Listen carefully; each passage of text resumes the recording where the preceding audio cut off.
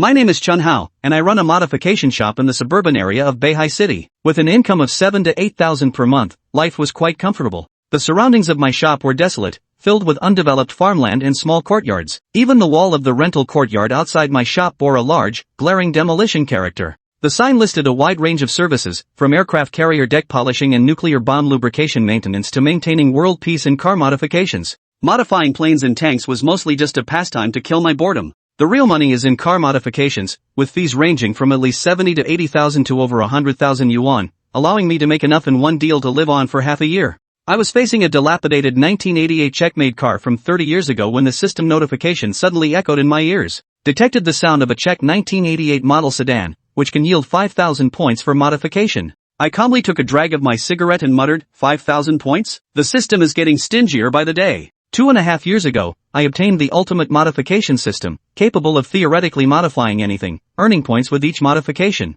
Used to exchange for equipment or upgrade research levels. The higher the level, the stronger the modified outputs. The cost is fewer and fewer points unless I can modify more advanced gadgets, like planes, tanks, or nuclear warheads. TSK. Where the hell am I supposed to get a tank? I frowned slightly but still got to work. I'm currently at level 3, and modifying this old car is a piece of cake. When no one was around, I controlled the over 10-meter-long mechanical arms and disassembled the sedan into its most basic components in less than 10 seconds. Hundreds of robotic arms then began polishing and modifying it. I felt just like an old man, leisurely sipping coffee while idly playing games on my phone. Just as I was about to win the chicken dinner, the phone rang. I answered angrily. It was my childhood friend Manhwa's voice. He's my best friend, a top graduate from the military academy, who even invested his betrothal money into my modification shop back then. He asked if my business covered a wide range of services, and I calmly replied, absolutely. Recently added delidding processors and liquid nitrogen overclocking. Did you land any big orders? Well, actually, there is one. Manhwa hesitated before adding, this time it's modifying a tank. Can you handle it? Wait, what? A tank? I immediately shot up from my stool, and my excitement and delight made Manhwa realize this deal was definitely happening. Manhwa said directly, it's a TN-34, much older than my grandfather. I've searched all over Beihai City and couldn't find anyone decent. Judging by your tone, do you have a way? I was ecstatic. I never expected the tank to come knocking at my door itself. I said with a smile, no problem, I can handle anything, saving the world, maintaining world peace. Manhwa thought I was joking and said sternly, I'm serious. Chun Hao, if you can't handle this, my job will be on the line. My tone turned serious as well, rest assured. I promise to make this tank the strongest in the world. Manhwa muttered skeptically, stop bragging, just being able to run would count as success, before adding, alright then, I'll take the old man's car over tomorrow. I hung up the phone, my excitement still surging uncontrollably. Modified cars have long become a mechanical money-making business, yet Manhwa's tank finally got me excited again. After waiting for nearly 3 hours, a military truck finally arrived belatedly and stopped in front of the store. I leaped to my feet, my gaze sweeping past Manhwa and landing directly on that tank. It was riddled with rust, its paint peeling, covered in deep red corrosion, the tracks were missing, and the gun barrel was bent. I turned to Manhwa and asked, do junkyards take this thing? Not at all. Manhwa shook his head and sighed, dug out from a stinky Siberian pit. It's been soaking in water for almost 70 years. I ran all over Beihai City, and not a single person would take this thing. I glanced at the exhaust pipe covered entirely in mud and grumbled. The tracks were gone, the gun barrel was bent like a twisty breadstick, and the engine was full of mud.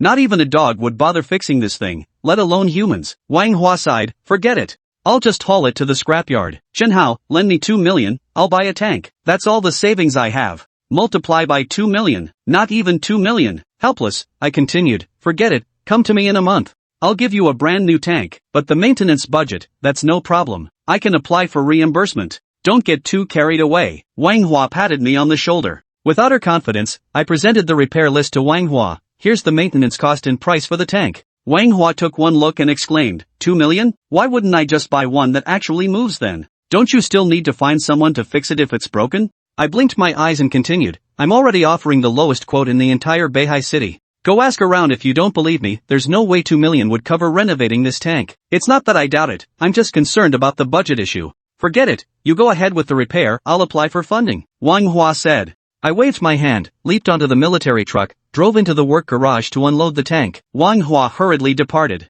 I rubbed my hands excitedly and placed them on the tank. The system prompt sounded, ding dong. Detected TN-34 tank, currently in severely damaged condition. Disassembly completed. You obtained a TN-34 modification blueprint. Successful modification reward, level +1, 200,000 points. Ha! This is exactly the feeling I wanted. I burst into laughter, my face beaming with joy. After being stuck at level 3 for 2 whole years, I can finally advance to level 4. I snapped my fingers, and all 6 robotic arms sprang into action. Within minutes, every component of the TN-34 had been disassembled. The robotic arm blasted away the sludge and rust with a high-pressure water jet, revealing a pile of corroded, damaged components before me. I approached the twisted cannon barrel, confirmed it was beyond salvage, took out a brand new steel cylinder, and began machining the cannon barrel. At the same time, Manhwa found Lu Jun, the director of the Military Research Institute, and handed him the list. 2 million? Lu Jun was somewhat surprised. Director, is it too expensive? Manhwa's heart sank. Percent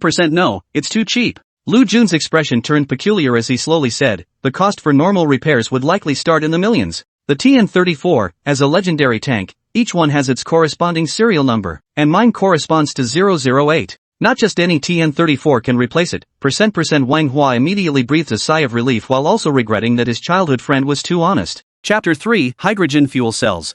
Do you understand the cost price? Chapter 3, Hydrogen Fuel Cells. Do you understand cost price? Of course, Wang Hua had no idea that at that moment, Chen Hao's mind was completely consumed by points, leveling up, and dismantling and modifying tanks. The prices listed were all cost prices. Lu Jun glanced at Wang Hua, placed the list on the table, and said with a smile, Young Wang, I'd already braced myself for the possibility that it couldn't be repaired. After all, even with your resources, restoring and modifying this tank seemed impossible. But now, it looks like this tank is poised to become the star attraction at the upcoming Bohai exhibition. Phew! As long as it gets done. Wang Hua exhaled a long sigh of relief. Meanwhile, on the other side, Chen Hao was busy as a bee. Originally, Wang Hua had only asked him to repair the TN-34, but Chen Hao possessed a perfectionist streak. It felt like spotting a piece of leek stuck between someone's teeth and just having to tell them about it. Therefore, after Chen Hao had finished working on the gun barrel and most of the hull, he turned his attention to the tank's power system. This section was concealed beneath the hull, meaning modifications should theoretically leave the exterior unchanged. The internal control modules and weapon systems are similarly unaffected. Let me think. The engines are too outdated, let's switch to electric propulsion. As for energy, no more fuel, will use hydrogen fuel cells. Chen Hao stroked his chin, quickly finalizing the modification plan. Electric drive systems far outperform diesel engines. In most mining operations, the massive haul trucks are predominantly electric-powered. However, constrained by battery capacity, most of these mining vehicles either trail a massive cable or simply use diesel generators to produce electricity for powering their electric motors. Chen Hao's approach was similar, but it solved the battery capacity issue. That solution is hydrogen fuel cells. With a budget of 2 million anyway, the cost of fuel cells is negligible. So Chen Hao hummed a tune as he operated the robotic arm, commencing the machining and polishing of the power unit. A month passed in the blink of an eye. Chen Hao's face was now covered in stubble, but after a month of hard work, a completely refurbished TN-34 appeared in the workshop. Chen Hao symbolically tightened the final bolt with his wrench, then let out a long sigh of relief, muttering, damn it, finally done. Ding! You have completed the tank modification. Leveled up to level 4. Earned 200,000 points. Ding! You've earned a 100,000 Huaxia coin bonus. Ding! You have completed the tank modification, leveled up to level 4, and earned 200,000 points. Ding! Your level has been upgraded to quadruple extreme. The mechanical arm has initiated self-iterative upgrades. Please wait patiently. As the words fell, from Chen Hao's perspective, something resembling RGB lights appeared on the robotic arm. It's getting even more cyberpunk. Chen Hao wasn't particularly worried about being discovered. As long as the mechanical arm remained still, most people would assume it was merely a decorative accessory. Beep. Beep. Beep. The phone rang, and Wang Hua's voice came through. Chen Hao, how's it going? How's the repair coming along? When I'm on the case, what could possibly go wrong? Chen Hao lit a cigarette and replied leisurely, come haul this tank away. Got it. Give me 30 minutes. Wang Hua hung up the phone immediately after speaking. Chen Hao glanced at the robotic arms surrounding him. Upgrading these arms would still take a considerable amount of time.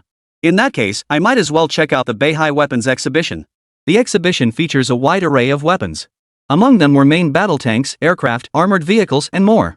I'm already at tier 4 myself, and the money earned from modifying civilian vehicles might not even cover the electricity bill. These robotic arms are real power hogs. They're also used on tanks, aircraft, and armored vehicles. This segment alone generates massive amounts of both points and cash. Modifying just one aircraft could easily net you 700,000 to 800,000, or even 2 to 3 million. Wang Hua moved swiftly. In less than 30 minutes, a military truck pulled up smoothly in front of Chen Hao's modification shop. Wang Hua leaped out of the vehicle, his eyes lighting up at the sight of the TN-34 parked in the yard. Wow, this thing looks brand new. Don't worry, my refurbishing skills are top-notch. Chen Hao stretched lazily as he emerged from the garage. The scorching sun made him feel a bit uncomfortable, and he couldn't help but mutter, "Damn son, it's too hot." Wang Hua was startled by Chen Hao's appearance. His beard was unkempt, his cheeks sunken, his eyes hollowed out. He looked like he was on the verge of sudden death. I couldn't help but blurt out, "Chen Hao, you look like you've been on a non-stop 007 mission for a year. Enough already, take a few days off. Come with me to the Beihai Expo Center for some fun. I hear they're overhauling and modifying a bunch of military aircraft and tanks. With your skills, raking in 3 to 5 million a year would be a breeze." "Sure thing." Chen Hao nodded. He was startled by his own reflection in the mirror beside him. For the sake of his own life, he really did need to rest for a while. Time flew by, and 3 days later, Chen Hao entered the Beihai Weapons Military Exhibition wearing a pass around his neck. The exhibition hall was packed to the rafters. All around were streamers holding cameras and microphones, plus enthusiastic military enthusiasts. The atmosphere was incredibly lively. As Chen Hao walked along, the system prompts kept ringing in his ears. Ding! 1 obsolete aircraft. Modify it to earn 1 million points. Ding dong! 1 active duty tank. Modify it to earn 4 million points. Ding! 1 armored vehicle. Modify it to earn 500,000 points. Ding dong! 1 active duty tank. Modify it to earn 4 million points. The system alert sounded repeatedly, and Chen Hao's face instantly broke into a broad smile. Sure enough, his hunch had been right. Only by modifying these armored vehicles beyond civilian specifications could one earn more points. The real question is how to get our hands on these weapons. I hope my modified TN-34 will make a splash at the North Sea Military Weapons Exhibition. Hey, Director Liu is here. Director Liu? Liu Jun, director of the Beihai Military Weapons Research Institute? He's a titan in the military field. In an instant, the crowd surged toward Liu Jun's location. The ground around Chen Hao instantly cleared. However, Chen Hao paid no mind and did not follow the crowd as they surged toward Liu Jun. Instead, he turned and headed upstairs. Perched on the railing, he looked down from above at the entire venue as Liu Jun led a group of people slowly toward the TN-34. Following behind him was Wang Hua. Liu Jun stood before the TN-34, surveying the crowd below, influencers, journalists, and military enthusiasts, microphone in hand. He addressed them loudly, "Ladies and gentlemen, this tank is the TN-34, the Siberian champion from 90 years ago. Though it's old now, its reputation is one you've surely heard of. TN-34? There aren't many of these left in existence. Only 20 or 30 operational ones remain worldwide. This one probably isn't in great shape. Just seeing one would be a treat. Most TN-34s are buried in Siberia. Hardly any are intact." Chapter 4, Who Says Tanks Can't Drift? Looking down at the crowd of influencers buzzing with excitement, Liu Jun beamed as he continued, "Most of the TN-34 tanks were destroyed during World War II. After the war ended, only about 100 or so TN-34s remained. But this one here is a fully restored, intact TN-34. Come on, everyone, let's take a look." He then walked straight up to the TN-34 and yanked the red cloth covering it off. The next moment, everyone's faces froze. A tank materialized before them. Its basic outline resembled that of a T-34, but everything else bore no resemblance whatsoever to the T-34. A ring of RGB light strips encircled the slender gun barrel. The entire tank's armor no longer bore the military green paint scheme, but instead transformed into a massive husky dog head. Even the paint had turned pink. Wang Hua's expression froze. This was a complete disaster. Had he just made a huge fool of himself in front of the whole world? Though he could tell at a glance that this TN-34 had been restored well, what was up with that over-the-top design? A pink tank? Wang Hua's mouth twitched. He recognized it instantly. This pink tank was the new skin from Peace Warm Warm. He never imagined Chen Hao would pull off an exact replica. This is bad, my job's on the line. This is Peaceful Warm Warm's girl tank? Is this a collaboration? I like this. As they say, the pinker the outfit, the fiercer the punch. Wonder if this tank even works. The crowd below erupted into a frenzy. But the jeers and boos Liu Jun had anticipated never materialized.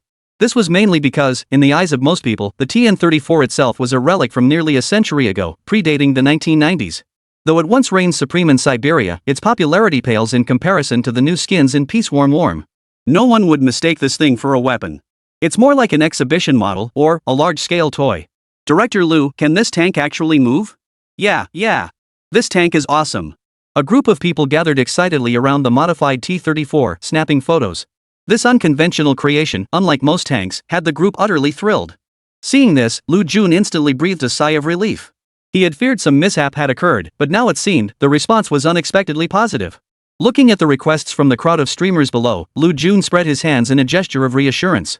Everyone, rest assured this TN-34's power system has been fully restored. It's operational. Now, let's follow the camera and see how the internal modifications turned out. With that, several long-arm cameras followed suit. Wang Hua stepped forward, opened the tank, and climbed inside. The interior of the tank was completely transformed. RGB lights pulsed everywhere, but the real showstopper was the massive screen paired with a steering wheel. And a big red start button. And there's a line of small print on the button, nuke button. Whoa! The interior of this tank is really interesting. This style, it's so bizarre. Can this tank actually run? A group of internet celebrities grew even more curious. Seeing this, Lu Jun addressed Wang Hua inside the tank. Wang Hua, start the tank. Got it. Wang Hua nodded and pressed the tank's start button without hesitation. Ding! Tank successfully started. A crisp, pleasant sound rang out, but the tank itself remained almost silent. No roar of the engine could be heard. Wang Hua began to break out in a cold sweat. But didn't Chen Hao say it was fixed? Why can't I hear the engine running? Not only Wang Hua, but the other influencer journalists were all taken aback. No way. This thing is a toy? Hey! Chief Lu, that's not cool, you're pulling our leg. It's probably just a model. Hearing the sounds around him, Wang Hua felt a surge of urgency and pressed down on the tank's accelerator pedal. Clank! Clank! The tank's tracks began to tremble slightly, and the entire vehicle slowly started to move. Autopilot system activated. Destination, Siberian battlefield. A pleasant voice prompt sounded from the tank. Then, the entire tank slowly descended from the exhibition platform, turned around, and began moving steadily toward the exit of the exhibition hall. Holy, this thing can move? It really does move. I get it now. They probably couldn't find a TN-34 engine anywhere, so they just converted it to electric drive. A group of internet celebrities and live streamers got excited again. As for Lu Jun, the director of the research institute, his heart, which had been in his throat, finally settled back down. But then, Lu Jun realized a serious problem. Repairing the TN-34 within a month was not difficult, it was within the capabilities of a regular mechanic. Just like a programmer copying and pasting code, a regular repair technician would simply replace the faulty parts with new ones. But if you want to modify a TN-34 into this state within a month, not in all of China, no, not anywhere in the world could anyone pull that off. What a talent! Lu Jun was a pragmatic man. He immediately decided that no matter what, he had to recruit this talent to the research institute. In the brief moment of hesitation, Wang Hua had already driven the tank nearly out of the military exhibition hall. At that moment, Wang Hua inside the tank was utterly speechless. The entire tank radiated a cyberpunk vibe. Who knew what that button did? The area was packed with people. One wrong move, and if the tank suddenly accelerated and plowed through the crowd, that would be a real mess. Lu Jun noticed this and urgently shouted, Wang Hua, stop the tank immediately. Director, I can't stop it. There's no manual in here. Wang Hua shouted helplessly from inside the tank. This thing is set to automatically navigate to Siberia to join some final decisive battle there. It's the 1990s now. What bloody final decisive battle are we supposed to be joining? Hearing Wang Hua's outburst, the surrounding crowd gasped in shock and quickly made way. Lu Jun, seasoned and unflappable in crisis, instructed the surrounding guards, maintain order at the scene. Keep anyone away from that tank. Wang Hua, you and Chen Hao make some calls, see if there's any way to get that tank stopped. Got it, Chief. Wang Hua snapped out of his daze, instantly regaining his composure. He immediately pulled out his phone and dialed Chen Hao's number. Upstairs, Chen Hao leaned against the railing, looking oddly at the phone as he answered. Chen Hao, why won't this thing stop? Wang Hua's anxious voice rang out. Chen Hao replied calmly, it's fine. The tank has an autopilot system.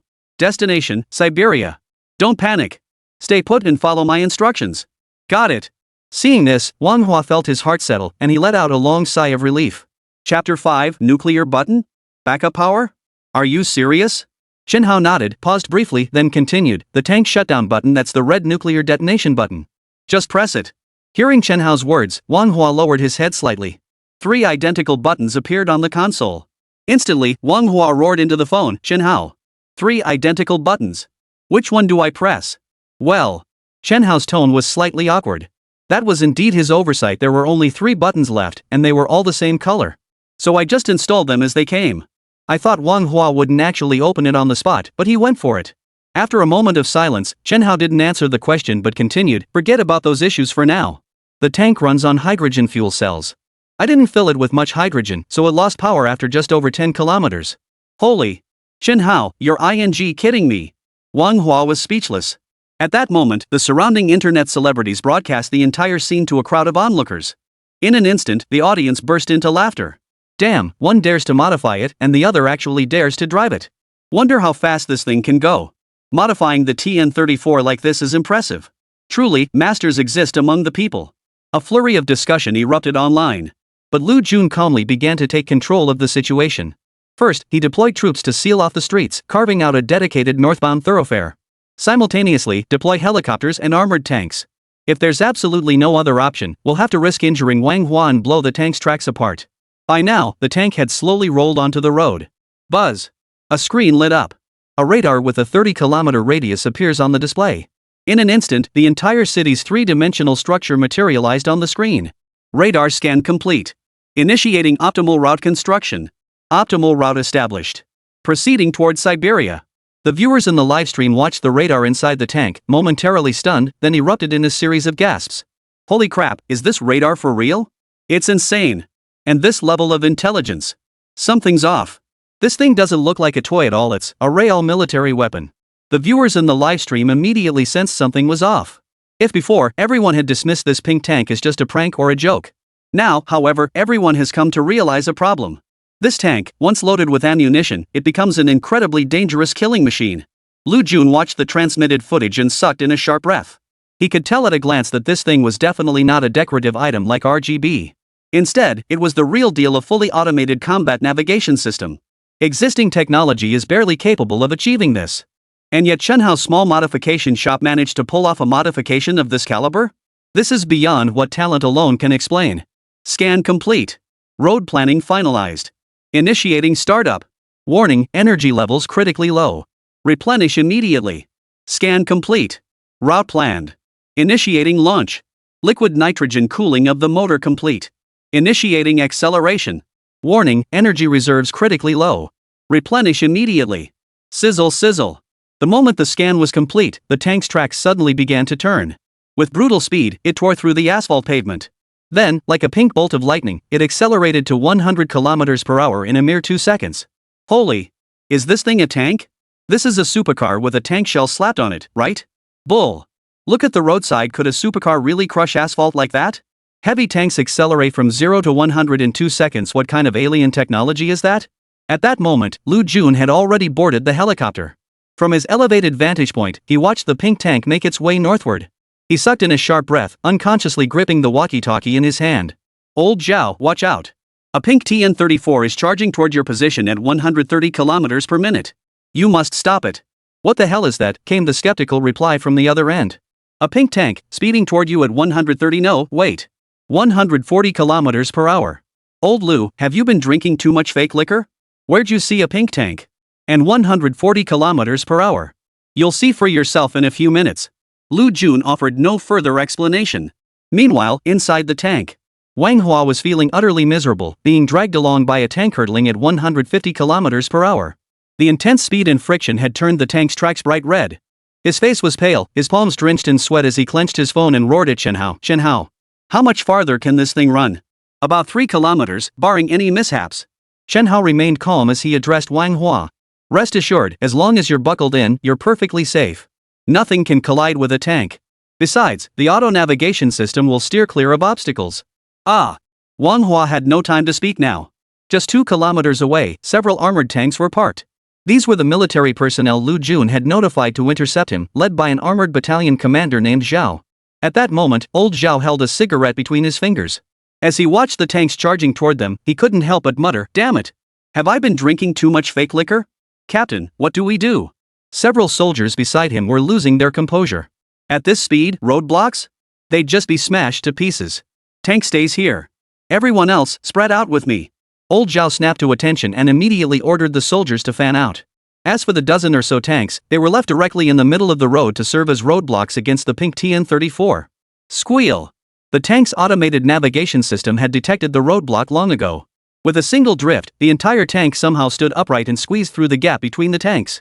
At tremendous speed, the tank scraped across the ground, its pink paint scraped off completely, yet the silver-white alloy armor remained utterly undamaged.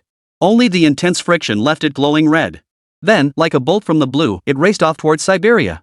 This is outrageous. Old Zhao stared in disbelief at the tank's maneuver.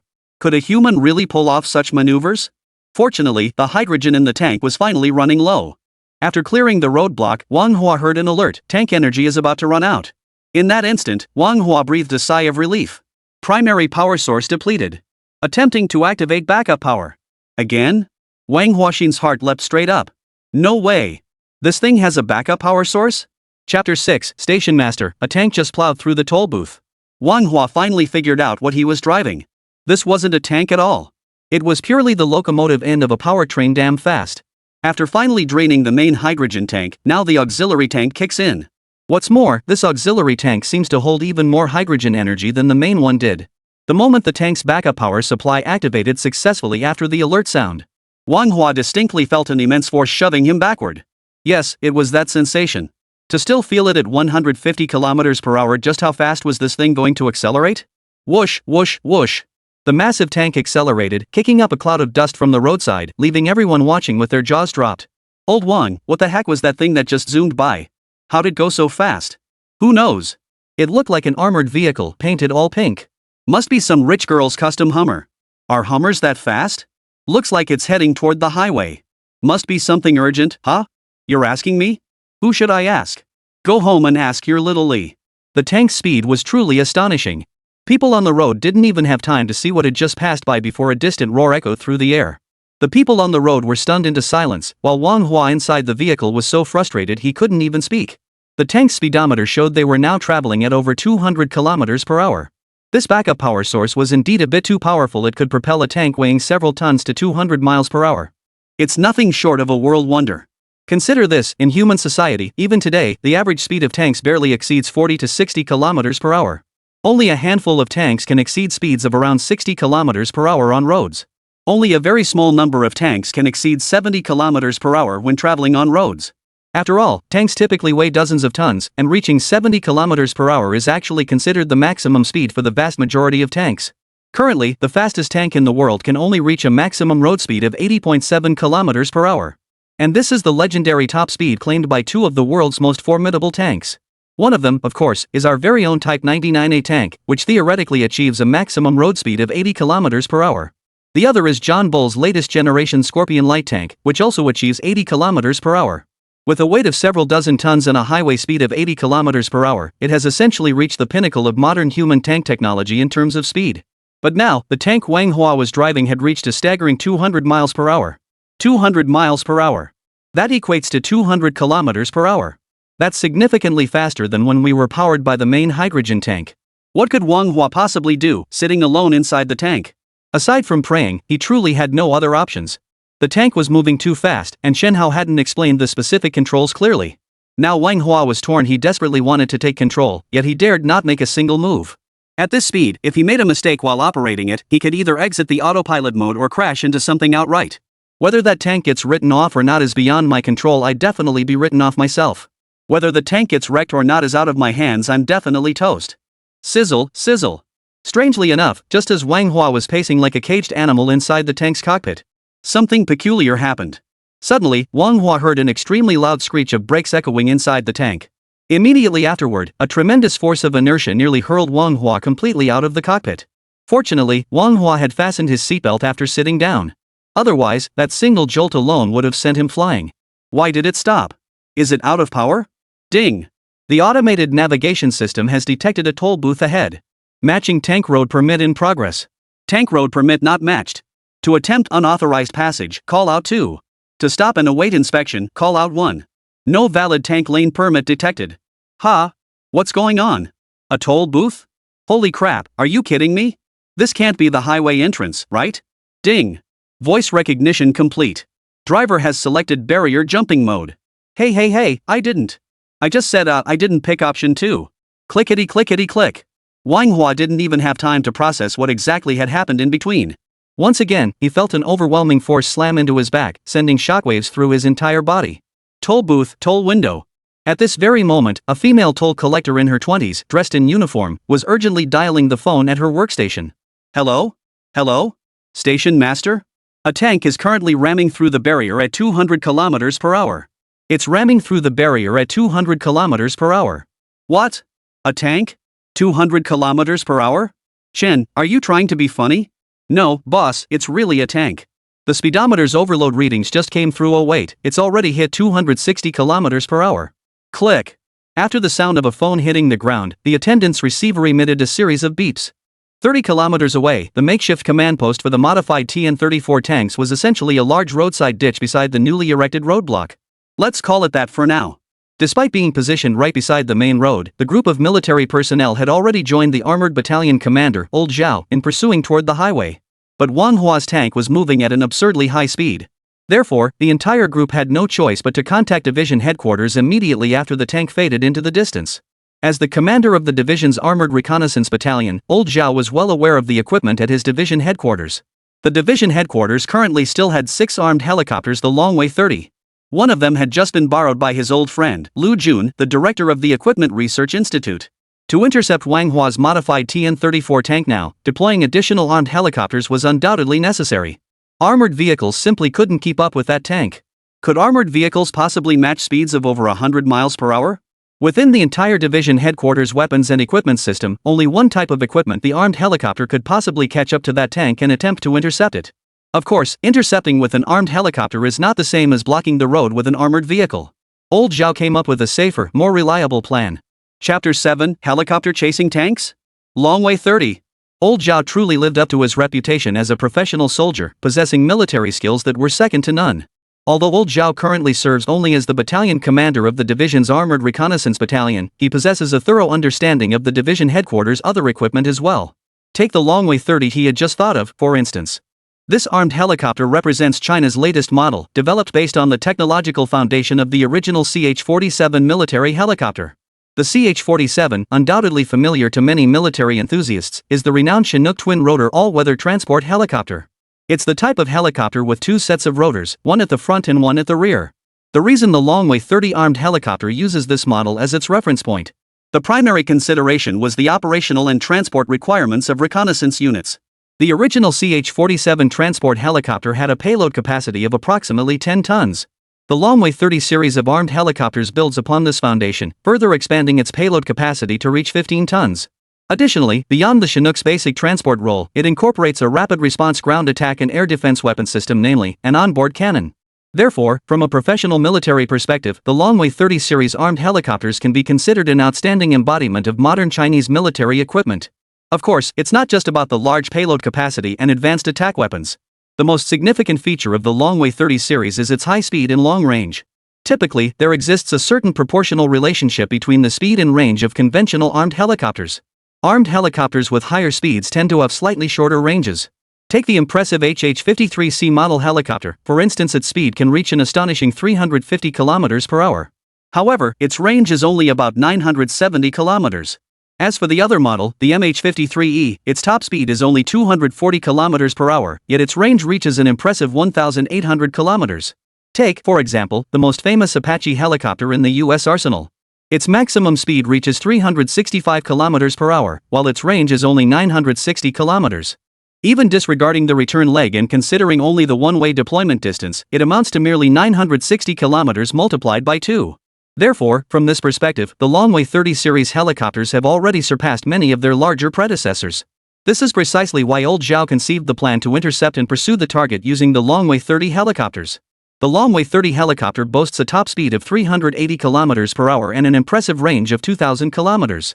Imagine this, a top speed of 380 km per hour combined with a payload capacity of 15 tons. What does that signify? It means that if 5 helicopters were deployed simultaneously, they could swiftly catch up to a modified T-34 tank speeding down a highway and lift it directly off the ground. After all, the base weight of a TN-34 tank prototype is only around 32 tons. Even with modifications adding extra functions, its actual weight couldn't exceed 40 tons. Therefore, Old Zhao was confident that using a helicopter hoist would completely resolve the peculiar journey of the exhibition tank heading north. However, as the saying goes, ideals are perfect, but reality is harsh. When the 5 Longwei 30 helicopters from headquarters finally took off from the base at top speed, heading north toward the highway, something finally felt off. The first to notice the problem were the pilots of the Longwei 30 helicopters. Upon confirming the speeding tank via satellite tracking, he immediately initiated pursuit at maximum speed. Yet the harder he pushed the engine to close the gap, the more he realized the situation was turning dire. Until he pushed the helicopter's engine to its absolute limit, a top speed of 380 km per hour. Only then did he pick up the communication microphone with a look of disbelief and begin shouting toward Old Zhao's position. Reporting. The tanks on the highway ahead are moving too fast, we can't catch up. What? A helicopter can't catch up to a tank? Say that again? reporting, "Our helicopters are currently running at maximum power, pursuing at 380 kilometers per hour, but we still can't catch up. The tank's speed appears to have reached 400 kilometers per hour. And it seems to be accelerating. 400 kilometers per hour? Are you sure you're chasing a tank?" "Absolutely." Click. Upon hearing the helicopter pilot's live transmission, old Zhao's walkie-talkie dropped straight onto the armored vehicle's console. Speechless. Absolutely speechless. A helicopter can't even catch up to a tank? Where's old Zhao supposed to go to complain about this? He can almost picture that utterly absurd scene playing out in his mind. A tank hurtling down the highway at 400 kilometers per hour, sparks flying and lightning crackling. Meanwhile, 5 armed helicopters roared along in hot pursuit behind it. Yet even so, they still couldn't catch up. Heavens above, earth below, is this the tank speed Lu Jun described? This is practically a missile. It's zooming forward like a bullet. And to think I'd imagined it so beautifully before just hoisting the tank off the highway with the helicopter at relative rest. Well, this was just great. At this speed, the helicopter couldn't even keep up. Forget about hoisting it, whether it could even stay on the tank's tail was now a complete unknown. "Old Lu, confirm this for me one more time. You want me to intercept a tank, not some top secret new weapon your Institute of Equipment Research just developed? That doesn't make any sense. How could a helicopter outrun a tank? Especially a modified one? Do you take me for a 3-year-old? And you have the nerve to ask me what to do now? I've handled over 30 different types of combat vehicles, and I've never heard of a tank like this. If I knew what to do, would I be calling you back? Hurry up and ask that tank driver how to shut this thing down." Old Zhao was truly at a loss. The very notion of a helicopter pursuing a tank had already exceeded the scope of his armored reconnaissance battalion's responsibilities. After all, he was accustomed to commanding armored units. This was his first time directing helicopters. But he never imagined that even this helicopter couldn't keep up with a modified tank. How was he supposed to intercept it now? Any further attempts at interception would likely fall beyond the capabilities of their armored forces. Unless Air Force units or missile forces were deployed for interception, no nation on Earth could possibly stop this speed. How fast do Formula 1 race cars go? Their average speed barely exceeds 200 kilometers per hour, less than 300 kilometers h. This tank's already hitting 400 kilometers per hour. Who'd believe that if you told them? Chapter 8, One-Track Mind, Double-Ended Blockage. 3 buttons on the tank. Just as the Armored Reconnaissance Battalion commander, Old Zhao, found himself at a loss. Just as Lu Jun, director of the Beihai Weapons Equipment Research Institute, was still frantically pursuing them by helicopter. Chen Hao, who remained at the exhibition venue, had already realized he'd gotten himself into serious trouble. He knew full well that the tank he'd modified still had a backup power source. He was even more certain that when he had topped off the backup power supply with hydrogen the day before, he had filled it to the brim without holding back.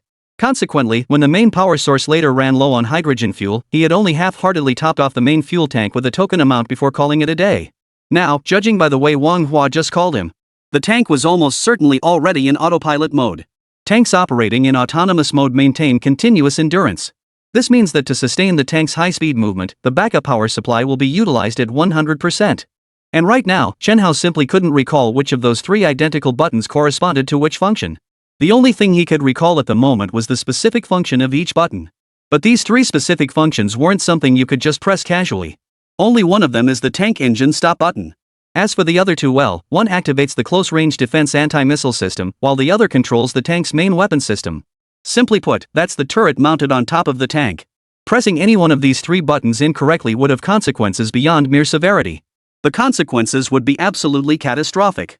Because the so-called short-range defense anti-missile system is specifically designed to counter airborne strike missiles. Once activated, this system generates a powerful electromagnetic interference field around the tank, directly deflecting all incoming missiles. In the absence of incoming missiles, this intense electromagnetic interference field would also render all electronic devices within at least 50 meters completely inoperable. Now that the tank has already driven onto the highway, if Wang Hua were to press this button, it's easy to imagine what would happen to the surrounding vehicles. It's likely that all vehicles along the route would be rendered immobile by the intense electromagnetic interference. Of course, this scenario wouldn't even be the worst-case outcome. The truly most serious consequence was the result of pressing the main weapon system button on the tank. As is well known, the original Soviet-made T-34 tank typically featured a 76.2mm or 85mm caliber gun barrel. Given their age and outdated manufacturing processes, the lethality of such standard-issue shells pales in comparison to modern weaponry. Yet the most terrifying hidden danger lies precisely in this very aspect. Because when Chen Hao modified this tank, he also altered the gun barrel. The original 76.2mm caliber artillery system was replaced with a 125mm caliber electromagnetic railgun system. So, just how powerful is this electromagnetic railgun? Let me put it this way, if Manhwa actually pressed that button, any obstacle attempting to intercept this tank would leave behind a massive crater no less than 100 meters in diameter. Yes, absolutely massive craters enough to nearly bury Wang Hua alive. So under these circumstances, Chen Hao himself is scared now. Because he had forgotten which of the 3 buttons corresponded to which function. If this situation kept escalating, forget about what might happen to Wang Hua, this would be the one left holding the bag. Hey, Wang Hua, where are you now? Has the tank stopped yet? As soon as he reconnected with Wang Hua, Chen Hao blurted out his concern. Chen Hao, you jerk. Didn't you say it would stop after a dozen kilometers? I'm already on the highway. Whoosh, whoosh, I'm faster than every car around me. Come up with a solution now. If we don't stop soon, I'll end up in Siberia for real. Could the autopilot have kicked in at full throttle? That's 3,600 horsepower. Whoa. Hearing Wang Hua's frantic shouts, Chen Hao's heart immediately began to tremble. Hydrogen fuel cells, powered by super motors utilizing electromagnetic enhancement technology, delivered a staggering 3,600 horsepower of thrust. This formidable motor surpasses the highest horsepower of any currently operational tank by nearly 2,000 horsepower. Its top speed can propel this modified T-34 tank, weighing around 42 tons, to 500 kilometers per hour. According to Wang Hua, the tank itself had already accelerated to high speed. That meant the auxiliary hydrogen tank had begun energy conversion. And this also means the tank will now race down the highway at full speed, all the way to its destination 3,000 kilometers away on the Siberian plains. The more you think about it, the more terrifying it becomes. How could I have overlooked the parking button when modifying the tank myself? Now I've really gotten myself into a huge mess. What? 3,600 horsepower? I asked you to modify a tank? Are you trying to send me flying into the sky? Why did you make it so powerful? A barrage of questions snapped Chen Hao's mind out of his terrifying reverie. This. Wang Hua, hang on a second, hang on. I'll think of something, I'll figure it out. Don't press those 3 buttons yet. Hold off for now. Listen, it's like this. Chen Hao, who had hung up in a panic, unconsciously rubbed his forehead. Sure enough, cold sweat was pouring down his forehead. At this moment, his thoughts no longer revolved around stopping the tank. The only solution he could think of now was one. That was to make a run for it, not the tank, of course, but himself. There's no choice but to run. If I don't, the mess I've created will be too big to handle. Who knows? In a few hours, once the tank reaches its destination, the weapon systems might just activate automatically. The Siberian plains, that's the bear's territory.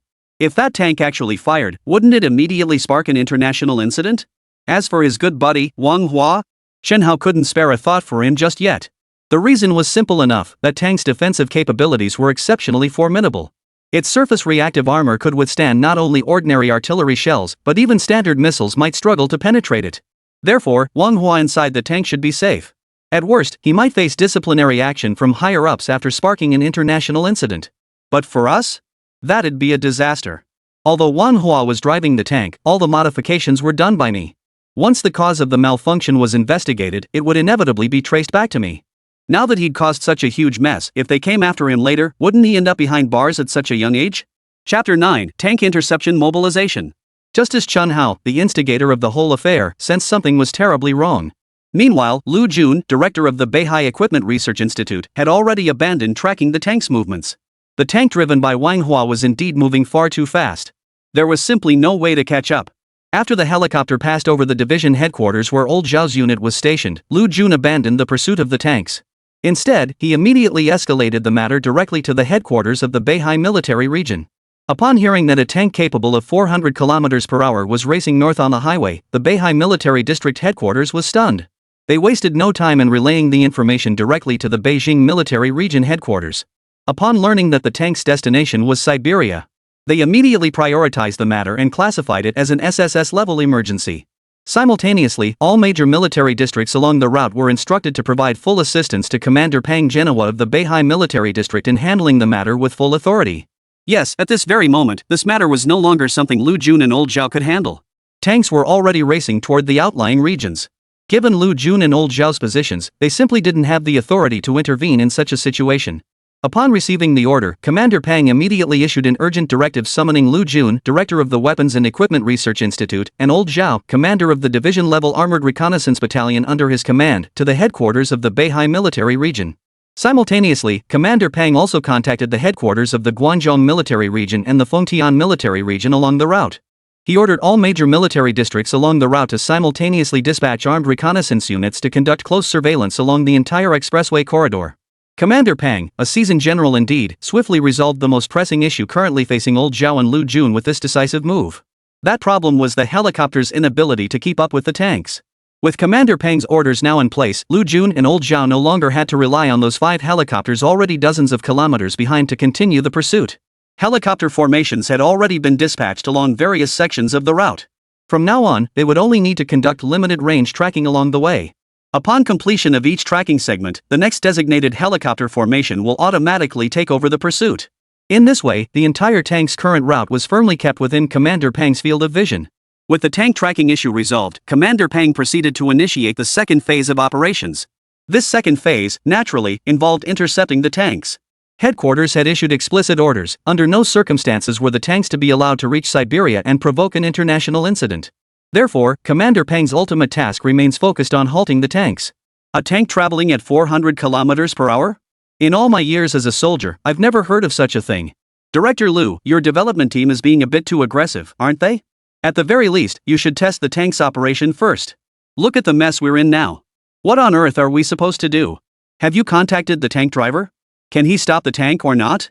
In the temporary command center office, Commander Pang stared intently at the real-time helicopter tracking footage as he asked Lu Jun. We've made contact, but what? Doesn't a tank have a braking system? How could that be possible? Well, the situation is, As Commander Pang's expression grew increasingly stern, cold sweat began to trickle down Lu Jun's neck. Don't be fooled by Lu Jun's position as director of the Beihai Weapons Equipment Research Institute. But this Equipment Research Institute is actually subordinate to the Beihai military region, and Commander Pang Genoa is the head of the entire military region. Therefore, from this perspective, Commander Pang is unquestionably Lu Jun's direct superior and also the direct superior of Zhao's direct superior. Facing the commander of the entire military region, Lu Jun naturally had no reason to withhold anything. He promptly relayed the entire communication he'd just had with Wang Hua to Commander Pang. Since Chen Hao had previously emphasized to Wang Hua the confusion surrounding those 3 buttons. Therefore, Wang Hua naturally reported the situation where he was unable to stop the tank. There was no way around it. Wang Hua genuinely dared not press those 3 buttons. If he pressed the right one, maybe it would be Wang Hua's lucky break. But what if he pressed the wrong one? It could paralyze all the vehicles on the highway, or even bring down some skyscraper along the way. Then the situation would be far more serious. Wang Hua was, at best, merely a researcher at the Beihai Weapons Equipment Research Institute. He absolutely could not bear the consequences of either outcome. Therefore, he could only stay put inside the tank's cockpit, not daring to touch a single switch without clear markings. What? You're telling me this tank was modified by some fly-by-night private workshop? You can't even identify the parking button? After hearing Lu Jun's report, Pang Genoa felt his head was about to explode. Child's play. Absolutely child's play. What am I supposed to say about you lot? Now we've got 3 buttons, press the wrong one, and it'll cause a huge mess. Tell me, what should we do? Well, Commander Pang, I never imagined it would turn out like this. I just figured that modifying a 90-year-old tank would be nothing more than some sheet metal work and a fresh coat of paint. Who could have guessed? Lu Jun trailed off mid-sentence. To be honest, he truly regretted his previous choice now. After all, when he had Wang Hua get this tank overhauled back then, it was only to participate in the Beihai Weapons and Military Exhibition. After all, refurbishing old tanks like this was a key feature of this weapons and equipment exhibition. Meanwhile, their research institute had long since discontinued projects involving the modification of outdated tanks. Research institutes naturally need to focus on developing newer equipment, but this exhibition presented unique circumstances. That's why Lu Jun thought of finding an expert well-versed in refurbishing old tanks to take charge of this project. At that moment, Wang Hua from the institute volunteered, mentioning that he knew an expert in this field. Naturally, he took Wang Hua at his word. At first, everything seemed perfectly normal. Though when the red cloth was lifted earlier, everyone was startled by the tank's design. But when Wang Hua took control of the controls, I immediately realized that talent is truly priceless. Chapter 10, Cut off the tank's path at all costs. And what do you know? Barely a few seconds after that thought crossed my mind, it had already caused such a huge mess. Not only had the tank driven itself out of the exhibition hall, but now it was actually on the highway and had left the province. Lu Jun could never have imagined such a scenario in his wildest dreams. Had Lu Jun known this would happen, he would never have let Wang Hua enter the cockpit for a test drive. Enough. No need for explanations. Let's leave the rest for the post-incident investigation. The immediate priority is to carry out headquarters interception order. The tank absolutely cannot leave the country. That would cause a serious international incident. Since it's now impossible to stop the tank from inside, Next, everyone should join me in thoroughly researching how to intercept the tank from the outside. At the critical moment, it was Pang Genoa who made the decisive call. As the overall commander of this operation, Pang Genoa naturally understood exactly what key points he needed to focus on. The primary concern now was no longer debating why the tank had taken to the road. Rather, it is about devising new interception strategies based on the lessons learned from previous failed attempts. Since Manhwa couldn't determine from the inside which button actually stopped the tank. Therefore, the only remaining option was external interception. External interception, in essence, boils down to two broad approaches. One approach, naturally, is to destroy the tank itself. However, Pang Genoa deemed this approach inadvisable for a simple reason, not to mention the fact that there was still one person inside the tank. Even if it were empty, Pang Genoa knew all too well what a tank capable of exceeding 400 km per hour meant to modern military forces. If this tank underwent further modifications to address its runaway issues, then a tank capable of 400 km per hour will soon become the undisputed ruler of the land, a superweapon commanding the battlefield. Therefore, from the perspective of scientific research value and military value, destroying the tank is not the optimal choice. Since destroying tanks isn't the optimal choice, then the second option that remains should be the best one. The second option is to find a way to intercept the tank. Of course, the earlier roadblocks and the subsequent helicopter transport also fall under methods for stopping tanks. However, as proven by the facts, both of these interception methods have proven ineffective. Therefore, he must find a third method to stop the tank. After much deep contemplation and brainstorming among the members of the entire temporary command center, Pang Genoa had indeed found the optimal method to intercept the tanks. Look here, this is the coastal highway section connecting Lianhai City to Fengtian. The entire area beneath this stretch is shallow tidal flats, with the deepest spots averaging less than 2 meters in depth. Moreover, the vast majority of this entire stretch consists of tidal flats, and the height of the highway bridge barely exceeds 1 meter. Therefore, I believe that if we can preemptively blow up the highway bridge along this section, then, when the tanks roll in, they'll get stuck right in the mudflats. Even with all the horsepower in the world, I doubt this tank will ever get out of here. After careful and deliberate consideration, Pang Genoa finally presented a comprehensive plan to all attendees, map in hand. Ah, what a brilliant idea! Commander Pang's plan is truly ingenious. I endorse Commander Pang's proposal. I also support Commander Pang's proposal. Even ordinary marshland significantly impedes tank speed, let alone this type of tidal flat terrain. Exactly. If tanks actually enter this area, even if they don't stall from getting stuck in the mud, we certainly won't have to worry about them breaking free from these mudflats. The resistance is too great, normal tanks simply can't get through. Soon, the attendees reached a unanimous recommendation. Everyone unanimously agreed that the proposal put forward by Commander Pang Genoa, the overall commander of this operation, was the most prudent and secure option. As for the reasons, these had already been discussed during the analysis and need not be repeated here. Seeing everyone unanimously agree with his suggestion, Commander Pang immediately abandoned any further delay, finalizing the plan on the spot. He promptly pulled out his phone and dialed the number for the Fengtian Military District Command Headquarters. Soon, Commander Pang's proposal received a positive response from Fengtian. Upon confirming the arrival time of the tanks, the Fengtian Military District immediately dispatched a large-scale engineering brigade. Military engineering units are quite different from civilian construction crews. Military efficiency is significantly higher by more than one level. While Wanhua's tank was still over 1,000 kilometers from Fengtian, the engineering brigade of the Fengtian Military District had already completed the severing of the highway bridges in the target area. Simultaneously, to prevent any unforeseen incidents, all highway on-ramps and off-ramps within 100 kilometers of the bridge were under tight military control by Fengtian forces. No vehicles were permitted to enter the highway, and those already on the highway were strictly ordered to exit at the next available ramp. Time ticked by second. The tank driven by Wang Hua drew ever closer to the Fengtian highway bridge. With the live tracking footage from the helicopter, everyone in the command center held their breath in suspense. This has to work. Once we're on the mudflats, it'll be fine. The muddy terrain offers too much resistance, the tank won't be able to get out. Wang Hua, hurry up and drive the tank over here. Everything on our end is completely ready. We're just waiting for the tank to arrive. Inside the makeshift command center hall, nearly all the staff members watched the tank gradually approaching the gap in the highway bridge, silently praying in their hearts.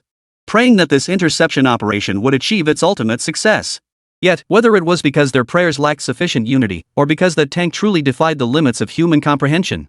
In any case, the moment the tank crossed the broken bridge, everyone's eyes widened in unison. Their jaws nearly dropped to the floor. Chapter 11, Amphibious Tank? An amphibious tank? How is that possible?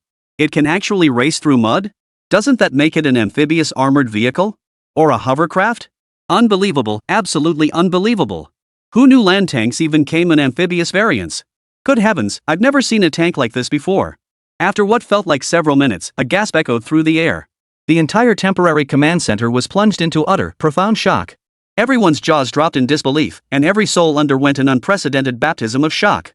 No one had ever witnessed such a scene before, nor could anyone have imagined it unfolding before their eyes. Amphibious tanks were nothing new to the soldiers present or to Lu Jun, who specialized in weapons and equipment research. Typically, amphibious tanks refer to specialized amphibious vehicles capable of operating both on land and in water. These amphibious special-purpose tanks, based on their operating principles, are further categorized into two distinct types. One type is the commonly used light amphibious tank. This type of tank is characterized by its lightweight design, typically weighing only a few to over 10 tons. Such tanks are capable of traversing waterways. They typically employ specialized buoyancy propulsion systems to move across the water surface. The defining feature of these tanks is their ability to traverse any body of water without restrictions on diving depth, as they remain afloat on the surface. As for the other type of amphibious tank, it is designed to operate directly underwater in shallow waters. These tanks are typically medium-sized, ranging from 10 to 30 tons in weight. For amphibious propulsion, two long intake and exhaust pipes are usually added to the tank's existing internal circulation system. This way, it ensures that when the tank is submerged, the driver won't suffer any accidents due to lack of oxygen. This amphibious tank also has its own disadvantages, despite having a slightly larger tonnage compared to the first type. However, the ventilation pipes installed on this tank cannot be excessively long. Consequently, this amphibious tank cannot traverse water sections deeper than 5 or 6 meters. The tank may encounter unexpected issues due to the ventilation pipe being insufficiently long. Of course, neither of these tanks was the reason commanders present today were left speechless. What truly left everyone present utterly speechless was the sheer tonnage of Manhwa's tank. That was a modified TN-34 tank weighing at least 35 tons, and most likely over 40 tons. This is a heavy tank, a proper, standard-issue heavy tank. Consider that even the earliest T-34 model weighed a substantial 32 tons. This modified version, from every perspective, is more robust and substantial than the original tank. Therefore, from this perspective, such a tank could never be an amphibious vehicle. Yet the reality is just that bizarre. This tank could not only traverse muddy terrain but also move across shallow water.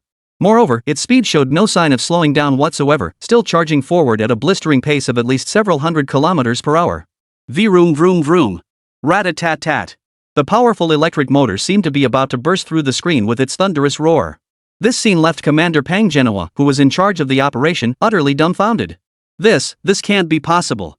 A 40-ton hunk of iron floating on the water? And moving so fast. Whose subordinate commander is this? How can it possess such terrifying performance? Staring at the tank galloping across the water like a wild horse breaking free from its reins on the screen, Pang Genoa could scarcely believe his eyes. He rubbed his eyes at least 10 times before finally convincing himself that the scene unfolding before him was no illusion. This is bad, Commander Pang. That tank is about to break free from the muddy terrain and charge back onto the highway. Moments later, Lu Jun's startled cry jolted everyone present awake. What? Quick, find a way to stop that tank. Fengtian Military District, this is Pang Genoa. You must find a way immediately. Desperate times call for desperate measures. The entire interception plan devised by Commander Pang Genoa has now completely collapsed into failure. For the time being, he himself had no idea what method to employ to intercept this tank. In desperation, he could only shout to the intercepting force from the Fengtian Military District, hoping to rely on their strength to stop the tank. But would things be resolved so easily? After all, the Fengtian Military District's interception plan had been entirely dictated by Pang Genoa's side. Now that the plan had failed, how could Pang Genoa expect the Fengtian Military District to come up with another solution on short notice? The entire interception force was utterly at a loss. They could only watch helplessly as the tank sputtered its way straight out of the muddy terrain. In an instant, it smashed through the highway guardrail and sped back onto the freeway, racing away. It's over. Everything's ruined now. There's no stopping it.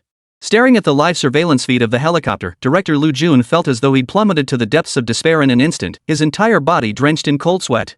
Throughout the command center, while others were stunned by the tank's inability to be intercepted, he alone felt profound dread at the tank's inability to be stopped. Yes, that kind of despair-like fear. Although Commander Pang Genoa was the primary officer in charge of the interception, the one who had stirred up such a troublesome situation was none other than Lu Jun himself.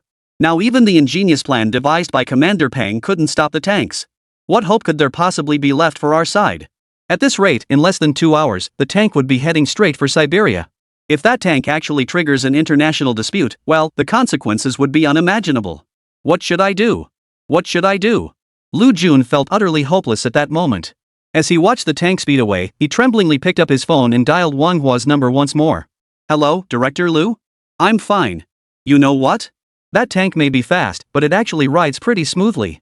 Chapter 12, Paying a Visit. I just saw the tank suddenly sink into the mud pit, but I never expected it to climb out again and even activate its water surface boost mode. What? What? Wang Hua, have you forgotten where you are? Hearing Wang Hua's voice, Lu Jun nearly choked on his own anger at his subordinate. This guy was practically driving a tank out of China already. And now he's excitedly reporting his ride experience to me. Did his head get shaken loose from all that bumping around? Doesn't he see what's going on? We'll be crossing the river in 2 hours. If we stir up an international incident out of nowhere, even 10 heads wouldn't be enough to shoulder the blame then. Wang Hua, do you have any idea what kind of situation you're in? You're hurtling towards Siberia at 500 kilometers per hour. If we don't figure something out soon, we're going to cause a huge mess. Did you call that guy the one named Chen Hao? We can't stop your tank anymore. Hurry up and ask that guy how the hell we stop this tank. If he can't figure it out, make him come up with a solution. Lu Jun was genuinely panicking. 3 or 4 hours had passed since the tank first went out of control. During these hours, the tank had traversed nearly 2,000 kilometers, nearing Shanhaiguan Pass. If the tank were allowed to continue on this path, it would make international headlines within 2 hours tomorrow. After being reprimanded by Lu Jun, Wang Hua also snapped out of his awe over the tank's extraordinary performance. He realized he was about to become the only Chinese person in nearly 70 years to drive a tank all the way to Siberia. Wang Hua felt a distinct tingling sensation on his scalp. Damn it! I got so excited watching that tank float on water, I completely forgot about this part. Realizing this, Wang Hua immediately pulled out his phone and dialed his friend for the 3rd time. This time, however, Wang Hua didn't get through to Chen Hao as easily as he had before. Instead, all Wang Hua heard was one repetitive phrase after another. Sorry, the number you dialed is out of service. What? Out of service? This guy must have seen I was in trouble and bailed on me. Before the call even ended, Wang Hua's hands began trembling uncontrollably. Indeed, just as Wang Hua had surmised, at this very moment, Chen Hao 2,000 kilometers away had already departed the Beihai military equipment exhibition long ago. He knew he'd caused a huge mess. Chen Hao's actions were as swift as could be. The moment he left the military equipment exhibition, he immediately removed the battery from his phone. He hailed a taxi and sped back to his small courtyard, driving like a bat out of hell. Chen Hao could already sense just how miserable his fate was about to become. His modified tank was about to charge into Siberia. Once it reached Siberia, following the logic it had programmed itself with, the tank would conduct military exercises with near-perfect realism, a live-fire artillery test. Such a test firing, if conducted in China, would naturally pose no major issues. But if it had occurred in Siberia, the consequences would have been severe. If things go wrong, my sewing machine might as well be considered finished. So at times like this, just to save his own skin, Chen Hao couldn't afford to be picky. He quickly gathered his clothes and a few slightly more valuable personal belongings, then shut the courtyard gate behind him, intending to make his escape. However, just as Chen Hao finished arranging everything and locked the courtyard gate, he saw a squad of fully armed soldiers, assault rifles at the ready, appearing before him. Mr. Chen Hao? Is that you? The captain in charge addressed Chen Hao. Yes, it was me. He stared at the stern-faced captain before him, flanked by 2 rows of soldiers holding submachine guns. Chen Hao involuntarily swallowed hard. You need something? Chen Hao nervously glanced behind the group of soldiers and spotted over a dozen military jeeps parked along the side of the courtyard. This sight only deepened Chen Hao's unease, though he remained uncertain about the extent to which subsequent events had unfolded. Chen Hao forced himself to suppress his unease and tentatively inquired. Don't ask why. Just come with us. By the way, here are our credentials. We're from the Armored Reconnaissance Battalion of the Beihai Military District. We're here on orders from our battalion commander to escort you away. Didn't you modify that tank? You're in big trouble now. You'd better come with us. Strangely enough, despite the seriousness of the situation and the magnitude of the trouble Chen Hao had caused, the captain didn't seem particularly stern as he spoke to him. On the contrary, when mentioning that Chen Hao had gotten himself into serious trouble, the captain couldn't help but let a hint of envy slip into his eyes. May I ask what exactly this big trouble is? Huh? You don't know about this?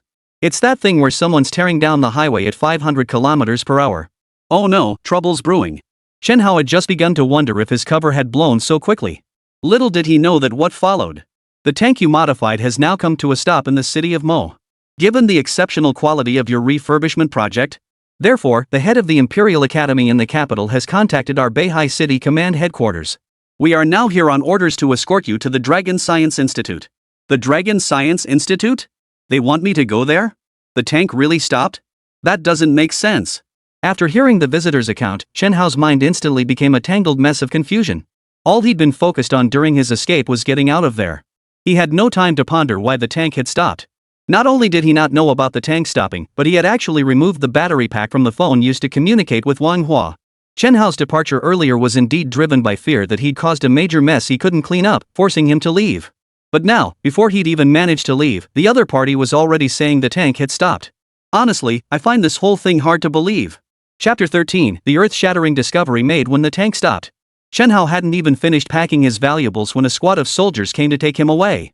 Even after boarding the military helicopter, he still hadn't grasped exactly what had happened. Of course, as for why his tank had halted just inside the border at the last moment, the soldiers who took him away certainly wouldn't have known. In truth, Wang Hua was the only one who knew why the tank had stopped. The reason? The tank ran out of power. Yes, it ran out of power at the critical moment just as the tank was about to breach the border, saving Wang Hua's life. To be honest, it was all thanks to Commander Pang Genoa's bridge blasting strategy. Otherwise, this tank with its auxiliary fuel tank full of hydrogen wouldn't have burned through all that hydrogen so quickly. As everyone knows, the movement of any vehicle depends on road conditions. Generally speaking, if road conditions are favorable, vehicles traveling at high speeds tend to have lower fuel consumption. If road conditions are poor, fuel consumption increases at high speeds.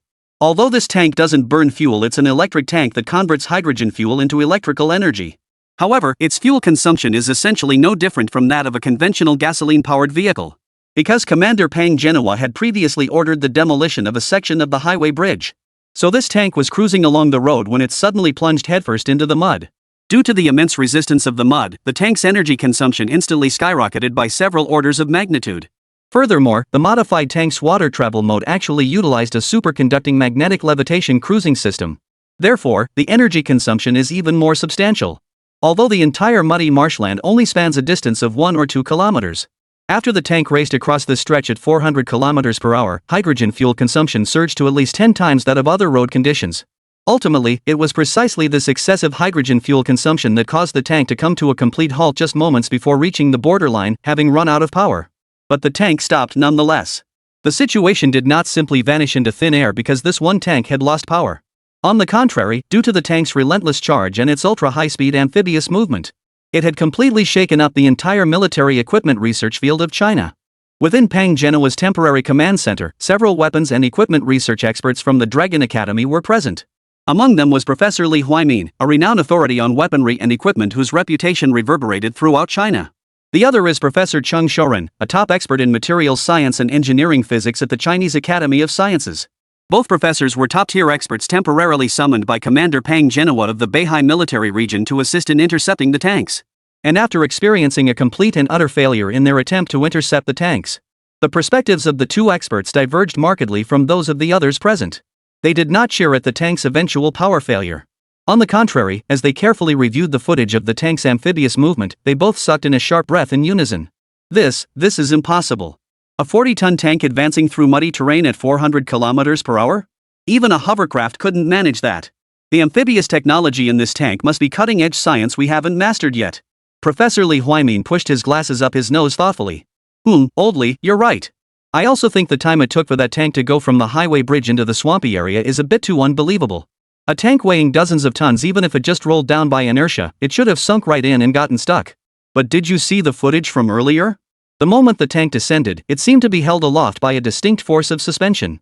Upon hearing Professor Li Huimin's words, Professor Cheng Shouren nodded solemnly. Yet immediately after that nod, a look of utter astonishment suddenly flashed in Professor Cheng Shouren's eyes. Room temperature superconductivity, magnetic levitation. This is room temperature superconducting magnetic levitation technology. This tank's amphibious mode actually employs room temperature superconducting magnetic levitation technology. The remark stunned the entire audience. While the entire temporary command center was still bustling with discussions on how to handle the aftermath, Professor Cheng Shouren suddenly leaped up from his seat and hopped straight onto the conference table. This sudden action instantly stunned everyone present, from the staff members to Lu Jun, Old Zhao, and even Commander Pang Genoa. As the director of the Weapons and Equipment Research Institute, Lu Jun could discern the general gist of Professor Cheng Shouren's words. However, Old Zhao, Commander Pang Genoa, and the rest of the staff were completely lost. Professor Cheng, could you please get down from the table? We're in the middle of a meeting. Even though Old Zhao was the commander of the Armored Reconnaissance Battalion, he was generally considered a rugged sort of fellow. He had never encountered a professor or expert like Cheng Shouren who would jump onto the table when agitated.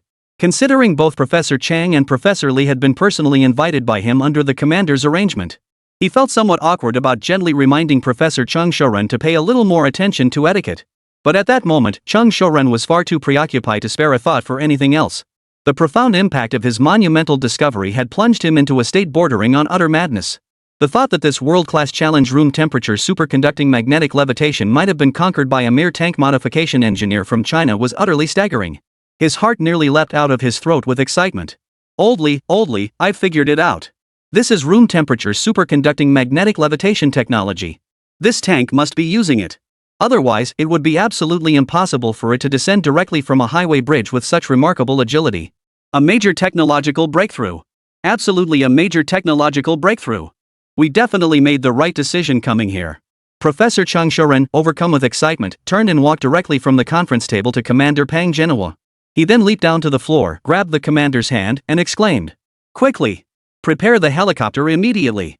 We must depart for Feng Tian at once. The technology within this tank represents the absolute cutting edge of our entire Huaxia military equipment. We absolutely must analyze it as soon as possible. Oh, and one more thing, Commander Pang. Immediately send a report to headquarters in the name of the Beihai Military District. State that old Chen and I have discovered this tank possesses clearly groundbreaking technological content." Chapter 14, Academicians Mobilized. Have your headquarters contact our Dragon Academy headquarters immediately. Arrange for experts in materials science, engineering physics, chemistry, theoretical physics and also aerodynamics experts and all specialists in aerospace. In short, the more experts we can send, the better. This is the most significant advancement in the entire scientific research field of China. We absolutely must act with urgency. Commander Pang, do you understand? Even after Chung Shouren finished speaking, Commander Pang Genhua remained completely bewildered. As a military commander who had spent years leading troops on the front lines, Commander Pang naturally had no understanding of what normal temperature superconductivity was. Yet, merely from Professor Chung Shouren's overwhelmingly excited expression, he could roughly guess just how significant this technology truly was. So, after Professor Chung Shouren finished rattling off all his arrangements, Commander Pang Genhua, though unaware of the reason behind mobilizing such a large contingent of researchers, he nevertheless made arrangements immediately according to Professor Chung Shouren's instructions. After all, the specific plan to blow up the bridge and intercept the tanks had actually been jointly proposed by Professor Chung Shouren and Professor Li Huaimin. Without the assistance of these two heavyweights in the equipment field, this tank would never have been stopped by a power failure within the border. It was precisely because of the assistance from these two research experts that my mission was ultimately accomplished. Despite this, Commander Pang Genhua still harbored immense doubts about Professor Chung Shouren's words. He couldn't understand why they still needed to bring in experts from the aerospace field. Even if this so-called superconducting magnetic levitation technology truly existed, what possible connection could it have to aerospace? Isn't this technology being used on this tank? Is it really necessary to bring in aerospace experts too?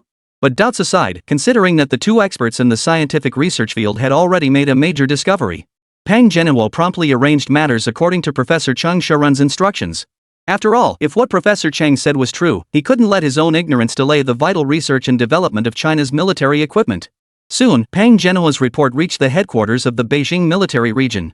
Upon hearing that this runaway tank might actually contain revolutionary superconducting magnetic levitation technology, they immediately contacted China's most crucial scientific research center, the Longwei Academy of Sciences. After all, the Longwei Academy of Sciences remains a hallowed institution gathering top-tier experts. The moment word of room temperature superconducting magnetic levitation technology reached the Dragon Academy, the entire institution erupted with excitement. Just like Chang Shouren's earlier reaction, nearly every expert at the Dragon Science Institute understood just how crucial room temperature superconducting magnetic levitation technology truly was. Just how important is room temperature superconducting technology? Put simply, within the broad field of superconductivity research alone, humanity has already produced 10 Nobel laureates. And within the field of room temperature superconductivity, it has actually been the absolute focal point for Nobel Prize awards. Within the broader field of materials science, a breakthrough in room temperature superconductivity would be equivalent to a breakthrough in cosmological theory within the realm of physics. It is easy to imagine the profound significance that room temperature superconductivity holds for the advancement of human technology. Room temperature superconductivity is also referred to as ambient temperature superconductivity. In simpler terms, it refers to materials capable of superconductivity at everyday ambient temperatures. And what is superconductivity, really? It simply means the absence of electrical resistance. If we were to describe this technology in terms everyone can understand, we could simply draw an analogy. As we all know, electricity has played a pivotal role in the advancement of human technology. As humanity has grown increasingly dependent on electricity with technological advancement, Materials for power transmission have become a crucial field of scientific research. Imagine if electricity generated at a power plant could be transmitted through a material over 10,000 kilometers without any loss whatsoever. The efficiency of human electricity utilization would reach an astonishing level.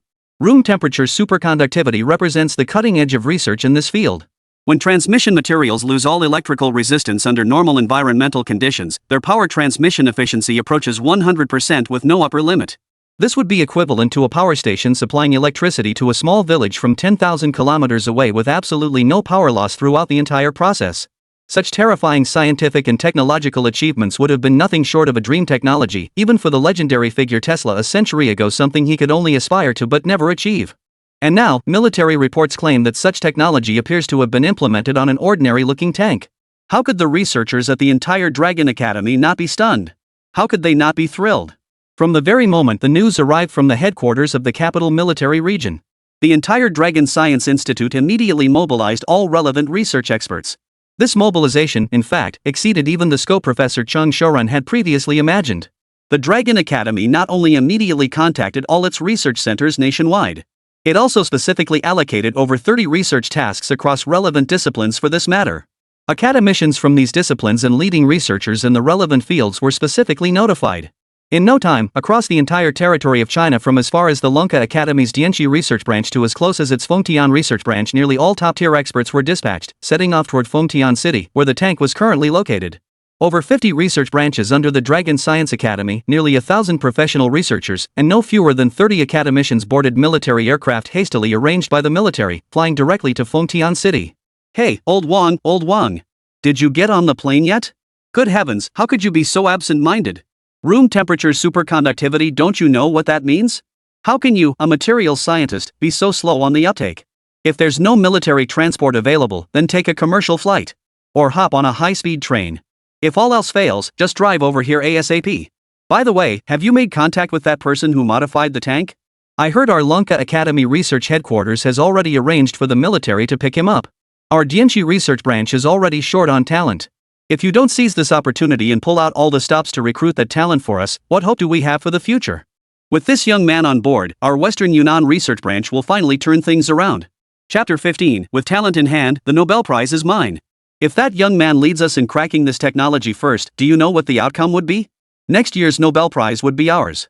The Nobel Prize? And you're not even worried? At the Dianxi military region, a man on the helipad was frantically making a phone call. This man was Luo Ziming, director of the Western Yunnan research branch of the Lunka Academy.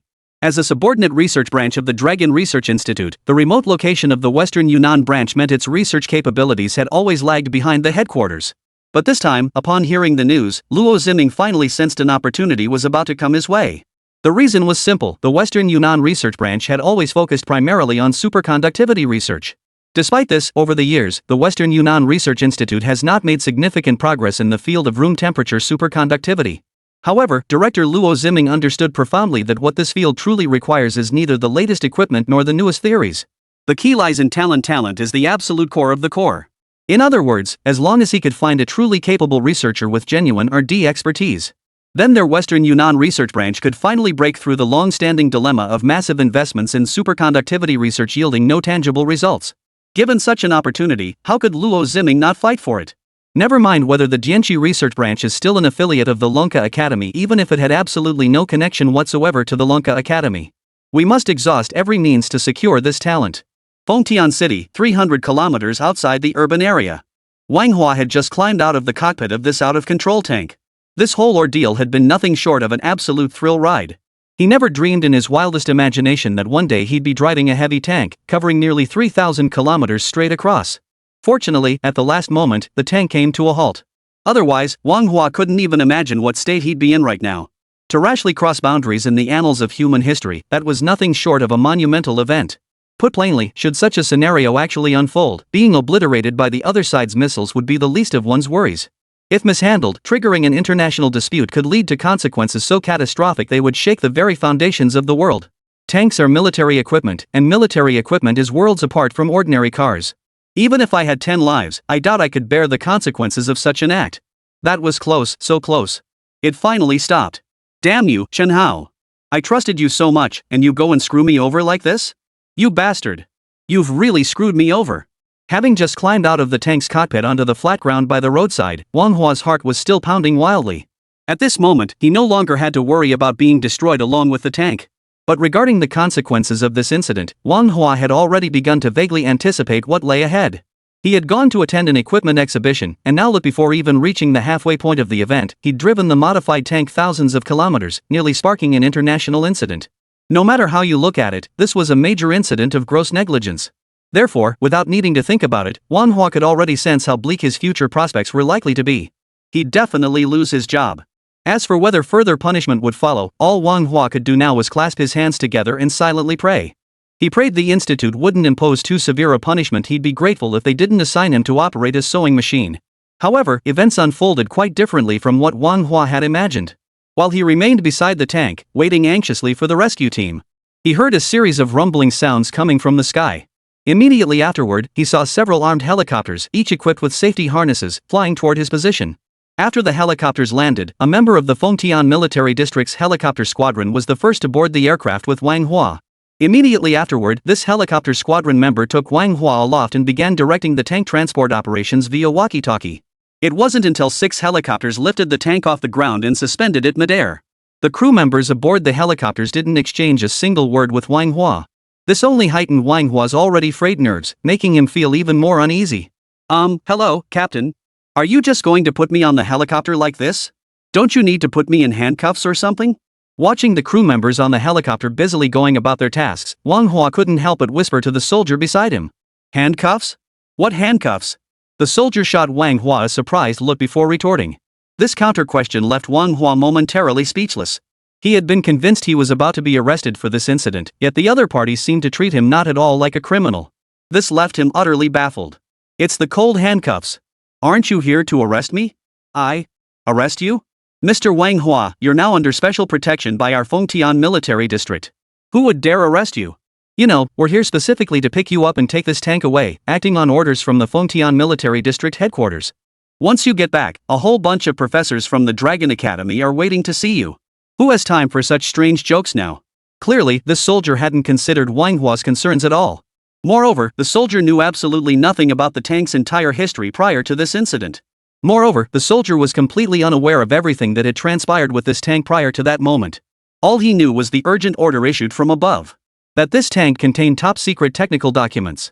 He was ordered to immediately lead a team to transport the tank and its crew back to the Fengtian Military District.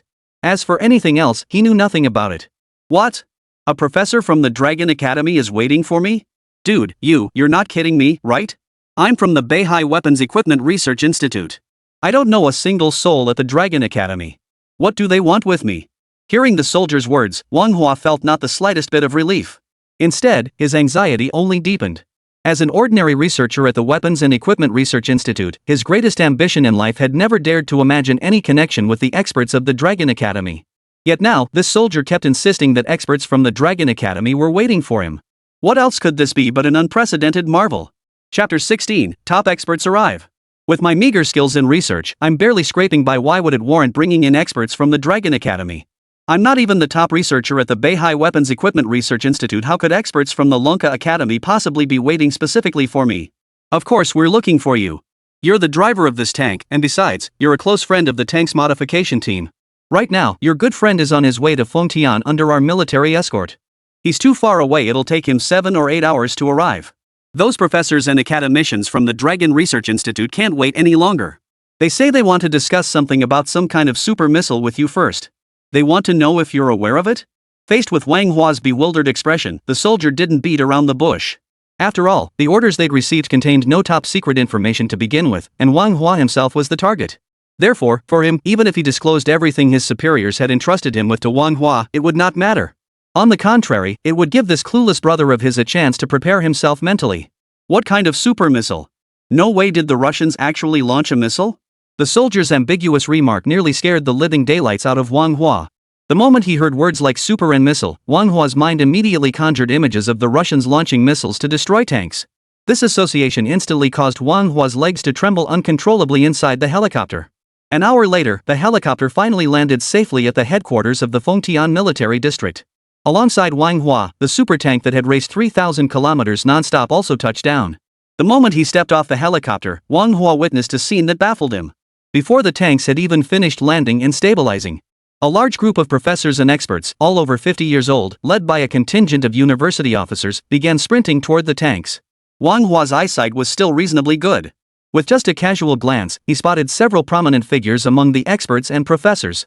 Manhwa, academician of the Materials Research Institute at the Long Academy of Sciences, one of the world's top 10 authorities in materials science. Pan Jianxi, academician of the Engineering Physics Research Institute of the Long Academy, a world-leading expert in engineering physics. How could they be here? As he recognized the figures, countless question marks flooded Wang Hua's mind. Fengtian Military District, open area outside the helicopter landing pad. At this very moment, a group of professors from the Fengtian branch of the Dragon Academy stood in a tight circle around the tank. Professor Pan, take a look at this tank's undercarriage structure. See if it has the basic framework for magnetic levitation. It looks like it to me. After carefully examining the grassy area for quite some time, an academician from the Dragon Academy proposed to academician Pan Jianxi. Alright, let me take a look. If old Cheng Sharen's hypothesis is correct, then the reason such a heavy tank can move so swiftly through the muddy terrain is most likely due to the use of a room-temperature superconducting magnetic levitation structure. Academician Pan Jianxi bent down to examine the tank's undercarriage as he spoke. To be honest, these experts were indeed quite anxious. In fact, according to the original plan, this tank was supposed to be towed to the equipment workshop of the Fengtian Military District first, and then these experts, professors, and academicians would travel to the workshop to conduct their research. After all, the workshop was fully equipped with all necessary facilities. Whether it was raising the tank chassis or having professionals disassemble the tank, the workshop was fully capable of handling these tasks. However, due to the sheer urgency felt by these expert academicians, they rushed straight to the helipad without even waiting for the tank to be transported to the workshop. There was no helping it. Room temperature superconducting magnetic levitation technology represented a cutting-edge, epoch-making breakthrough. It's understandable that the expert academicians are eager to witness it firsthand. As for when it will be moved to the equipment workshop, that decision rests solely with the experts. I see it. It does have a magnetic levitation structure and it's using electromagnetic coils. This magnetic levitation system is powered by an electrical system. Good heavens! Such an ingenious structural design. Whoever modified this tank is a genius. Unbelievable, absolutely unbelievable. There are even coils wrapped around the hydrogen fuel cell. Could this be electromagnetic enhancement technology applied to the fuel cell? How could anyone think of such a combination? Old Zhang, come quick. Next to the main turret of this tank, there's a miniature magnetic probe rod. Is this an anti-electromagnetic interference device? Holy cow, the sound of the tank tracks hitting the ground is so unusual. These definitely aren't traditional tank tracks. They must be made of some new material, something none of us old-timers have ever seen before. No wonder the experts at the Dragon Academy are considered the absolute best in the country. It had been less than half an hour since the tank had been parked on the helipad. The group of experts from the Dragon Research Institute had already uncovered no fewer than 4 or 5 utterly baffling aspects about this tank. Moreover, these 4 or 5 astonishing aspects were, without exception, all critical areas related to new technologies, new materials, and even new physical theories. This left the experts present stunned, yet one by one, they couldn't help but become visibly excited. Woo, 30 years. 30 years. I've dedicated 3 decades to studying anti-electromagnetic interference technology, yet I've never encountered an anti-interference structure this compact and ingeniously designed. If I could just figure out the principle behind this, it would make my entire life worthwhile. Old Lu, you've only been at it 30 years. Did you see what old Pan's team has? Room temperature superconducting structures. Room temperature superconductors. That's 100 times more valuable than electromagnetic interference suppression technology. Wow. China's future aerospace technology looks promising. Hydrogen fuel cells can even use electromagnetic range extension. Our aerospace industry is bound for major growth in the future. On the vast helicopter landing pad of the Fengtian Military District, dozens of experts from the Fengtian Research Institute of the Dragon Science Academy had taken turns conducting a cursory inspection of this super tank. Almost without exception, they were moved to tears. The extraordinary reaction from these experts and academicians left the officials from the Fengtian Military District accompanying them with their hearts in their throats. Major Sun, I can't understand a single word these academicians are saying. They just glanced at a tank. Is crying really necessary? Chapter 17, Wang Hua's Moment of Glory. Hey! Colonel Chu, haven't you heard the saying, if one learns the way in the morning, one may die content in the evening? We may not understand what makes this tank so extraordinary, but surely these academicians must have discovered something truly remarkable about it. We'll just wait patiently.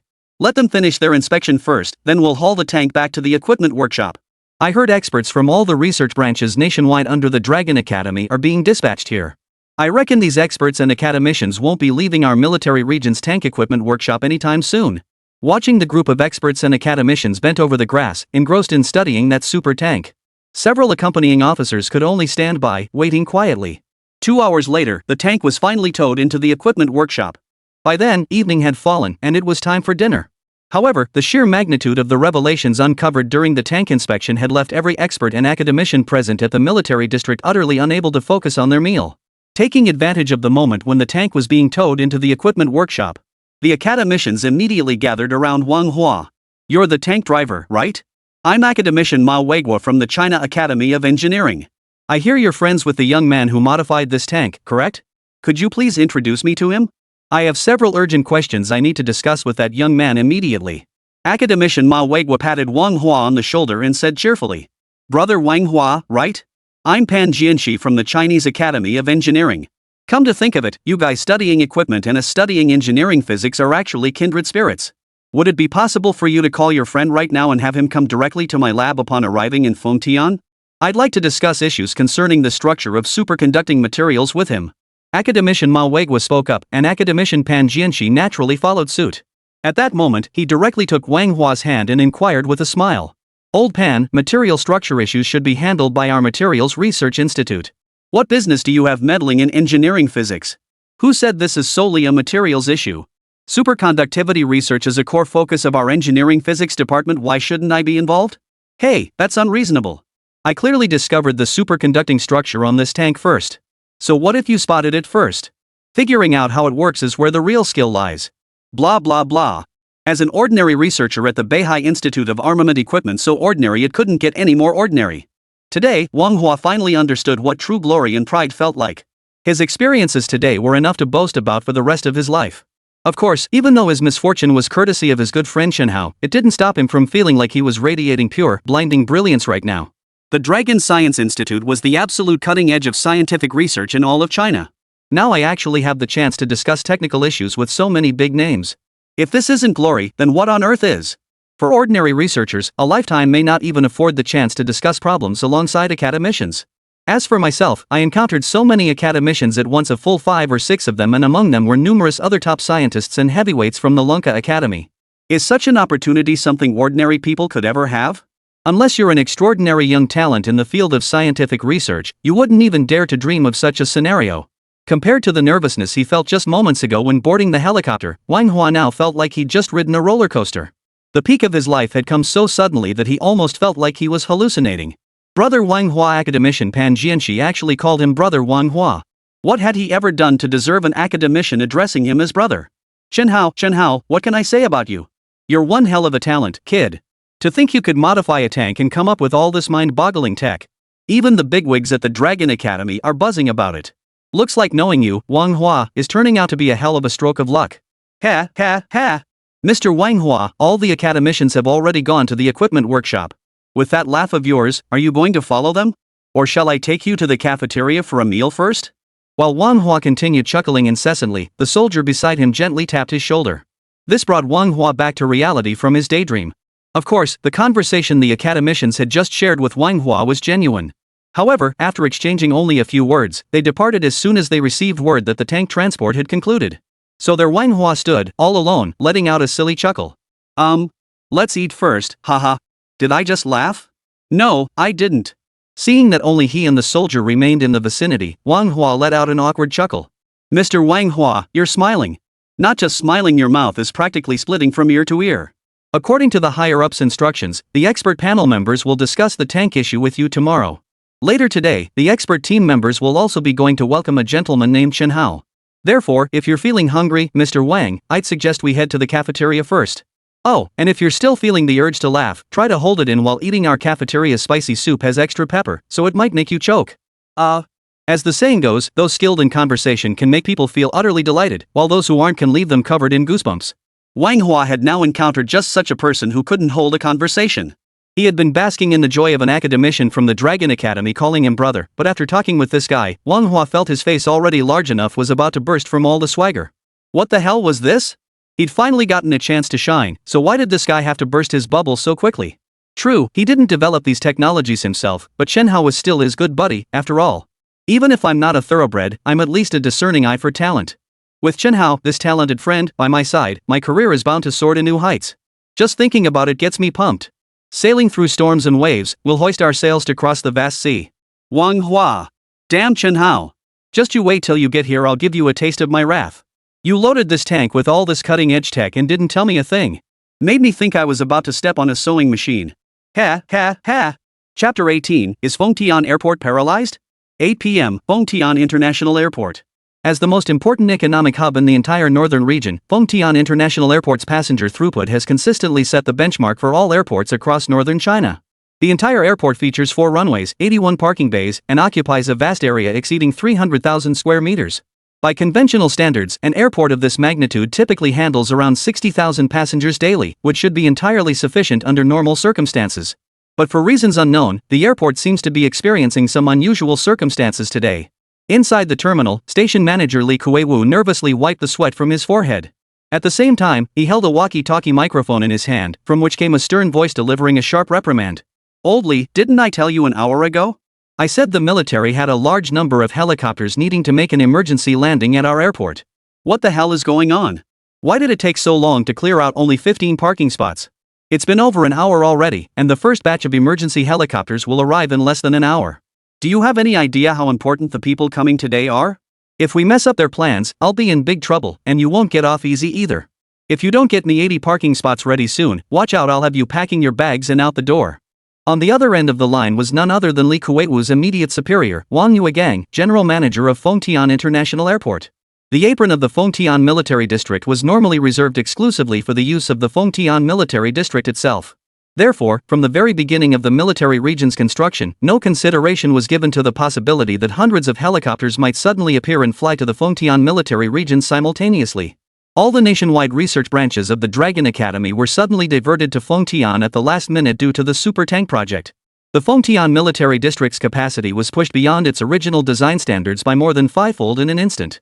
Upon learning of the shortage of parking bays, Commander Pang Zhenhua of the Beihai Military District immediately contacted Commander Liu Changsheng of the Fengtian Military District. Liu Changsheng could never have imagined that what started as a single tank running out of control would trigger such a chain of events. He could scarcely fathom that atop this very same runaway tank, experts from the Dragon Research Institute had uncovered technological achievements so astonishing they sent shockwaves through headquarters. Headquarters had now issued a strict order for him to cooperate fully with Commander Pang Zhenhua of the Beihai Military District. There was no choice. Even if the number of helipads was insufficient, he would have to forcibly make room for enough helipads. After all, these are all academicians and top experts from the Dragon Academy. If even one academician were not properly received, the consequences of any mishap would be extremely severe. Therefore, to ensure that all members of the Lunka Academy arriving from across the country tonight have a helipad available for military helicopters to land, Liu Changsheng had no choice but to call Fengtian International Airport, the closest airport to the military district. Commander Liu's instructions were clear: no fewer than 100 helicopter flights were expected to arrive tonight. Beyond the approximately 20 helicopters that could be accommodated on the Fengtian Military District Headquarters helipad, Fengtian International Airport must find a way to make room for roughly 80 more helicopters. However, Commander Liu's order had been issued with sufficient timeliness. Wang Yuegang, the general manager of Fengtian Airport, found himself in a quandary. 80 parking bays? What on earth did that mean? Even if every single parking space at Fengtian Airport were cleared out, it would barely be enough. But Fengtian Airport is the most crucial passenger hub in the entire north. Could such a vital airport be shut down on a whim? Obviously not. But if it doesn't close, where on earth are we supposed to park 80 helicopters? After much deliberation, Wang Yuegang, the general manager of Fengtian Airport, finally came up with a somewhat suitable solution. First, to accommodate the requirement for parking 80 helicopters, he instructed Li Kuei-wu, the terminal manager, to immediately close an entire runway. This runway was approximately 2,000 meters long and over 30 meters wide. Once this runway is decommissioned, it will free up space for at least 30 to 40 helicopters to park. A clearance of 30 to 50 meters between each helicopter is generally considered sufficient for safety. Therefore, a 2,000-meter runway is sufficient for 30 to 40 helicopters to land. Of course, accommodating 80 helicopters would certainly require more than just one runway. At least 40 to 50 additional helipads would be required to meet the demands of the Fengtian Military District. Consequently, Wang Yuegang devised another plan: relocate as many aircraft as possible from the open-air aprons into the hangars. This would free up another dozen or so parking spots. Unfortunately, although this arrangement addressed most of the helipad requirements requested by Commander Liu, there were still about 30 helipad locations that remained difficult to accommodate. With no other options left, Wang Yuegang came up with the simplest solution. And this simple solution? Simply pass the problem off to his subordinate, Li Kuiwu, to figure out. When the matter reached Li Kuiwu, the trouble truly began. The general manager of Fengtian Airport had already gone over this matter countless times and had genuinely determined that no additional parking aprons could be made available. Now his immediate superior had directly handed this thorny problem to him. What else could he do? To put it bluntly, shutting down one runway and relocating all waiting aircraft to the hangars had already left him, the station manager, overwhelmed. After all, aircraft operations aren't child's play. Each flight, due to its specific route and takeoff landing times, inevitably impacts at least 5 or 6 other related flights. Making such a massive adjustment all at once, the sheer workload involved, is something even Li Kuiwu, with decades of experience under his belt, has never encountered before. It's like a maiden riding in a wedding palanquin for the very first time. With all this on his plate, how could he possibly find the time to figure out a solution for the insufficient number of helicopter landing pads? But then again, the general manager's orders had already come down from above. Li Kuiwu had no choice but to make it work. Even if he found it impossible, he had to figure out a way to make it happen. Otherwise, wouldn't he be packing his bags and leaving before tomorrow? Over 30 parking spots, and still over 30 spots short. Oh my, where on earth am I supposed to find them for him? Chapter 19, Get me a bulldozer. Mr. Wang, really? He knows full well our airport is a civilian facility, yet now he wants to park so many military helicopters here all at once. Isn't this just making things difficult for me? Only after the voice on the walkie-talkie hung up did Li Kuiwu dare to frown and vent his frustration. Li Kuiwu naturally had no idea why Wang Yuegang had insisted on arranging so many helipad positions. But when Mr. Wang assigned a task, he had no choice but to comply. So, with no other choice, Li Kuiwu began pacing anxiously back and forth in the terminal building. Over 30 more parking bays to handle. Over 30 more parking bays to handle. Li Kuiwu paced anxiously, repeating the words over and over. At that very moment, Station Master Li Kuiwu's gaze happened to fall upon a dirt embankment outside Fengtian International Airport. Hey, got it! Seeing that vast expanse of earthen slope, Li Kuiwu suddenly slapped his thigh, nearly jumping up in excitement. The earthen slope before him was actually the site of a playground under construction at a school adjacent to the airport. However, since the school had only recently been established, the construction of the playground had not yet reached completion. Except for the foundation, which had long since been compacted solid. Tens of thousands of cubic meters of yellow earth still lay piled up on the vast playground, never having been fully spread out. It was precisely at this moment that Li Kuiwu happened to see it. The school playground, with its already compacted foundation, was the perfect choice in terms of both area and landing conditions. The only remaining issue is the pile of earth still sitting on the playground. If we can figure out a way to remove all that soil. Alternatively, we could compact all that soil into the playground surface to create a large, level area for temporary helicopter landing. Wouldn't that still accomplish the mission? Great! Why didn't I think of this before? Old Lu, come over here quickly. Li Kuiwu, who had just come up with this brilliant idea, immediately called out to Deputy Station Manager Lu, who was busy coordinating flight schedules nearby. Station Manager Li, what is it? Deputy Station Master Lu wiped the sweat from his forehead and jogged over to Li Kuiwu's side. Find a way to get me 50 make that 100 excavators and 10 road rollers over here immediately. I need to repair the road. Li Kuiwu exclaimed excitedly, pulling his phone from his pocket as he spoke. 100 excavators and 10 road rollers? Station Chief? What on earth is this? Ah, never mind that. I know you have connections in this area. Just get it done for me as soon as possible. I need to clear the playground at the neighboring school to make a helipad. If I don't hurry, I'll be packing my bags and leaving tomorrow. If I pack up and leave, old Lu, you're coming with me. Get moving and get it done now. Before Deputy Station Master Lu could even react, Li Kuiwu rattled off his plans in a flurry of words. At the same time, he solemnly gave a stern reminder to his capable subordinate. Every word of how anxiously Mr. Wang from the group company had just sounded over the walkie-talkie was clearly heard by Li Kuiwu. The person making an emergency landing at Fengtian Airport today was a big shot even Mr. Wang couldn't afford to offend. And we're not talking about 1 or 2 individuals, we're talking about hundreds, even thousands. With so many VIPs all scheduled to land at Fengtian Airport at the same time, Li Kuiwu was determined to pull off the mission assigned by General Manager Wang today, even if it meant going all out. Besides, Mr. Wang had explicitly stated those helicopters belonged to the military. Could ordinary people even board military helicopters? So there was no need to think about it. Li Kuiwu knew exactly what he had to do now. Oh, okay. I'll get right on it, right away. Deputy Station Chief Lu had certainly never seen Station Chief Li Kuiwu so anxious before. Seeing the station chief practically pacing with frustration, Deputy Station Chief Lu immediately stopped wiping the cold sweat from his forehead and dashed straight out of the terminal building. After assigning Deputy Station Manager Lu his task, Li Kuei-wu immediately dialed General Manager Wang Yuegung's number once more. He was concerned about potentially delaying General Manager Wang's important matters.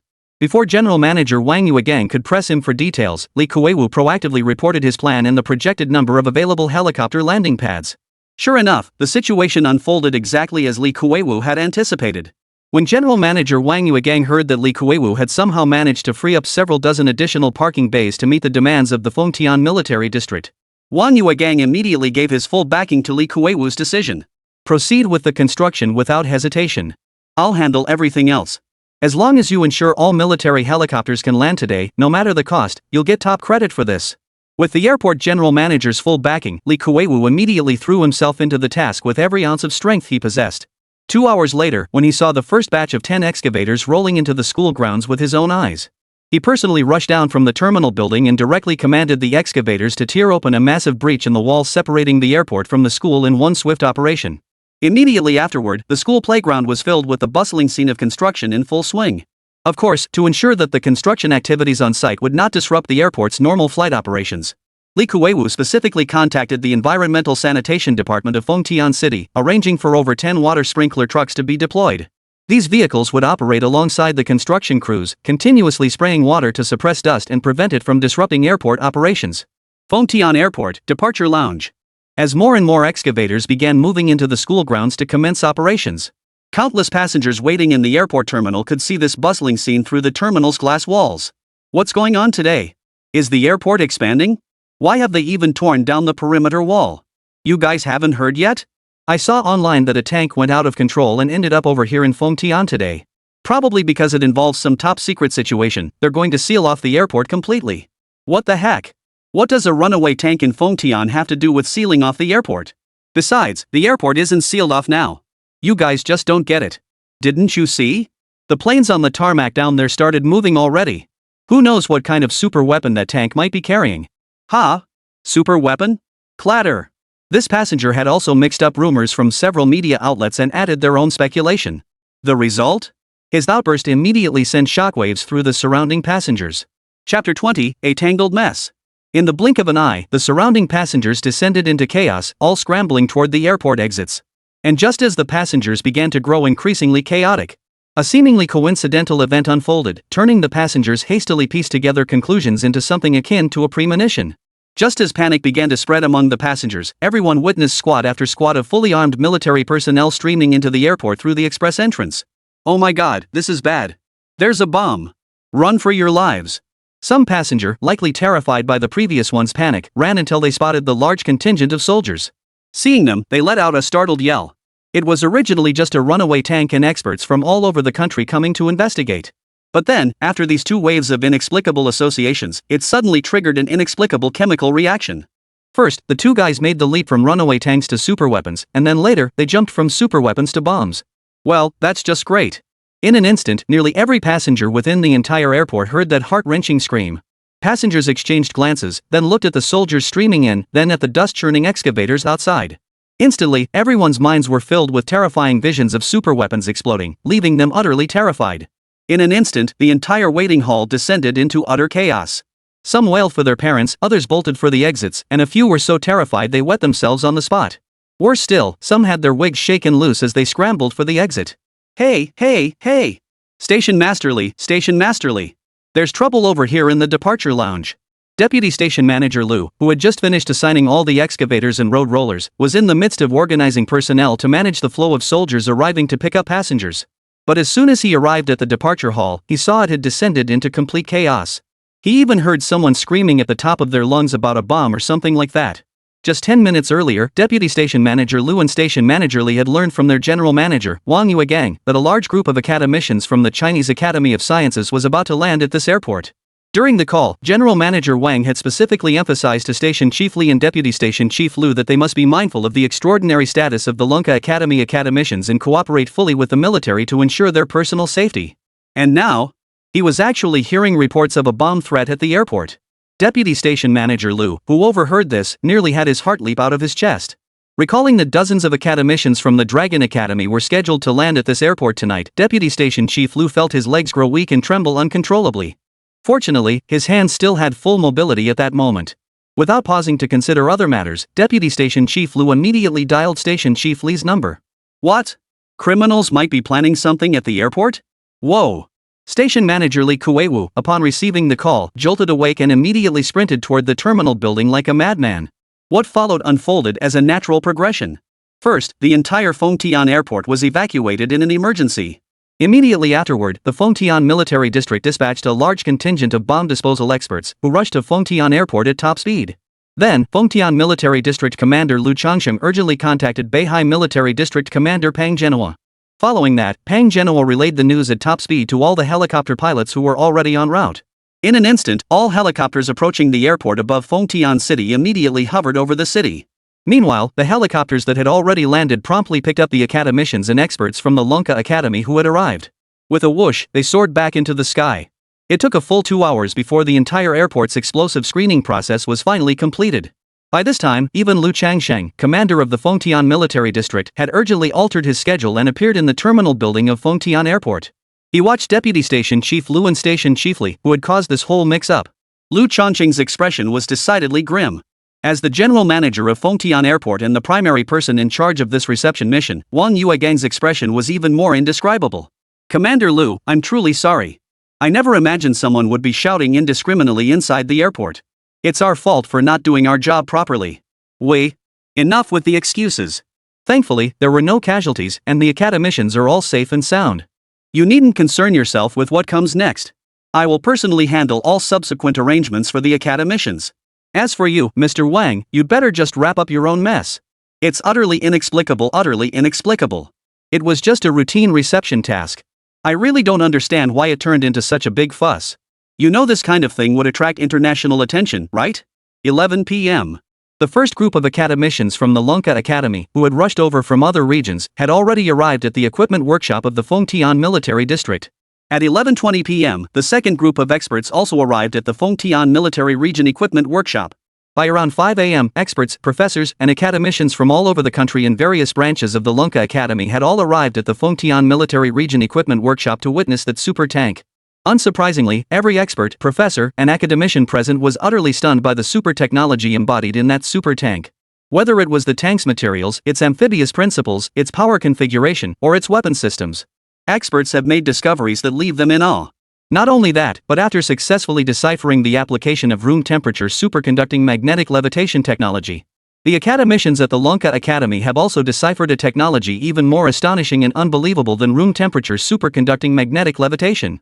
Academician Sun Fuming of the Military Equipment Research Institute at the Dragon Academy of Sciences discovered a compact fusion reactor concealed within a sealed compartment in the lower right corner of the tank's cockpit after entering the vehicle.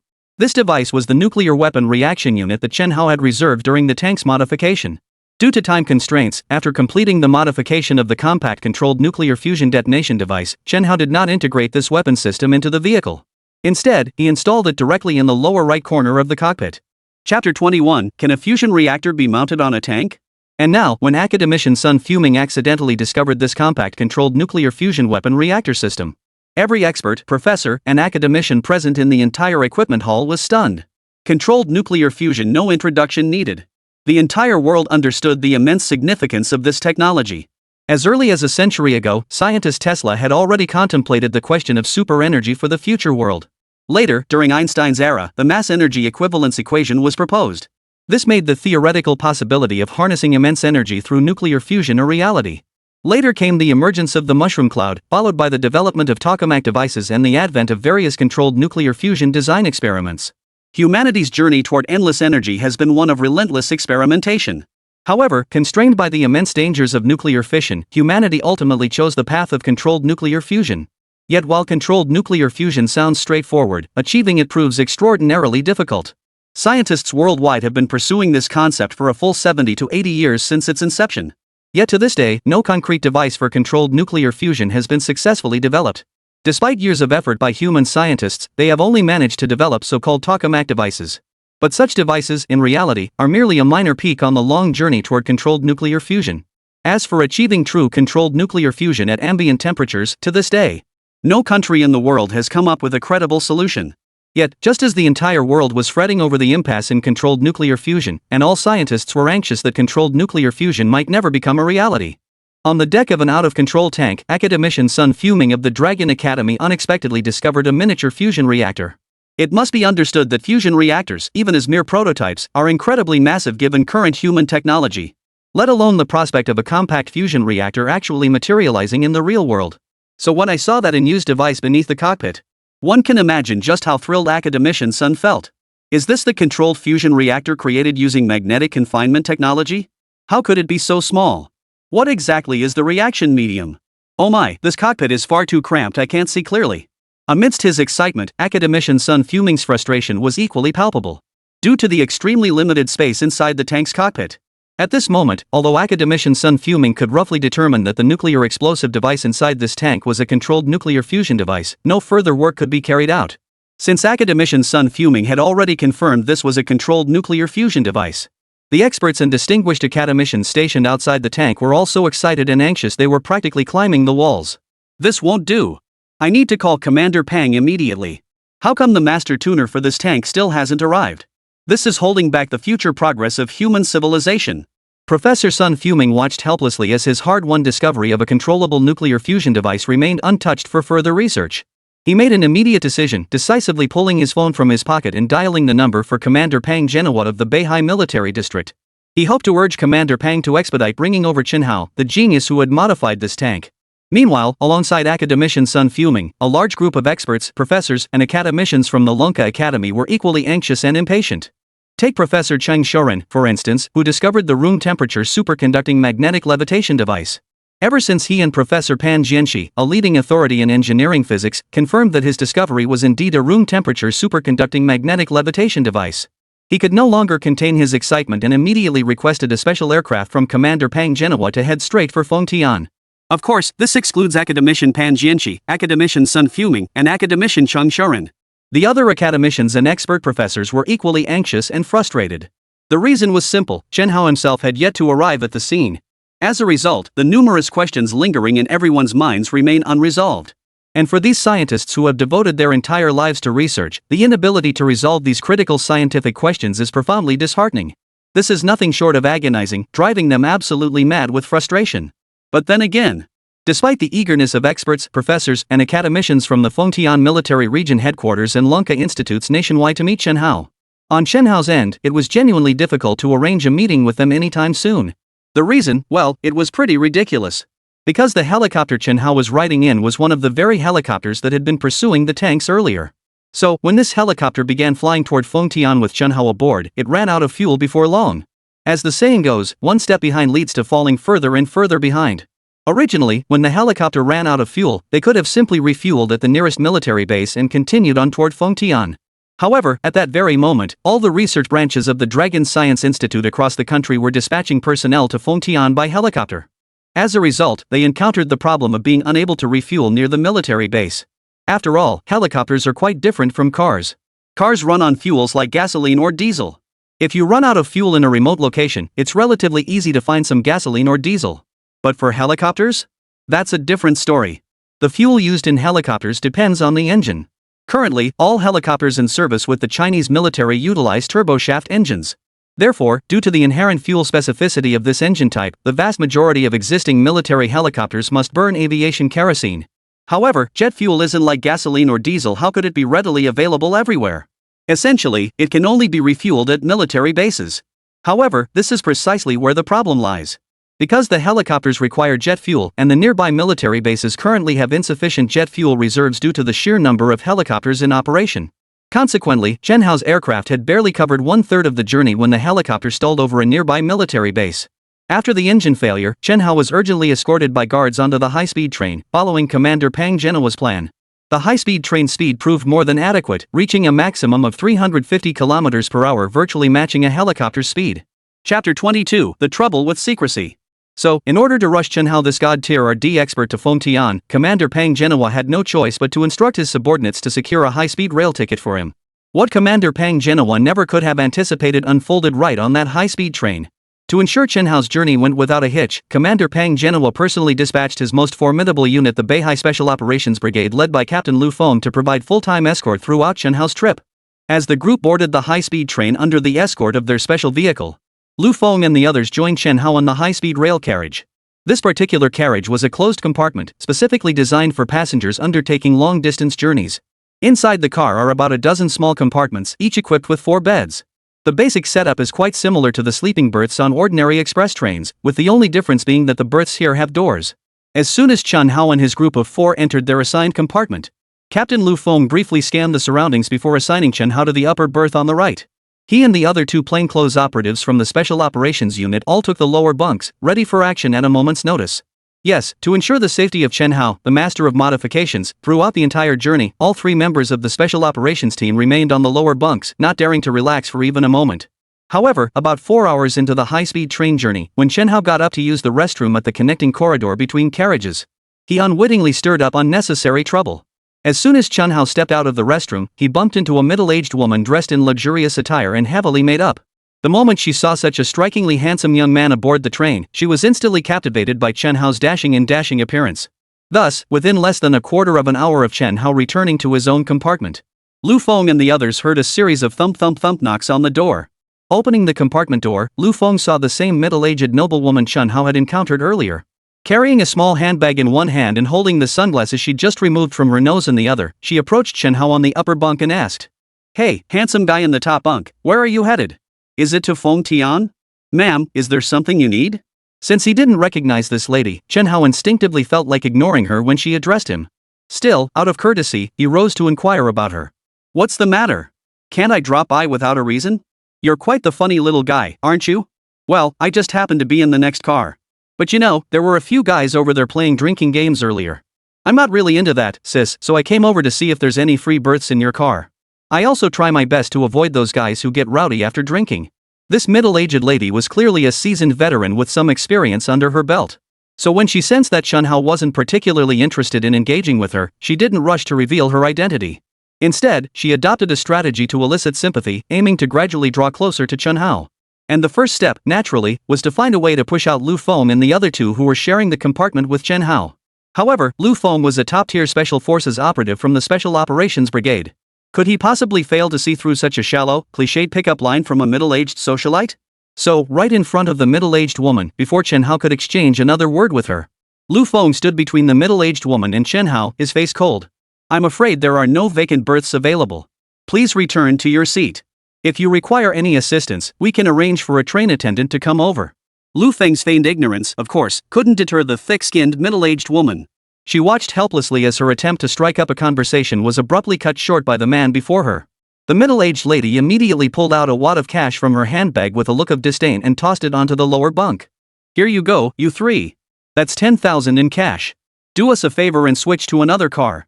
At that very moment, the middle-aged lady of means could never have imagined that Lu Feng and his companions were actually members of the Special Operations Unit, carrying out an extremely important mission. Based on past experience, the middle-aged woman believed that simply flashing this stack of cash would suffice. Lu Feng and his 2 companions would surely take the money and leave with smiles on their faces. However, what the middle-aged lady hadn't anticipated was that when she produced a stack of 10,000 yuan in cash and laid it out before them, Lu Feng and his 2 companions stood frozen like statues, not even sparing the middle-aged woman a glance. "Sorry, we can't accept the money, and we certainly can't change the room," Lu Feng replied coldly. "Well, look at you, how old are you anyway? So young and already lacking in discernment. Sis, I'm letting the 3 of you switch rooms, that's me doing you a favor. If this were any other time, I'd have the staff downstairs escort you 3 out immediately. You 3 would be wise to behave yourselves and not ruin my mood. Sorry, ma'am, whether you're in the mood or not is none of our concern, but we'd appreciate it if you'd kindly vacate our private room as soon as possible. My brother doesn't care for the company of strangers." Faced with the middle-aged noblewoman's repeated provocations, Lu Feng's brow unconsciously furrowed slightly. For Lu Feng, this was precisely the kind of situation he least wanted to deal with. After all, it wasn't anything major, just a simple pickup line. He couldn't very well reveal his identity and weapons to deal with the other guy. After all, there's nothing illegal or improper about someone wanting to strike up a conversation. On the contrary, if one overreacts, it's highly likely to cause unnecessary trouble. However, Lu Feng's firm refusal did not dishearten the middle-aged noblewoman. On the contrary, seeing that Lu Feng and his companions consistently turned her down, her haughty demeanor only grew more pronounced. "Stranger things happen. What's wrong with being unfamiliar? A simple greeting is all it takes to get acquainted. But what are the three of you doing standing there like statues in front of me? Don't tell me you're being ungrateful? Let me tell you this, I've got plenty of money. Now, while I'm still in a good mood, you'd better take your money and leave. Otherwise, don't blame me for being ruthless. Here, 2,000. You three, get out of here quietly. As she spoke, the middle-aged woman reached into her purse and pulled out another wad of cash. Chapter 23, the second boss of Qingya Group. Seeing that the middle-aged noblewoman before him refused to leave and instead grew increasingly brazen. As the primary escort responsible for Chen Hao, Lu Feng, a veteran of the Special Operations Unit, was visibly displeased. Considering he was still on the bullet train, and now a number of passengers were starting to look over in their direction. After steadying his nerves slightly, Lu Feng ultimately decided against other measures and instead addressed a plainclothes special agent beside him. Feng, go get the flight attendant. Please escort this lady out. Okay. Upon receiving the order, Xiao Feng immediately slipped away from the gathering crowd. Moments later, a uniformed flight attendant approached the group. Excuse me, which passenger requires assistance? Here.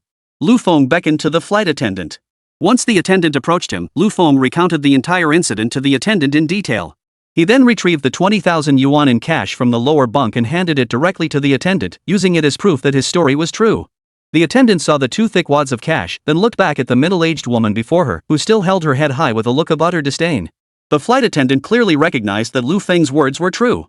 After briefly listening to Lu Feng's account of the incident, the flight attendant promptly returned the 2 stacks of cash to the wealthy woman and politely addressed her. I apologize, madam. Changing train berths is permitted on board. However, such a request must be agreed to by the other passenger. Since they currently refuse to swap cabins with you, we kindly ask that you leave their cabin and return to your own. As for this money, you might as well keep it. Not everyone bends over backwards for money. As flight attendants, we respect these passengers' decision not to bow to money, and we hope you understand as well. The professionalism of flight attendants is truly beyond question. Years of handling diverse situations on trains have cultivated a composed and unflappable demeanor in this attendant. Though he had already surmised from the middle-aged woman's appearance that she was either wealthy or of high social standing, he still upheld his professional integrity and stepped forward to speak on behalf of Lu Feng and the others. Yet the flight attendant's polite admonishment failed to sway the middle-aged woman before them. On the contrary, after the flight attendant finished speaking, the entire carriage of onlookers gave the attendant a thumbs up, with occasional bursts of applause and cheers breaking out. This instantly made the middle-aged woman feel her dignity challenged. At that moment, the middle-aged woman of means haughtily pulled 2 business cards from her purse, tossing one to the flight attendant and the other to Lu Feng. Do you even know who I am? If not, take a look at the introduction on my business card. Do you recognize the name Qingya Group? If not, you'd be better off going back to kindergarten for a few more years. Let me tell you this, Yan Ruohai, the chairman of Qingya Group, is my own brother. If you dare make me look bad in front of him today, I guarantee you'll all be packing your bags tomorrow. After tossing her business card, the middle-aged lady seemed far from satisfied. She then made her way into Chen Hao's compartment and plopped down onto the lower bunk. Oh my goodness, she's actually the younger sister of the chairman of Qingya Group. Unbelievable. The young man on the top bunk is in for trouble now. Hey, what do you mean unlucky? I'd say that's pure luck. But these guys standing over there? They're probably in for a world of trouble. I just don't get it. Why would such a wealthy tycoon choose to take the train? It's baffling. Isn't flying private more appealing? What do you know? Haven't you seen online that a tank went rogue at the Beihai Military Equipment Expo and drove all the way to Fengtian? All flights to Fengtian are grounded now. Seems like that tank caused the whole mess. Holy cow, a tank made it all the way from Beihai City to Fengtian City? What kind of tank is that? Who cares what kind of tank it is? It's definitely not your average tank, otherwise why would even the flight routes be suspended? But this kid really has no idea how did he get tangled up with the sister of the chairman of Qingya Group. That company's influence is huge. The farce inside the carriage continued to unfold before their eyes. The onlookers around them began to engage in their usual gossip. Among these passengers, many were well aware of Qingya Group's influence. Qingya Group stands as one of the foremost manufacturers of art and luxury goods brands across the entire Chinese mainland. Over the years, it has emerged as one of the few domestic luxury conglomerates capable of competing head-to-head with international giants like Gucci and Burberry. And the owner of this company? He is none other than Yan Ruohai, the big boss Yan mentioned by that middle-aged lady. As for just how much capital and clout this Mr. Yan possesses? Let's put it this way, in the realm of luxury goods, Mr. Yan is undoubtedly an unrivaled force. On the national wealth rankings, he trails only slightly behind the 2 super-wealthy tycoons Ma Shangyun and Ma Huoding. One can only imagine what tier of wealth such a tycoon truly represents.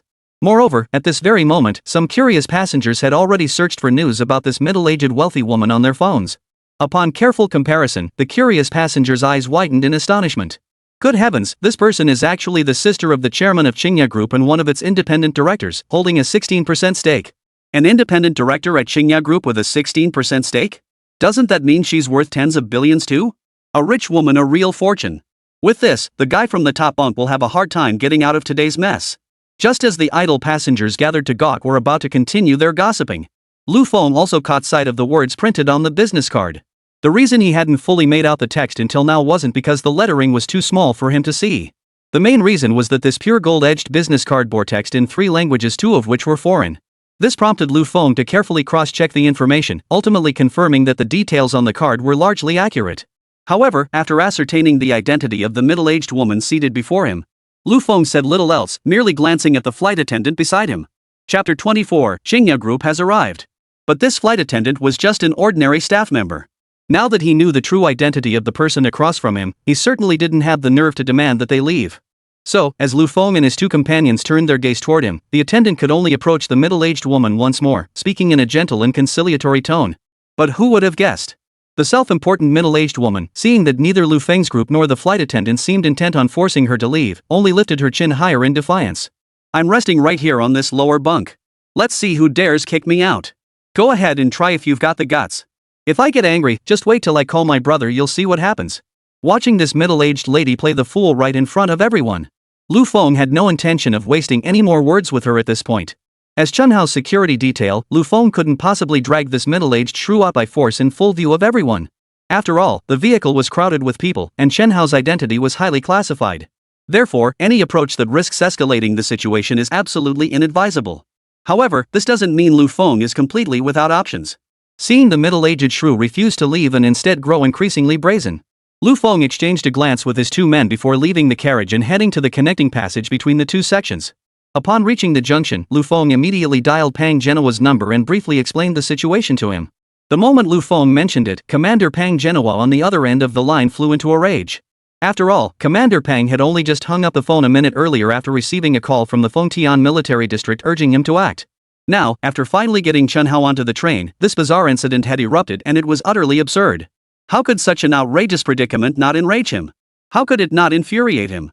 The moment he hung up the phone, Commander Pang Genoa immediately sent a telegram in the name of the North Sea Military Region to the head of the Huaxia Business Center. The next second, the business center director, upon receiving the message, was startled by Pang Genoa's thunderous fury. Immediately, he contacted all relevant parties through the most urgent channels available. 15 minutes later, the train finally pulled into the platform at a transfer station en route to Fengtian. As the doors of the bullet train opened, passengers boarding and disembarking saw a large group of men in suits following a middle-aged man wearing glasses and sporting an extremely stern expression. Hey, look! Isn't that Yan Ruohai, the chairman of Qingya Group? What's he doing on the high-speed train? Could he be here to back up that shrew? Oh well, I'm not getting off at this stop after all.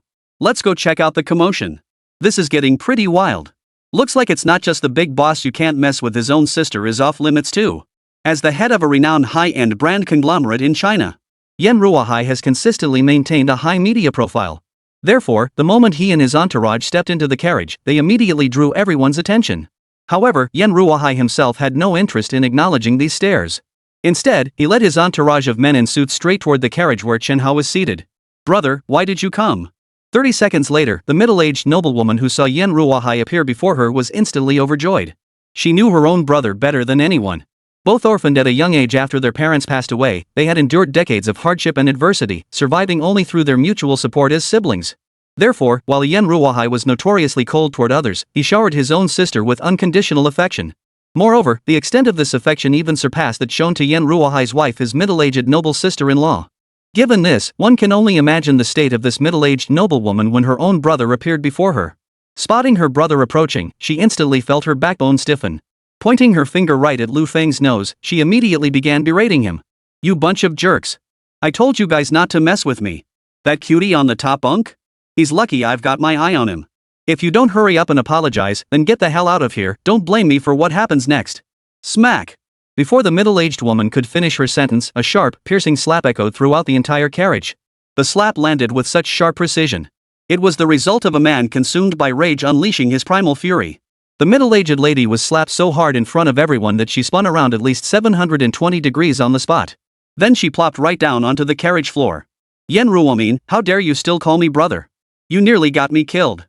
Do you even realize that? I always tell you to stay home and keep your head down, but you never listen. Now look what you've done, you're about to cause a huge mess. Are you hoping my company gets shut down? And you still have the nerve to pull that shameless act in front of everyone? Is it because I've been giving you face all this time? Ha? Is it because I've been giving you face? Smack! At the height of his agitation, Yen Ruohai promptly delivered another slap to the middle-aged noblewoman's face. After delivering both slaps, Yen Ruohai still felt no relief from his inner rage. He promptly commanded the several men in black beside him. Get this wasteful little sister off the car. Freeze all her bank cards, credit cards, and check privileges effective immediately. Also, notify everyone to convene a shareholders meeting first thing tomorrow morning. I will personally revoke her independent director status and send her packing back to her hometown to tend sheep. The sudden reversal of events unfolded too abruptly for the surrounding passengers to grasp what had transpired. The moment before, the arrogant middle-aged woman had been strutting about, but now she was being hauled off the bus by several men in black. Immediately after she was dragged out, something even more astonishing unfolded before the stunned onlookers. The crowd witnessed Yen Ruohai, the top tycoon whose combined net worth had long surpassed 10 billion, who had always carried himself with an air of superiority. He suddenly dropped to his knees with a thud in front of everyone, right into the carriage where Chen Hao was seated. This sudden move left every passenger utterly stunned. What's going on? Yen Ruohai actually knelt before that young man. Chapter 25, 100 billion? Just to apologize? Am I dreaming? What's the deal with that kid? How come even Mr. Yen is on his knees? Holy cow, what the hell is going on today? Yen Ruohai is the chairman of the prestigious Qingya Group. What's gotten into him? The sight of Yen Ruohai kneeling sent the crowd into an instant uproar. No one had ever witnessed such a bizarre spectacle, and it was utterly unimaginable that the chairman of the prestigious Qingya Group would kneel before a stranger who had been lying on the upper bunk the entire time, never once showing his face. This scene deeply shocked all the passengers present. Witnessing it, they not only engaged in heated discussions. At the same time, they began speculating wildly about the identity of Chen Hao, the passenger in the upper bunk. Yet the chatter among the onlookers did not sway Yen Ruohai's actions at that moment. After kneeling on the ground, Yen Ruohai showed not the slightest hesitation. He promptly removed his glasses, wiped the cold sweat from his forehead, and then addressed the direction of Chen Hao on the upper bunk with utmost reverence. My sincerest apologies, young man. Today's incident is entirely my fault, Yen Ruohai. I failed to keep my family in check. Every fault lies with me. I hope you, young man, will show mercy and not hold a grudge against my good-for-nothing sister. To atone for my sister's heinous transgression, I, Yen Ruohai, offer 100 billion yuan in cash equity from Qingya Group as a sincere gesture of apology and compensation to you, young brother. I humbly ask for your forgiveness, young brother. 100 billion? Whoa! This time, Yen Ruohai's words left not just the passengers in the entire carriage stunned. Even Chen Hao, who had been lying on the upper bunk without uttering a word, nearly dropped his jaw in disbelief. He had just seen Lu Feng leave with his phone, but he had no idea that such a minor incident on his end could lead to such an utterly unbelievable outcome. 100 billion Yen Ruohai, chairman of Qingya Group, had actually offered 100 billion yuan outright as an apology. Who could possibly believe this? Such an inexplicable windfall, even Chen Hao himself, back when he was modifying the tank, never imagined it would yield such bizarre results. 100 billion just to get an apology? What kind of nonsense is this? Brother Lu, Staring at Yen Ruohai's utterly sincere expression on the floor, Chen Hao was now completely at a loss whether he should go down or not. Go ahead, what could he possibly say to the other person? True enough, that middle-aged shrew had indeed harassed me earlier. But she was merely acting tough and spouting threats. With Lu Feng's protection, nothing serious had actually happened. Demanding 100 billion for that? Who would believe such a story? But refusing to back down didn't seem like a viable solution either. The chairman of the prestigious Qingya Group, a globally renowned business tycoon, was groveling before me like this. Yet here I am, leisurely lounging on the top bunk pretending to be fast asleep. This really is a bit hard to justify. So, considering I didn't know what to do, Chen Hao turned his pleading gaze toward Lu Feng, who had been escorting him all the way. Brother Chen, you should just rest. Once we reach Fengtian, you'll have plenty to attend to. It's best to get as much rest as possible on the journey. Don't worry, I've got everything else covered. Rest now, rest. Ha? Oh, okay, I'll rest. Before arriving, Chen Hao had already been informed by a certain official from the Beihai military district that, for his own safety, he must strictly follow Lu Feng's instructions throughout the journey. Now, upon hearing Lu Feng's words, Chen Hao could only glance at Yen Ruohai on the ground and offer an awkward chuckle before saying, My apologies, Mr. Yen. You should get up first. We can discuss other matters later. I need to rest now, I have a lot to handle tonight. Chen Hao was well aware that dozens, if not hundreds, of experts were waiting for him back in Fengtian. Therefore, after receiving Lu Feng's instructions, he merely offered Yan Ruohai a brief reassurance before settling back onto the upper bunk. With Chen Hao no longer making a sound, the onlookers nearby all turned their gaze back to Lu Feng, who had been standing by the whole time. They wanted to see what kind of reaction Lu Feng would have. Unfortunately, Lu Feng himself had no intention of escalating the situation. He had only called Commander Pang Genoa out of sheer frustration and concerned that his mission might be compromised. Now seeing a heavyweight like Yan Ruohai kneel respectfully before Chen Hao, Lu Feng himself felt a faint sense of dread. He finally realized that Chen Hao's status might be far more significant than he had previously understood. Come to think of it, Lu Feng had already learned from Pang Genoa that Chen Hao was a figure whom a large group of academicians from the Dragon Academy were scrambling to meet. Therefore, from the moment he received the assignment to escort Chen Hao, Lu Feng had already felt the immense weight of his responsibility. Little did he know at the time that academician Sun Fuming of the Dragon Academy would later discover a controlled nuclear fusion device, a groundbreaking scientific achievement that could be called a super contribution to science on that very tank. Therefore, he treated this mission as a major undertaking rather than the most crucial mission of his career. Now, seeing someone like Yan Ruohai cowering and apologizing repeatedly, Lu Feng was finally struck by Chen Hao's level of RD expertise. Holy cow, did brother Chen Hao really develop something incredible? How come even someone like President Yan reacted so strongly? After a moment's thought, Lu Feng immediately helped Yan Ruohai to his feet. Considering he couldn't delay escorting Chen Hao, Lu Feng then said to Yan Ruohai, "Mr. Yan, I'm sorry, but the train is about to depart. The fellow in the bunk above me still needs to rush to Fengtian. You should get up first. You go ahead and head back. If anything does come up later, I'll report it to the higher-ups.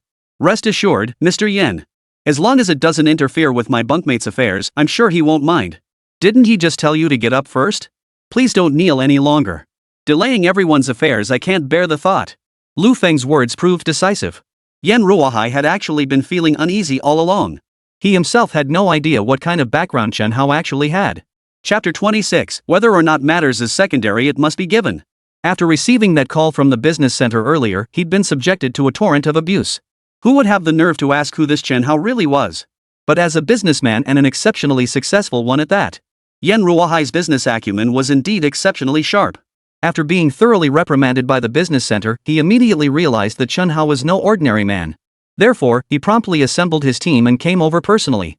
It was fortunate that his own Xingya group was located not far from this temporary high-speed rail stop. It was precisely this proximity that allowed Yan Ruohai to immediately drive to the station with his entourage of bodyguards. Subsequently, he used the station's personnel tracking system to pinpoint his sister's location within minutes. He rushed straight to Chen Hao's carriage. Of course, Yan Ruohai's responsiveness wasn't limited to handling matters efficiently. His skill in reading people's expressions and intentions had reached a level beyond the grasp of ordinary individuals. Seeing that Chen Hao didn't seem particularly angry, Lu Feng, meanwhile, had put in a couple of good words for himself. He immediately rose from the ground and then firmly grasped Lu Feng's hand, saying, "Brother, I'm counting on you. When the guy in the top bunk wakes up, just let him know I promise I'll make good on what I just said. Since you're all catching a train to Fengtian, I won't keep you. My apologies, it's not that our company lacks helicopters, but flights to Fengtian are unexpectedly grounded today. I'll step down now. My deepest apologies, my deepest apologies. Another day when you're not busy, I, Yan Ruohai, will personally come to your door to apologize." Until the bullet train departed again, Lu Feng could see Yan Ruohai and the others on the exhibition stand maintaining their smiles throughout. Having sensed Yan Ruohai's exceptional competence, Lu Feng was about to exchange a few more words with Chen Hao when suddenly, he heard Chen Hao on the upper bunk sit up abruptly once more. Brother Lu, come check this out. This can't be a dream, right? What's wrong, Brother Chen?" Lu Feng immediately looked at Chen Hao with caution. As for Chen Hao, seeing Lu Feng tense up, he promptly handed his phone over to the other man. Whoa! 100 billion? It actually came through? This fast? Lu Feng's eyes nearly popped out of his head when he saw the deposit notification just pop up on his phone. He sucked in a sharp breath, his speech momentarily slurred. Chen, brother, are you really modifying tanks? How come the technology on this tank is so valuable? As mentioned earlier, Lu Feng still didn't know that Chen Hao's tank was equipped with a controlled nuclear fusion system. Therefore, at this very moment, witnessing Yan Ruohai transfer a full 10 billion yuan to Chen Hao the instant he stepped out of the car left him utterly stunned beyond measure. Yet, even as Lu Feng now gazed upon Chen Hao as if he were a celestial being, he still underestimated Chen Hao's true strength. After following Chen Hao personally to the equipment workshop of the Fengtian military district, only then did he fully grasp why Commander Pang Genoa had managed to get a heavyweight like Yan Ruohai transported to the station within mere minutes. Controlled nuclear fusion that was nothing short of the greatest hurdle in the history of human energy development. Over the past century or so, humanity has poured trillions upon trillions into research efforts, all in pursuit of achieving this monumental feat. And now, Chen Hao has actually deployed a fully developed compact controlled nuclear fusion device directly onto a tank. The scientific value of such an achievement, how could it possibly be measured against a mere 10 billion? For humanity as a whole, Chen Hao's contributions are likely worth far more than 100 trillion. Of course, it's still a bit premature to talk about contributions just yet, since those experts and the academicians at the Dragon Science Academy are still waiting for Chen Hao to arrive. As for the 100 billion yuan matter, it was essentially just a gesture of goodwill from Yan Ruohai. After all, whether Yan Ruohai knew how revolutionary Chen Hao's research truly was. But ultimately, it was his own sister who had failed to perform adequately. Therefore, for the sake of Qingya Group's future development and my own personal future development, whether it's apologizing or laying the groundwork in advance. In any case, Chen Hao's money could be taken or left, but Yan Ruohai was determined to give it regardless. Investing 100 billion to cultivate connections with someone capable of shaking up the entire business center, no matter how you look at it, it's a deal that won't lose money. Moreover, it could bridge the rift between both parties. Why not seize the opportunity? At dawn, Chen Hao finally arrived safely at the Fengtian Military District headquarters under Lu Feng's escort. The group that had just arrived at the Fengtian Military District headquarters hadn't even had time to sip a cup of hot tea or sit down to rest for a moment. They were immediately surrounded by a crowd of academicians, experts, and professors who had come upon hearing the news. This must be young brother Chen Hao, right? Is that tank amphibious technology truly utilizing room temperature superconductivity? What kind of materials were used to achieve that? Young brother Chen Hao, you'd better answer this old man's question first. How exactly does a 40-ton tank manage to reach a speed of 400 kilometers per hour? Could you explain the specific principles of the hydrogen fuel engine in detail? Everyone, quiet down. Let me ask first. Master Chen Hao, could you give us a detailed explanation of that device beneath the cockpit that looks somewhat like a tokamak? Is it related to controlled nuclear fusion? Oh, and how did you manage to miniaturize such a complex device as controlled nuclear fusion to this size? Does the fusion fuel inside use radioactive hydrogen isotopes like deuterium and tritium? Or is it uranium-235? If it's uranium-235, how do you prevent radiation exposure? Before Chen Hao could catch a single second of rest, hundreds of experts from the Dragon Science Academy had already surrounded him like a solid wall. Everyone was chattering away, bombarding Chen Hao with their questions one after another. Many professors, academicians, and experts who couldn't get close enough to the front even climbed onto chairs, and some even stood directly on tables. Everyone, please quiet down. Quiet down, everyone. Distinguished members of the Academy of Dragon Sciences, esteemed researchers, please quiet down. Could we give brother Chen Hao a moment to catch his breath? Crowding him like this in the middle could lead to trouble. Chapter 27, Morning Enlightenment. The Scientist's Spirit of Research. Seeing the academicians and professors of the Dragon Academy, whose mere presence was usually an extremely rare occurrence, suddenly transformed into this state. Even Commander Lu Changsheng of the Fengtian military region, who had been accompanying these academicians all along, was left speechless. He had never encountered such a popular scientific expert in his entire career. What he found even more unimaginable was that the modding guru, so often praised by so many academicians, was actually just a young man in his early 20s. Not only that, but this young man looked completely ordinary except for being exceptionally handsome. There wasn't a trace of that old-school scholar vibe, nor any hint of that academic genius obsessed with research. What remained was simply the youthful vitality of an ordinary person. This left Lu Changsheng stunned, yet inexplicably, he felt a tinge of respect for Chen Hao. Heroes have always emerged from the young. Brother Chen Hao truly is no ordinary man. To develop so many advanced technologies on a tank at such a young age is beyond belief, utterly beyond belief. Of course, Commander Lu Changsheng wasn't the only one who felt a tinge of respect for Chen Hao. On the contrary, when Chen Hao himself saw this large group of gray-haired academicians from the Dragon Academy of Sciences and other professors and experts all gathering around him, he too was deeply moved by the sincere dedication of these professors, academicians, and experts. It was already the wee hours of the morning, 4 o'clock in the morning, to be precise. But what were all these scientists doing? So many people were actually waiting for my arrival. Moreover, many of the experts, professors, and academicians present had noticeably swollen eyes. This spirit willingly burning the midnight oil for science, willingly enduring long waits for science's sake. The Chen Hao of the past was someone you'd only encounter in science fiction novels or movies. The Chen Hao of the past had once read a book titled Morning Enlightenment written by Professor Lu Zixing. In this book, Professor Lu created a story about an extraterrestrial disaster responder sent to Blue Star to avert a catastrophe. In this narrative, since advanced extraterrestrial civilizations prohibit humanity from exploring high-level cosmic technologies, a truth altar was established. Scientists deprived of access to advanced knowledge and technology must seek the ultimate truth within their lifelong fields of study. They must ascend the altar and sacrifice their lives to receive the answers offered by the advanced extraterrestrial beings. In the novel, nearly all of humanity's most brilliant scientists ascended the altar of truth, sacrificing their lives for the ultimate truth. In real life, however, Chen Hao himself had always refused to believe it. After all, the idea of sacrificing one's life outright for the sake of truth seemed a bit too far-fetched no matter how you looked at it. Chen Hao simply couldn't believe that any real-life scientist would be so deluded as to trade their life for truth. Yet, after witnessing hundreds of scientists still bombarding him with questions at 4 in the morning today, Chen Hao was genuinely stunned by the scene before him. The vast majority of these people were already elderly men in their 50s and 60s. Yet the spirit they displayed? It was pure and simple, the kind of spirit found in novels, the kind where one hears the truth in the morning and feels ready to die content by evening. Such spirit, who could witness it without being shaken? Who could witness it without being moved? It turns out there really are scientists like this in the world. To abandon everything in pursuit of truth, this is no longer a scene from fiction, but a moment that has truly stepped out of the pages of a novel and into the real world. Scientists are truly magnificent. It's possible that even Confucius, the sage of ancient China, could never have imagined this over 2,000 years ago. A phrase he uttered over 2 millennia ago could so aptly describe this group of researchers. If one hears the truth in the morning, one may die content in the evening. If one hears the truth in the morning, one may die content in the evening. If one hears the truth in the morning, one may die content in the evening. Only when one reaches this level can one truly comprehend the transformations of the universe and all living beings. Hey, all you esteemed academicians and professors, waiting for me this late, don't you feel tired?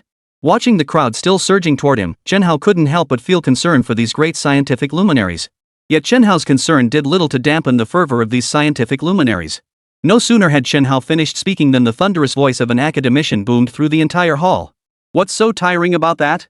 As long as China's scientific research continues to advance, we'd gladly lay down our lives here, every last one of us old bones.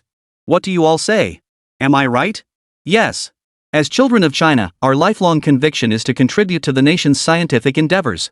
What's one night of waiting? Back when I was working on that Gobi Desert research project, we went without food and water, didn't we still push through? The words thundered forth from the academician's voice. One after another, numerous esteemed academicians began to declare their positions. Their stance was remarkably consistent. That is, for the sake of advancing China's scientific research endeavors to new heights, everyone was willing to endure any hardship or difficulty. Moreover, these words were not merely empty rhetoric from the academicians and professors. These words are not merely empty rhetoric from these academicians and distinguished professors. They represent the genuine sentiments of these academicians and professors. These words are not merely empty rhetoric from these academicians and professors. They are not merely speaking for themselves, they are also speaking for every researcher in China, indeed for every Chinese person. What they voiced was not merely their own heartfelt cry. What they were proclaiming was the fundamental reason why China's 5,000-year civilization has never been interrupted. What they proclaim is the tireless pursuit of truth, a testament to every drop of sweat shed by humanity upon this land. Though night deepens, the dawn of technological advancement for China's billions has already begun to rise. Very well. Since so many academicians, experts, and professors are unwilling to rest and are eager to hear this young man explain the technology employed in this tank, then today, I, Chen Hao, will gladly risk my life to keep you company. Esteemed seniors, please accept my deepest respect. Let us strive together for the rise of China. From this moment onward, I will walk you through every single technology implemented in this tank. This includes room temperature superconducting technology, as well as controlled nuclear fusion technology. Everyone, please be patient. We'll take it step by step. With the support of all our seniors, I, Chen Hao, will absolutely not let you down. Clatter! In an instant, thunderous applause erupted throughout the entire equipment workshop, resounding long and loud. Chapter 28, What's Teaching a Doctorate? As the applause gradually died down, the tank maintenance workshop of the Fengtian military district soon came alive with activity. A large group of academicians, experts, and professors gathered around Chen Hao, bombarding him with questions about various technical aspects of the tank modifications. Chen Hao, however, patiently answered their questions over and over again, dispelling the doubts in the minds of the experts. The entire Fengtian military district was buzzing with activity at that very moment, all because of Chen Hao's arrival. Yet there was one person who felt no excitement at all about Chen Hao's arrival. On the contrary, he had been pacing back and forth all night in the military guest house, unable to sleep. This man was Chen Hao's close friend and the driver involved in the tank malfunction incident, Manhwa. In fact, according to the original plan, the experts should have sent someone to question Manhwa hours ago. But who could have anticipated that Chen Hao's arrival would completely alter the situation within the entire Fengtian military district? At this moment, the professors and academicians could hardly spare a thought for Wang Hua, the pilot. Everyone's thoughts were focused solely on Chen Hao. Questions came one after another, and Chen Hao answered them one after another. Gradually, no one remembered who Wang Hua was anymore. Come to think of it, Wang Hua was just a driver. The reason he had been protected earlier was simply because the academicians considered him the primary pilot of the super tank. Therefore, there should be significant value in his operational and mechanical expertise that can be tapped into. But now that Chen Hao has arrived, everyone's focus has shifted entirely from the tank's mechanical and operational aspects to superconducting magnetic levitation and controlled nuclear fusion. Either of these technologies, in reality, is 10,000 times more significant than discussing the tank itself. So in this situation, sending these experts to seek out Wang Hua again would be nothing short of a pointless waste of time. And so, in the collective oblivion of everyone, Wang Hua endured a long, lonely night. What the hell just happened? Was the greatest moment of my life, Wang Hua's life, just a few short minutes? No way. I can't just sit around waiting at the guest house anymore. I need to take the initiative and show what I'm made of. Chen Hao's already set me up with such a great stage. If I don't take the lead, am I supposed to let that guy perform a one-man show? As the sun began to rise, Wang Hua's patience had reached its limit. The thought that opportunities to discuss matters with an academician were exceedingly rare in his lifetime overwhelmed Wang Hua. Unable to contain his excitement any longer, his trembling hands pulled open the guesthouse door, and he stepped outside. By this time, the sentries throughout the entire Fengtian military district had already learned that Wang Hua was a key driver involved with the super tank project. Therefore, no one stopped him along the way. Not only that, but a kind young soldier even excitedly pointed him toward the tank maintenance workshop. Go straight for 500 meters, turn left for 600 meters, turn right for 700 meters, then make a U-turn. If you see a cafeteria sign, you've gone the wrong way. Turn back, go straight for 500 meters in the direction you just came from, then turn right and you'll be there. He wasn't sure if it was his own ears playing tricks on him or if his mind had just short-circuited. In any case, after following the path indicated by the little soldier and circling around, Wang Hua did indeed realize he had taken a wrong turn. After retracing his steps and following the young soldier's directions once more, he finally located the tank equipment workshop. This is strange. I can't shake the feeling that the directions given by that young guy earlier were somehow off. Seeing the tank equipment workshop's gate wide open, Wang Hua scratched his head but didn't dwell on it. He simply walked straight inside. Had Wang Hua not gone inside, it might have been fine. But the moment he stepped into the workshop, the scene before him left him utterly stunned. Holy cow, is Chen Hao really that good? He's actually teaching an academician? The entire equipment workshop was now filled with over 100 desks arranged around that super tank. At each desk, no fewer than 4 or 5 researchers were gathered, pens in one hand and drafting paper pressed against the desk in the other, scribbling and sketching while engaged in constant discussion. Meanwhile, Wang Hua's friend Chen Hao had switched into self-study mode, receiving guidance from a renowned tutor. Chen Hao could be seen constantly shuttling back and forth between different desks. As he moved, he would occasionally pick up paper and pen from the desks in front of him, scribbling a few strokes on the surface. This scene was exactly like a high school teacher explaining problems to students during self-study period. But the problem is, the people sitting at these desks now are a group of academicians. Good heavens! Am I seeing this correctly? Chen Hao, that little rascal, is actually lecturing to academicians? And to this many academicians? Staring at the scene before him, Wang Hua was so stunned he nearly wept. He had already lived a life that could be considered blessed by heaven. At 15, he graduated from high school and was admitted to the youth program at Lunka University. At 17, he shaved off another 2 years and was directly admitted to the master's program at Lunka University. At 19, he was interviewed and admitted as the youngest doctoral candidate recruited by the Dragon Science Institute in a decade. In his early 20s, he successfully joined the Beihai Institute of Armament Equipment, renowned as a cutting-edge military R&D center. Not only that, but Wang Hua was also invited to serve as a visiting professor at Beihai University of Science and Technology due to his youthful talent and achievements. He was specifically tasked with lecturing masters and doctoral students aspiring to pursue defense research whenever his schedule permitted. Such a resume, no matter where it appears, would easily outshine any academic prodigy or genius. But now, when compared to Chen Hao, he pales in comparison. What's the big deal about teaching master's students? What's the big deal about teaching doctoral students? Chen Hao, just a boss of a modification shop, has now advanced to the point of lecturing academicians. This leap is far more rapid than a rocket launch. It's like Chang'e flying to the moon one moment an ordinary, unremarkable person. The next moment, I became a national treasure, a superstar in scientific research. This left Wang Hua with no choice but to concede defeat. Young brother Chen Hao, are you free? Could you come over? I'm a bit confused by that fusion reaction equation you just gave me. Should the isotopic changes in the fusion reaction be factored in too? While Wang Hua was still reeling from Chen Hao's terrifying research capabilities. Chapter 29, If only this tank could be taken apart. The question from an elderly man with a head of silver hair instantly caught his attention. Whoa! Academician Cheng Shoren? He actually raised his hand to ask Chen Hao a question? What? What's going on here? Academician Cheng Shurun Manhwa knew him all too well. A top expert in materials science and engineering physics at the Long Academy of Sciences, an academician of the Long Academy, and the undisputed global leader in the field of engineering physics. Alongside another Long Academy academician, Professor Pan Jianqi, also specializing in engineering physics, and Professor Ma Weiguo, an academician in materials engineering at the Long Academy, the three are collectively hailed as the three pillars of China's scientific research community. Now, he actually raised his hand to ask his good friend Chen Hao a question. Who could believe such a thing if they hadn't seen it with their own eyes? Stunned beyond belief, Wang Hua glanced once more toward academician Cheng Shurun. This glance instantly made Wang Hua's eyes widen another twofold. Professor Pan Jianqi and Professor Ma Weiguo, they're actually sitting at the same table. I can't be dreaming, can I? There they were, three esteemed academicians from the Dragon Academy seated side by side at a single desk, waiting for Chen Hao to offer his guidance. Wang Hua felt as though he had been plunged into a daze. He had seen Professors Pan Jianqi and Ma Weiguo just last night. At the time, both of them had even taken the trouble to shake my hand warmly and ask about Chen Hao. And now these two big shots, along with another big shot, have all become elementary school students in Chen Hao's classroom. This scene was utterly beyond Wang Hua's wildest imagination, no matter how expansive his imagination might be. Yet, at this very moment, it was unfolding before his eyes, real and undeniable. Professor Chang, please wait a moment. I'll be right over. Just as Wang Hua was completely numb and dazed, Chen Hao had already walked past him toward Professor Cheng Shurun. As he passed Wang Hua, Chen Hao smiled and gave him a friendly pat on the shoulder. Sorry about that, Brother Hua. Scared you yesterday. Hang tight, we'll catch up later. With that, Chen Hao walked straight over to Professor Cheng Shurun's desk. Oh, it's like this, Professor Chang. This controlled nuclear fusion reaction equation I've written is based on the principles of chain reactions. You'll find it quite straightforward once you substitute the mass energy equation for the isotopes.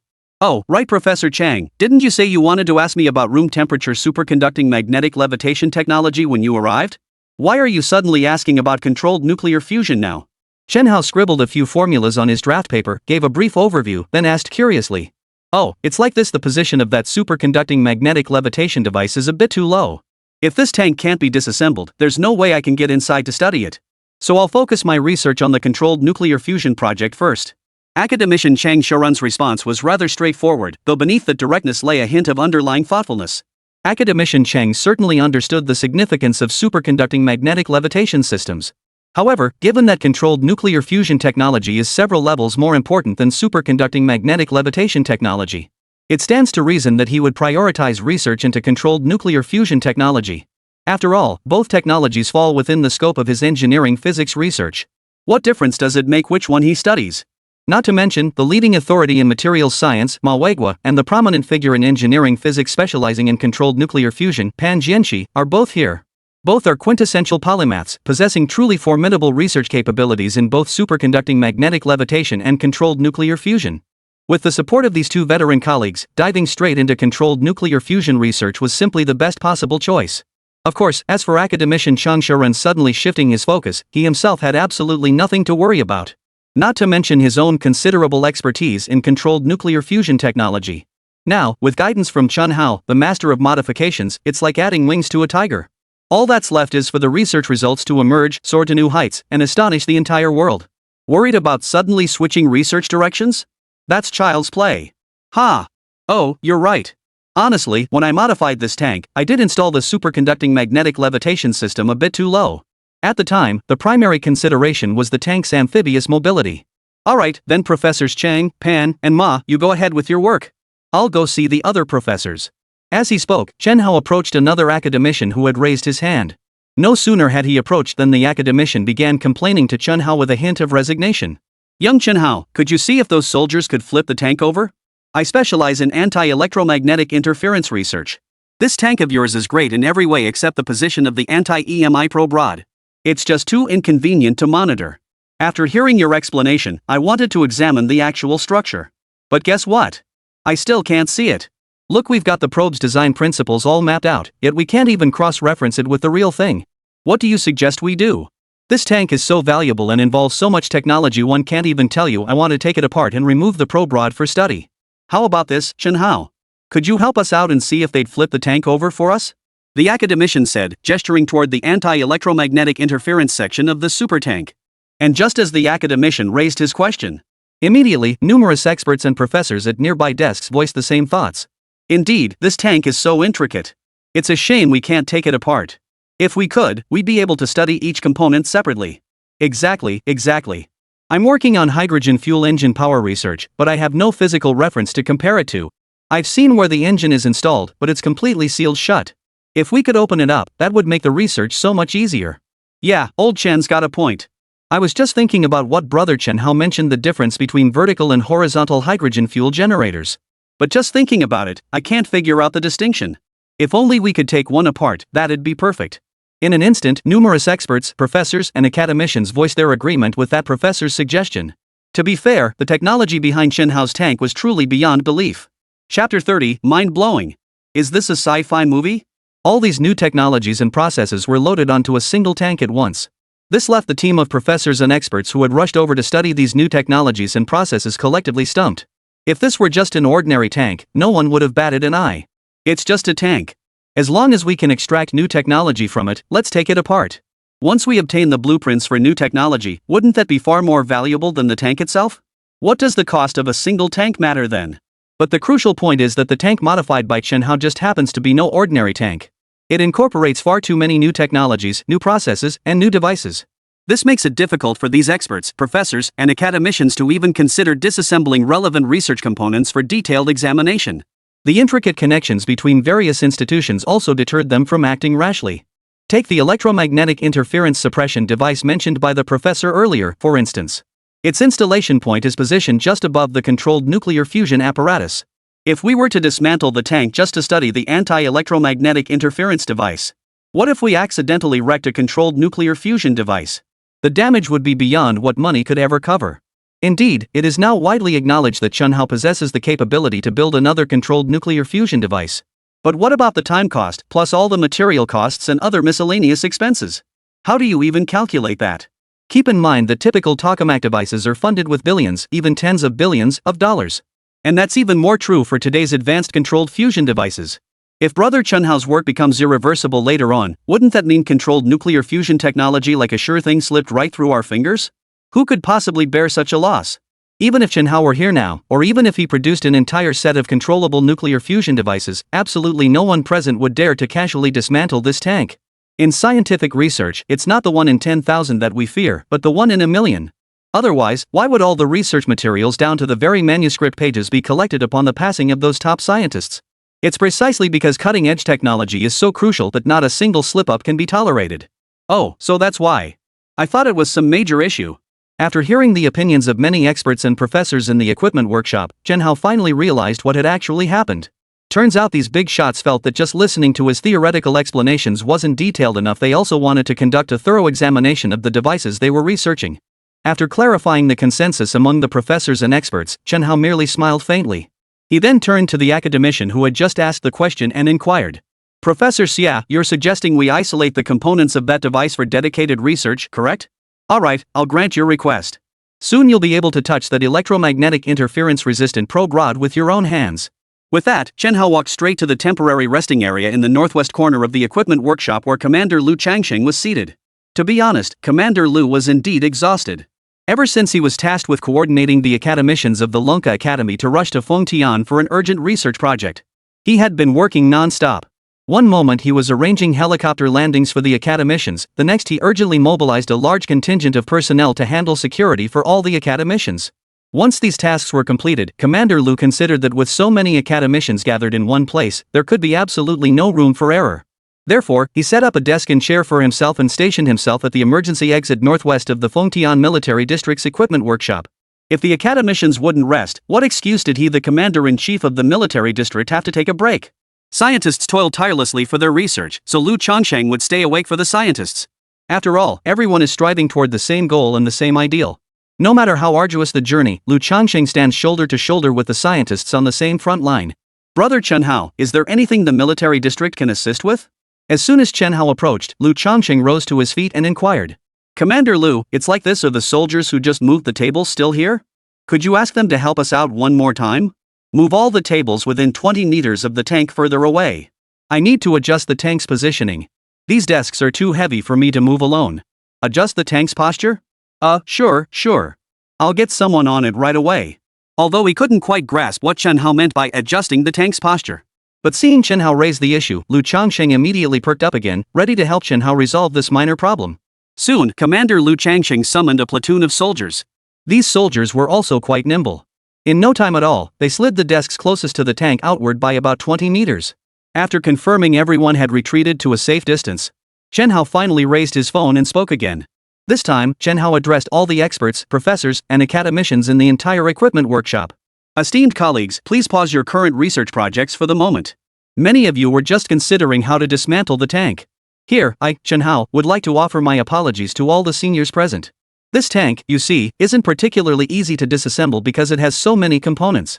If we take it apart and then try to reassemble it, it would take an enormous amount of time, and we might end up damaging quite a few parts in the process. At this point, Chen Hao paused briefly before calmly continuing to address all the senior technicians in the equipment workshop. But I have another way to let everyone see the results of my modification skills. Everyone, take a look.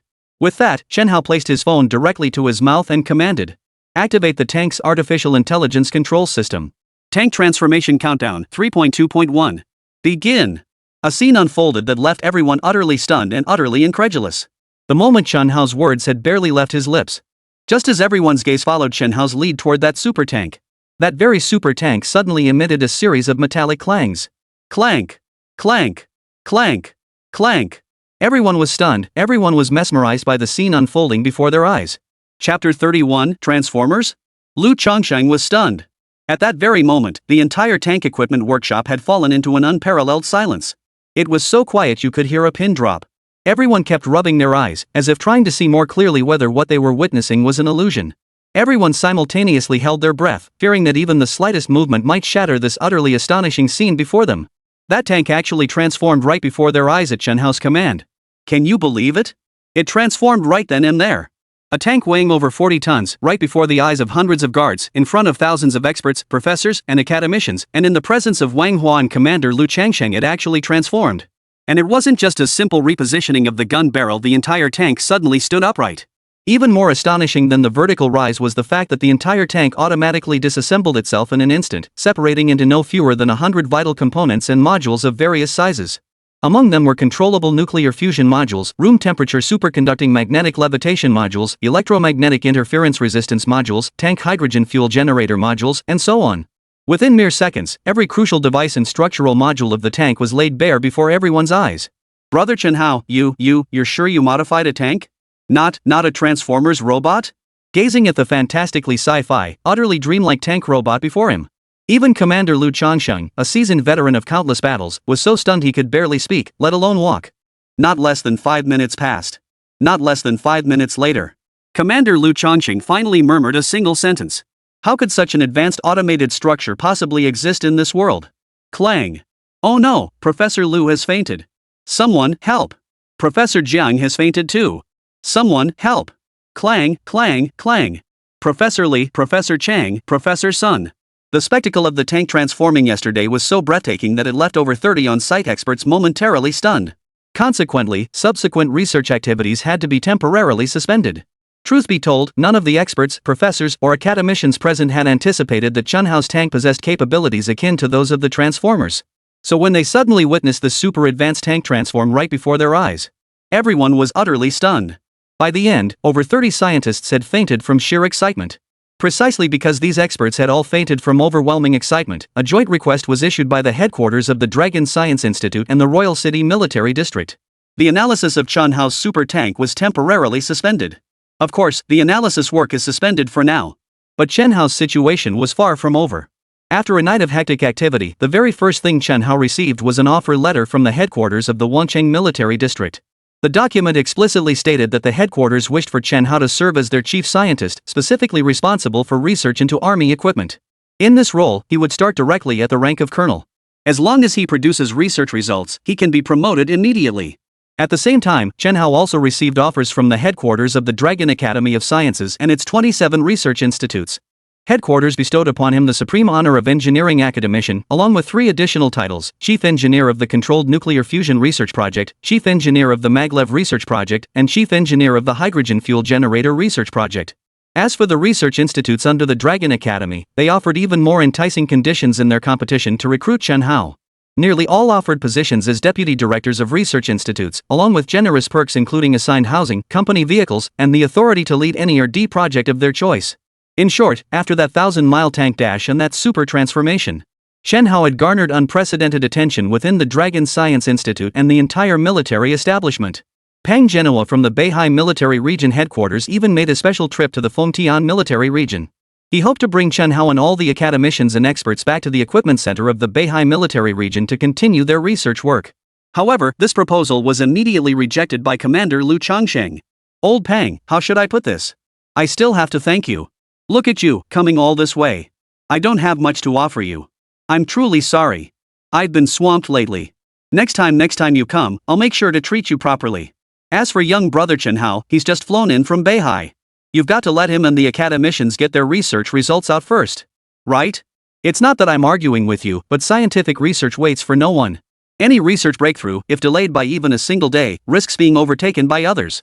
So tell me, why make brother Chen Hao run back and forth like this at a time like this? That's just wasting time. As for those academicians and expert professors, you should know that many of them are already quite elderly. At a time like this, do you really think it's reasonable to have them flying all over the place? I certainly don't. Anyway, your private jet must be running low on fuel after flying so far. Don't worry, I'll have it refueled immediately. Take care, no need to see me off. Regardless of whether Pang Genoa agreed or not, he kept repeating anyway over and over. Lu Changsheng politely saw Pang Genoa off. Of course, Lu Changsheng's refusal to grant Pang Genoa's request at this juncture stemmed from no other reason than that. Rather, it was because Lu Changsheng had just been assigned an exceptionally challenging task. This mission was an order issued by the Capital Military District headquarters to the Fengtian Military District and one that absolutely could not fail. The directive was clear: in 5 days' time, Lu Changsheng must participate in the global tank competition held in Camel Kingdom. Yes, this is an international competition of great importance to headquarters. If Lu Changsheng were to lose this competition, the resulting chain reaction would be quite severe. But if Commander Lu Changsheng were to lead his team to victory in this competition, it would not only bring global recognition to China's tanks but also attract a series of orders from armies worldwide. As is widely known, tanks represent a crucial component within the military equipment arsenals of nations worldwide. Chapter 32: The Global Tank Showdown. The reason headquarters considered sending Lu Changsheng to lead the team in this global tank competition was: the primary reason was that as the foremost ground forces military base, the Fengtian Military District's equipment development was actually the most advanced within all of China. Over a century ago, Fengtian had already gained worldwide renown as China's heavy industrial base. Despite the passage of a century, Fengtian's industrial prowess no longer holds the prominence it once did on the national stage. However, in the development of military equipment for the army, it still maintained a relative lead over other military districts. Take the Type 99 main battle tank, for instance. Its production base falls under the jurisdiction of the Fengtian Military Region.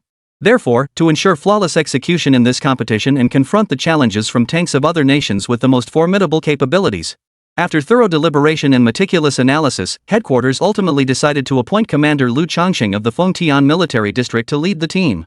Lu Changsheng naturally dared not take this crucial mission lightly in the slightest. Because if one disregards the super tank currently modified by Chen Hao, in reality, Lu Changsheng might not actually be able to field a battle-ready tank with absolute certainty. The global tank competition was no ordinary tank contest. It represents the ultimate test of the world's most advanced tank manufacturing and driving technologies. On this competitive stage, for decades past, it has always been the bear and the big beauty taking turns to dominate. It wasn't until recent years that China's tanks, through continuous research, development, and innovation, have gradually begun to make their mark. However, according to reliable sources, in reality, the super tank currently being modified by Chen Hao is not the only one of its kind developed recently. According to the intelligence currently in Lu Changsheng's possession, the United States appears to be testing an intelligent super tank that transcends its era. It is said that this tank possesses overwhelmingly superior combat capabilities compared to conventional tanks. An even more alarming claim suggests that the destructive power of this tank could rival that of 50 existing main battle tanks of any type. Therefore, in order to successfully complete the major mission assigned by headquarters this time, in the end, Lu Changsheng staked all his hopes on Chen Hao. There was no other choice at that moment. He genuinely couldn't find a super tank capable of crushing 50 active duty tanks. A single tank crushing 50 others? What does that even mean? It's like comparing heaven and earth. Lu Changsheng had spent decades in military service. His entire service span actually covered several generations of tank development history. Yet he had never heard of a tank that could effortlessly crush 50 of any previous generation's tanks. Frankly, that ratio is almost on par with fighter jets taking down tanks. In fact, it might even be argued that fighter jets engaging tanks might not achieve such efficiency. After all, some tanks are equipped with surface-to-air weapons. It's entirely possible that before the fighter even reaches the tank, it could be shot down by the tank's surface-to-air missiles. Brother Chen Hao, I've explained everything about the global tank competition to you. I just don't know if Brother Chen Hao is willing to help us out with this favor. I know this tank is a product Brother Chen Hao modified himself. Although the Beihai Weapons Equipment Research Institute paid for it, they haven't yet obtained full technical authorization from you. Therefore, I'm considering this, if Brother Chen Hao is willing to take this tank and test his mettle against those foreigners for the sake of our China. Then I, Lu Changsheng, on behalf of the entire Fengtian military district and all the sons and daughters of China, would like to express our deepest gratitude to Brother Chen Hao. When discussing this matter with Chen Hao, Lu Changsheng did not display the slightest bit of arrogance. Instead, Lu Changsheng extended the invitation to Chen Hao with sincere words. Not at all, not at all. I didn't do anything special, there's no need to thank me. Commander Lu, I'm aware of the matter you mentioned. Rest assured, if it were any other favor, I might consider my own interests and might not help. But this particular favor, Commander Lu, even if you hadn't consulted me, I would have helped regardless. After all, we are all children of China. If you contribute your share and I contribute mine, then all of China will have hope. Faced with the other party's sincere invitation, devoid of any airs, Chen Hao's response was naturally extremely straightforward. Chen Hao, who had never imagined he would one day bring glory to his country, found himself facing countless adversaries lurking behind enemy tanks in the vast desert, their eyes fixed on him like predatory beasts. Chen Hao had long since resolved within himself that he would never allow the dignity of the Chinese people to be tarnished before the eyes of the world. Therefore, the moment Lu Changsheng finished making his request, Chen Hao accepted this daunting task without hesitation. Oh, right, Brother Chen Hao, I have a question. I'm not sure if it's appropriate to ask. Before leaving Chen Hao's room, Commander Lu Changsheng turned back, looking at Chen Hao with a hint of confusion. What is it? Commander Lu, feel free to speak your mind. Chen Hao nodded and replied with a smile.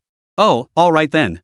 I'll just ask, Brother Chen Hao, the Transformers tank of yours on the day of the competition, will it be able to revert back to its tank form? You know, for the global tank competition, the entry gear should at least look somewhat like a tank, no matter what.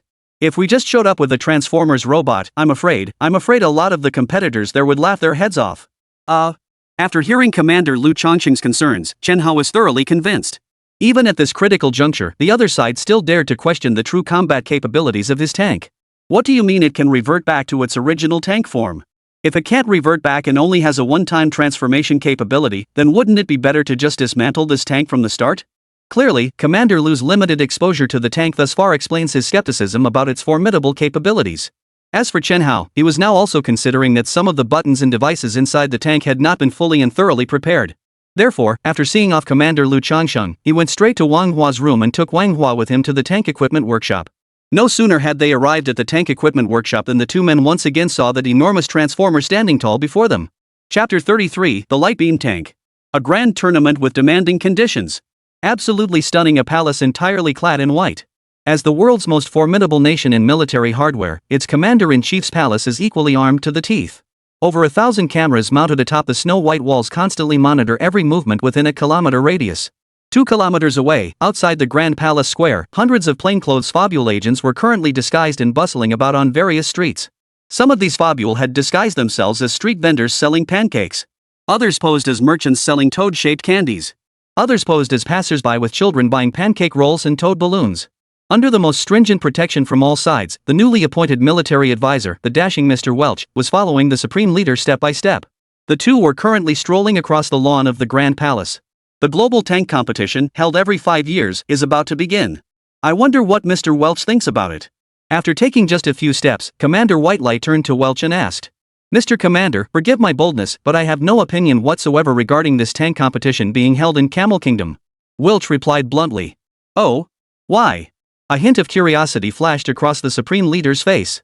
Based on past experience, our magnificent tanks have always emerged victorious. I expect this year will be no exception. If we're comparing active duty tanks, our magnificent M1A2 tanks are already more than capable of crushing every other nation's tanks. As everyone knows, in the last contest, even the latest Russian T-90 was outperformed by us. Therefore, based on past performance, victory this time around is still a foregone conclusion. If this achievement alone is insufficient to demonstrate our remarkable accomplishments, then I am confident that our newly developed M12B tank will prove it to the entire world.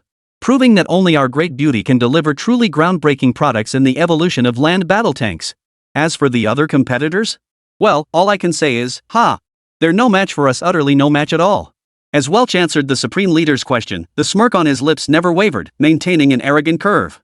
Truth be told, the M12B tank developed by Big Beauty this time truly was a groundbreaking product. Not to mention that the tank's armor has been completely upgraded to the most formidable carbon fiber hull. Even its weapon systems have abandoned the traditional tank cannon approach, adopting instead the most advanced laser beam strike mode. The so-called laser beam strike mode essentially functions similarly to the laser tank seen in Red Alert. It requires no artillery system whatsoever. By simply firing high-energy lasers, it can effortlessly destroy any target equipment with temperatures reaching 100,000 degrees. 100,000 degrees Celsius, that's enough to melt even steel battle tanks. Could such a laser beam tank possibly lack formidable power? Moreover, this main battle tank's light beam strike mode isn't merely about sheer power. Its true strength lies in the fact that the tank itself is equipped with this CHACT system. With this artificial intelligence system in place, the M12B tank can simultaneously target 50 separate objectives and execute precision strikes within a 20-kilometer range to achieve tactical objectives. As one might imagine, a single tank can simultaneously lock onto and engage 50 enemy tanks of the same type. Just how advanced has the technology behind this tank truly become? It was precisely the emergence of this newly developed super tank that instilled immense confidence in the newly appointed military advisor, Mr. Welch. This confidence allowed him to casually predict the outcome of the upcoming tank competition days in advance.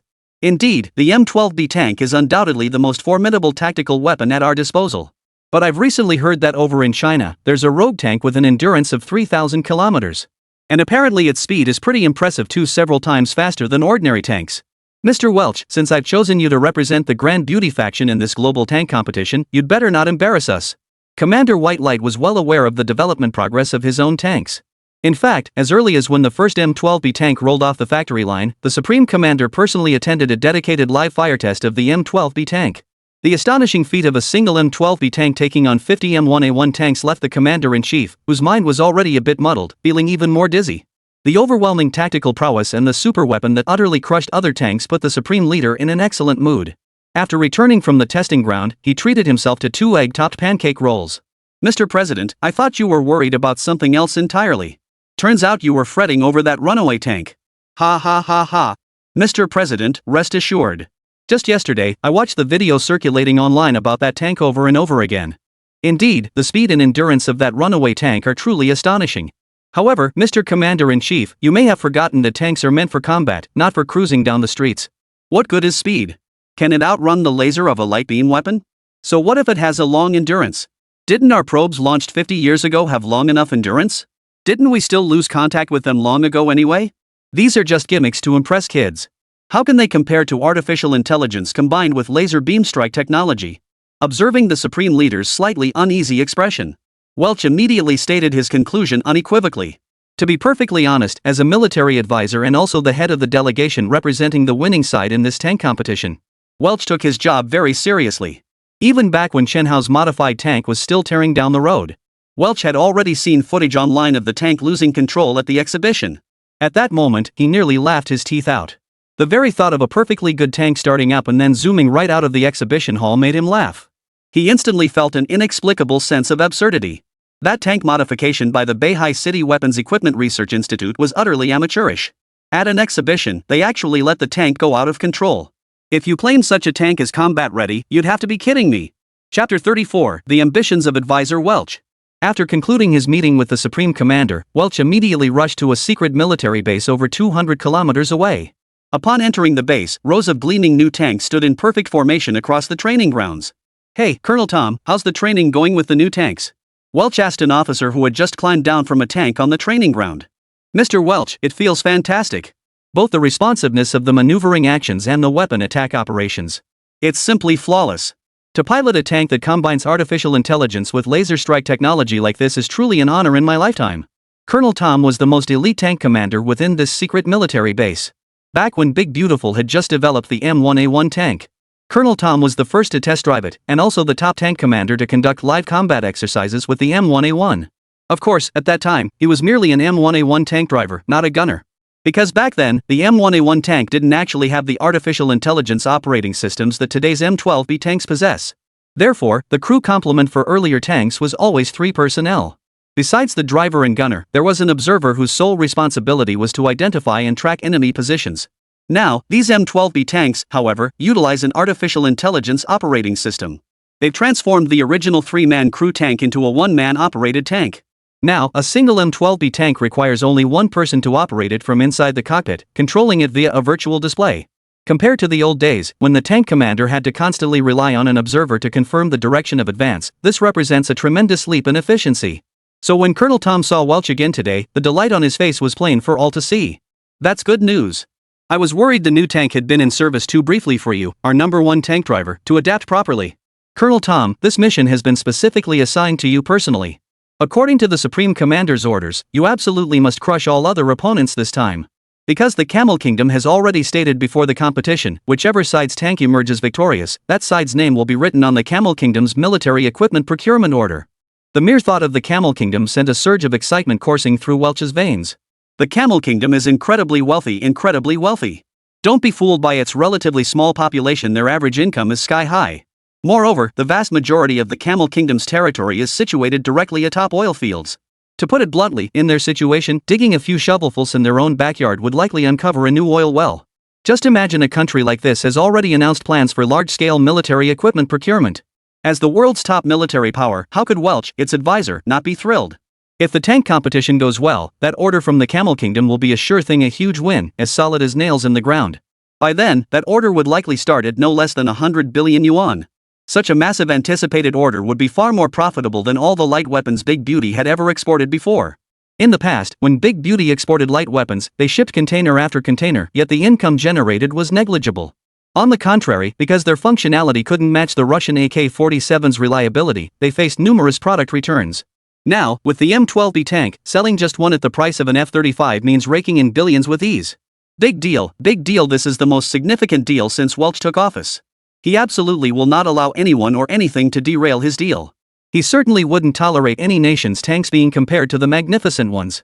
The competition must intimidate all rivals, and the order must crush all competitors. The proverb speaks of trying to have your cake and eat it too, but Welch was determined to have both. That was his ambition, a shining, naked ambition.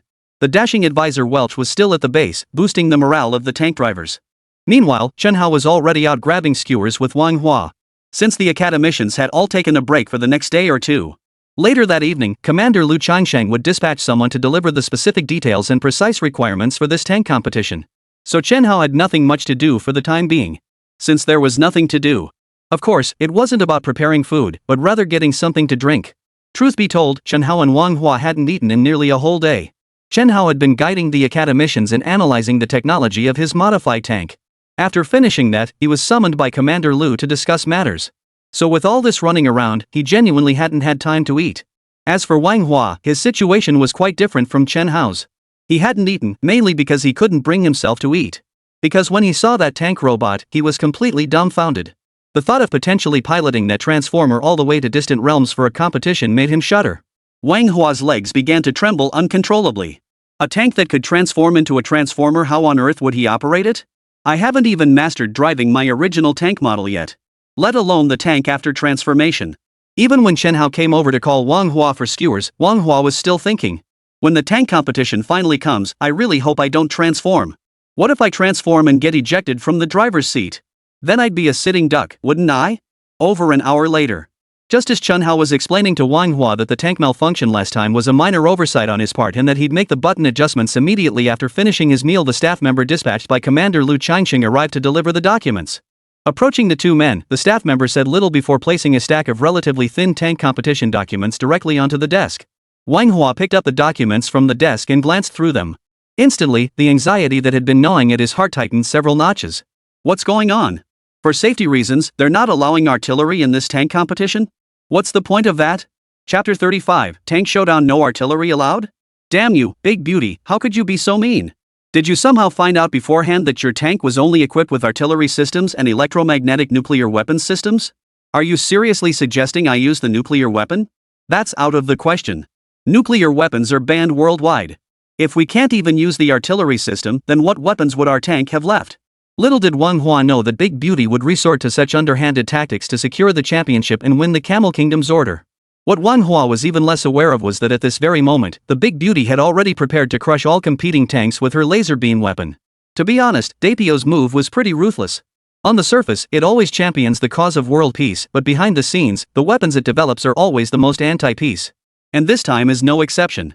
The US fully understood that while it already possessed laser weapons, most nations' tanks lacked comparable armaments. So, he conveniently found an excuse to preserve world peace and outright banned artillery. You see, tanks typically rely on the cannon mounted on their turret as their primary weapon. Now tank competitions actually forbid the use of cannons.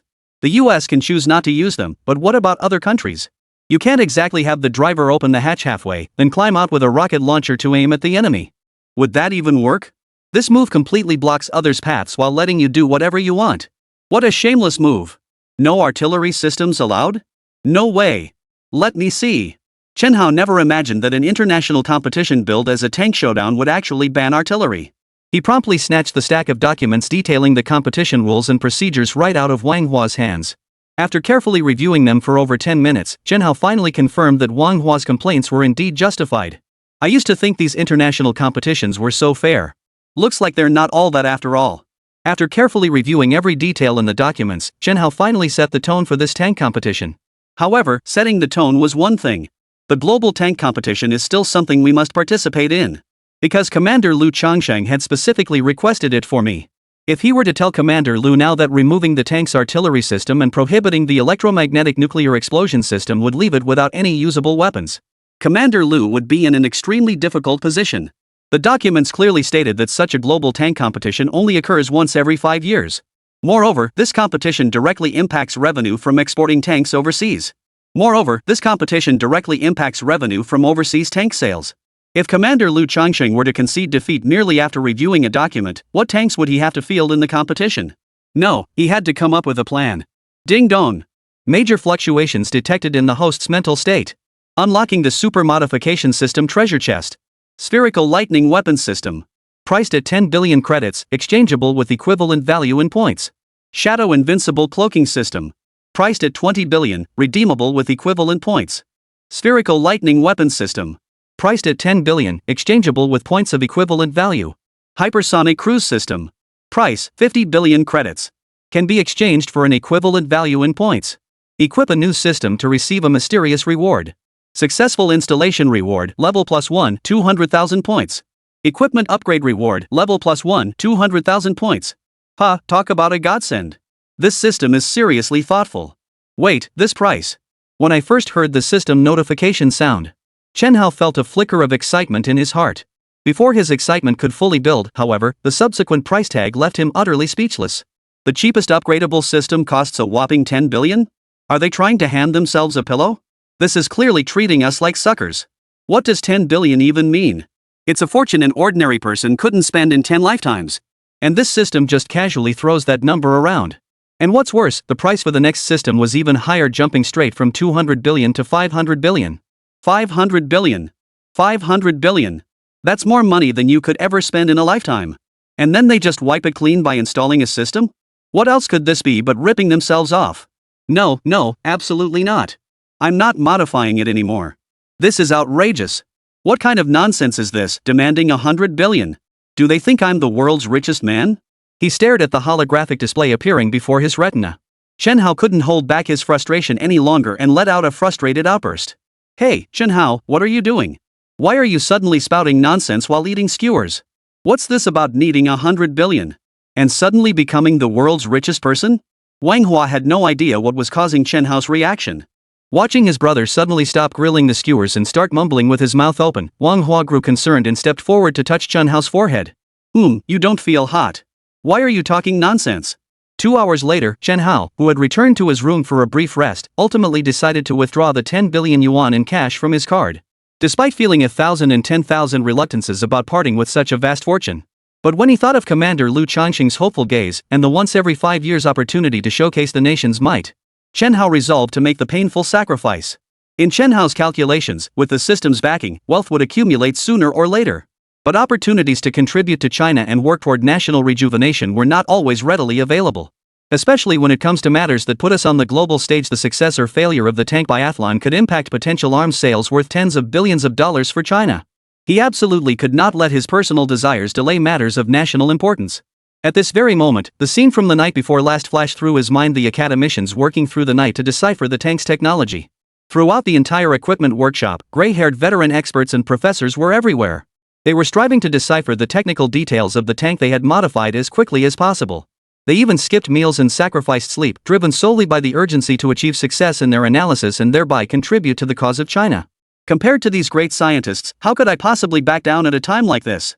How could such retreat possibly honor the academicians who risked everything and traveled thousands of miles for the sake of China's scientific endeavors? Chapter 36, Tank Remodeling. Spherical Lightning Weapon. Once the decision was made, the rest fell into place. When Chen Hao returned to the tank maintenance workshop of the Fengtian military district, he discovered that the 10 billion yuan in his bank account had already been deducted. All that remained was the 100,000 huaxia currency he'd earned as a reward for modifying the tank earlier. But the loss of money didn't dampen Chen Hao's spirits.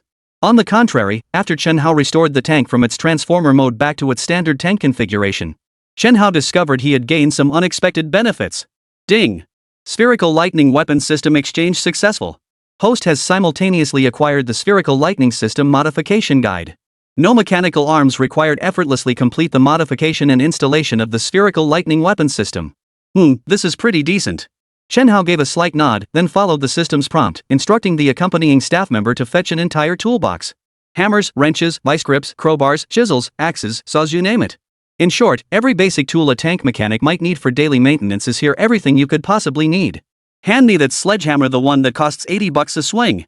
Now hand me the wrench, yes, that hex wrench. I need to remove the screws here to make some space. Though the few staff members nearby couldn't quite grasp what Chen Hao was actually doing. As Chen Hao's actions grew increasingly bizarre and extraordinary, the surrounding staff were all stunned by his performance. The people beside Chen Hao were all specially assigned by Commander Lu Changsheng professional technicians dedicated to tank modification and maintenance. To put it plainly, these individuals all possessed extensive experience in disassembling and reassembling tanks. Anyone who's seen the TV series Soldier Surge should know that tank disassembly, maintenance, and repairs are actually handled by ordinary soldiers. Remember that scene in the show? The squad leader held the steel pickaxe in one hand while telling Sumumu, right now, it's simple, you've got one path, swing the hammer. As the saying goes, what happens in stories is what it is, true or not. The tank modification project, in fact, unfolded just like in the movies. Chen Hao's work was nothing short of magical, completely transcending conventional tank repair and modification concepts. The surrounding crew members grew increasingly impressed the longer they watched him. Am I seeing this correctly? How is Chief Engineer Chen Hao had recently accepted several appointments at the Dragon Science Academy headquarters, so most people now addressed him as Chief Engineer Chen, able to control the hammer's force like that. That's incredibly precise. Structural modifications usually require specialized equipment. How could they have found an alternative solution using just 2 wrenches? I just don't get it. Honestly, I'm completely baffled. I've been repairing tanks for 15 years as a veteran technician, yet I can't make heads or tails of Chief Engineer Chen's every move. As Chen Hao's operations grew increasingly proficient, the admiration of those around him only intensified. Watching Chen Hao install a peculiar-looking device inside the tank without any automated machinery, everyone's eyes were glued to the spectacle.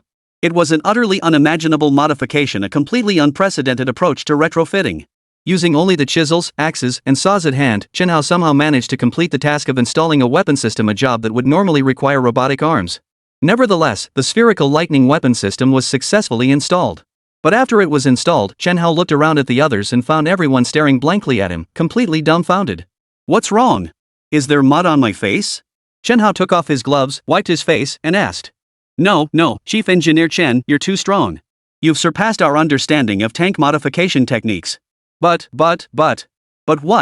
Chen Hao urged impatiently. But is this device really that Spherical Lightning Weapon System?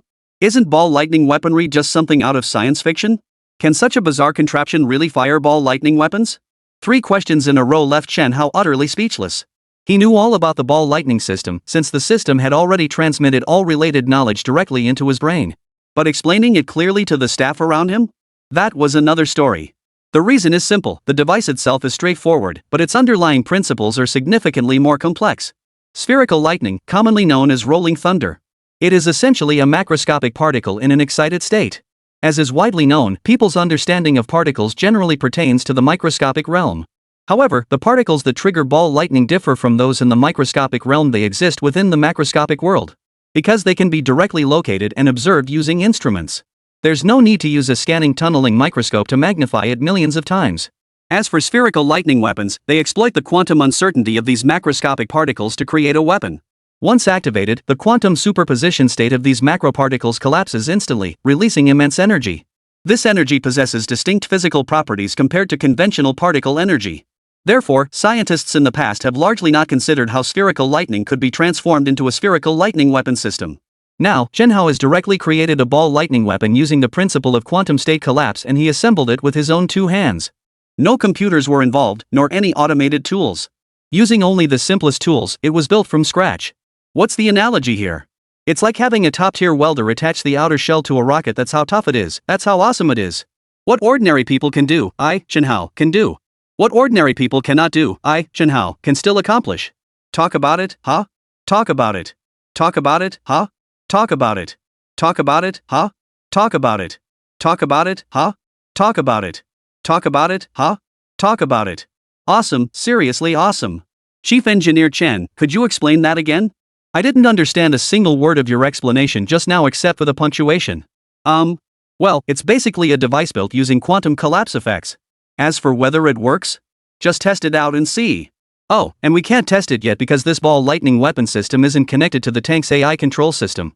Everyone, hang tight for another half day. Chapter 37, are you sure this is a ball lightning weapon and not a boiler?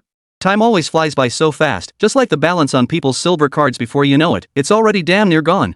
The next day, when Commander Lu Changqing arrived brimming with anticipation and excitement to inspect this tank now twice overhauled and poised to compete in the Camel Kingdom, Commander Lu Changqing fell silent. Not only did Commander Lu Changqing fall silent, but even the dozen or so tank modification specialists beside him fell silent. After an unknown span of time, the awkward silence in the workshop was finally broken by a surprised inquiry. Chief Engineer Chen, you're saying you've added a spherical lightning weapon? But look at all this sheet metal bolted onto the tank's hull, isn't that clearly shaped like a furnace? No offense, Chief Engineer Chen, but are you sure this is the ball flash weapon you described, and not a boiler? And why is there an extra spout sticking out? Staring at the cylindrical contraption bolted onto the tank, Lu Changqing's eyes nearly popped out of his head. He had spent half his life crawling through the trenches of the military field. But this uniquely shaped weapon attachment? Lu Changqing had never seen anything like it before. The tank modification specialists surrounding Commander Lu Changqing shared his sentiments. Upon seeing the uniquely spherical flash weapon design, their first thought was of a stove with a kettle spout attached to a kettle rack. As the crowd stepped closer for a proper look, their eyes widened like copper bells. Good heavens, it was hammered on with a hammer. The precision of this retrofit is incredibly crude, yet the technique is nothing short of astonishing. How could such a miraculous skill exist? Unbelievable, absolutely unbelievable. It's utterly breathtaking. Perfect craftsmanship combined with such a crude, primitive design. Is this really a weapon? Could it be an abstract art piece crafted specifically for display? Nearly everyone was astonished by the craftsmanship Chen Hao had employed to manually attach the ball flash weapon. But at the same time, everyone was even more astonished by just how incredibly crude Chen Hao's ball-shaped flash weapon turned out to be. The mechanics who had worked on tank modifications knew full well that even if given decades, they could never have conceived of such an ingenious method as Chen Hao's simply hand-installing tank components. Yet they also knew full well that what stood before them was nothing more than a pile of meticulously assembled junk. Peering through the spout, all they could see was pitch blackness, punctuated by the flickering glow of a few strands of wire, copper, iron, or some other metal. If it weren't for these technicians being many times more skilled than the crew who'd previously assisted Chen Hao with installing the tank's weapon systems, it would be hard even for them to believe that what they were seeing before them was the spherical lightning weapon system. It does look somewhat like the structural design of a ball lightning weapon system. But currently, spherical lightning weapon systems are still only in the research phase in human society. I wonder how you, Chief Engineer Chen, managed to build one. An expert well-versed in weapon systems inquired of Chen Hao. Quantum superposition state, you know Schrodinger's cat. Those aren't copper wires inside, but macro particle capture devices. Essentially, particle capturing metal probes. They're a bit rough around the edges, but they'll do the job. My ball flash weapon employs the most basic probe capture method, with the tank's AI system controlling the probe's vibration frequency. It then captures macro particles in the vicinity through resonant coupling at the same frequency. Finally, by stimulating these macro particles, it triggers a quantum collapse effect to release spherical lightning. Chen Hao provided a concise explanation. But it was clear that today's experts, just like yesterday's staff, hadn't understood a single word of what Chen Hao had described. Then again, the concept of spherical lightning weapons hadn't become a reality anywhere in the world yet. How come Chen Hao just tinkers around all day and suddenly makes a ball lightning weapon a reality? That's impossible. Hey! Chief Engineer Chen, I'm leading the team to Camel Kingdom tomorrow. You've added a boiler system to the tank. How am I supposed to compete with this? In truth, Lu Changqing wasn't really complaining about Chen Hao. He knew full well that Chen Hao had rebuilt the tank twice solely to help him. However, what he was seeing before him truly exceeded the bounds of his own understanding. So, after realizing this journey was likely to end in utter humiliation, Lu Changsheng sighed helplessly. Commander Lu, I know you don't believe this boiler-like contraption could generate ball lightning. But I can tell you unequivocally that this device absolutely can generate ball lightning. Well, whatever. At this point, adding more weapons is impossible anyway. We'll just have to rely on luck this time.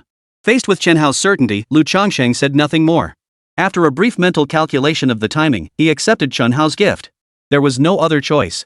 For this global tank competition, China had no other new tanks besides the Type 99A that Lu Changsheng could field. Therefore, even if he didn't want to make do, he had no choice but to keep making do. A few hours later, Lu Changsheng and his entire inspection team sealed away the gift Chen Hao had presented. Meanwhile, after undergoing a series of training sessions and modifications, Chen Hao found himself utterly exhausted. He did not accompany Lu Changsheng to the Camel Kingdom at that moment. Instead, after seeing off Lu Changsheng, Wang Hua, and the others, he headed straight back to the guest house of the Fengtian military district. There, he flopped sprawled out on a bed and fell into a deep, sound sleep. The fifth day arrived in the blink of an eye. Across the vast desert, the moment Commander Lu Changsheng and his entire regiment stepped off the plane, they were deeply moved by the soft, fine sand beneath their feet. Looks like this trip wasn't in vain after all. As for the race to secure the top spot and win the order, we're just playing second fiddle. As for what happens once the competition begins, we'll just have to take it one step at a time. Deep unease permeated the atmosphere regarding Chen Hao's second-generation modified tank. Therefore, Commander Lu Changsheng did not immediately unload the super tank. Instead, he waited until numerous members of the international delegations had arrived at the airport and departed with their tanks. Commander Lu Changsheng finally ordered the unloading of the star attraction of this competition, the super tank. Chapter 38, Welch's Provocation. The Camel Kingdom truly lived up to its reputation as the desert world's most formidable power. Its sheer grandeur was something no ordinary nation could rival. Having just led the competing team to the arena outside the Camel Kingdom's competition city, Commander Lu Changsheng and his entire entourage were utterly captivated by the opulent aura emanating from the wealthy landowner Go. Endless golden roof tents, opulent Persian carpets, and hundreds of top-tier sports cars arriving to transport the contestants. The entire team was utterly dumbfounded. Can you believe it? Out in the desert, they actually dared to use sports cars. The lead one was even a supercar made entirely of pure gold. They say over a ton of gold was used just for the body shell alone.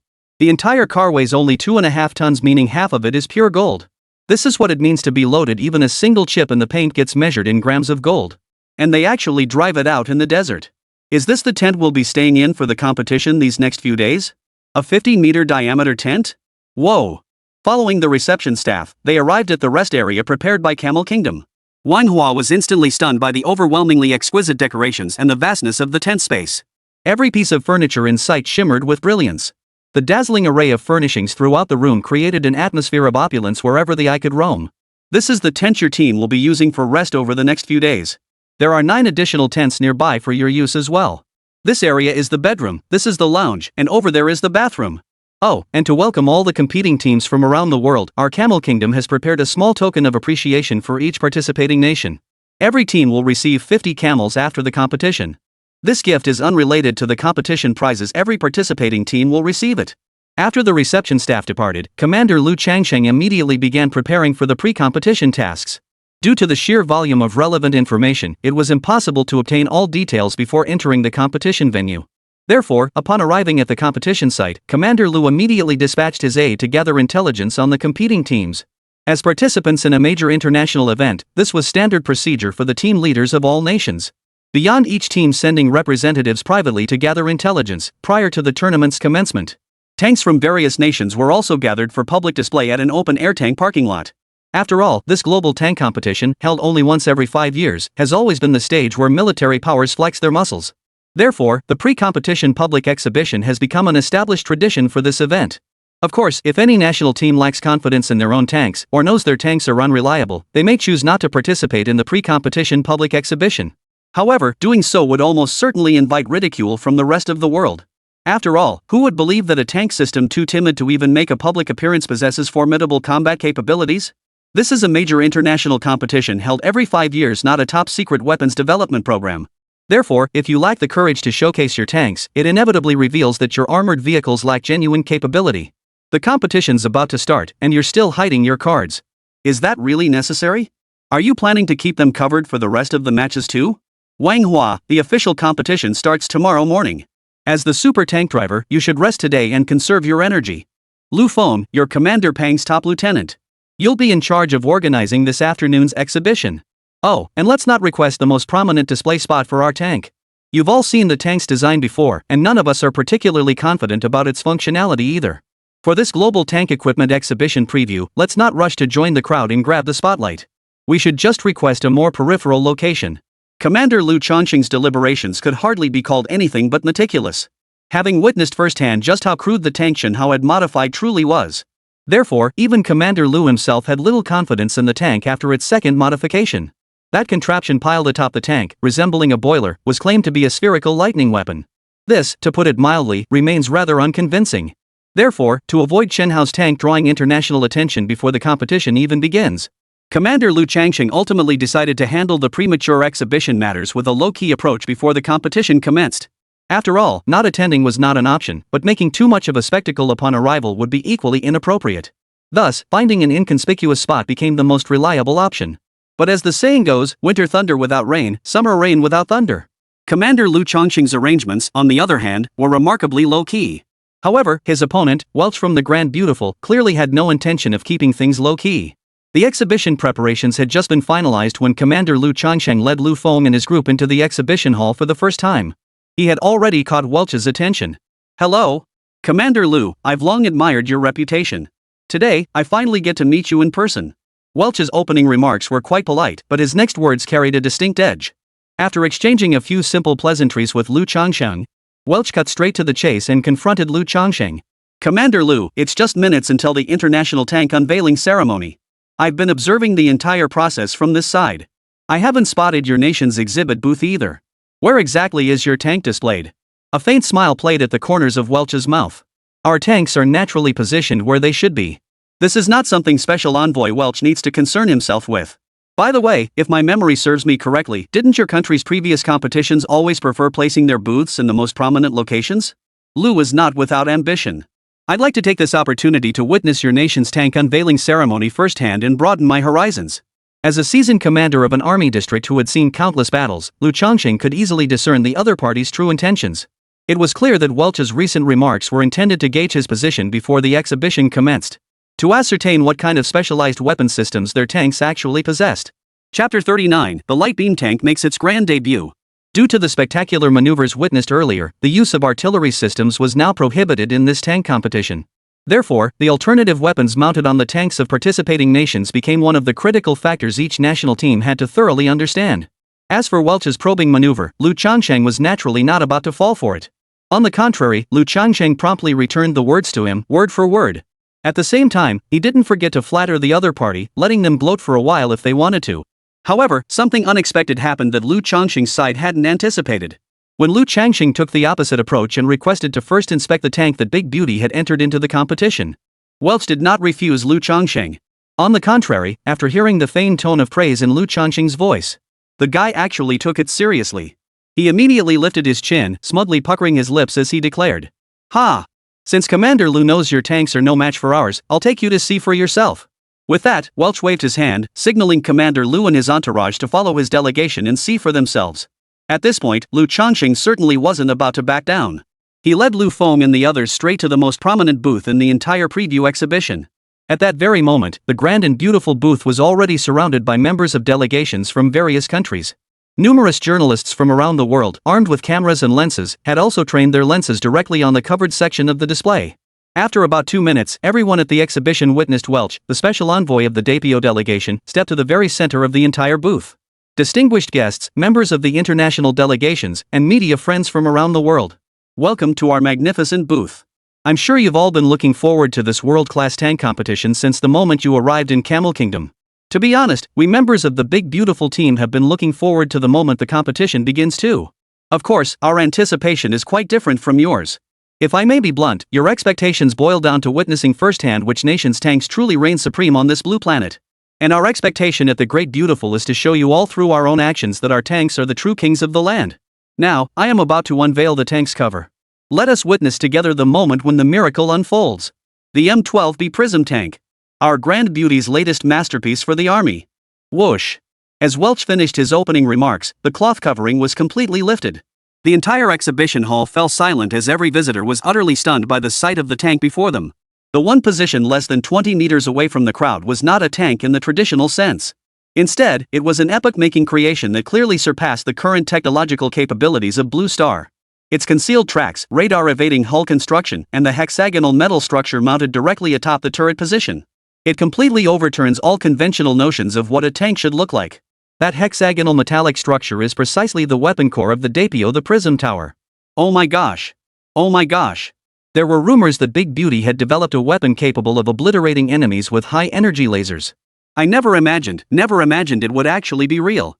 This is bad. The Big Beauty has actually built the legendary laser-armored tank.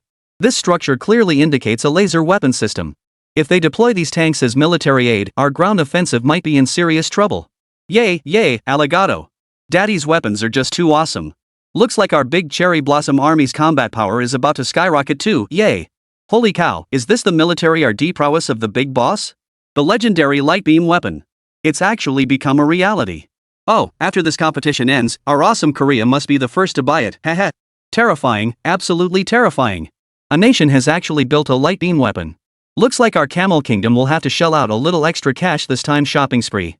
The moment the light beam tank made its debut, virtually every member of the international delegations and every journalist and media representative present was utterly stunned.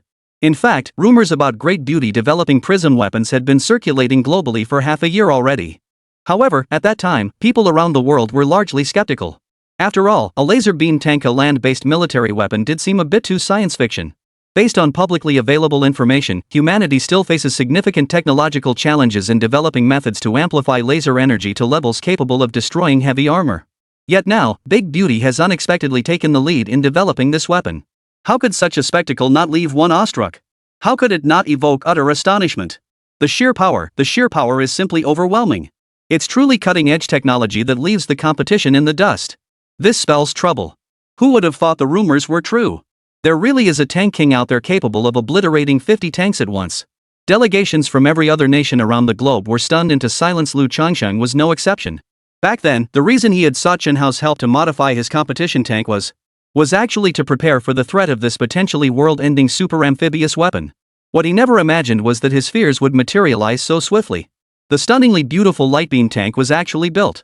The Fengtian military district under Lu Changsheng has conducted specialized research into the manufacturing principles of the light prism tower. That said, the Fengtian military district lacked the capability to develop prism weapons.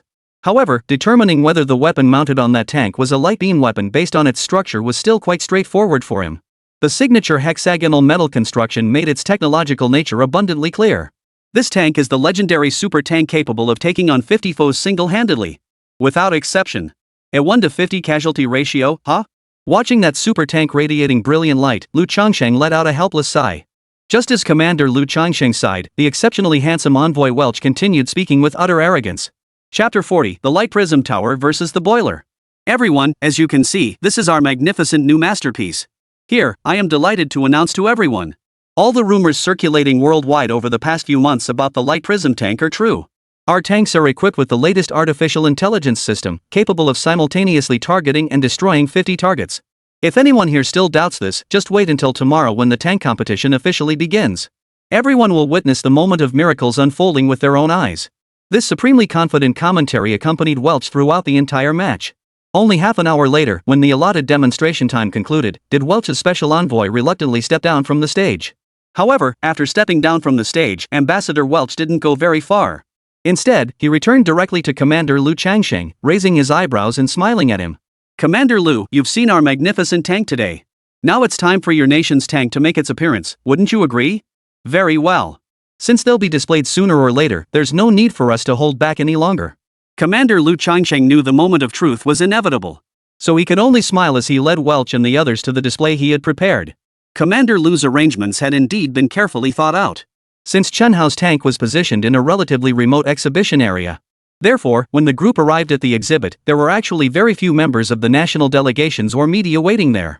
However, just as Lu Changsheng was inwardly relieved that his low-key arrangements had avoided drawing more attention, the reaction from Welch's side made it impossible for Lu Changsheng to maintain his low profile.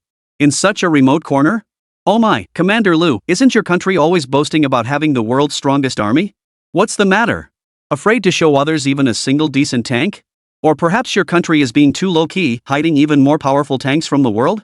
That seems unnecessary. Tomorrow is the official competition the whole world will be watching. What purpose would that serve? Why not let me help you instead? With that, Welch cleared his throat and began shouting at the top of his lungs right there on the exhibition floor. So this is where the China booth is. I heard China developed a tank that can reach speeds of 400 kilometers per hour. Everyone, come take a look. That bastard. He's just here for the spectacle, doesn't care how bad things get. The moment Welch disregarded his status and shouted recklessly, Lu Feng immediately frowned and turned to look at Commander Lu Changsheng. Forget it. Let him shout. This isn't our country, so we can't really say anything. Although Commander Lu Changsheng didn't want Welch barking so loudly and wildly either. But given the circumstances on the ground and the fact that the truth would come out sooner or later, Lu Changsheng could only grit his teeth and endure it. What followed unfolded exactly as both Lu Changsheng and Lu Feng had anticipated. When that spherical lightning weapon system tank from Huaxia made its appearance, it instantly stunned every national delegation at the exhibition and the global media. Of course, both this tank and the one from Big Beauty delivered immense shockwaves throughout the entire venue. But the reasons for their astonishment were distinctly different. The stunningly beautiful one naturally captivated everyone with its breathtakingly exquisite high-tech construction. As for Lu Changsheng's side, it was the sheer shock of the incredibly crude marks left by chisels, axes, and saws. Ha! How come this tank has a boiler on it? And there's even a kettle on top of the boiler. What kind of weapon system is this? What steam engine? Could this tank have been retrofitted with a steam turbine from centuries ago? Oh, look. There are even hammer marks here? This whole thing was actually hand-hammered into place. This is hilarious. China's tank weapon systems were actually hammered into place? Compared to my dad's laser turrets, this is just pathetic. Seriously, can this even be called a weapon system? Who in their right mind would bolt a boiler onto a tank and call it a weapon? Yura! I thought only our Russian tanks had outdated weapon systems, but China's is even more ridiculous. Using a boiler as a weapon system? What's the point of mounting a boiler on a tank? Are they planning to have the crew climb up and pour boiling water on enemy tanks during combat? This response didn't surprise Lu Changsheng in the slightest. When Shenhao's second-generation modified tank reappeared before the world, it left not only the global delegations speechless. Even the delegations from nations that had historically maintained relatively friendly relations with China were left speechless. That retrofitted weapon system was so crude, it was obvious humans had hammered it into place by hand. Just in terms of design alone, this weapon system was a million leagues below the sleek, elegant Prism Tower. The Light Prism Tower is such a technologically advanced weapon system. Whether you understand weapon design or not, just one glance is enough to recognize its extraordinary nature. Now, Shenhao's so-called ball lightning system? Judging by its structure and design, it's like comparing cavemen to alien technology. It's so crude it's laughable. Any sane person would mistake Shenhao's contraption for a boiler. Absolutely no one would ever equate such a crude device with a ball lightning weapon. Spherical lightning, what a sophisticated name. Would it ever emerge from a boiler? Wouldn't that make it Sun Wukong? Can mythical tales be taken seriously? Oh my goodness, Commander Lu, is this the tank your country's entering in the competition? The weapon system is so crude, no wonder it malfunctioned earlier. Looks like the control system isn't much better either, ha ha ha ha. Gazing at the makeshift tank, which looked utterly crude from every angle, Welch finally couldn't help but burst out laughing. Mr. Welch, we have a saying in our Dragon Nation, I wonder if you've heard it: a mountain need not be tall to be famous if it harbors immortals, a water need not be deep to be mystical if it shelters dragons. So what if the weapon system is crude? A crude weapon system doesn't necessarily mean it's not a good weapon. Your country's M416 rifle is certainly refined, but its sales figures seem to lag far behind the AK-47, don't they? Whether your country's light beam tank is superior or our nation's tanks are more formidable, that's something we'll only know after a proper comparison. Chapter 41, only a contest will reveal who prevails. If you insist on mocking us, then I can only say your manners are truly lacking. Being mocked to his face by Welch, Lu Changsheng was naturally quite displeased. Even though he now sensed that this tank competition was almost certainly going to end in a crushing defeat. Commander Lu Changsheng refused to show weakness in front of Welch. On the contrary, his tone was resolute and unwavering, every word radiating the dignity befitting a major power. Very well, very well. Commander Lu truly lives up to the rumors. One could describe him with a phrase from your own country: unflappable even as a mountain crumbles before him. But while courage is commendable, you absolutely mustn't spout such nonsense. If tanks like yours can even make it onto the battlefield, wouldn't that make every nation designing and developing tanks around the world laugh their heads off? If Commander Lu insists on talking tough at this point, then we'll settle it on the battlefield tomorrow. With that, Welch beckoned to his team members beside him, intending to leave the Chinese tank exhibition stand. At that very moment, Welch felt certain within himself that victory in this global tank competition was practically guaranteed.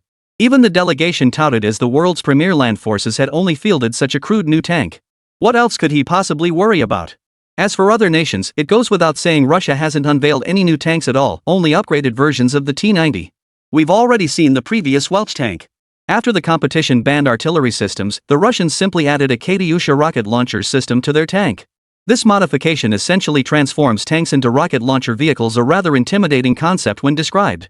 But the Katyusha is already last century's technology. What good would it do mounted on tanks today? To put it bluntly, it can't even penetrate the armor of their fancy tanks. At best, it might be effective against the flimsy tanks of smaller nations. As for the other nations' delegations besides the Bear Nation, their offerings were largely similar, basically just adding existing weapon systems to existing tanks. Some were equipped with short-range missiles, while others carried heavy machine guns. In short, the vast majority of tanks brought by participating nations were actually less formidable than their original counterparts. After all, the original tanks were equipped with specialized artillery systems.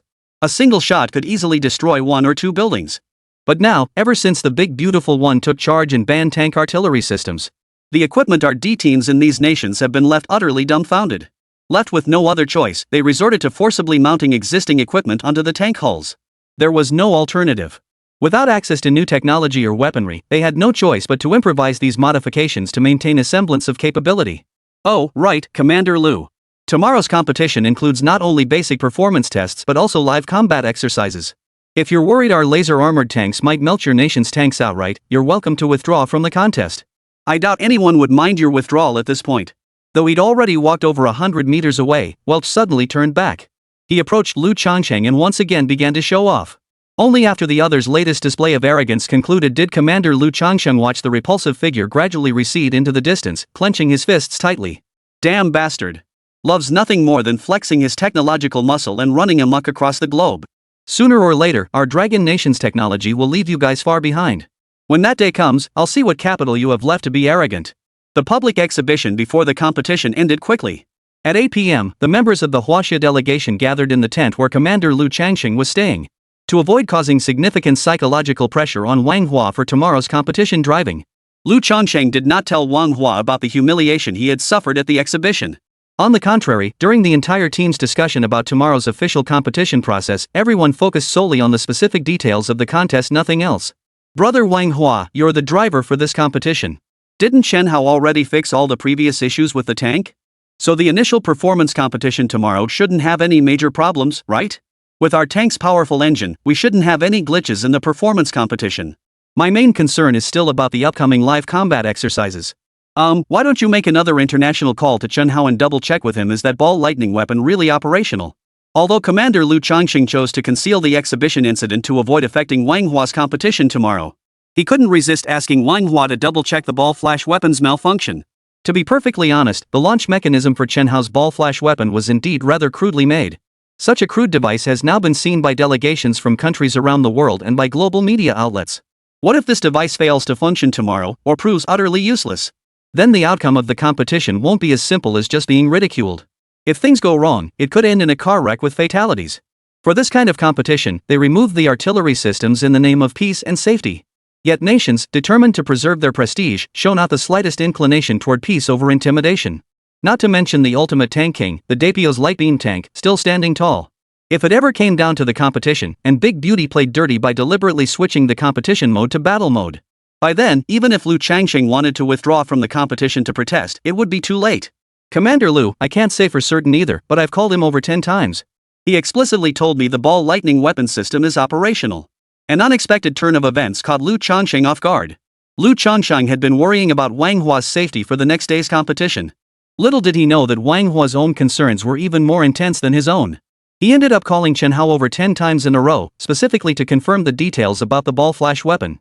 This masterstroke left Commander Lu Changsheng, who had been worried about him and offered comfort, utterly speechless. Brother Wang Hua, you sure are thorough, huh? Lu Changsheng chuckled awkwardly. Chapter 42, the tank competition officially begins. 2 days later, at the Global Tank Competition venue. This year's Global Tank Grand Tournament is actually divided into 2 distinct phases. The first stage, naturally, is a contest of fundamental tank performance such as testing off-road capabilities, tank fording capabilities, acceleration, obstacle clearance, and maneuverability response, among other aspects. Competitions at this stage pose minimal danger, relying instead on the tank's robust mechanical integrity and advanced control systems. Lu Changsheng wasn't particularly concerned about this first phase of the contest. After all, the tank's previous high-speed run had already demonstrated its formidable mechanical capabilities. After all, a tank capable of traveling at 400 km per hour on paved roads and through muddy terrain must possess exceptional mechanical integrity. Otherwise, it would have fallen apart long ago when it lost control earlier. As for the control system, Lu Changxing wasn't overly concerned. The previous tank malfunction was mainly due to minor issues with the voice system and button controls. For instance, the voice recognition system wasn't clear enough, and the button system lacked detailed labeling. These two issues had already been completely fixed by Chen Hao during preparations for this competition. Moreover, Lu Changsheng had personally witnessed this. The results at the time. Therefore, this aspect of the matter should not pose any significant issues.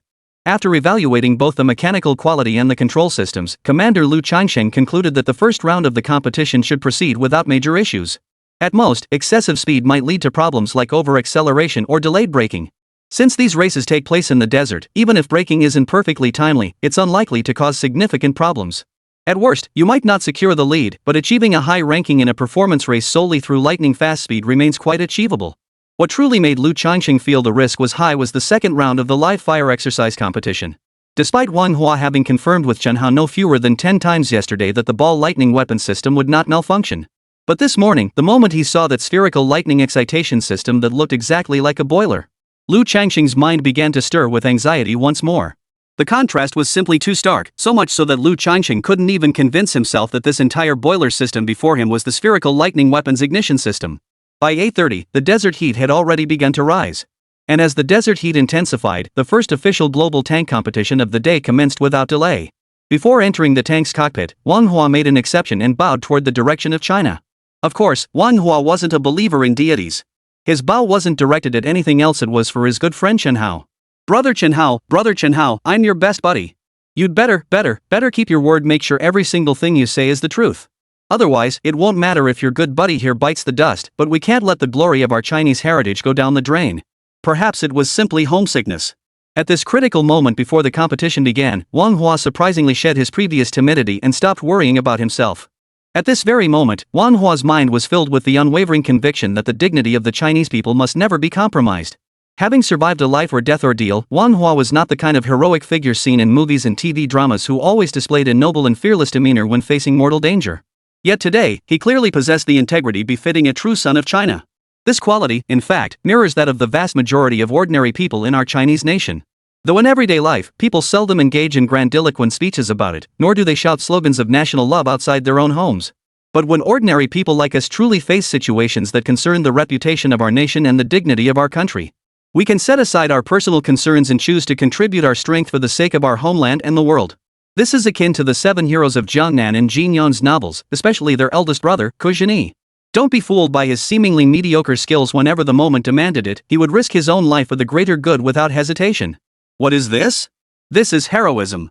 This is the heroism of an ordinary man.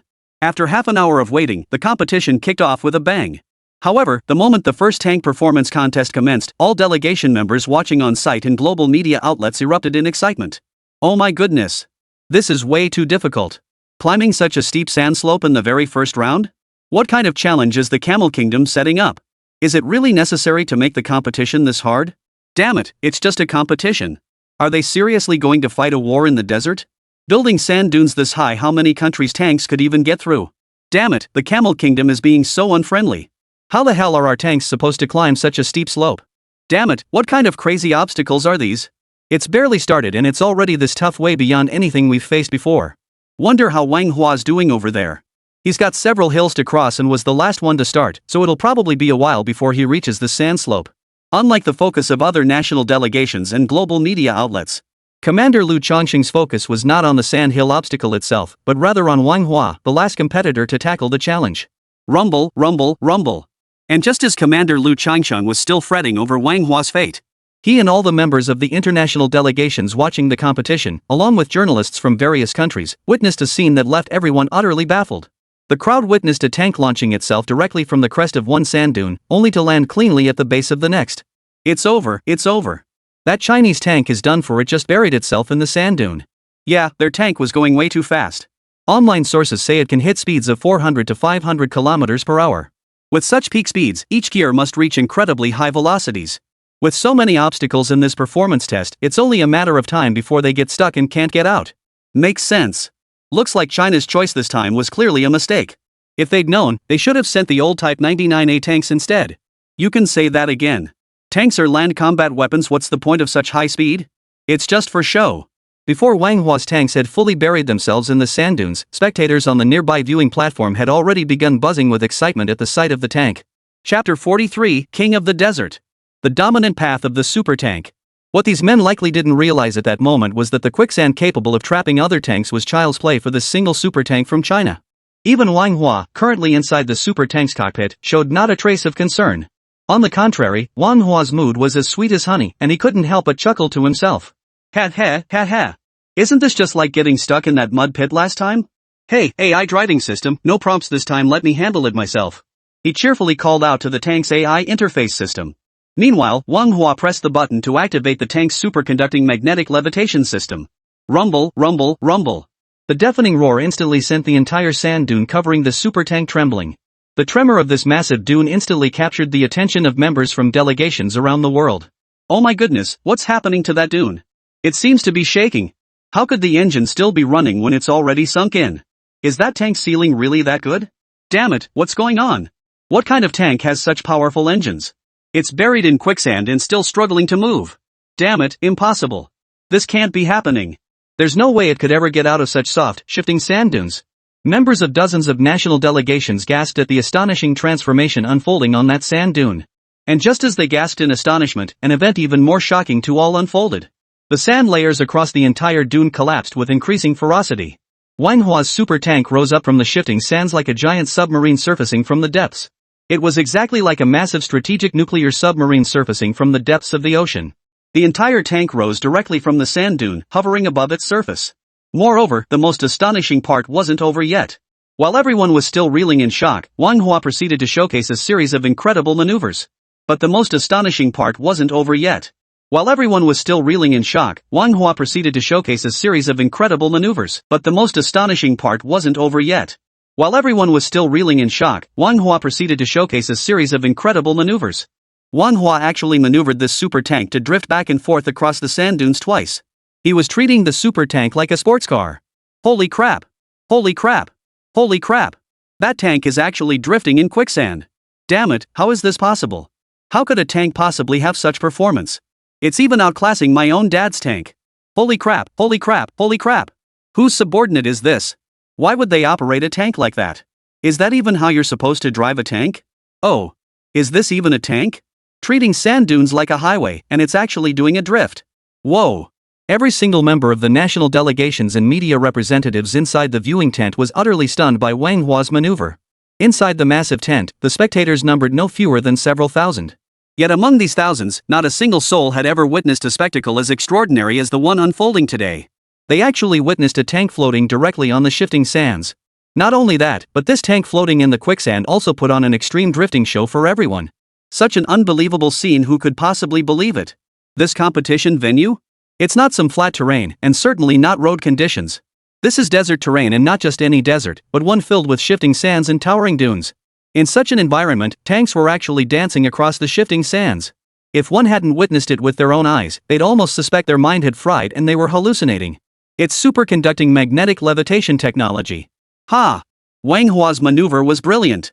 Why didn't I think of this amphibious system? Lu Chongsheng slapped his thigh in excitement and shouted to Lu Feng beside him. Ever since leading his team to this competition venue, Lu Chongsheng had been in a state of high tension. After all, their opponent Welch had been scheming relentlessly to make his team look foolish. Under these circumstances, it was impossible for him, as the team leader, to relax even if he wanted to. It was precisely because he was under such relentless scrutiny from the enemy that Commander Lu Chongsheng himself had forgotten about this super tank's amphibious capabilities. Earlier, when he saw Wang Hua driving the tank straight into the sand dunes, Lu Chongsheng was still anxiously frowning. But now, seeing Wang Hua driving the tank with such effortless grace, he was practically dancing across the desert. Instantly, his entire body relaxed considerably, and he let out a long sigh of relief. Wang Hua, what a great guy. He's got some serious mental toughness. I totally forgot about that feature, but he remembered it made me worry for nothing just now. Ha ha. Witnessing his own tank unleash its show-off mode, Lu Chongqing's confidence surged in an instant. Amidst the banter, he glanced over at the Welsh envoy nearby, who, like most spectators, had his mouth agape in astonishment. This is an illusion, absolutely an illusion. How could a tank possibly drift through quicksand? I refuse to believe it. I refuse to believe this is real. Smack! Ouch! Who hit me? Welch had jolted awake and snapped at his attendants nearby. Envoy Welch, you told me to hit you. Before you came to compete, you reminded us that this contest was crucial and that as an envoy, you absolutely had to stay alert. I saw you were starting to ramble, so I had no choice but to use this method to snap you back to your senses. Facing the furious shot from the Welsh envoy, the attendant who had just acted replied with a serious expression. You, very well, very well. I'm wide awake now. You, get back there. Only then did Welch recall that this slap had actually stemmed from his own instructions. After all, hadn't he himself insisted that these attendants keep him sober at all times? If I ever got too cocky or lost my head from overexcitement, these people were to use whatever means necessary to bring me back to my senses. They certainly delivered on that front. How could I possibly complain? Damn it, I should have known better than to make such bold claims before coming here. Ouch, my face hurts. After swallowing his pride, Welch didn't dare speak up again, only cursing silently under his breath. He then turned his attention to contemplating the events that lay ahead. Chapter 44, Desert Waltz. Maglev in action. That slap from the aide truly jolted Welch awake. Emerging from his deep skepticism, he quickly realized that this Chinese tank was far from the hopeless piece of junk it appeared to be. On the contrary, China's super tank truly belonged to that category of cutting-edge ground forces equipment, rough around the edges on the outside, but packing a serious punch on the inside. A tank that can rise directly from quicksand. A tank that can drift effortlessly through tidal waves of shifting sands. Such mobility, such obstacle crossing capability, it utterly outclassed every other tank from every other nation's delegation on the competition field today. Not to mention the Russian T-90 upgrade and the German Leopard 2 tank. Even our own M12B Prism tank, equipped with ultra-light alloy full coverage tracks, falls short in both mobility and obstacle crossing capability. In truth, their M12B tank was already formidable enough. The ultra-light alloy full coverage tracks represent another super technology, second only to the Prism Tower. But who could have imagined that barely an hour into the battle, we'd already been utterly humiliated by their desert floating technique and quicksand drift? No contest, absolutely no contest. If we disregard the light Prism Tower weapon system and focus solely on the tank's mobility and obstacle crossing capabilities, then there's no doubt about it, China's tanks will undoubtedly take the top spot this time. I never imagined a tank carrying a full boiler weapon system could have such mobility and obstacle crossing capability. Looks like we can't underestimate the enemy's tank development capabilities. But thankfully, this first round is just a series of standard events. There's still the second round of head-to-head competition. What about those Chinese tanks? Just wait until the second round of head-to-head matches, then they'll see what we're made of. This time, I'll make sure they get wiped out, tanks and all, in this live combat exercise. Despite witnessing the formidable capabilities of China's super tank during the ongoing first round of conventional tank competition events. Yet at this very moment, he did not let himself be discouraged by the outstanding performance of the Chinese tank. Not only did he not lose heart, but at this very moment, his mind spun with quick thinking. He immediately led several accompanying personnel toward the Camel Kingdom delegation. Ambassador Welch's mind was too sharp. He had instantly connected the performance in this first contest to the subsequent issue of arms sales. Thus, before the second round of tank combat exercises even commenced, Ambassador Welch had already appeared beside the Camel Kingdom delegation. Did you see that? That tank, yes, that very tank from China is the one we're buying after this competition. A tank that can dance the waltz in the desert, that's the true king of tanks, the master of the sands. As the prince of the Camel Kingdom, I've always taught you, never judge things by appearances, never judge by appearances. What did you all say back then? That tanks with boilers attached were absolutely unacceptable. That tanks with shoddy workmanship were unacceptable. That was all bull, you understand? What matters in a tank? Performance. Combat capability. Not some pretty exterior. Mark my words, all of you. I am the prince of the Camel Kingdom. Remember my teachings. As soon as he approached the Camel Kingdom delegation, Ambassador Welch heard the prince's distinctive desert roar. That's what they mean when they say money talks. Even though Camel Kingdom hosted the event this time, they didn't even bring out a single tank themselves. Yet they still showed not the slightest fear toward the land warfare weapons of mass destruction from other nations. Instead, they openly and unabashedly critiqued the tanks of each competing team right in front of all the national delegations. Indeed, they had every reason to be confident. After all, they're sitting on vast oil reserves. So what if they lack our D capabilities? If need be, I'll just buy it. So what if we can't build our own tanks? I'll just buy them. So what if other nations' delegations have formidable tank capabilities? I'll still buy them regardless. And I'll pick the absolute best ones, the most expensive ones. Tell me, are you scared? You have your military hardware, I have my black gold. Just wait till I dazzle the world. Your Highness, really? That tank's weapon system looked like a boiler, you said so yourself. That crude tank wasn't worth buying, you said so yourself. Now look at him seeing someone else's tank is so advanced, he's suddenly lecturing us. Ugh. At the rear of the Camel Kingdom delegation, an attendant couldn't help but mutter under his breath as he watched His Royal Highness the Prince deliver his impassioned, almost urine-inducing lecture up ahead. But just as he was muttering, the Welsh envoy addressed him. Excuse me, I'm Ambassador Wilchett, the Grand Magnificent. Step aside, please. I wish to speak with His Royal Highness the Prince. Wilchett naturally couldn't hear the grumbling of his entourage. What he heard was the Prince of Camel Kingdom's change in attitude. Just the day before, the Prince of Camel Kingdom had grasped his hand and told him earnestly that he believed Welch's delegation could win. Yet in less than a day, their attention had already been captured by the tanks of China. How could this be acceptable? Thankfully, I arrived just in time. Otherwise, before the next matches even started, this wealthy client might have gotten carried away and sent people after Lu Changqing and the others. All the painstaking preparations made for this single competition would then go down the drain. A contract worth hundreds of billions of dollars, that's no small sum. How much does a single F-22 cost? Just $150 million US. If we land this order, it's equivalent to 100 F-22s. We absolutely cannot let Lu Changqing and his crew snatch it away. Your Royal Highness, it's been ages. I'm Welch, the special envoy from Big Beauty. Long time no see? Ambassador Welch, didn't we just meet yesterday? At the tank exhibition earlier. His Royal Highness turned his head to glance at the radiantly smiling, stunningly beautiful Ambassador Welch before him. Yet his tone had noticeably lost much of yesterday's warmth. We've met, of course. But we still haven't finished discussing the tank procurement matter we were talking about earlier. Therefore, I wish to take advantage of the ongoing competition to have a proper discussion with His Royal Highness the Prince. It would be quite beneficial for us to exchange views. I believe His Royal Highness is now captivated by China's tanks, but please, Your Highness, do not rush. Chapter 45, Tank Combat Competition. Welch's Scheme.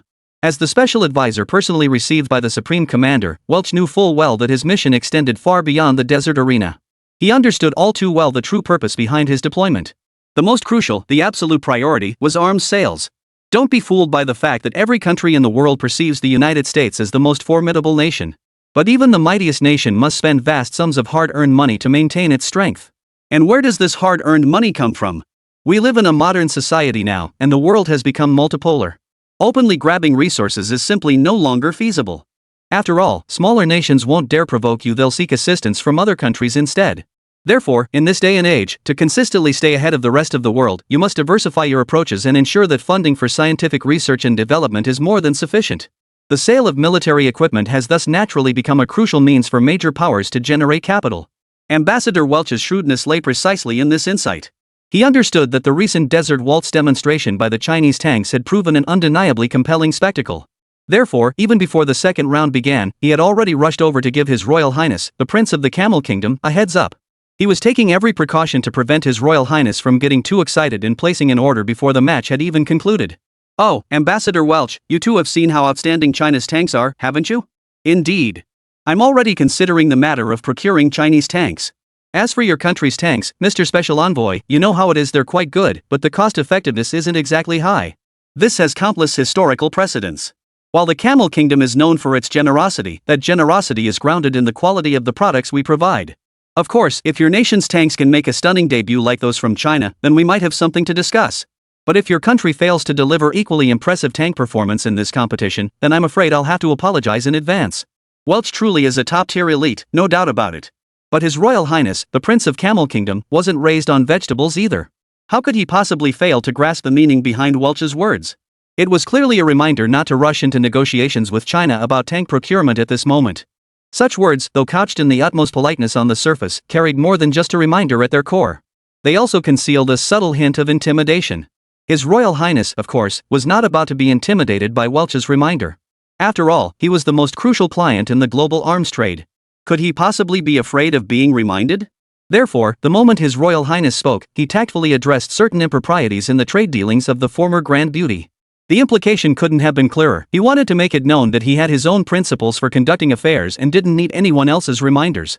At the same time, His Royal Highness didn't dare to completely disregard Welch's face. After all, the nation backing him held the world's most formidable military power. Showing too little deference would invite considerable trouble. Therefore, after politely declining the reminder, His Royal Highness the Prince made his position clear. His intent was to make it clear that he, too, was not so unreasonable. In the end, however, His Royal Highness did not forget his mission. That was to inform Welch that he was diligently vetting options on behalf of His Majesty, selecting a true king of the desert terrain capable of dominating the entire sandy landscape. I understand Your Highness's meaning. Please trust in the capabilities of our magnificent forces. After this competition, there will be another real-world contest. Your Highness, just watch and see.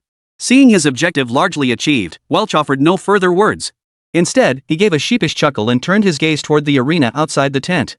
Time flew by. Barely an hour after the results of the first round were announced, the Camel Kingdom, as the host, declared that the second practical combat competition was about to commence. Due to the outstanding performance of China's super tank, which far surpassed all other tanks. In the first round of competition, Manhwa unsurprisingly claimed the Best Driver award, while the tank he piloted also secured the award for strongest base performance.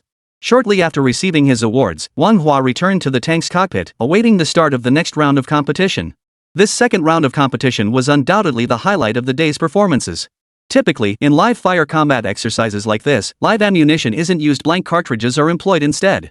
The outcome of the engagement is determined by tallying the specific number and nature of hits sustained by each tank. However, this time Big Pretty played a clever trick, altering the rules and exploiting a loophole. Therefore, apart from the rocket launchers and machine guns mounted on tanks from other nations, all such weapons had been converted to fire-blank rounds. The Excalibur's own laser turrets could not be converted to fire blanks. In other words, if in this round of competition, Big Beauty had destroyed any team's tank directly with the light prism tower instead of merely hitting it, then they wouldn't be considered to have violated the rules of the live fire competition. This reveals just how ruthless Welch's true intentions were. He himself had solemnly assured all the national delegations that his company's prism tower had reduced the laser's power to the level of a blank cartridge. But in reality, he hadn't done so. Instead, he had privately identified several targets that could be destroyed. One of them was the Russian T-90 tank, and the other, naturally, was China's super tank. Of course, Welch's maneuver, while benefiting his own side, inadvertently aided China as well. Why? Because the spherical lightning weapon couldn't quantify its attack capabilities.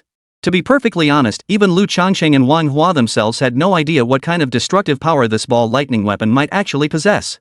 Much less the members of other nations' delegations. The prevailing consensus among everyone is that the spherical lightning generator, the thing that looks like a boiler, is nothing more than a useless ornament. Forget about its power, whether it can even be triggered is still an unknown. Who's worried about it? Even kids playing house insist on realistic models. That boiler design doesn't even meet that basic requirement. What kind of attack power could it possibly have? Chapter 46, The Real Showdown. Electromagnetic Storm. Therefore, with unanimous agreement from all delegations, the ball flash weapon system was directly approved. Moreover, the approval of this proposal included the support of His Royal Highness the Prince of Camel Kingdom, the magnificent Welch, and other influential figures. To be honest, they didn't really believe that lightning flashing in the boiler room could actually produce any miracles. So, after all this back and forth negotiation over the specific conditions for the second round of the competition, a scenario identical to the one involving the Big Beauty emerged. Of course, it's called the Global Tank Competition. In reality, the number of tanks that actually made it to the second stage of the live fire competition was no more than 50 in total. Among these, no fewer than 10 are upgraded versions of older tanks left behind by former military powers. Take Norwegia, for instance. The tanks they deployed were essentially upgraded versions of the T-34 tanks from the pre-Bear era. In terms of combat effectiveness, this tank model might not even match 1/5 of the capability of Russia's current T-90. It certainly cannot be compared to the magnificent M12B Prism tank or China's superconducting tank. But this was the only option available. After all, how many countries worldwide truly possess a mature military system? Out of some 200 countries, fewer than half possess a truly comprehensive military system. Among these, a significant number of nations lack even the capability to upgrade or modernize their tanks. Therefore, after eliminating such a large number of countries, fewer than 50 tank variants actually qualify for the second phase of the live fire competition. To be sure, Welch had put considerable effort into securing victory in this competition.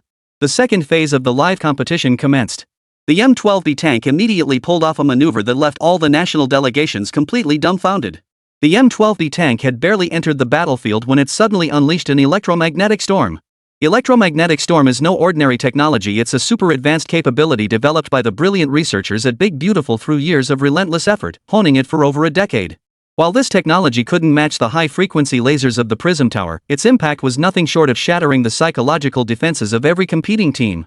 It was a super-advanced technology capable of directly targeting every single object within a combat zone spanning no less than 50 kilometers, instantly crippling all communications and radar systems. In modern warfare, beyond firepower intensity, communication and radar systems are paramount. When it comes to the combat effectiveness of a single tank, the communication aspect might be considered negligible. After all, a single tank doesn't need to communicate with anyone. But radar systems? Those are absolutely crucial. This system directly determines whether a tank can locate its opponents and avoid being detected by them. It is widely known that modern tanks, in the conventional sense, are not equipped with standard radar systems. Modern tanks are generally equipped with detection systems such as thermal imaging cameras, laser rangefinders, and infrared detectors. These three components are essentially extensions of radar systems. Should these three systems fail, it would mean that this tank has essentially lost the ability to detect opponents at long range. Once the enemy is holed up in a concealed location, the tank becomes a sitting duck, vulnerable to attack. The problem now lies precisely here. Whether it's thermal imaging cameras, laser rangefinders, or infrared detectors. Essentially, they are all electronic devices. And what do electronic devices fear most? Electromagnetic storms. Because once an electromagnetic storm reaches sufficient intensity, it can cause sudden short circuits in the electronic systems of any weapon, leading to overload and the complete destruction of all electronic components. Once the circuits fail, advanced detection equipment like thermal imaging cameras, laser rangefinders, and infrared detectors become useless, rendered completely inoperable. This is precisely where the Big Beautiful Strong shines. The live combat competition had barely begun, yet Big Beauty had already deployed such a terrifyingly effective jamming device.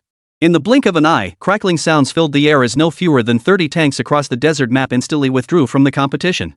There was simply no way to continue. All the technical means for detecting opponents had been destroyed right after entering the arena. Surely they couldn't expect the co-pilot to actually spot targets 10 kilometers away with the naked eye? Or should we just open the hatch, stick our heads out, and aim with binoculars?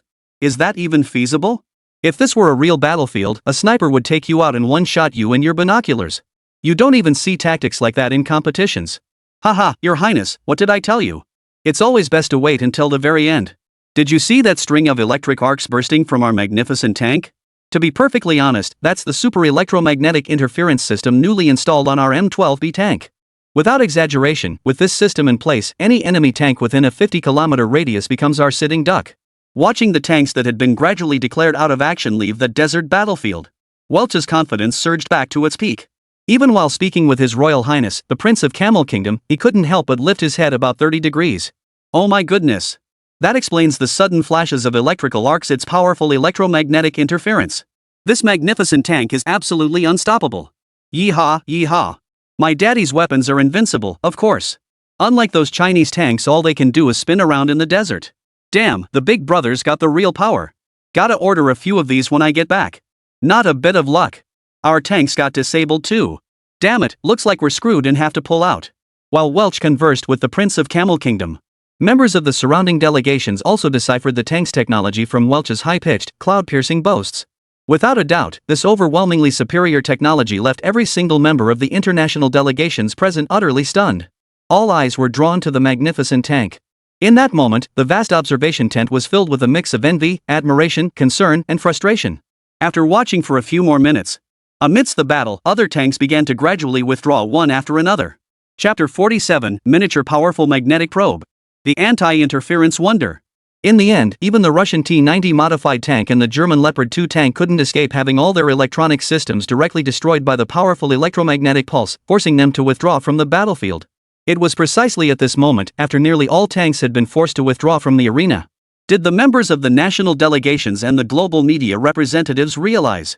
On the competition battlefield, one tank had not yet withdrawn from the fray.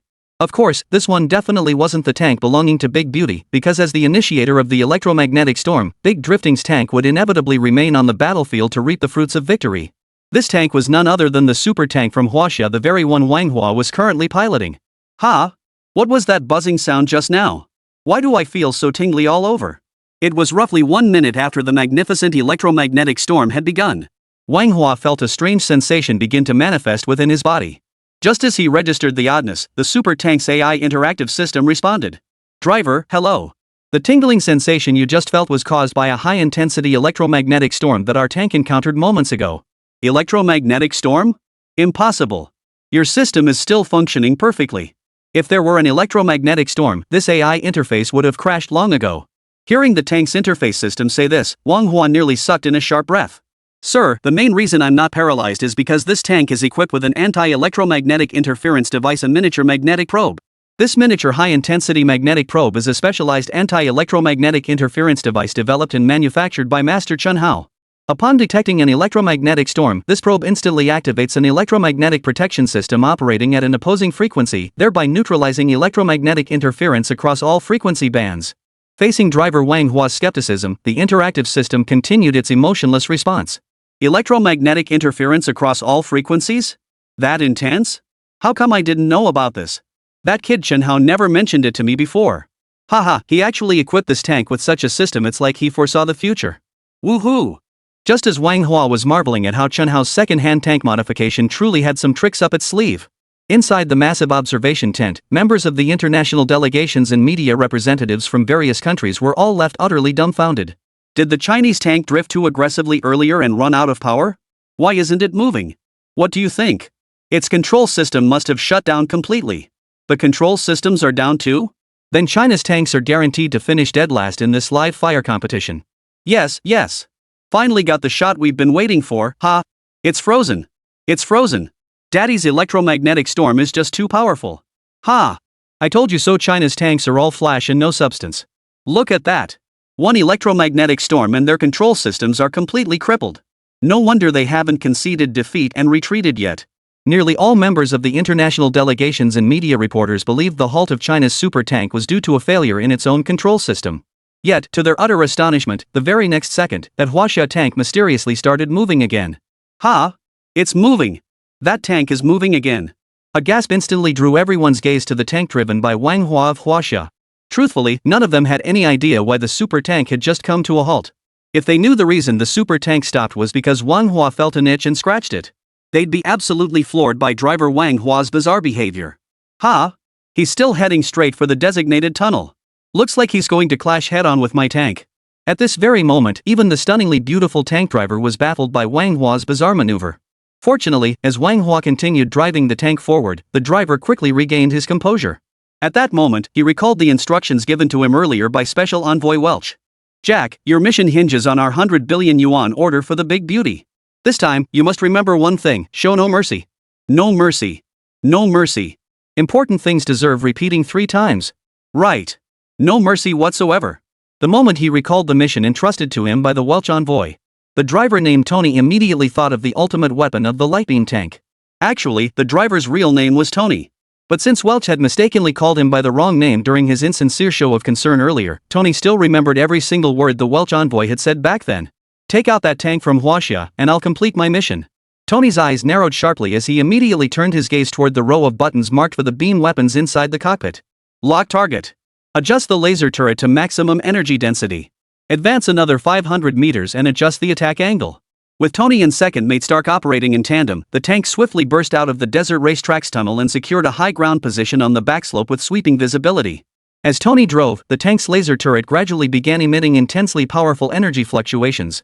Along the hexagonal edges of the entire prism tower, dazzling white light began to faintly blossom. Immediately following, an intensely powerful laser beam erupted from the tank's hexagonal prism tower, hurtling toward the tank piloted by Wang Hua. Alert! Alert! Alert! High energy laser incoming! High energy laser incoming! High energy laser incoming! Initiate automatic counterattack system. Spherical lightning weapon charging activated. External tank armor is experiencing extreme heat exposure. Current armor endurance time, 15 seconds. Driver, confirm whether to engage the enemy. What? Didn't you say it was blanks? Why are we going live? The moment the alarm sounded, Wang Hua had already keenly sensed something was off about Big Beauty's attack. Before the competition, Commander Lu Changsheng had informed Wang Hua that this live fire exercise would use blank cartridges as standard ammunition. It was not a genuine destructive competition. But now, the situation was markedly different. The tank he was currently piloting was under attack from high-energy lasers. What does this mean? It means the enemy is resorting to dirty tricks. Chapter 48, All's Fair in Love and War. The light beam tank truly lived up to its reputation as the ultimate predator among modern army equipment. The sheer terror of that single beam of light piercing the sky was enough to leave every member of the participating nation's delegations utterly speechless. The overwhelming surge of energy was so intense that even from the spectator tents dozens of kilometers away, the blindingly bright orb remained clearly visible. Yes, at this very moment, propelled by immense laser energy, the entire tank was nearly engulfed by the blazing orb. Meanwhile, all onlookers had already discerned the target of that light prism tank. It was the super tank piloted by Wang Hua. Holy crap, what a powerful weapon! That tank from China looks like it's smoking. Thank goodness our tank withdrew early.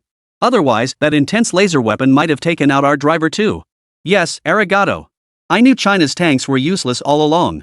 This time, even hiding in trenches won't save them, haha. Damn, looks like Big Brother really exploited the competition rules this time. How else could they pack such a punch? We're done for. Even China's tanks are getting crushed. Looks like us bears won't have a single decent teammate left. Countless contest representatives were stunned by the intense laser kinetic energy of the Prism tank. At the same time, a significant number of representatives noticed that the tank previously touted by Big Beauty failed to live up to its claimed firepower. Its claimed firepower was barely better than blank rounds. But now, from over 10 kilometers away, it's already got China's tanks smoking. Moreover, this was achieved in the blink of an eye. Such destructive power is simply staggering, far surpassing the capabilities of conventional artillery. And this was achieved in just an instant. Such destructive power is simply staggering, even surpassing the firepower of conventional artillery by a significant margin. What's more, they claim it can simultaneously lock onto and destroy 50 targets. Now that we've seen it in action, judging by its target acquisition capabilities and laser strike performance, such claims are certainly not unfounded. They're backed by substantial evidence. Mr. Welch, this combat competition is clearly themed around peace. How could you arbitrarily modify the laser weapon's power? This violates the competition rules. Representatives from other nations all saw through the blatant foul play. Commander Liu Changsheng, naturally, was exceptionally clear-headed. He immediately stepped out from among the various delegations and rushed straight to the Pyongyang delegation, intent on confronting Special Envoy Welch for a clear explanation. Even at this moment, Liu Changsheng knew that acting this way might invite ridicule from members of other national delegations. But he couldn't afford to think about that now. Wang Hua was still trapped inside the tank. He had brought him here to compete, not to die. As a soldier, the lives of his men were paramount at all times. Especially when the enemy's tactics clearly carried elements of treachery, Liu Changsheng felt even more compelled to stand up for his men. Welch, you violated the competition rules. Order your laser tanks to cease fire immediately. Commander Liu Changsheng shouted with an extremely stern expression. Commander Liu, this is the spectator area. Both you and I are members of the observation team. Now we have no authority to interfere with the match. Besides, if you claim I violated the competition rules, then produce the evidence. All the national delegations are watching this event. You can't just declare a violation out of thin air. Don't forget your own country's ancient saying, all's fair in love and war. Our laser tanks have adjusted the energy intensity of the laser turrets, but I never said these turrets couldn't malfunction. What you're witnessing now is precisely that accident. The energy overloaded something even we didn't anticipate. Ha ha ha ha. Despite Liu Changsheng having formally raised the matter with utmost seriousness, it was clear that Welch had already devised a countermeasure long before. So when Liu Changsheng's side came looking for answers, Welch the envoy pulled out the skill of lying through his teeth, a talent he'd inherited from his beautiful hometown. He flat out insisted that the current situation was entirely accidental. Come to think of it, in military contests, accidents have always been the most normal thing in the world, throughout history. Military equipment isn't like kids playing house. You can't just say you've reduced its power and expect it to stay that way. Who knows what other unforeseen chemical reactions might occur during the process. This has been all too common throughout history. Therefore, they're adamant that this was an accidental overload phenomenon in the tank's weapon system. This leaves Liu Changsheng with no way to prove his case, no matter how justified he may be. After all, the tank is in their hands. If they claim it was a mistake, what can you do? You can't exactly take their tank for inspection, can you? Welch, don't push it too far. Realizing he'd fallen into Welch's trap, Commander Liu Changsheng clenched his fists in fury.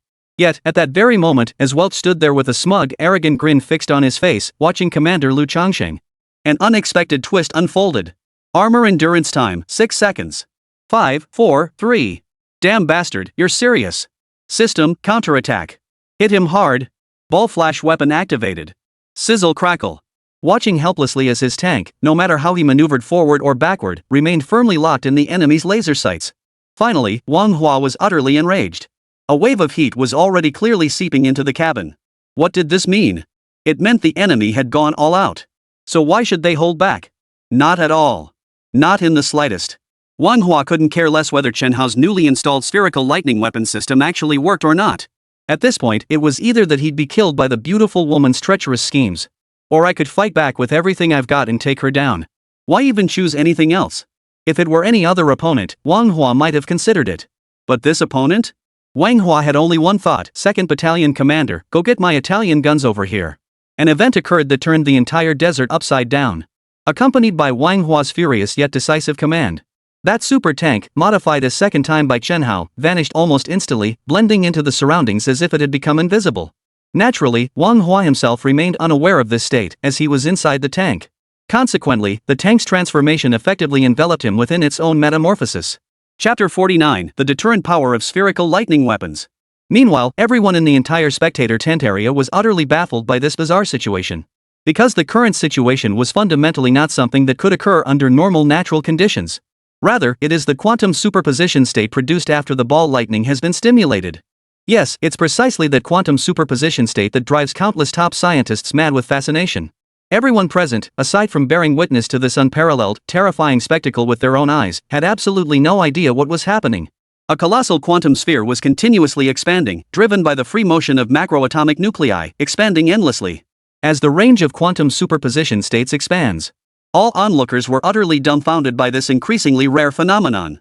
The sand pits themselves began to appear and disappear intermittently, along with the dunes, the tunnels, and the desert vegetation serving as obstacles, all shifting in lockstep with the bizarre transformations of that super tank.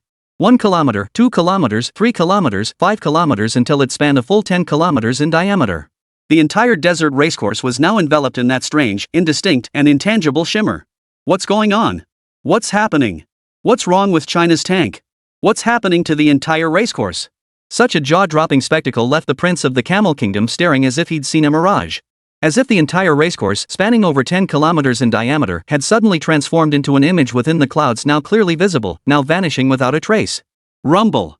And just as the prince of the Camel Kingdom was overcome with utter terror, a thunderous roar, like the tolling of a great bell, sent him reeling backward dozens of paces. Of course, it wasn't just His Royal Highness the Prince of Camel Kingdom himself who was affected, his entire entourage was thrown off balance as well. And standing beside him was the tall, handsome Welsh envoy and his entourage. Also present were Commander Lu Changsheng, members of delegations from countries around the world, and all media personnel on site. Everyone was literally knocked back several steps by the sheer force of that voice. Many staff members were so startled they immediately covered their ears and let out startled cries. When everyone inside the viewing area tent finally took a deep breath, trying to figure out where the thunderous voice had come from, they were all utterly dumbfounded by the scene unfolding on the distant competition field. Right where the big beautiful tank had just been sitting, a massive sand pit appeared at least 500 meters across. Simultaneously, a faintly visible scene of the tank's explosion materialized above the colossal crater. Quantum superposition collapse. Oh my god. Oh my god. Oh my god. My goodness. My goodness. That's actually a spherical lightning phenomenon triggering a quantum superposition collapse. It must be said that among the international delegations present, there were indeed hidden talents. Take this very moment, for instance. When everyone in the viewing tent, including Lu Changsheng himself, couldn't fathom why a massive sand pit and a colossal image had suddenly appeared on the battlefield. An accompanying engineering physicist provided the answer. That colossal sand pit, spanning a full 500 meters in diameter, was actually the result of a quantum superposition state collapsing. In other words, this colossal crater was formed when the spherical lightning weapon mounted on the super tank piloted by Wang Hua was activated. Essentially, this weapon harnesses the quantum effects generated by macroparticles in the macroscopic world.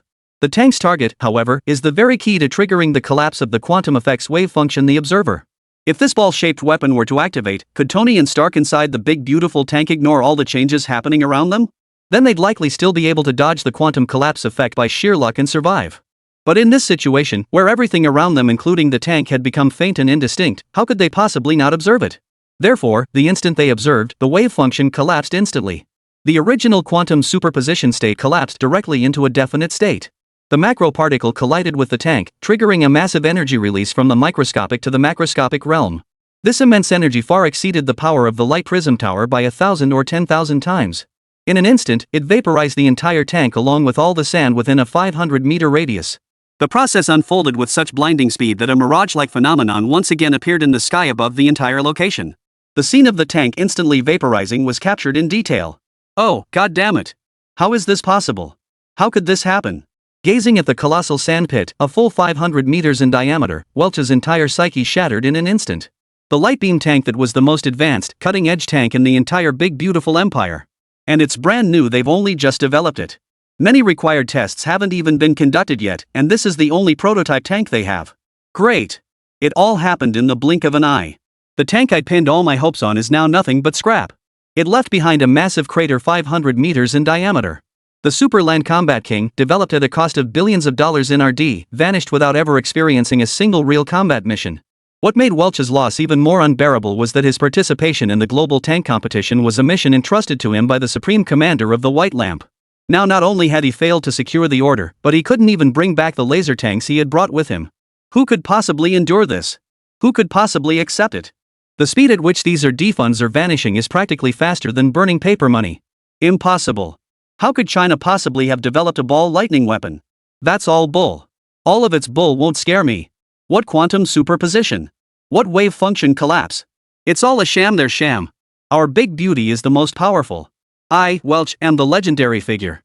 Our tanks are so formidable, there's absolutely no way they could be destroyed. I have to go see for myself, I have to witness it with my own eyes. I have to. In front of all the members of the international delegations gathered in the observation tent area, in front of the Prince of the Camel Kingdom. Chapter 50, Truth Taken as Falsehood. Welch felt a sudden dizziness in his head. Immediately afterward, he began muttering to himself as he tried to run toward the competition area outside the tent. But before he could take 2 steps, his legs gave way beneath him. He stumbled and fell flat on the ground, completely unconscious. Time slipped by, years passed in a flash, and before he knew it, 1 hour and 55 minutes had elapsed. The Prince of the Camel Kingdom's bedchamber. Haha, Commander Lu, I'm terribly sorry. These past few days have been quite hectic, and I haven't managed to carve out time for a proper chat with you.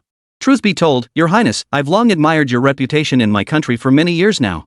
On Blue Star today, your nation's army stands unmatched under heaven, and Commander Lu, you deserve immense credit for that achievement. Ha ha. If anyone knows how to play the game, it's His Royal Highness the Prince.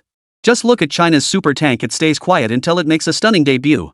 Within minutes of the conference's conclusion, His Royal Highness personally dispatched his foreign minister to escort Lu Changsheng and the entire delegation directly to the prince's private palace.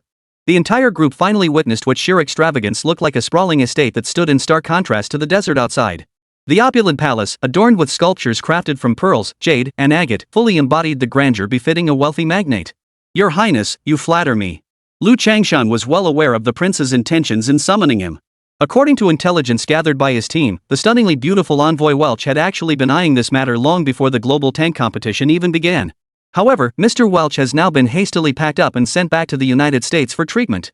For the time being, he'll likely have no chance to dwell on the order matter. Of course, His Royal Highness the Prince of Camel Kingdom is also a man of clear principles.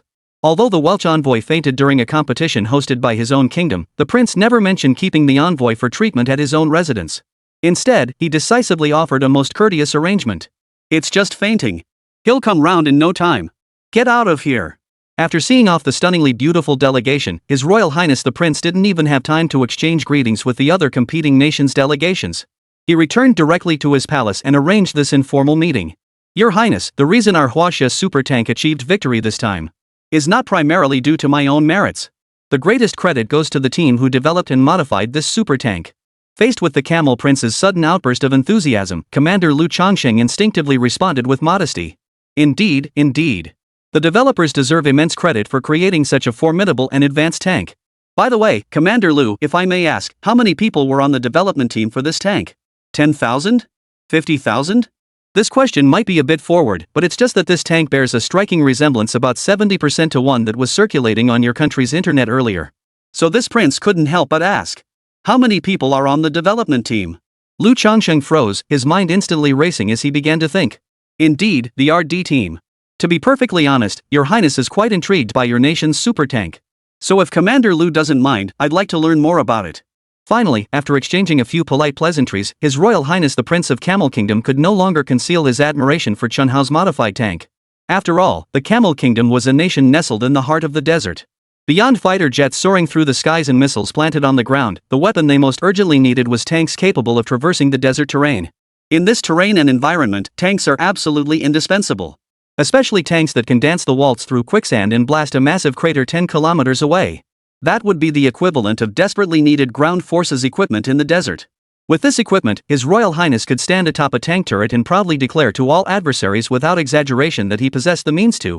I'm not talking about just one of you, I'm talking about every single one of you here.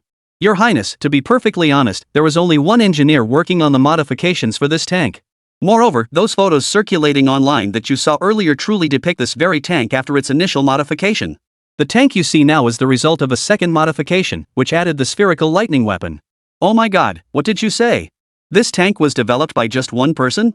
Seriously, just one? Before Lu Changsheng could finish speaking, His Royal Highness the Prince of Camel Kingdom leapt to his feet from the throne, his eyes wide as he stared at Lu Changsheng. That's right. There really is only one person. Lu Changsheng was naturally straightforward, and since this information didn't involve any secrets, he decided to speak plainly. However, what was straightforward honesty on Lu Changsheng's part was interpreted quite differently by His Royal Highness the Prince. I see. Secrets, right? Including the number of our D personnel and their specific details. Your country must be treating all this as top secret information, right? I get it. If our country developed such advanced ground forces equipment, we'd also impose a total information blackout on everything. I understand, I really do. No worries at all. Our Camel Kingdom has always held the utmost respect for military secrets from all parties. Then let's not discuss this. Let's talk about something else like military trade, for instance. Commander Lu should be well aware that our Camel Kingdom lacks everything except money.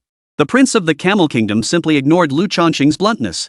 He dismissed Lu Changsheng's words as mere childish babble.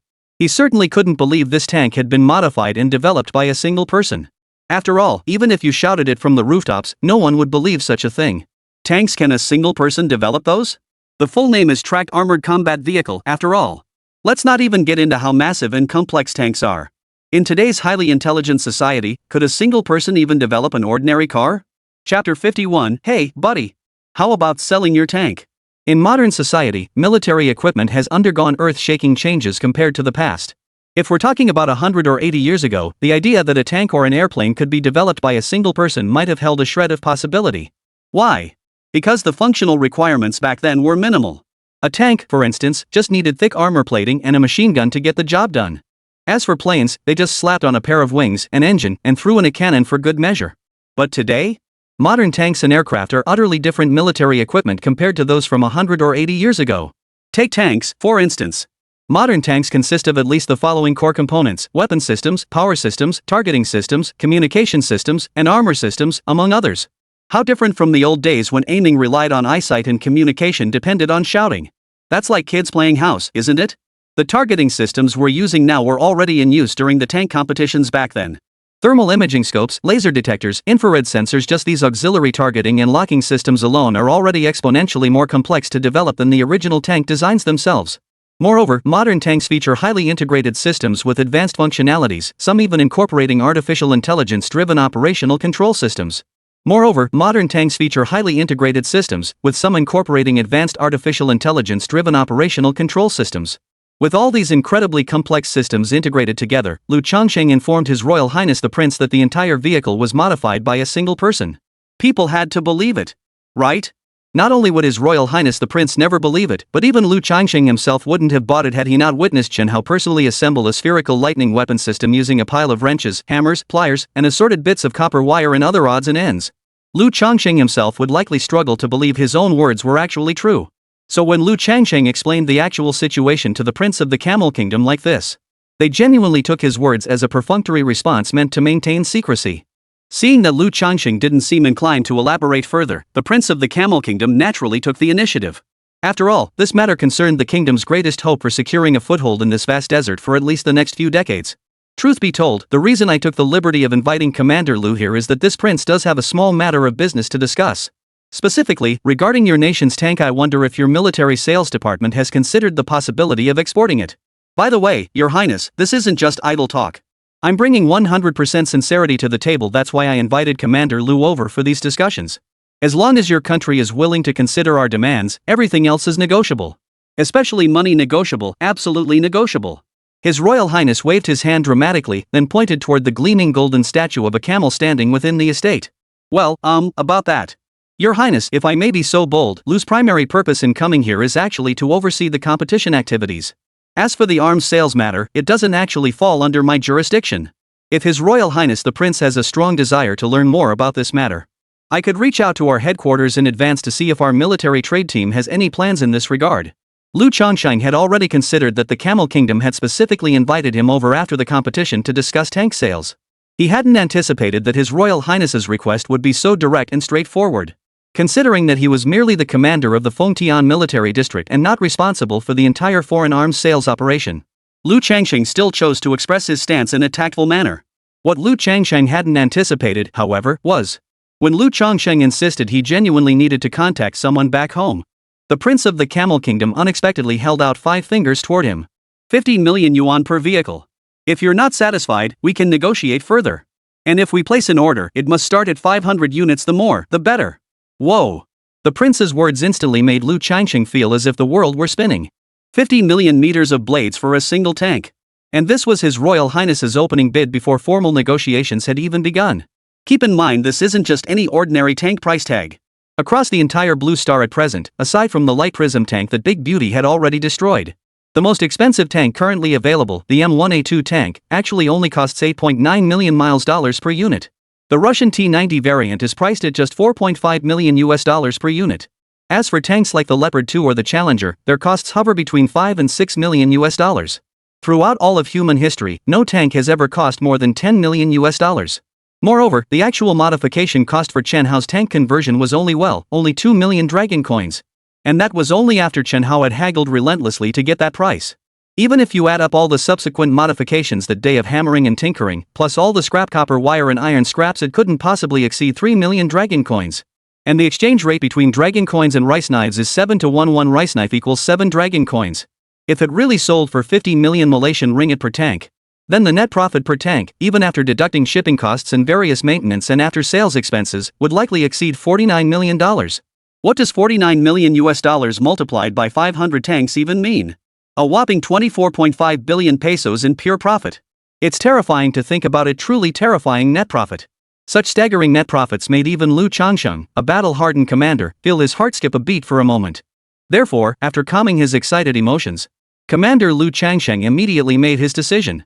Your Royal Highness truly possesses a spirit as vast as the heavens. Your nation's excellent reputation in the international military trade sector over the years is indeed well deserved. Very well. Since Your Highness truly favors our new super tank so much, I, Lu Changsheng, will make an exception and contact headquarters immediately. We'll expedite a feasible proposal for Your Highness's consideration. Of course, I must reiterate that such arms sales are not within my primary responsibilities. Therefore, whether this matter succeeds or not, I earnestly request His Royal Highness the Prince to exercise patience and await the outcome. Chapter 52. Can high-tech equipment really be sold? Though Lu Changsheng was a man of the military, he possessed extensive life experience and years of combat expertise. When it came to business matters, he naturally possessed considerable skill. Seeing the Camel Prince's generous spirit, Lu Changsheng naturally didn't want to dampen his enthusiasm.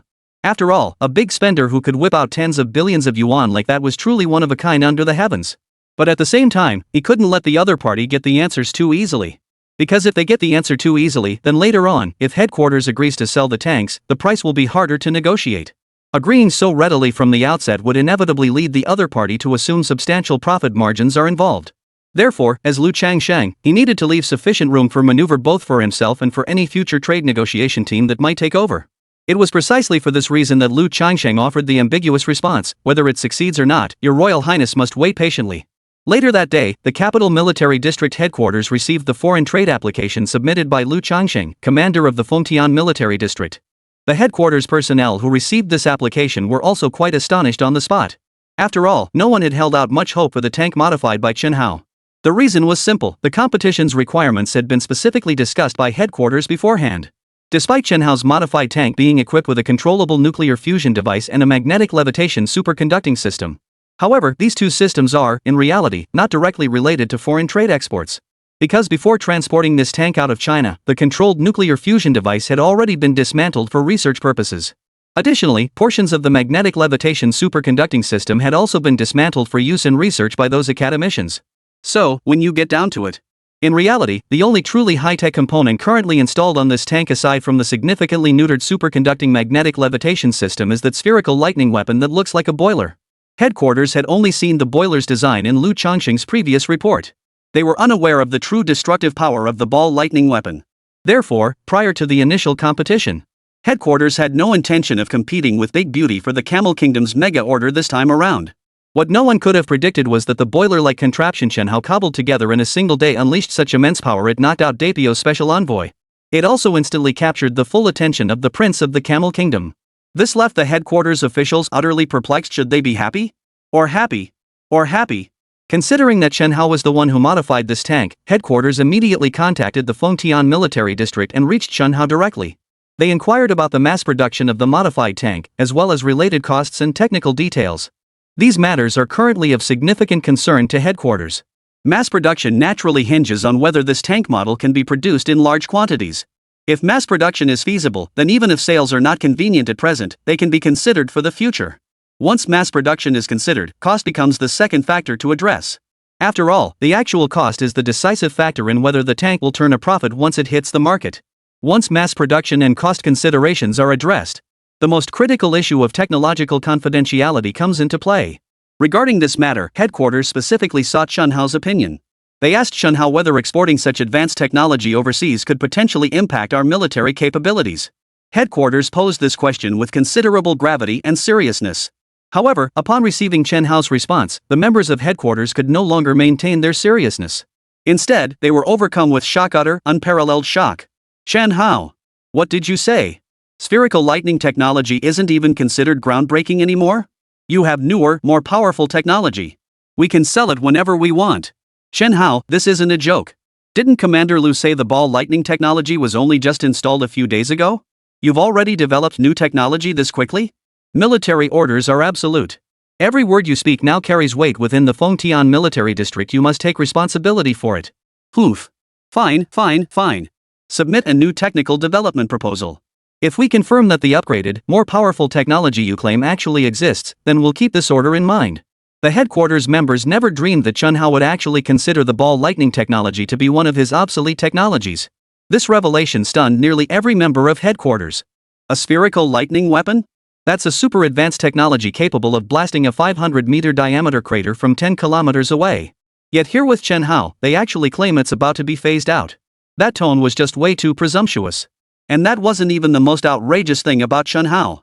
The most outrageous thing about Chen Hao was that he actually told headquarters this tank's actual production cost was less than 1 million dragon coins. And that was the final price after adding the spherical lightning weapon system. When this price was revealed, the members of headquarters were nearly speechless. It seemed that the profit estimates Lu Changsheng had mentioned over the phone were actually on the low side.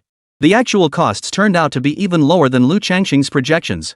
If we really sell them at 50 million yuan each, that'll mean a lot more profit. With profit margins dozens of times higher, this isn't just making money, it's pure gold. Finally, regarding mass production, it was Chen Hao's response to the mass production issue that sent the headquarters members' excitement and enthusiasm soaring through the roof. Chen Hao calmly informed headquarters that mass production was the simplest task imaginable. All he needed to do was personally modify a standard tank manufacturing plant, and then they could switch directly from mass-producing Type 99A tanks to mass-producing super tanks. Such an effortless and straightforward mass production method would represent an unprecedented revolution in the entire history of tank manufacturing. Introducing a new tank model without needing to redesign and rebuild the production line, merely optimizing the existing setup, isn't just saving money, time, and effort, it's saving a ton. With these essential conditions in place, why hesitate over this deal? Hesitating even a second would be disrespectful to the big spenders. Chapter 53, My Brilliant Cousin. Fengtian Military District Headquarters. While Commander Lu Changsheng was leading the tank competition delegation members during their stopover in Camel Kingdom, Chen Hao, who had remained at the military headquarters, was growing restless. Lu Changsheng was tied up with the tank order matter, and at the same time, the Beijing headquarters had specifically assigned him the additional task of serving as the temporary head of military equipment trade. Therefore, Commander Lu Changsheng would be unable to return to Fengtian for the time being. With Lu Changsheng delayed, the entire Fengtian military district no longer felt the same urgency and bustle as before. The academicians of the Dragon Academy had already relocated the entire research center back to the capital yesterday. After all, the capital served as the headquarters of the Dragon Academy, and it offered far more abundant resources for various research and development endeavors. Although Fengtian does have a dedicated branch of the Dragon Science Academy here. However, the scale of the research branch was still too small, and both the scope of research projects it could accommodate and the number of researchers it could support were limited. After careful deliberation, the Dragon Academy's headquarters decided to relocate all research projects back to the capital city while Commander Lu Changsheng was away competing in the Camel Kingdom. After all, having a large group of academicians holed up in a tank equipment workshop day in and day out conducting research would inevitably severely hinder the progress of scientific endeavors. Therefore, the capital authorities have extended substantial support for this decision. To enable all academicians and expert professors to swiftly resume their research, the Capital Research Institute specifically requested several military transport aircraft from the Capital Military District headquarters. These aircraft were used to directly transport the controllable nuclear fusion device that had been dismantled from the super tank.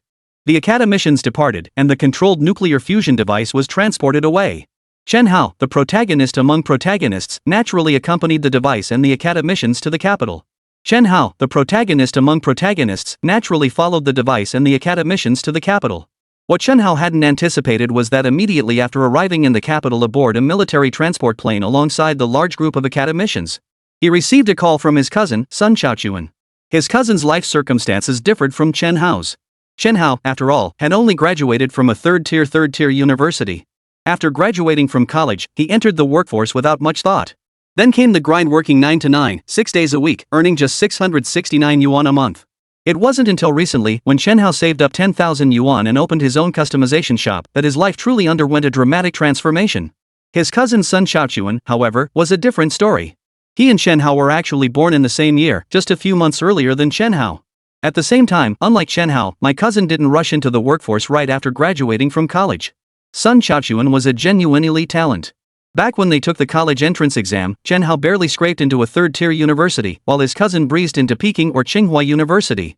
And even after Chen Hao graduated from that third-tier university and left, his cousin's academic journey was far from over. In just 2 short years, my cousin Sun Xiaochuan not only completed all required credits at Peking University 7 years ahead of schedule but also published a first author paper in the world-renowned academic journal Nature, successfully earning his doctoral degree.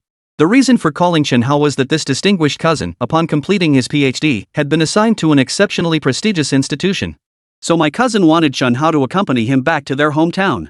His mother wanted to gather all the close relatives together for a celebration. Naturally, Chen Hao couldn't refuse this request. Ever since he was a child, Chen Hao had known that his parents' relatives were actually few and far between.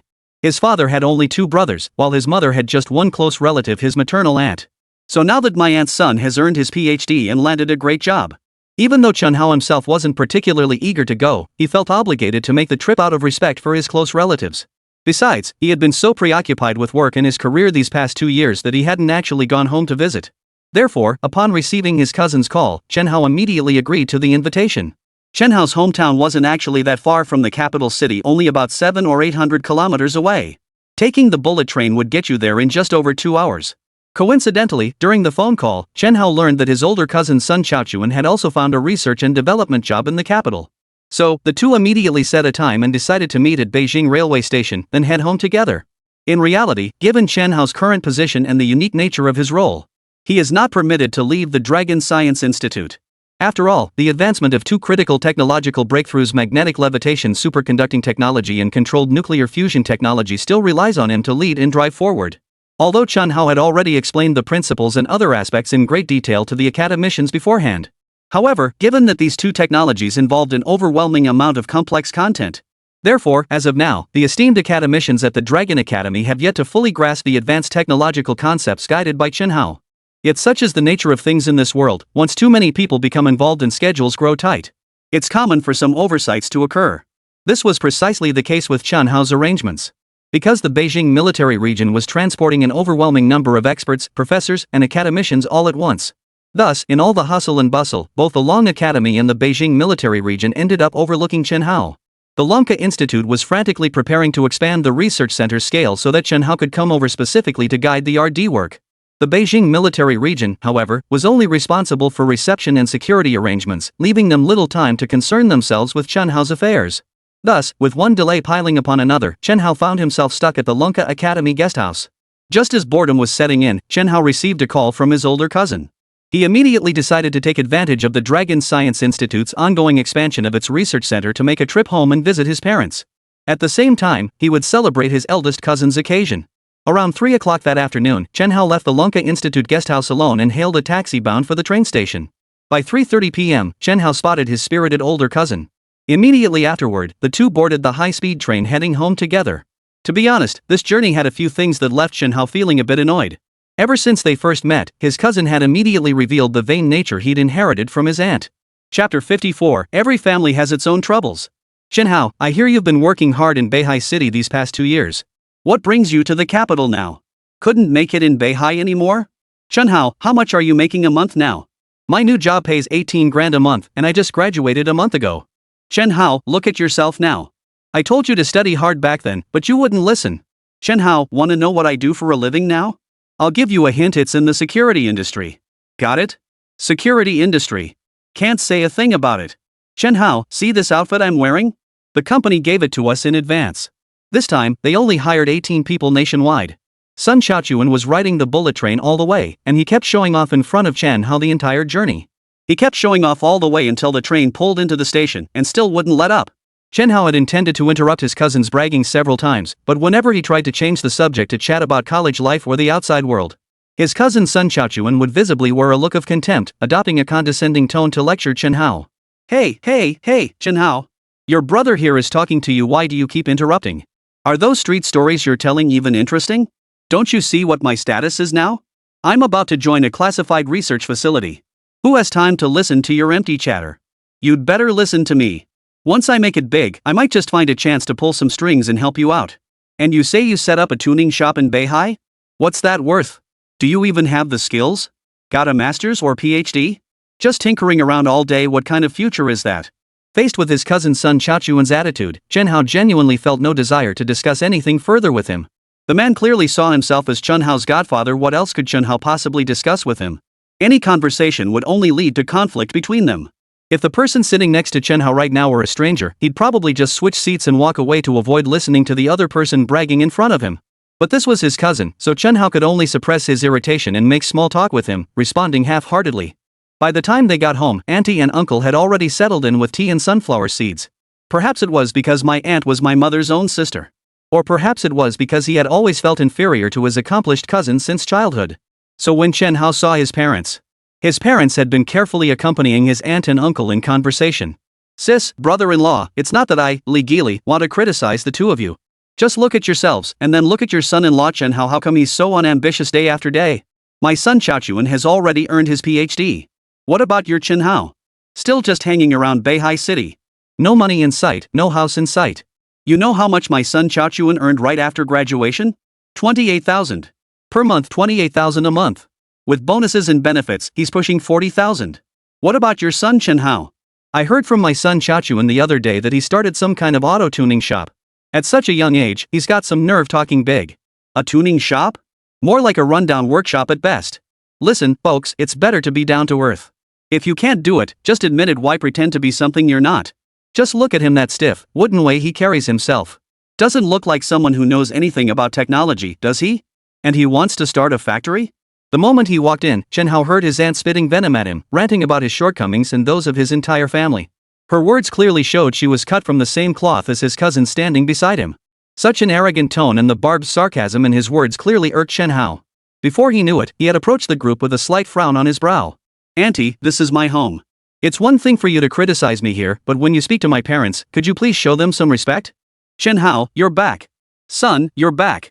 Hearing that familiar voice, Chen Hao's parents, Chen Laoshi and Li Guifan, immediately sprang up from the sofa, beaming with joy as they looked at their son. Mom and Dad, I'm home. Chen Hao nodded and said. Glad you're back. Your aunt didn't mean any harm, and you shouldn't take it to heart. Perhaps she was worried that Chen Hao would be in a bad mood right after returning. So Chen Hao's father, Chen Laoshi, and Li Guifan immediately began smoothing things over for Li Gili. However, just as Chen Hao's parents were trying to smooth things over, Li Gili clearly showed no sign of gratitude. Guifan, look at your son. Doesn't he understand the slightest bit about respecting elders and caring for the young? I'm your own sister, what's wrong with me saying a few words to him? Now look at my son, he knows when elders are speaking and doesn't interrupt once. That's what proper manners look like. Chen Hao's aunt, today's a family reunion, let's cut the small talk. We should head to the restaurant first. Those two boys traveled all this way back, it's been tough on them.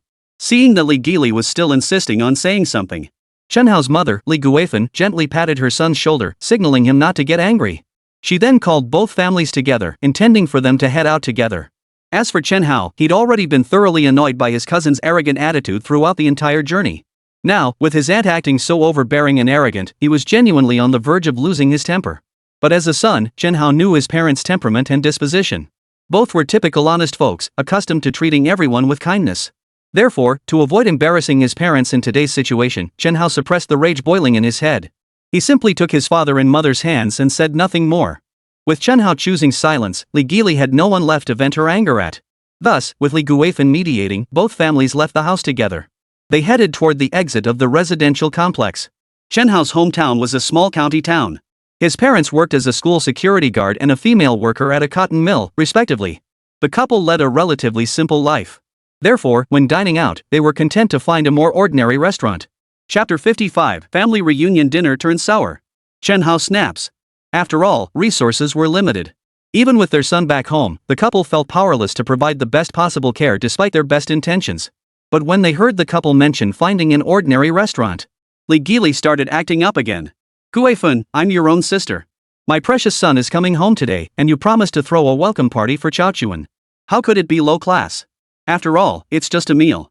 We absolutely must choose the finest restaurant. I'll make the call on this. Let's go with the Qingya Grand Hotel, the one run by Qingya Group in our county. It's high class. Only wealthy families go there, so it won't embarrass my family's reputation. Guifun, you wouldn't be stingy, would you? I'm your own sister, after all. I've helped your family plenty over the years. If you can't even spare a meal to treat me, then it seems our families won't need to associate anymore. Li Gili had truly taken shamelessness to the extreme. She knew full well her sister was an honest soul, yet at this very moment, she deliberately mentioned twice that she was Li Guifan's biological older sister. As she spoke, she positioned herself right at the pinnacle of moral superiority, standing tall on the tower's peak. With this move, even if Li Guifan genuinely didn't want to spend that much money on a banquet, she could only give her husband and son Chen Hao an awkward smile. Sis is right, you know. Chaochuan's an outstanding kid. Now that he's landed such a great job, we really should celebrate. Then let's go to the Qingya Grand Hotel. Chen Hao, you know the way, best lead the way. Li Guifan could tell her son Chen Hao was displeased again. So she simply dismissed him, telling him to go ahead and lead the way. Seeing his mother had already relented, Chen Hao could only swallow his temper once more and walked ahead to lead the way for everyone. Having held back repeatedly, Chen Hao's mood had sunk to an all-time low. He had only come back this time to see his parents. Given the level of secrecy surrounding the controlled nuclear fusion project and the magnetic levitation project, once the Dragon Academy had everything arranged, Chen Hao estimated he might not be able to return home for the next 3 to 5 years. This wasn't because the development of controlled nuclear fusion required such a long time. Chen Hao has already developed the controlled nuclear fusion device. Having the academicians at the Lunka Academy analyze it would take no more than a month or two at most. The real-time consuming task lies in the matters that follow controlled nuclear fusion. Take fusion fighters, fusion carriers, and a whole series of projects like that. These are all projects that require a reliable, controllable nuclear fusion device to get off the ground. Therefore, it can be said that the controlled nuclear fusion technology and superconducting magnetic levitation technology Chen Hao has developed so far are merely the first step. A mountain of work lies ahead, and it will all involve him. Moreover, there were still numerous uninitiated modification projects within his own system. A rough estimate made it clear to Chen Hao that he would likely have little chance to spend time with his parents in the coming years. Of course, it was precisely because of this very reason.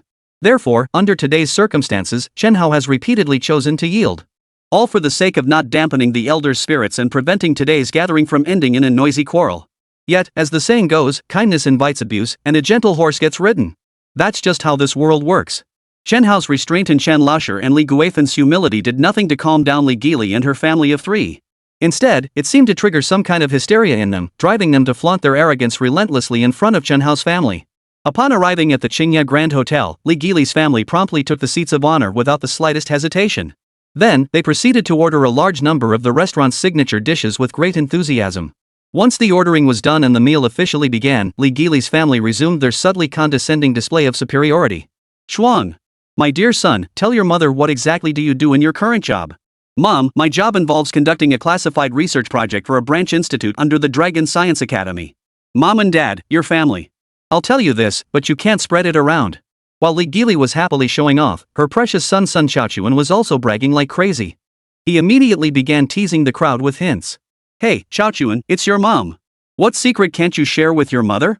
These are all relatives who know you inside out. Just tell your aunt, let her family see what a truly outstanding person looks like. Alright then. I'll tell you, Mom.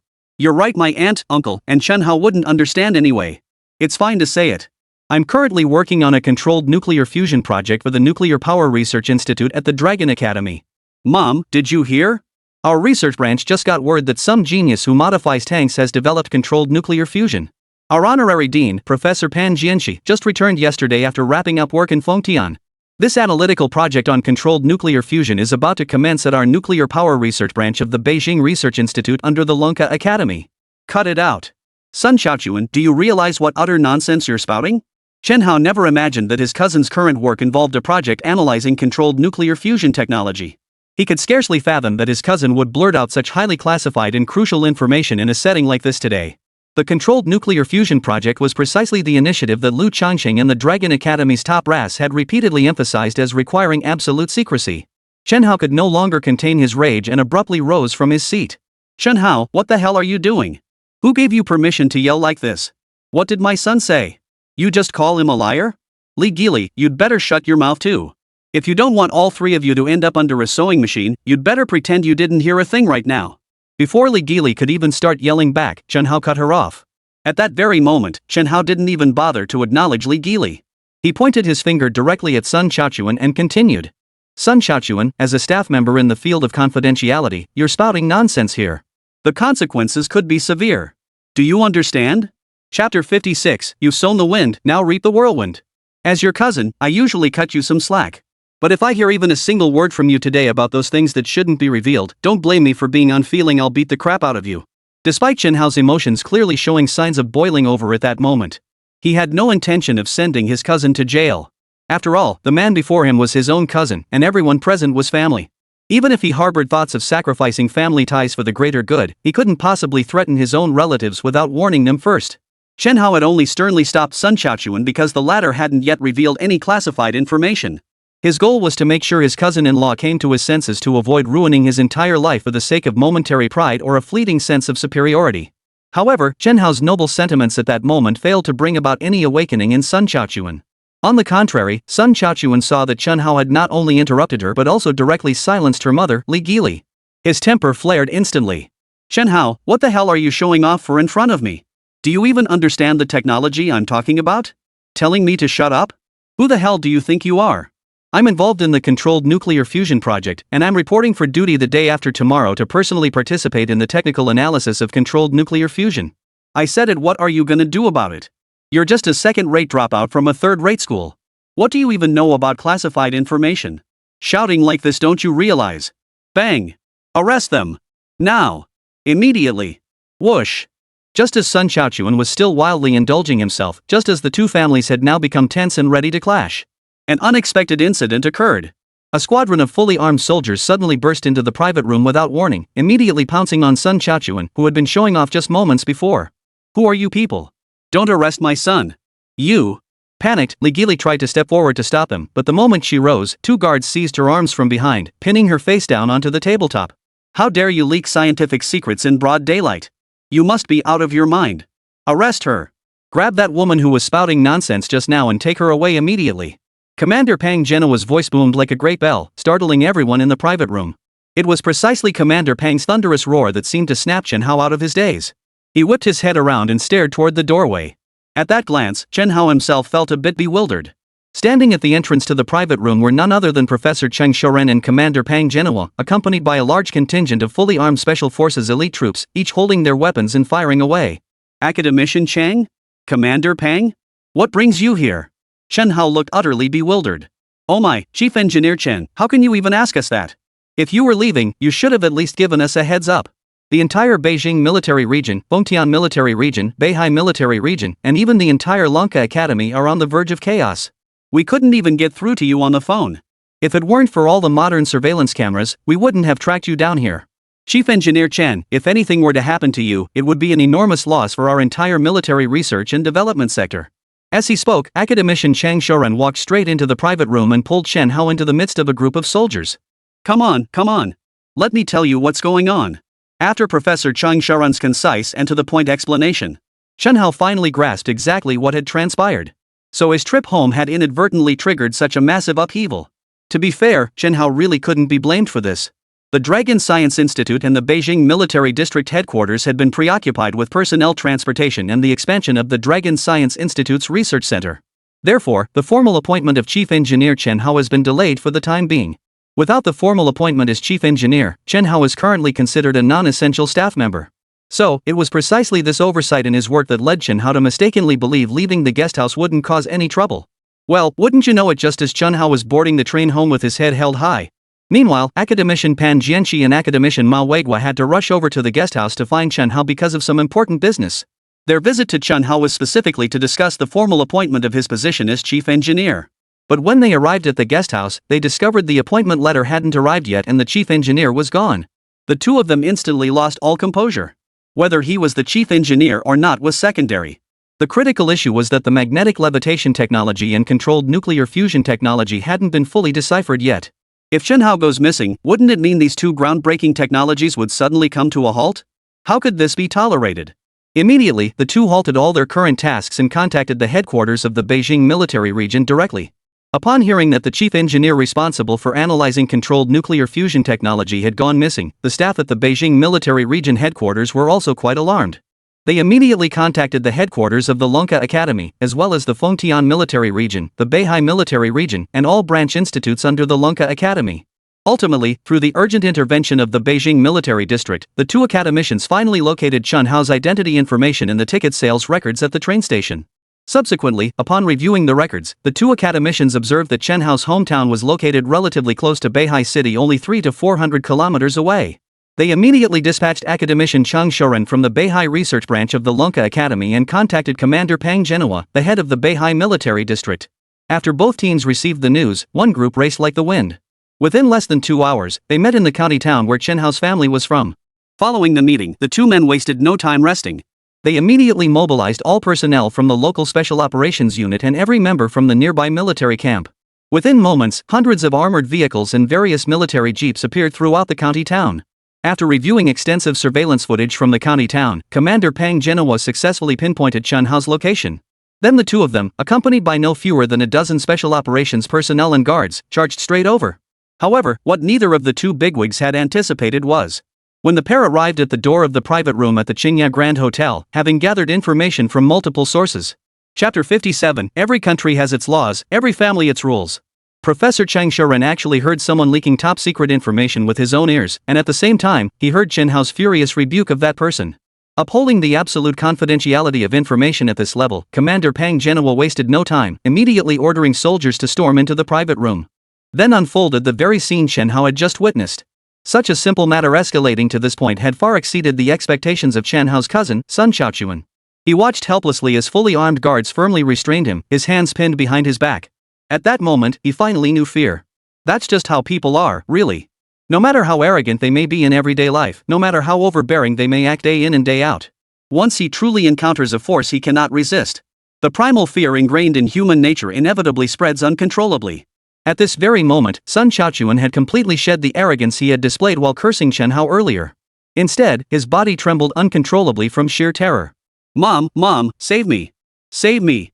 Sun Xiaochuan frantically pleaded for help from his mother, Li Gili. But at that moment, Li Gili was in no position to rescue her precious son. If taken seriously, her earlier actions could easily be considered a minor offense. To actually attempt to obstruct the guard's lawful duties, she must have been out of her mind. Such tantrums might work in front of Chen Hao's parents or occasionally among neighbors, but here? There was nothing to be done about it. Chen Hao's parents and the neighbors were ordinary people, and ordinary people simply couldn't stand up to someone who liked to throw tantrums. But now that members of the Special Operations Unit had arrived, the situation was entirely different. Despite Li Gili's repeated attempts to struggle and throw a tantrum at that moment, the security personnel showed her no leniency whatsoever, keeping her firmly restrained and utterly unable to move an inch. Seeing that her mother couldn't help her, Sun Xiaochuan began calling out to her father. Dad, save me. I didn't mean what I just said. I never intended to reveal any secrets. But it was just as childish as calling out for his mother. Before Sun Xiaochuan could even get into the rhythm of calling out to his father, a special agent swiftly covered his mouth with a cloth. Shut up. Whether intentional or not, you've been caught red-handed. Save your explanations for inside. This isn't the time for you to bark nonsense here. You can't take my son away. He's my only child. Watching his son being restrained even tighter, Sun Xiaochuan's father finally panicked. Yet what he was saying now bore no relation whatsoever to the crimes Sun Xiaochuan had committed. How could this possibly help him? Moreover, the mistakes Sun Xiaochuan had made were not something that could be resolved by simply crying out a few complaints. As Chen Hao remarked upon returning to the private room. Auntie, uncle, you'd better stop entertaining any ill intentions. There are laws of the land, and there are rules of the household. Since he dared to spout such nonsense, he must bear the consequences of his reckless words. You won't be helping him by doing this, Chen Hao said coldly. However, upon hearing Chen Hao's words, Sun Xiaochuan's father seemed to recall something. Suddenly, he rushed to Chen Hao's side and knelt before him with a thud. Chen Hao, for the sake of being your uncle-in-law, please talk to them and get them to release my son Xiaochuan. Everything that happened before was all your cousin's fault. It was your aunt and uncle's fault. I've apologized to you. Aren't they calling you chief engineer? Please, have mercy and spare my son Chaochuan. I beg you. Compared to his former haughty demeanor, my uncle-in-law's plea was as earnest as could be. Seeing his uncle like this, Chen Hao couldn't help but feel a twinge of pity. Uncle, get up. Quick, get up. Chen Hao tried to comfort his uncle while attempting to help him up. However, upon realizing Chen Hao offered no further assistance beyond urging him to stand, the man immediately shifted his pleas to Chen Hao's mother. Gu Fun. Gu Li is your own sister, and Chaochuan is your own nephew. You can't just stand by and watch them suffer. My son Chaochuan knows he was wrong. Talk to Chen Hao. They all call him chief engineer. He must have a solution. Please, just talk to him. How about? Li Guifan had never witnessed a scene like this before. At first, she was utterly startled by this group of heavily armed special agents. Once I had a clearer grasp of the situation, I immediately felt compelled to speak up for son Chaochuan. However, before Li Guifan could finish her sentence, Chen Hao cut her off. Mom, chief engineer is just a title. It doesn't mean I can bend the rules for personal gain. I've already said it, my cousin's offense isn't trivial. The state has its laws, and families have their rules. Besides, I don't have the power to favor him anyway. Having briefly spoken with both academician Cheng Shiren and Commander Pang Genoa, Chen Hao was well aware of the potential consequences of this matter. He knew that at this very moment, the matter was no longer within his control. So when his mother began pleading on behalf of the other party, he could only shake his head helplessly, signaling his utter powerlessness. Chief Engineer Chen, I won't waste words. You're still the most level-headed one here. This man has broken the law. I'll see to it he ends up where he belongs. As for all the other nonsense, we'll talk about that once I've dealt with this matter. With that, Commander Pang Genoa beckoned to his team of special agents. The special agents immediately dragged Sun Chaochuan outside and shoved him into a camouflage-painted jeep. Take him straight to where he belongs. Leave 2 teams behind. The rest of you, come with me to escort the suspect back first. Chen Hao knew full well that national law could not be evaded. As the commander of a military region, Pang Genoa was naturally even less likely to face any unexpected outcomes. He first dispatched men to escort Sun Chaochuan out of the shop, then conferred with Chen Hao and Professor Cheng Shiren. Ultimately, after escorting Sun Chaochuan away, Commander Pang Genoa merely reorganized his troops before departing the private room alongside the escorting party. Hey, don't go. Don't go. What about my son? Chapter 58, The Way of Humanity, Taking from the Deficient to Serve the Surplus. Watching his son being taken away, his troublesome daughter-in-law was also blocked inside the private room. Chen Hao's uncle by marriage finally understood what despair truly meant. The banquet was definitely over. Chen Hao, the uncle-in-law, stared at the door for over 10 minutes before finally turning to face his wife, who was still flailing about wildly. What are you staring at me for? Hurry up and figure out how to save our son. You useless old fool. Marrying you was the worst luck I've had in 8 lifetimes. Smack! A sharp, resounding clap echoed through the private room. Accompanying the applause was a massive red handprint, as crimson as a Fuji apple, stamped across Li Gili's cheek. You dare hit me? The force of that slap stunned everyone present, Chen Hao's family and his aunt Li Gili included. Though Chen Hao's uncle-in-law had his arrogant moments, he'd never crossed any major boundaries before. But today, after witnessing firsthand how his own son had caused a major disaster by speaking without restraint, he finally came to his senses. This beating is for you, you good for nothing. Always comparing yourself to others, showing off at every turn. Now look what you've done. Your son's become a disaster because of your influence, and you still have the nerve to throw a fit here? I won't rest until I beat the life out of you, you good for nothing. By the time they left the Qingya Hotel, it was already late at night. As for the matter between her uncle and aunt, Chen Hao's family certainly couldn't get involved. Of course, they had no intention of interfering further. After all, Chen Hao had made his position crystal clear, and Commander Pang Genoa had already laid out the reality of the situation. There was no way Chen Hao could resolve it. Thus, the Chen family could only let the 2 non-professional wrestlers continue their fight in the VIP box while they themselves chose to leave. To be fair, Chen Hao's parents did want to try and calm the heated emotions on both sides. But in a situation like this, what could 2 honest, ordinary folks possibly do to help? Staying put would only provoke more conflict, so in the end, Chen Hao's parents had no choice but to adopt the attitude of minding their own business. As for what happened after leaving the hotel, that was much simpler. Escorted by Chang Shoren and a large contingent of Special Forces soldiers, Chen Hao first accompanied his parents back home for a brief visit. Subsequently, through the introduction of academician Chang Shoren, Chen Hao informed his parents about his current role in conducting research and development for Huaxia. Of course, the specifics of the project could not be disclosed.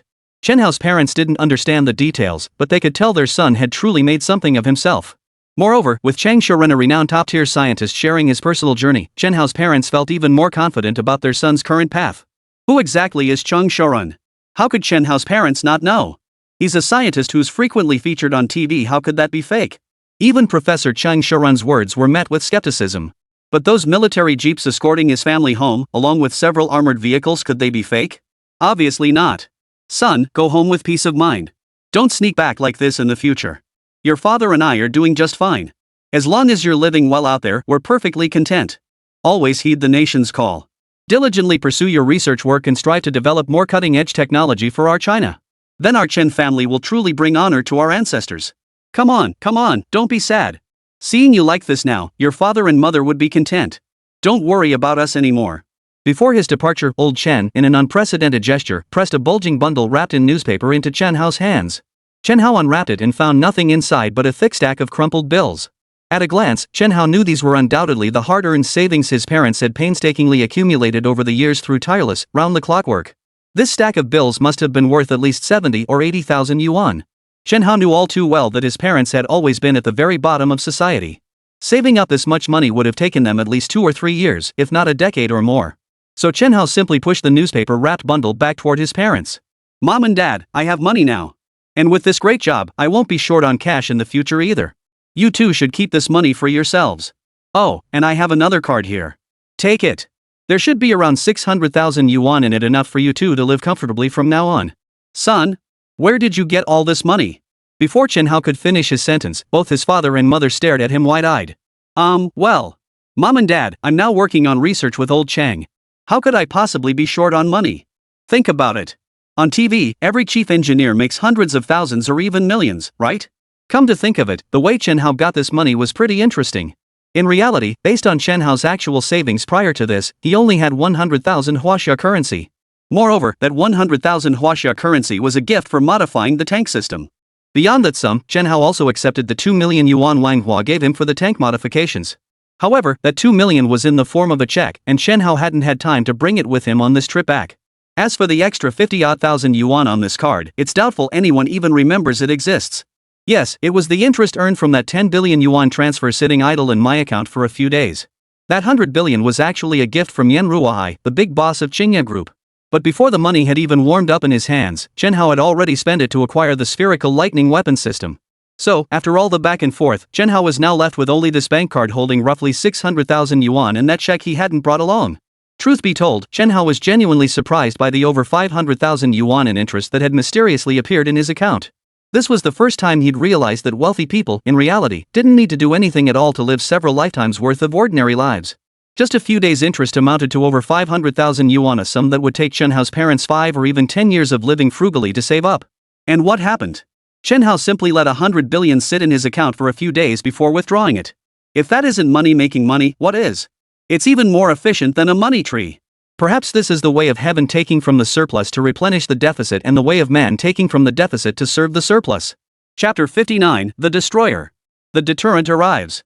Just as Chen Hao and Chang Sharen's group were making their way toward the capital under cover of night, 5,000 miles away, across the vast ocean, an intense and thrilling naval confrontation was unfolding. 500 nautical miles beyond the South China Sea. Because it lies at the edge of the Pacific Ocean, where two major continental plates converge, and is also a convergence point for various atmospheric circulation systems.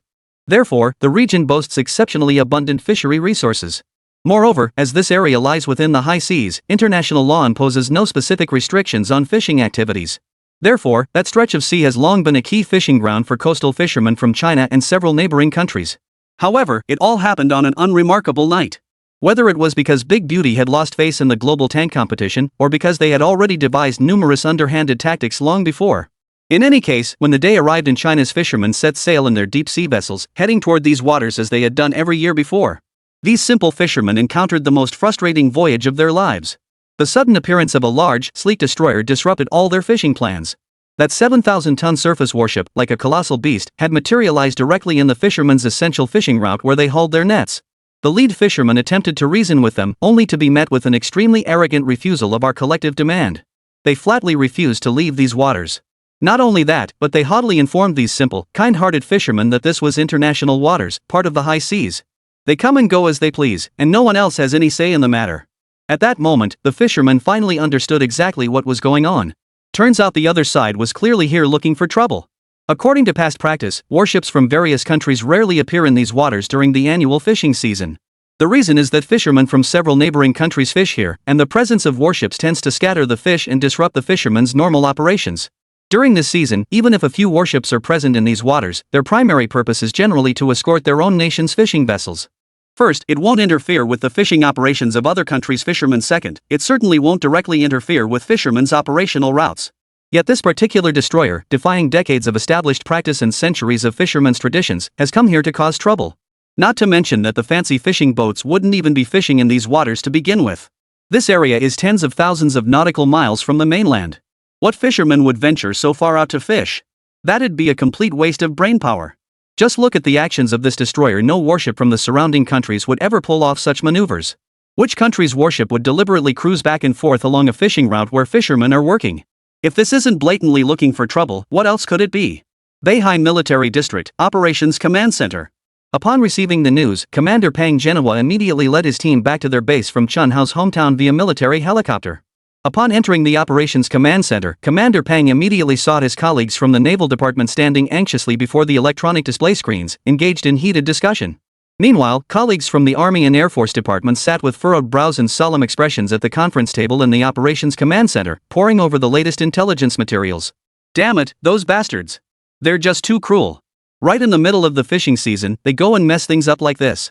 What are our fishermen supposed to do now? A naval captain pointed angrily at a section of the sea map displayed on the electronic screen. What should we do? If you ask me, just order our destroyers to open fire and take them out. Our destroyers are stronger than theirs anyway. If it comes to a fight, they won't stand a chance. Another naval colonel clenched his fist in frustration, his voice brimming with indignation. Fight? Fight? Fight? Is that something we can just do? They're probably counting on us to fight. They're exploiting international maritime law right now on the high seas in international waters. They're roaming around, they're disrupting fishermen. If we take action, how will the international community view us?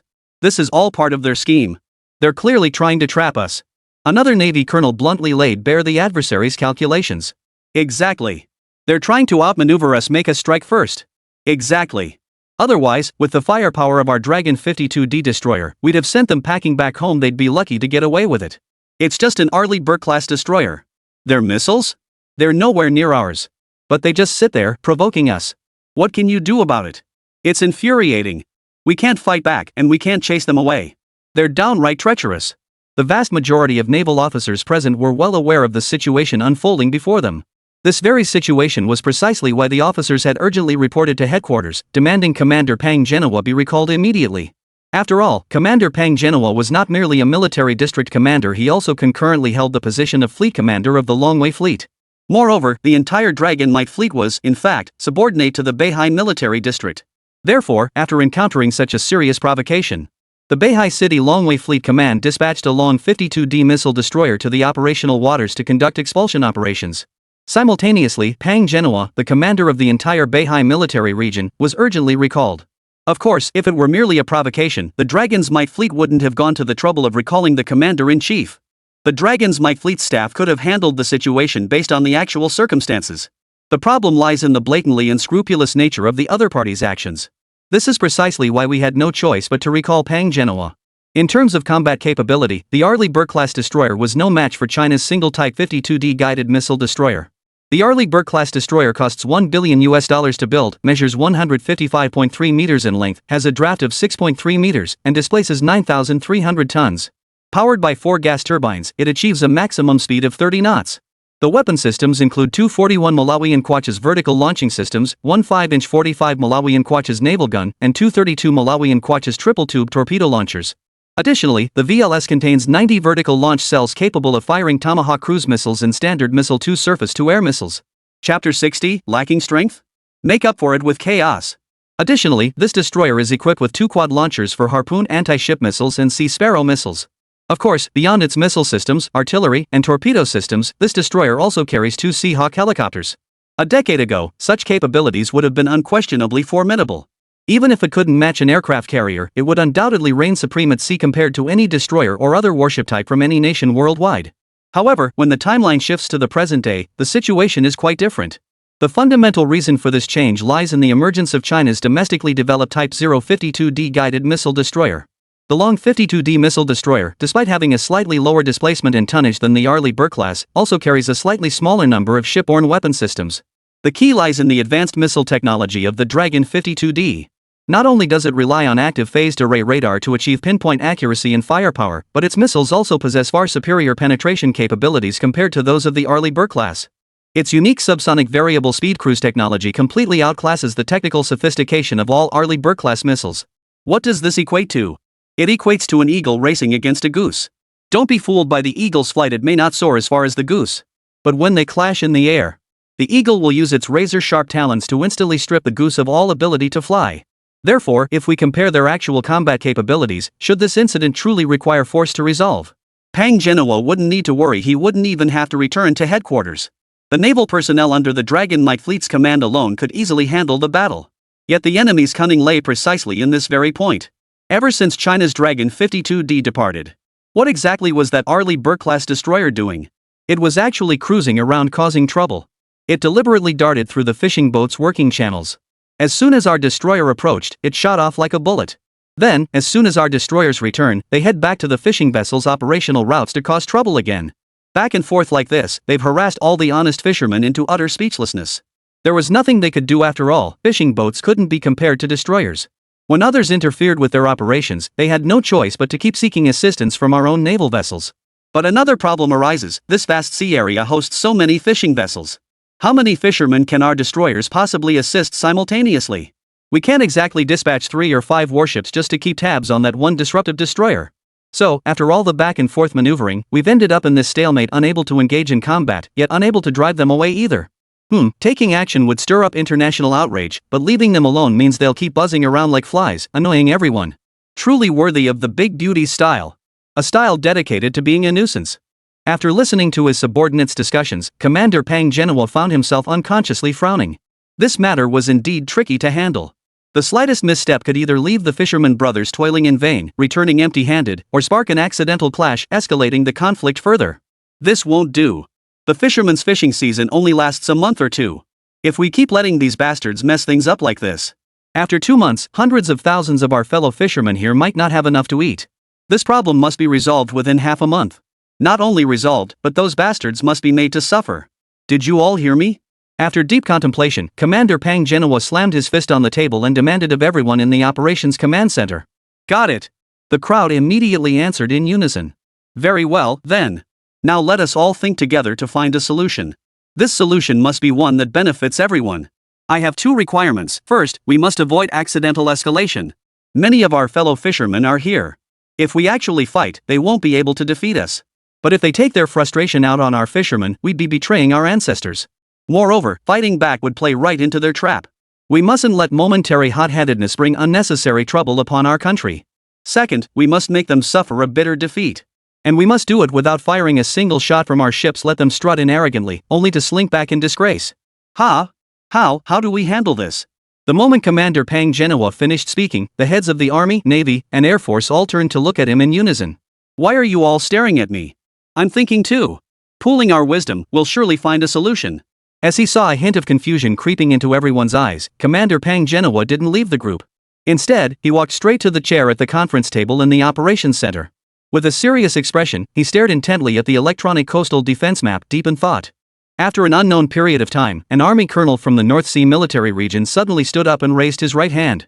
You have an idea? Go ahead and share it. Pang Genoa raised his hand in a gesture of encouragement. I've actually thought of a way to successfully drive them off without falling into their trap. What?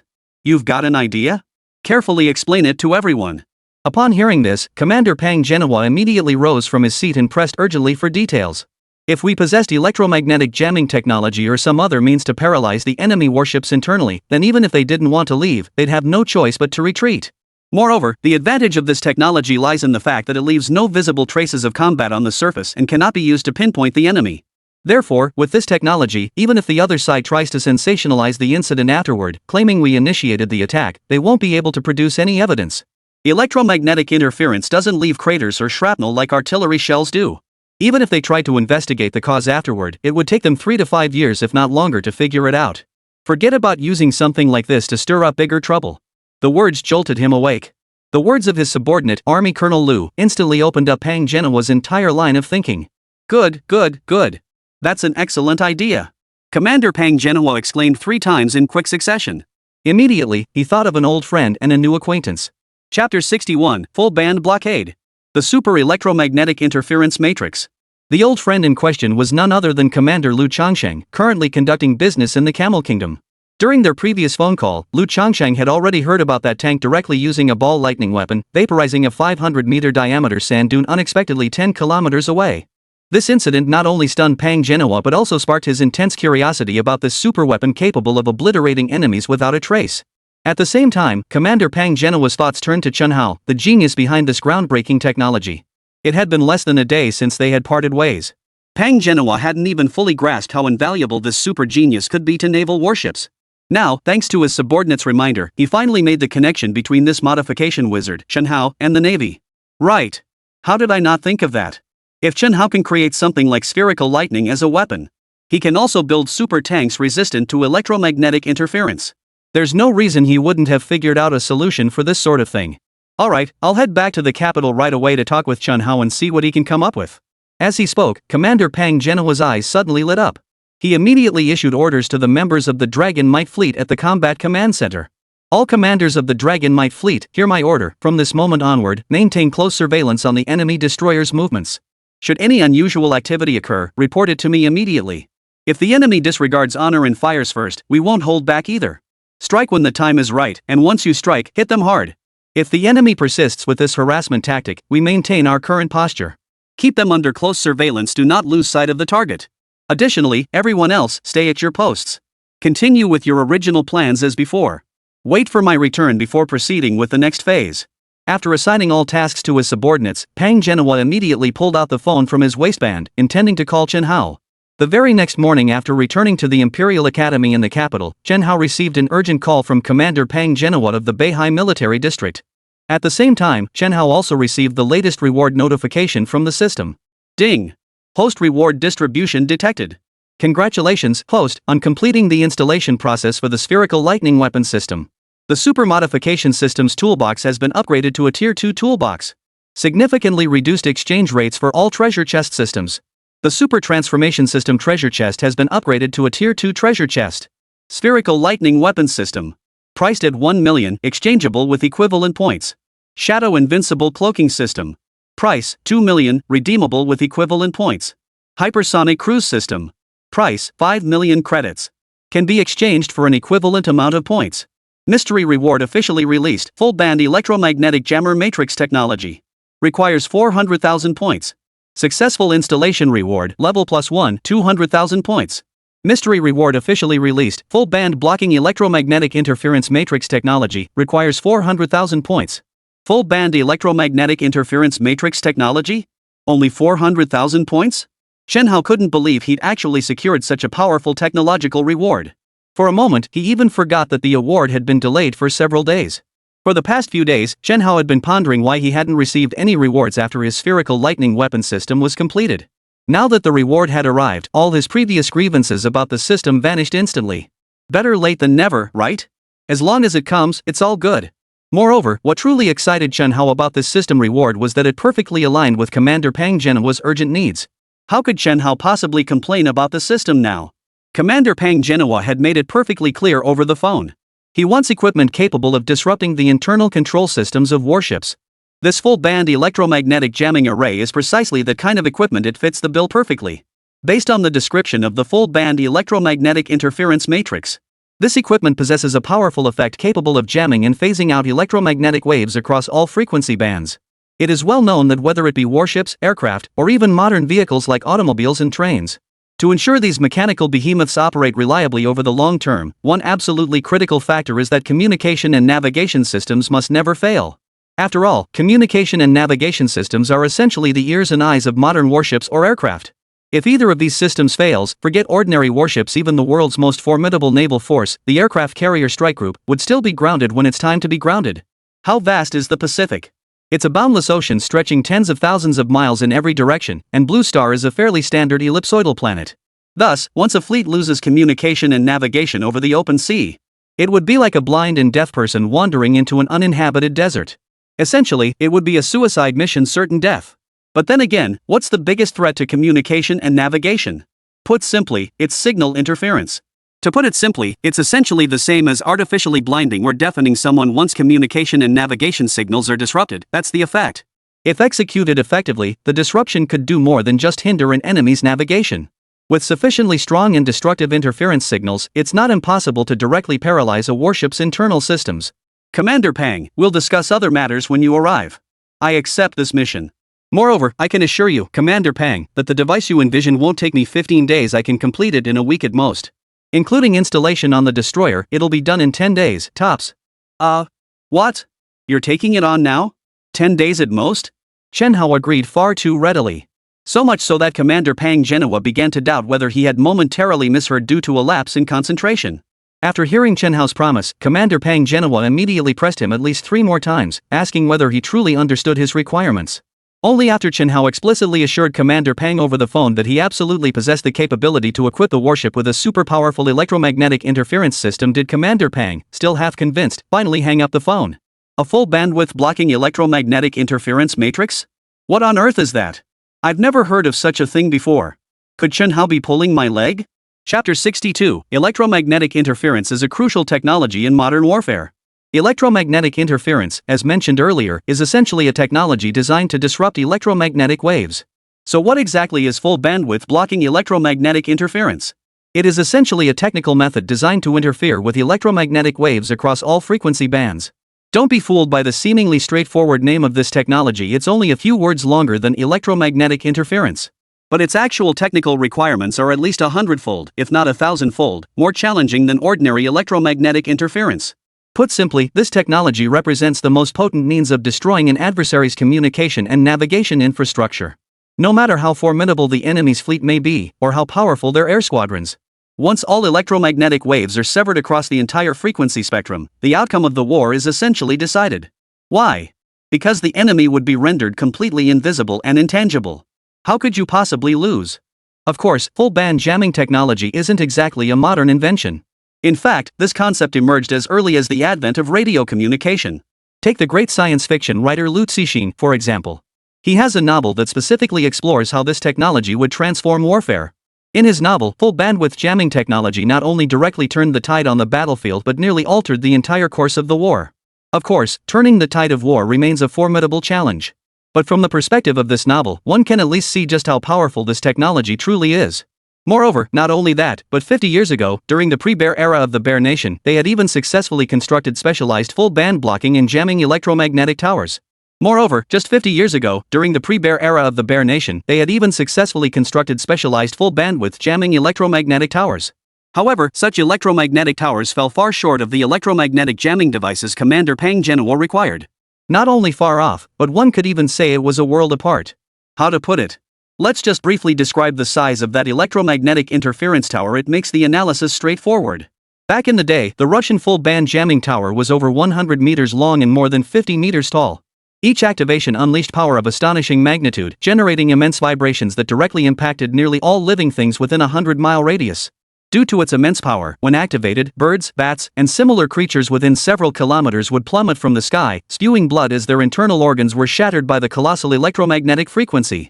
How could such a terrifying device possibly be the equipment Commander Pang Genoa required? Not to mention the immense power required to activate it. Just consider the sheer size of that electromagnetic interference tower. It might not even fit on an aircraft carrier's deck. How big is a typical aircraft carrier? About 300 meters long, 70 meters wide, and 70 meters high. Moreover, this height includes the integrated island structure of the carrier. In reality, if measured from the flight deck to the keel, the carrier stands only about 30 to 40 meters tall. How could a carrier standing at 40 meters tall possibly accommodate an additional 100-meter long, 50-meter tall electromagnetic jamming tower? Wouldn't that completely obscure the island structure? It would also occupy the entire flight deck, preventing carrier-based aircraft from even taking off. What Commander Pang Genoa needed was an entirely new electromagnetic interference device, one not merely powerful, but powerful to an unimaginable degree. It also couldn't be too bulky, or else it wouldn't be possible to mount it on warships once built. That would be ridiculous. Right? But with such demanding technical requirements, Pang Genoa genuinely couldn't fathom why Chen Hao had agreed so readily. He even told him to relax, to put his mind completely at ease. Goodness gracious, when fishermen out on the high seas can't catch a single fish, how could I not be worried? I'm practically dying of anxiety. With a heart full of trepidation, Commander Pang arrived at the General Research Institute of the Imperial Academy of Sciences in the capital later that evening. However, upon arriving at the research headquarters, Commander Pang did not see Chen Hao. Instead, he encountered academician Cheng Shorin, who had come to greet him. Commander Pang, you're here early. The journey must have been exhausting. You probably didn't get any rest last night either. Noticing the dark circles under Commander Pang's eyes, Professor Cheng Shorin immediately yawned. Old Chang, looking at you, you haven't been resting either. After coming back, you've been busy again with the research center expansion project? Seeing that Cheng Shorin looked no better than himself, Commander Pang Genoa responded with a smile. Who says otherwise? Both the Maglev project and the controlled nuclear fusion project are vying to expand.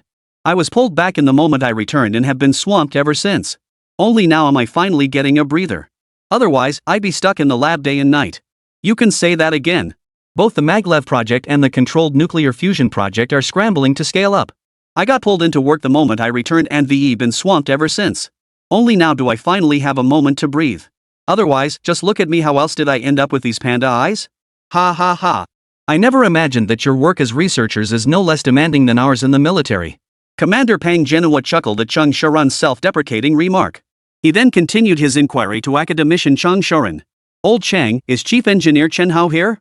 I don't have time to chat about other things right now. Chief Engineer Chen? He's at the research center expansion site right now.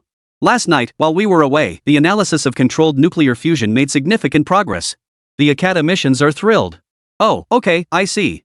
Then please arrange for me to meet Chief Engineer Chen Hao. Alright, follow me. It didn't take long before Commander Pang Genoa, guided by academician Cheng Shorin, arrived at the newly renovated research center of the Lonka Institute. The scale of the research center was quite substantial. It took the two men over 10 minutes to walk from the entrance to the floor where Chen Hao was currently located. With a creak of the door opening, Pang Genoa saw Chen Hao busily scribbling and drawing at his desk. Chief Engineer Chen, I'm here. Approaching Chen Hao, Pang Genoa first gave him a light nod in greeting. Then his gaze was drawn to a design blueprint on the desk. The drawing itself didn't appear particularly complex, it was essentially a hand-drawn structural design sketch. However, when Pang Genoa leaned in to examine the design drawing closely, his entire mind nearly exploded from sheer astonishment. This can't possibly be that electromagnetic interference countermeasure you mentioned, can it? In less than a single night, you've already drawn up the blueprints? How is that possible?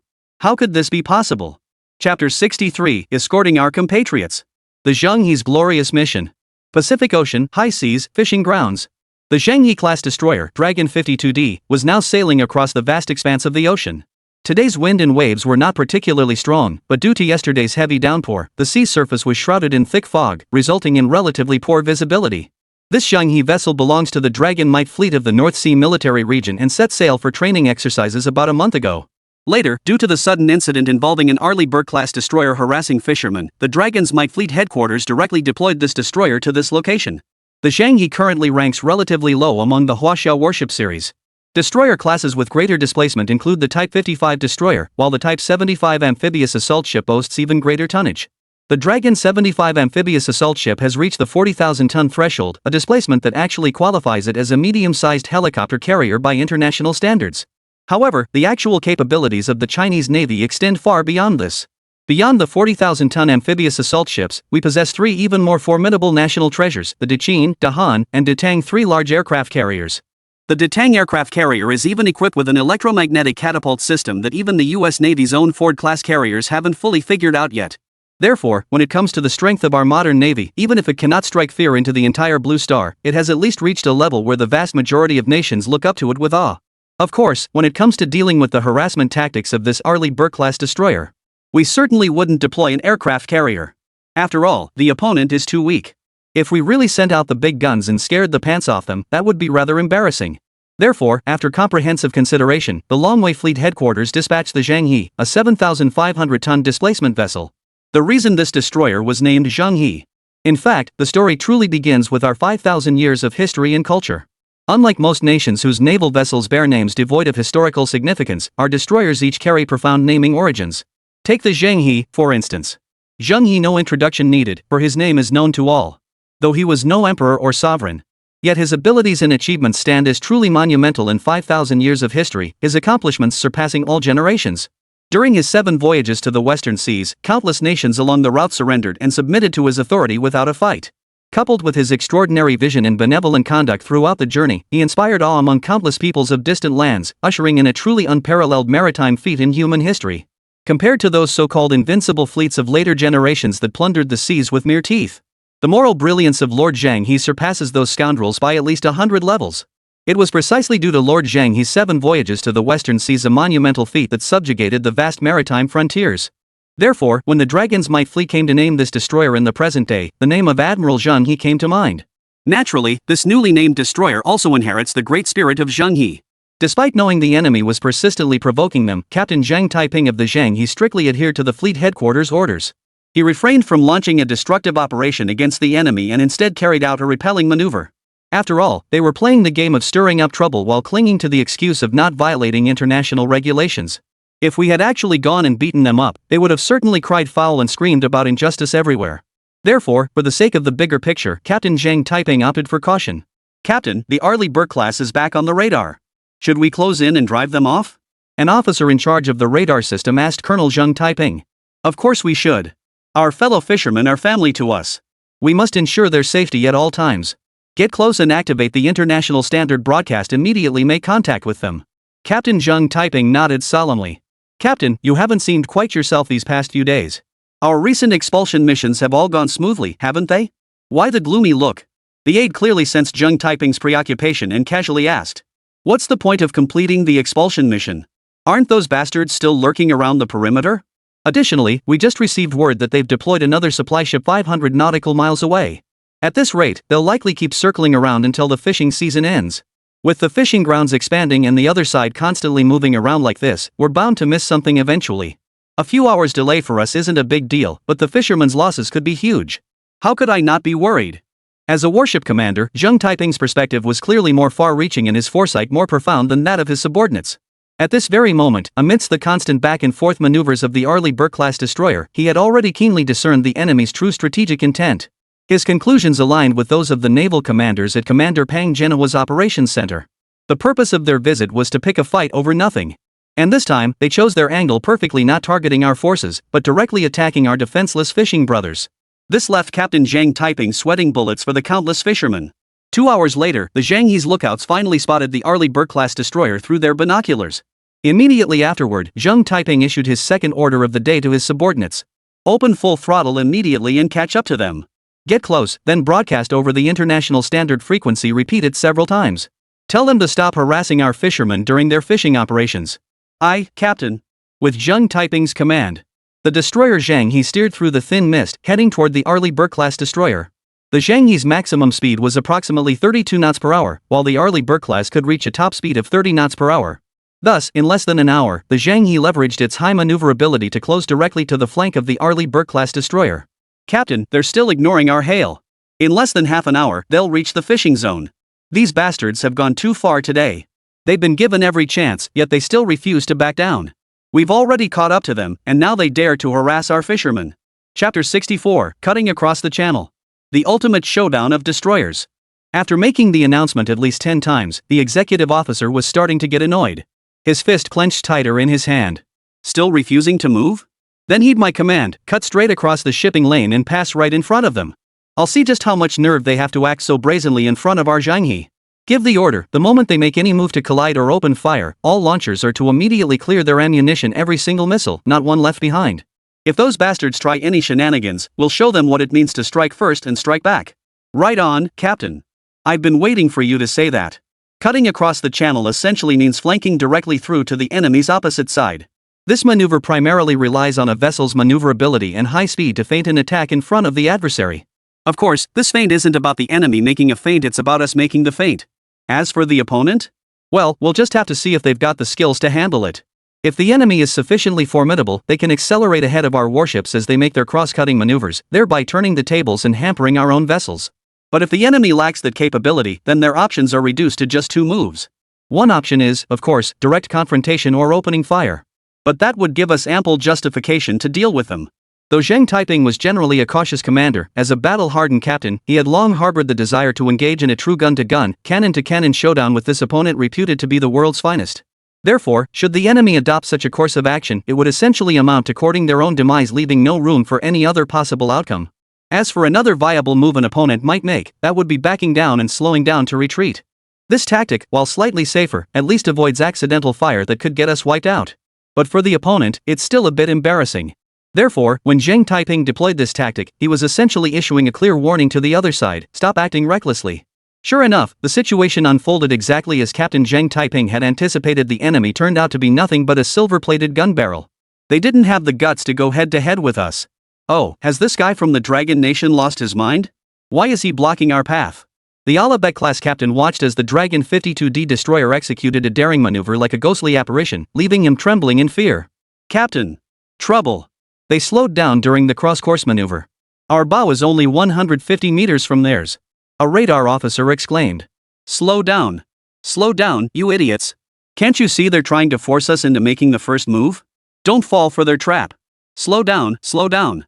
You moron, is the slow gear supposed to be forward thrust? Are you trying to shove me right into their gun barrel? You bastard, pull back. Pull back. At that very moment, the captain of the Alabek-class vessel felt utterly miserable, as if he'd swallowed a fly's excrement. He never dreamed that at such close quarters, our destroyers would dare employ a cross-course maneuver. This move dealt a crushing blow to his previously overconfident, reckless actions. He dared not advance another inch. Getting caught would cost him his life. A distance of 150 meters for two destroyers whose hull lengths both exceeded 150 meters is less than the length of a single hull. What does the lead battleship's deceleration at this distance signify? It means walking a tightrope between two canyons, a tightrope as thin as a strand of hair. Such an extremely dangerous maneuver. If I had delayed my command even a fraction of a second, I might well have been crushed beneath the vast ocean's waves. You think the captain of this Arleigh Burke-class destroyer isn't afraid? He's not just afraid, he's furious. Mother ing. To force us off course like this? Don't they know a damn thing about safe navigation? Make an announcement. Make an announcement to them. I'm protesting. Protesting. Fighting was clearly futile. At this moment, the only course of action left for the Alabek-class captain was to protest. However, just as his subordinate had relayed his order to our Dragon 52D destroyer, our Captain Zheng Taiping immediately responded. As a nation known for its courtesy, our responses have always been relatively mild. When friends come, we offer fine wine. When wolves come, we have hunting rifles. May I ask, sir, do you consider yourselves friends or wolves? As for the protest you mentioned, I'd like to ask you this: who exactly traveled all the way here to disrupt our fishermen's operations? If you're so fond of protests, then why don't we just lay out all our shipping lanes for the whole world to see? Let them see who the real scoundrel is, and who stands as the true gentleman. Facing the other's shout, Zheng Taiping countered with an air of calm indifference. You dare call us bastards? The Alabek-class captain roared in fury, his anger and shame boiling over. Oh, sorry, we never said that. You admitted it yourself. Alright, we've heard enough of your demands. You'd better hurry up and get lost. If you don't leave, don't blame us for repeating our earlier maneuvers. Zheng Taiping was widely recognized throughout the fleet as a bold and fearless captain. Such words from the enemy could never sway his judgment. With just a casual remark, he laid bare the formidable might and majesty of our 5,000-year legacy. For over a full minute, the broadcast remained silent, with no response from the other side. It was clear the other side had completely backed down. Just 2 minutes after cutting across the shipping lane, the Alabek-class captain ultimately opted to alter course entirely, departing the fishing grounds they were about to enter. Before departing, the captain couldn't resist delivering a parting shot with fierce determination. Damn it, you bastards are ruthless. But time is on our side. We'll have plenty of chances to settle this. Mark my words, our advanced equipment is already on its way. Just wait and see. Wait and see how we perform. Chapter 65, The Opponent's Scheme. After 3 consecutive days of calm, a subtle unease began to permeate the tranquility among all members aboard the Zhanghe. Ever since Captain Zheng Taiping successfully employed the cross-course tactic days ago to force the enemy into retreat, the adversaries have not reappeared in the fishing grounds where our fishermen operate for a full 3 days now. Regarding this matter, Zheng Taiping also received word from the Dragon Might Fleet headquarters that the Big Beauty had indeed lodged a protest with the Blue Star Federation.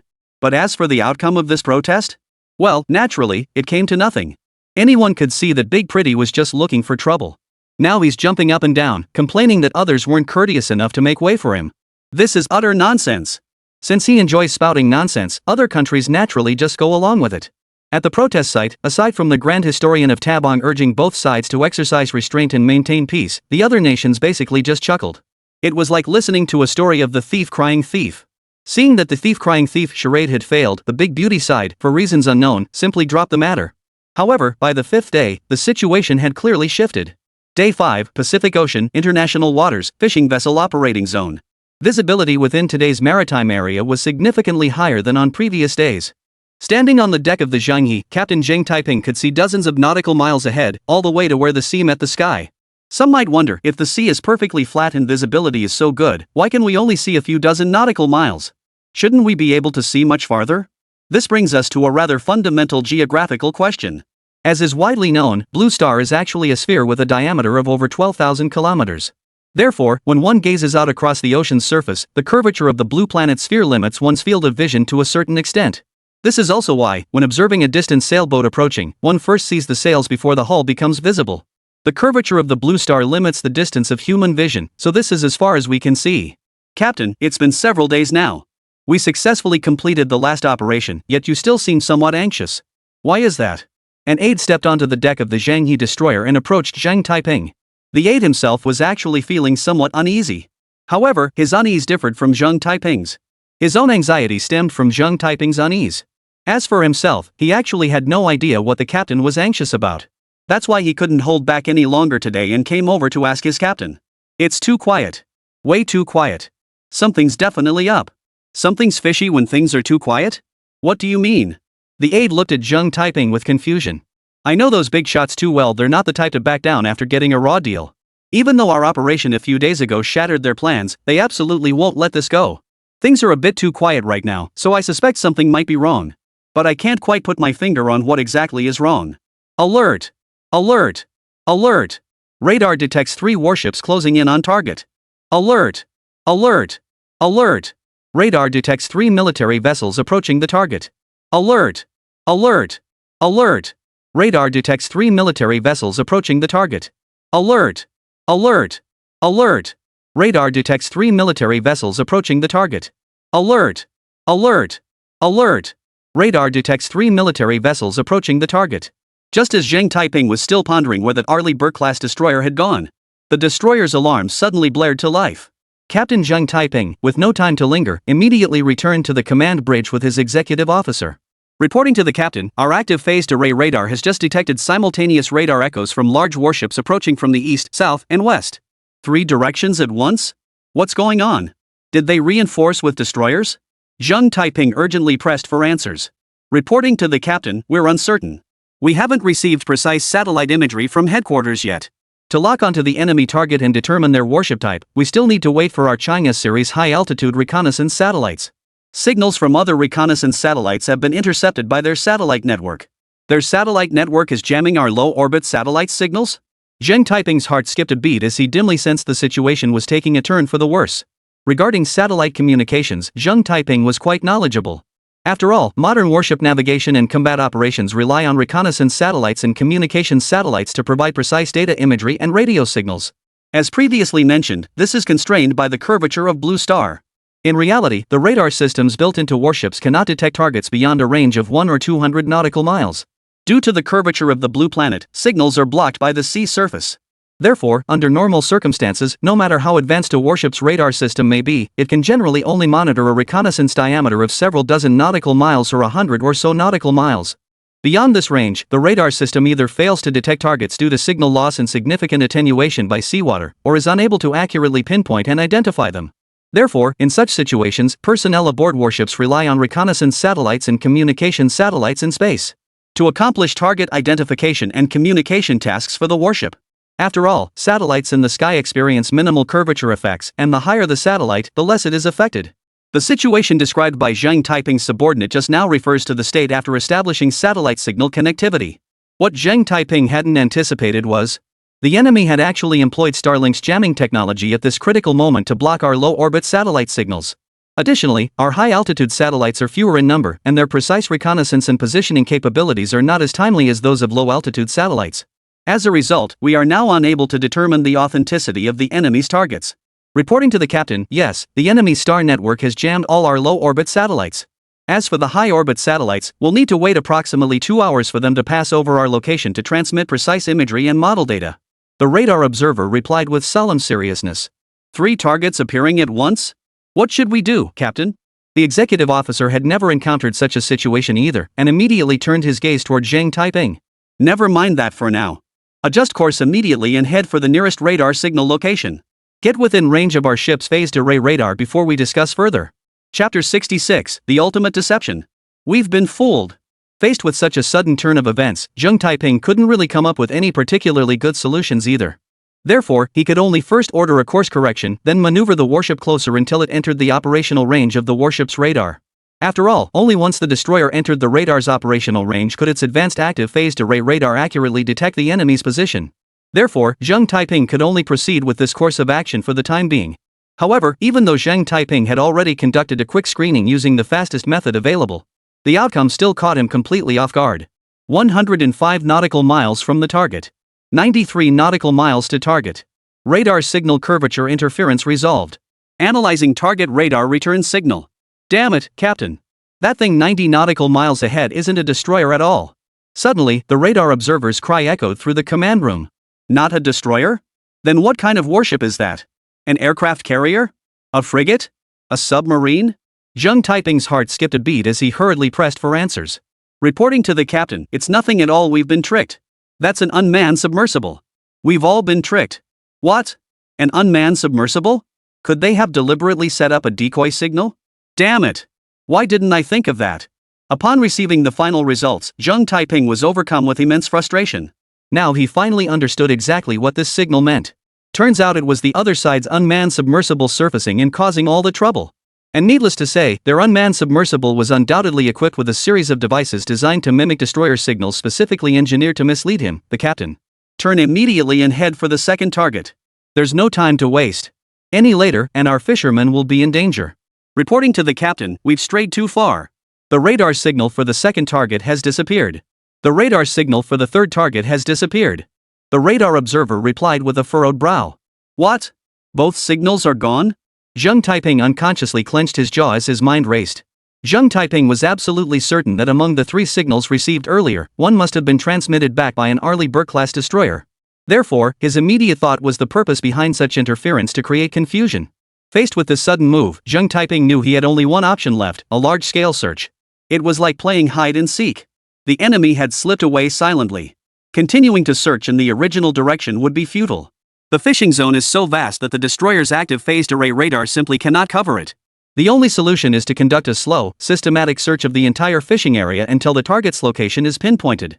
Quickly, return to the fishing fleet's operational zone and initiate a large-scale search. We must locate the enemy warship's position. After a moment of contemplation, Zheng Taiping decisively issued his command. 8 hours later, the destroyer Zhang He once again detected the presence of the Arleigh Burke-class destroyer. However, by this point, the enemy had fully completed its harassment mission, thoroughly disrupting all fish schools in the target area before departing the operational zone. The enraged crew members were ready to pursue the intruder in this Zhang He vessel and give them a proper lesson. But Zheng Taiping stepped in to stop them. No need to pursue them. It's pointless. If we chase further, we'll enter the open ocean. Their supply ship is already waiting for them. Frankly, they can go wherever they please. Without a supply ship, if we pursue recklessly, we'll likely exhaust our resources before catching up. What if they've set up an ambush? Without backup, our lone warship would be finished. Zheng Taiping's thinking proved clearer. He instantly recognized the enemy's hit-and-run harassment tactics. He therefore ordered an immediate halt to the pursuit, redirecting the vessel back to its previous patrol position to resume escorting the fishermen. But abandoning the pursuit was one thing. Zheng Taiping's mood remained unsettled. The failure of this operation, he knew without needing to ask, had undoubtedly caused significant distress among the fishermen. With the enemy disrupting things for 8 hours straight, the fishermen were guaranteed to catch nothing all day. Worse still, their reckless actions could damage the fishermen's boats. This was Zheng Taiping's greatest concern. But as the saying goes, when bad luck strikes, good luck follows. Just as Zheng Taiping had begun to contemplate the potential dangers facing his fellow fishermen, the radar communications officer hurriedly reported the latest news to him. Reporting to the captain, at coordinates, a fishing vessel is listing and requesting assistance. Quickly, change course and go rescue them. Zheng Taiping reluctantly issued the order to alter course once more. At the same time, Zheng Taiping did not forget to issue a new order to the radar communications officer. Contact Dragon Might Fleet HQ immediately. Report the trouble we've encountered here. Also, ask when that electromagnetic interference device Commander Pang mentioned earlier is finally going to be deployed. The enemy's harassment tactics have changed. If this continues, today's fishing season for our fellow fishermen will be completely ruined. Hundreds of thousands of fishermen. In just a few short days, news of the trouble on the high seas had already reached Shenhao at the Dragon Science Institute. The situation had far exceeded Commander Pang Genoa's expectations. The enemy had somehow obtained an unmanned submersible device capable of misleading Captain Zheng Taiping.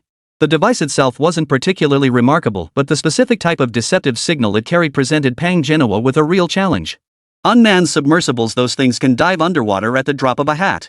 No matter how advanced Zheng Taiping's destroyer is, it simply can't go down to the seabed and retrieve that thing. Moreover, the enemy's use of this unmanned submersible in coordinated operations directly misled Captain Zheng Taiping's judgment.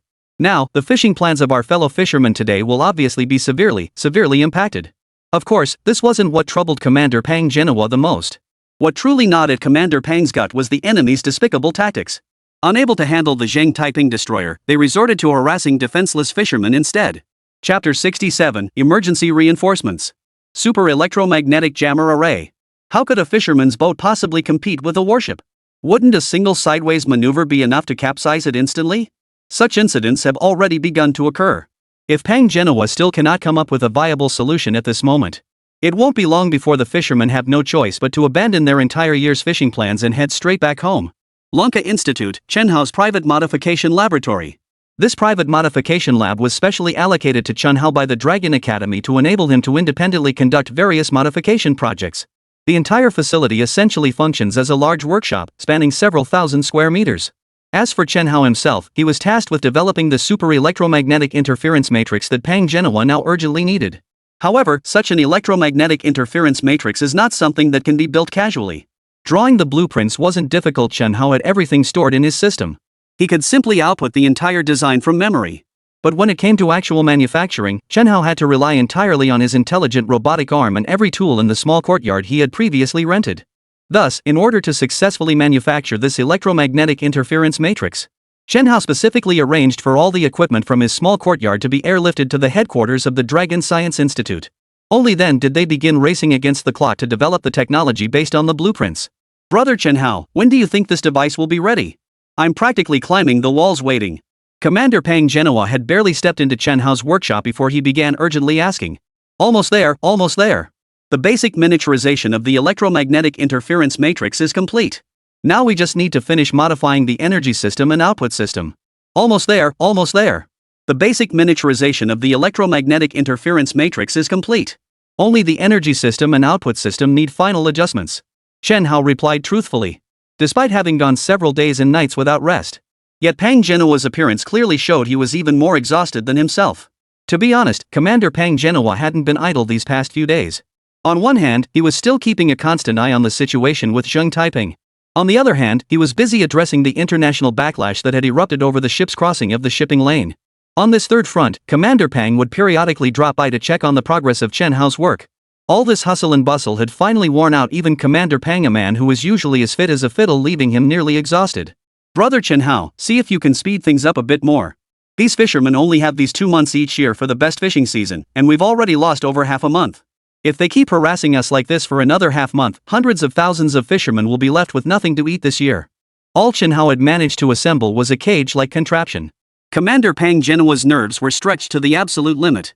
The device before him was so discreet that one could scarcely discern its sophisticated nature without a closer look. Its exterior consists of concentric rings of square structures resembling twisted steel bars. Inside, it was densely packed with countless copper wires, along with some transparent materials that even Pang Genoa couldn't identify. They resembled optical fibers at first glance, but upon touching them, one could distinctly feel that these fibers were fundamentally different from the uniformly thick and thin fibers used for communication. Commander Pang, where there's a will, there's a way. Please be patient a little longer. Even if I rush, it will still take about 2 more days. 2 days? Add the time to deliver the device, plus installation and debugging, that'll be too late.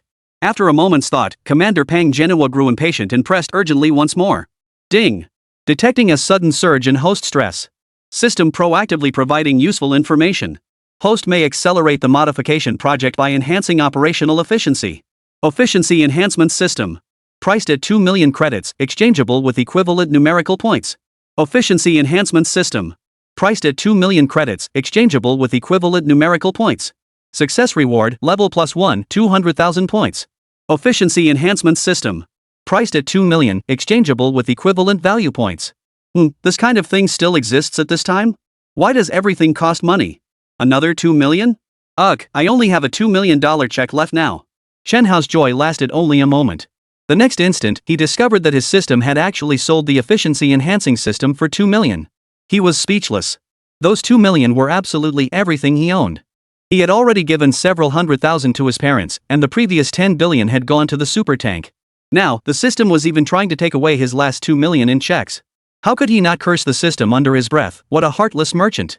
Yet despite Chen Hao's current dissatisfaction with his system's relentless draining of his wealth. But when he thought of the hundreds of thousands of desperate fisherman brothers mentioned by Pang Genoa, Chen Hao's heart instantly softened. Yeah, what's money anyway? If it's gone, you can always earn it back slowly. But the livelihoods of hundreds of thousands of fellow countrymen, their entire year's sustenance can't be left hanging just because my technology is taking so long to launch. After all, I did stake 100 billion for the glory of China last time. This time, I'll go all out again for the sake of my brothers and sisters in China. Ugh, I can't believe I'm even hesitating over this. Shame on me. Fine, I'll trade anything to speed things up. Chen Hao closed his eyes and shouted at the system within his consciousness. See. Ding. Exchange successful. Congratulations, host. You have been empowered by the efficiency enhancement system. Research and modification efficiency increased 7-fold. R&D and modification efficiency increased 7-fold. 7 times? Such a high multiplier. I'd better hurry then. Seeing how remarkably the system boosted efficiency, Chen Hao momentarily forgot all his complaints about the system. The instant his consciousness left the system, he plunged back into a whirlwind of activity. However, if one were to compare his previous busyness, Commander Pang Genoa might have been able to make out a little bit of it. Then now, his maneuvers were beginning to make Commander Pang Genoa feel a bit dizzy. What? How did it suddenly speed up so much? Brother Chen Hao, slow down. I want this device completed as soon as possible, but I also need it to be stable. Let's not rush it too much. I'm feeling a bit uneasy about this. Watching Chen Hao's dizzying operation, Pang Genoa mumbled his protest. It's fine, Commander Pang. Just relax and watch. You wanted speed, didn't you? I'll show you my true capabilities. Chapter 68, Full Channel Electromagnetic Wave Modulator. Several more days passed. The reports of failed escorts from Captain Zheng Taiping grew more frequent as time dragged on. That day, Commander Pang Genoa, consumed by extreme anxiety and unease, once again made his way to Chen Hao's control room. Time was running out. He truly couldn't wait any longer. The fishermen had less than a month left before the entire fishing season ended. By that time, the marine fish in these waters will gradually migrate far away as various atmospheric circulation patterns shift. Therefore, if fishermen have not caught anything in the past month or so, or if they continue to be harassed by that Arleigh Burke-class destroyer, the consequences would be that the entire year's hard work of no fewer than 100,000 fishermen would be reduced to nothing. The fishing season itself is short, but all the work done during the other seasons is preparation for fishing and selling. From weaving nets and repairing boats to gathering supplies and fuel, and then handling the catch and selling it after returning from fishing trips, all these tasks demand considerable time and effort. If they fail to catch any fish, it means all the preparations these fishermen have made over half a year have been for nothing. At that point, tens of thousands of families would likely face severe livelihood crises. What's more troubling is this: if we let their harassment succeed this year, what about next year? The year after? What will we do then? Fishermen have always depended on the bounty of the sea for their livelihood. Moreover, most fishermen's fishing grounds have been selected over centuries as their ancestors adapted to the marine environment. If we can't handle the Alabek-class vessels, perhaps we should shift our approach and encourage fishermen to relocate their fishing grounds. It would be tantamount to thrusting them all into a completely unfamiliar environment. The ocean is no place for landlubbers. The difference between familiar and unfamiliar territory is vast. If you're not careful, rashly switching fishing grounds can easily lead to shipwrecks and loss of life due to unfamiliarity with the seabed environment. So, faced with such a dire situation and the difficult decision of abandoning a valuable fishing ground, what could Commander Pang Genoa possibly do? He certainly couldn't order a military counterattack over something like this. After all, the other side still had 11 aircraft carriers. If such a minor incident escalated into something far more serious, it would no longer be something Pang Genoa could decide on his own. Brother Chen Hao, Chief Engineer Chen, you've been working day and night for half a month, and this is what you've come up with? This thing looks just like an air conditioner outdoor unit. And it's got an extra metal frame too. Despite Commander Pang Genoa's anxiety reaching its peak these past few days, when he saw the super electromagnetic interference matrix equipment Chen Hao demonstrated to him, he couldn't help but be utterly stunned. This contraption was so crude, it was utterly ridiculous. Its compact size is one thing, it's about the size of a standard air conditioner outdoor unit. For now, let's just consider the compact size as the result of Chen Hao downsizing it according to Pang Genoa's request. No need to dwell on it. But the design and internal structure of this device are undeniably a bit unsightly. A jumble of copper wires and a few components, whether salvaged from computers or elsewhere, were cobbled together. No matter how you looked at it, it didn't seem like it could be a high-tech electromagnetic interference device. On the contrary, it bore a striking resemblance to the engine mounted on a tractor's front end, downright rustic. Brother Chen Hao, can you be honest with me? Can this tiny thing really cripple the radar and communication systems on a destroyer weighing nearly 10,000 tons? After staring blankly for nearly half an hour, Commander Pang Genoa still couldn't believe that this indescribable contraption before him could possibly be reliable. Frankly, based on his years of experience examining all manner of high-end equipment, he certainly wouldn't believe such an air conditioner outdoor unit could be anything special. But the problem is, this equipment is being introduced by Chen Hao, and that changes everything. Chen Hao is no ordinary person. Pang Genoa had only received the news yesterday, relayed from Commander Lu Changsheng. It said that Prince Camel Kingdom had placed an order for several hundred units of that super tank, the one that Kid Chen Hao redesigned twice. This move alone netted China hundreds of billions of dollars in foreign exchange earnings. If you call this kid an ordinary person, then what kind of person wouldn't be considered ordinary? Not to mention the magnetic levitation analysis project and the controlled nuclear fusion analysis project currently underway by academician Cheng Shouren and other academicians. Any one of these projects, taken individually, represents a technological advancement that would astonish the world. To think that a young man with such extraordinary abilities would deceive him, Pang Genoa found that notion rather hard to swallow. Why not just test it to see if it can cause paralysis? Commander Pang, doesn't Beihai City have a dedicated naval base? If you're concerned, we can simply take this device there for testing. Moreover, it's relatively close to the high seas where fishermen operate. Once testing is complete, we can install this equipment directly onto the warship. Facing Pang Genoa's concerns, Chen Hao remained remarkably composed throughout. Apart from being utterly exhausted from his own relentless busyness over the past fortnight, Chen Hao had absolutely no worries whatsoever. He knew exactly what he'd built: a Tesla coil paired with a full band modulator. That was a groundbreaking technology provided by his own system. Compared to the Russian approach of purely boosting energy to cover the frequency range, this was far more reliable. Moreover, Chen Hao's super electromagnetic interference matrix equipment also featured a comprehensive intelligent control system capable of amplifying interference signals exponentially, much like boosting radio wave transmissions. At maximum output, it can completely overload any receiving signal terminal, directly crippling it. It's like feeding a competitive eater who normally devours 10 bowls of rice per meal. If you suddenly force-feed him 10 rice cookers worth of rice today, it would be nothing short of a miracle if he didn't burst. The principle behind crippling an enemy's communications and radar systems is that simple, that pure. This is precisely the principle behind the saying, brute force overcomes all skill. Test? We'll have to test it then. Alright, it's getting late. I'll arrange a military transport aircraft to take us to the Beihai Naval Base right now. Prompted by Chen Hao's reminder, Pang Genoa immediately recalled the development process for military equipment. Chapter 69, Equipment Testing Causes Major Trouble. The military aircraft swiftly touched down at the airport on the outskirts of the capital. Upon receiving word, Pang Genoa and his team immediately rushed to the airport with Chen Hao, dragging along this air conditioner outdoor unit. After boarding the aircraft, it took only a few hours for the group to land at the Air Force Base of the Beihai Military District. The Air Force Base was located approximately 50 kilometers from the naval base. To save time on transporting the device, Commander Pang Genoa deployed 2 additional armed helicopters to airlift it directly to the research center at the naval base. Upon arrival at the research center, Commander Pang Genoa immediately urged Chen Hao to commence testing. However, at that moment, Chen Hao first followed standard procedure, instructing Commander Pang Genoa to immediately halt all warship training activities throughout the entire base. Simultaneously, he instructed Commander Pang Genoa to issue an order prohibiting any external warships from entering the naval base. As for these 2 orders, they were quite understandable. Chen Hao was worried that once his device activated, it might cripple the warships currently navigating within the base. Therefore, to ensure no unintended consequences beyond the target vessels, Pang Genoa decisively implemented Chen Hao's requirements with meticulous planning. The target vessel was a missile boat dating back to the 1970s, which had been decommissioned and mothballed approximately 5 or 6 years prior. However, Commander Pang Genoa had it temporarily towed out again today specifically for Chen Hao's test, positioning it in the waters of the port about 10 kilometers from the research center. Once all preparations were complete, Commander Pang formally initiated the testing of the super electromagnetic interference matrix equipment. However, what Commander Pang Genoa, all the naval officers present, and even Chen Hao himself did not anticipate was, by initiating this test, he had unwittingly stirred up a hornet's nest of monumental proportions. Initiate test.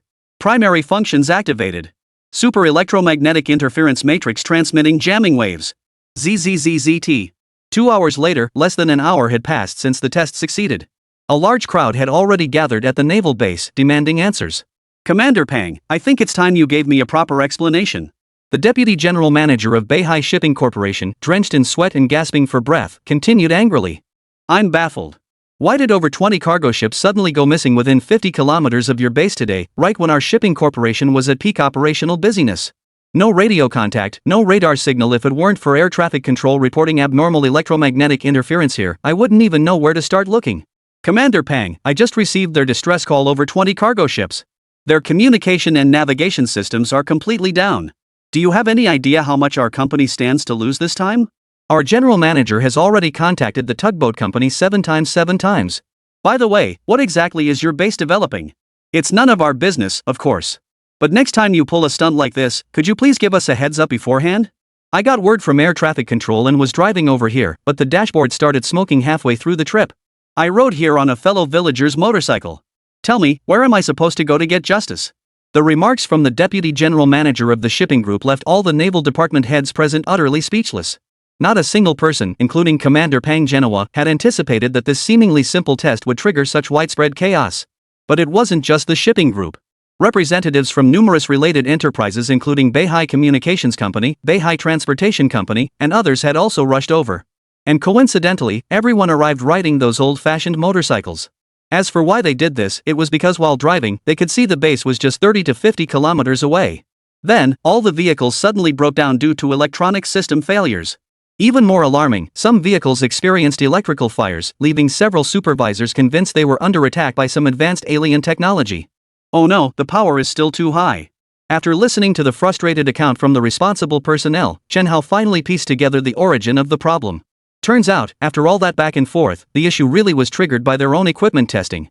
Now, without anyone else needing to explain, Chen Hao understood exactly what had happened. It was most likely due to a slight error in the device he had developed. What should have been strong electromagnetic interference within a 10-kilometer radius was amplified by the error, expanding its range to 30 or 50 kilometers. The result? This entire chain of events unfolded. You must understand that modern vehicles are highly intelligent machines. Virtually all cars are connected to satellite navigation systems and real-time communication networks. Once this device activates its full-spectrum electromagnetic interference, it would be strange if these cars and cargo ships didn't become paralyzed. This device's electromagnetic interference is designed to disrupt warships. When it comes to taking care of cars and cargo ships, it's a piece of cake. Quiet, everyone. Quiet. What are you saying? Vehicles, cargo ships, and communication companies within 50 kilometers are all paralyzed? How is that possible? Pang Genoa had managed to grasp the general outline of the situation. At the same time, when Chen Hao uttered that "oh no," Commander Pang Genoa, with his keen insight, immediately connected this test with the unfolding events. That said, Commander Pang had never heard of such a widespread simultaneous failure affecting so many devices and systems, let alone dared to imagine it. Therefore, for the time being, he found it genuinely hard to believe. What do you mean impossible? Commander Pang, our communications company's nearest subsidiary server room to your base is already smoking. We're scrambling to put out the fire right now and you're telling me it's impossible? I know you're a big shot, Commander Pang, but we're struggling too. Communication sites within dozens of kilometers are all down. If this happens again a few more times, what do you suggest we do? We dare not even attempt emergency repairs now, for fear that the same thing might suddenly happen again. The general manager of a telecommunications company said with an extremely helpless expression. Oh, and our tugboats can't even enter the affected waters right now. Commander Pang, you need to come up with a solution fast. We absolutely can't have our tugboats getting disabled once they're in there. As soon as the general manager of the communications company spoke up, the deputy general manager of the shipping group chimed in immediately. Chapter 70, Withdrawing the Destroyer for Speedboats? That's not all. On my way over, I tried to call ahead to check. Guess what happened? The moment my car started smoking, the very next second my phone started smoking too. Look at this. Take a good look. I still have burn marks on my hands. I can't believe it myself, it's burning hot. After the shipping group's deputy general manager finished speaking, a representative from the power company chimed in. In theory, this power company and the electromagnetic interference device itself shouldn't have much connection. However, the power company recently installed a nationwide unified power dispatch system designed to receive and transmit various dispatch signals for peak shaving and load leveling within the power grid. As a result, when Chen Hao deployed his electromagnetic interference matrix, it crippled the entire power company's dispatch system along with it. Sorry, it's our mistake. I'll get someone to handle it immediately. Please calm down, everyone, calm down. Facing the large crowd gathered before him, all seeking answers, Commander Pang Genoa felt a chill run down his spine as he listened. Yet at the same time, a surge of uncontrollable excitement suddenly erupted within Commander Pang's heart. Damn, that kid Chen Hao is seriously incredible. Not only did he effortlessly disable the target missile boat, it also managed to disable all communication and navigation equipment within a 50-kilometer radius. This full band jamming matrix is truly formidable. Having spent my entire career in the military, I've never encountered such a formidable electromagnetic jamming device. If such a formidable jamming device were deployed on the battlefield, wouldn't it instantly render the enemy combatants as blind as bats? Insane, absolutely insane. This technology is nothing short of a super invention in the history of military development, rivaling the little mushroom bomb. Of course, that said, scientific achievements are one thing, but the immediate consequences of this incident must be addressed first. After all, the power grid, communication networks, and shipping systems all directly impact the daily lives of Beihai City's residents. If I were to focus solely on achieving a scientific breakthrough, it would likely hurt the feelings of everyone present. With this in mind, Commander Pang Genoa turned to address everyone, outlining the general sequence of events. He then immediately dispatched an aide to accompany the visitor in handling the series of matters. After seeing everyone off, Commander Pang immediately grabbed Chen Hao's arm and said, "This device is excellent, absolutely outstanding. Install it immediately. Once it's operational, I'll dispatch the warship right away to retrieve the Zhanghe destroyer." Commander Pang Genoa truly could wait no longer. The naval base was still at least 700 or 800 kilometers away from the Pacific fishing grounds. That's roughly 400 to 500 nautical miles. Given this distance and the open sea, dispatching a helicopter was out of the question, as the Zhanghe does not have a helicopter landing pad. Furthermore, Chen Hao was the only person at the entire base proficient in installing and debugging this type of equipment. He absolutely couldn't risk letting this RD genius handle the installation himself. Therefore, the only solution he could think of was to have Chen Hao locate a warship within the base and mount the super electromagnetic interference matrix onto it. Then, dispatch that warship immediately to replace the Zhanghe destroyer. This is the only relatively reliable course of action. Brother Chen Hao, what do you think about me deploying the 550,000-ton Dragon destroyer? The Dragon 55 outperforms the Zhanghe in every aspect by more than one tier. Sending the Dragon 55 would definitely resolve the problem of Arleigh Burke-class ships harassing fishermen in one fell swoop. A 55,000-ton destroyer? That's unnecessary. Commander Pang, the effectiveness of this device has nothing to do with the warship's tonnage. Seeing how urgent this is, I think it'd be better to send a speedboat. The faster, the better. This approach would not only drastically reduce the time required, but in the event of any mishap, the losses incurred would also be significantly minimized. Facing Commander Pang Genoa's proposal, Chen Hao paused briefly before offering his response. By the way, Commander Pang, does the base have any other missile boats? Specifically, those nearing retirement or with empty ammunition compartments? As far as I know, missile fast attack craft are the fastest vessels. If we deploy them, we should be able to save a significant amount of time. This way, we can ensure the fishing safety of our fellow fishermen as soon as possible. Missile boats? Pang Genoa's eyes darted around before he slapped his forehead. Got it. We have a Dragon 21 missile boat at the base. Its ammunition compartments have been cleared, and it's scheduled for complete decommissioning next month. I'll make the arrangements immediately. The Dragon 21 missile fast attack craft is a missile fast attack craft developed by China. Its successor, the Dragon 22 missile boat, is currently China's fastest warship. Its surface speed reaches a terrifying 50 knots. This speed surpassed other warships such as destroyers, aircraft carriers, and frigates by nearly 20 knots. At the same time, this class of missile boat also features an exceptionally compact size and extremely low displacement. Its total length barely exceeds 40 meters, and its displacement is a mere 200 tons. Of course, its compact size and low displacement do not compromise its exceptional maneuverability, offensive capabilities, or penetration prowess. Employing this speedboat for support not only enables rapid deployment of reinforcements but also, owing to its extremely compact hull, makes it difficult for enemy satellites to detect. This would enable the plan to support the Zhanghe to be executed without raising any alarm. This effectively amounted to a covert support mission. Therefore, at this moment, Pang Genoa's idea of using such a speedboat was indeed the most appropriate choice. Of course, the Dragon 21 missile boat certainly couldn't match the speed of its sibling, the Dragon 22. However, its maximum cruising speed still reaches a formidable 48 knots. At this speed, it would be the absolute best choice for providing support to the Zhanghe ship 700 nautical miles away. Compared to other warships, it would save at least one-third of the time. Moreover, this speed would be the absolute best choice for reinforcing the Zhanghe, which is 700 nautical miles away. Moreover, this speedboat offers an even greater advantage. Even if it were scrapped, Pang Genoa wouldn't feel the slightest regret. After all, it was just a month away from being decommissioned. He had already completely wrecked one during target practice tests. Adding another one would serve as a test platform for the super electromagnetic interference matrix equipment. Chapter 71, Sending a Mosquito to Fight an Anti-Aircraft Gun? When Captain Zheng Taiping of the Zhanghe sighted the missile fast attack craft arriving to provide support, he felt a sense of despair himself. Yes, the vessel was far too small, barely 40 meters long, less than a third the length of the Zhanghe. Standing on the deck of the Zhanghe, looking at that missile boat, it was like watching a 3-year-old child. Captain, is this the warship sent to support us? Didn't you say Commander Pang was dispatching a formidable warship? Isn't this the missile boat from our base that's about to be scrapped? How can such a tiny missile boat escort our fishermen? The Arleigh Burke class is over 150 meters long. This thing's displacement isn't even 1/30th of theirs. How's it supposed to protect fishermen? The aide had barely made out the hull number on the missile boat before he was stunned speechless on the deck. This missile boat isn't here for escort duty, it's here to take down the Arleigh Burke class destroyer. After glancing at his stunned aide, Zheng Taiping promptly uttered words he himself scarcely believed. What? Take down an Arleigh Burke class? How the hell are we supposed to take down an Arleigh Burke class with a ship this small? Captain, joking around is fine normally, but at a time like this, your humor might not be appropriate. Who's joking? Commander Pang just called on the encrypted satellite phone. He said we're using this missile boat to take down the Arleigh Burke class destroyer. He also ordered us to withdraw from this area immediately after docking, saying this missile boat is incredibly powerful and equipped with some kind of full bandwidth jamming electromagnetic interference device. Facing his aide's puzzled expression, Zheng Taiping replied with a grave look. What's that? Jammer?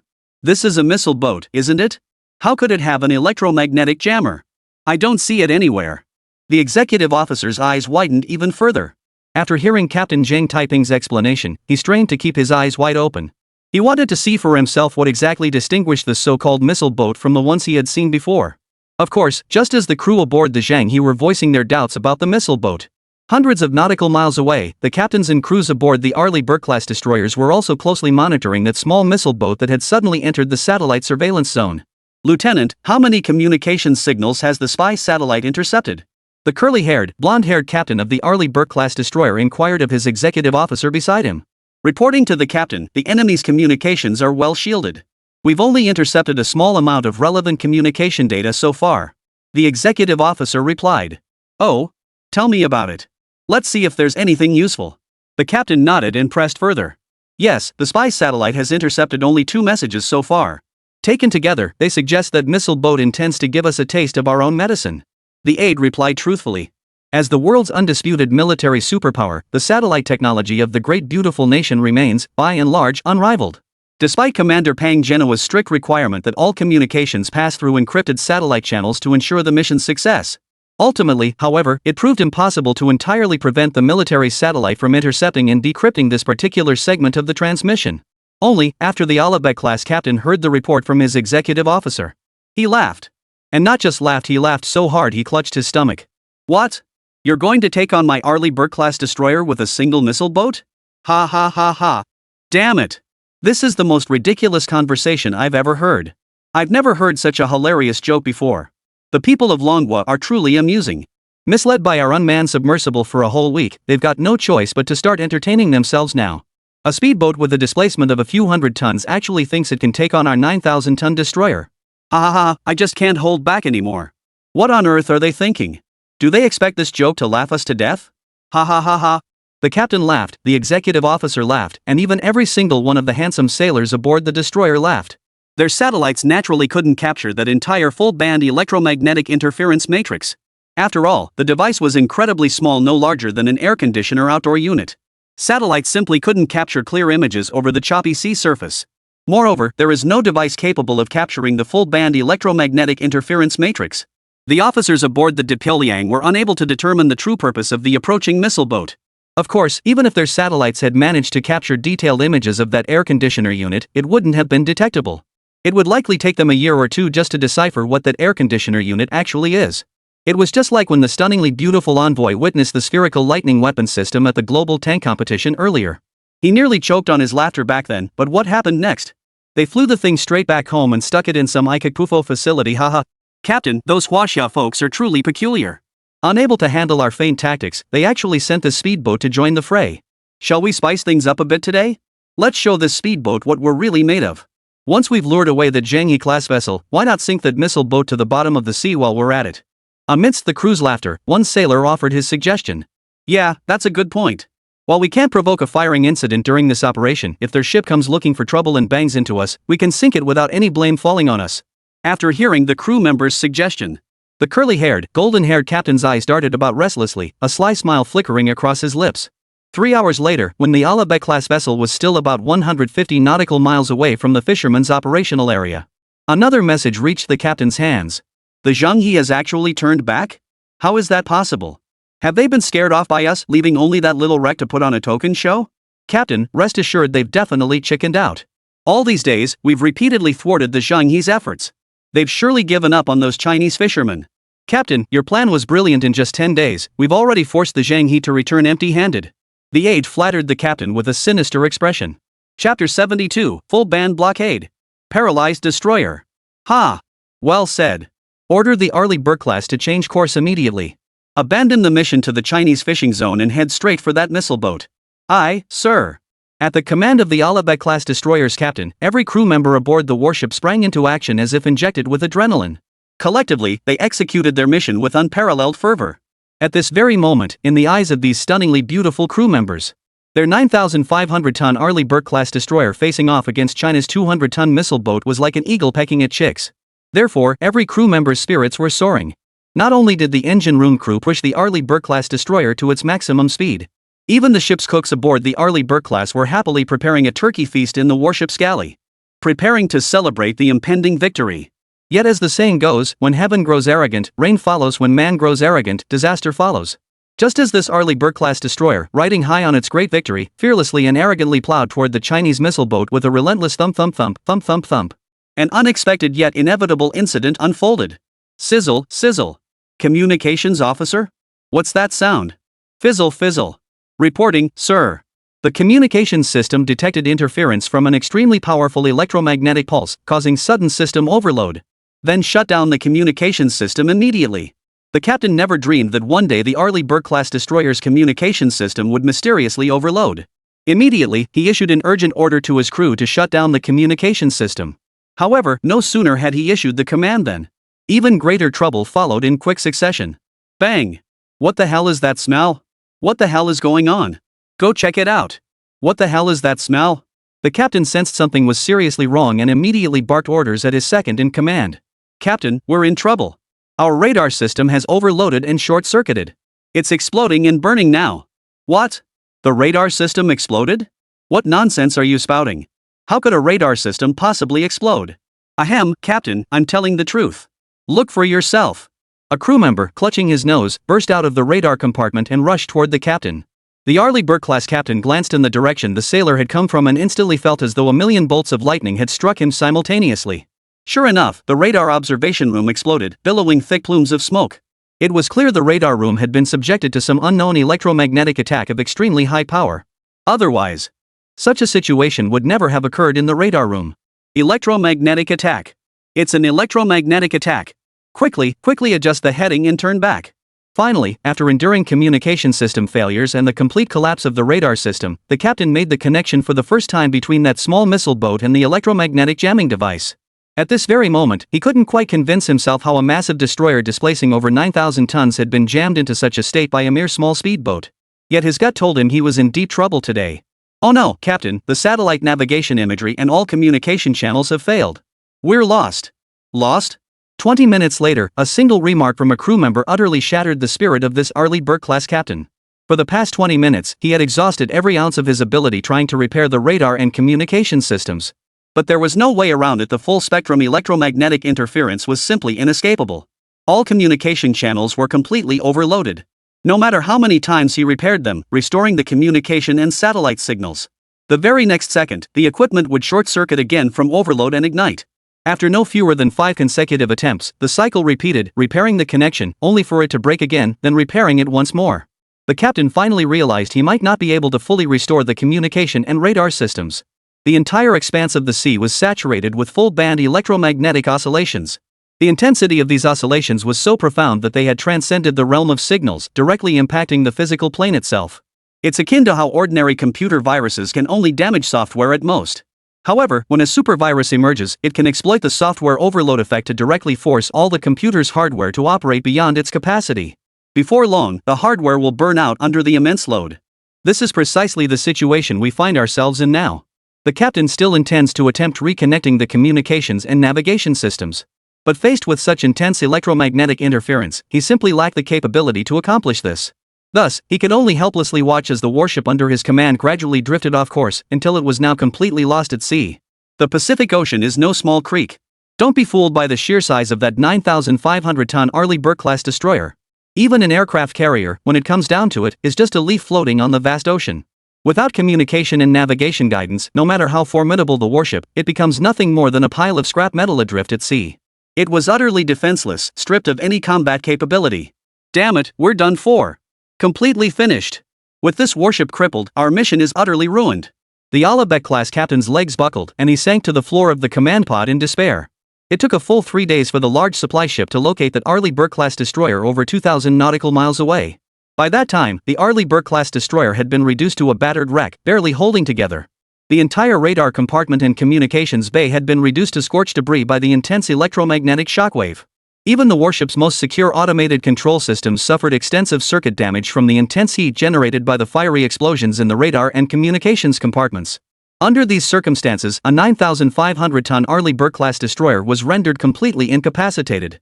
Not only that, but after several warships from the Big Beautiful Fleet arrived to provide support and rescue, the assembled military experts failed to find even the slightest trace of any attack on the Arleigh Burke-class destroyer. Pure electromagnetic interference had rendered them unable to pinpoint a culprit, even if they wished to lodge a complaint. Without evidence, who would believe such a story if they told it? Not to mention taking this to the international stage to protest.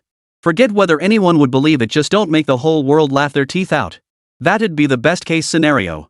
A 9,500-ton warship disabled by interference without even encountering a single 200-ton speedboat. If this isn't a colossal scandal, what is? Chapter 73, Who Brought the Call of the Ancient? Victory came so suddenly that even Commander Pang Genoa couldn't make sense of the congratulatory telegram sent by the capital military district headquarters. It wasn't until his aides searched online and discovered that the Big Beauty had assembled 3 carrier strike groups to jointly search for that one lost destroyer. Commander Pang finally exhaled in relief after a month of intense pressure. The bountiful harvests of hundreds of thousands of fishermen are finally secured. Commander Pang sighed deeply with profound emotion. Unnoticed, a tear of excitement silently rolled down his cheek. "Commander, you're crying?" The aide beside him reminded him. "Is that so? Nearly 40 years now." Commander Pang Genoa murmured to himself in a subdued tone. The aide-de-camp had no idea what exactly Commander Pang meant by his words. Being young, in his 30s, he had not lived through the naval conflict of 40 years prior.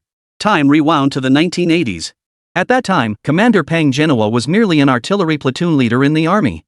As a child, Commander Pang was the undisputed leader among the neighborhood kids, naturally endowed with a bold and combative spirit. Therefore, his parents back then sought ways to prevent their child from straying onto the wrong path. Following the advice of an uncle who was a veteran, they sent him to join the glorious military. Throughout history, the Chinese military has always been the finest crucible for forging passionate young men. Upon entering the military camp, Pang Genoa, influenced by the soldier's noble spirit, swiftly transformed from a hot-headed young man into a man determined to serve his country. Within just a few short years, he rose from a green recruit to become the only artillery platoon leader in the motorized infantry division. The very next day after becoming the artillery platoon leader, the event that would change Pang Genoa's life forever arrived. Due to the interplay of various factors, a conflict erupted from the sea. Dozens of vessels flying diverse flags now stood menacingly arrayed upon the open ocean. Pang Genoa's platoon had not yet completed their routine training exercise when the brigade commander halted their session. By the time Pang Genoa removed the steel helmet from his head and shook off the endless dust clinging to it, the division commander told him that the nation's maritime borders needed him. Thus, with countless uncertainties weighing on his mind, Pang Genoa led his platoon of artillerymen onto the troop transport train. A day later, he and his men pushed the heavy artillery, weighing several tons, onto that fishing boat. Yes, they boarded a fishing vessel with a displacement of just over 100 tons. At that time, our navy was still in its infancy. Faced with the formidable deterrence of the enemy's massive fleet, it was far from the composed and confident force it is today. The largest warship in the entire navy barely exceeded a few hundred tons, and their numbers were pitifully small. Therefore, to counter the relentless pressure from the enemy, headquarters had no choice but to devise this heroic yet heart-wrenching solution. Standing on the deck of the fishing boat, the young Pang Genoa grasped for the first time the truth that the weak get beaten. The arduous confrontation lasted for a full month. Rocket artillery shells, rising and falling with the waves, guarded the coastal defenses day and night. Finally, at the last moment, our unwavering fighting spirit, undaunted by sacrifice, utterly deterred the adversary. The ships of various flags arrived like starving beasts, but departed like rats fleeing in all directions. That was the first time Pang Genoa experienced the joy of victory. This feeling of joy was fundamentally different from any joy he had experienced in the first 20 years of his life. There was little sweetness or bliss, only the sweat and anxiety of himself and his brothers beneath the crashing waves. A month in the long river of a person's life, it's hardly a long time. Yet to Pang Genoa and his platoon of soldiers, it felt longer than a century. Load, fire. Reload, fire again. The fishing boat was too small, each cannon blast sent the hull itself veering off course. After each shot, the helmsman strained to regain control, striving to realign the cannon's muzzle to the optimal firing position. The enemy's strength was overwhelming, with a dense barrage of unidentified firepower blanketing the entire sea area. This left them completely cut off from any supplies for the entire month. The ship's provisions were quickly exhausted. Taking advantage of the night and a lull in the fighting, Pang Genoa led his soldiers into the sea to catch a few fish to stave off hunger. With no drinking water available, Pang Genoa resorted to the most primitive distillation method to treat the seawater. Day after day passed, and the soldiers averaged less than 100 milliliters of water per day. This amount was less than a third of a can of cola. Yet they persevered under these very conditions. Many times, the fishermen brothers guiding the boat wept, crying as they tried to share their own ration of water with the soldiers. But Pang Genoa refused. He told the fisherman guide, "Brother, you've already given so much. We're not thirsty. Keep this reserve water for yourself." Perhaps it was this shared experience of life and death with the simple fisherman. Decades later, when Pang Genoa became commander-in-chief of the entire North Sea military district, he still held deep affection for his fellow fishermen and fisherwomen. Over decades of military service, Pang Genoa rose from an army soldier to become a naval fleet commander and eventually a military region commander. He personally forged the formidable Dragon Might fleet under his command. He witnessed firsthand our own navy evolve from vessels of a few hundred tons to gradually become massive ships of 10,000 tons and even tens of thousands of tons. He was overjoyed. His joy was childlike, instantly transporting him back to his own glorious days of yore. 40 years ago, our fellow fishermen helped us. Today, we've come full circle to protect them. Perhaps this is fate's way. As a military commander, Pang Genoa never believed in supernatural forces or mystical phenomena. Yet at this very moment, he sensed something faintly: the arrival of Chun Hao. It felt as though that old fisherman guide from years ago had reappeared by his side. The sky remained as vast as ever, and the sea still shimmered with the same azure blue. Standing atop the base tower, gazing out at the coastline, an unprecedented hope filled his heart and brimmed in his eyes. Onward, my China. One day, we shall surpass all our rivals and stand at the pinnacle of technology on this blue planet. Onward, my China. One day, we shall lead all humanity toward the vast expanse of the cosmos. Who brought the ancient call? Who left the millennia-old hope? Chapter 74, Triumphant Return. A triumphant welcome. This silent showdown at the pinnacle had unfolded in less than 3 or 4 days. Across the entire blue star, a tidal wave of public outrage had already begun to surge. Despite the great beauty's relentless efforts to suppress all related information, aiming to conceal her disgraceful defeat in this ultimate showdown from the world's gaze. But as the saying goes, there's no such thing as a wall that doesn't let the wind through, and the same principle applies to diapers. The news spread worldwide after the beautiful Wolf had a rough time with the Arleigh Burke-class destroyer. John Bull had actually considered sending a few warships to join the fray a week prior.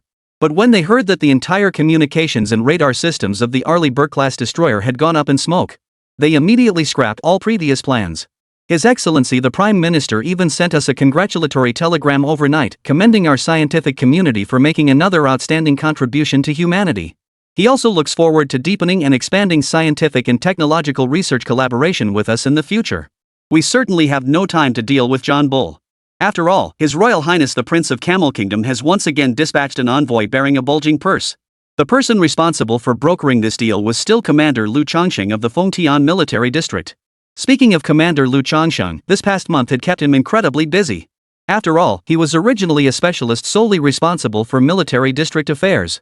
Who could have imagined that because of a global tank competition, his identity would suddenly shift, making him the head of arms trade? Tank orders worth tens of billions of dollars nearly overwhelmed Lu Chongsheng with exhaustion. He relentlessly urged all major armories to ramp up production to full capacity, strictly adhering to the manufacturing plan provided by Chun Hao. On the other hand, he was constantly coordinating with shipping companies to immediately load the newly produced tanks onto ships for transport. According to Lu Chongsheng's original plan, he had actually intended to wait until all the tanks were produced before shipping them out directly using a large cargo ship. After all, several hundred tanks, each weighing dozens of tons, would only amount to a few tens of thousands of tons in total. Modern large cargo ships can actually carry hundreds of thousands of tons of cargo. Of course, transporting tanks differs significantly from moving ordinary cargo. However, for this particular order, Commander Lu Chongsheng had already resolved all the associated issues well in advance. What Commander Lu Chongsheng hadn't anticipated, however, was that the Camel Kingdom's craving for tanks was hundreds of times more urgent than he had imagined. Immediately after the first newly built tank rolled off the production line, the Prince of Camel Kingdom had explicitly demanded that Lu Changsheng ship it over without delay. Lu Changsheng had never encountered such an unusual request demanding tanks be shipped one by one. He immediately questioned the Prince of the Camel Kingdom, pointing out that transporting tanks one by one would incur an extremely high cost. Yet what Commander Lu Changsheng hadn't anticipated was that His Royal Highness the Prince would simply wave his pen and allocate hundreds of millions of yuan for the transport expenses. The message couldn't have been clearer: speed was paramount. The faster the tanks arrived, the better. Ideally, the tanks should come straight off the production line and be rushed straight to Camel Kingdom. That would be perfect. Though Commander Lu wasn't a businessman, how could he refuse such a request from a buyer so well versed in tank technology? He promptly altered his original plans, delaying his flight back to Fengtian in China. Instead, he remained stationed in the Camel Kingdom, personally overseeing the entire shipping process for all the tanks. Finally, through Lu Changsheng's relentless efforts and the financial backing of His Royal Highness the Prince of Camel Kingdom, this batch of tanks was successfully transported to the kingdom's desert military base. Meanwhile, news of the full-band electromagnetic interference matrix had spread worldwide. Commander Lu, we've known each other for a full 30 days now, and the entire world is already aware that your country possesses more advanced equipment. Well then, our tank order has been fully completed. Would Commander Lu be so kind as to arrange an introduction? I'd like to see for myself what this latest equipment of yours is all about. Faced with His Royal Highness's warmth and candor, Commander Lu Changsheng was actually deeply conflicted.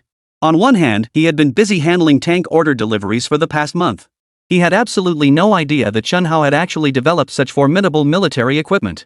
So, with him completely in the dark, what was His Royal Highness supposed to introduce when he was asked to make the introduction? On the other hand, and this is undoubtedly the most crucial aspect, although Commander Lu Changsheng was unaware of the full-band jamming matrix, he knew the Camel Kingdom possessed the technology and possessed it exceptionally well. They've spent billions of dollars on tanks, how could they not understand technology? So, when faced with such a professional who understands technology and equipment, Lu Changsheng knew he absolutely couldn't afford to miss this opportunity. Headquarters wouldn't allow him to miss it either. So, after a long, deep contemplation that lasted less than a minute, Lu Changsheng agreed to the request of His Royal Highness, the Prince of the Camel Kingdom. The next day, Commander Lu flew back with Lu Feng, Wang Hua, and the entire delegation of the Camel Kingdom's prince. On the way to the military headquarters in the capital city, His Royal Highness the Prince was in high spirits. Gazing at the crowds lining both sides of the road to welcome him, His Royal Highness was deeply moved. Oh my goodness, the people of China truly are the most hospitable nation in the world. I never imagined that my spur-of-the-moment decision would draw such a warm welcome from the crowd. I'm so touched, utterly overwhelmed with emotion. His Royal Highness waved continuously at the people lining the streets outside the car window, occasionally wiping away the tears of emotion that welled up in his eyes. Of course, at that very moment, His Royal Highness had no idea that the crowds lining the road to welcome them weren't actually there to greet him. After all, their journey here had been an extremely last-minute decision. Even if the Beijing Military Region Headquarters had genuinely intended to host a grand welcome, there simply wouldn't have been time to prepare, right? In reality, the crowds lining the streets had gathered after seeing online news reports. They'd heard that Commander Pang Genoa, Captain Zheng Taiping, and the crew of the missile boat were returning to receive commendations. Such a heroic act shielding hundreds of thousands of fishermen with the strength of the heavens could never go unrewarded. Therefore, on the very day the news spread, the Beijing Military Region Headquarters, acting on Old Qian's instructions, submitted a detailed report on the matter. Chapter 75, Mechs. An unavoidable topic in modern warfare. Old Qian was extremely pleased and immediately decided to award all participants in this operation, as well as Chen Hao, who developed this full-band jamming matrix. Commander Qian was the veteran squad leader to Commander Pang Genoa, Commander Lu Changsheng, and other military region leaders. With him having spoken, Pang Genoa would naturally carry out the order immediately. And so, because of this very incident, a coincidence occurred. His Royal Highness, the Prince of the Camel Kingdom, arrived ahead of Pang Genoa and the others. Then he was moved to tears. To express gratitude for our warm welcome, the moment His Royal Highness the Prince of Camel Kingdom laid eyes on Old Master Qian, His Royal Highness the Prince enthusiastically expressed the Camel Kingdom's desire to further collaborate with us in the field of military equipment. Old Qian, of course, was well aware of the Camel Kingdom's boundless ambition. Therefore, he promptly inquired with warmth about the other party's vision for equipment development. For instance, whether they desired the most advanced fighter jets, the most advanced missiles, or the most advanced destroyers and such. Of course, to protect our own technological secrets, the truly most advanced fighters, missiles, and destroyers certainly cannot be sold abroad. However, the next tier down is entirely feasible for consideration. After all, our flagship 10,000-ton destroyers are our trump cards and must never be parted with lightly. Deploying such assets would be tantamount to handing over one's own crown jewels to the enemy. Cutting-edge technology cannot be measured in monetary terms, and clearly, it should never be treated as a commodity in arms trade. However, beyond these most cutting-edge fighter jets, missiles, and destroyers, the next tier down is negotiable. Take the Long 52D, for instance. It already has a proven track record of sales, and its technology isn't exactly cutting edge. So if the other party is genuinely interested in purchasing, we can't exactly dismiss their sincerity, right?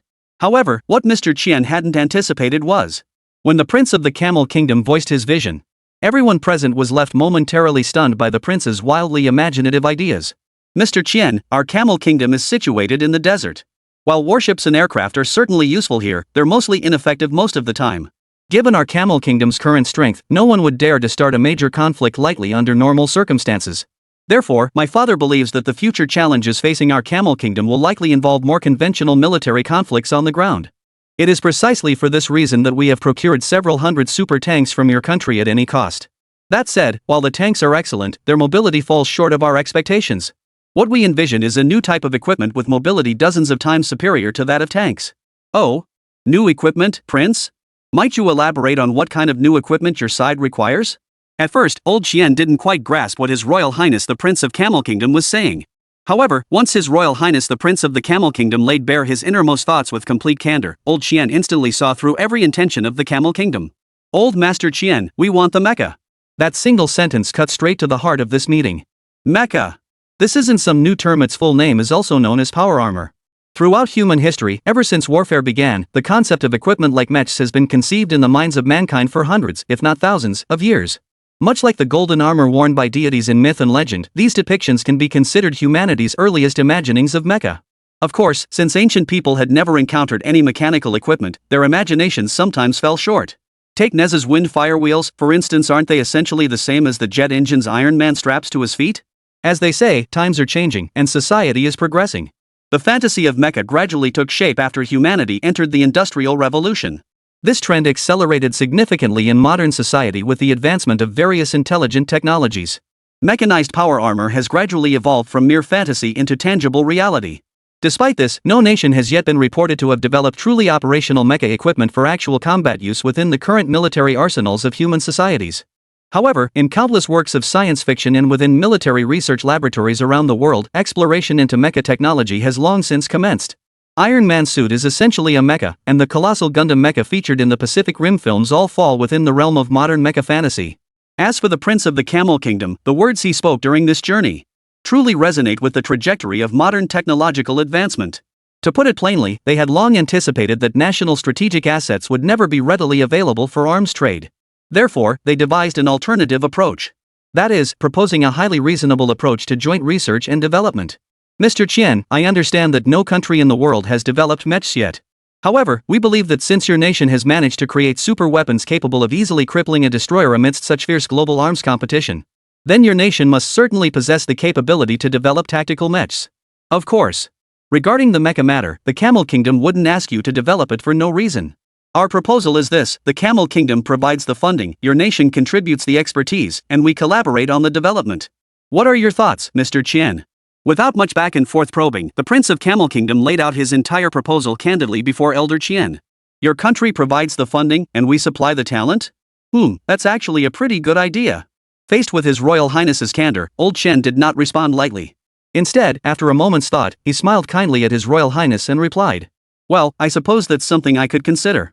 But while it's worth considering, mechs are a new type of equipment without any existing precedents in today's world. Joint development would require a great deal of preparatory work. In that case, if your highness doesn't mind, perhaps you could stay a few more days. This old man here needs to get a handle on the situation first before giving an answer." How does that sound? Your Highness, you've just arrived. It wouldn't be right to discuss matters of guns and cannons right after your long journey. In my opinion, it would be better to relax first, take in the scenery. That would be quite suitable. Chapter 76, a 200 billion investment. All for the birth of the mecha. Later that day, Pang Genoa and Shen Hao's group arrived at the Beijing military district. Old Qian personally visited the military base. After briefly presenting honorary medals to Zheng Taiping's team, the missile frigate crew, and Shen Hao himself, old Qian then proceeded to convene a discussion meeting. The topic of discussion was precisely the mecha issue that old Master Qian himself had discussed earlier that day with His Royal Highness, the Prince of Camel Kingdom. Genoa, you're my longtime subordinate. Go ahead and share your thoughts. What are your ideas regarding the development of this type of mecha equipment? The Camel Kingdom is willing to invest 200 billion Li Diao to collaborate with us in launching the world's first tactical mech. I'm getting old, you know. I don't understand much about these newfangled gadgets anymore. So I came to you guys to get your analysis, see if we've got the capability to build something like this. Money is secondary. What matters is that if others can conceive of it, we absolutely cannot fall behind. Over a century of historical experience has amply demonstrated the truth that falling behind invites punishment. Therefore, my demand is straightforward: any new equipment that others can produce, we must also develop. For equipment others lack the capability to develop, we must find a way to develop it before they do. Only by maintaining technological supremacy can we build the strongest Great Wall for our nation, for our people. Professor Qian's words were truly deafening. The moment he spoke, everyone in the hall was plunged into profound contemplation about the critical path of technological advancement. However, while contemplation is one thing, realizing the vision outlined by Professor Qian proved far from straightforward. Take Commander Pang Genoa, for instance. The moment he heard old Qian invite him to speak, he had already begun pondering the feasibility of realizing mecha equipment in his mind. To be perfectly honest, he believed that such a possibility was extremely remote, at least within the next decade. The reason, however, was straightforward: it stemmed precisely from Commander Pang Genoa's profound understanding of mecha equipment. As is widely known, Commander Pang Genoa and academician Cheng Sharan are very familiar with each other. Therefore, under the influence of a scientific heavyweight like academician Cheng Sharan, Commander Pang's understanding of cutting-edge technology far surpassed that of the average military region commander. Regarding mechs, he had engaged in in-depth discussions with academician Cheng Sharan years ago. The outcome of that discussion, however, was not particularly optimistic. The reason, however, lay precisely in the complexity of the tactical mecha system. After all, mechs are essentially just mechanical armor worn over soldiers. But when people delve deeper, they discover it's not that simple. First off, the internal and external core system architecture of the mecha itself is a super engineering feat that rivals the explosion of a small mushroom cloud. According to modern international concepts for mecha systems, the internal and external core systems alone comprise a staggering 10 major components: energy systems, transmission systems, skeletal systems, armor systems, weapon systems. Additionally, plug-in systems, perception systems, central control systems, manipulation systems, and life support systems. Each of these 10 systems, taken individually, represents an incredibly complex and monumental undertaking. In reality, developing mechs isn't like those flashy movies where they're so good at making big promises. Talking about love while secretly working on it, then just building the mech out of nowhere and calling it something like Iron Plate Hero? That's pure bull, just nonsense dressed up in sci-fi trappings. Take the simplest example, the transmission system. For a mech to move freely, effortlessly traversing land and air, the transmission system is undoubtedly a crucial component. And what exactly is a transmission system? Simply put, it's the system that efficiently transmits and distributes the mech's power to each unit. This summary seems so straightforward, but once you apply this system to the exterior of the human body, it becomes incredibly complex. First off, human movement operates with an incredibly high degree of freedom.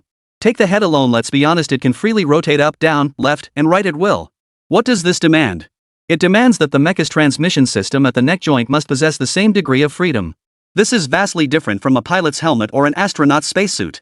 Mecha, first off, it has to be made of metal, right? Otherwise, how could it possibly have any defensive capabilities? Since it's made of metal, factors like ductility, bendability, and ergonomics must be considered. Keep in mind that in today's society, manufacturing an aviation helmet starts at hundreds of thousands, even millions of dollars. Building a mecha? The manufacturing costs alone could easily reach astronomical figures. And that's before even considering the massive R&D required beforehand. And this is merely the transmission system alone. Take the perception system, for example. For sensory systems, mechs are typically divided into two broad categories. One category comprises non-sensory systems, such as detectors for communication signals, radar signals, other types of EMP, as well as temperature and pressure. Without these devices, the consequences would be catastrophic: communication breakdowns, loss of location tracking, or even operators overheating to death inside due to system failures. Therefore, these detectors must be developed and deployed without fail. As for sensory equipment, such as real-time interactive systems, infrared devices, and night vision gear, these are also essential. Without them, receiving signals without the ability to respond would pose a significant problem. Or without infrared night vision capabilities, how would you even locate targets? That would be game over, wouldn't it? Therefore, in real combat scenarios, developing and equipping such gear is absolutely essential. Given that both the transmission system and sensory system have already become so complex, what about the other systems? There are still weapon systems, sensory systems, which one doesn't require research? Layering all these systems together would make any scientist with even a basic grasp of mecha technology feel like their head was about to explode. Therefore, based on our understanding of the future tactical applications of mechs and their anticipated performance capabilities, Commander Pang was actually feeling a bit uneasy inside. He himself wasn't sure whether old Qian's vision could be realized in the short term. After all, as a major technological integration breakthrough, if they couldn't produce a decent product just cobbled together a mech riddled with flaws, he wouldn't even be able to convince himself. Chapter 77. If no one else dares to take it on, then I, Chen Hao, will. Mr. Qian, to be perfectly honest, the Beihai military region did collaborate with the Lonka Academy on the mecha project in the past. However, the challenges we faced were simply too numerous. Therefore, 2 years ago, our Beihai military region shelved this research and development project. Facing old Qian's inquiry, Commander Pang Genoa answered truthfully. Our Beijing military region is much the same. Our situation in the Dianqi military region is similar. Our Fengtian military region has been exploring this area all along, but the results are largely the same as those of the other military regions. After a series of responses from the heads of various military regions, Commander Lu Chongsheng of the Fengtian military district also nodded helplessly. Oh, I see. Looks like developing this mech is a lot tougher than this old man thought. Right? So, what you're saying is, no one wants to take on this challenge, huh? Very well. Tomorrow, I'll respond to the Prince of Camel Kingdom and inform him that we lack the capability to develop the mecha project. We should let them know not to hold out hope for us. And let's broadcast another announcement to all the Chinese people under heaven, telling them that you lot are all a bunch of cowards. Seeing that every responsible person present had reached a negative conclusion, old Qian's mood was clearly souring at this point. Yet, even as his displeasure grew, he subtly shifted his tone and continued. Among those present here, quite a few were trained by yours truly back in the day. I know most of you haven't lived through many of the events from 60 years ago. I don't blame you for that. After all, you were just children back then, still in your infancy. But surely you've heard stories about those days from your parents. Back then, hundreds of thousands of people and horses ventured into the Gobi Desert for scientific research. The hardships they faced, could they possibly be less than what we endure today? Have you heard how our researchers calculated formulas back when there were no computers? They used pen and paper, abacuses calculating every single step by hand. Back then, they had to achieve precision down to 7 decimal places. Our scientists produced enough typed drafts to cover the entire Gobi Desert. Back then, none of them ever considered giving up. Today, are any of you here about to give up? Is it just me getting old, or have you all lost the fighting spirit of our predecessors? His words sent shockwaves through the crowd. Mr. Qian's heartfelt words instantly made everyone present understand the true reason behind his call for this meeting. Indeed, how did our predecessors manage to achieve that back then? Weren't the hardships back then 100 times tougher than today's? Across the vast Gobi Desert, let alone the fact that the research environment back then was incomparably worse than it is today. Even the most basic necessities, food, clothing, shelter, and daily supplies were fraught with challenges back then, weren't they? How did our predecessors back then manage to withstand the pressure from imperialist powers and break through the siege? Is it really impossible for us to do the same today? Not at all. The real reason is that we have yet to fully carry forward the legacy of our predecessors. At this very moment, old Qian's words resonated like the deep toll of a great bell, striking a profound alarm deep within the hearts of everyone present. It instantly brought back memories of those arduous years of struggle. Commander Qian, the Beihai military region is willing to take on this mission. Pang Genoa spoke up first. His upright posture, paired with his resolute and forceful reply, made him appear like a bronze statue. Under the light filtering through the lampshade, he looked particularly solemn. Commander Qian, the Western Yunnan military district is also willing to undertake this mission. And us, the capital military region, is also willing to take on this mission. Reporting to Commander Qian, our Fengtian military region is also prepared to take the risk and accept this mission. One crisp report after another. Instantly, they echoed throughout the entire conference hall. At that moment, the lights within the room seemed to sense the spirits of countless ancestors, bathing everyone in their glow. Everyone was deeply moved by old Master Qian's words.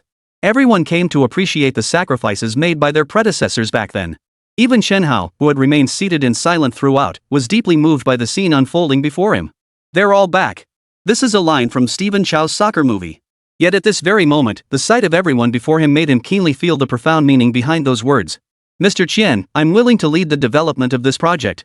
Chen Hao rose from his seat, standing as straight as Commander Pang Genoa and speaking with a clear, resonant voice.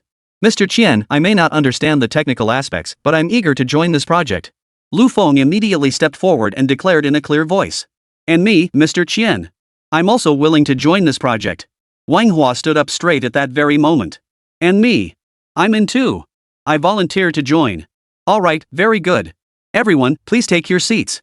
Looking at the 2 rows of strapping young men beside him, standing tall and full of passion, old Qian nodded with satisfaction and gestured for everyone to take their seats. Once everyone had settled into their seats, old Master Qian gave a slight nod in Chen Hao's direction and continued. Brother Chen Hao, I know that full band jamming matrix was your invention. And that super tank was modified by you too. That's right. You did an excellent job on both of those. I'm pleased you took the initiative to step forward and request to lead this project. Alright then. Since you're willing to follow in the footsteps of our predecessors, this project will be led by you. Genoa, Changsheng, and the director of the Dragon Science Institute. The three of you will focus entirely on supporting Brother Chen Hao in his research and development efforts. If you can successfully complete this project, I believe history will remember you. Just as it eternally remembers those pioneering scientists who poured their hearts and souls into their work back then. The meeting stretched on late into the night, lasting until the early hours of the morning. Only after persistent urging from everyone did old Chen finally leave the conference room. Given his advanced age, everyone felt reluctant to see old Master Qian exert himself so strenuously. Once he had departed, the group promptly returned to the conference room to resume their in-depth discussion of the mecha project. Naturally, this round of discussions centered on how to realize the super project of tactical mechs. Given that Chairman Qian has already designated Chen Hao as the chief engineer for this research and development project, all the responsible personnel have now focused their attention on Chen Hao. Chapter 78, The Unsurpassed Blue Star Overlord. Outside the magnificent White Palace, before the lush green lawn, two men with solemn expressions were engaged in a low-voiced conversation. Leading the way was still the Supreme Commander, Bai Deng. Half a step behind him remained the Supreme Commander's personal advisor and special envoy to the outside world, Welch. This time, however, things were different from their last meeting. This time, the two of them clearly didn't look as sharp as before. As for Welch, there was no need to mention him. The failure at the last global tank competition had left him so furious he passed out for over a week. Later, if the doctor hadn't mistaken his shame-induced rage for vegetative state and administered a shot of veterinary neurostimulant hormone, he wouldn't have suddenly let out a howl and bounced right back up from the hospital bed. But after his recovery, perhaps due to the potent medication or an unyielding refusal to accept defeat deep within him, outwardly, he always seemed just a tad off, as if the meticulous, calculating man of before had been replaced by someone with a savage, beast-like ferocity. Besides Welch's unusual state this time, the White Lamp Overlord's mental condition was also clearly not at its best. Of course, the reasons for the Supreme Leader's poor state of mind were quite different from Welch's. The Commander-in-Chief's mental distress stemmed primarily from the Alabek class's recent humiliating failure. It made the entire maritime force of the great beautiful nation look utterly foolish before the eyes of the world. A 9,500-ton flagship destroyer, quietly cruising on the high seas to harass someone else's fishermen. The result? The harassment failed, and the destroyer ended up being scrapped. The smoke billowing out was so thick, anyone unaware might have thought an undersea volcano had erupted. It forced the Commander-in-Chief to dispatch 3 carrier strike groups simultaneously to tow that battleship back to the nearest naval base. If you call that a case of robbing Peter to pay Paul, well, it wasn't exactly that either. The most significant, the most critical issue is that for some unknown reason, this failure of the Arleigh Burke class has somehow become known to those outside the United States. Now the whole Blue Star knows the Big Beauty got humiliated. The entire Blue Star knows that the Big Beauty's 9,500-ton destroyer couldn't handle a mere 200-ton Chinese speedboat. How embarrassing. More than just embarrassing, utterly humiliating. With all this news lately, how could the president possibly be in a good mood? He can't even stomach the pancakes on the street outside the Snow White Palace anymore. Welch, seeing you healthy and well before me today brings me great comfort. You haven't let the outside pressures get the better of you after all. After walking for a short while, the Supreme Commander turned and cast a concerned glance at his subordinate, who had just been discharged from the hospital. Thank you for your concern, Commander. Before I've thoroughly conquered every last opponent on Blue Star, I, Welch, will never go down easily. On this point, Commander, you may rest assured.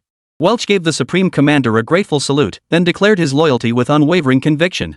Very good. That's exactly the kind of fighting spirit I admire in you. Crisper than the crispy bits in a jianbing. Chinese cuisine has surpassed the entire blue planet in every way. Even our ally, the Michelin Guide from Romantic Nation, has seen its glory fade. It's been utterly outclassed by China's culinary excellence. Now we're witnessing China's scientific and technological advancements surging forward at breakneck speed.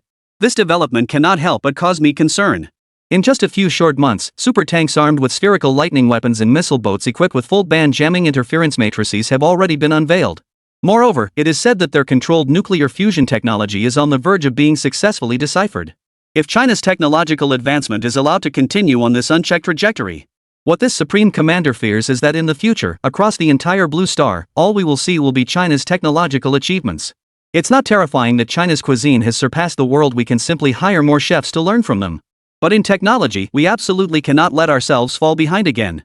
The reason I called you here today is to discuss with you what measures we can take to counterbalance their influence. Whether it's underhanded or not, as long as it works, feel free to share your ideas. Facing his trusted subordinate, the Supreme Commander held nothing back. For the Supreme Commander himself understood all too well that, under the current circumstances, restricting the spherical lightning technology and the full band blocking interference technology was no longer feasible. They've already developed finished products. What exactly are you trying to restrict? This isn't like lithography machines. Imposing restrictions just forces them to take detours in development and fall behind by a few years. This is mature technology already incorporated into existing equipment. You don't even possess it yourselves, yet you want to restrict others? That's nothing short of sheer folly. Therefore, to maintain Big Beauty's leading edge on Blue Star, to ensure that the magnificent Great Beauty behind us maintains its unassailable position as the dominant force on Blue Star, sometimes that means resorting to less conventional tactics. Let's call them tricks. Many people might assume that competition between nations is always high-level, sophisticated, and above-board. Take international competitions, the race for Nobel Prizes, or corporate rivalries. They all appear exceptionally transparent and straightforward. But in reality, things are quite different. The competition between nations is fundamentally no different from the competition between individuals. When it comes to vying for dominance in critical domains, the tactics employed become far more diverse. Therefore, the Commander-in-Chief has already become acutely aware of this issue at this very moment. Ball flash weapons were definitely out of the question, and full bandwidth jamming technology was even more challenging. What to do when you can't handle it? You have to think of other ways. That's why Welch, who had just been discharged from the hospital and wasn't quite normal yet, was brought in. You know what? The Commander-in-Chief really does have a knack for spotting talent. After he shared his thoughts with the Welch envoy, Ambassador Welch immediately grasped his intent and offered a highly reliable solution.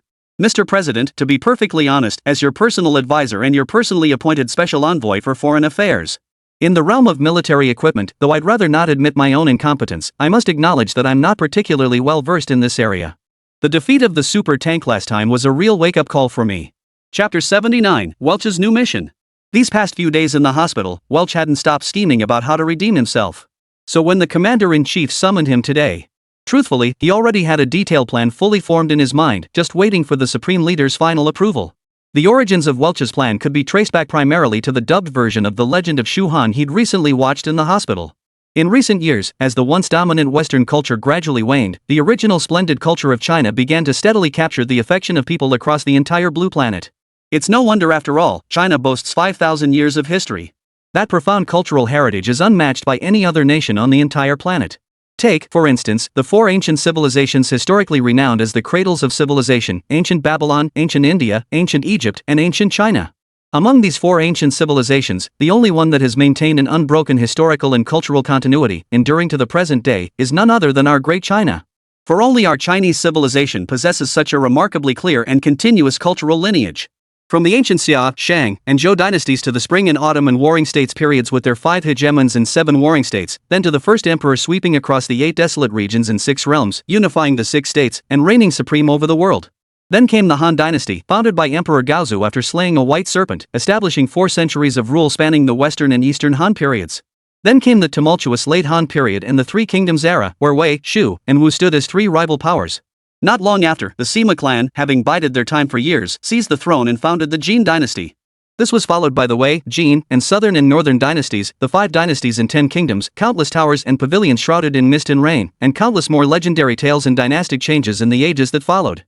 In short, throughout human history, the only civilization that truly boasts such profound historical roots and enduring legacy is none other than China. This profound cultural heritage has ultimately sparked a growing passion for Chinese culture among people across the modern world, leading them to gradually embrace the refined influences of the East. This was precisely Welch's experience. It was within this very wave that he had stumbled upon the legend of Shu Han. And he didn't just watch, he watched with intense focus, especially when Han Xian's scenes appeared on the LCD screen. Welch could distinctly feel waves of sharp intelligence surging from his brain. He admired Han Xian so deeply that he began to equate his own identity with that of the military genius himself. Welch's ambition was essentially to become the Han Xian by the Supreme Commander's side. Thus, after countless repetitions of studying the TV series content, he actually devised a method to counterbalance his opponents. This approach is essentially a case of making a show of one thing while secretly accomplishing another. Welch was well aware that he had achieved little of note in the realm of military equipment. When confronted with spherical lightning weapons and full-band jamming technology, he definitely had no countermeasures. If he had, would the Camel Kingdom's order have been lost in the first place? Clearly not. So he shifted his perspective. If military equipment was out of reach, he'd simply target other avenues instead. What underpins the development of military equipment? Some might say it's scientific research. While this is correct, it is not entirely comprehensive, as another crucial factor also significantly influences the development of military equipment. That factor is the economy in plain terms, money. When it came to the economic aspect, Welch had a new idea. He had recently learned significant news: numerous enterprises led by Chinese business leaders were rapidly expanding into global markets. Numerous brands are gradually engaging in direct competition with the world's top-tier brands. Among these developments, the latest news involves Yan Ruohai, the head of Qingya Group, who is set to host a world-class jewelry exhibition. Speaking of Yan Ruohai, those familiar with him may know that he is a globally renowned entrepreneur in the luxury goods sector. It was precisely this entrepreneur who directly relegated Gucci and Prada brands that had long led the luxury sector on Blue Star to near first-tier status. Meanwhile, Qingya Group's Qingya and Suya brands have emerged as the twin giants of the world's luxury sector. Recently, Yan Ruohai has been working to further expand Qingya Group's influence across the entire Blue Star. He invested heavily in organizing a grand super jewelry exhibition in the Kingdom of Baidi. It is said that the jewelry to be displayed at the exhibition alone is valued at over 10 billion. Not to mention the countless international celebrities and big names invited by CEO Yan specifically for this event. Ambassador Welch keenly spotted an opening in this very matter. He had actually conceived a plan to manipulate the foreign exchange market by creating disturbances within the commercial sphere. In Welch's vision, if this jewelry exhibition which had stirred the entire Blue Star were to fail, its repercussions would extend far beyond the jewelry sector alone. They would ripple into other industries and potentially engulf the entire investment landscape. Consequently, the rivals' corporate reputation would be destroyed, inevitably diminishing their profits in global economic trade. With diminished profits in global economic trade, wouldn't the development of military equipment inevitably face a funding shortage? If executed well, this move could prove even more devastating than a financial storm. Back in the day, when my renowned economist professor was tasked with cleaning up Japan's unruly economy, he leveraged the bubble in Japan's real estate sector. With such a successful precedent, if I plan this carefully, why would I fear it won't create a butterfly effect and unleash a storm? Repairing the road openly while secretly crossing the river, what a brilliant move. Welch, your mind truly is exceptionally sharp. We'll proceed exactly as you suggested. I firmly believe that once merchants worldwide refuse to trade with them out of fear and apprehension, even if they develop some new equipment, they'll have absolutely no funds to mass produce it. After hearing Welch's account, Commander Whitelamp appeared highly pleased. For even 20 years prior, before he had become the supreme leader, he had already heard about the Asian financial crisis of that era. That year, Welch's mentor had effectively swept through Asia's financial sector, setting Japan's economy back by over 2 decades, a blow from which it still hasn't fully recovered. If I could replicate that miracle today, then in the annals of great beauty's development, this supreme leader would truly be immortalized for all time. Ha ha ha ha. Not bad. Not bad. Feels like a scheme coming together. Chapter 80, Nuclear-Powered Mecha. Chen Hao gives the go-ahead. While Welch was still scheming to cause trouble at Qingya Group's global top-tier jewelry exhibition, Chen Hao remained busy with the mecha project's approval process. Just yesterday, after the meeting chaired by Old Qian concluded, Chen Hao was formally appointed as the chief engineer of the tactical mech project. Simultaneously, the appointments of chief engineers for the controlled nuclear fusion project and the maglev project were also successfully entrusted to Chen Hao under the personal supervision of Old Qian. Taking on such a crucial project as the Mecha Initiative all at once, Chen Hao felt profoundly honored. At the same time, he could distinctly sense the immense expectations Old Qian had placed upon him. Therefore, in order to devote himself entirely to the development of the Mecha project, Chen Hao's first step was to have a friend cancel the lease on the small courtyard he had previously rented. Then, he approached Commander Pang Genoa to have all the robotic arms, instruments, and equipment from the courtyard transported to the Dragon Science Institute. Once all the equipment and instruments were fully prepared, Chen Hao immediately commenced his research on the mecha's power systems.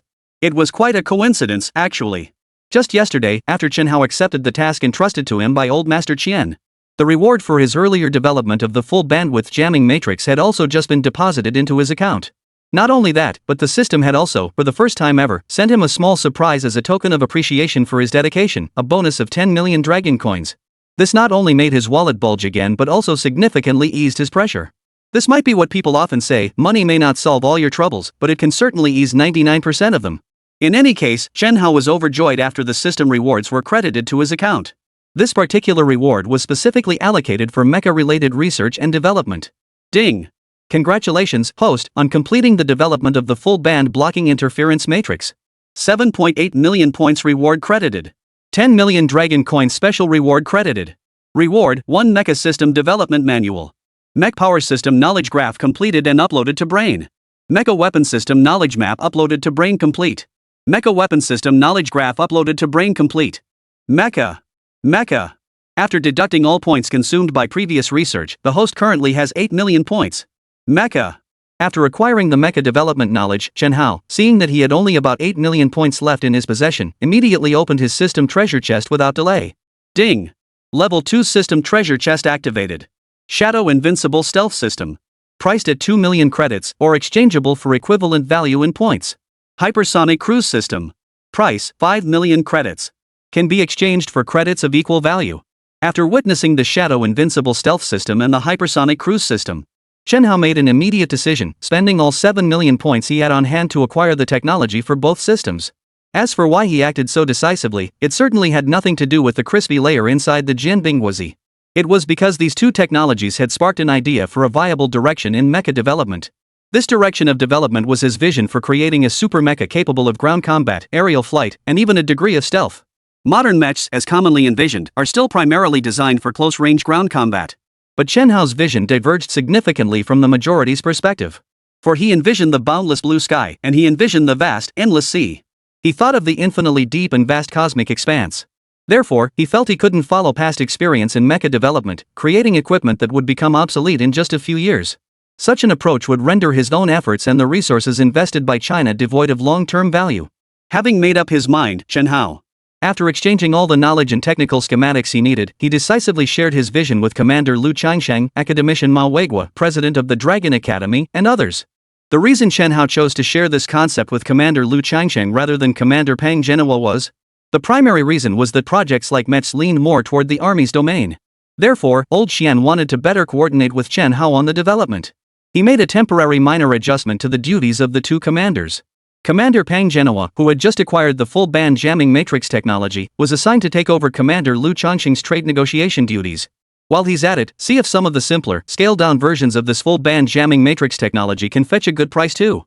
As for Commander Lu Changsheng, he partnered with Chen Hao for the second time, taking charge of all scheduling and security protection duties outside of Chen Hao's research work. As for academician Ma Weigua, he was the same academician from the Engineering Physics Institute of the Lunka Academy, formerly based at its Fengtian branch, a world-renowned expert in engineering physics. Not long ago, under his leadership alongside academician Pan Jianxi, they successfully deciphered the controllable nuclear fusion and magnetic levitation technologies developed by Chen Hao. Therefore, to commend both academicians, Old Xian directly promoted these two legendary experts in their respective scientific fields, one to president of the Dragon Academy of Sciences, and the other to vice president of the Dragon Academy of Sciences. This time, President Ma had specifically come to coordinate with Chen Hao on the tactical mecha development project. Both Commander Lu Changsheng and Dean Ma had arrived today with considerable confidence. During last night's discussion on mecha technology, everyone had already formulated relevant concepts. Essentially, the goal is to develop a relatively advanced land-based mecha system. However, when the two arrived before Chen Hao today and heard his comprehensive vision for the mech project, both of them were momentarily stunned into silence. Stealth armor? And it needs to cruise at hypersonic speeds? A single soldier going supersonic that's practically a fighter jet. Can it even fight on land? Not only radar stealth but also stealth against visible light? That technology doesn't exist anywhere in the world yet. All-around stealth is something straight out of sci-fi movies. Is it even feasible in reality? Both Commander Lu Changsheng and President Ma were visibly flustered. Neither of them could fathom what kind of twisted logic Chen Hao was operating under. It's just designing and developing a mech, how could it possibly be linked to sci-fi movies? Surely they don't actually want to build that Iron Man suit from the movies. That's just too far-fetched. Chapter 81, How hard is it to make an invisible suit of armor? Chen Hao's concept completely overturned nearly all their previous ideas about mecha equipment. Take hypersonic cruise missiles, for instance. When it comes to integrating this technology into fighter jets, both parties can understand the rationale, and mature technologies already exist. The J-20 is a prime example, capable of reaching a maximum cruise speed of Mach 2. While this speed doesn't quite qualify as hypersonic, it still places it among the top tier for fighter jets. If we were to go by Chen Hao's definition of hypersonic, then a speed of Mach 2 would be rather unimpressive. The standard for hypersonic flight is Mach 5 or higher. Why? Because that's how the international standard is defined. As an aircraft accelerates during high-speed flight, the air undergoes intense friction due to high speed and temperature, leading to ionization. At speeds exceeding Mach 5, this ionization becomes so pronounced that it forms a plasma sheath around the aircraft, disrupting its normal flight operations. Therefore, to distinguish between aircraft capable of stable flight at speeds exceeding Mach 5 and those incapable of stable flight at such speeds, the fundamental concept of hypersonic flight was established. Of course, this is only one reason. The universal standard of Mach 5 was also set because this speed marks the distinction between the engines of these two different types of aircraft. These two types of aircraft engines are subsonic ramjet engines and supersonic combustion ramjet engines. Subsonic ramjet engines are fundamentally unable to exceed the Mach 5 threshold, whereas supersonic ramjet engines can easily surpass it. Therefore, based on these two factors, the concept of hypersonic technology has been broadly accepted in this manner. According to Chen Hao's current design, this mecha will surpass Mach 5 during high-speed flight. Such speeds are beyond the capabilities of even the world's fastest fighter jets, let alone a mech suit. To date, only hypersonic missiles can achieve this velocity. Now Chen Hao actually claims this mech can effortlessly cruise at hypersonic speeds.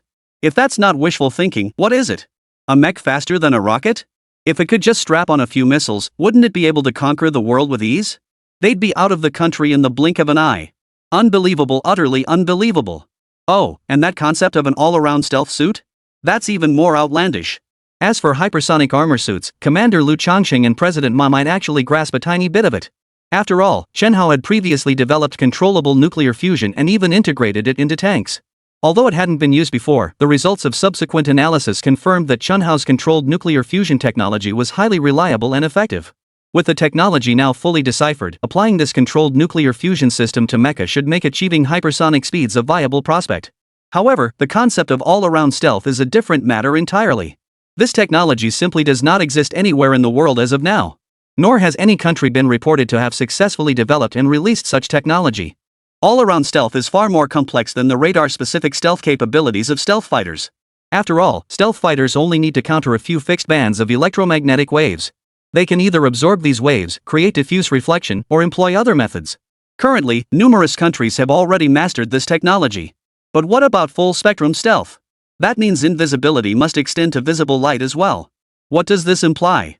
It means if an opponent stands directly opposite you wearing a mech suit, you simply cannot see them. This presents a significant technical challenge. Why? Because visible light isn't a single-frequency electromagnetic wave. Its wavelength range is incredibly broad. The human eye can typically distinguish visible light frequencies between 340 and 790 nanometers.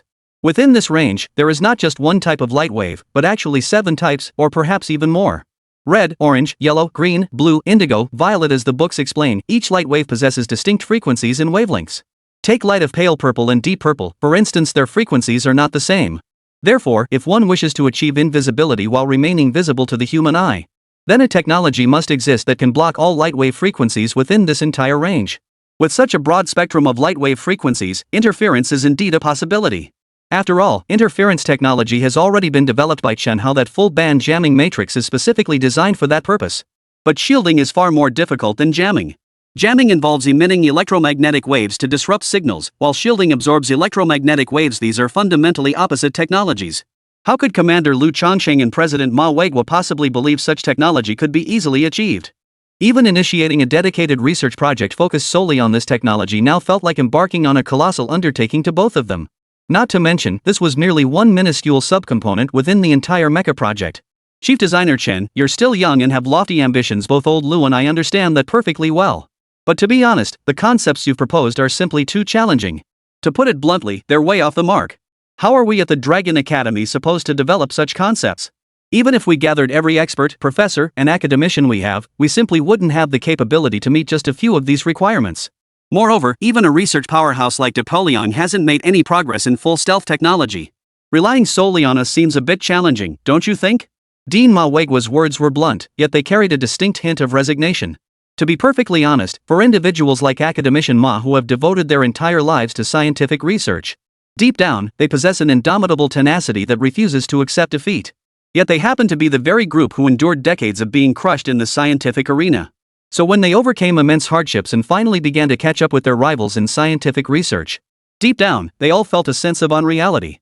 Of course, Chen Hao could certainly understand Dean Ma's sentiments. As a science enthusiast himself, he held profound respect and admiration for figures like Dean Ma. Dean Ma, I understand everything you said.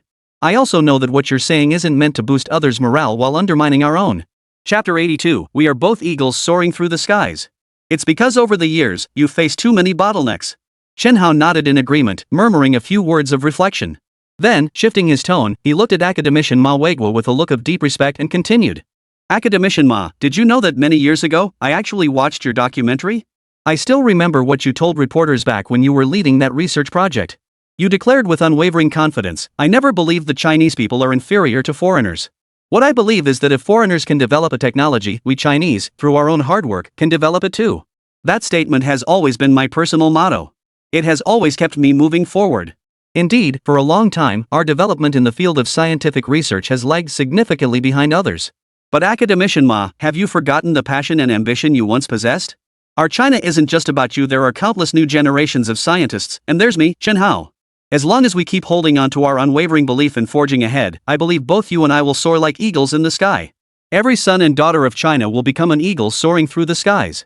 Let me put it this way, I'll take full responsibility for the technology you're concerned about. I, Chen Hao, will lead its development. Everyone else just needs to assist with analysis and manufacturing. Deep affection grows naturally. When Chen Hao spoke of his memories of academician Ma Weiguo back then, his eyes shone with such brilliance. Yet when he spoke of the academician's current concerns, his eyes grew profoundly deep. As a researcher, Chen Hao had not experienced the many anxieties of those early days. Yet in his understanding of scientific researchers, Chen Hao was in no way inferior to any veteran professor with years of dedicated study. What he wanted to tell academician Ma wasn't actually anything earth-shattering. What he wanted to tell academician Ma could be summed up in a single sentence: the baton of China's scientific and technological research endeavors need not be a cause for concern, countless successors will inevitably carry it forward. Just as academician Ma once embraced the baton passed down by his predecessors with boundless passion and ambition, hearing no hesitation, charging forward with unwavering resolve. I have never believed that the Chinese people are inferior to foreigners. What I believe is that any technology foreigners can develop, we Chinese people can also develop through our own efforts. Moreover, we can research it better and more advanced than anyone else. Chen Hao, are you really capable of developing full cloaking technology? Dean Ma Weiguo exclaimed, his voice trembling slightly with excitement. 5 days, no more than 5 days. I will personally present the technological breakthrough to you. Chen Hao replied with unwavering resolve. Very well. Since you've made that decision, Chief Designer Chen, I'll throw caution to the wind too. We'll finalize this design proposal. I'll immediately relay your R&D plan to the team.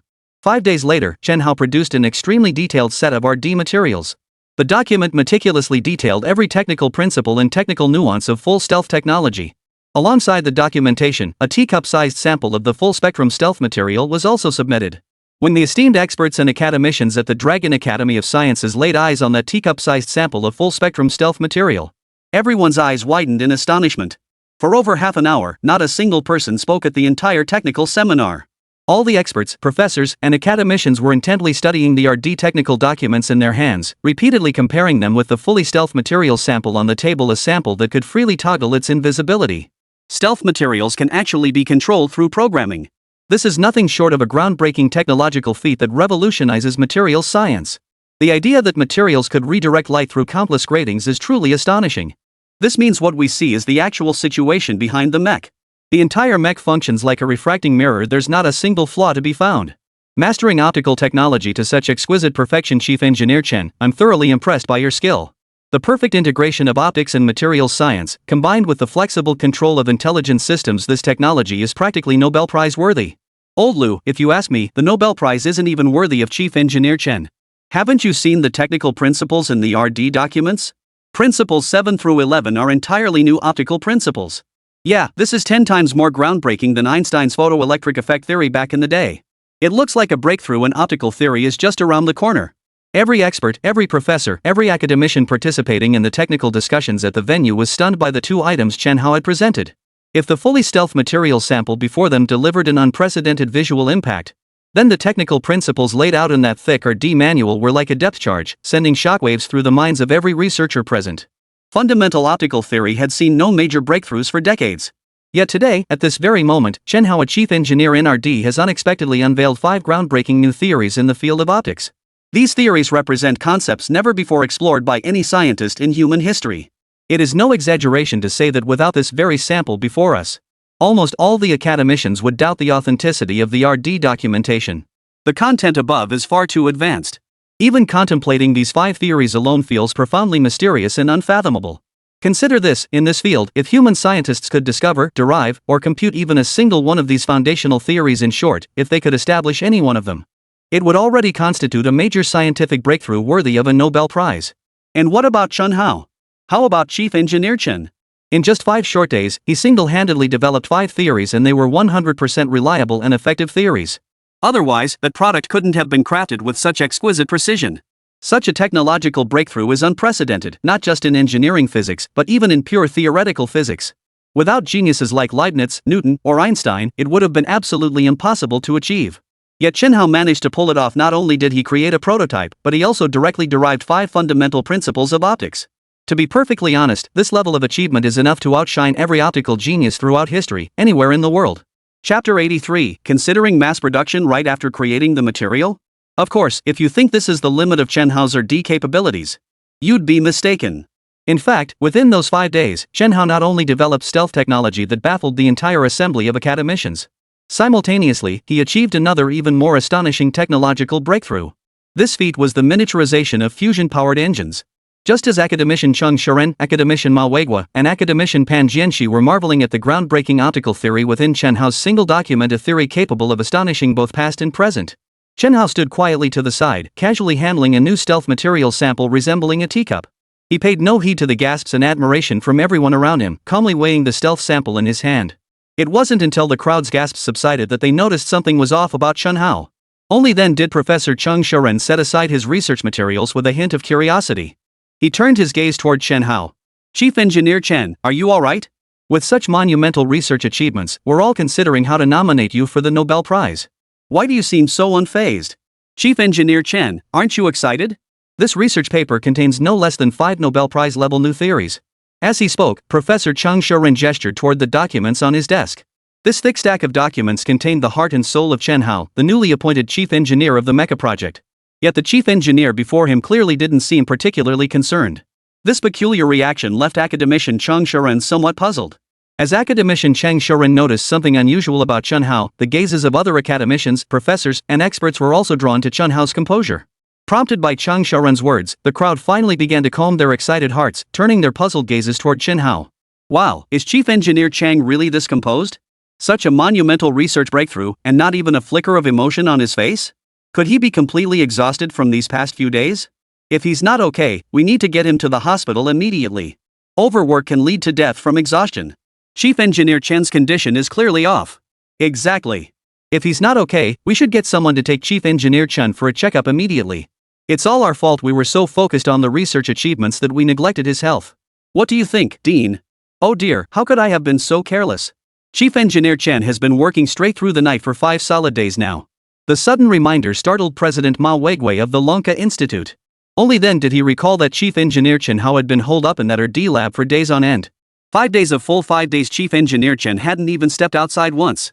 At this rate, he might actually be working himself into some kind of illness. That would be a serious matter. Chief Engineer Chen, are you feeling unwell? If you're not feeling well, we should go to the hospital right now. Commander Liu left a dedicated helicopter earlier. It'll reach Beijing First Hospital in 5 minutes. At this moment, academician Ma Weiguo had no mind to dwell on the successful development of the stealth material. He immediately rose from his seat, strode over to Chen Hao in a few strides, and gently tapped Chen Hao's shoulder, seeking confirmation that Chen Hao was still in a lucid state. However, Chen Hao's next move sent a jolt of fear through the already anxious Dean Ma. What were you all discussing just now? Haha, sorry about that. I was a bit distracted, thinking about mass producing that stealth material. Mass production of stealth materials? Dean Ma was stunned. In the conference hall, the other academicians were equally dumbfounded. Well, Chief Designer Chen, isn't it a bit premature to discuss this now? We haven't even produced a prototype of the mech yet. Why are we considering mass production of materials? Exactly. We need to know the mech can actually be built before we can think about mass producing materials. Otherwise, what's the point of producing all that material? We haven't even started developing the power system yet. Exactly. The power system is the critical hurdle. The controlled fusion system on the super tank is great, but it's just too bulky. We absolutely must miniaturize it for mecha integration. Old Pan's suggestion is spot on. We absolutely must achieve miniaturization of the power system before considering mass production of materials. Otherwise, stockpiling all that material, especially if the technology leaks, would be a huge risk that's not worth the reward. Chief Engineer Chen, we understand your point. But I'd like to remind you of an old saying: if you take too big a step, you're bound to trip. Yes, it's better to proceed step by step for a more solid approach. Academician Pan Jianxi's remark hit the nail on the head. Upon hearing academician Pan Jianxi's words, the assembled academicians immediately nodded in agreement. Their attention swiftly shifted back to Chen Hao, eager to hear why Chief Engineer Chen had suddenly uttered such peculiar remarks. Why is everyone staring at me? Amidst the group's discussion, Chen Hao finally snapped out of his earlier reverie. He immediately realized that everyone present had misunderstood his meaning. Chen Hao chuckled softly, calmly placing the sample of the invisibility material he'd been handling onto the table. Esteemed seniors, are you worried I'm too impatient? That I've tried to run before I've even learned to walk? No, not at all. At Chen Hao's words, everyone immediately waved their hands in denial. But before they could wave them a few times, the experts all gave an awkward chuckle and withdrew their hands. To be perfectly honest, despite everyone offering their analyses of the development steps one after another, in reality, everyone was genuinely stunned by the wildly unconventional, leapfrogging logic in Chen Hao's words. Just as Chen Hao himself had surmised, deep down, everyone secretly hoped he truly possessed the extraordinary ability to skip learning to walk altogether, to run straight out of the gate, or even take flight. Yet, constrained by their long-established, methodical scientific approach to building their capabilities, they found it hard to truly believe Chen Hao possessed such extraordinary abilities.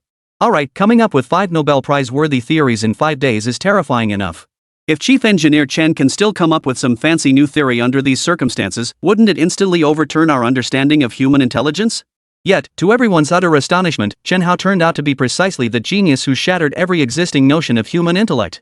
Chapter 84, Stealth Battle Armor, fitted with a nuclear-powered engine. After piercing through everyone's conflicting emotions, he didn't argue back. Instead, he calmly uttered a single sentence that sent shockwaves through the entire assembly. Sorry for worrying everyone. I don't actually have delusions. I just forgot to mention something. I've already developed the technology to miniaturize controlled nuclear fusion. Whoa! Silence, as quiet as a deserted street in the dead of night. The meeting room lights swept across each attendee's face, revealing their utterly blank expressions. At this very moment, the expressions on everyone's faces could no longer be described as exaggerated. It was stillness, absolute stillness. Not even a blink or a frown disturbed the absolute silence. In the air, one could faintly hear the buzzing of mosquitoes flitting about within the vast conference room. Yet the people remained frozen like statues, staring straight ahead at Chen Hao, the chief engineer, unsure how to react. Meanwhile, upon seeing every single research heavyweight in the conference room frozen in place, Chen Hao, however, merely shrugged his shoulders slightly. He, too, had misread everyone's reactions. He thought they were merely puzzled at the moment, not particularly shocked. After all, Chen Hao had laid the groundwork earlier to set the stage for today's RD discussion meeting. To prevent everyone from fainting due to sheer astonishment, he had already announced the 2 breakthroughs: stealth materials and controlled nuclear fusion, separately. After all, having just undergone a mental baptism, you shouldn't be jumping up in excitement again. So, with this pure and simple thought in mind, Chen Hao immediately pulled out a small control panel resembling a smartphone right in front of everyone. He then entered a few lines of command code onto the control panel. Everyone, there's no need to doubt. Since I, Chen Hao, have stated that I've developed miniaturized controllable nuclear fusion technology, I certainly won't compromise on that. This device in my hand is the control panel for controlled nuclear fusion, ready for immediate use. Later on, once the mech is built, I'll integrate this panel directly into the helmet. I imagine some of you might still be wondering, so let me demonstrate it for everyone. Let's take the stealth mech prototype 1 for a spin. Oh, and don't fly it inside the conference room, head outside. The floor-to-ceiling windows there will give you a clear view. Whoosh! The moment the words left his mouth, the sample of invisibility material on the table seemed to understand human speech. Instantly, it was enveloped in a faint blue glow for no apparent reason. Then, with a whoosh, it vanished from everyone's sight. Holy crap! It flew away. Whoa! Controlled nuclear fusion miniaturization. Success! This can't be. I just handled that sample myself and didn't detect any engine nozzles at all. What the hell is going on here? Stealth materials combined with miniaturized controlled nuclear fusion? Alien technology? A UFO? Did my eyes deceive me? That piece of stealth material outside the window was still soaring within everyone's sight. At this very moment, the material not in stealth mode fluttered like a graceful butterfly, now forming a horizontal line before their eyes, now a vertical one, utterly showy. The palm-sized stealth material mimicked nearly every maneuver of a fighter jet before the crowd. What a sudden burst of speed! What a graceful descent! What an emergency maneuver! What an aerial hover! In short, whatever maneuvers you can imagine a fighter jet performing, that stealth material can execute them with ease. In fact, it can perform many maneuvers that even fighter jets cannot achieve. Less than 50 meters outside the conference room window, the stealth material enveloped in that pale blue halo was demonstrating to the assembled Dragon Academy leaders a simulated flight capable of instantaneous supersonic acceleration and transition into hypersonic speeds. The moment it broke the sound barrier, the deafening roar of the sonic boom nearly numbed everyone's ears. Consider this, it was merely a stealth material the size of a teacup, yet the resulting sonic boom alone caused a cloud of dust to shake loose from the conference room's floor to ceiling windows. If that were an actual mecha, just imagine the terrifying acceleration it would deliver. Professor Chang, wake up. What's wrong with you? Pinch his philtrum. Quick, pinch his philtrum. Professor Chang has fainted. Oh my, why pinch his nose? Quick, get a cup of cold water and splash it on his face. He's just startled. Originally, Chen Hao's demonstration was supposed to be a morale-boosting, uplifting display. But perhaps Chen Hao's technical prowess was simply too overwhelming. The result? When the demonstration of the stealth material combined with the controllable fusion power engine took place, it instantly stunned academician Chang Shouren into unconsciousness. At that moment, the assembled scientific luminaries had no time left to gaze at the little sprites darting about outside the window. Chang Shouren was one of the key figures responsible for the analysis work of the entire mecha project. Seeing him collapse, everyone immediately rushed to assist Professor Chang. Well, looks like we really shouldn't take such big steps. Watching Professor Chang lying there, his heart still pounding wildly, Chen Hao realized he'd been a bit too hasty. Of course, this wasn't to say he'd developed it too quickly. The main reason was that he recognized the limits of what the human mind could endure. Whether the news was good or bad, it couldn't overwhelm people all at once. Overwhelming someone with too much stimulation at once will almost certainly lead to trouble. And now, here comes the trouble. Professor Chang fainted from sheer shock. What on earth are we supposed to do now? Fortunately, the Dragon Academy wasn't just home to a bunch of physicists, materials scientists, and engineers. Right next to this research building stood a traditional Chinese medicine research institute. Watching Professor Chang Shouren become so overwhelmed that he fainted, his heart still beating abnormally fast. Dean Ma immediately placed a call to the traditional Chinese medicine research institute. Within 2 minutes, an elderly TCM practitioner with slightly disheveled hair arrived at the conference room with a brisk stride. Goodness gracious, what's gotten into Professor Chang? How did his heart rate get this high? I've never seen him this worked up, not even when he won the National Scientific Innovation Award. This won't do, he needs acupuncture right away. Chapter 85, Chen Hao's research skills are too strong. Pair him with a medical team. After briefly observing Professor Chang Shouren's condition, he personally took the professor's pulse. The veteran TCM practitioner from the Dragon Academy immediately retrieved a cloth pouch from his slung backpack.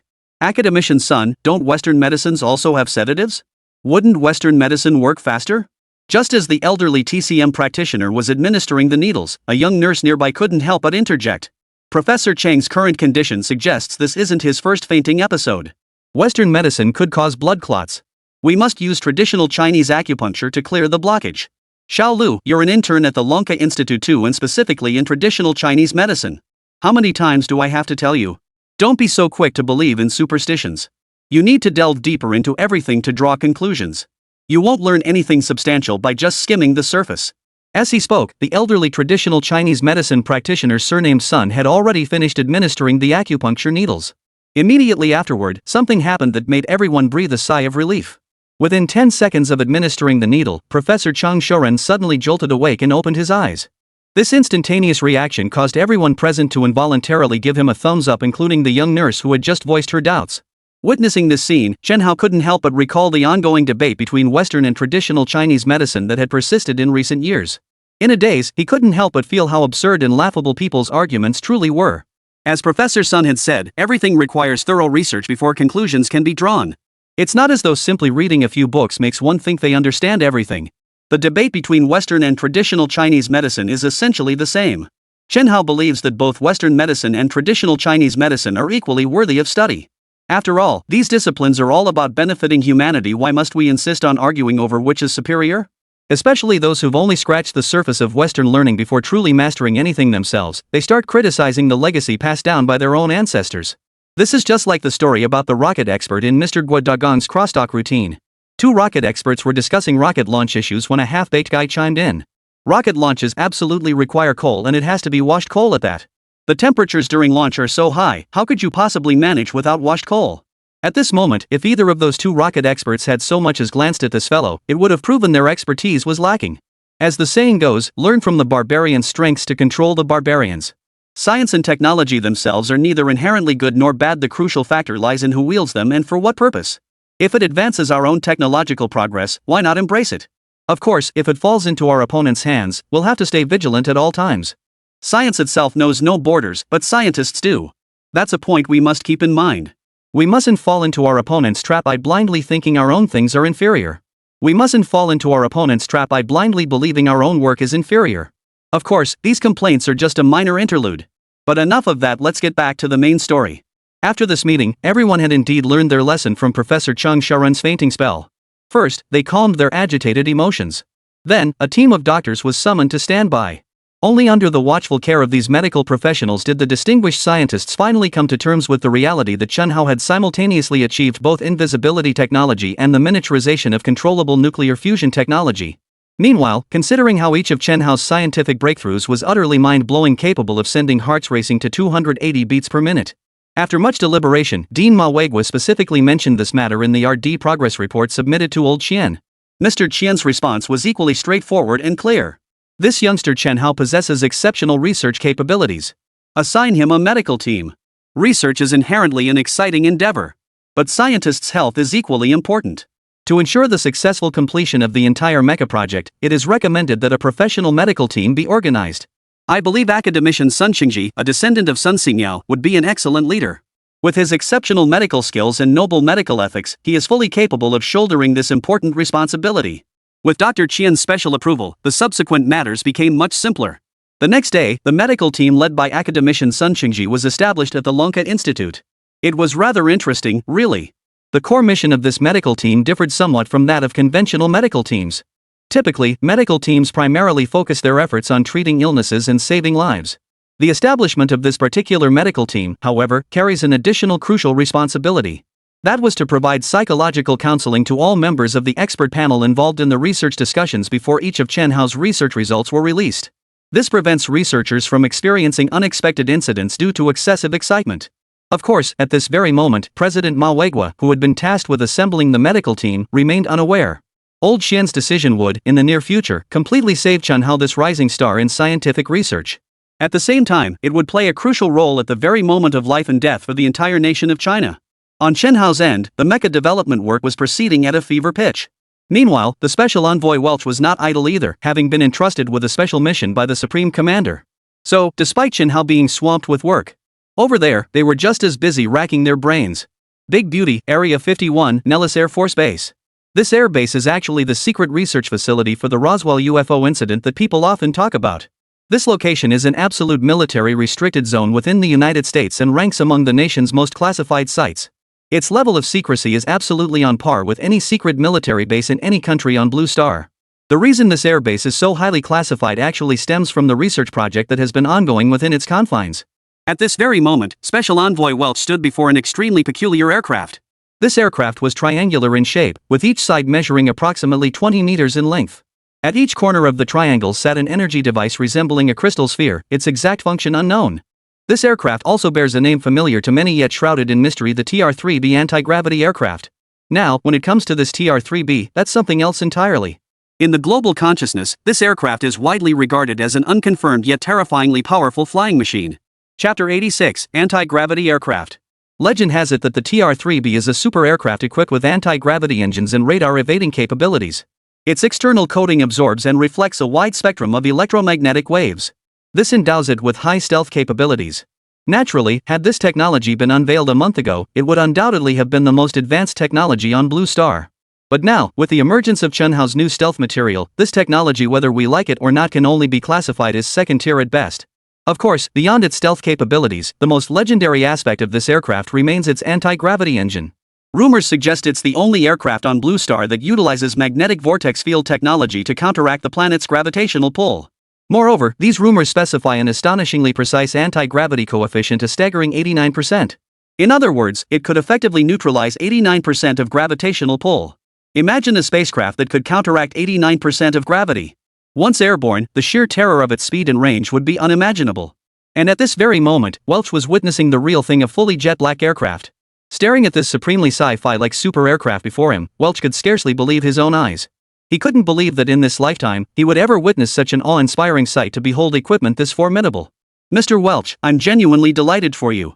You're the only person outside the military to have the opportunity to see this equipment since this base was established. Were it not for the great work you're doing for our beautiful nation, I doubt we'd have permitted your entry here even with the President's special approval. You should be aware that the level of secrecy surrounding this base is such that even the Supreme Leader himself cannot override it. After carefully examining the actual TR-3B aircraft before them, the accompanying colonel couldn't help but express his admiration. Indeed, Colonel, it is my great honor to have this opportunity to witness such an epoch-making technological marvel. With this aircraft's assistance, I believe our squad's operation this time should proceed as smoothly as possible. Sneak into the baddie building without a sound, then disrupt the entire jewelry exhibition without a sound, and finally withdraw without a sound. Not a single soul from any nation will ever suspect that this entire scheme was our doing. Ha ha ha ha. Just a few more operations like this, and I guarantee our opponents will be scratching their heads so much they'll go bald. Ha ha ha ha. Our opponent's ancestors summed it up perfectly. The highest form of warfare is to defeat the enemy through strategy. By disrupting their global trade through such actions, we'll leave them unable to fund even more advanced countermeasures against us. With a smug grin, the Welsh envoy couldn't help but ask a few more questions.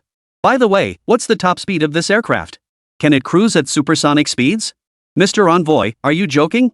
Supersonic cruising? That's nothing. Within the atmosphere, traveling at 10 times the speed of sound is as easy as playing a game. The maximum speed can reach 15 times the speed of sound. Is that satisfactory? What? 15 times the speed of sound? That would outpace even hypersonic missiles.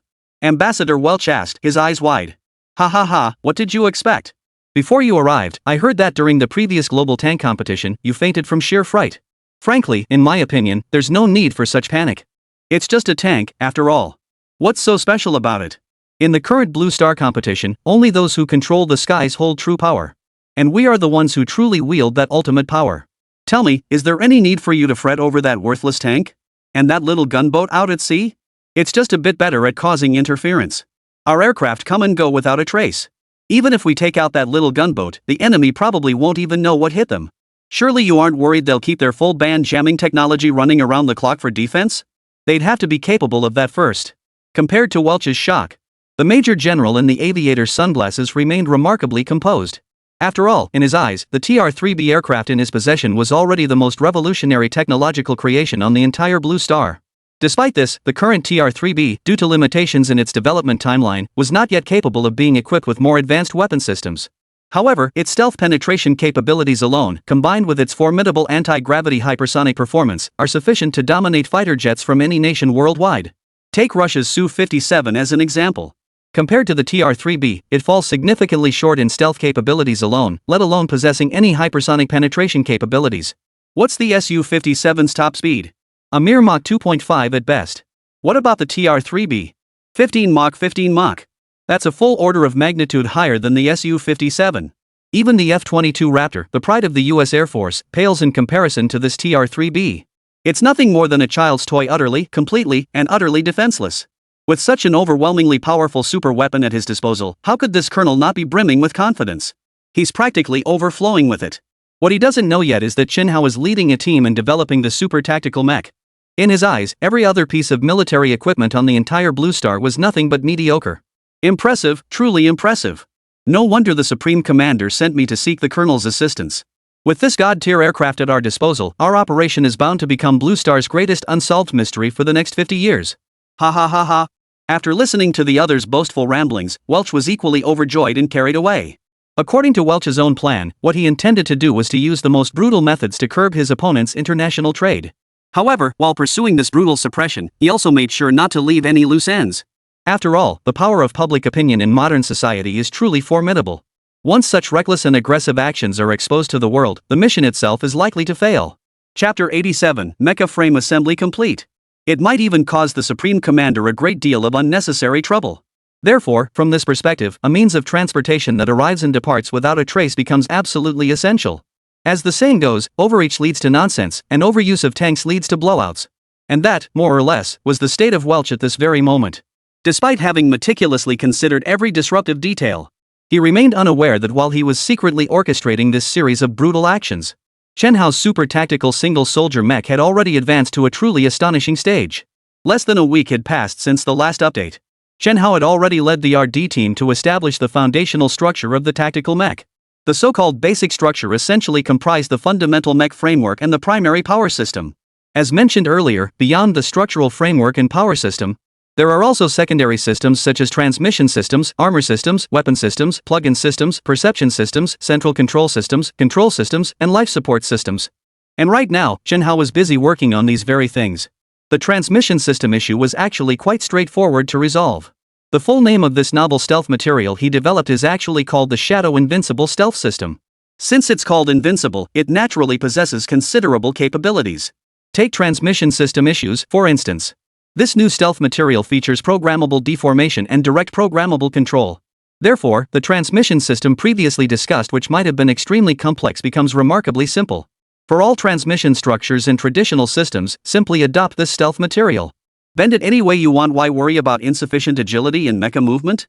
The only issue is that the signal transmission system within the transmission structure requires a bit of design work. Chen Hao solved this problem effortlessly using the simplest approach. He simply replaced the original wired transmission with wireless transmission, then used radio signals to achieve real-time, intelligent, ultra-short-range control over every part of the mech. Problem solved. What does this equate to? It's essentially like directly installing a full set of Transformers functionality into the mech.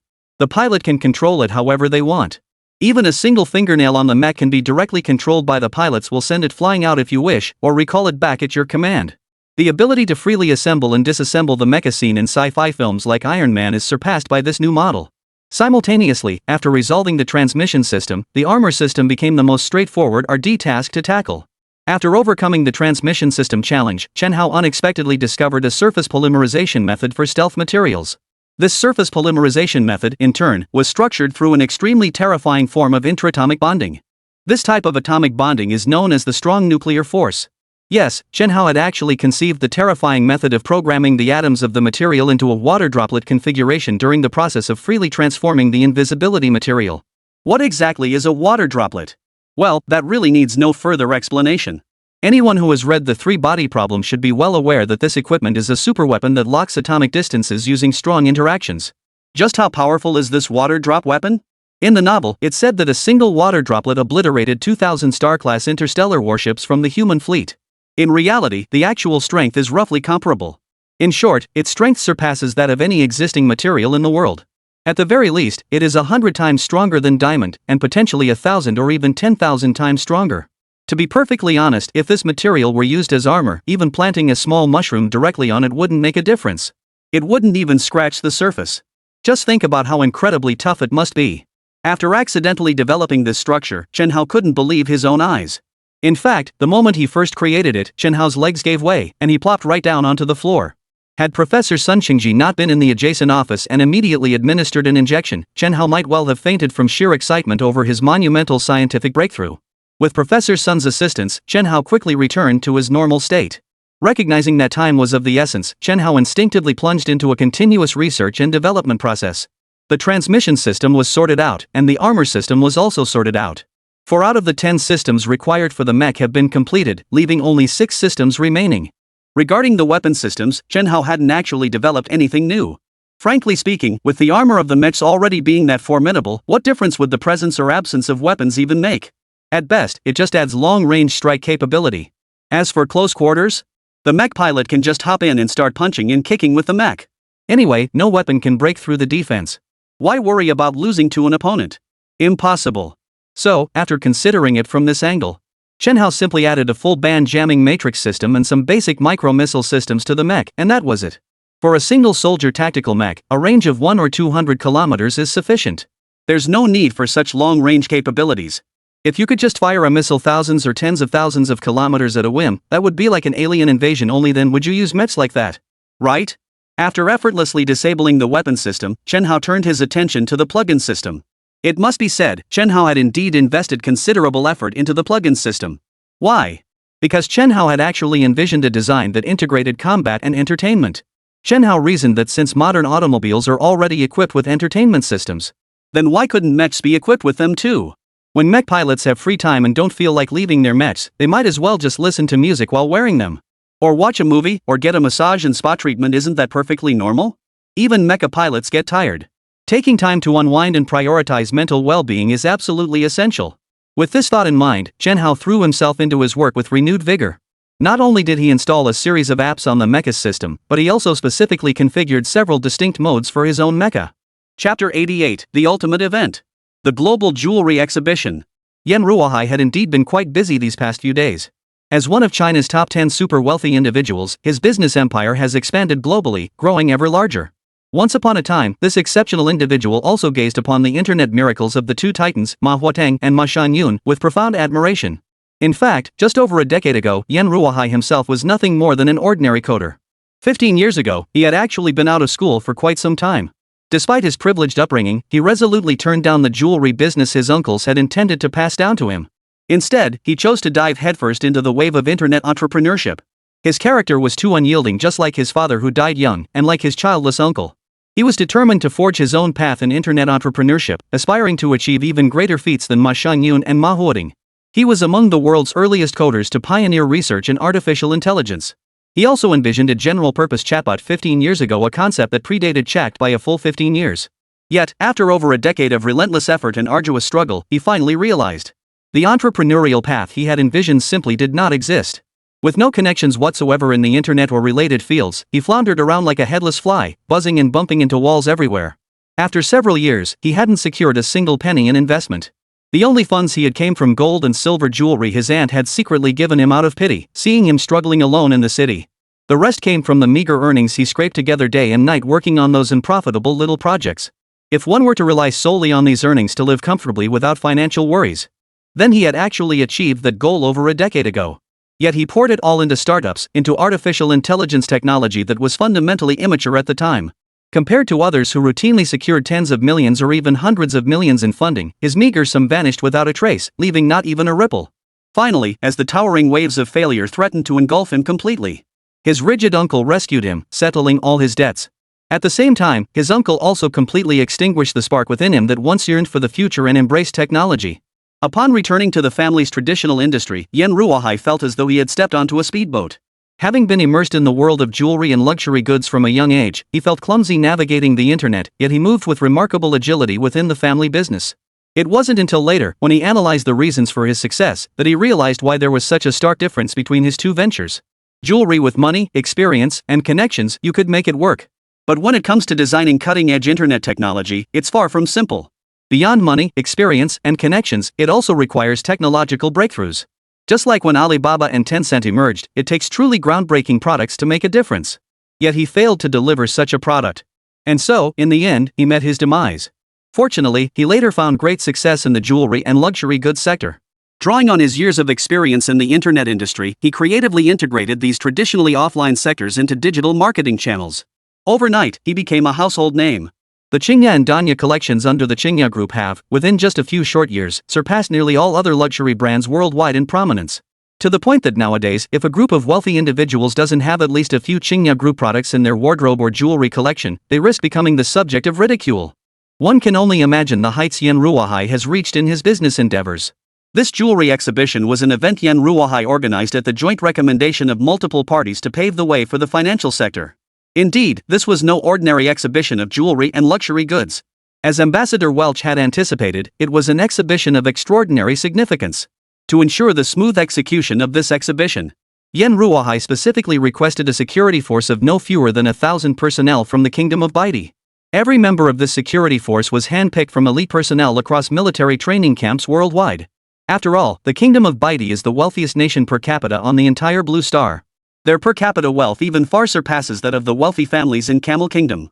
It goes without saying that with such wealth and influence, hiring exceptional specialized talent was only natural. The jewelry exhibition was held at the pinnacle of Hamafa Tower, the most renowned skyscraper in the Kingdom of Baidi. That is, atop the tower hailed as the tallest structure on the entire Blue Star. At over 800 meters tall, one floor higher lay the tower's 3 helicopter landing pads. This uppermost level serves as the venue for the current exhibition. Spanning 30,000 square meters, the exhibition hall welcomed no fewer than 50,000 top-tier executives from around the world. Among them were not only senior executives from over 300 Fortune 500 companies. It also includes top-tier business tycoons from around the globe and leading trendsetters in the fashion world. Ruomin, you'd better behave yourself at today's event. Don't go around speaking and acting recklessly like you used to. Otherwise, even if the old man pleads for you in front of me, I won't let you off the hook. Do you even know who you messed with last time? His name is Chen Hao. Chen Hao, gotta tell you, Chen Hao. If it weren't for your brother's connections, you wouldn't be wearing such flashy clothes anymore. Stepping off the helicopter, Yen Ruohai couldn't resist giving his rebellious, spoiled little sister another gentle reminder. The incident on the train last time still sent shivers down Yen Ruohai's spine. Therefore, in today's situation, he still felt compelled to give his sister a sensitive reminder. Bro, you keep going on and on about Chun Hao. Who exactly is this Chun Hao? Is he really that big a deal? You're practically a billionaire now, why are you still worrying about this and that? Is there anyone left who could possibly have it in for our family?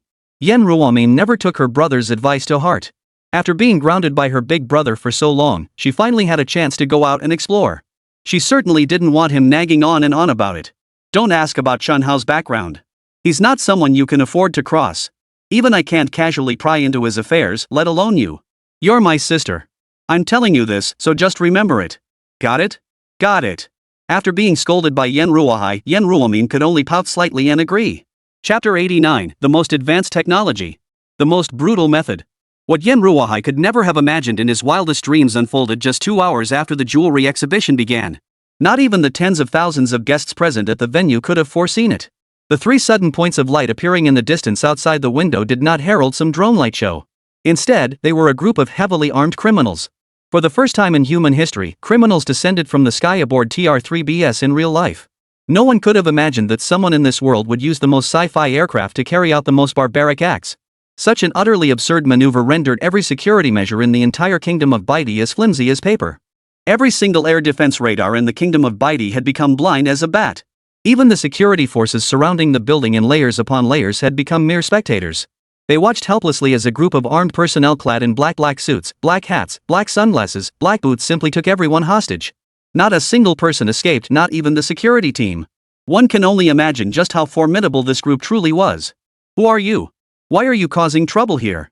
The Welch envoy, mingling among the crowd, stepped forward first to play his part. This was his second act. The first act, however, belonged to TR-3B's stealthy as the wind in the night. This second act, however, was his own personal disengagement routine. Shut your mouth. Say another word and I'll slit your throat. The leader of the black-clad men was equally compliant, having noticed the special envoy Welch discreetly signaling to him all along. He stepped forward, grabbed the rifle butt, and smashed it into Welch's forehead. Clang! Welch fell to the ground unconscious, as expected.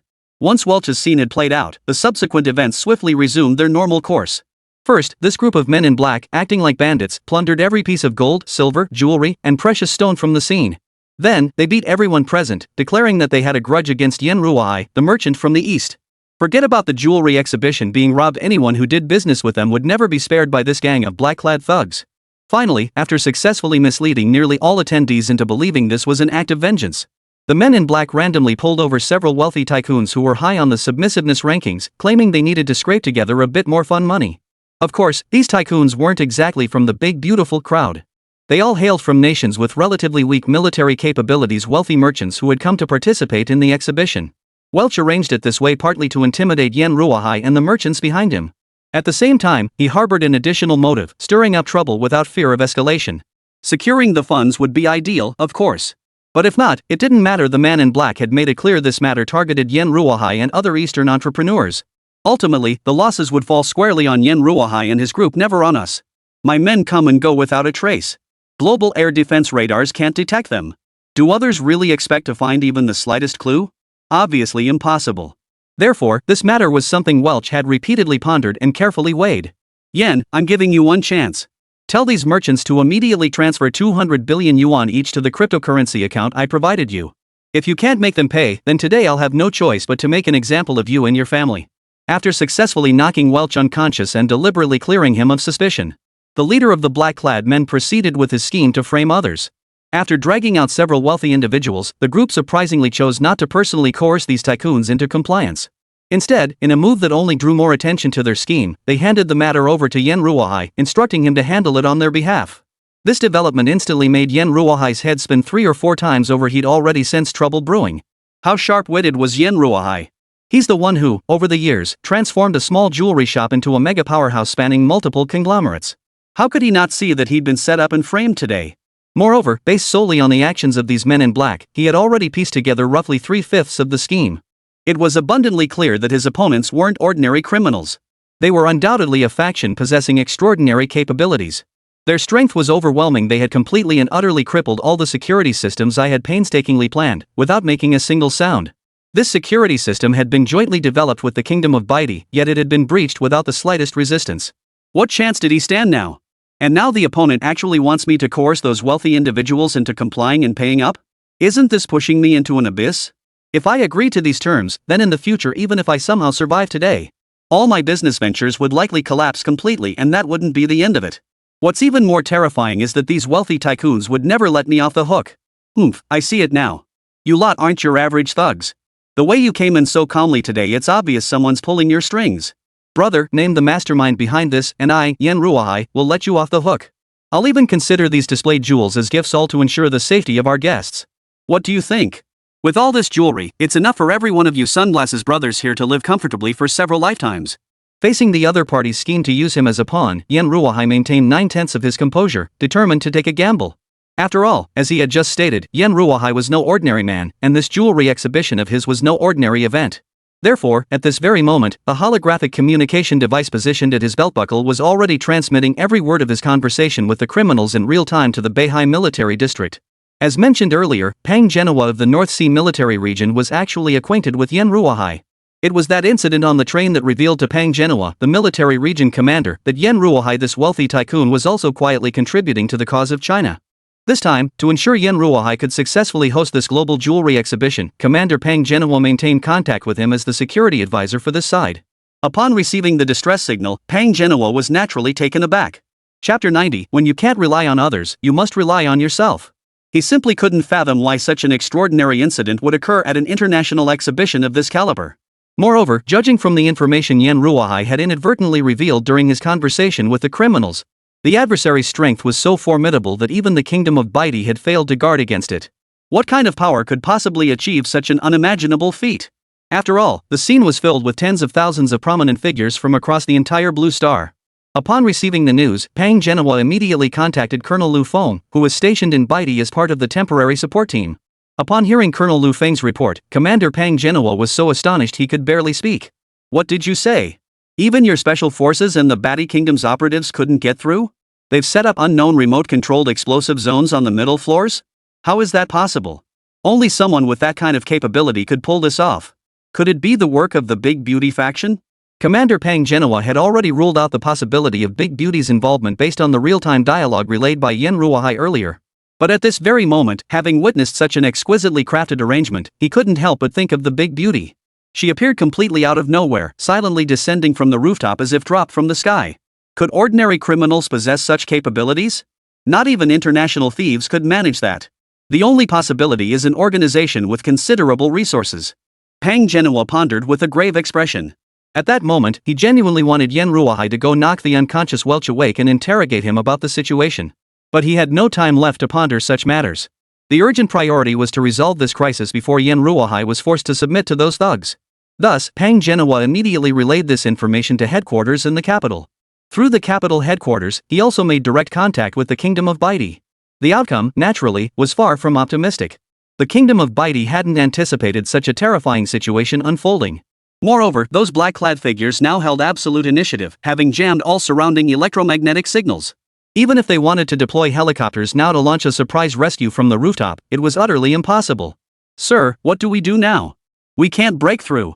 These guys are more professional than we ever imagined. On the other end of the line, Lu Feng reported with utter helplessness. There's no other way. If we can't rely on others, we have to rely on ourselves. Lu Feng, keep a close eye on the situation. Report any developments to me immediately. I'll figure out a solution. Commander Pang Genoa hung up the communication and immediately plunged into a state of extreme anxiety and deep contemplation.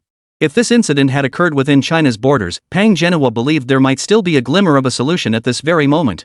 But the crux of the matter was that it had occurred 10,000 miles away. This is a major problem.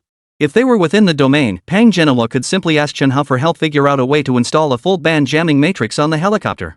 Then, using this helicopter to counter the enemy's electromagnetic signals, once the jamming was neutralized, the assault team could be deployed smoothly to attack directly from above or below. Remote-controlled explosives? Put. A full bandwidth jamming matrix can disrupt electromagnetic waves across all frequencies. Once this gear hits the field, no matter how skilled the criminals are with their detonators, trying to stop our assault team will be futile. Go ahead and press it. I'll jam the signal right away. Let's see if you still have the guts to detonate that bomb remotely. At this distance, even if we tried to transport the full band jamming device over here, it'd be too late. What do we do? What do we do? Rying. Just as Commander Pang Genoa was frantically pacing over matters thousands of miles away, the phone strapped to his waist suddenly rang again. Hello? Is this Lu Feng? What unexpected situation has arisen now? Commander Pang Genoa grabbed the phone and asked. Lu Feng? Old Pang, didn't you send Lu Feng to the kingdom of Baidi? What's going on? Can't you even recognize my voice? It's me, Old Lu Chongsheng. Old Lu? What do you want calling me? I'm busy right now. Upon realizing it wasn't Lu Feng calling, Commander Pang Genoa immediately lost interest in continuing the conversation with his old comrade. Hey, why are you so irritable today? Old Pang, you didn't get worked up over business talks with the Prince of Camel Kingdom, did you? Haha, I've been there too. But if you just grit your teeth and refuse to lower the price, they'll end up paying through the nose. Who said I was talking about that? Old Pang, why are you calling? Got something to say? If not, I'm hanging up. I'm really pressed for time right now. Commander Pang Genoa reiterated his urgent situation once more. You really are that busy? Alright then, I won't bother you. I was actually planning to share the good news about the successful development of the hypersonic stealth mecha with you. Since you're so occupied, I'll just skip it. Lu Chongsheng was true to form. Even though he could tell from the other end of the line that Commander Pang Genoa was genuinely swamped. But at the end of the call, Commander Lu still couldn't resist sharing the great news he'd received. Yet this single revelation sent a shockwave through Commander Pang Genoa. Hold on, don't hang up, Old Lu. What did you say? You mean Chief Designer Chun Hao's ultra-hypersonic stealth tactical mech is a success? Pang Genoa instantly thought of Yen Ruohai and the others, thousands of miles away. That's right. Even the first prototype of the Mecha 1 has been completed. That kid Manhwa under your command is currently test driving it. Honestly, Old Pang, you wouldn't believe how fast this mech is 50 times the speed of sound. Can you believe it? 50 times the speed of sound? I can hardly believe it myself. Who'd have thought Chief Designer Chun Hao actually pulled it off? Full spectrum stealth, not just radar invisible, but invisible to visible light too. Just think about it, what kind of technology is this? Ha ha ha. Seriously? Old Lu, you're sure you're not pulling my leg? Faced with Lu Chongsheng's confident introduction, Commander Pang Genoa's mind raced like lightning. The kingdom of Baidi lay roughly 10,000 kilometers away. Calculated at 50 times the speed of sound, that equated to 588 seconds. Even accounting for a minute or two for acceleration and deceleration phases. By that calculation, if we dispatch the mecha to the kingdom of Baidi immediately, it would only take about 10 minutes. Chapter 91, Mecha Deployment. A 10,000-mile rush. Additionally, with full-spectrum stealth capabilities, this eliminates the possibility of detection during flight. Remaining undetected naturally eliminates the need to notify countries along the route, saving considerable time. This way, the solution that had suddenly occurred to him became a viable possibility. Hypersonic stealth armor, hypersonic stealth armor. Old Lu, this call couldn't have come at a better time. Less than 3 minutes later, the Beijing Military Region Headquarters issued Chen Hao the order for the mecha's maiden test flight. Meanwhile, Manhwa was once again successfully selected as the inaugural pilot for the super tactical mech. There was no other option. Chen Hao himself certainly wouldn't dare operate his own super mech after all, he always adhered to the principle of safety first. Therefore, for such a risky endeavor, it was far more reliable to have his close friend Wang Hua take charge. For one thing, Wang Hua has driven super tanks and is skilled at piloting all kinds of aircraft, let's just go with that for now. On the other hand, Chen Hao was simply too exhausted during the final stages of mecha development. So he couldn't quite recall whether minor details like button placement and such were correct. Chen Hao hadn't expected headquarters to assign him such an urgent task. Well, he'd certainly have to prioritize the Wang brothers first. As the saying goes, better a friend die than me. Since Wang Hua was his own troublemaking buddy, who else could be more suitable? Right? Of course, when Wang Hua got this special assignment, he was pretty clueless too. Though he had been learning quite a bit about mecha under Chen Hao's guidance these past few days, as required by his superiors. But this was his first time seeing a mecha prototype that wasn't much bigger than himself. The previous 2 tank driving experiences alone had been thrilling enough to leave Wang Hua with unforgettable memories for a lifetime. Now it was even better, a more powerful mech had arrived, making his legs tremble uncontrollably. After all, tanks are still grounded vehicles. Hurry up, hurry up. After all, it's about overcoming gravity, right? Fast is fast, but they can't defy gravity, right? But this hypersonic stealth suit? It's got a fusion-powered engine. Cruising speed within the atmosphere? 50 times the speed of sound max. That translates to 17 kilometers per second. If you lose control of its trajectory, it could blast right out of Earth's atmosphere in an instant. Keep in mind that the first escape velocity from Earth is only 7.9 kilometers per second.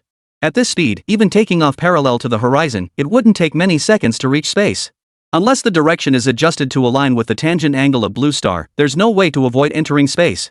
But at 17 kilometers per second, maintaining such high speed while maneuvering around the Blue Star's surface, how incredibly dangerous that would be. In the blink of an eye, you could crash down and be done for. Or you could just tilt your head back and fly off into outer space. Either one of those scenarios? I couldn't handle either one. I'm just an ordinary human being. I don't have Superman's ability to wear my underwear on the outside. Man, this Jinhao always makes me handle these situations, yet never mentions giving me a raise. If I make it back safe this time, I'm treating myself to a fancy meal. Poof. To others, you're Chief Engineer Chen. But to me, Wang Hua, you're my buddy. I'm treating you to a meal, like it or not. Though Wang Hua was deeply concerned about his current mission, his absolute trust in his close friend prevailed. Wang Hua resolutely accepted the assignment. After all, given the current circumstances, Wang Hua himself had been specifically trained by higher authorities as a test pilot for high-precision, cutting-edge weapons systems. After his last mission from Camel Kingdom, the bonus alone for his outstanding performance exceeded 5 million. This time around, to be perfectly honest, there was no one else besides him who possessed the capability for this mission.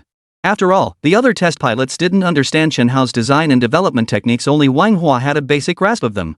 Who else could they send but him? Chen Hao. I'm off. Remember what I told you, take good care of my great uncle. Wait for me to come back. Within minutes, Wang Hua had already donned the newly developed mecha suit. Truth be told, the parting words he shared with Chen Hao before leaving had indeed brought silent tears to the eyes of everyone at the Mecha Project Center of the Dragon Academy. This mission carried immense risk. Everyone understood that, not just Chen Hao and Wang Hua themselves. This includes Academician Ma Weigua, Academician Cheng Shaoren, Academician Pan Jianxi, and every single member of the entire project team. Everyone is deeply concerned. Particularly when considering this mech's energy recovery system, several academicians were deeply troubled. The so-called energy recovery system was essentially an internal shock absorption mechanism designed to counteract gravitational acceleration within the mech. Under normal circumstances, the maximum gravitational acceleration or g-force that humans can endure is roughly 5 gs. This is for the average person. As for pilots, they're generally much stronger than the average person, capable of withstanding gravitational forces of around 7 to 8 gs. For astronauts, the figures are even higher. During launch and re-entry, astronauts must withstand gravitational forces reaching 9 gs or more. Such immense gravitational acceleration, if applied to an ordinary person, it would be like several oxen suddenly crushing a person, instantly rupturing their blood vessels. Now, this mech's power source? That's a miniaturized, controllable nuclear fusion reactor. It used to power tanks weighing dozens of tons, and it still ran like the devil. Now, the entire setup weighs less than half a ton. If it accelerates, it won't be a joke. According to calculations by several academicians, if this mech were to rapidly accelerate to its maximum speed of 50 times the speed of sound, the acceleration during this process would exceed 20 gs. 20 gs. Such immense gravitational acceleration would overwhelm even a Tyrannosaurus rex, let alone an ordinary person like Wang Hua. It was precisely to overcome the immense overload effects caused by such extreme acceleration that Chen Hao designed this energy recovery system. The basic principle of this system is that it can absorb the vast majority of gravitational acceleration potential energy by injecting a breathable buffer fluid into the mech's interior. Of course, the origins of this system also trace back to the mech manufacturing blueprints within Chen Hao's system. Chapter 92, Gravity Buffer Fluid. But to speak of the fundamental origin of this system, this may ultimately trace back to that legendary science fiction novel, The Three-Body Problem. Because the fundamental function of this gravity buffer fluid is identical to the deep-sea acceleration fluid described in the novel. Both are designed to absorb gravitational acceleration potential energy. Therefore, when Chen Hao was designing and developing this system, he couldn't help but show off a bit in front of several academicians, feeling quite proud of his work. And this, precisely, was the reason why the academicians now harbored a lingering unease in their hearts. When Chief Designer Chen was designing this energy recovery system, he kept bragging about it non-stop. I was genuinely worried he might have bragged too much.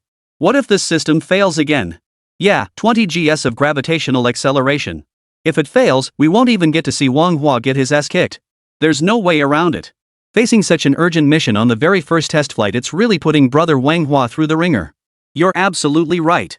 If I were as young as brother Wang Hua, I'd have taken the controls myself. Watching Wang Hua resolutely slip into that tactical suit, the hearts of the assembled academicians instantly leapt into their throats. Wang Hua, are you ready? If you're ready, let's go. I'm starting the countdown. Inside the command center, Chen Hao was speaking to Wang Hua through the encrypted communication system. We're ready, Chief Engineer Chen. Give the order. Perhaps it was the moment he stepped into the mech suit that made him acutely aware of the extreme peril of this mission. This time, Wang Hua addressed Chen Hao with a respectful title. All right, countdown ready. 3, 2, 1, go. Whoosh. No one had time to see how this mech took off. This mech, embodying humanity's most advanced technology, had already soared into the sky. Immediately after, a trail of exhaust streaked across the sky as the entire mech shot into the clouds. Ha, this mech sure flies fast. Chen Hao, you're something else. Half a minute later, Wang Hua's signature laugh echoed through the command center. The academicians in the command center were all familiar with that laugh. It was back when Wang Hua first drove a tank straight to Siberia. When the academicians met Wang Hua, they had already heard his uniquely infectious laugh. However, later on, everyone's attention shifted to the super tank. So, people gradually forgot about Wang Hua's eerie laughter. Now that they heard it again, everyone remembered it perfectly just like before, both hilarious and cocky. Wang Hua, watch your heading. We're about to go stealth. We're heading out of bounds. A moment later, Chen Hao reminded him. Got it. We've known each other for years, buddy. You don't trust me to handle this? I know, man. We've known each other for years. You don't trust me to handle things? As he spoke, Wang Hua immediately activated the mech's cloaking system. A mere 10 minutes passed in the blink of an eye. In the blink of an eye, Wang Hua piloted the mecha to appear dozens of kilometers outside the Hamafa Tower in the kingdom of Baidi. At this very moment, right at this very moment, the jewelry exhibition has also undergone tremendous changes. Perhaps it was because Yen Ruohai had consistently refused to yield, forcing those wealthy tycoons into a corner. It could also be that, according to the planned schedule, this group of black-clad men had been delayed for quite some time. In any case, when Wang Hua arrived, clad in his mecha armor and covered in dust from his long journey across thousands of miles, the leader of the black-clad men was about to give Yen Ruohai a thorough lesson. Damn it! I gave you 15 minutes to convince them to transfer the funds, yet you secretly told them to keep it confidential. Yen, you really don't fear death, do you? Fine. Since you're not afraid of death, I'll send you on your way today. At this moment, Yen Ruohai was different from the others. His hands and feet were bound with professional rope. The black-clad figure stepped forward, grabbed Yen Ruohai by the collar, and dragged him toward the window of the exhibition hall. I dare any of you to try. Let my brother go. Or else I'll fight you all to the death. Just then, something unexpected happened. A sharp voice rang out, causing the leader of the black-clad men to halt abruptly. He spun around to glare at the woman who had spoken. How to describe the complexity of human nature? Just look at Yen Ruomin to see that. If one were to disregard Yen Ruomin's current behavior and focus solely on analyzing her past actions, it goes without saying that she would undoubtedly be labeled a scumbag and a spendthrift. Yet this very scum and wastrel, when her own brother faced imminent death, suddenly stepped forward. Ruomin, what are you doing? Get back in there. The moment Yen Ruohai saw his younger sister step forward on her own initiative, he immediately glared at her and sternly reprimanded her. However, Yen Ruomin paid no heed to her brother's scolding. Instead, she lunged forward several steps, grabbed the sleeve of the man in black, and began tugging at it. No, brother. They're trying to kill you. I won't let you die. You bastard, let go of my brother. Let go of my brother. Yen Ruomin frantically tugged at the black-clad man's clothes, screaming. Go to hell. The man in black wasn't about to indulge the middle-aged lady before him. With a swift kick, he sent Yen Ruomin flying several meters away. Immediately afterward, the black-clad figure tossed Yen Ruohai onto the ground beside them, pointing at Yen Ruomin as he addressed his subordinate. Since she wants to die first, you lot throw her down first. I'll see just how deep their sibling bond really is. Touch my sister and I'll kill you. Yen Ruohai, bound hand and foot, struggled to push himself up from the ground. Instantly, he began crawling toward his sister like a madman. However, in his current helpless state, how could Yen Ruohai possibly outpace the black-clad figure? Before he could even reach his sister, Yen Ruomin, was seized by two black-clad figures. With her hands pinned behind her back, she was dragged to the window, which was now ajar. The glass of this Hamafata tower in the kingdom of Baidi was vastly different from ordinary glass. Ordinary glass allows visibility from both inside and outside. However, the glass on this tower is of the type that allows visibility from the inside out, but not from the outside in. A figure in black clothing peered cautiously through the window. After confirming the surrounding air showed no signs of abnormality, he signaled to another dark-clad figure. Immediately, the window was pried open wider. With a sudden heave, the two men tossed Yen Ruomin out the window like she was trash. Sis. Chapter 93, Wang Hua's Troubles. Yen Ruomin, who had always been arrogant and domineering, probably never imagined in her wildest dreams that someone like her would be the very first person saved by a mecha.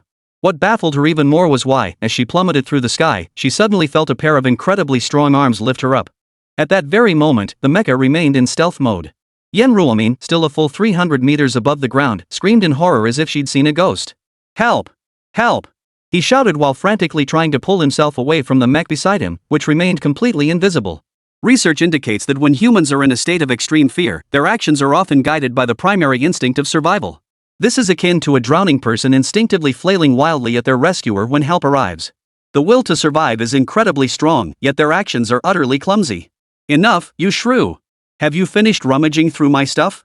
Keep digging, and I'll toss you over the edge. Damn it, what kind of junk gear is this?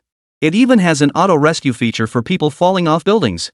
Chen Hao, you idiot, why isn't this mentioned in the manual? Yan Ruomin's sudden fuss left Wang Hua, who had rushed over to rescue her for no apparent reason, utterly speechless. In truth, when he was still over 10 kilometers away, he had already used the targeting system within his stealth armor to lock onto the top floor of the Hamafata Tower. According to Wang Hua's original plan, his grand entrance this time should have been like a war god returning, transforming into a bolt of lightning, shattering through the window, and appearing brilliantly before the group of unknown criminals. But what happened? Maybe it was because he hadn't checked the almanac before leaving home today.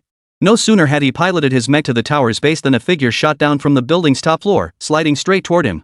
Before Wang Hua could react, the mech activated its pre-programmed automatic rescue protocol. In the blink of an eye, it had rescued Yan Ruomin, the eldest princess of the Qingya group. But Yan Ruomin was truly despicable. If you'd been saved, just be saved, for heaven's sake. Why keep fiddling around? Wang Hua's wearing stealth armor now. If you keep messing with it and knock off one of those external missiles, that'd be a huge problem. But Wang Hua himself was well aware of this situation. After all, he was inside the stealth armor. But Yan Ruomin? She had absolutely no clue. She was stunned to hear a man's voice speaking right next to her ear. And it was in the dialect she knew best, her hometown dialect. The shock made her body tremble violently. She couldn't see this mech at all. Out of nowhere, high up in the sky, a voice speaking her hometown dialect pierced her ears. Who wouldn't be terrified? Holy! Damn it! Help me, damn it! Yan Ruomin's screams grew more terrified, more hysterical. Damn it, I can't take the shrew anymore. Clang! I wonder if it reminded him of that Tang monk from A Chinese Odyssey. Or maybe he felt a bit like that unlucky monkey from the movie. Anyway, after enduring Yan Ruomin's increasingly shrill voice and her increasingly hysterical, exaggerated expressions, Wang Hua had finally reached his limit. He hadn't intended to save anyone in the first place, since he hadn't even noticed Yan Ruomin's presence from the start. He had only flown over to rescue them because the mecha system's auto-rescue function had kicked in. Now, seeing Yan Ruomin's twisted, high-heeled shoe-like aristocratic face, Wang Hua felt like he could almost vomit inside the mech. There was no way around it. Since he couldn't stand this lady's whining and wailing, Wang Hua naturally had no intention of indulging her. Freeing one hand, he brought it down with a clang and smacked Yan Ruomin right on the forehead. Of course, due to interference from the mech's automatic rescue system, Wang Hua couldn't fully harness the mech's power. But even so, it was more than enough to make an impact. A blow from the stealth mech's head sent Yan Ruomin's eyes bulging out of their sockets. Her neck snapped to the side as she was knocked unconscious. Simultaneously, the mech activated its auto-deceleration function and successfully landed on the plaza at the base of the Hamafa Tower. The moment it touched down, Wang Hua spotted a large crowd tightly encircling the perimeter of the plaza. Over 100 luxury sports cars, each bearing the emblem of the Kingdom of Baidi's Transportation Authority, were parked in formation. Moreover, alongside these luxury sports cars stood thousands of fully armed Baidi Kingdom police officers, wielding long and short firearms. Oh, and there were several armored vehicles and tanks nearby, all facing the main entrance of the tallest tower on Blue Star. Commander Pang, there's been an accident, a real accident. That Xingya group socialite from last time just got thrown off the building. Oh, she's fine, but she floated down. Commander Pang, I suspect I witnessed a supernatural phenomenon. She actually floated down. Hey, Lu Feng, what are you doing here? While Lu Feng was still on site, accompanied by a group of Baidi Kingdom officials, continuously reporting the situation to Commander Pang Genoa, he and several Baidi Kingdom special agents nearby heard a loud greeting. Who's there? Who's here? In an instant, everyone present tensed up. Hundreds of rifles and over a dozen machine guns were all aimed at the spot where Yan Ruomin had just been lowered. At that very moment, the massive searchlights mounted on the surrounding vehicles abruptly swiveled toward this spot. For a moment, all the sirens fell silent, and everyone held their breath, eager to see what strange occurrence had unfolded before their eyes. Why did a rough male voice emerge from the spot where Yan Ruomin had just landed? However, as 100 searchlights simultaneously converged their beams on Wang Hua's position, something happened that sent a chill down everyone's spine. Only the sound, no sign of the person. What the hell is going on? Oh. Who's talking over there? Oh my god, what's going on? Why can I only hear voices? Today's been nothing short of hell. Can someone tell me what the hell is going on? How does someone fall from an 800-meter building and not shatter? And why is there a grown man's voice? God damn it. I quit. I'm resigning. This is all too bizarre. Along with Lu Feng's exclamation came a group of special agents from the Kingdom of Baidi. Just as everyone was startled into confusion by Wang Hua's cheerful greeting. Chapter 94, Never Rejoice Too Soon. Inside his mech, Wang Hua finally realized there was something off about his entire outfit. I forgot to turn off stealth mode. Scared the crap out of them. As he spoke, Wang Hua automatically disengaged the mech's stealth mode. What he hadn't anticipated was The moment he deactivated his stealth armor, a wave of even more horrified, utterly incredulous gasps erupted from everyone present. Holy crap! Holy crap! Holy crap! It's a mech! It's actually a mech! A stealth mech? Holy crap, what country developed this tech? Has China's technology advanced this far? They've even built Iron Man suits? Stealth armor? What kind of technology is this? How can it become invisible right before our eyes? Everyone, including Lu Feng, was stunned the instant Wang Hua deactivated the mech's stealth mode. Wang Hua, is that you? Did you complete the super mech development this quickly? Lu Feng cautiously took a few steps forward and asked. You bet, brother Lu. Besides yours truly, Wang Hua, who else could possibly handle such high-end gear? Ha ha. I'm here on a mission to maintain world peace. As countless camera flashes erupted around him, the shutter clicks came in rapid succession. Wang Hua's eyes were nearly dazzled by the glare, yet he maintained his elegant composure as he conversed with Lu Feng. He'd never felt so honored in his entire life now. After all this time, Major Lu Feng, stationed so far away in a foreign land, had finally recognized him. How could Wang Hua not gloat a little? Maintaining world peace? Why does that line sound so familiar? A string of question marks suddenly appeared above Lu Feng's forehead. Right, brother Lu, I don't have time to chat with you now. I've rescued this shrew, you guys figure it out. A guy with my extraordinary bone structure has got to go uphold world peace. See you later. Whoosh. Before Lu Feng could even process it, Wang Hua had already flawlessly completed the first public demonstration of his mecha suit. Immediately afterward, he reactivated the mech's stealth mode, leaping skyward like a springboard. Meanwhile, atop the Hamafa Tower, several criminals peered through the windows, observing the situation below. All the searchlights had suddenly shifted their beams to illuminate the ground below. The gang of criminals immediately sensed something was amiss. Because from the very start of their operation, the searchlights had been trained on the very top floor of this building. If this weren't the tallest building on the entire Blue Star, with no other structures nearby that could even compare to it. Truth be told, these criminals had actually been targeted by sniper rifles positioned on other buildings a full 20 minutes earlier. But these individuals were, after all, the mysterious operatives Welch had borrowed from Area 51. Therefore, from the very outset of the design and planning phase, they had already ruled out the possibility of deploying long-range snipers from the Kingdom of Batty. The night was dim, and they were over 800 meters up, separated by bulletproof glass. There were no nearby buildings of comparable height to provide cover. All these factors combined made it a perfectly fortified defensive position. Add to that the TR-3B hovering atop the building, actively jamming surrounding electromagnetic signals in real time. Frankly speaking, with their setup, even if missile forces were deployed, it might take a while to take them down. Yet, as often happens in this world, things turned out to be just that coincidental. Just when a gang of criminals believed their defenses were impenetrable, they encountered not only an invisible mech capable of soaring 800 meters into the sky, but also one that was utterly indestructible and could simultaneously counter electromagnetic jamming. Several criminals were peering down through the window when, in the next instant, they felt the glass shatter with a thunderous crash, smashed wide open by some force. Immediately afterward, the criminals near the window were flung sideways as if struck by an invisible force. They flew horizontally from the window area straight into the center of the exhibition hall, propelled dozens of meters away in an instant. Holy, what the hell just happened? Jack, what's wrong with you? Tony? The leader of the thugs couldn't see the mech that had already gone invisible. Watching several of his men get instantly knocked flying, his eyes took on a strange glint. After repeatedly calling out his men's names with no response, the leader immediately signaled to another group of henchmen with several standard military field hand gestures. These military hand signals had actually been modified. To pull off their deception, these criminals deliberately combined tactical hand signals originally used by the Big Beauty with gestures from several other countries, thereby improvising this entire set of signals. Upon seeing the boss's signal, the gang immediately raised their guns and closed in on Wang Hua's position. Of course, they couldn't see Wang Hua after all, his invisibility status hadn't been lifted yet. Therefore, the area where this group intended to regroup was still the location where those teammates had been thrown out. If even a big guy like me can't be seen here, looks like you guys aren't all that impressive either. Headquarters really is something. They actually sent me, Wang Hua, to deal with this bunch of useless nobodies. Forget it. I'll save these complaints for when I get back and tell HQ about them. This mech is pretty impressive flying around like that, smashing through bulletproof glass and still coming out unscathed. Looks like Chun Hao finally did something right for once. Through the mech's holographic screen, he watched the few thugs beside him fumbling around like headless flies. Wang Hua's spirits soared once more. Right then, he decided to let these puny little fish see just how formidable his mech was before anything else. Well, it's getting late, and the mission takes priority. I suppose I'll let you taste the power of laser-guided warheads first. With a leisurely stroll, Wang Hua pressed a button on the holographic control panel. Then, something happened that no one in the world could have anticipated. The instant Wang Hua pressed that button, the entire top-floor exhibition hall of the Hamafata resonated with a piece of music so profound it defied description. Dig, dig, dig in the little garden, plant little seeds, grow little flowers. Silence, a silence as still as death.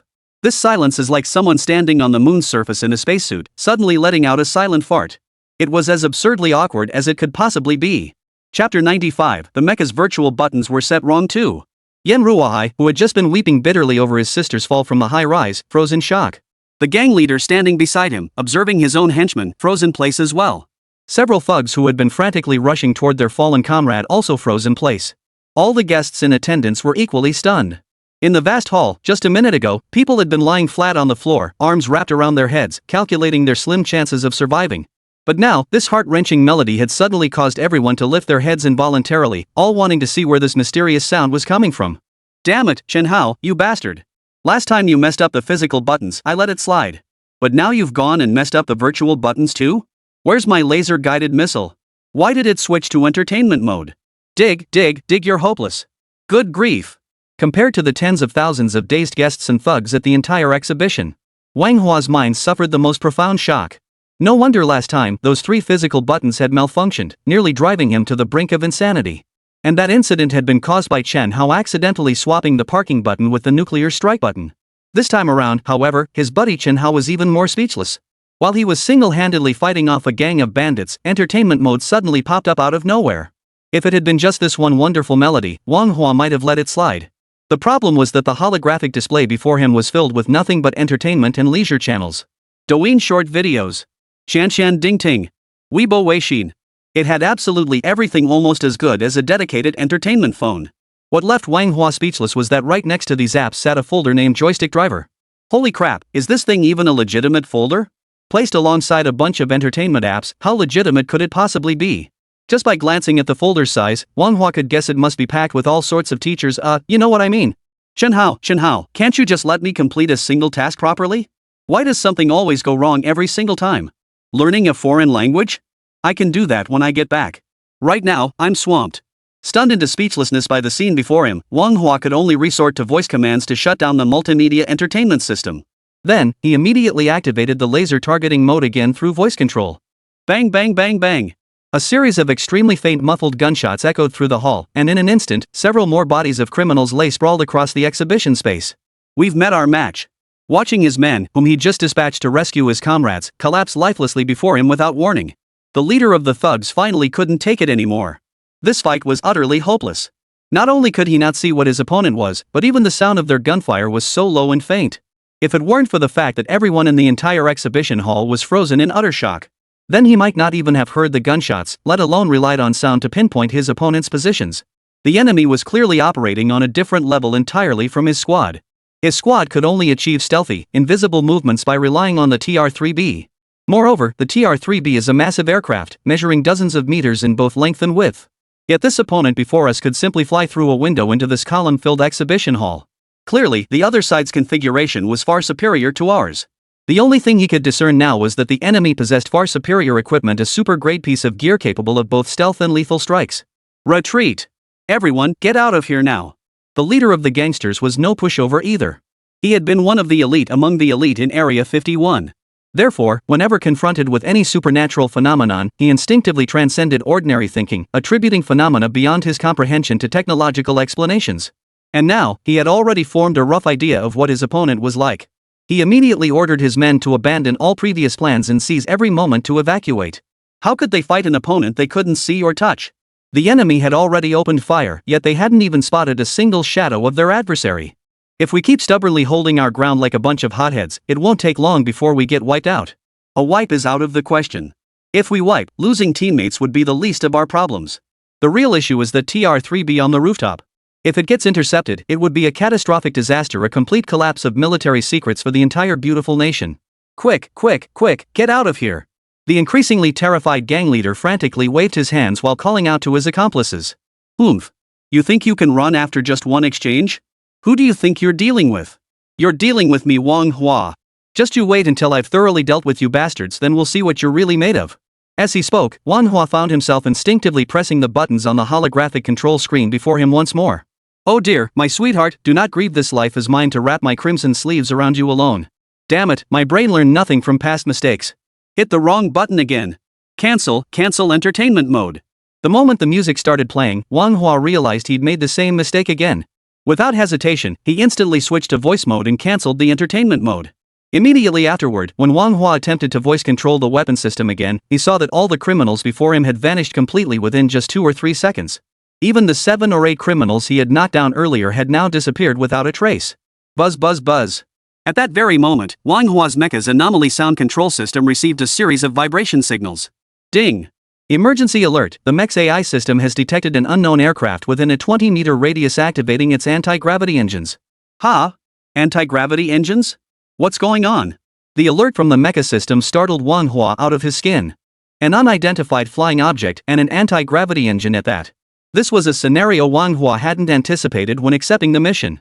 Chapter 96, catch up to that unidentified flying object.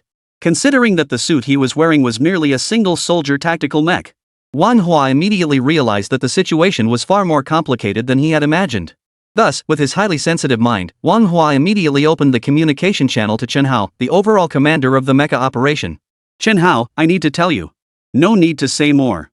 I've already received the mech's real-time emergency alert. Looks like this situation is no simple matter. To Manhwa's surprise, this mech's risk alerts featured real-time synchronous transmission to headquarters. The moment the communication channel was established, Chen Hao immediately instructed Manhwa to transfer control of the mech to its AI system, allowing the mech to pursue the target autonomously. As for Manhwa, he naturally dared not act on his own initiative again. Therefore, he immediately followed Chen Hao's instructions and performed a simple transfer of control over the mecha's operation. The moment the operation concluded, Manhwa heard a series of command prompts. The hypersonic stealth mech has transitioned to autonomous AI control mode. Gravity buffer fluid replenished. Targeting lock acquired. Tracking target signal. Initiating stealth tracking mode. Target coordinates east longitude, north latitude, speed Mach 6, acceleration 100 meters per second squared. Whoosh! Before Manhwa could even react, he was carried straight through the ceiling by this formidable, supersonic stealth mech. Immediately afterward, Manhwa felt as though he were a soccer ball kicked into space, only to plummet back toward Earth under the pull of gravity. The mech's immense thrust delivered an indescribable sensation of gravitational acceleration and hypergravity. Do we have to start this intense? 20 gs of acceleration? Manhwa muttered in disbelief, suspended within the gravity buffer fluid. This gravity buffering fluid allowed one to breathe autonomously while reducing gravitational acceleration by nearly 70%. However, during full acceleration, it still subjects occupants to 4 to 5 gs of gravitational force. Under such extreme acceleration beyond what most people can endure, Manhwa's experience was naturally far from pleasant. Amidst Manhwa's grumbling, the mecha continued its relentless pursuit, closing in on the fleeing TR-3B super aircraft at an insanely high acceleration. Within mere seconds, both craft had left the boundaries of the Batty Kingdom, engaging in a frantic chase through the atmosphere. Though the TR-3B's technology wasn't as advanced as Chen Hao's system, it was nonetheless reverse-engineered from a crashed alien spacecraft. Therefore, when Manhwa piloted his mech to 50 times the speed of sound within half a minute and began relentlessly pursuing the TR-3B craft, the TR-3B pilot felt an overwhelming sense of unease. What the hell is that thing behind us? Is it a missile? Why can't the radar lock on? The pilot was on the verge of a mental breakdown. He had already pushed the TR-3B to its maximum speed of Mach 15. Yet, in the real-time satellite feed, a faster object was clearly closing in from behind. What was even more terrifying was that the object tracking the TR-3B craft itself showed no image at all, making it impossible to lock onto. The only identifiable feature was the intense atmospheric disturbance captured by satellite imagery as the object streaked past at high speed. The intensity of this atmospheric disturbance was so immense that the wake it left behind after the object's passage exceeded that of a TR-3B by more than double. What does this indicate? It indicates that the other party's speed surpassed its own by more than one order of magnitude. This is bad. They're catching up fast. What should I do? Less than a minute later, the TR-3B pilot was on the verge of breaking down. During that minute, he had already attempted various emergency maneuvers, including sudden turns and abrupt climbs and descents. Yet despite this flurry of maneuvers, Manhwa's mech continued to pursue relentlessly. What was even more critical was, according to real-time imagery from the Starlink satellites, the atmospheric disturbance caused by Manhwa's mech was now less than 100 kilometers away from his position. At this distance, if the current situation persisted, the TR-3B he piloted would be caught in mere seconds. What could he possibly do? Headquarters. Unable to shake target lock. Unable to shake target lock. Can you lock onto the target via satellite? TR-3B is unable to lock onto the target. The desperate pilot, driven to the brink by the relentless pursuit, frantically relayed the message. Unable to lock on, unable to lock on. Recommend switching to precision-guided munitions. Switch to the cannon, switch to the cannon. A flurry of urgent voices crackled over the communication channel. However, this sound was not to inform the pilot that the target had been locked on. Instead, it advised the pilot to abandon precision-guided munitions and switch to the TR-3B's built-in cannon, a weapon designed from the outset to be phased out, yet ultimately retained. In fact, as early as the initial design phase of the TR-3B, the designers had already considered scrapping the cannon design. The reason was straightforward: at extreme speeds like Mach 15, an unguided weapon like a cannon would be like a blind man throwing knives, pure luck. Forget about controlling target coordinates at that speed, even a slight tremor in the gunner's hand would make directional control impossible. Machine guns are outdated weapons with no intelligent control systems. How could such weapons possibly compare to modern guided munitions? Yet, despite being such outdated equipment, it was retained in the final research proposal developed by the Big Beauty R&D team. The reason, well, that's quite interesting too. The commander in charge of approving this design project, White Light, believed the TR-3B was too advanced. He feared that upon seeing it, people would immediately recognize it as the result of humans reverse engineering alien technology. Therefore, to imbue this highly sci-fi aircraft with recognizable human technological features, a prominent gun turret position was deliberately retained.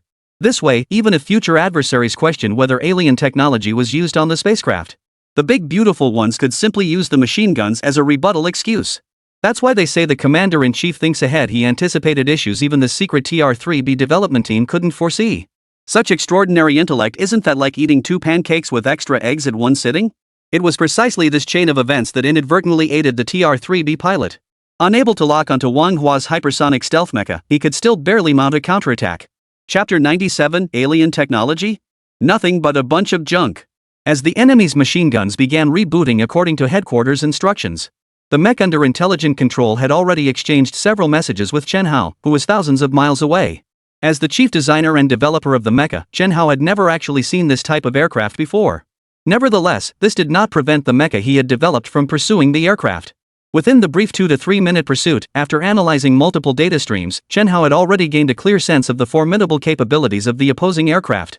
Indeed, the adversary's speed, stealth capabilities, and maneuverability had all reached a remarkably high level.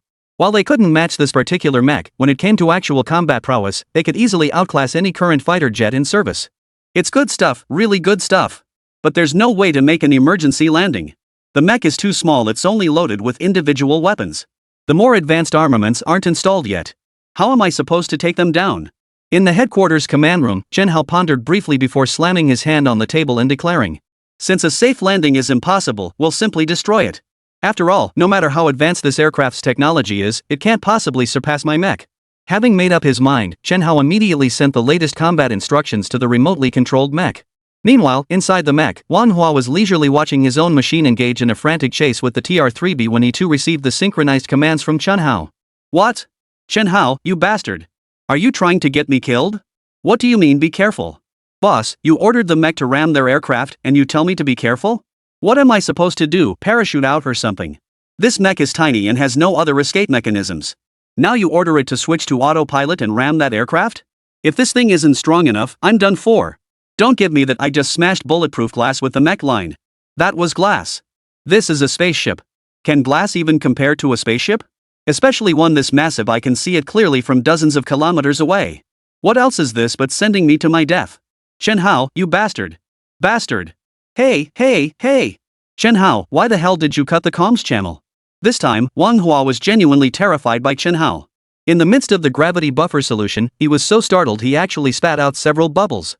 Wang Hua had heard before that the armor material of this mech he was piloting was some kind of super strong material locked in place by strong mutual forces. But as a pilot, he hadn't actually verified this material himself. Such an advanced material, to put it plainly, due to time constraints, many technical details had yet to be fully deciphered. Only Chen Hao himself truly understood the full extent of its strength. If this so-called material, locked by strong interactions, truly proves to be 1,000 times harder than diamond, then there would be absolutely no need for concern whatsoever. But what if, better safe than sorry? What if the materials in this mech aren't as tough as Chen Hao claims? If this thing collides with that aircraft up ahead, I'd be screwed. What do I do? What do I do? That bastard Chen Hao actually kept the highest control privileges for himself. This is infuriating. Wang Hua gave up trying to regain control while seething with anger. Just moments ago, he had been frantically pressing every control button in sight. The result?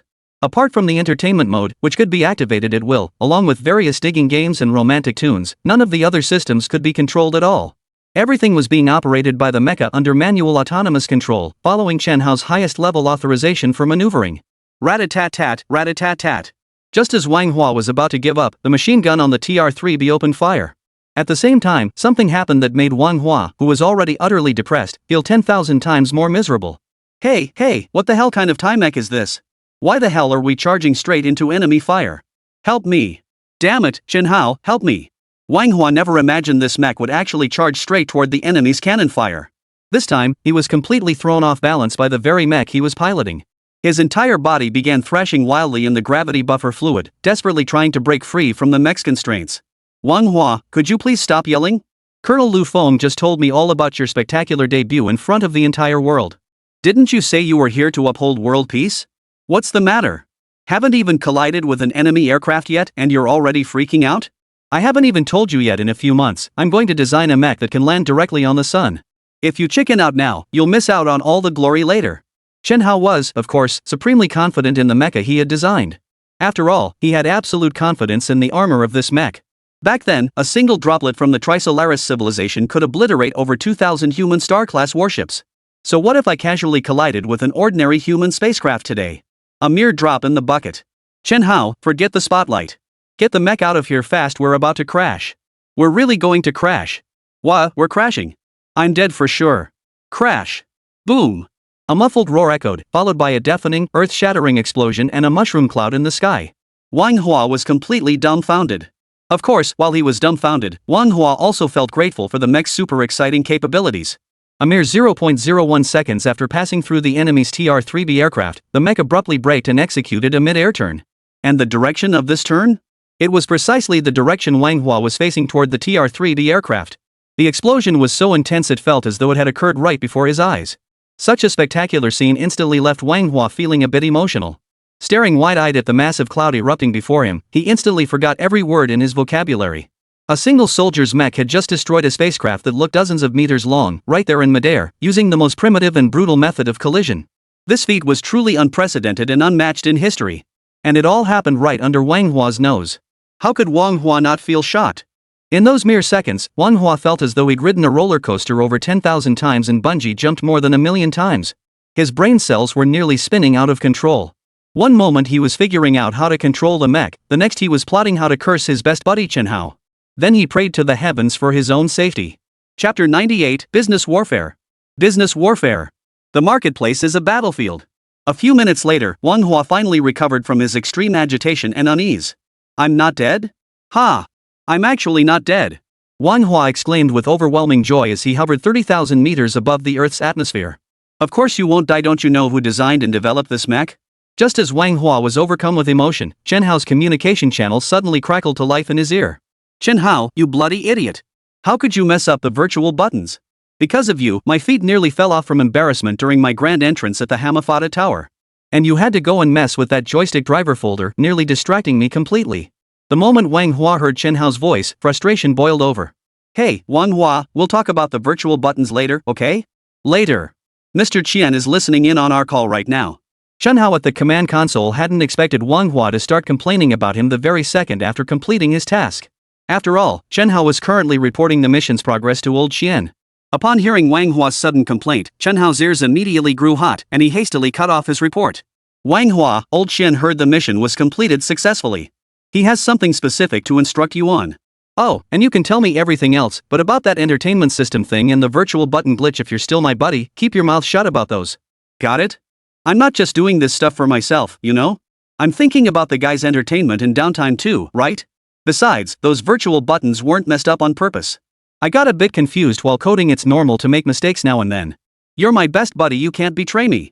Although Chen Hao was the chief designer and developer of the mecha, to be honest, this entire entertainment and leisure system was something he'd tinkered with on his own. So when this mission hit a minor snag, Chen Hao himself was genuinely worried about facing disciplinary action from higher-ups. In the past, R&D personnel had always been meticulous and focused all their efforts on ensuring the equipment's combat readiness. Only he, Chen Hao, had gone beyond that to add all sorts of leisure and entertainment systems. While this wasn't exactly a major issue, the trouble caused by adding this system was still a fault of no small consequence. Chen Hao wasn't worried about any mishaps, but he did have his own little schemes. If everyone were to figure them out, he'd feel a bit embarrassed.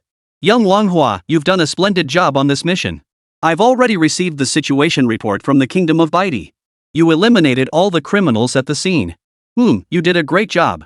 Just now, old man here witnessed the entire sequence of you bravely pursuing that unidentified flying object. Brave and resourceful as the test driver for that tank last time, I knew you were cut out for this from the start.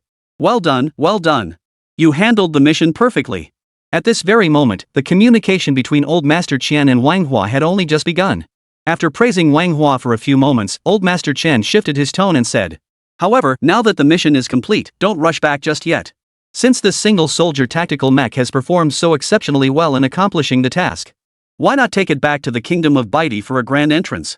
This way, the rest of the world can see for themselves the strength of our China. Taking advantage of the global jewelry exhibition, it's only natural to promote ourselves occasionally. I trust the old man. Young brother Wang Hua, if you just make one more trip back, coordinate well with Lu Feng, and fully showcase this mecha of ours, it's bound to bring many unexpected rewards." "Yes, Senior Qian. Mecha test pilot Wang Hua will carry out your orders immediately." Wang Hua understood Master Qian's words the moment he heard them. It was abundantly clear that Yan Ruohai's global jewelry exhibition this time around almost certainly held strategic significance on a much higher level. The only unexpected twist was that such an incident would occur at this very jewelry exhibition. And precisely because of this sudden, unexpected turn of events, it had a profound impact on Yan Ruohai and the group of merchants preparing to set sail in the near future. That's why Old Man Shen decided to once again utilize the mech suit he possessed, staging a dramatic public demonstration to turn the tide. Others wanted to create chaos, didn't they? Then let's settle all the chaos once and for all, and flex our strongest muscles. This display won't just let those lurking in the shadows, scheming to cause trouble, know what it means when strength reigns supreme. At the same time, it was meant to make wealthy merchants and tycoons from around the world recognize one thing. It's not just the jewelry sector, you are free to trade with China in other fields as well. Thanks to the existence of super stealth hypersonic individual combat suits, all future trade will be guaranteed. This is why backing something with sheer strength is far more reliable than any other form of endorsement. Of course, the reality unfolded exactly as Mr. Qian had predicted. When Wan Hua regained control from Chen Hao and, following old Qian's instructions, flew back to the kingdom of Baidi once more. The entire city of Baidi within the kingdom had descended into a state of utter frenzy. Yan Ruohai, naturally, was utterly stunned by the overwhelming might of his homeland. His own sister had been thrown from a tower 800 meters high. And what was the result? After he managed to escape and came down to look, his sister stood before him, completely unharmed. At that moment, Yan Ruohai nearly fainted from sheer shock. He embraced his sister and burst into joyful tears. As for the merchants and wealthy tycoons from other nations besides Yan Ruohai, the representatives from various countries who would later attend this exhibition were utterly stunned by the mecha piloted by Wang Hua. This must be the pinnacle of revolutionary technology. Stealth armor, capable of supersonic speeds, and designed for individual soldiers. A combination like this would leave any nation's representative utterly bewildered. All eyes were fixed on the returning mech as it soared through the sky, its sleek form cutting through the air with unmatched grace. Everyone silently prayed in their hearts that one day, their own country too would possess such sci-fi-like individual combat weapons. As for the global commercial network this jewelry exhibition aims to expand, well, that goes without saying. Yan Ruohai was still wailing his eyes out over it. Immediately, numerous leaders from various nations, whether subtly or outright, expressed their intent to pursue greater trade relations with China in the future. Chapter 99, Unexpected Attention. Everyone was stunned by the combat prowess of the single-soldier mechs, and even more so by the astonishing R&D capabilities of China. A nation capable of producing such advanced equipment, does it really need to worry about trade issues? Whoever does business with China, China naturally possesses the capability to safeguard trade between the two nations. Isn't that obvious? Moreover, these insights aren't confined solely to the merchants and delegates attending the conference. Moreover, these insights are not merely grasped by the merchants and representatives attending the conference. Even His Royal Highness the Crown Prince of the Kingdom of Baidi, the host of this exhibition, had rushed over from the palace specifically after receiving reports from his subordinates. Of course, His Royal Highness the Crown Prince had not come to attend to other matters. Other matters were handled by his subordinates, including the task of appeasing merchants and representatives from various nations. The Kingdom of Baidi had already dispatched a large contingent to handle the situation properly. The Crown Prince's visit was primarily prompted by reports that China had developed an exceptionally powerful individual combat mech. Their own air defense identification system was already exceptionally advanced. And yet, Wan Hua could freely pilot his mecha as if it were second nature. What does this prove? It proves that China has every reason to hold such a global exhibition in the Kingdom of Baidi with absolute confidence. As for what kind of scoundrels dared to pull off such a major stunt, His Royal Highness the Crown Prince had no time to concern himself with it. His focus was squarely on the stealth armor. He had completely forgotten about Wang Hua's reckless border crossing. His eyes were filled with nothing but longing and anticipation for the mech equipment. Title Buddha, why Rue Title Buddha? Is this the mecha? It's so beautiful. And it can even go invisible. Is this your nation's latest individual combat gear? As Crown Prince of the Kingdom of Baidi, I'm deeply interested. I wonder if your country would be willing to sell this product abroad. Money is no issue. As he spoke, His Royal Highness the Crown Prince's gaze never once strayed from the dazzlingly radiant mecha clad in Wang Hua's armor. Your Royal Highness, please wait a moment. Wang Hua immediately switched off the external communication mode and connected to Chen Hao's communication channel. Hey, Chen Hao, old man Xian ordered me to discuss anything with the Crown Prince, but now he's asking me for a price. What should I do? What? Just the cost price is 100 million? Oh, right, a compact controlled nuclear fusion power engine and novel strong interaction materials would easily exceed that figure. Ugh, how am I supposed to explain this? I'm not a trader. Old man Xian said to build good relationships, but he didn't cover the rest. How am I supposed to negotiate this deal? In the end, after disconnecting from Chen Hao's communication channel, Wang Hua still couldn't provide the Crown Prince with a purchase price on the spot. Old Chen's orders were far too vague. As a former researcher at the Equipment Research Institute and now a mecha test pilot, Wang Hua simply lacked the experience to handle such complex international trade issues. Therefore, he later specifically contacted Commander Pang Genoa's communication channel. Coincidentally, upon learning that the single soldier mech alone would cost 100 million yuan to produce, Commander Pang found himself hesitating as well. Consequently, Commander Pang promptly provided Wang Hua with a set of talking points, instructing him to temporarily shelve the matter. After today, he would formally request permission from Elder Qian to invite His Royal Highness the Crown Prince to lead a delegation to China for detailed negotiations. Commander Pang's directive was naturally welcomed by Wang Hua. After all, he knew next to nothing about international trade. Facing such a straightforward heir apparent right off the bat, he really didn't know how to handle it. Fortunately, Commander Pang had gained considerable familiarity with international trade protocols during negotiations with His Royal Highness, the Prince of Camel Kingdom, following the previous incident involving the full band interference blocking matrix. Thus, following Commander Pang's on-the-spot direction, Wang Hua successfully postponed this highly abrupt matter. Of course, the matter wasn't settled there, but the Crown Prince had already departed the scene as agreed. The other international merchants and influential figures attending the exhibition present could no longer contain themselves. Don't be fooled by the fact that these merchants and bigwigs were ostensibly here to attend the exhibition. But behind the scenes, they all represent their respective countries to some degree. Therefore, when these individuals witnessed the Crown Prince of the Kingdom of Baidi demonstrating such remarkable insight, immediately expressing a desire to purchase the Huaxia mecha upon first sight, these globally renowned tycoons and VIP exhibitors all swarmed around him. At this moment, they had long forgotten the embarrassment they had experienced just an hour earlier atop the Hamafa Tower. Now, every pair of eyes was fixed intently on the revolutionary single-soldier tactical mech piloted by Wang Hua. In fact, several wealthy individuals at the scene found themselves drooling as they watched. Seriously? This is a mech suit I'm wearing, dude. Why are you drooling? Think I'm some kind of roast duck? Seeing the world's most renowned tycoons and billionaires all crowding toward him like madmen, Wang Hua started to feel a bit scared. This kind of overzealous enthusiasm just isn't right. Mr. Qian only said we must seize this opportunity to showcase the splendor of China. But no one had ever taught him how to handle such an enthusiastic reception. Brother Liu, hold me back. Hold me back. This is my first time wearing a mech suit. With so many people trying to copy the Crown Prince's moves, if I wreck it, I can't afford to pay for the damage. Wang Hua couldn't even recall how he had made it through that lively night. In his recollection, he spent nearly the entire night maneuvering the mech into all sorts of poses. Then he posed for photos with the bigwigs from all over the world. Though calling it a memento might be a stretch more accurately, these bigwigs simply wanted to gather more intel on the new mecha for their respective nations. Beyond taking photos, countless questions of every variety poured relentlessly toward Wang Hua at the scene. So many questions nearly left Wang Hua speechless. He never dreamed that the wealthy tycoons from around the world sitting before him, the very ones dominating the global business scene, could ask such specialized questions about mecha power systems, mecha weapon systems, mecha stealth systems, and so on. The only plausible explanation Wang Hua could muster was that it began the moment these tycoons truly witnessed the overwhelming power of this mech. They had already contacted their home countries and, under step-by-step guidance from their rear bases, asked all these specialized questions that only research scientists would typically inquire about. Chapter 100, His Royal Highness the Crown Prince's Little Scheme. Faced with such a wide array of specialized questions, Wang Hua proved to be quite clever. Following old Shin's instructions, Wang Hua proceeded to lavish praise on the performance of his own mecha. He brushed off all other questions about the new technologies with vague answers. Beyond informing the gathered international leaders that this was China's latest individual tactical combat suit, he revealed nothing further. After a night of enigmatic demonstrations, Manhwa finally saw off the last group of prospective clients by noon the following day. Just before heading home, His Royal Highness the Crown Prince of the Kingdom of Baidi specially invited Manhwa once more. This time, the matter was far simpler and more straightforward than the previous evening. This time, His Royal Highness the Crown Prince invited Manhwa not to the city as before, but to a secret desert military base. After a brief meal with Lu Feng, Yan Ruohai, Manhwa, and the others, the Crown Prince cut straight to the point. Mr. Manhwa, last night I discussed the matter with my father throughout the night. The Kingdom of Baidi is highly interested in your nation's single-soldier tactical mechs. Therefore, tomorrow we will dispatch a delegation to your country to discuss procurement and sales matters concerning these tactical combat suits. As for inviting Mr. Manhwa today, it is to request that he conduct a private demonstration.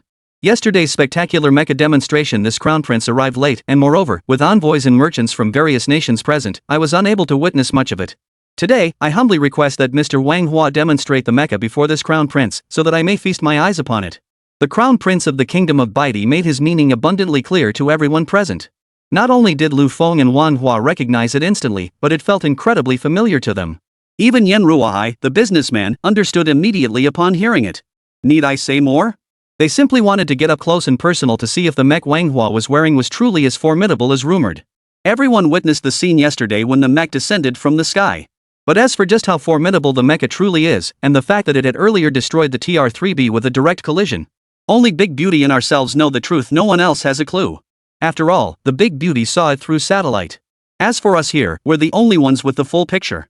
Other nations currently only know that China's individual tactical mechs resolved this hijacking incident.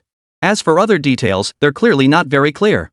These aerial pursuits and radar evasion maneuvers would only be fully understood once intelligence agencies from various nations gathered their data. Only then could these events be connected, allowing for a true confirmation of the single-soldier tactical mech's capabilities. Demonstrating such capabilities was precisely what Manhwa relished. Manhwa himself was the type who was single-mindedly determined to reach the pinnacle of life. Now that he'd unexpectedly landed an opportunity to showcase himself before the Crown Prince, how could he possibly hold back? He immediately donned his gleaming mech once more and staged a live combat demonstration right there in the desert military base. Spinning, leaping, rapid acceleration, cloaking, breaching defenses, and penetrating electromagnetic jamming. This series of maneuvers left the Crown Prince and his entourage of Baidi Kingdom ministers utterly gobsmacked. They kept chanting, "Title Buddha, Title Buddha." Both palms were nearly swollen from clapping, yet the praise still wouldn't stop. Even after the demonstration concluded and Manhwa descended back to the ground, His Royal Highness the Crown Prince rushed forward in sheer excitement, grabbing hold of the mecha suit Manhwa was wearing. The researchers of China are truly magnificent. This suit is the individual combat gear I've always dreamed of. With this, Baidi City will become the safest city in the world in the future. Ha! Title Buddha, why Rue Title Buddha? Demos are one thing, but business deals ultimately aren't that easy to close. Following old Xian's instructions, the day after Manhwa piloted the mech back to base, His Royal Highness the Crown Prince of the Kingdom of Baidi had already led a delegation to China. Meanwhile, just as Elder Qian had predicted, the mecha's stay in the Kingdom of Baidi had indeed garnered immense attention. No sooner had His Royal Highness the Crown Prince of the Kingdom of Baidi touched down at the airport in China's capital city than no fewer than 50 delegations from various nations arrived in quick succession. From the Iron Sheep Nation to the Romantic Kingdom, the Persian Empire, the Norwegian state, the Faroe Kingdom, and so on and so forth. In short, most of the countries that had participated in the jewelry exhibition the day before sent delegations to visit. Of course, while these were nominally visits, in reality, everyone was here for that super stealth hypersonic single-soldier mech. The allure of the mech was simply too great, whether for national defense against external threats or for addressing all manner of internal crises. The emergence of this mech is no different from the advent of the little mushroom back then. It instantly made every nation on Earth realize that the era of individual soldier mechs is upon us. This visit has prompted over 20 nations to proactively reach out regarding bilateral trade matters. Moreover, all 50-plus visiting nations have set their sights on mecha technology. Everyone unanimously hoped that China would consider their sincere intentions and agree to export this revolutionary individual combat mech to the international market. However, this unanimous request left old Xian in a quandary. The reason was simple: this single soldier mech presented two major challenges. The first aspect goes without saying: stealth technology and miniaturized, controllable fusion power for the suit are definitely not things we'd want to sell to others. Both technologies represent the nation's most critical assets, cutting-edge capabilities that must never be revealed lightly.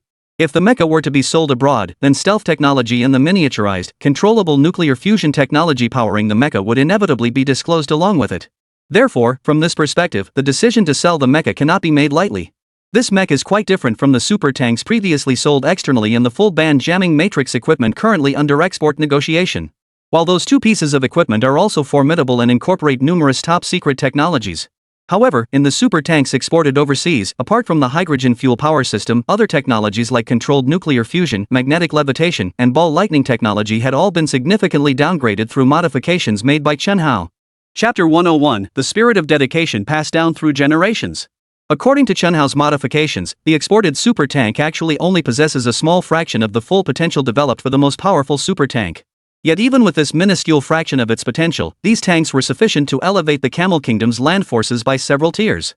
Therefore, from a technical standpoint, the super individual tactical armor is not yet suitable for commercial sale. Or rather, it is not suitable for sale until Chen Hao streamlines some of its functions. As for the second major aspect, that's the issue of equipment costs.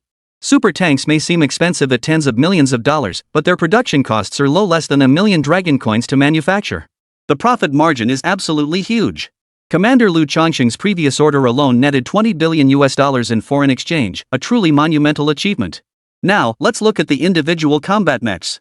The cost is simply too high. Particularly with the addition of a compact controlled nuclear fusion unit and stealth materials, these two components alone push the manufacturing cost into the realm of 100 million dragon coins.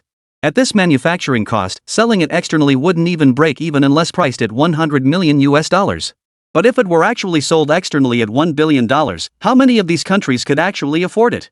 Especially when the delegation from Pakistan arrives, our relationship with them has always been exceptionally strong. But what good is that? They're broke. After chatting with Commander Pang Genoa, who was in charge of the reception, it became clear that as soon as the Pakistani side learned about China's development of super individual combat armor, they immediately calculated all the foreign exchange reserves they could mobilize. The result? After tallying it all up, they realized they only had a little over $1 billion in foreign exchange reserves. With such meager funds, they'd struggle to afford even a super tank, let alone mechs.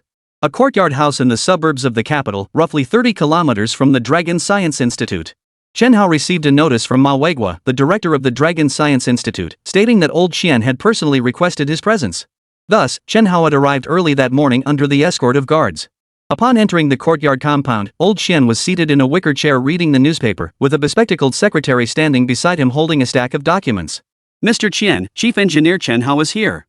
As Chen Hao entered the courtyard, the secretary quietly alerted old Master Qian. Oh, young Chen Hao has arrived. Come over here and try the freshest watermelon just hit the market. As soon as old Qian spotted Chen Hao, he set down his newspaper, rose directly from his wicker chair, beckoned Chen Hao to his side, and personally bent down to select a large slice of watermelon for him. Mr. Qian, please don't trouble yourself. This watermelon must be quite expensive. I really shouldn't accept it. Chen Hao waved his hand in polite refusal. Take it. This watermelon is 1.8 yuan per pound, the cheapest one grown by the local farmers. Old man Qian won't let us buy expensive food. Noticing Chen Hao's awkwardness, the secretary immediately smiled and reminded him. Juan's right. This is the cheapest watermelon available. Go ahead and enjoy it, just don't waste any. Ah, it's tough for our farmer brothers. They set up little roadside stalls under the blazing sun, and even after a whole day, they might not make a few hundred yuan. How could my old man bear to splurge on those expensive things? Go ahead and eat up. They're just as sweet. The only difference is there are a few more seeds in the watermelon. Thank you, old Qian. I'll help myself then. Chen Hao hadn't expected that someone of Mr. Qian's stature would eat watermelon costing just over a yuan per pound. After taking a closer look at the watermelon Mr. Qian handed him, Chen Hao immediately recognized it as the most common variety found in supermarkets. With a look of deep respect, Chen Hao accepted the watermelon from old Qian's hands and began eating it with mixed feelings. That's the spirit. On a day this hot, cooling down with some watermelon is absolutely essential. Chen Hao, seeing you reminds me of our younger days back in the Gobi Desert. Those were truly tough times back then. Forget watermelons, even getting a single sip of water was no easy feat. Back when this old man was young and first arrived, just to get water, we had to trek hundreds of kilometers away and haul it back by mule cart. But now, after decades of progress, we've finally grown strong. People across all of China no longer have to endure such hardships. But we mustn't forget the hardships of the past just because life has gotten better. Even this old man of mine wouldn't dare slack off for a second. Only when every brother and sister across all of China can enjoy a slice of chilled watermelon in summer and stay in a warm, cozy air-conditioned room in winter, only then will I truly feel at ease. Perhaps seeing Chen Hao arrive had lifted his spirits. Or perhaps Chen Hao's arrival had stirred up a flood of memories for old Qian. In any case, as soon as Chen Hao sat down, old Qian began to pour out his heart to him, sharing countless thoughts and feelings. As old Master Qian's story gradually unfolded, Chen Hao was once again profoundly moved by the selfless dedication of his elders like old Qian.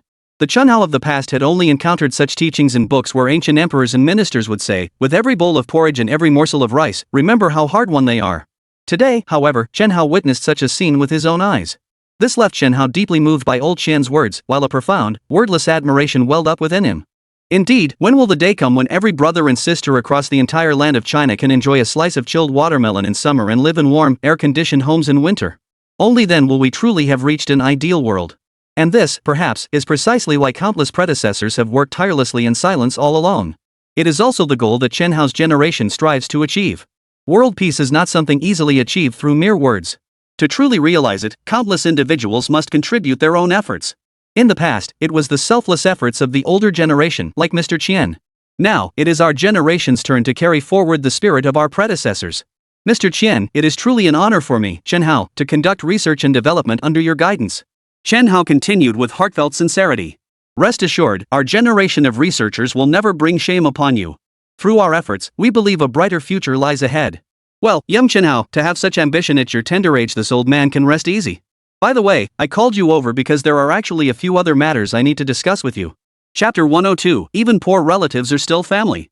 It wasn't until Chen Hao left the courtyard that he realized old Qian had summoned him to spearhead the development of a new type of individual soldier equipment once again. As for why old Qian had tasked Chen Hao, a chief engineer who had just completed developing one piece of equipment, to develop yet another piece of individual soldier gear. The story actually began with the visits from various national delegations just a couple of days prior.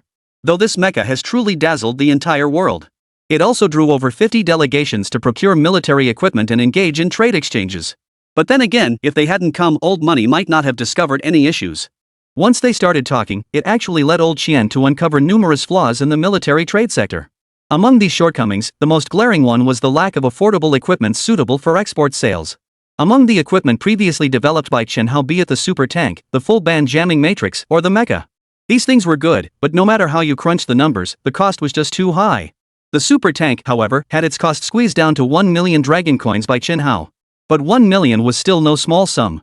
For wealthy nations like Camel Kingdom or Baiti Kingdom, however, this figure would naturally be insignificant.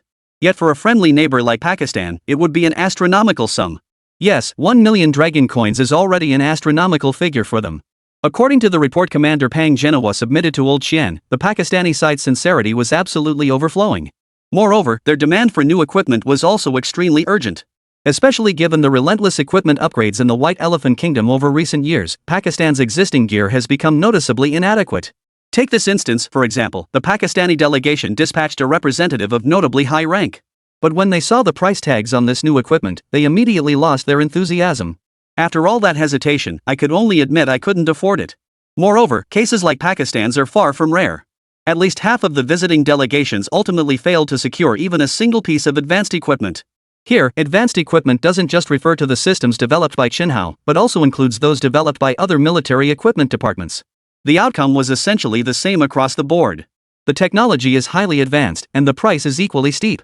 With no other choice, the delegation members reluctantly signed a few basic commodity trade orders with minimal profit margins. The goal was to build goodwill with our traders after failing to secure advanced equipment. Upon Commander Pang Genoa submitting the details of the delegations he was responsible for hosting, old Qian immediately took notice. After repeated deliberation and analysis, old Qian ultimately decided to entrust the task of reducing the cost of new individual soldier equipment to Chen Hao. As Mr. Qian pointed out, many of our partners currently lack the robust independent R&D capabilities that we possess. Therefore, they often have no choice but to rely on purchasing equipment to achieve domestic and national security. At such times, if we as friendly neighbors or trading partners can't offer even a modicum of meaningful assistance, when exactly do we expect to foster goodwill? Consider this: the largest arms trade on the entire Blue Star to date has been the exchange of the Bear's AK-47 and the American M4 carbine. Don't be fooled by the strong sales of big-ticket items like Russia's Su-27 and America's F-35. But the reality is, only wealthy nations can afford equipment like the Su-27 and F-35. The vast majority of countries simply can't afford them at all. Out of the roughly 200 nations on the entire blue planet, those capable of purchasing fighter jets collectively account for less than 1/4 to 1/5 of the total. What about the vast majority of nations left behind? They have no choice but to consider affordable individual soldier equipment. Take the AK-47 and M4, for example. What can you do? Money gives cowards courage. Without it, they lose their nerve. The same principle applies to the grand schemes of nation and world. When you're penniless and can't even protect yourself, what else can you do? Therefore, based on this undeniable reality, Old Man Xian conceived the idea of developing low-cost, high-performance individual weapons. When considering the development of individual soldier equipment, after much deliberation, Old Xian ultimately selected Chen Hao as the project leader for this ad hoc initiative. In truth, Xian had considered other candidates as well. Take Wu Chukai, the firearms development expert at the Dianqi Equipment Research Institute, for instance. His expertise is exceptional, and he has specialized in firearms research for decades. The Type 95 assault rifle, for instance, bears the imprint of Wu Chucai's dedicated efforts and expertise. However, despite considering talents like Wu Chukai, Old Xian ultimately decided against having them lead the team. The reason was straightforward: while the equipment Wu Chukai and his team developed was indeed quite good, it had yet to achieve a major breakthrough in technical capability. And this particular area? That was precisely Chen Hao's specialty. Despite his youth and his tendency to dabble in all sorts of things, Chen Hao occasionally caused minor disruptions during the development process. Take that entertainment system on the mech, for instance. Earlier, Old Xian had heard Wang Hua mention that so-called device, and it had infuriated him so much he slammed his fist on the table in anger. But after much deliberation and pondering, Old Xian ultimately concluded that entrusting this matter to Chen Hao would be the more reliable approach. After all, cutting-edge technology was the crucial factor. As for other minor flaws that wouldn't cause any major issues, they should be avoided whenever possible. For those that cannot be avoided, if they do not impede the technological breakthrough itself, then we should refrain from interfering. Even a poor relative is still family. Since they've come knocking to make a purchase, we should do our best to meet their needs. Individual soldier gear and the kind with very low production costs that can be sold externally on a large scale, that's a tough request. Chen Hao, if you feel you need some inspiration to make this development a success, then I can order right now that every military research center across the entire nation be open to you without restriction. As for you personally, you may seek inspiration wherever you choose. I've only got one request, old man: develop high-quality, affordable individual soldier gear. This endeavor isn't just beneficial for our military trade, it also holds significant importance for the diplomacy of the entire Blue Star. Old Xian's words were always this direct and to the point. And these words became the most crucial reference point for Chen Hao's next plan. Chapter 103, The Dumpling Feast That Never Came. Qinghai Tibet Plateau, Snow Region Special Forces Brigade, 1st Battalion. The butter tea in the tent had been cold for some time, and the charcoal beneath the yak hot pot on the table had long since gone out. This was supposed to be a celebratory banquet for victory, yet not a single member of the Special Forces team in the tent had picked up their chopsticks. Every pair of eyes was fixed on the distant mountains beyond the camp, as if scanning the endless ridges for the familiar figures of comrades they longed to see. Captain, the dumplings are ready. Haven't they returned yet? After an unknown amount of time, old Lu from the cook's squad entered the tent holding a ladle. Dumplings were a rare treat on the snowy plateau. On the snow-capped plateau, where the average elevation exceeds 4,000 meters, the Special Forces members hail from all corners of the country. They typically ate the same meals as the local herders, mostly tsampa mixed with butter tea. Tsampa is primarily made from barley, one of the staple foods for residents in the Tibetan region. Due to the snowy highlands' Special Forces Brigade's proximity to the Himalayas, transportation infrastructure is considerably less developed compared to the holy city. Precisely for this reason, the moment these Special Forces personnel began their service with the brigade, they essentially bid farewell to the diverse traditional delicacies of the Central Plains. Here, old Lu from the mess hall couldn't cure his comrades' homesickness, but he did find a way to bring them closer to home by serving dumplings. Dumplings are a quintessential staple food widely enjoyed across the Central Plains. Moreover, dumplings themselves carry a strong sense of reunion. That's why old Lu thought of hosting a dumpling feast every time the Special Ops team went on a mission. This way, it eased the team members' homesickness from being away for so long while also rewarding the brothers who worked tirelessly through wind and rain. Today was the day Deputy Squadron Leader Lu Hai led his team on a special mission. This time, Deputy Captain Lu Hai and his team were tasked with eliminating a smuggling ring originating from the White Elephant Kingdom.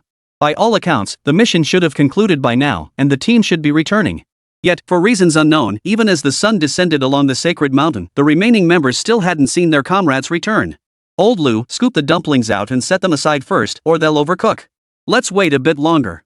I know old Lu well, he's always been the most punctual. In truth, Captain Chui Yugui already harbored a vague sense of foreboding deep within his heart at that very moment. However, he didn't discuss this with his teammates around him. Instead, he simply relayed these two sentences to the cook, old Lu. The mission here in the snowy region was nothing like those elsewhere. Beyond confronting ruthless criminals, the special agents here must frequently battle the harsh natural environment. The endless snow-capped mountains may be breathtaking scenery for wealthy mountaineers or tourists. But for these Special Forces personnel, they are nothing but natural perilous terrain. Out of fear for the Chinese special agents, the smuggling gangs from the White Elephant Kingdom typically sought out remote mountain paths to enter the snowy region. This is precisely when the true test for the special agents begins. Across the vast expanse of snow-covered plains, should the patrol soldiers from the military camp detect any unusual activity, the Special Operations Unit would immediately assemble and head to the location where the patrol soldiers had detected the anomaly to conduct an investigation. Most of the time, the special duty officers wouldn't encounter any major dangers. Occasionally, they might come across a stray herdsman or two, and all they had to do was escort them back to their own grazing areas. At other times, however, the special duty officers would encounter entire caravans of yak-riding smugglers crossing the snow-capped mountains en route to the snowy regions. At such moments, the danger level for the Special Forces operatives becomes extremely high. Because this location is not like the plains or any other ordinary terrain. In areas perpetually blanketed by heavy snow, any exchange of heavy fire between opposing forces can easily trigger vibrations in the snowpack, leading to avalanches. Therefore, when encountering such situations, the primary objective is to ensure the safety of the entire Special Operations team. Team members generally employ stealthy approaches before subduing opponents with rifles or light machine guns. But this time, what Deputy Captain Lu Hai hadn't anticipated was, when he led over a dozen team members, lying in wait on the snowy plains, they finally encountered that smuggling gang. The smugglers, aided by drones, spotted them first before Lu Hai's team could detect them. The drone, armed with just a single grenade, instantly buried the entire squad led by Deputy Captain Lu Hai beneath a thick layer of snow. The avalanche triggered by the grenade's explosion instantly engulfed the entire squad. Only Gu Xiaoran, the sole special agent, was pulled out at the last moment by Lu Hai's desperate shove, barely escaping the avalanche's path as she tumbled down the snowy mountain. Hours later, when Gu Xiaoran awoke amidst the vast expanse of snow, the smuggling gang had long since vanished without a trace. When Gu Xiaoran finally located the avalanche site by instinct and attempted to rescue the deputy captain and the other team members, she realized the sheer volume of snow in this avalanche was overwhelming. There was absolutely no way she could dig out her teammates on her own. In utter despair, Gu Xiaoran reluctantly left her communication device behind as a marker before trudging back toward the camp on her own.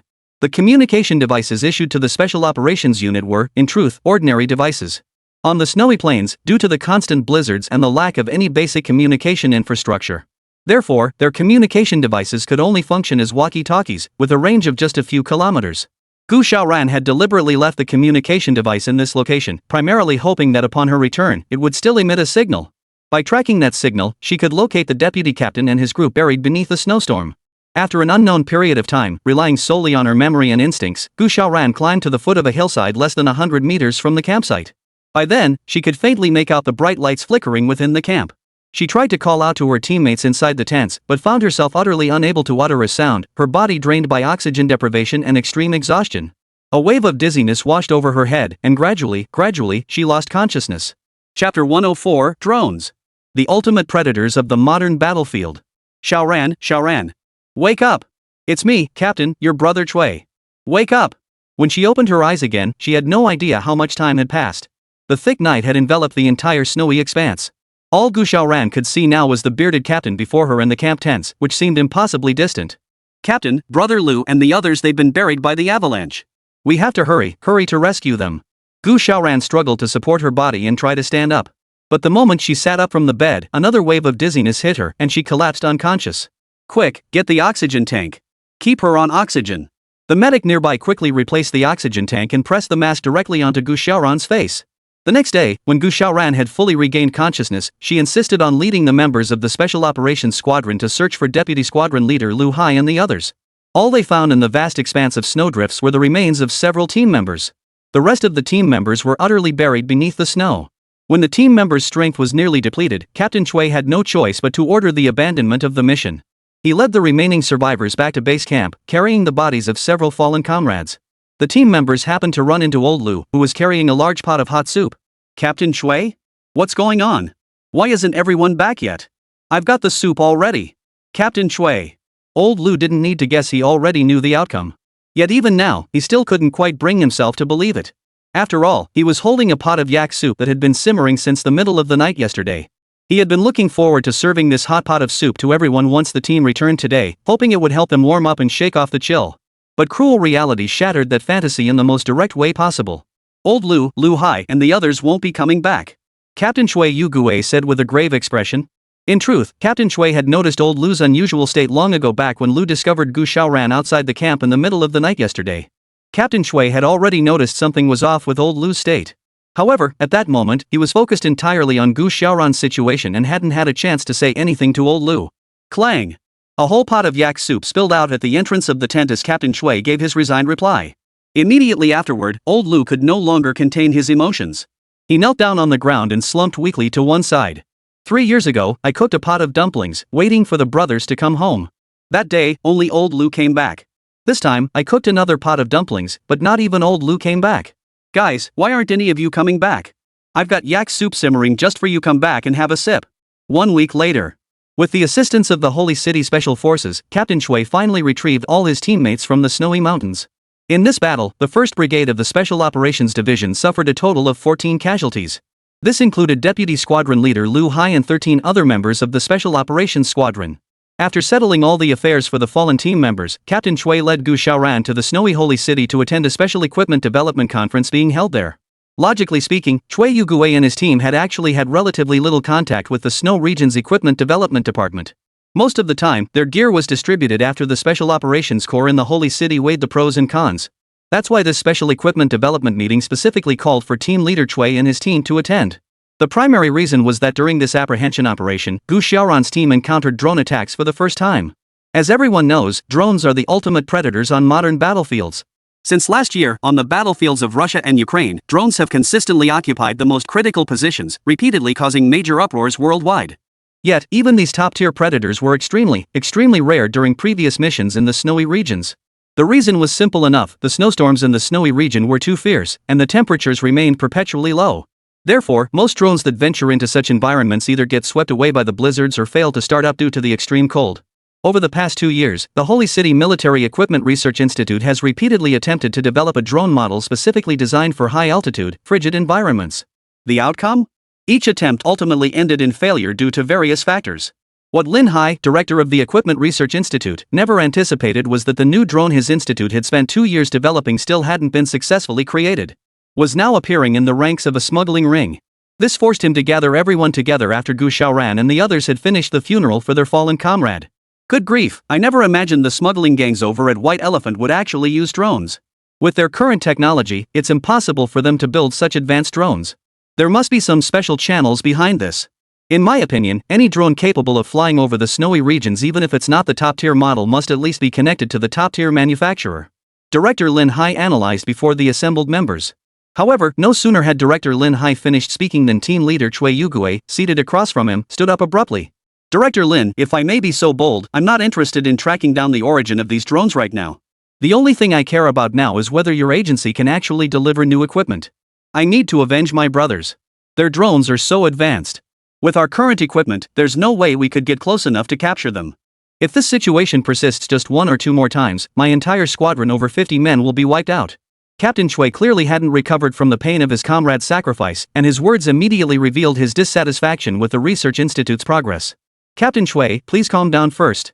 Seeing that Captain Shui had already risen to his feet at the outset, Director Lin Hai immediately stood up awkwardly to placate him. Captain Shui, I understand your frustration, but military equipment like this isn't something you can just develop on a whim. Everyone knows how modern drones work. If that thing can fly over the snowy regions, it's clearly not your average technology. Our Equipment Research Institute naturally wants to come up with a solution immediately.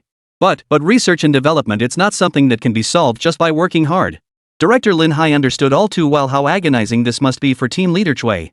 But to be perfectly honest, he himself had many unspoken difficulties. Chapter 105, The Snowy Realm may be fine, but talented individuals are hard to come by. Director Lin Hai, though holding the prestigious position of Director of the Snow Region's Seoul Military Equipment Research Institute, he currently faced an extremely tight shortage of researchers at his disposal. Unlike research institutes elsewhere, the Snow Region, though blessed with breathtaking scenery and backed by the support of the China headquarters, faced an inescapable challenge: its altitude was simply too high. Moreover, the total population is pitifully small. Across the entire Snow Region, the combined population barely reaches a few million people. Frankly speaking, even if Director Lin Hai wanted to find more outstanding R&D personnel to develop specialized equipment for that particular drone within this limited scope, he would be powerless to do so. The reason couldn't be simpler: the population base is too small, and the number of people engaged in scientific research is even smaller. While other regions boast ample scientific talent, very few researchers choose to come to the snow-covered plateau to pursue R&D after completing their studies. After all, the living conditions are extremely harsh: high altitude, oxygen deprivation. How many R&D professionals from other regions would willingly come here? Therefore, local talent is scarce, and talent from other regions is largely unwilling to come here. This means that the total number of researchers at the entire Linhai Military Equipment Research Institute is less than half the staff at other equipment research institutes elsewhere. This is precisely why Linhai often laments with resignation. The snowy region may be splendid, but talent is hard to come by. Without sufficient R&D personnel, Snow Region's equipment development actually faces a second challenge. This problem is that ordinary equipment is essentially unusable in the Snow Region. Of course, artillery and similar weapons are an exception. But these are rarely needed, and there's hardly any situation that calls for such heavy equipment. The crux of the matter is that equipment like drones simply cannot be directly repurposed for use in the forest. Military equipment research institutes in other regions have actually developed numerous models of drones. However, these drones are all designed for use in low to medium altitude regions. Once in the high altitude plateau environment with its low air density, the drones he knew about became useless. And this, in turn, meant that an entire week had already passed. Linhai still hadn't been able to come up with a reliable solution. Facing the opponent's Snow Region drone's superior individual combat systems relying solely on bravery and standard infantry weapons was simply impossible. Not to mention that drones themselves are small targets, making them difficult for most weapons to hit accurately. Simply put, given the drone's high speed and freedom of flight, Director Linhai genuinely couldn't envision what kind of equipment could effectively counter the enemy's particular drone model. Captain Chui, please give us a little more time. We currently lack top-tier R&D personnel. Once we secure the right talent, I'm confident we'll find a way to counter the enemy's drone. Facing Captain Chui's dissatisfaction, Linhai explained briefly before reluctantly presenting his own solution. Wait? Wait until when? Old Lin, ever since the drone showed up, my men have been facing life-threatening situations every single day. Wait? How long are we supposed to wait? Old Lin, ever since the drone showed up, my guys have been walking a tightrope between life and death every single day. Lin, you study military equipment. You should understand our situation perfectly well. Between us and the enemy, it's either them or us, there's no middle ground. If we falter for a single day, our adversary's smuggling operations will run rampant for a day. If we falter for a month, their smuggling will run rampant for a month. We are all soldiers. To defend our homeland, we would die without regret. But if we stand by helplessly, watching them commit such atrocities because our equipment can't keep up, I refuse to accept that. Ding-a-ling. Just then, while Captain Chui was still venting his frustration to Director Linhai, the ringing of a phone abruptly disrupted the rhythm of everyone present. Hello? Who is this? What? Commander, you're not pulling my leg again, are you? In a place as harsh and cold as ours, would any R&D personnel actually come here willingly? And a top-secret equipment development chief engineer at that. How could that be possible? Hello? Hello? Before the call could connect, the line on Linhai's end was abruptly hung up. However, the disconnection was no cause for concern, as the commander of the Snow Region Military District had already conveyed his message with perfect clarity. The higher-ups had informed him that a legendary figure in the field of military equipment research had voluntarily requested to be assigned to the Snow Region. This news nearly caused Director Linhai's brain to overload. At that moment, even he found it hard to believe the commander-in-chief's words. This was simply too bizarre. How could it be possible that out of the blue, a legendary figure in the equipment development field would actually want to come to him? Historically, we've had researchers wanting to leave, but those eager to join us? That's practically unheard of. But now, the situation has completely reversed. Someone actually came over, and it was a top-tier equipment R&D expert. How could Director Linhai possibly trust this lightly? He had been fretting over the lack of expert research members to assist him, and now, as if on cue, someone had come to offer their help. What a stroke of luck! The meeting ended as soon as it concluded. Before leaving, Captain Chui made one final request to Linhai. He hoped Director Linhai could come up with a decent piece of equipment in the near future, so that old Chui could lead his men to avenge their fallen comrades. After Captain Chui departed, Director Linhai boarded a special vehicle bound for Shigatse Airport. His mission was to personally escort the equipment development expert who had volunteered to come back to the base without delay. The weather was exceptionally clear today, with visibility at Shigatse Airport remarkably high. As an airport situated over 4,000 meters above sea level, the number of daily flights is actually not particularly high. Most flights connect the capital city to the holy city. Today was no exception. The flight Shenhao boarded was precisely the one heading from the capital to Shigatse. To be honest, there was a specific reason why Shenhao chose this equipment research institute in the snowy region over others. When Shenhao was contemplating the mission assigned by Old Shen, he had considered finding a place with beautiful scenery and a pleasant climate to focus on developing individual soldier equipment. But then, on that very day, Shenhao saw the news about Deputy Squad Leader Lu Hai and his team sacrificing their lives in the snowy region. Chapter 106, Wherever the Need Is. Shenhao, will go there.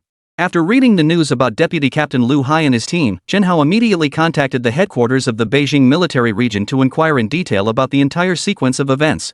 Later, upon learning from the commander of the Snow Region Military District that the entire squad had been wiped out by a drone capable of flying in the snowy terrain, Chen Hao was furious. As an equipment developer, what he couldn't stand the most was seeing his comrades' brothers and sisters being crushed by superior forces simply because their gear was outdated. For someone like him trained by old Xian and deeply devoted to this land, such incidents were utterly intolerable. It was nothing short of a slap in the face. Chen Hao would not tolerate being humiliated, and he absolutely refused to let his comrades and fellow countrymen fall victim to criminals. Therefore, upon receiving confirmed intelligence, Chen Hao resolved to make the journey to the Snowy Realm. At the same time, Chen Hao specifically brought along a top-tier weapon of mass destruction to accompany him on his journey to the Snowy Realm. As for this ultimate weapon? Well, it was none other than his good buddy, Manhwa. Of course, Manhwa wasn't the main component of this ultimate weapon. The true core of this ultimate weapon was actually that mecha suit. Before departure, Chen Hao had made everything crystal clear to Wang Hua. Wherever my motherland needs me, Chen Hao, that's where I'll go. Brother Hua, let's get moving. First, we'll avenge our brothers and compatriots before we talk about anything else.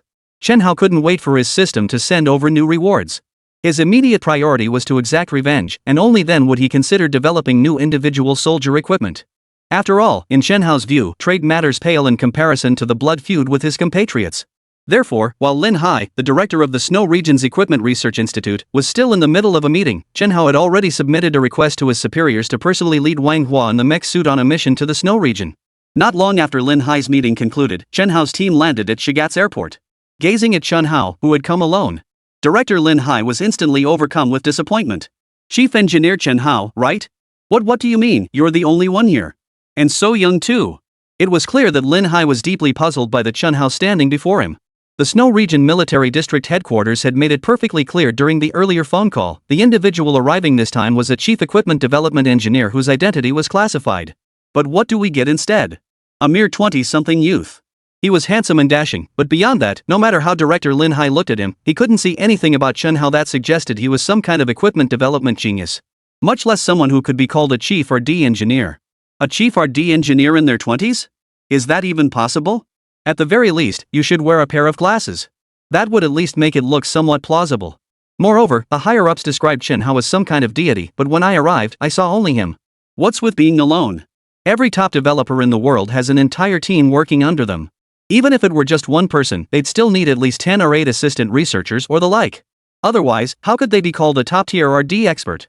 Modern military equipment research isn't something one person can develop alone, it requires teamwork to make it happen. But the question remains, why is there only one person standing before him? Chief Engineer Chen, forgive my boldness, but I'm not targeting you personally. I'm just a bit confused. It's just that, didn't you bring any assistants with you on this trip? We equipment developers all share this experience. Modern society is an era of system-based research. One person alone can't accomplish much. I wonder if Chief Designer Chen's R&D team is arriving on the next flight.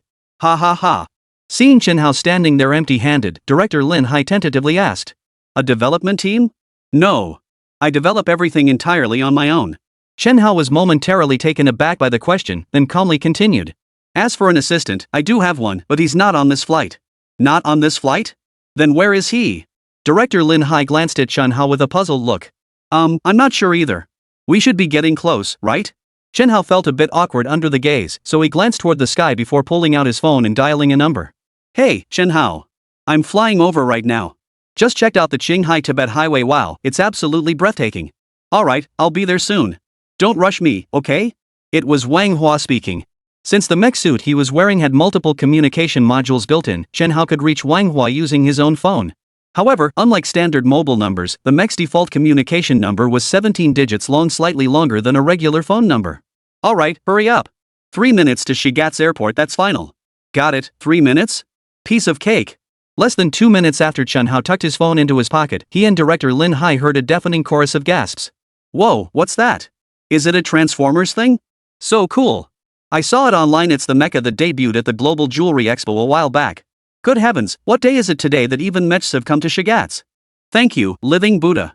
The mechs look 10,000 times better than I ever imagined. Every passenger in the entire airport was stunned by the sight before them. Wan Hua wanted to create an atmosphere where a thunderous roar echoed through the sky as he made his grand entrance. This guy actually pulled off an aerial stunt right in the airport's departure plaza. Spinning, jumping, hovering mid-air. It instantly left all the passengers on the scene completely mesmerized. Wang Hua's performance resembled an exquisitely beautiful butterfly, tracing countless graceful, fluttering patterns across the sky. People had never seen such equipment before, nor had they ever witnessed a mecha with such formidable capabilities. So, for a moment, the entire square erupted in gasps of astonishment. Some people even dropped to their knees on the ground, bowing their heads in reverence. Holy crap, Chen. Chief Designer Chen, you can't be saying that assistant is that mecha. He glanced at the mecha soaring through the sky, then back at Chen Hao, whose expression remained as still as a well. He looked at Chen Hao again, then back at the mecha in the sky. Director Lin Hai was so shocked he sucked in a sharp breath. Good heavens! Just moments ago, he'd thought Chen Hao didn't look like anyone important. Now look at him, he's even brought over that mecha from the TV news a few days ago. Chapter 107, Revenge First. Development Later. Director Lin Hai had seen this mech on TV. Back when the mech completed its rescue mission, Old Xian specifically ordered it to make a high-profile return to the kingdom of Baidi for a demonstration. When the mecha appeared in the sky, it utterly stunned the merchants and representatives from dozens of nations gathered in the square beneath the Hamafata Tower. It was precisely due to Old Master Qian's instructions back then. The news about Huaxia's super-advanced individual tactical armor had already spread worldwide by the very next day after the mission's completion. Not only did newspapers, media outlets, and online platforms across Blue Star's other nations publish extensive coverage of this suit. Even our own China's Central Television's news broadcast dedicated over 20 minutes on the third day to introducing this new mech. It stands to reason without any publicity or introductions, how could it have attracted over 50 delegations afterward? That's the power of publicity. In this day and age, the old saying that good wine needs no bush no longer holds true. Today, it's all about showcasing your true skills and flaunting your strengths. Otherwise, people might think we're easy to push around. Of course, the news report did devote considerable space to highlighting the mecha's capabilities. However, Director Lin Hai noticed that the coverage made no mention whatsoever of the mecha development team. It's even harder to imagine how Chen Hao, someone involved in equipment R&D, managed to bring this new type of individual tactical armor here. To casually bring such god-tier gear to his own place, Chen Hao was definitely no ordinary man. All my previous judgments had clearly been wildly off the mark. Yeah, my assistant is inside the mech. His name is Wang Hua, and he tends to show off a lot. If you don't mind, Director Lin, please wait a moment. He'll be down shortly after he finishes showing off. Ha? Finished showing off? Oh, alright. Hearing Chen Hao's nonchalant account, Director Lin Hai's composure was nearly slipping. This absolutely confirmed it that this mecha had come here with Chen Hao. Holy crap, a military equipment developer in his 20s actually carries a mech with him when he goes out. What kind of statement is that? It's 10,000 times more impressive than any big shot's entrance in the movies. Just look, the entire square is practically mesmerized by that mech. Having spent most of my life developing equipment, I've never seen any flying apparatus maneuver with such agility, zipping back and forth across the square like that. Such silky smooth trajectory shifts, such counterintuitive sharp turns. This completely overturned every piece of experience accumulated over his decades-long scientific career. Director Lin Hai couldn't help but rub his eyes, as if witnessing a scene from a science fiction movie. 5 minutes later, Wang Hua finally landed before Director Lin Hai and Chen Hao. With the press of a retraction button on his armored suit, the exoskeleton swiftly contracted before Director Lin Hai, shrinking into a vest-sized garment that slipped onto Wang Hua's body. Hello, my name is Wang Hua. I am Chief Engineer Chen Hao's dedicated mecha pilot. Hello, I am Wang Hai, Director of the Snow Region Military Equipment Research Institute. Hello. Witnessing a gleaming golden mecha instantly collapse into a thin vest, Director Lin Hai forced himself to suppress his overwhelming astonishment, offering a nervous chuckle as he greeted the visitor. Director Lin, where's the vehicle? We won't need to go to the Equipment Research Institute after all, let's head to the camp first. After exchanging brief pleasantries, Chen Hao informed Director Lin Hai of his itinerary. Weren't you heading to the Equipment Research Institute first? Chief Engineer Chen, weren't you here to assist with developing the new individual tactical gear? Lin Hai asked, both shocked and deeply puzzled. We'll discuss equipment development later. First, let's avenge our fallen brothers. Chen Hao declared with unwavering resolve. Another 5 hours passed before Director Lin Hai and Chen Hao's group finally arrived at the entrance to the Special Operations Brigade's 1st Battalion camp. To be honest, the location of the Special Operations 1st Brigade was indeed quite remote. Just driving from Shigatz takes 5 hours. During the trip, Wang Hua repeatedly considered flying ahead to the destination alone. However, Chen Hao flatly refused each time. Chen Hao didn't mince words either, telling Wang Hua straight up. Brother Hua, could you just chill out? If you want to show off, there'll be plenty of chances after this is all over. For now, just sit still in the car. Got it?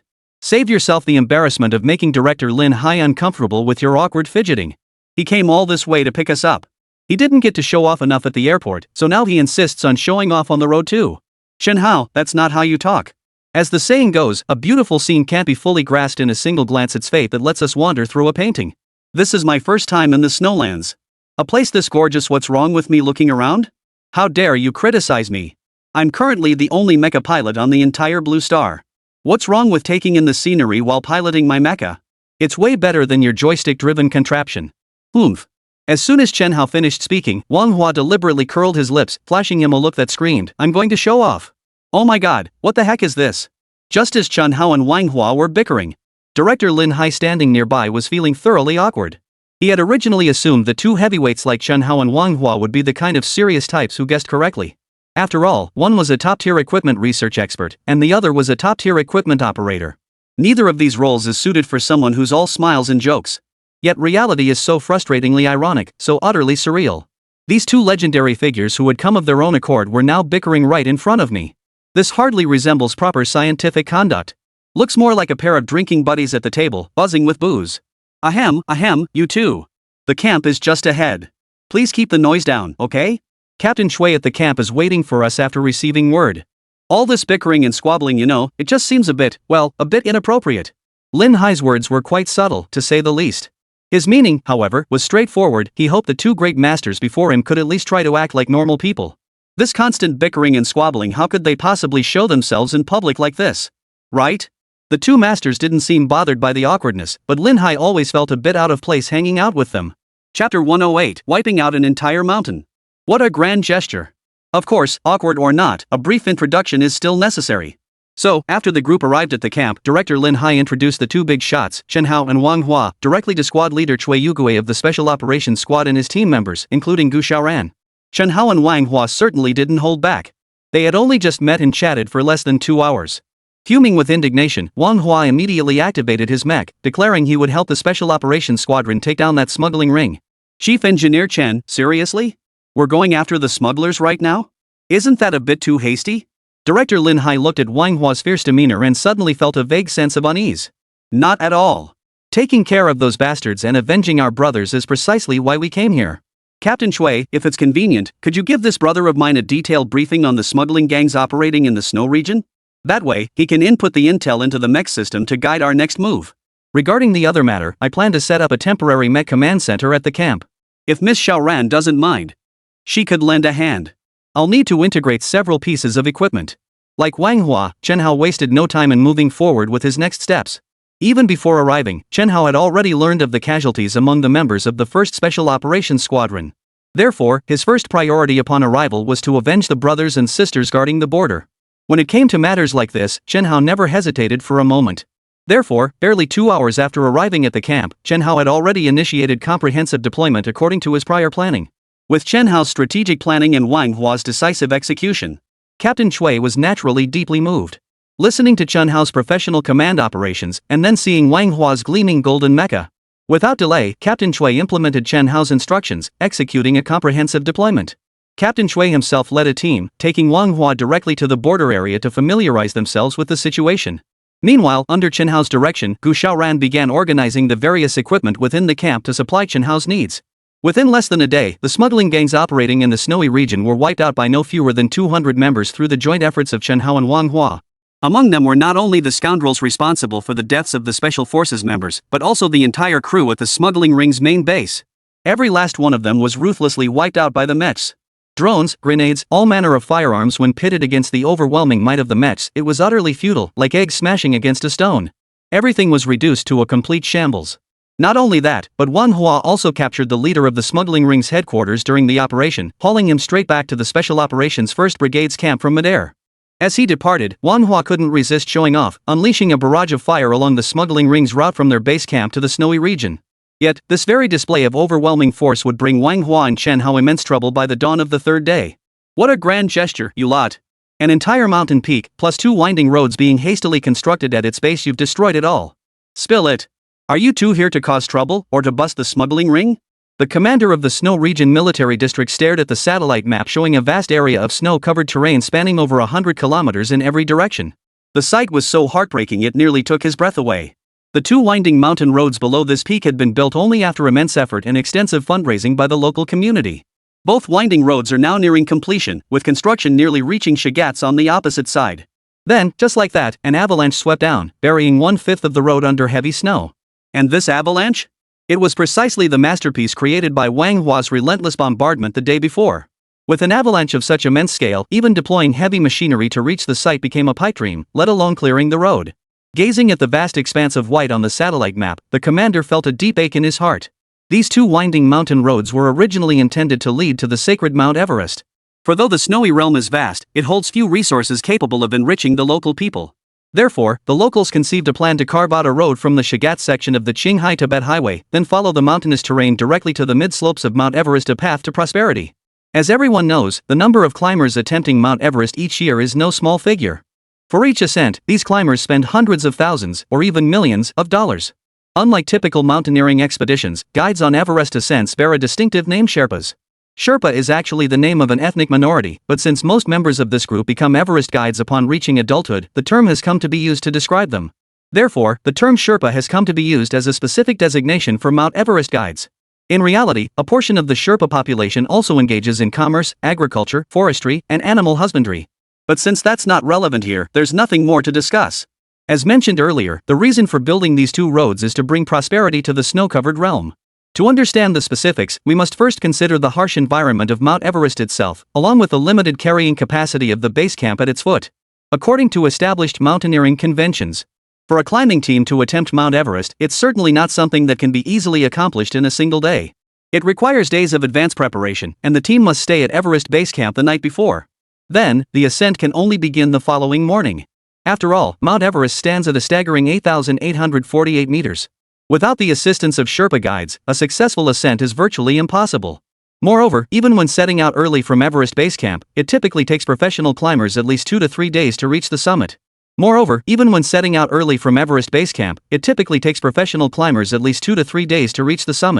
For ordinary people, the time required is even longer. Therefore, from this perspective, if we want to attract more tourists and more climbers, climbing from Everest Base Camp upward becomes an extremely challenging endeavor.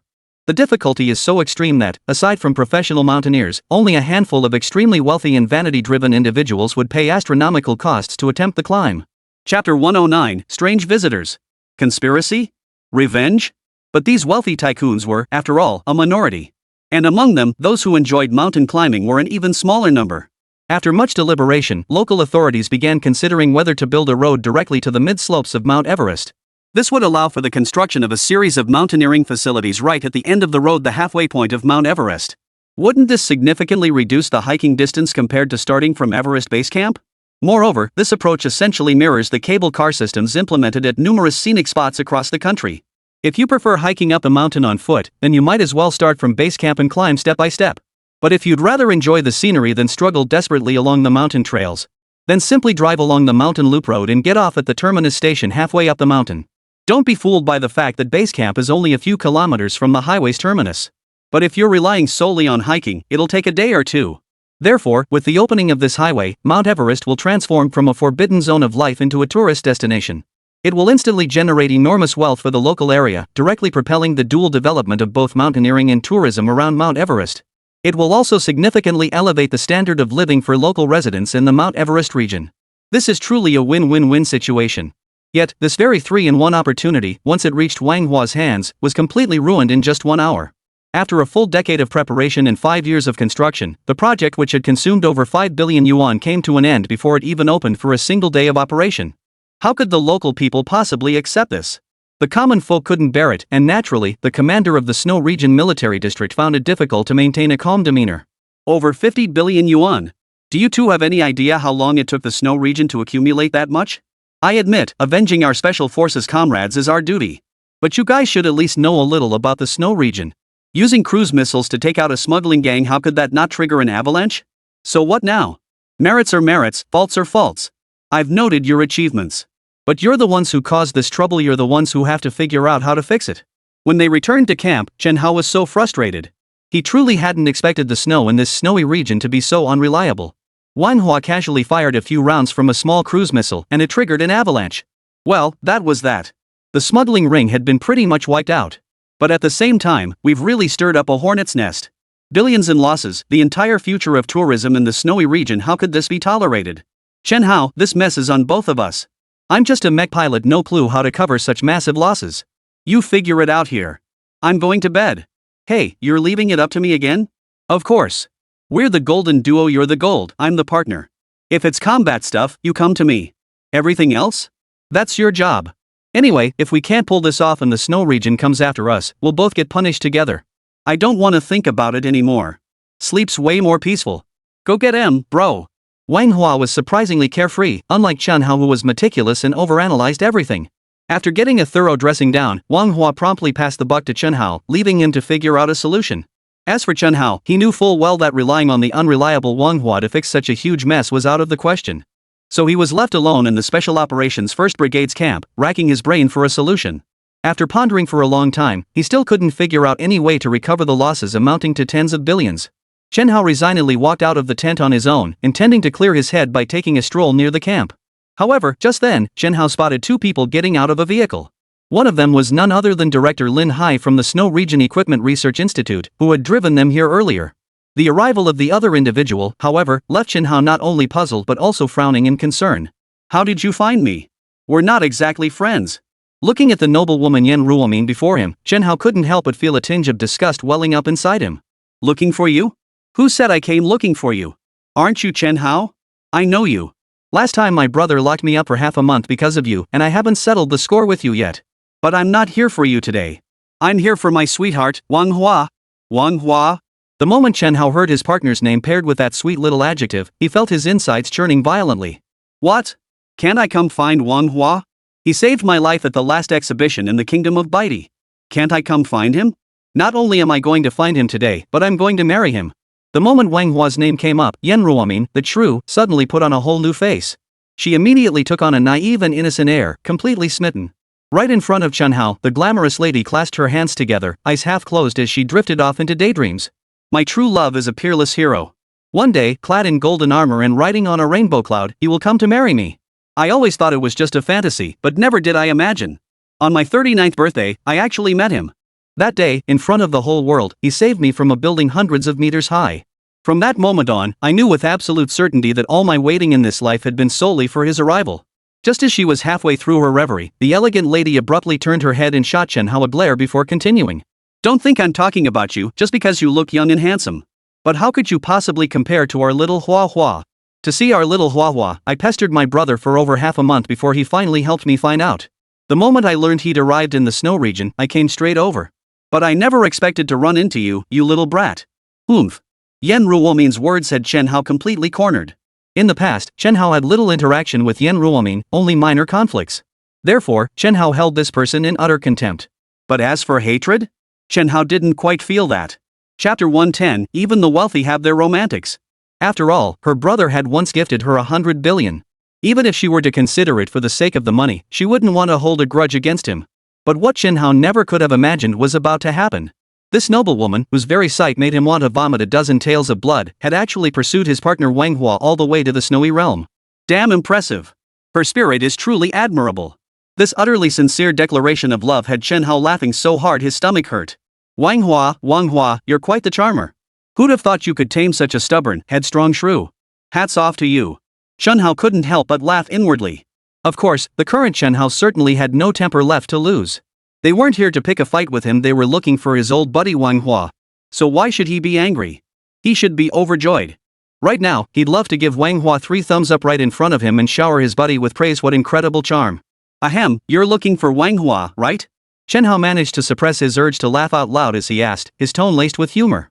Yeah, I'm here to find my little Hua Hua. Do you know where he is? If you don't, get out of my way. Yan Ruomin said with an air of arrogance. However, Chen Hao paid no mind to Yan Ruomin's arrogance. Instead, a brilliant idea formed in his mind. Who says I don't know? Chen Hao also adopted a deliberately arrogant posture as he spoke. You know? Where is he? Upon hearing Chen Hao's words, Yan Ruomin immediately softened her tone and asked earnestly. Well, you say he's your beloved Sha Hua Hua, but in this world, there are far too many people who are insincere. It's not that I don't want to tell you where he is, but your little Hua Hua is going through some tough times right now. So, as someone who's met him once before, I feel I have to give you a heads up. If you truly care about him, you'd better figure out a way to help him get rid of this trouble. If you don't truly cherish and care for him, then I advise you not to waste your time and effort. Wang Hua is my best buddy. He's a man who values loyalty above all. If someone claims to like him but is stingy with this and that, I won't let my friend get played. After saying all that, Chen Hao couldn't help but feel a little underhanded about himself. He knew full well that Yan Ruomin's family had money beyond counting. So when he saw Yan Ruomin actually travel all the way to the snowy region just to chase after Wang Hua, a sudden flash of insight struck him, offering a solution to the road construction funding problem. Admittedly, the idea was a tad underhanded. But hey, Wang Hua is my best troublemaking buddy. He wasn't about to take the fall for this. He couldn't very well make me take the blame, could he? We're talking about a gap of tens of billions here. Even if the commander of the Snow Region Military District is willing to impose a lenient punishment, how do we possibly account for the losses suffered by all those Snow Region civilians? Right? Chen Hao was a true son of China. He absolutely would not return to the Lunka Academy headquarters without seeing this matter through to its conclusion. Therefore, amidst this complex and volatile situation, he resolutely chose to expose his troublesome friend. Brother Hua, Brother Hua. As the saying goes, better the friend perish than the monk. You can't blame me for this. Who knows? Maybe you two could even make a wonderful couple. Right? While quietly observing Yan Ruomin's shifting expressions, Chen Hao silently muttered to himself. Sure enough, the situation unfolded exactly as Chen Hao had predicted. When he deliberately steered Yan Ruomin toward the idea that Wang Hua was in trouble, Yan Ruomin immediately delivered a resounding answer. You youngster, how dare you doubt my feelings for our little Hua Hua? Ever since he saved me in front of everyone that day, my soul belongs to him. Yan Ruomin's soul. Tell me where he is, and I, Yan Ruomin, swear to heaven and earth, if our little Hua Hua faces any hardship, even if it means I must sell everything I own, I will absolutely help him overcome it. Well said. Seeing Yan Ruomin's resolute gaze, Chen Hao couldn't help but feel overjoyed inside. He couldn't help but praise her aloud. At that moment, Chen Hao pointed directly toward the innermost barracks within the camp. There you go. Your little Hua Hua is fretting away in that innermost room. You better go see him. Since we've met before, I'll help you out this once. But if you refuse to help him resolve his issues later and end up deceiving his feelings, don't blame me for not helping you then. Really? Little Hua Hua is in that barracks? Clatter, clatter. The visible jog down the path nearly made Chen Hao laugh himself silly. Watching the middle-aged lady dash toward her companion's quarters, Chen Hao couldn't help but feel immense satisfaction as he gave a thumbs up toward the barracks. Go for it, Xiao Hua Hua. Solving the road repair funding issue depends on you. The next day, Snow Region Military Equipment Research Institute. After introducing Yan Ruomin yesterday, Chen Hao had directly followed Director Lin Hai's car back to the research institute. During the trip, he did receive several calls from Wang Hua. He seemed quite urgent, but Chen Hao didn't answer a single one. As a result, when Chen Hao arrived at the research institute early this morning and began pondering what kind of individual tactical gear he should develop next, Wang Hua was already waiting for him at the entrance of the research institute. Ahem, good morning, Brother Hua. Why are you here at the research institute instead of helping out at the special operations unit? Seeing Wang Hua waiting for him at the institute entrance so early, Chen Hao couldn't help but feel a slight twinge of unease.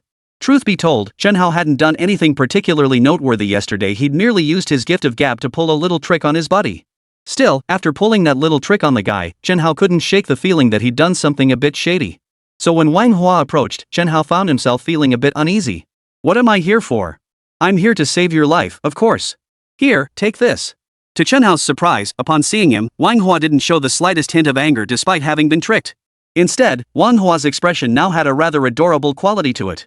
He looked dazed and confused, appearing quite peculiar. Chapter 111, Chen Hao's worries were unnecessary.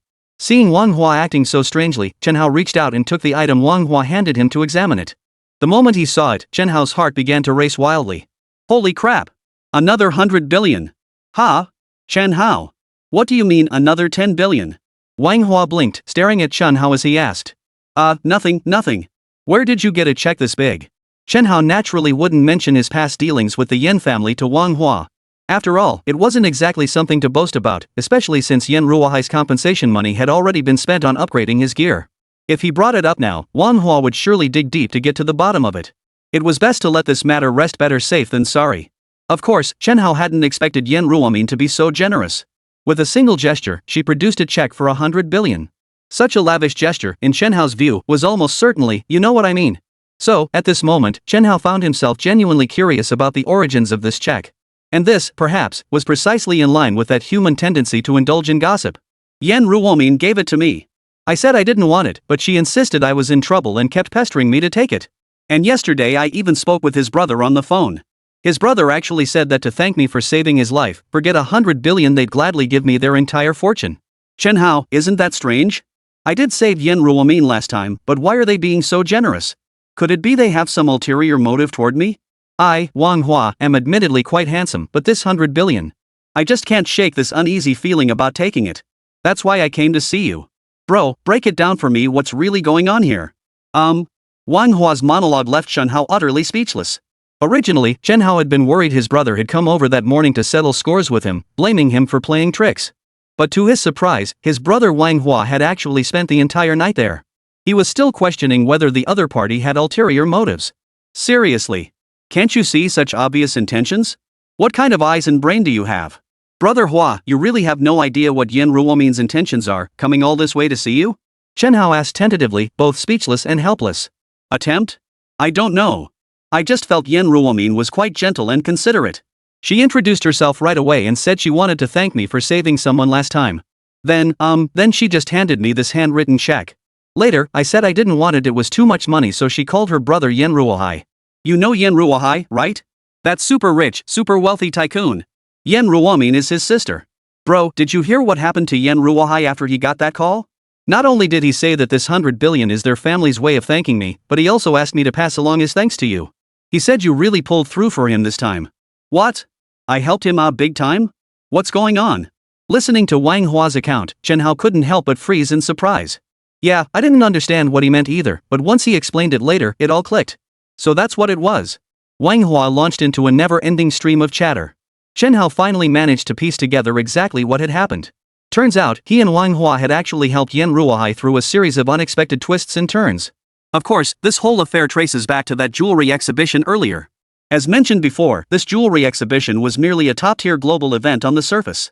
In reality, this jewelry exhibition serves as a showcase of the entire Qingya Group's comprehensive international expansion and diversification into multiple business ventures. It's not just Yen Ruohai's enterprise involved here, numerous other Huaxia conglomerates and companies are actually implicated behind the scenes. It is precisely because of this complex web of connections. Therefore, Yen Ruohai's global premier jewelry exhibition that day had to succeed. Failure was not an option. Because failure would likely mean Yen Ruohai's ruin, losing everything he owned and suffering utter disgrace due to the complex web of interests and entanglements that followed. It was precisely under these circumstances that Wang Hua appeared, piloting his mecha. He completely saved Yen Ruohai and utterly saved Qingya Group. Not only that, but Wang Hua's mecha debut that day, coupled with the scene of rescuing Yen Ruomin, caused Qingya Group's stock to triple in value on both the Hong Kong Stock Exchange and Nasdaq. Tripled. Yen Ruohai never dreamed in his wildest imagination that the exhibition he thought he'd botched would yield such explosive results in such a dramatic fashion. And if it were just the stock price rising, that wouldn't be the end of it. Immediately after, Yen Ruohai's Qingya Group began receiving partnership invitations from all corners of the globe. Contract values alone were estimated to exceed $100 billion. This figure made Yen Ruohai's heart nearly leap out of his chest. Later, unable to contain his curiosity any longer, he finally worked around the issue and asked a client indirectly why they could place such a large order. The client bluntly told him it was obvious at a glance that Qingya Group had deep ties with the mecha development team.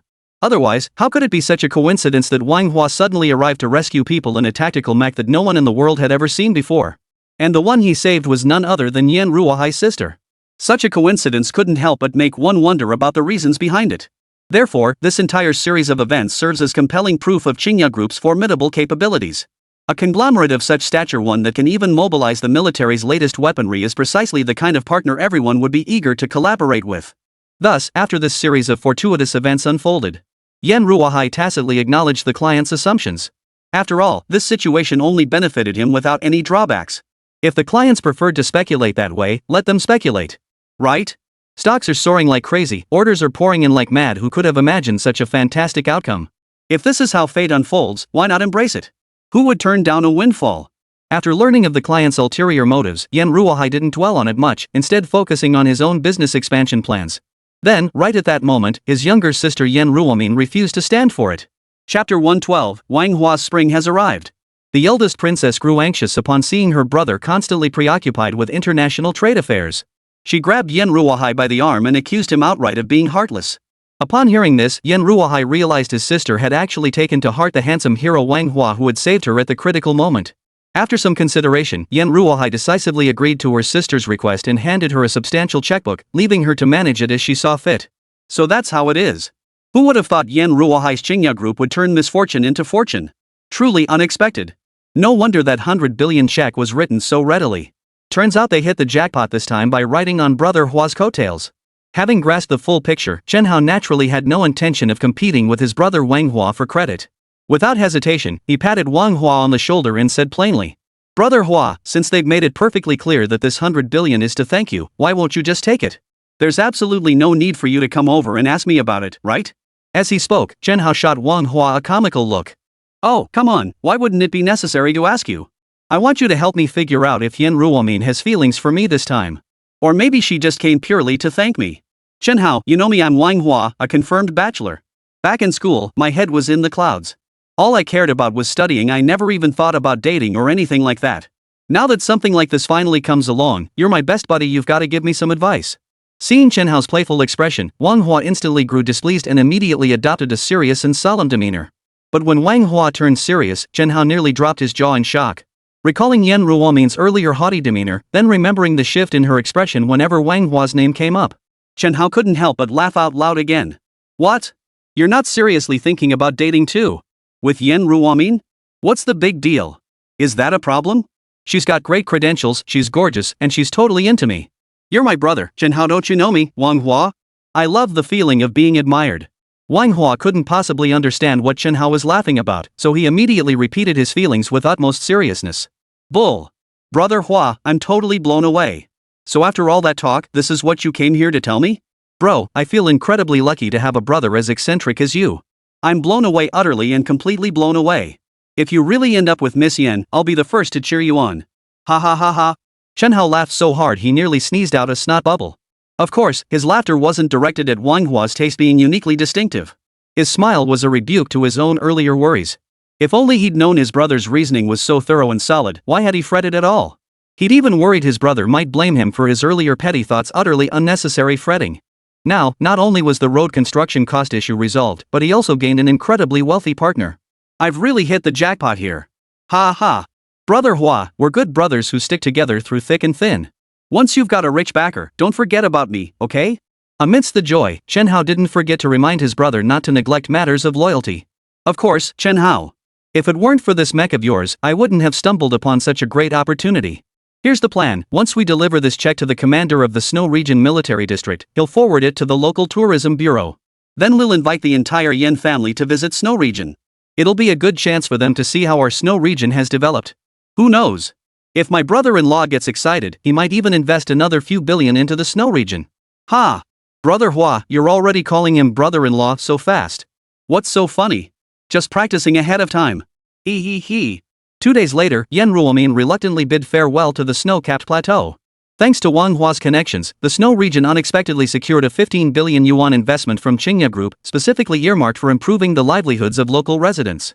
Since both Wang Hua and Chen Hao were personnel involved in equipment R&D, therefore, the local authorities specifically allocated 1.5 billion yuan from the 15 billion yuan fund, directly distributing it to the Snow Region Military Equipment Research Institute and the headquarters of the Snow Region Military District Special Operations Brigade. This development brought joy not only to Wang Hua but also to Chen Hao. Even Captain Chui of the 1st Special Operations Squadron and Director Lin Hai of the Equipment Research Institute were pleased. With this funding secured, Captain Chui promptly submitted an application to higher-ups for the expansion and renovation of the Special Operations Personnel Camp. The proposal outlined extensive improvements to address the existing camp's severe resource shortages and inadequate facilities. Meanwhile, separate from Team Leader Chui's proposal, Director Lin Hai submitted a request to invest heavily in recruiting additional talent specializing in Snow Region equipment research and development. Lin Hai's goal was to improve the existing environment and attract more talent to the institute. Both applications were approved promptly. While Chen Hao was still contemplating the research direction at the Equipment Research Institute. While Wang Hua was still assisting the Special Operations Unit in eliminating smugglers. One grand construction project after another in the snowy regions had already quietly begun. In less than half a month, Yan Ruomin's 10 billion yuan had wrought earth-shaking changes. Thousands of large construction vehicles had somehow traversed mountains and rivers in perfect formation, arriving on the snow-capped plateau. Through the relentless day and night efforts of these diverse heavy-duty vehicles, the 2 winding mountain roads were successfully cleared and made passable. Meanwhile, with the roads cleared, subsequent construction projects leading to the final stretch halfway up the mountain accelerated under the support of funding. That day, while Chen Hao was still busy at the Equipment Research Institute, he spotted Gu Xiaoran from the Special Operations Unit approaching him, holding a package. "Hey, Xiaoran, what brings you here? Didn't Brother Hua say you guys still had some smuggling remnants to clear up today?" Chen Hao asked cheerfully. What are you talking about? Brother Hua tricked you. The satellite images came in last night. Those smuggling remnants have completely left this snowy region. They probably won't be coming back. Chapter 113, The Snow Region Eagle's Concern. Gu Xiaoran's expression held a hint of shyness. Perhaps because this was her first time meeting Chen Hao alone, she still seemed somewhat reserved. Stepping before Chen Hao, Gu Xiaoran pushed the package in her hands toward him without waiting for a response. A surprising blush spread across her face as she murmured softly. Chief Engineer Chen, this is my way of thanking you for avenging my teammates. I made it myself. I hope you won't mind. Chen Hao hadn't expected this young girl before him to present him with a gift. Considering he'd been single his entire life, Chen Hao grinned as he eagerly unwrapped the package. Unlike Wang Hua, though he too had been a bachelor before, he had received relatively more education in his daily life. All those teachers, right? They'd at least made Wang Hua's behavior and demeanor a bit more mature. As for Chen Hao, he was clearly out of his depth. He started by tearing into the gifts, no need to say it, he was a total straight-up guy. While Chen Hao was dismantling it, he suddenly seemed to think of something and abruptly asked. Hey, wait a minute. If we're talking about revenge, you should be thanking Wang Hua. He's the one who fought the smuggling gang in his mech the whole time. Why did you think to send me anything? Brother Hua said the mech was your invention. So I just... Gu Xiaoran trailed off. This Wang Hua, it's classified information. How could I just blurt it out? Chen Hao scolded him, not without a secret sense of satisfaction. As he spoke, Chen Hao had already unwrapped the package sent by Gu Xiaoran. The contents inside the package appeared unremarkable, just a small doll. However, this doll appeared to be handmade, modeled after Chen Hao's likeness. Its attire closely resembled the clothes Chen Hao had been wearing these past days, likely crafted by comparing it to his own garments. Does it resemble you, Chief Designer Chen? Gu Xiaoran inquired. Well, you know what? It really does look like me, except with this adorably clumsy vibe. But I like it. After all, it's the first time a girl has ever given me a gift. Ha! Chen Hao examined the doll in his hands several times, pondering where he should display this gift once he got home. Chief Engineer Chen, haven't any girls ever given you gifts before? You're so outstanding? Gu Xiaoran was somewhat taken aback by Chen Hao's response. Outstanding? Back then, I was just a penniless guy. What girl would have ever looked my way? Gu Xiaoran's words reminded Chen Hao of his life before obtaining the system. Back then, he had truly been utterly lowly. Working grueling hours day in and day out for a meager paycheck, bustling about all year round yet barely scraping by. After struggling for years to save up 30 or 50,000, the world changed. Now, even casually dating a girlfriend means you need at least one apartment to get married. 30 or 50,000? Forget marriage, it wouldn't even cover a bathroom. In this situation, how could Chen Hao even think about getting involved in a relationship? So he ultimately chose to just lie low and let things be. Aside from pouring himself into his beloved car modification business, he stopped thinking about all the other trivial matters. Perhaps it was precisely because he had always cherished inventing and creating that the system eventually came to him. And once the system arrived, his life was turned upside down in an instant. So, gritting his teeth and stamping his foot, he poured every last penny, some 30 or 50,000 yuan, into his modified retail shop. 10,000 for the storefront rent, another 20 to 30,000 for basic equipment. And just like that, the business opened. To be sure, Wang Hua was truly one of his closest friends. No sooner had I opened my business than Wang Hua started bringing me clients. And it was a big order right off the bat, a multi-million-dollar deal. Looking back now, Chen Hao himself found it somewhat surprising, so surprising that he kept wondering if Wang Hua had a screw loose. How could he possibly entrust such a major renovation order to their newly established retail department? Well, that was truly forward thinking. This gap is missing and missing perfectly. Ha! Actually, Chief Engineer Chen, not all girls are materialistic. There are plenty of good girls out there. Gu Xiaoran looked at Chen Hao with a hint of consolation. Yeah, you're right, it really is quite a lot. Just look, someone already gave me a gift. Chen Hao shrugged his shoulders and said cheerfully. After putting the gift away, Chen Hao's eyes darted around again as he turned to ask Gu Xiaoran. Oh, right. Did you come to see me for anything else? Like grabbing a bite to eat or going shopping or something?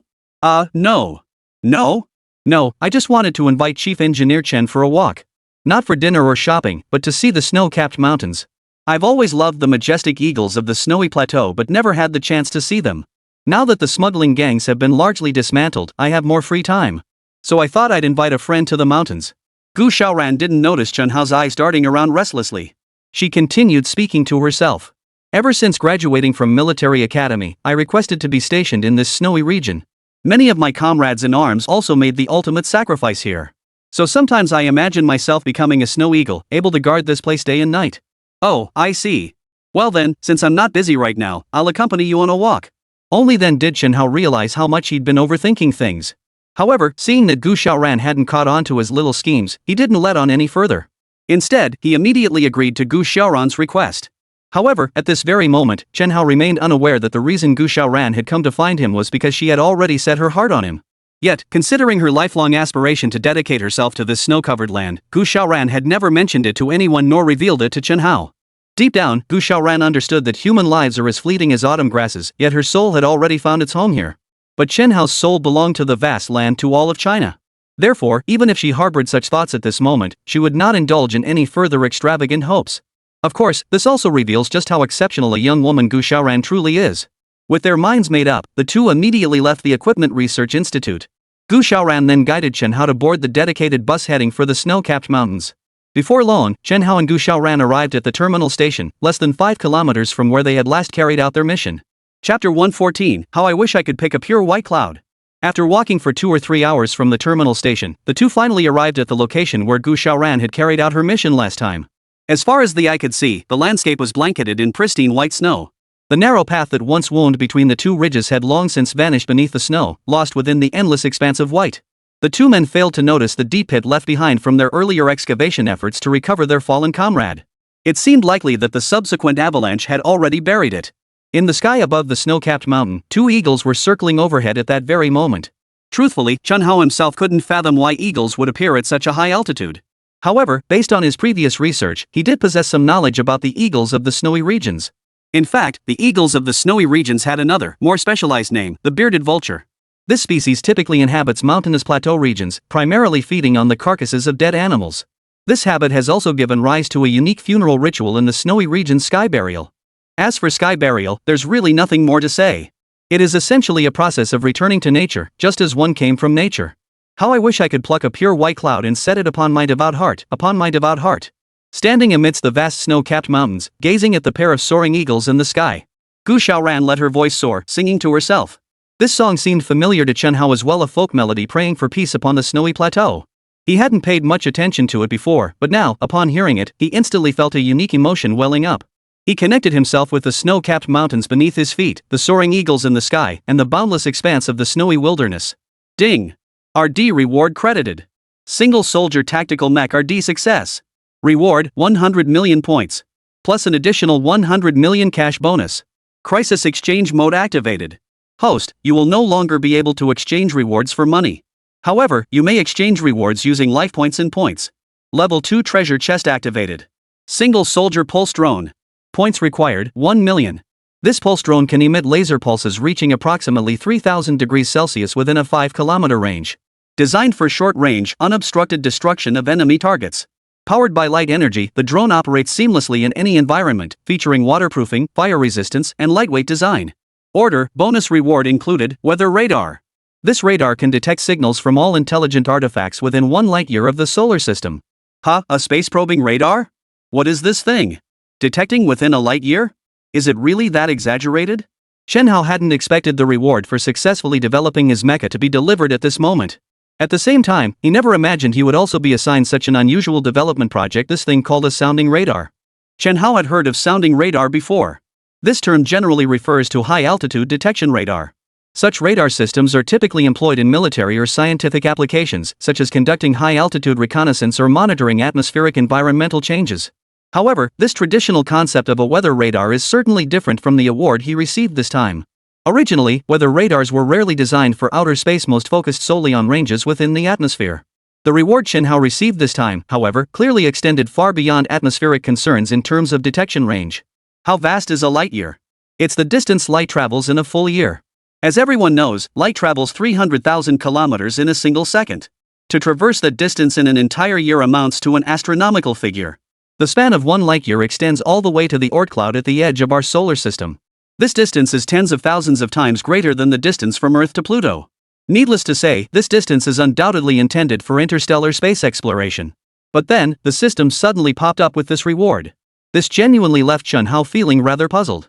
The equipment he had developed should logically be classified as professional military gear, and it was essentially all specialized gear designed for hypothetical adversaries on Blue Star. But now, suddenly appearing among the rewards is a weather radar with such an exaggerated detection range. What possible purpose could this serve? Could it be that the hypothetical adversaries of the future might be extraterrestrials? Could it be that the hypothetical adversary of the future is going to be extraterrestrials? Otherwise, why would such an immense detection range be necessary? At this very moment, Chen Hao, who was accompanying Gu Xiaoran and watching Snow Eagle, had yet to grasp the profound implications behind this system reward. What was even more unforeseen by all of Blue Star's inhabitants was humanity's relentless selfishness and greed had already provoked an alien civilization light years away. Just as Chen Hao and Gu Xiaoran were still admiring the snowy landscape. 10,000 miles away, the beautiful Area 51 was conducting a brutal electrocution experiment. As for why such an experiment was conducted, the reason is rather sensational. The Roswell incident is undoubtedly familiar to those passionate about exploring extraterrestrial civilizations. This incident occurred on a farm in the picturesque Roswell area around 1947. According to publicly available information, it was a night of thunderstorms. The farmer himself had intended to rest. But then, hearing a loud crackling explosion from the backyard of his own farm, he went to investigate. What he saw there nearly scared the farm owner out of his wits. A UFO, an unidentified flying object, had actually crashed into his own backyard. And it was a silver-white, saucer-shaped UFO. This frightened the farmer so much that he immediately called the local police. What followed unfolded in a most dramatic fashion. Initially, reports from various sources and conclusions drawn by local newspapers all pointed to the crash site on the farm as the location where an alien spacecraft had landed. However, once the military got involved, the situation changed immediately. All accounts were uniformly revised to describe the crash of a high-altitude reconnaissance balloon. The story essentially concluded here, yet people's imaginings did not cease with the event's resolution. For among the vast majority who believe in extraterrestrial civilizations, there exists a fundamental consensus: what crashed in Roswell was indeed an alien spacecraft. Furthermore, this spacecraft and the several aliens aboard were specifically transported to the secret base at Area 51. For over 70 years since then, humans have been studying this alien spacecraft and the aliens aboard it at Area 51. Chapter 115: The Early Alien Craft Crash. People believe that it was precisely because Big Beauty acquired numerous technologies during the research process of the alien spacecraft.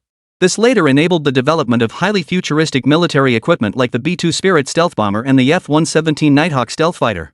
Of course, these stories are merely fragments of the urban legends passed down through word of mouth. There is no official information to corroborate these claims. Yet it was precisely this story, seemingly lacking any concrete evidence, that became the final straw that broke the camel's back for the entire Blue Star. Yes, this event was not fabricated, it was a true story. So real that back then, an alien spacecraft did indeed crash in Roswell, and several aliens were indeed transported to Area 51. Humanity's crisis actually began at that very moment.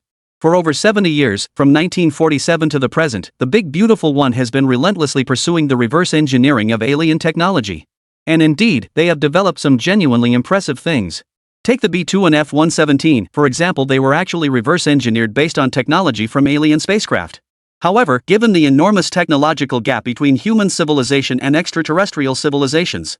Therefore, despite the passage of decades, humanity ultimately failed to develop many new technologies. It's like explaining the Big Bang to Napoleon or discussing universal gravitation with the UNMO man. Needless to say, both Napoleon and the UNMO man would be utterly baffled. Don't be fooled by the fact that they're both at different stages of the evolutionary process.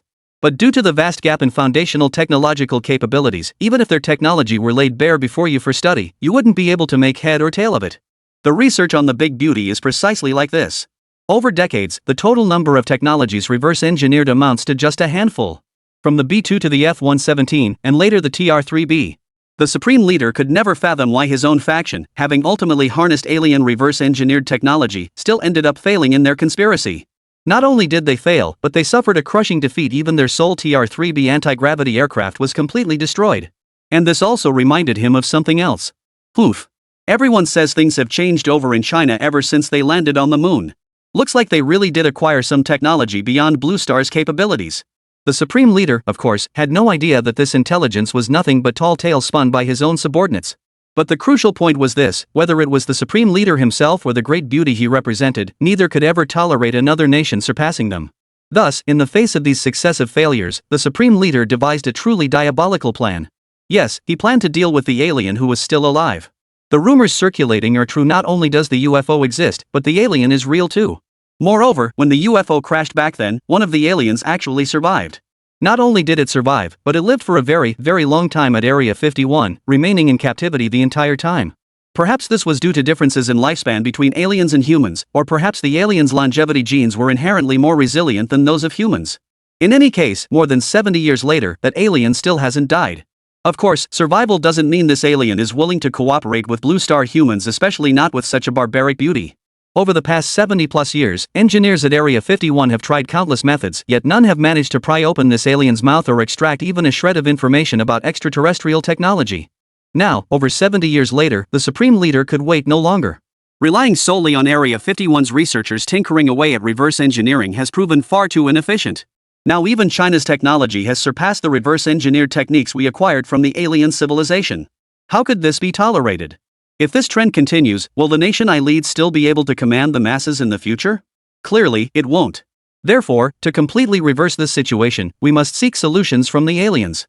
We must pry the information out of them by any means necessary, forcing them to transfer the technology to Big Beauty. Once this decision was made, the surviving alien's situation turned dire.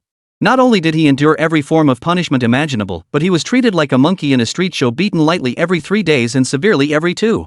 You must understand, these aliens were already struggling to adapt to Blue Star's environment. After enduring such treatment, what chance did they have of survival? So when it came to the final electrocution experiment, and the bastards at Area 51 started prying open the alien's mouth by force, the alien couldn't take it anymore and just dropped dead. Yet, something no one could have foreseen happened. The instant the alien was destroyed, some unknown mechanism was triggered. In any case, in that final instant before its demise, a signal carrying the coordinates of Blue Star's universe and an indelible hatred suddenly blasted out from the spacecraft and echoed into the vastness of space. At the same time, an alien civilization's interstellar reconnaissance vessel, currently traversing the Oort cloud and preparing to return home, detected this signal. Thus, humanity's doom was about to befall them. The final judgment is about to begin. Damn it, why are these aliens so stubborn? They're so hard to deal with, refusing to reveal their advanced technology to us even as they die. Upon receiving the report, Commander Whitelamp vented his frustration angrily. He was, of course, unaware that humanity now faced imminent peril. Because that final message was transmitted back to the reconnaissance ship via quantum encrypted transmission. This technology, however, remains largely unexplored by humanity. The gap between its current state and practical application for long-distance transmission is still vast and unbridgeable. Under these circumstances, for the research team at Area 51 to intercept such information is nothing short of wishful thinking. And precisely for this reason, people on the brink of catastrophe were still complaining about the aliens' resilience. Commander-in-Chief, what should we do next? With no new technologies emerging, we simply can't compete with China. Ambassador Welch asked with growing impatience. Now our smuggling ring in the snow region has been blown to smithereens. If we don't come up with another plan soon, I fear it won't be long before our rivals leave us far behind. Chapter 116, Single Soldier Pulse Drones. What? The operation in the snowy region is failing too? Don't we have drones? They're our own domestically developed, extreme cold-resistant, god-tier equipment. Could it be that even drones capable of flying in the snowy region can't handle their special forces unit? The Supreme Commander froze upon hearing this, then turned in fury toward Ambassador Welch. Commander, it's hopeless. Our drones are formidable, but they've actually deployed mechs. Just received word not only have our allied forces been utterly routed, but their base at White Elephant has been reduced to rubble. What the hell? Why didn't you tell me sooner? You dumbass. The Supreme Leader roared in fury. Please calm down, Your Excellency. I only see how tirelessly you labor day and night, and I worry that you. The Welch envoy tried to explain further, but the Supreme Leader cut him off abruptly. You fool, don't tell me how amazing the mechs are. You made quite a spectacle of yourself at the last global jewelry exhibition. If it weren't for the fact that all our personnel sent over had their identities kept confidential, you would have completely ruined our reputation. And that TR-3B, do you know how long it took Area 51 to develop? 30 years. 30 whole years. And then it ended up in your hands. You didn't even get to use it for a single day before the enemy's mecha destroyed it. You've got the nerve to say that? Hurry up, go notify those guys. Within 10 days, we must organize another counterattack. No matter what, we can't let this world settle down. Only by constantly creating trouble for our opponents will they become flustered and overwhelmed. That's how we'll seize more opportunities.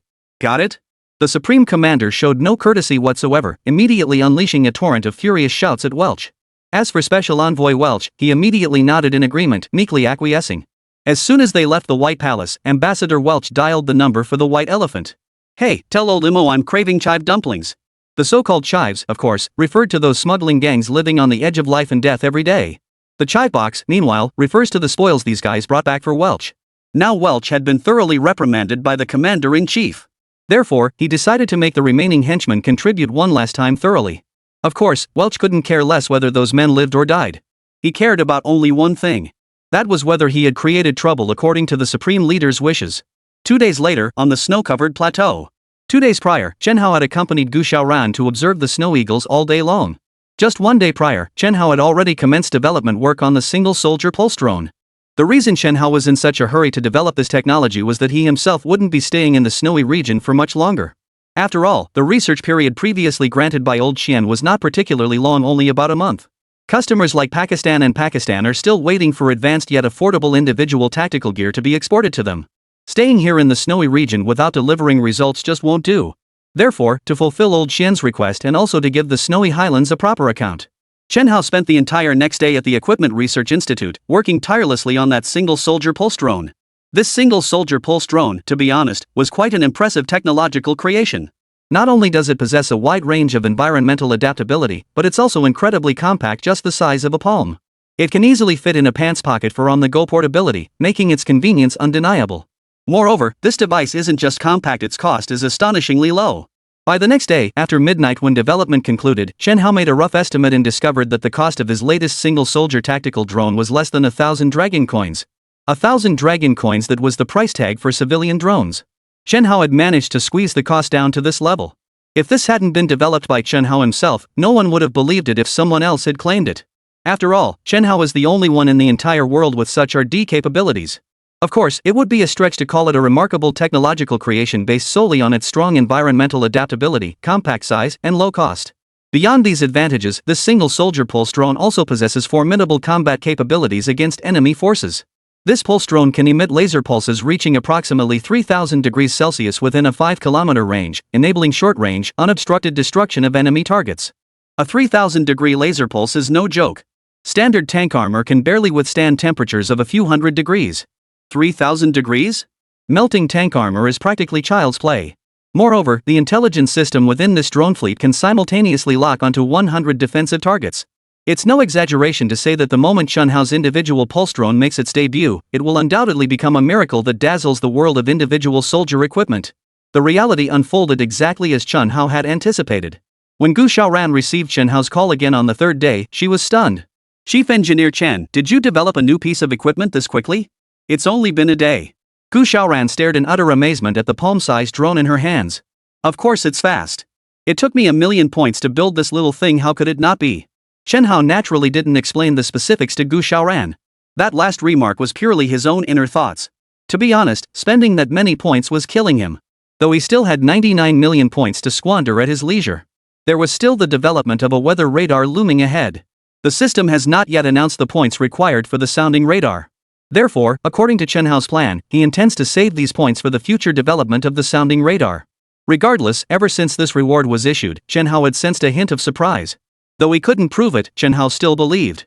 Since his system had bestowed such an uncanny reward upon him, there must be a reason behind it. As the saying goes, better safe than sorry. Chen Hao was determined not to let a momentary lapse lead to any serious consequences. Chapter 117, The Counterattack begins? The counterattack ends.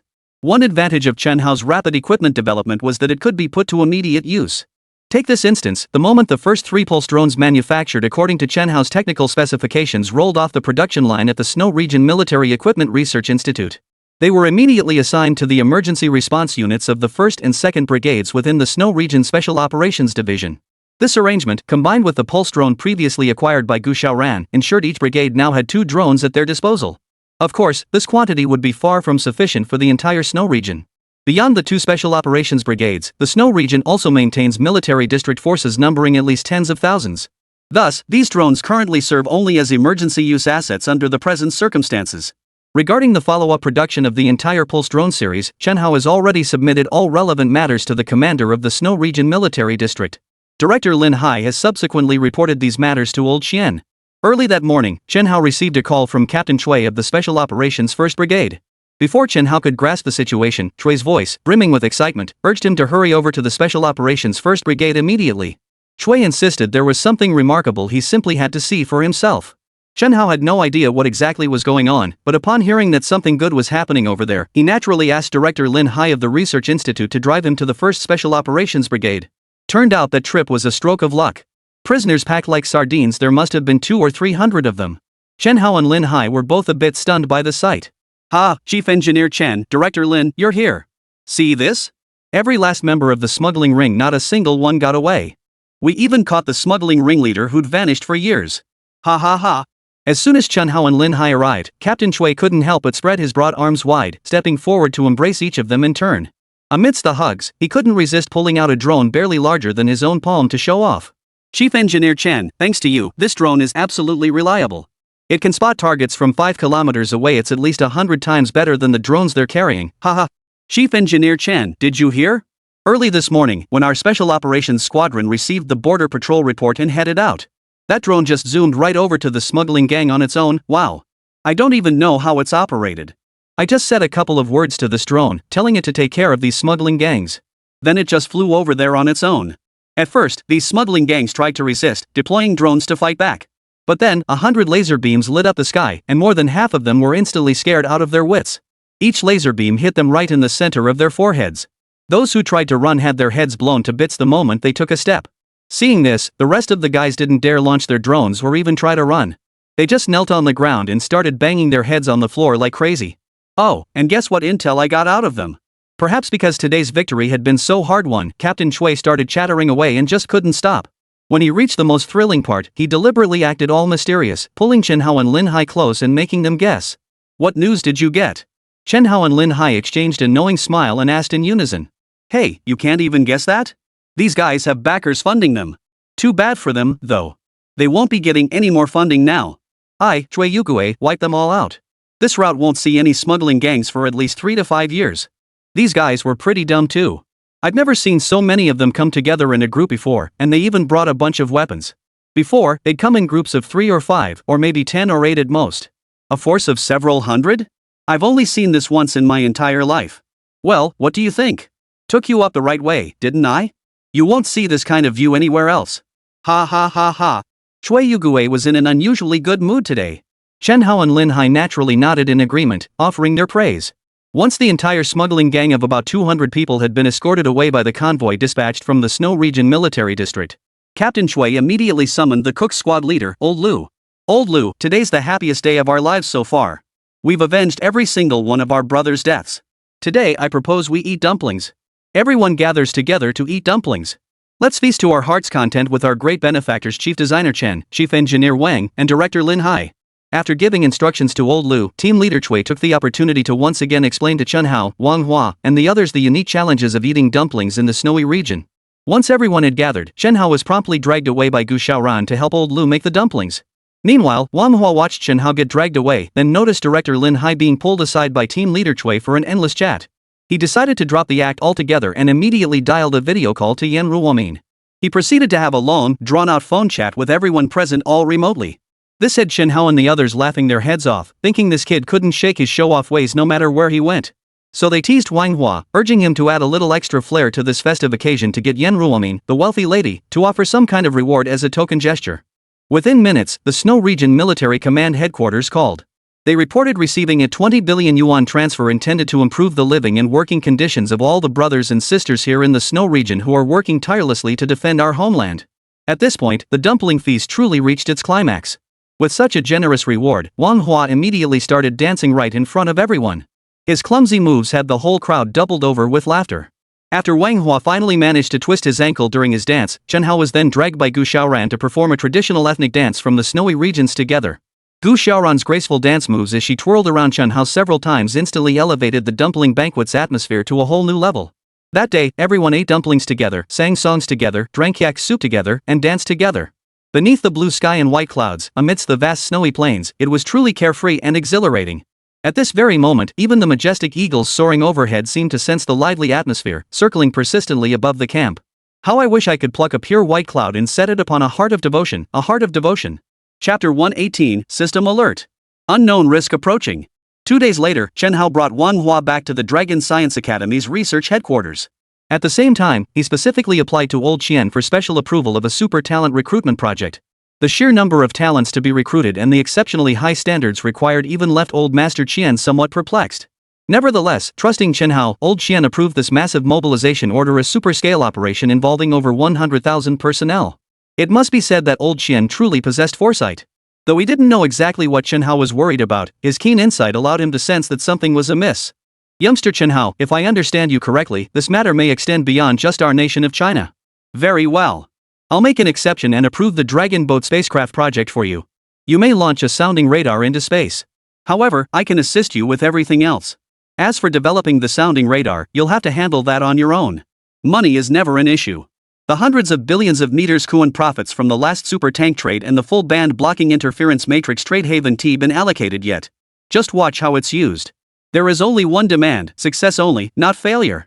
Understood, old man Xian. Returning from old Xian's courtyard, Chen Hao's body was already soaked with sweat. He wasn't nervous about the 10,000-strong mobilization order itself. What truly unsettled him was the system's frantic alerts these past 2 days. Alerts! Alerts! Alerts! Unknown civilization risks are approaching Blue Star. Please, host, launch the sounding radar as soon as possible. Countdown, 30 days. Alerts! Alerts! Alerts! Unknown civilization risks are approaching Blue Star. Please, host, launch the sounding radar as soon as possible. Countdown, 30 days. Alerts! Alerts! Alerts!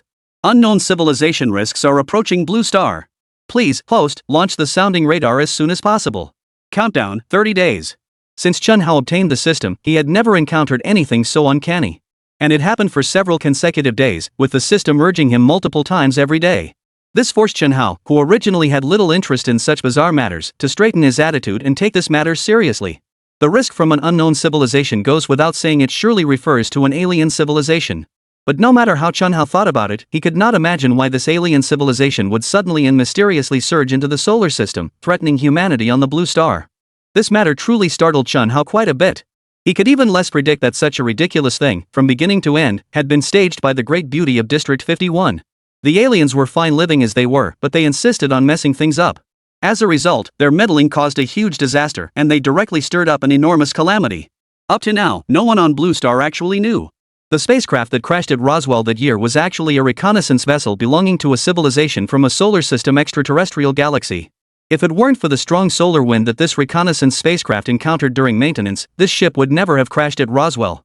The result is that, because of the planet's crash of this spacecraft, it brought about a huge risk of civilizational extinction for human society more than 70 years later. And thus, the first crisis era of humanity's venture into the cosmos was opened. Chen Hao, on his side, obtained approval for a super mobilization. But mobilizing these 100,000 professionals is no small task.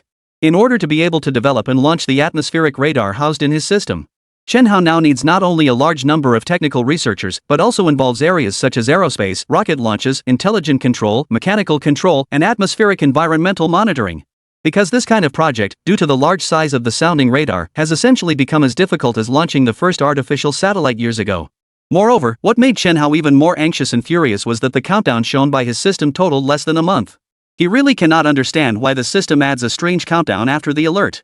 You should know that when the first artificial satellite was launched years ago, it took several years of research and debugging. I only have 1 month at hand to complete such a earth-shaking project. This is nothing short of a life and death gamble. The significance of this matter is far from ordinary. After receiving approval, Chen Hao immediately contacted President Ma Weigui of the Dragon Institute and submitted the research projects he had prepared in advance, requesting President Ma to take charge of recruiting talents from all sides. At the same time, he also reached out to Commander Pang Genoa of the Beihai military region and Commander Lu Changsheng of the Fengtian military region, to have these two officers take responsibility for the safety and security of talents across the country. Now, the move was getting big.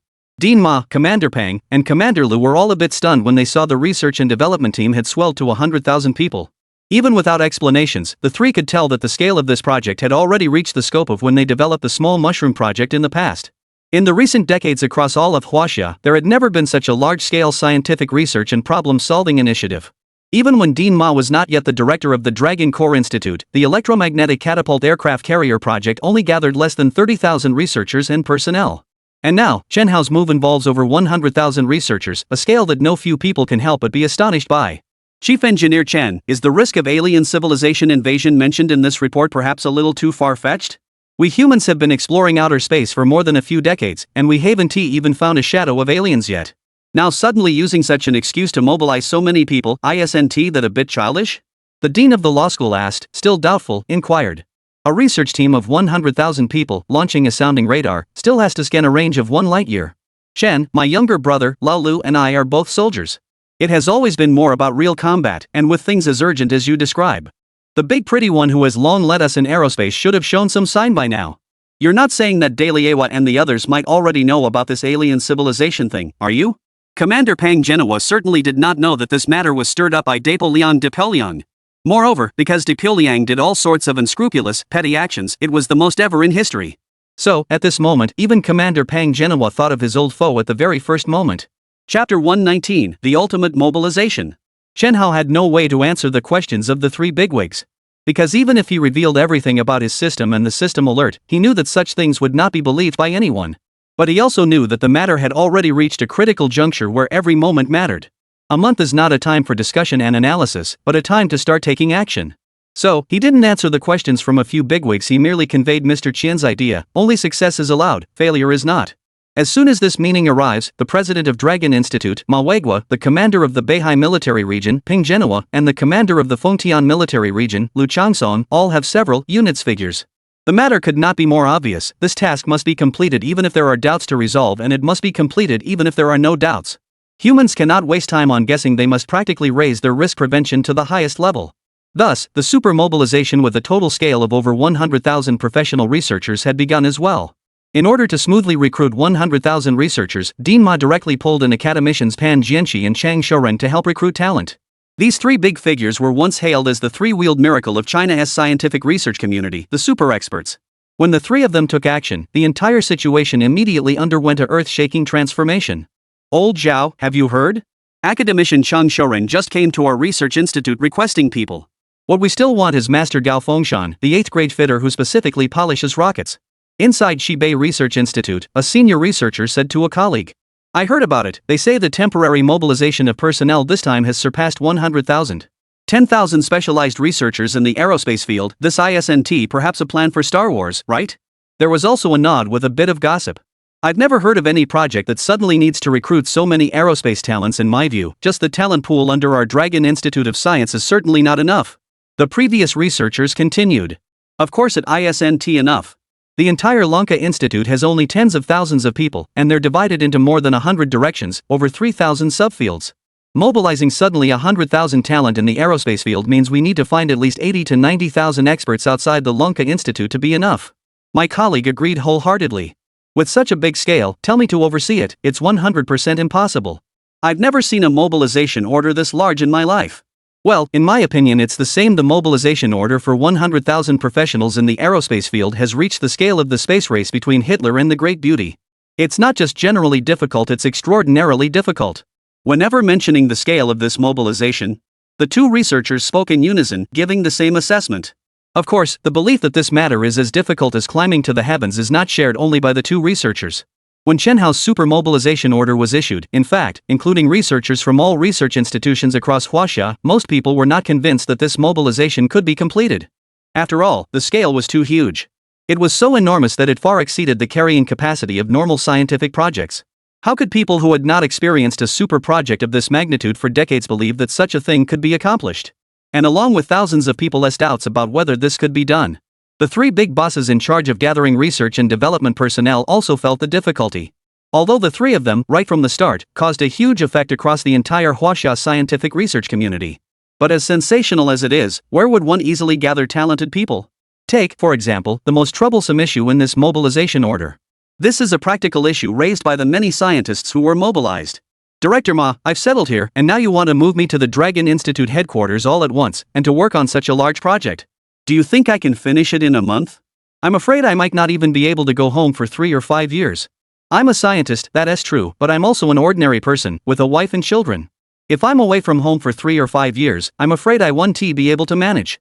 Perhaps it is because the era has progressed, changing people's mental state. Perhaps because the economy is now more developed, people have also become more restless. In short, when the three academicians joined forces to begin preparing Chen Hao's super mobilization order, they soon realized that this mobilization was far from as simple as they had expected. They encountered far too many researchers who, for a variety of reasons, could not travel to the Lanka Institute headquarters. Some are because of family, some because of children, and some because of other things. In short, after a rough estimate of the first day's work, the three academicians realized that within the entire Dragon Institute, at least 1/3 of the targeted personnel could not be in place.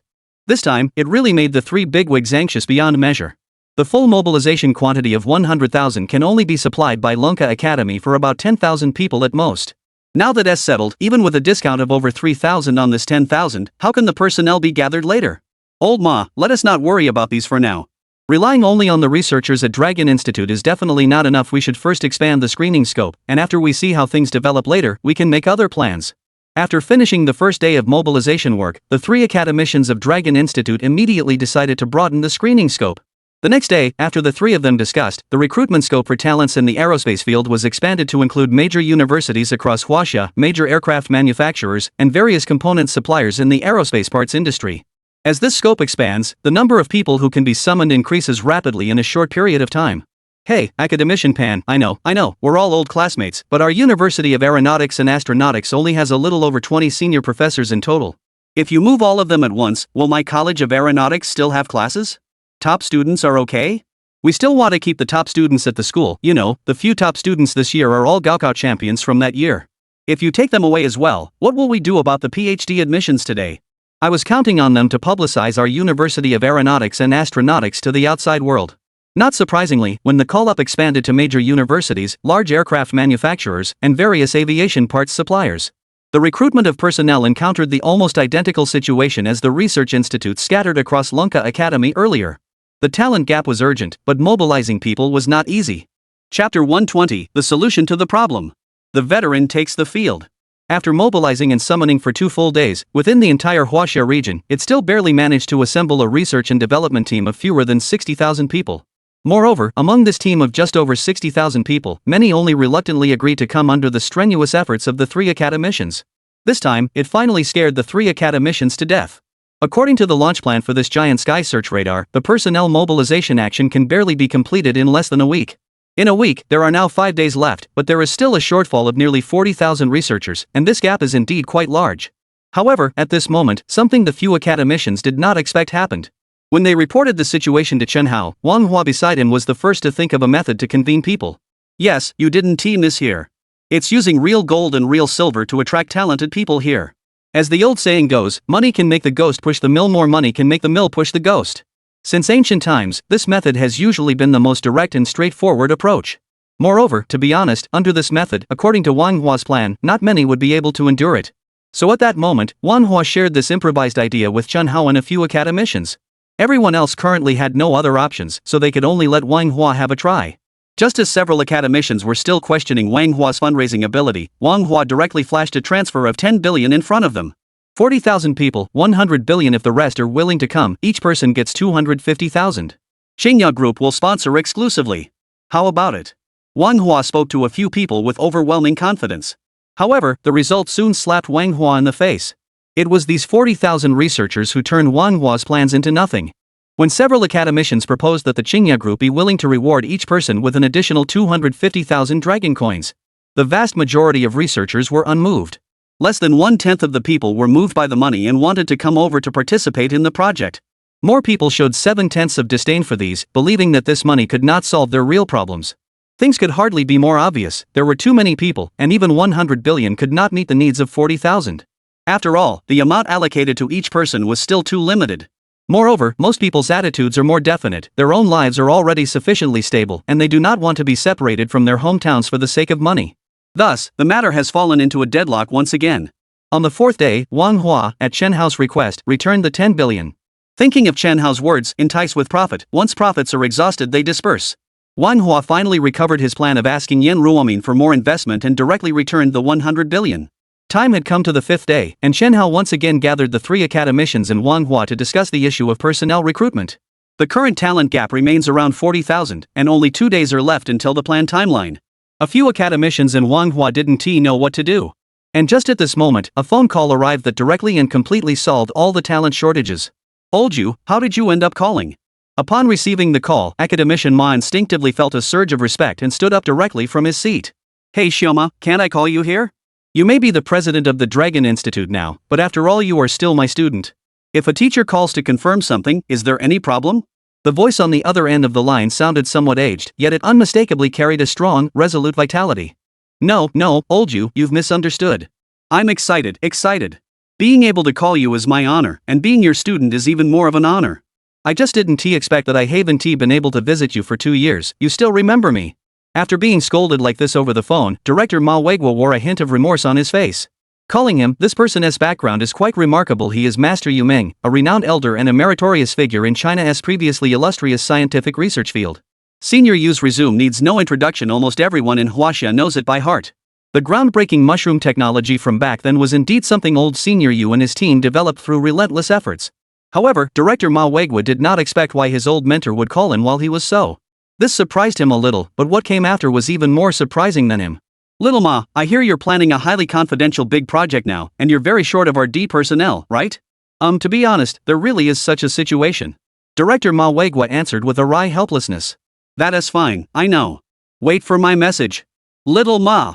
With a crisp, decisive closing remark, old Yu had already hung up the phone on that end. And on the second day after that call, the penultimate day of the personnel recruitment deadline, a miracle happened. That day, just as work began, 3 eminent academicians received calls from all over. Not only were there the previously unsuccessful efforts within the Dragon Institute, but also calls from major universities and large aircraft manufacturers. For some unknown reason, almost overnight, the whole world began to suddenly churn out talent. Nearly every talent who had not been drafted before accepted this summons without exception. Meanwhile, many of those drafted even took the initiative to apologize to a few academicians, saying that they had overthought things before and were sorry for not living up to the great spirit of scientists' dedication. These odd and peculiar changes immediately drew the attention of several academicians. But considering that the personnel mobilization task was now in a state of urgent urgency, the 3 of them did not overthink it further and directly proceeded to the next steps according to the personnel mobilization procedure.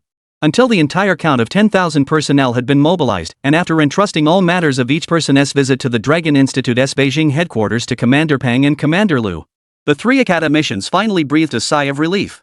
And it was precisely at this moment that everyone finally understood why the once enormous talent resource gap could be perfectly solved in just one night. Originally, it turns out that the cause was indeed Mr. Yu's phone call, and it was only because of that single call from Mr. Yu. Chapter 121, We Are All Children of Huaxia. After calling director Manhwa the day before, Yu Lao then went out himself, accompanied by his family members. Yu Lao's trip was not for anything else, but to chat with several senior researchers from a nearby aerospace university. Just 1 or 2 days earlier, Yu Lao's family had learned from these people about the plan to mobilize 100,000 researchers to go to the Dragon Institute of Science and Technology in the capital for collective development. After obtaining the definite news, old Yu actually didn't say much more to these researchers. When the issue of the mobilization order came up, whether deliberately or unintentionally, old Yu did not choose to stand on the moral high ground to criticize these researchers. Quite the opposite, old Yu's understanding and empathy actually caused these researchers to subtly shift their mindset. Society has developed, the era has progressed, and people are willing to devote more time and effort to accompany their families, which is actually what everyone yearns for. There is nothing objectionable about having this kind of idea in itself. Even in normal times, I, Yu Ming, would be very supportive of it. However, to be fair, I've already heard what you all said. This mobilization order has come very urgently. Although I don't know exactly what kind of project this mobilization order is meant to develop, in my view, since this mobilization order was issued by the Dragon Institute and approved by Lao Qian, it must be something extremely important to the development of Huaxia.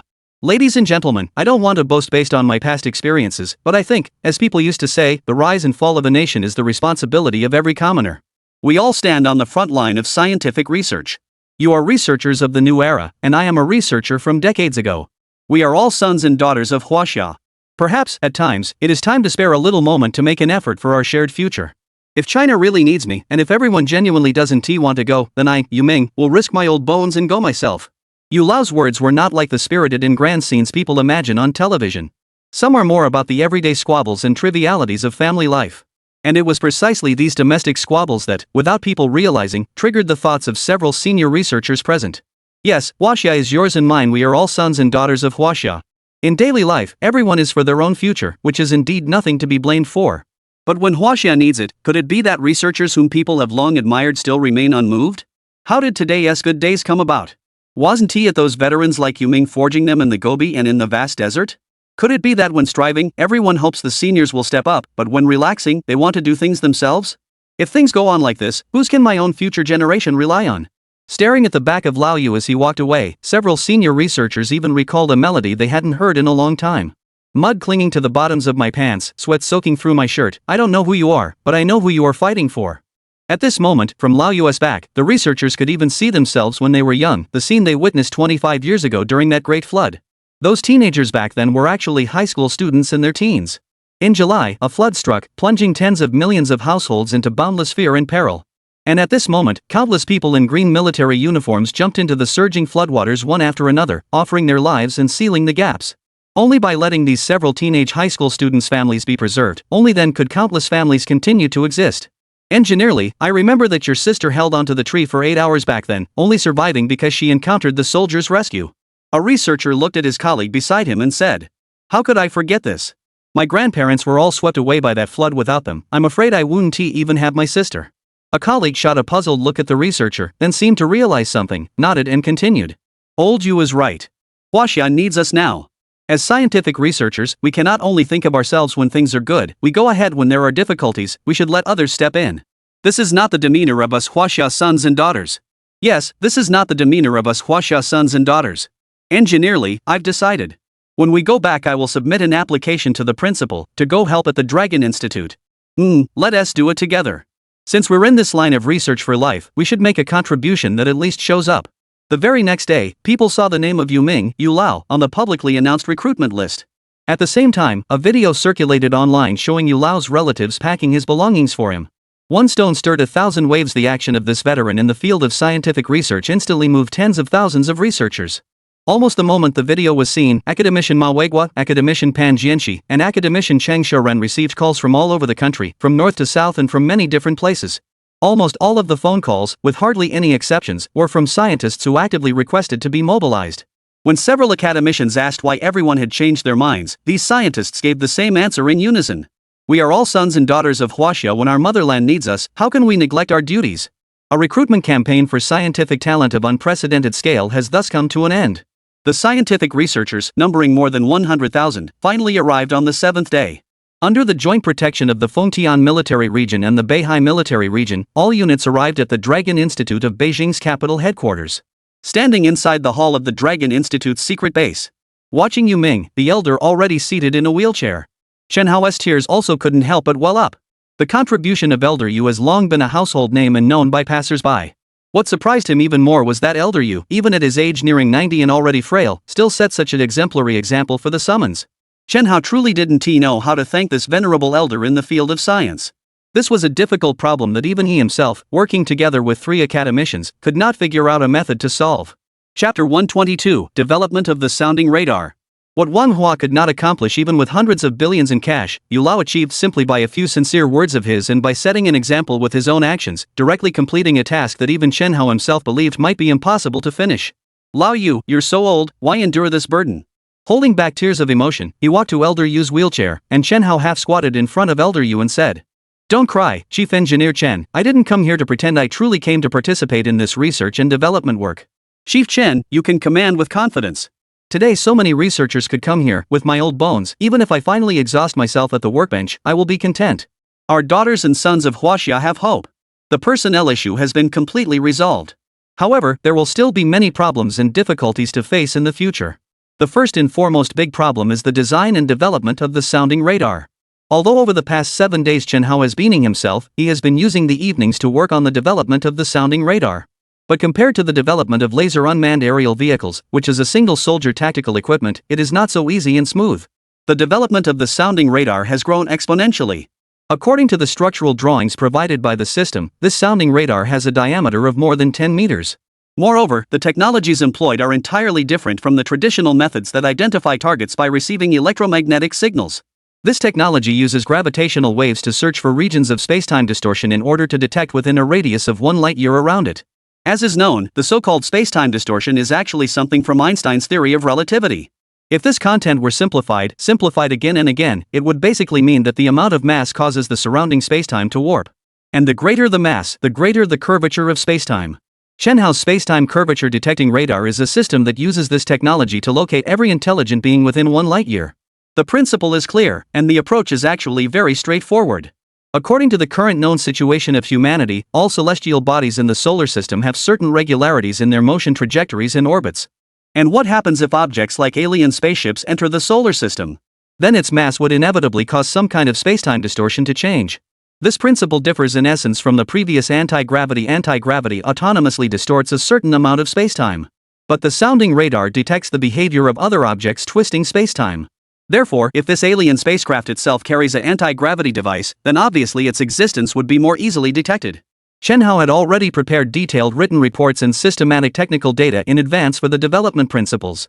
But when the researchers saw the expected development size of about 10 meters, they were stunned and shocked everyone in that moment.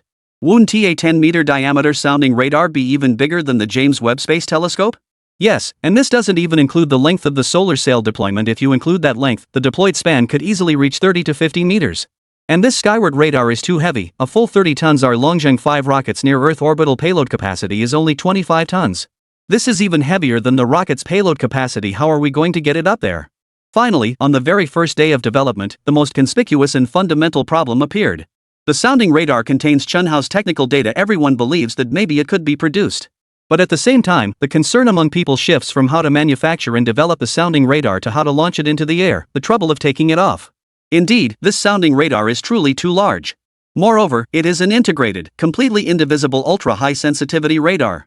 This huge fellow is, when you think about it, really capable of not being sent up. The reason is also exactly as the researchers said. The launch vehicle's payload capacity can't keep up. This time, everyone is left with no choice but to be helpless. And precisely when everyone thought the following matters were at a loss, Chief Engineer Chen Hao's calm and effortless conclusion made all the researchers exclaim that their heads couldn't keep up with Chen Hao. I know our current launch vehicle doesn't have such a high payload capacity. But haven't we already developed a controllable nuclear fusion miniaturization technology? If worst comes to worst, I'll spend another 1 or 2 days and transplant this technology onto the launch vehicle. Wouldn't that work? Everyone, don't worry. Keep researching and hurry up to build the. Chen Hao speaks of it with incredible ease. But when the scientists present heard this, they became supremely confident and arrogant to the extreme. Man, controllable nuclear fusion miniaturization technology can be transplanted as soon as it's transplanted. This is exactly why Chen Hao dares to say such things. If such words were to pop out of the mouth of any scientist under the heavens, everyone would think he was daydreaming at noon. Is it that easy to replace a rocket's propulsion system? Speaking of engines aside, this includes only the materials system outside the rocket, as well as the intelligent control system connected to the engine, and also the auxiliary systems for various engines. That would be replaced along with the engine system. This technology is hundreds of times more complex than the super tank program. And now, only Chen Hao dares to make such a guarantee in front of so many researchers. Chen Hao's technical prowess is certainly more than just a little bit that he boasts about. At the same time, to improve efficiency, Chen Hao directly divided these 10,000 people into 20 small groups for synchronized research. And among these groups, a considerable portion needed to carry out research and development in the order prescribed by the process. This notion is roughly the same as a factory production line. You install a pin, I install a switch, and that's basically how it works. But in order to improve efficiency, Chen Hao actually unified all these groups, which were originally separate parts of the process, onto his side. In other words, Chen Hao integrated himself into the entire development production line, and also served as a multifunctional figure who controls the progress of the intelligent production line and directly handles all its faults. Such arrangements and actions startled as many as 100,000 research and development personnel. After just 1 day of joint research and development, everyone was stunned to an unparalleled degree by Chen Hao's scientific prowess. The baffling RD arrangement, the baffling RD efficiency, the baffling chief engineer of RD himself, Chen Hao. Chapter 123, Signs of the Apocalypse Arrive. While Chen Hao was still with the research and development project of the Sky Search Radar. Far away, the handsome great leader was quite at leisure. Not only was he quite idle, but even his envoy Welchid was also at leisure. Why? Because, with the united efforts and joint struggle of the two, they successfully frustrated all the plots happening under their noses. Originally according to a grand plan, now Ma Xiong has been thoroughly dragged down, and the grand leader feels he should be able to easily deal with the rise of Huaxia. But who would have thought, after a set of combined sequential moves, not only did he fail to make the Eastern Dragon yield, he seems to have unlocked some kind of ban, and they are getting stronger and stronger. Not only did the military deterrence fail to have an effect, but losing a light-barreled tank in a second, and also a destroyer was sunk. In economic schemes, the losses extended to a TR-3B and an entire squad of never-deployed super elites. The Supreme Commander could never have imagined how a plot that ruined the opponent's reputation would become a global sensation for them. He just couldn't understand why, in this scene, there would suddenly be some broken mech suit that ruined his signature weapon TR-3B. If it weren't for the TR-3B being an absolutely top-secret project, as the Supreme Commander I would have to find a way to win a battle, because the losses would be too great. Of course, these are not yet the things that would frustrate the Supreme Commander the most. What vexed the Grand Commander most was his own subordinate, Welch, and the group of scientists in District 51. Welch goes without saying this guy is simply exhausting beyond measure. Repeated mission failures are one thing, but letting him stir up trouble in the snowy region, he managed to fail there as well. Good heavens, so much aid in weapons and drones was wasted in less than a morning, it was all snuffed out. Just this, Welch still calls them a notorious criminal gang, as if their illness won't be finished so quickly. What infuriates me the most is that Welch still hasn't figured out how these people pulled it off, and the scouts we sent over on our side were all swept up in a net as well, and now we can't get any information at all. It's simply infuriating. Apart from that idiot Welch, it's these scientists in Area 51. Let them figure out a way to coax some new technology from the aliens' mouths. They brought this on themselves. Translate to English, resurrected an alien who had lived for hundreds of years and forced him into research. Now it's all over, there is no hope, reverse engineering is nowhere in sight, the only possible way to overtake has been blocked by his own hands. How could this Grand Commander still feel excited? This Grand Commander is already half asleep and confused enough. You trash, you're even more confused than me. Have you finished the task assigned to you? Not a single one is done. I must have been blind. I picked you out from thousands of brilliant talents, and you're just a useless snack. Now it's all settled. Sweet Beauty hasn't lost in half a century, but now that it's in the hands of this great leader, it turns out to be a string of losses. Damn it, if you weren't a beautiful person, I'd stuff you with a pancake filled with bricks and crush you, you moron. Tell me, is there anything worse in the world than this? At this very moment, the incredibly angry Grand Commander Princess does not yet know that something even worse is about to happen. And he and the entire Depilion he leads are about to encounter a truly dimensional reducing blow before the first public contact between humans and an alien civilization. Nanmen 2, a star located 4.22 light-years from the Blue Star. This star has been called Proxima Centauri by astronomical observers in the long history of humanity.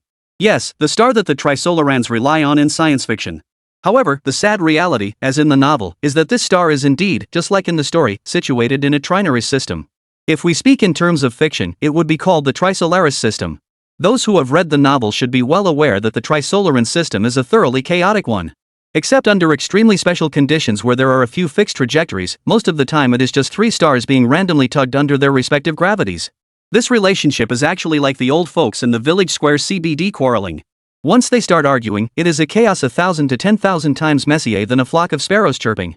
Yes, the interstellar environment that Proxima Centauri lies in is just so helpless, so terrifying. There is a planet beside Proxima Centauri, and the civilization living on this planet is the famous Trisolaran civilization from science fiction novels. About thousands of years ago, the Trisolaran civilization had already elevated its technology to the level of the atomic age. And it was at that moment that the Trisolarans, in order to preserve their civilization, conceived the idea of flying out of the Trinaris system to search for other homeland. There is no way around it. The environment of the Trisolaran star system is simply too harsh. Three stars gravitationally tug at each other, their gravity creating a chaotic turbulence. Around the original Alpha Centauri were more than a dozen planets revolving around it. But after being tempered by the passage of years and the mutual tugging of three stars, this handful of planets finally left only this one planet, barely habitable. However, even this last planet now seems poised to barely survive. Because they will end at an unknown time, while they will begin at an unknown time. Is a name the Trisolarans specifically coined for thee? To explain these terms in detail, it is necessary to start from the Trisolaran civilization's residence in the Trinary system. In the Trisolaris system, the Trisolaran civilization is mostly living in extreme hardships and turmoil. Within the pattern of the entanglement among the three stars, the Trisolaran civilization has derived a general rule about the regular era and the chaotic era. Of course, this rule does not have the effect of fortune-telling or avoiding misfortune. It is only a naming convention. When the neighboring star in the Trisolaran system comes relatively close to one of its suns, the Trisolaran civilization enters a chaotic era. Because there are two suns shining, the temperature naturally becomes almost unbearable. And when the neighboring star moves to a distance relatively far from the two suns, the Trisolaran civilization enters a stable era. Beholding the neighboring star as the sun, providing steady illumination to the Trisolaran planet, the Trisolaran civilization at this time will flourish and develop vigorously.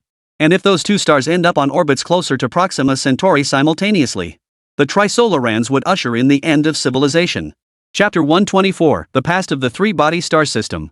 The several hundred preceding rounds of the Trisolaran civilization perished under this very circumstance. Because the three suns shine together, this temperature and gravity are something no ordinary life could endure. Even the dehydratedly stored Trisolaran civilization is powerless to resist the terrifying situation of 3 days in the sky. Whenever such times come, those natural disasters on the Blue Star are nothing but child's play. Any earthquakes, tsunamis, tornadoes and the like are insignificant when compared to the Trisolarans. Even the minimal damage from 3 days of exposure to the heavens could wipe out the civilizations on the surface of Trisolaris, evaporating them completely. And if it were to be more serious, it would cause the entirety of the sole surviving civilization in the Trisolaris star system to plunge into the void of the universe, permanently disappearing from sight. And this was also the fate of the more than 10 other planets. Therefore, in order to prevent the Trisolaran civilization from continuing to propagate under the ruthless trampling of 3 suns, the Trisolarans had already embarked on their exploration of outer space hundreds of years ago. The UFO that crashed at Roswell in 1947 was actually an early reconnaissance vessel sent by the Trisolarans. Only thousands of years ago, the Trisolarans were not as developed as they are now. The current Trisolaran fleet has actually developed light-speed travel technology and can undertake long-distance voyages at the speed of light through space. But the Trisolaran civilization of thousands of years ago, in terms of interstellar ships, could only travel at 15% of the speed of light.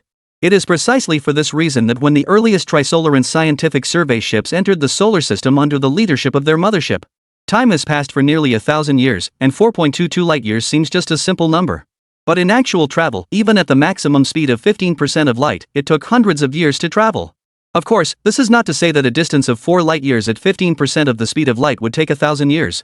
This also includes the processes of acceleration, deceleration, and a midway halt to refuel the cosmic freely circulating particles. After accounting for these steps, the scientific reconnaissance ship and the mothership finally arrived at the solar system after a long voyage. However, at the moment when the Trisolaran scientific reconnaissance ship and the scientific mothership arrived in the solar system, the situation unfolded in a way that even they found somewhat hard to predict. The Oort cloud, located about 1 light-year from the solar system, has unexpectedly become the first line of defense against the Trisolaran civilization. The Oort cloud itself is a ring of dust on the outskirts of the solar system, a human illusion.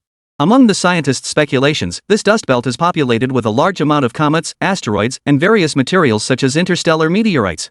How impressive scientists are! This illusion turned out to align with the actual situation of the Oort cloud in reality. Meanwhile, human scientists had somewhat overlooked the complexity of the Altair star domain region. And this situation concerns the Altair Nebula Zone, which possesses extremely complex particle turbulence. The cause of this phenomenon is certainly beyond humanity's current knowledge, because even the particle turbulence itself has not yet been discovered by scientists, let alone research aimed at addressing this situation. However, it was this particle turbulence that humanity has not yet discovered, which ultimately caused the Trisolar civilization's probe ship and mothership to become separated. The severe particle turbulence nearly crippled the navigation system of the entire scientific expedition fleet, causing that survey reconnaissance ship to stumble into the inner space of the solar system like a headless fly. After countless years of voyage, at last, on a night of wind and rain, that scientific survey and reconnaissance ship discovered an ideal planet with a blue ocean. The 3 Trisolarans aboard this scientific survey reconnaissance ship originally planned to report this good news to the scientific survey mothership.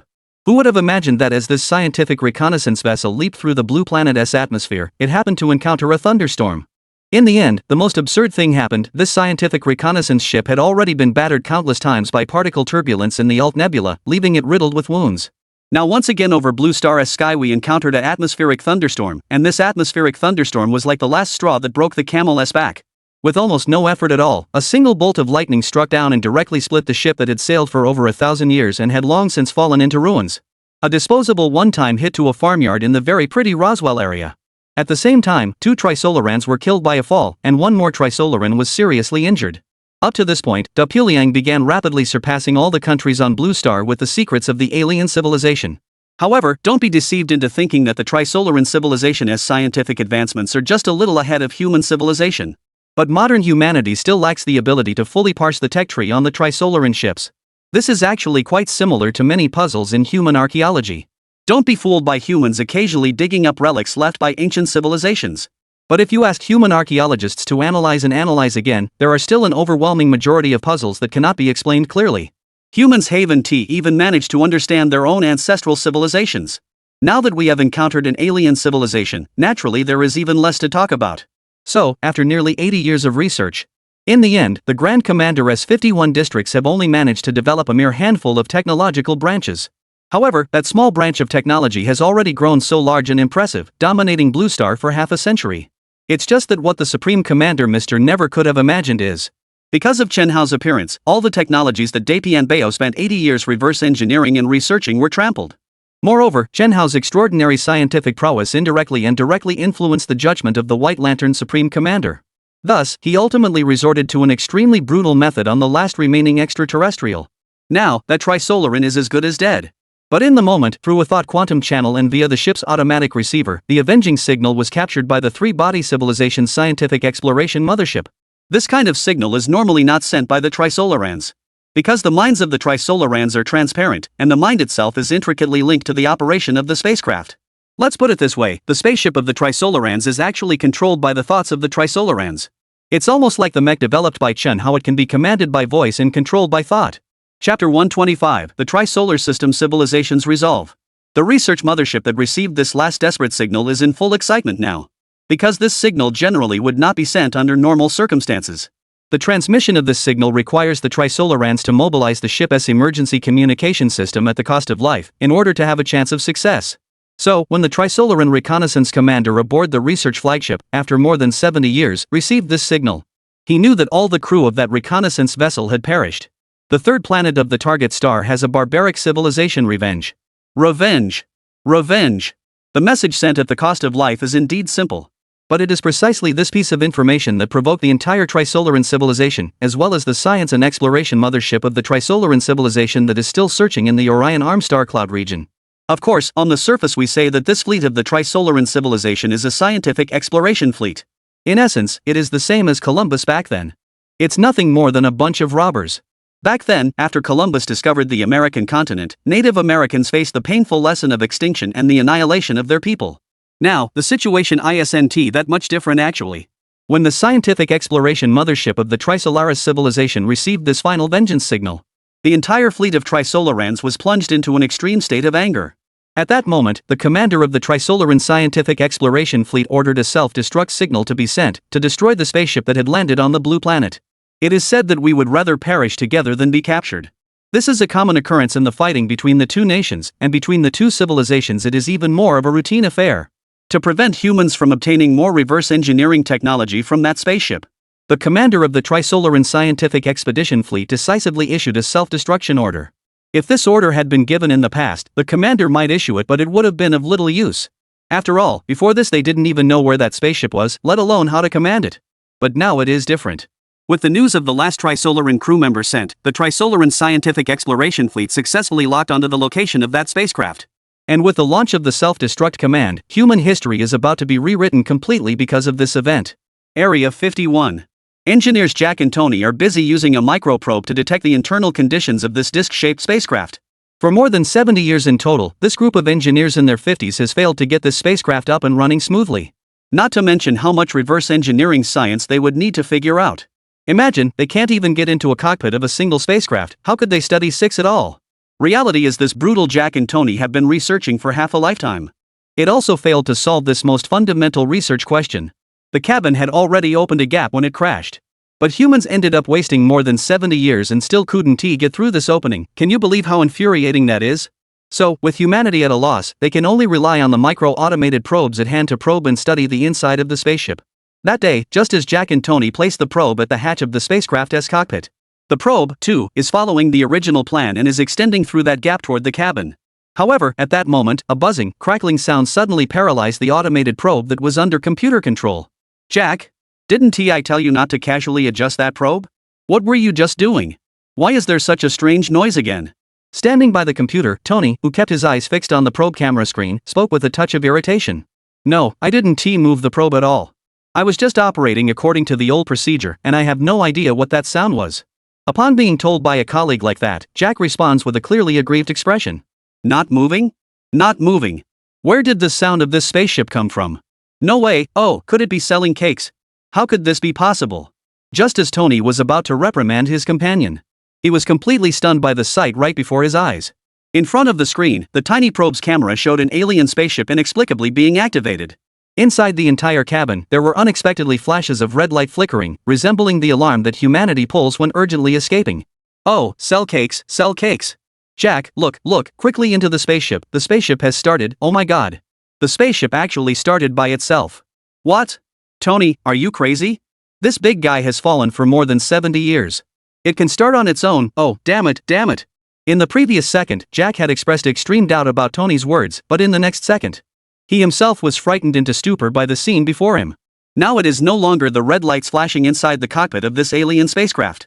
The entire spaceship pulsed with red flashes, and not only that, the bottom of the ship seemed to emit an extremely strong high-frequency vibration. Selling cakes gets you nothing. Hurry and call all the researchers and the senior colonel over. This spaceship must have had an accident. 3 minutes later, all the researchers in Sector 51, along with the director of Sector 51, the colonel who wears the frog-sided glass every day, arrived at the Alien Civilization Research Center located 18 stories underground. Watching the spaceship's violent tremors and the wildly flashing red glow, the Major General faintly sensed a sense of unease. As an outstanding soldier who had participated in many battles, the colonel's sense of danger is exceptionally accurate. However, at this moment, he did not order everyone at the base to evacuate. Because this time he sensed something ominous. It felt completely unlike the dangers he had felt amidst a hail of bullets before. In the past, amid gunfire and danger, the colonel had keenly sensed countless threats. But at that time, the colonel always felt a flutter of hope that danger could be turned into safety. Yet this time, the colonel felt no hope at all that he could survive. All that he could feel was the despair before the apocalypse and the smallness in the face of a superior alien civilization. It's over.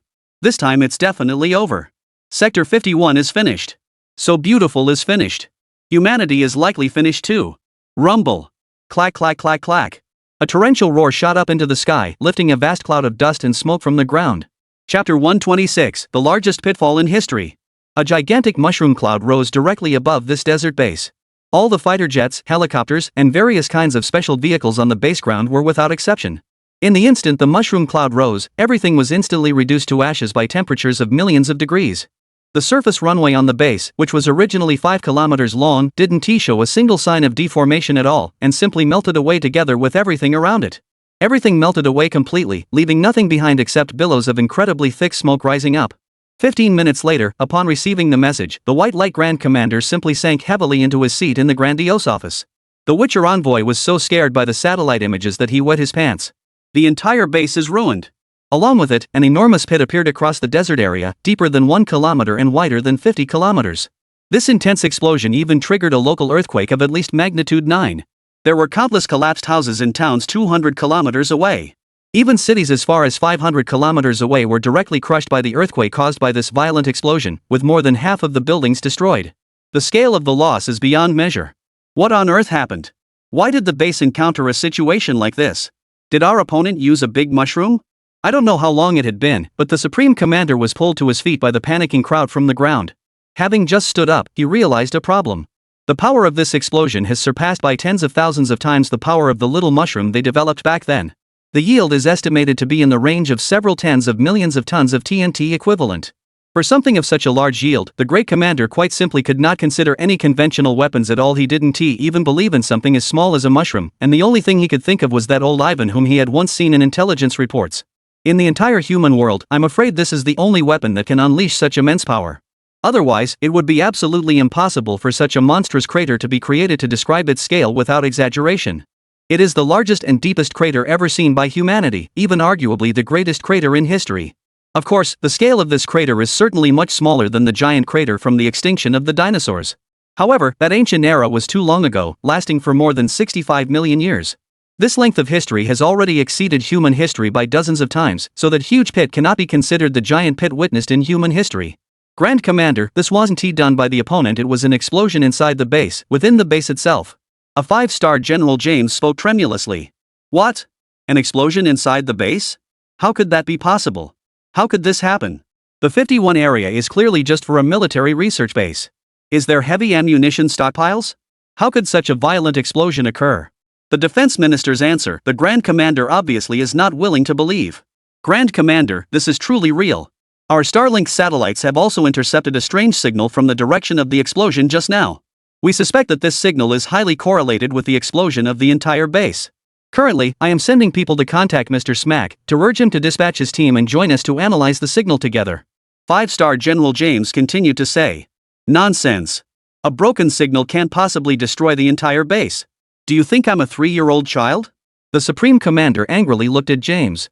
No, Grand Commander, this signal is not just any signal, this is an unknown encrypted signal from outer space. Seeing the Grand Commander become furious, General James hurriedly replied. What? Out there, in outer space, an encrypted signal. James's reply instantly reminded the Grand Commander of one of the alien civilization spaceships at Base 51 Block 1. At the same time, it also reminded him of that alien who had just died not long ago. Fear. An endless fear swept through the Supreme Commander in an instant.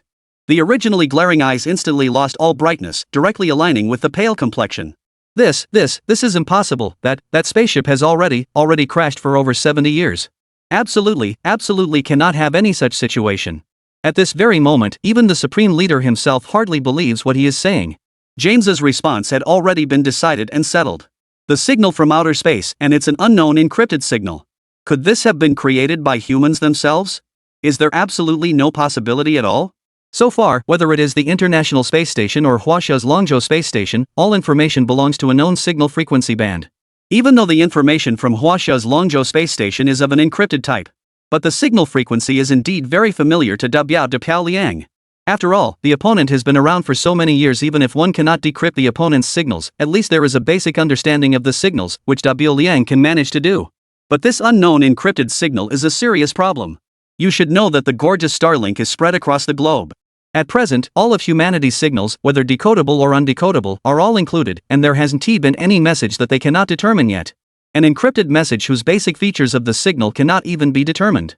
Then there is only one possible explanation. That signal indeed comes from outer space, and it isn't from a nearby region of space either. After all, within a close range, Doppelion and the James Webb Space Telescope, this space artifact, are constantly monitoring without pause. Any slightest movement or anomaly within hundreds of millions of kilometers can be identified with Doppelion's technology. Grand Leader, I think we need to consider entering Level 1 alert status now. The source of this signal has already surpassed our current understanding. Right now, the only thing we can confirm is the direction of the signal. As for everything else, we know nothing. General James answered truthfully. Are you sure this signal really, truly comes from outer space, an unknown encrypted signal? The Grand Commander trembled and asked again. Absolutely certain. Grand Leader, sir. And I sense that our troubles are big indeed. Chapter 127, An unknown encrypted signal from outer space. On the day the base was completely scrapped, countries around the world had already detected abnormal phenomena from their own satellites or seismic monitoring equipment. Including Huaxia, and all other nations know that a huge thing has happened on Blue Star. An explosion powerful enough to trigger a 9-magnitude earthquake is absolutely something that cannot be concealed. So, merely 2 hours after the incident occurred, the Blue Star Federation had already convened an emergency meeting about it. In front of the entire Blue Star, the beauty obviously could no longer conceal anything. After all, the crisis before them was no longer something their strength could solve alone. The situation is extremely dangerous, and the matter is extraordinarily bizarre. Without international cooperation, no one has the capacity to say that they can figure out exactly what is happening behind the scenes.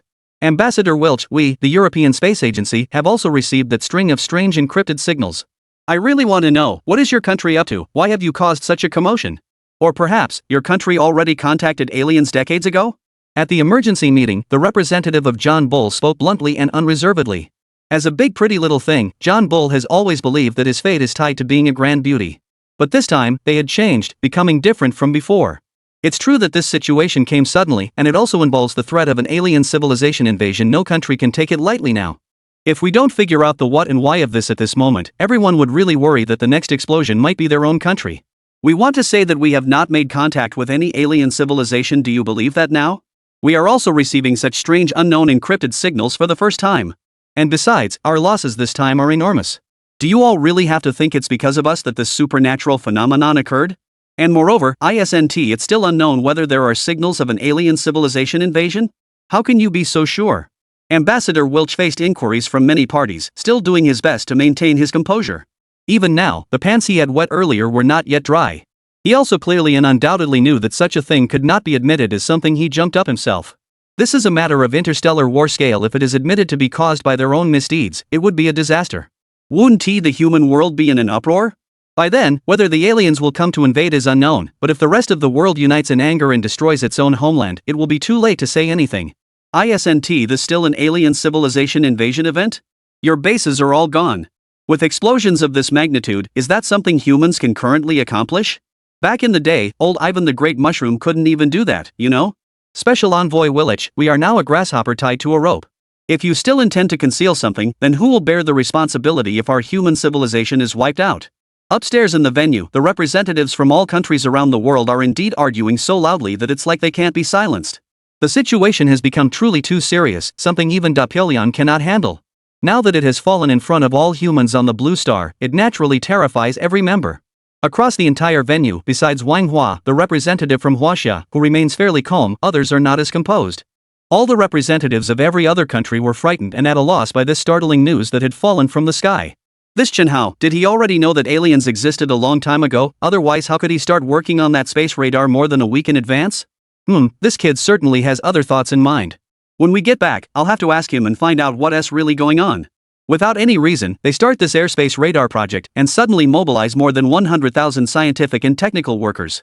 Humans have inexplicably received a signal from outer space again. This is just too much of a coincidence. To be frank and practical, Wang Hua's thinking isn't as flustered as that of the other national representatives present today. After all, Wang Hua has experienced an incredibly number of thrilling things. This scene, apart from being somewhat larger in scale, actually bears little difference from the things he had experienced before. Isn't it that humanity has just received an unknown encrypted signal? Isn't it that humanity currently cannot lock onto the source of the signal? Isn't it that humanity might be on the verge of extinction? What are all these things? What exactly are they? I nearly managed to crash an advanced aircraft to pieces on my own before. At that time, I couldn't even move, and that guy Chen Hao had taken control of me. Compared to now, I can jump and hop, and even ponder my own little thoughts. If Blue Star is destroyed, what does it matter? Let's go to the ball. Meanwhile, the Dragon Institute of Science and Technology, Project for Airborne Radar Development Center. Two middle-aged men in military uniforms led a large group of soldiers, hurrying into the research center. Oh, Chief Chen, what are you still doing here? Old Qian is urgently summoning you over. Commander Pang Genoa was the first to rush forward a few steps, directly grabbing Chen Hao's hand, as if leading Chen Hao outside. Sigh, what's wrong? What's wrong? Commander Pang? What does Chen Hao know about what's happening now? He was completely ignorant about the 51 area and the Trisolaran civilization. So now, being suddenly pulled by Commander Pang like this, he really is somewhat at a loss. What happened? A very big matter. Old Qian is urgently asking to discuss with you. It's related to your space-based radar. You'd better come with us quickly. Commander Lu Changxing came to Chen Hao's other side as well, grabbing Chen Hao by an arm and pulling him toward the outside. Related to my space-based radar? Hasn't my radar been developed to completion yet? What could be related to my project? Don't ask, we don't know either. Come on, let us go, go, the whole Blue Star is almost in chaos now. What? The entire Blue Star is about to fall into chaos? Commander Lu, what are you talking about? Without any hesitation, Chen Hao was abruptly pulled out from the Space Surveillance Radar Project Center. And 1 hour later, he personally learned from Chen Lao that humanity had intercepted signals from an alien civilization. He was a bit dazed and confused. Chapter 128, Entrusting the Future of Civilization to the Whole. Chen Hao was stunned into disbelief by Old Qian's compliments. At first, he thought that Old Qian urgently asking him to come over was because there might be some negative news about the airspace radar that would criticize him. As a result, he actually learned from Chen Lao that countries around the world had intercepted unknown signals from an alien civilization. Even he himself is a bit puzzled now, wondering if his system has some precognitive abilities. And this ability directly makes everyone mistake that Chen Hao is the one who is precognizant, and that's why he is so anxious to push forward with the space surveillance radar project. Little Chen Hao, I never expected it. All this time I, the old man, have believed that the development of the space surveillance radar was to guard against a big beautiful space weapon. Turns out, you, kid, can actually foresee alien civilizations in advance. Chen Hao, you little rascal, now everyone from top to bottom in Huaxia admires you. Look, my secretary has been saying since she received the Astronomy Bureau's report that you are incredible. Now it seems that you, little Chen Hao, are indeed a lucky star for us Chinese.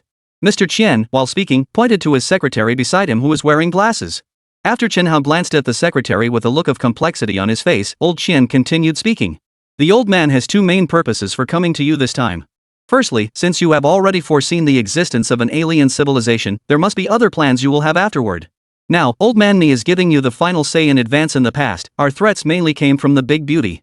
But in the future, our threat will most likely come from that alien civilization that triggered the 9th level earthquake. So, since you possess this premonitory ability, the old man will pre-approve all of your subsequent research projects in advance, so that you can come up with the subsequent countermeasures without any burden. About alien civilizations, nations around the world have been looking for decades, and to our surprise, you are the first one to find it. Old man, I don't want to know the reason why a Big Beauty is being targeted by the alien civilization. The one thing I want to ensure, old man, is that the entire Huaxia civilization does not perish in this catastrophe. Additionally, driven by Qian Lao's patient narration, Chen Hao finally understood the full reason why Qian Lao was so anxious to bring him here. So, Old Qian was also very worried that the disaster that happened in the Great Beauty might just be a premonition of an alien civilization about to invade. After all, no country in the entire human civilization currently possesses such a weapon with such enormous power, capable of easily triggering a 9-magnitude earthquake. This power has far surpassed the power of that old mushroom bomb of the bear back then. The causal relationship between this disaster and the intercepted signals has not yet been unraveled. This forced old Qian to start preemptively considering the life and death fate of the entire human civilization. If it is confirmed that the disaster of the Great Beauty was caused by the intercepted alien signal, then it means that the alien civilization is almost certainly going to take action against Blue Planet. As for how to respond to the threat of an alien invasion, the only power old Qian can rely on at the moment is Chen Hao. For now, humanity has not even established a single, well-formed space army. If an alien civilization intends to invade the Blue Planet in a short time, the consequences probably won't be as simple as destroying a single base and blasting out a big crater. If done poorly, not only Huaxia civilization but the entire Blue Star human civilization could potentially fall into a dire strait. So, for now, apart from seeing what Chen Hao can do, old Qian can think of no other solution. Chen Hao, little one, based on the countless survival of the fittest experiences of humanity throughout the ages. As soon as the first shot is fired, the subsequent full-scale confrontation will also unfold soon after. Although we currently know nothing about that unknown alien civilization. But judging by how easily they destroyed the gorgeous 51 district, time may be running out for our human civilization. From now on, the entire Chinese scientific research enterprise will be entrusted to you. Hope you can find a way before disaster arrives to safeguard our 5,000-year civilization and protect the civilization humanity has developed over hundreds of thousands of years. When leaving old Qian's courtyard, Chen Hao's mood was also very heavy. Compared with the confusion he felt when he previously received a system reward, Chen Hao was still unsettled by today's news. He doesn't understand why such strange and eerie things would occur all of a sudden. He has no idea what Depoliang did to offend an alien civilization in order to obtain the new technology. And even if he wanted to know, Depiao would at this moment decisively not dare to reveal the reason behind things at all. This is a monstrous catastrophe that wooed the entire Blue Star humanity. No one has the audacity to shoulder such a huge black pot. The information he has now is still far too little. He needs more information to deduce how the situation will unfold. At the same time, what he needs most is to seize every moment and first complete the ground-based sky search radar project at hand.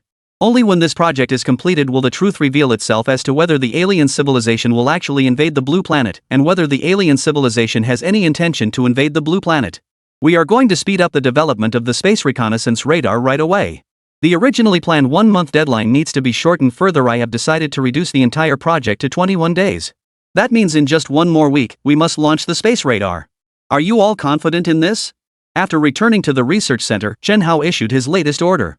After that, he threw himself into the development process of the space-based radar. There isn't much difficulty in the research and development of the space-based radar itself. With the help of the system, all the vast, sea-like knowledge in Chen Hao's mind was integrated together. The day after meeting with Qian Lao, all design and development work for the space surveillance radar was already completed. But at the same time, the manufacture of the space-based radar has fallen into an extremely difficult state. Chen Hao's level is so high that his research results unexpectedly stumped a group of scientific bigwigs. Yes, the bigwigs, holding the research data, looked completely at a loss. A research team of 100,000 people, almost no one can understand Chen Hao's research data. Even academics Manhwa, Pan Jianxi, and Shang Shouren, known as the Three Pillars of Science, could barely understand less than 1/3 of the research notes. Chapter 129, Comprehensive Expansion of the Rocket Launch Base. This is enough to drive the 10,000-strong development team crazy. The gap in technical level is too big, which directly prevents us from achieving the research results. And because we can't produce the research results, the space-based radar cannot be launched on schedule. This vicious circle makes everyone at the research center anxious and impatient on the day we finally received all the Chief Engineer Chen, could you explain why the gravitational constant in the gravitational wave capture system would change? This seems to conflict with relativity. Chief Engineer Chen, Einstein originally assumed the principle of the constancy of the speed of light, but why does your design say that the speed of light can vary? Chief Engineer Chen, does the theory of spacetime funnel really exist? Can a space-scanning radar truly detect spacetime distortions 1 light-year away? For 7 consecutive days, Chen Hao did not leave the research center once. The following questions are truly too many. Analyzing just his own research data took as long as 3 full days for tens of thousands of people. Yes, even just analyzing the results Chen Hao developed by himself would take 10,000 people 3 days. From this, it is clear how great the disparity is between Chen Hao's own abilities and those of others. To put it plainly, Chen Hao today is actually far behind the other academicians in terms of level. The gap is even more severe than the Renaissance Da Vinci's dimensionality reduction drop compared to other talents of his own era. Chen Hao's technical level has already reached a point comparable to the Trisolaran civilization. As for the overall technical level of the entire RD team, it is far weaker than the researchers at the 50th First High Tech Group. We should remember that those people have actually been studying alien civilization technology for 7 or 8 decades as well. In today's world, besides the research team under Chen Hao that is currently in charge, there is no other force capable of surpassing the Depyolyang 51 district. In order to completely solve the gap between his own development level and the team's development level, Chen Hao even produced a holographic explanatory video, which took a full 72 hours. Explain all the technologies developed by oneself in the most primitive step-by-step manner. The so-called step-by-step approach is actually the same as finishing elementary school and then junior high, and finishing junior high and going on to senior high. Basically, it is a step-by-step method. Chen Hao, until the research team could not understand his ideas at once, simply produced this entire set of analysis materials aimed at his own research. In other words, the for developing the entire sky search radar totals 290 pages. But in order to let the team understand his development principles and use these principles to manufacture the sky search radar, he has, with the help of an artificial intelligence-assisted system, compiled more than 13,650 pages of analytical materials.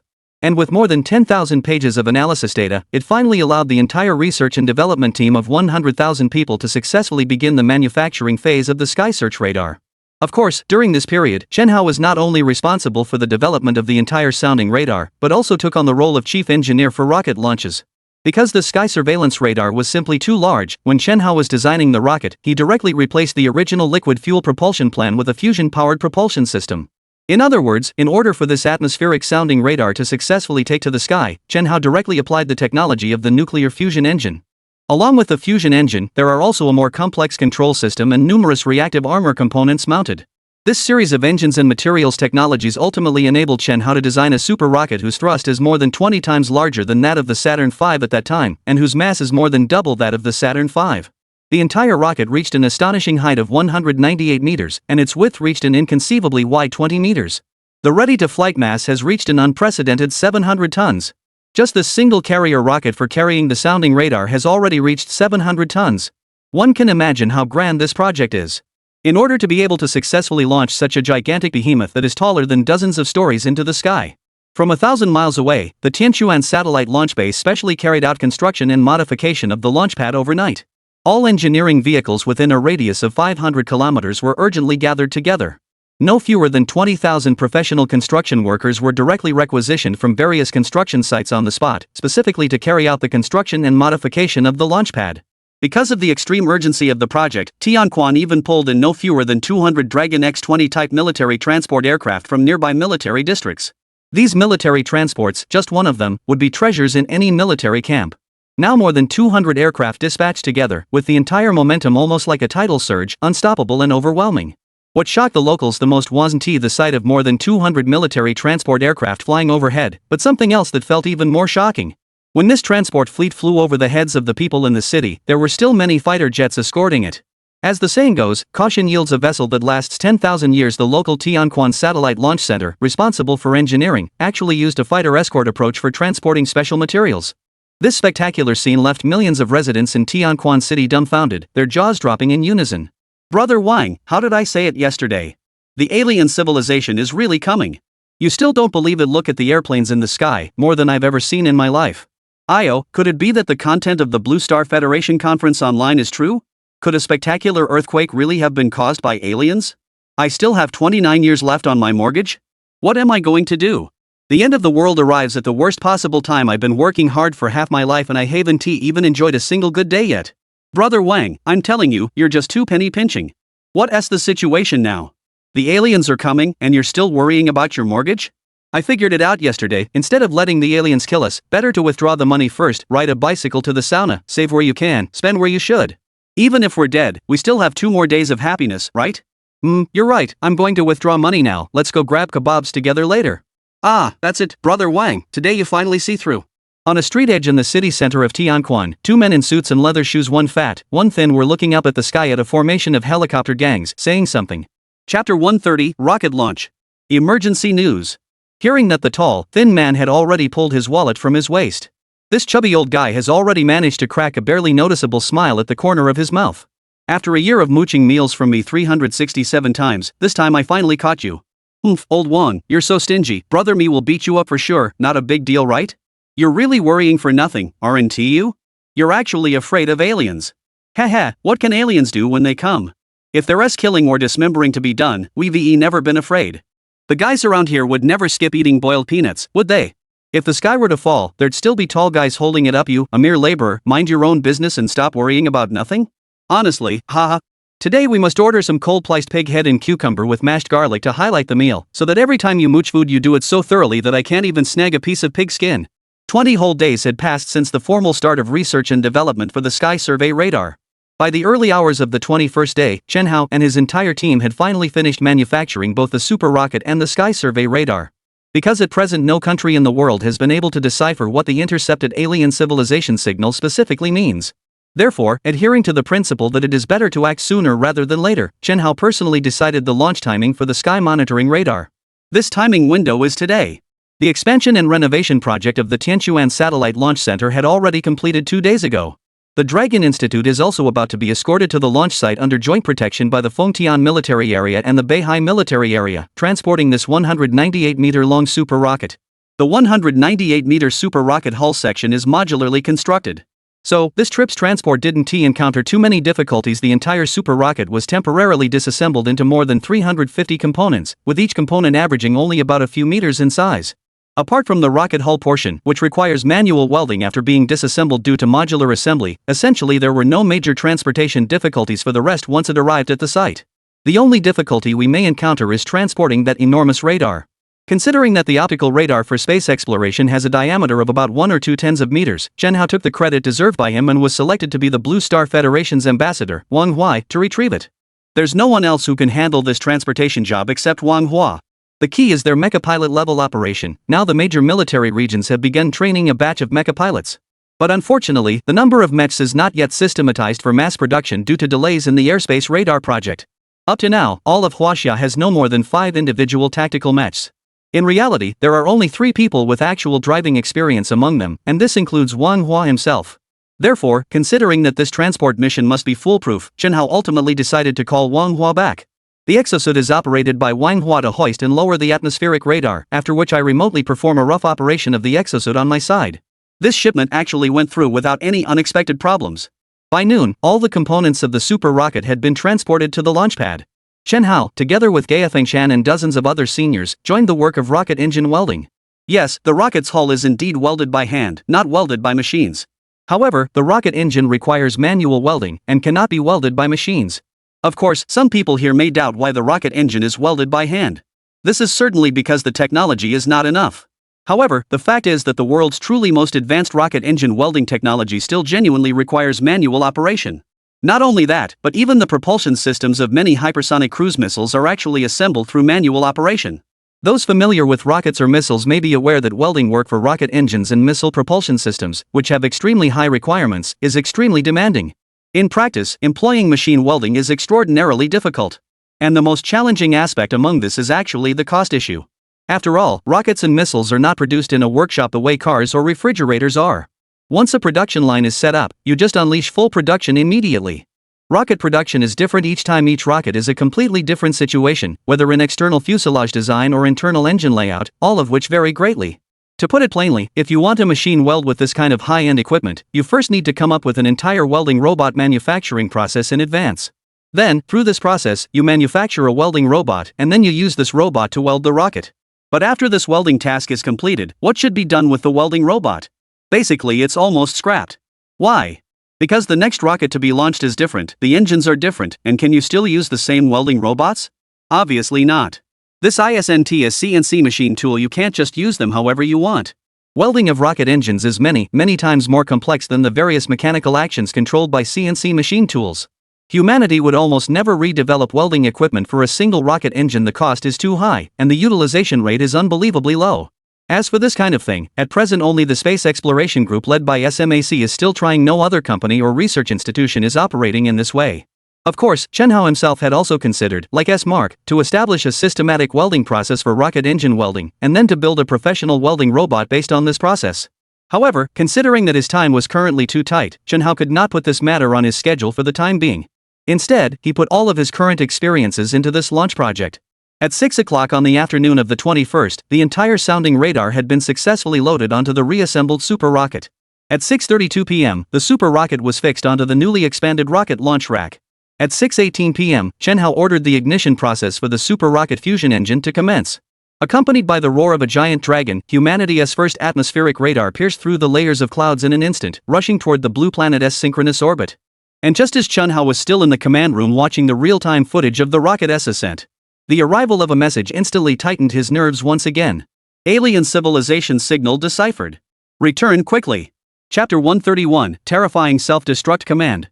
Upon receiving the news, Chen Hao hurried from the launch site back to the Lunka Institute headquarters by helicopter.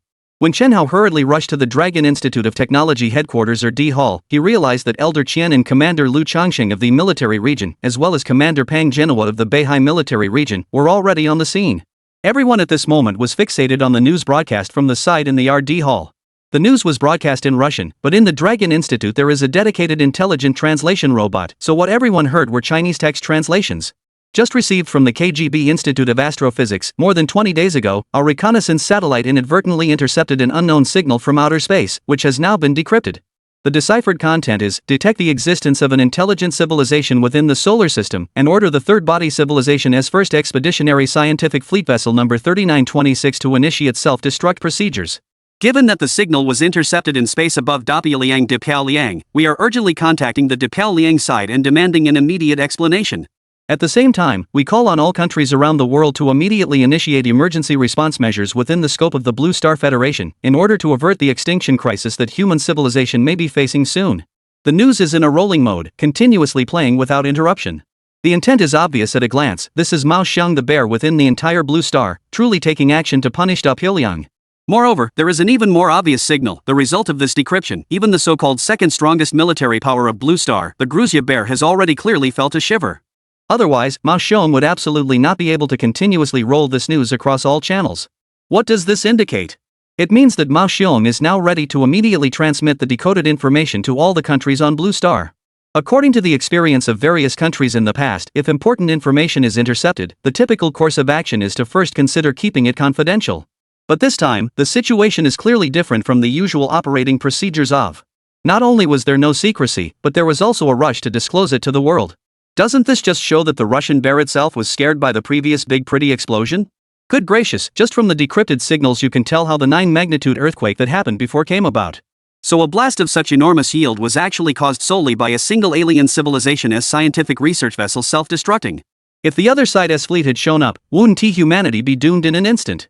The power of a single ordinary research vessel self-destructing was enough to scare all the powers around the world stupid, so what if several warships really came? What then? Chen Hao, little one, you see it, right? Old man here knows that right after your air search radar successfully lifted off, I immediately had Commander Pang send you a message. The situation is extremely dire.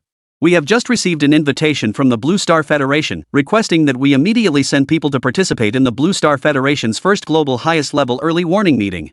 I discussed with Changsheng and Genoa for a while now. I'm afraid only you can go and calm the people of Blue Star, everyone else won't be able to do it.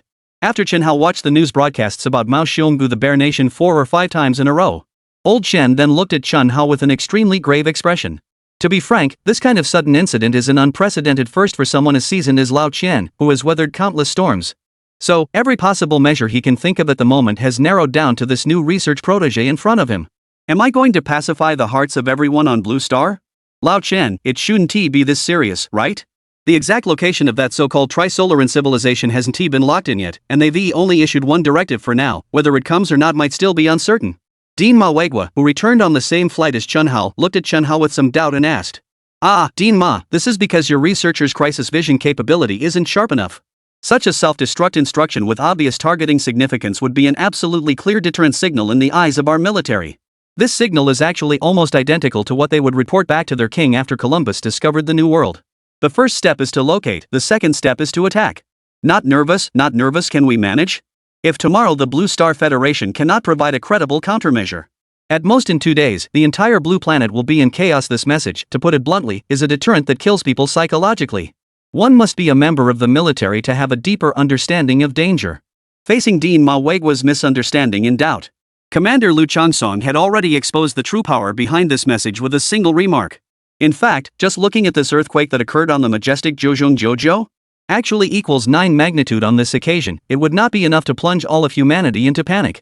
But when the deciphered information is viewed together with it, this news is like a thunderclap on a clear day, directly enough to shake the 3 souls and 7 spirits of mortals. This is like 2 ancient swordsmen dueling. Before one side could figure out what was going on, the other side drew its sword and literally knocked the opponent's hat off.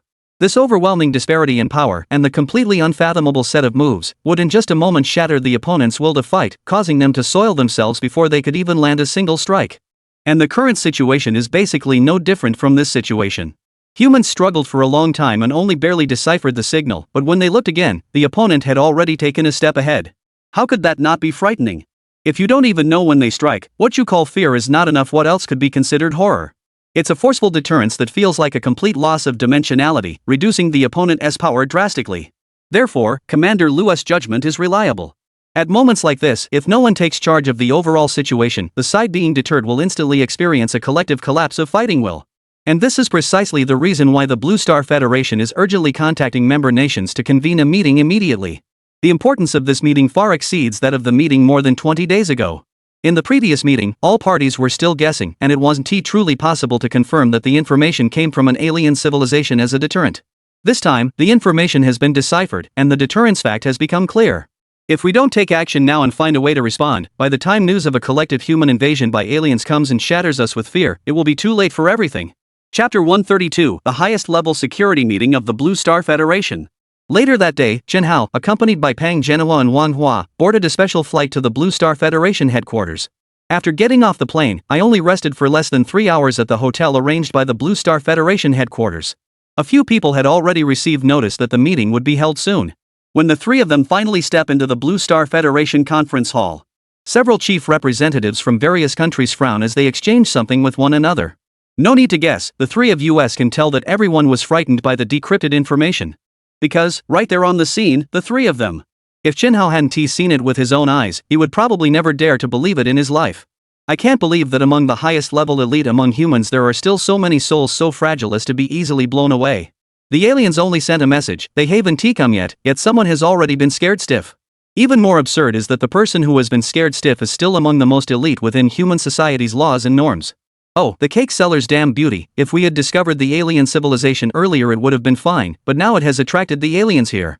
We're doomed, all of humanity is doomed. Bad guy, how did this turn out so badly? Who did we offend to have to offend the alien grandpa? What are we going to do now? We used to want to tag along with them, enjoy the good stuff, drink the best wines, and now, their own home has their crystals stolen. If we follow behind, we're doomed. Axie BA, if that day truly comes when the alien grandpa arrives, we must not share the heavens with the evil humans. Nan and I, aren't you human? Ah Siba, at that time, will we even care whether we are human? Our Bang Bang Nation only needs to stay alive, we can do anything. Don't tell me you don't think the same. Everyone's just a fox in the sewer, who's any smarter? Chen Hao has finally seen what human nature is like. At this moment, the emergency meeting of the Blue Star Federation is noisier than a vegetable market by several notches. Of course, this bustle isn't about everyone discussing strategies or trying to find ways to unify against that so-called Trisolarans, the alien civilization. The reason for everyone's noisy commotion is bizarre, completely brazen, and lacking any backbone. There are complaints about beauty, laments about the apocalypse, and even some publicly declaring that if it really won't work, they'll just go be the air guzzy second-rate dog. This utterly bizarre scene not only refreshed Chen Hao's three views, but also refreshed the three views of Commander Pang Zhenhua and Manhwa from the inside out, even more thoroughly than a car wash that polishes and waxes. A bunch of loose sand, just a pile of loose sand. Commander Pang Zhenhua said angrily. We haven't even seen the aliens yet, and these guys are already thinking about surrender. If they were my subordinates, I would pull them out and shoot them for 5 minutes. I thought they were tough, but after all this, they're nothing but spineless turtles. Not a single one of them has even tried to find a solution, all they do here is play the coward. Pang Gu, calm down. Seeing Commander Pang Zhenhua clenched fists, Manhwa immediately stepped forward to comfort him. Pang Ge, why are you getting angry with them? They always brag about being high-end, classy, and upscale, but behind their backs they're petty and scheming. If you get angry with them, you'll only end up losing more. To say, Wang Hua's idea is sufficiently detached. As carefree and detached as he himself is, don't let Wang Huaping's usual swagger and penchant for a little showmanship fool you. But in fact, his understanding of human nature is extraordinarily perceptive, perhaps even more so than someone like Chen Hao, a person who has traversed time. Otherwise, how could they possibly master the essence of women in their third year of college, embracing the treasure and be together with Yen Ruomin? Wang Hua, look at how spineless they are. Do they even look like a bit of human elite? Sakura, good job, but is that really what a human should say? In times of dire danger, humanity should most of all practice sincere cooperation and find ways to face the crisis together. Take another look at them. They're either dead scared to death or they're going to betray humanity. Do you think I can stay calm? As someone who comes from the ranks, Pang Genoa naturally holds himself to very high standards. And precisely because he holds himself to such a high standard, he is extremely disgusted by the chaotic scenes he sees in today's venue. Pangu, don't be angry. When the sky will rain and a daughter-in-law will marry, some people are simply that kind of person. Don't ruin your health for someone like that. Isn't worth it. Let's go, or we can sit in our own place first. The meeting will start soon. What sets Chen Hao apart is that his actions differ from those of Pang Genoa and Wang Hua. Although he hadn't expected the meeting to be like this today, he still did his best to maintain his inner calm. He certainly doesn't have time to argue with Liang, Liang, Sakura, and Bang Bang about this. He attended this meeting hoping to see if there might be some useful information. He thought that rather than arguing with everyone to death before the meeting even started, it would be better to first see how Liang and Ma Xiang are actually thinking about this matter.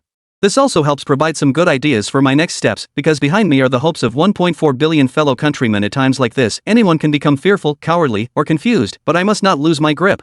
Or I would really let down Xian Lao's entrustment and the trust of my fellow countrymen. After locating the position, Chen Hao and the others quickly sat quietly in their respective positions. And not long after, in less than 10 minutes, the Blue Star Federation's emergency meeting officially began. Because this meeting is the highest level security meeting in the history of the Blue Star Federation. So this time, the High Elder of the Blue Star Federation personally stepped in to preside. From the moment the meeting began, the Chief Elder immediately and repeatedly called for silence, which slightly steadied the loud and chaotic scene in the venue. After the noise in the hall had quieted, the Chief Elder continued with his opening remarks and briefly recounted the sequence of events once more. After finishing the recap, the Chief Elder then pointed directly at the representative of the Maoran Bear Kingdom, Mao Xiongwei. Mr. Chikayev, the information from the Trisolarans has been deciphered by your country, so please have your country speak first from now on. Ahem, very well, then let us start with our remarks. Chapter 133, Whoever can scout the aliens will lead the way. The Chikif of the bear-haired nation was not courteous at this moment either. Seeing a mood of bleakness across the entire venue, the representative from the hairy bear country immediately drew a document from his waist. After opening it, Chikif began to recite. The most responsible nation on Blue Star and the first to decode the alien civilization's directive signals. Although our Mao Xiong country has long consistently humbly claimed to be the second of the Blue Star. But since the current situation has far exceeded the ordinary cognitive scope of humanity, then, we bears must naturally take the lead and stand up, to think of a way out for all humankind. Our suggestions are threefold. First, we recommend that Blue Star immediately establish a space army to defend against the possible imminent invasion by the Trisolarans. Secondly, the budget for this space force is fully handled by Liang, because this incident was triggered solely by Liang's efforts, they must bear this responsibility. Third, our great bear country has long produced great military commanders, so our final suggestion is that this space force, formed by all of humanity, be commanded by us, the Great Bear. Wow! One stone raises 1,000 ripples, the new generation surges ahead of the old. These extremely simple suggestions from Chikayev just came out, and the entire venue instantly erupted into thunderous discussions. Yes, not applause, but thunderous discussions. Nonsense, this is just nonsense. Our great beauty has suffered the heaviest losses in this incident, so why should we bear the costs? The stunning representative Wilji jumped up from being on the launch seat and immediately stood on the chair in the seat, opposing it. This envoy from the great beauty has already been scolded countless times by the Supreme Commander in the White Palace. Now that I have finally managed to win such a task of earning credit by risking punishment in front of the Grand Commander. The opening move by Chikayev of the Mao Bear Nation caught him off guard, and he could hardly stand it. At once, he loudly argued back in the meeting hall as if blown up with fur in a frenzy. Yes, this time the matter was caused by our big, beautiful negligence. But our great beauty has persisted for more than 70 years in order to resist the invasion of the aliens. If it weren't for us, humanity would have perished long ago in the last century. You dare to have us fund you and supply troops? What right do you have? Even before coming over, Ambassador Wilchet had already crafted a series of crafty excuses for Liang. Of course he knew that the stunningly impressive operation had triggered a fact as iron-hard as the three-body civilization's inevitability that could not be moved. But he also knew that any matter, any words, must be considered from which perspective they are spoken. Yes, publicly, all of humanity knows that this disaster was caused by their grand beauty barging in. But why can't I twist the words and say them differently? After all, others can't possibly verify the exact truth of what I'm saying. For decades prior, Grand Beauty had always kept alien civilizations' information strictly confidential. Now that it's become the public target, if I don't retell the events of that year with a bit of embellishment, I'd really be letting down his always eloquent tongue. However, the usual Grand Envoy's sophistry is easily accepted by the representatives of the Blue Star Federation. But today, the situation is completely the opposite. Willis's argument was just spoken. The representative of the cherry blossoms rose directly and rebutted. Yes, the first to stand up and object happened to be the representative of Sakura, which really left everyone present staring with disbelief. You're full of crap. You dare say you've worked for humanity for 70 years? Ridiculous. You've been secretly researching alien technology for 70 years, Haven TU? We used to treat you as our elder, but you never shared such important news with us. You even have the nerve to claim it is for all humanity? Your conscience is dead, dead, dead bad. I announced that our great Sakura will be the first to approve forming a space fleet, and the fleet costs will be covered by Great Beauty. At the same time, we are also the first to oppose having this fleet commanded by someone from Depelion or from the Mao Xiongwa. I, the angry unified general, earnestly suggest that His Majesty the Emperor personally command this fleet. Wilji had actually already thought through all the countermeasures. He thought that they would seize this opportunity to cause trouble for Depelion, and he also considered that other countries would pressure Depelion at this time. However, he had never imagined that the handsome guy who happened to be under his own command would actually become the leading elder who opposed him. When this remark from the unification envoy came out, it immediately made Welchi Woj flush red with anger, and his entire expression control suddenly went off. Motherer, you've rebelled, you tiny Sakura actually dare to talk terms? You, Axiate, Ambassador Wilchit, you still think you're somebody important, don't you? You've already dug yourselves into a huge mess. And you still come with that face, not letting anyone say a word how audacious you all are. Chaos erupted in such a short time, and Welch hadn't even finished speaking this time. The representative of Bang Bang Kingdom cut him off directly. If you ask me, our Great Rod Nation people should be the commander of this combined fleet. As everyone knows, our Great Rod Nation has a long history and a line of famous generals. Like the Dragon Boat Festival, the Mid-Autumn Festival, and Confucius, they all came from our Great Rod Nation. We possess such brilliant cultural heritage and historical accumulation. On what basis should we let others lead this time? Ha ha ha ha ha. The representative of Bang Bang Country was delivering such a passionate, stirring speech, but before he could finish half a sentence, the entire venue erupted into thunderous laughter, drowning out his words. Ah, this is so funny. You guys are the ones who claim the Dragon Boat Festival and the Mid-Autumn Festival are yours. Why not say that the gods and Buddhas of the whole sky belong to your family as well? Exactly. I've heard for a long time that you like to move other people's good things into your own home. Today we've finally seen it for ourselves. You're really something, sticking gold on your own faces, and Confucius is also yours? If you say Sun Wukong is yours, we can barely believe it. After all, their weapon is just a stick, right? Ha ha ha. On an occasion like this, it's actually your great stick nation who dares to show off. Do you perhaps want to go up to the sun and prove yourselves? Oh, you must be unaware of the representative of John Bull. They've already announced that they're going to the sun. Do you know? They've decided to go at night because it's too hot during the day. Ha ha ha ha ha ha. Chapter 134, Dog Eats Dog, a Mouthful of Fur. Compared to the other national delegates in the conference room who had turned into a chaotic mess, Chen Hao, Pang Genoa, and Wang Hua had not been involved at all.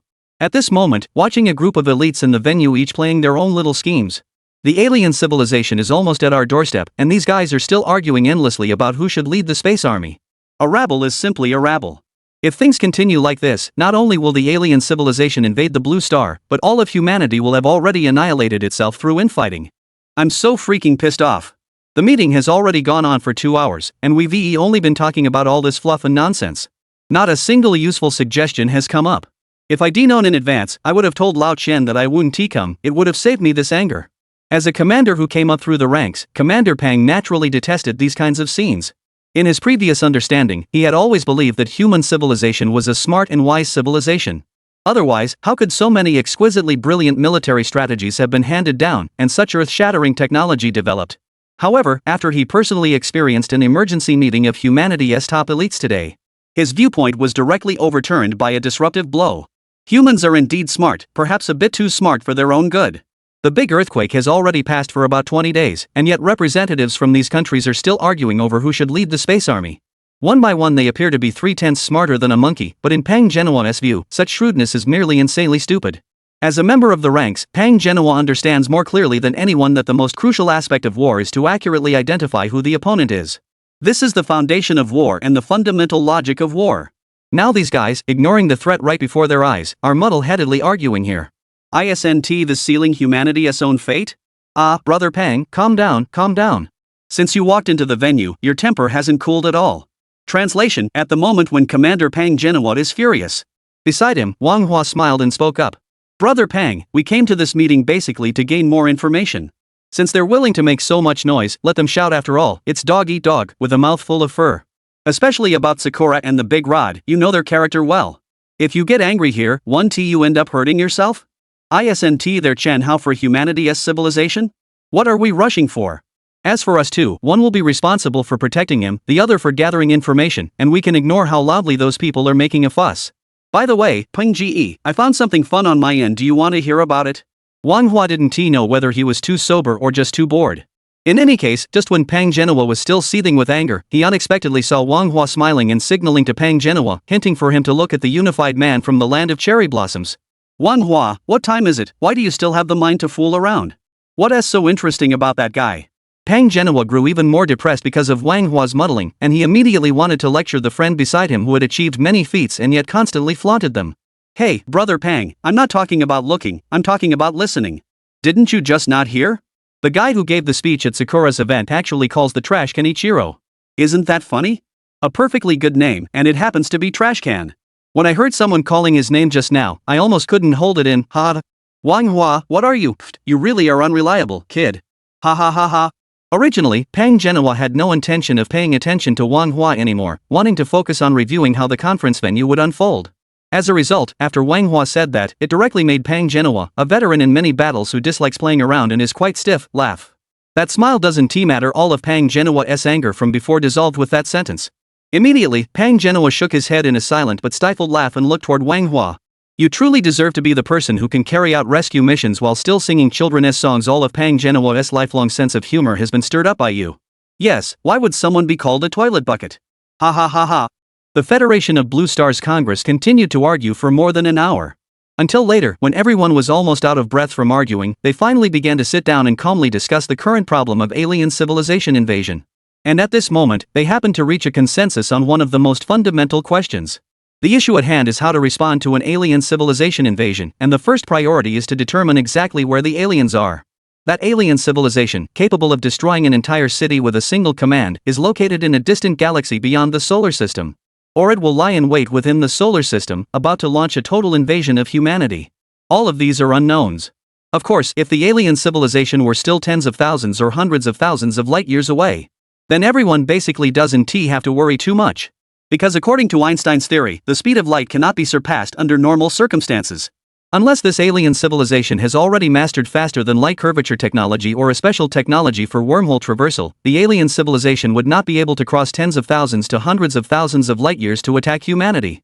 But based on what has already been disclosed about the Trisolaran scientific exploration ship over the past several decades, from the current perspective available, the Trisolaran civilization should not have mastered this technology. So, if the Trisolaran civilization is far from the solar system, humanity doesn't need to worry too much for the time being. The real issue humanity needs to worry about is whether the Trisolaran fleet will come too close to humanity. If it really enters the spatial range within the solar system, then things would become very serious.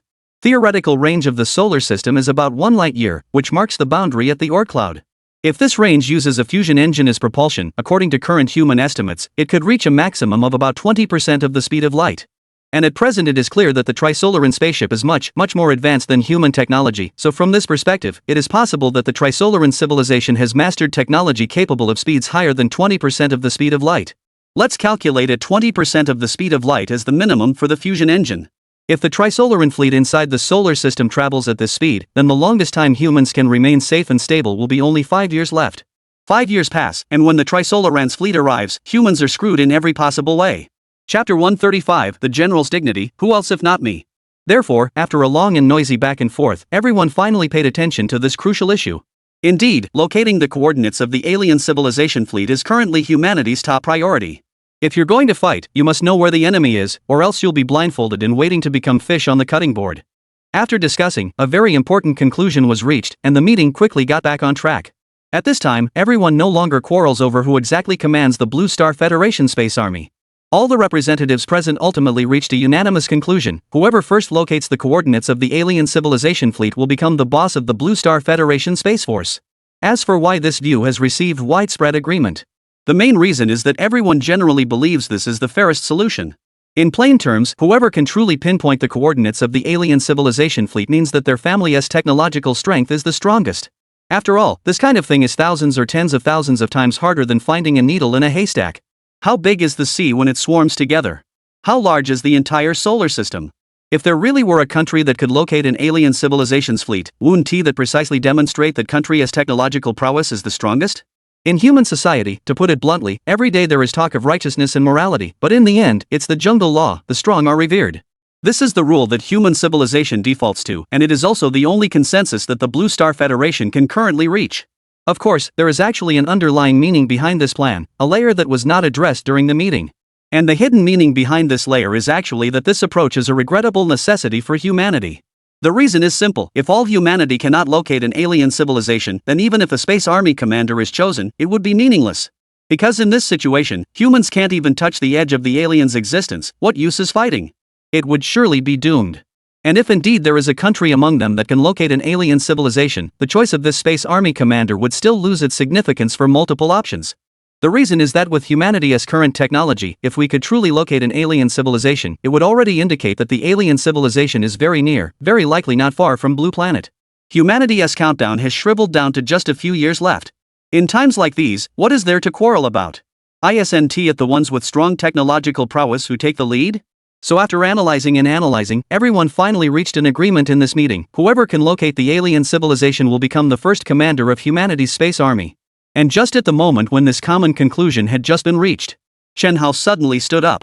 He, surprisingly, stood in front of all delegates at the emergency meeting of the Blue Star Federation and directly announced a thing. Alright, everyone has finally discussed some substantive issues. I've listened to hours of nonsense already. Now it's my turn to speak, Chen Hao. Since everyone has already decided who will be the first to discover the alien civilization, who will earn the title of the first commander of humanity's space army, I declare that this position will be taken by us, Huaxia, first. Whoosh! The entire hall fell silent, as representatives from more than 200 countries and regions, along with many leaders of the Blue Star Federation, were all stunned by Chen Hao's words. For a full 3 minutes, the entire venue remained completely silent. A pen suddenly dropped to the ground with a crisp sound, unknown who it belonged to, inside the venue. People had just snapped out of their shock and regained clarity. Selling cake, we get it. Who is this person who just popped up here? How dare they speak with such arrogance? We beautiful people aren't even confident we can be the first to locate an alien civilization, and you guys are humongously bragging like this? You Loon, you're basically bragging without drafting. That's an alien civilization where one directive could destroy a city. Do you guys in Huaxia even have the ability to locate that? Ah sure BA, I already thought I was pretty good at boasting, but I didn't expect this young man who is new to Huaxia to brag even more than me. Hurrah, Huaxia's men are so formidable things that seem impossible, he has said them aloud. Truly full of nonsense. He isn't even considering the setting this plan just came out, and he already dares to be so confident. Impressive. Across the entire conference hall, among the delegates from more than 200 countries, almost no one believes what Chen Hao said. At this moment, everyone looked at Chen Hao with strange eyes, as if they were staring at a proud, insolent rooster. You must know, this plan was decided after hours of arguing and discussion by so many people. Anyone can see that this plan is basically impossible to achieve in the short term. Even after 10 years or more, no one can be sure whether humanity will really be able to develop advanced technology to pinpoint the location of the Trisolaran fleet. Now it's done. A young man from Huaxia, barely in his 20s, actually came up and said that he and his team have taken over the position of commander of the space military. What does that mean? Could it be that this young man still has technology capable of scanning space in his hands? It is simply unheard of, unseen before. Bragging this hard-won even count as bragging? This is like puffing up an elephant in front of the whole world. That's incredibly smug confidence.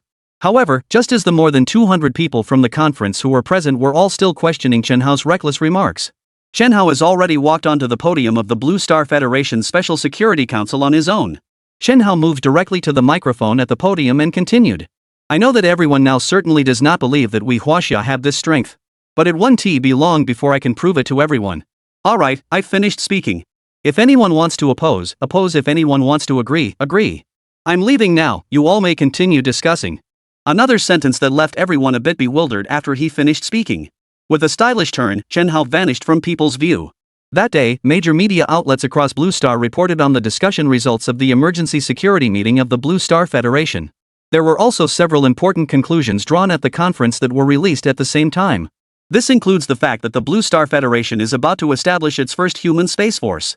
There are still questions about what it takes to be the first Space Force commander of humanity. Of course, the hottest topic among all this is certainly the words Chen Hao spoke at the venue. Chapter 136, Scanning the Solar System. Locating the Trisolaran Civilization. Before they had even returned to Huaxia's territory, Chen Hao and the others' phones were already flooded with calls. The calls to Chen Hao mainly came from those academicians of the Dragon Institute. The calls to Commander Pang Jinhua came from the leaders of the various military regions. Most people are basically asking the same question, whether what Chen Hao said at the conference is true. Yes, even at this moment, the orbital reconnaissance radar had already been launched successfully and had reached the predetermined synchronous orbit around the Blue Ring. But even among all the experts and academicians involved in the project at the Dragon Institute, as well as the leaders of various military regions, there remains a high degree of skepticism about the performance of the space surveillance radar. But if it's an advanced civilization from outside, can they really locate you if you can locate them? According to humanity's previous observation range, it's not just the far edge of the solar system, let alone the Oort cloud region.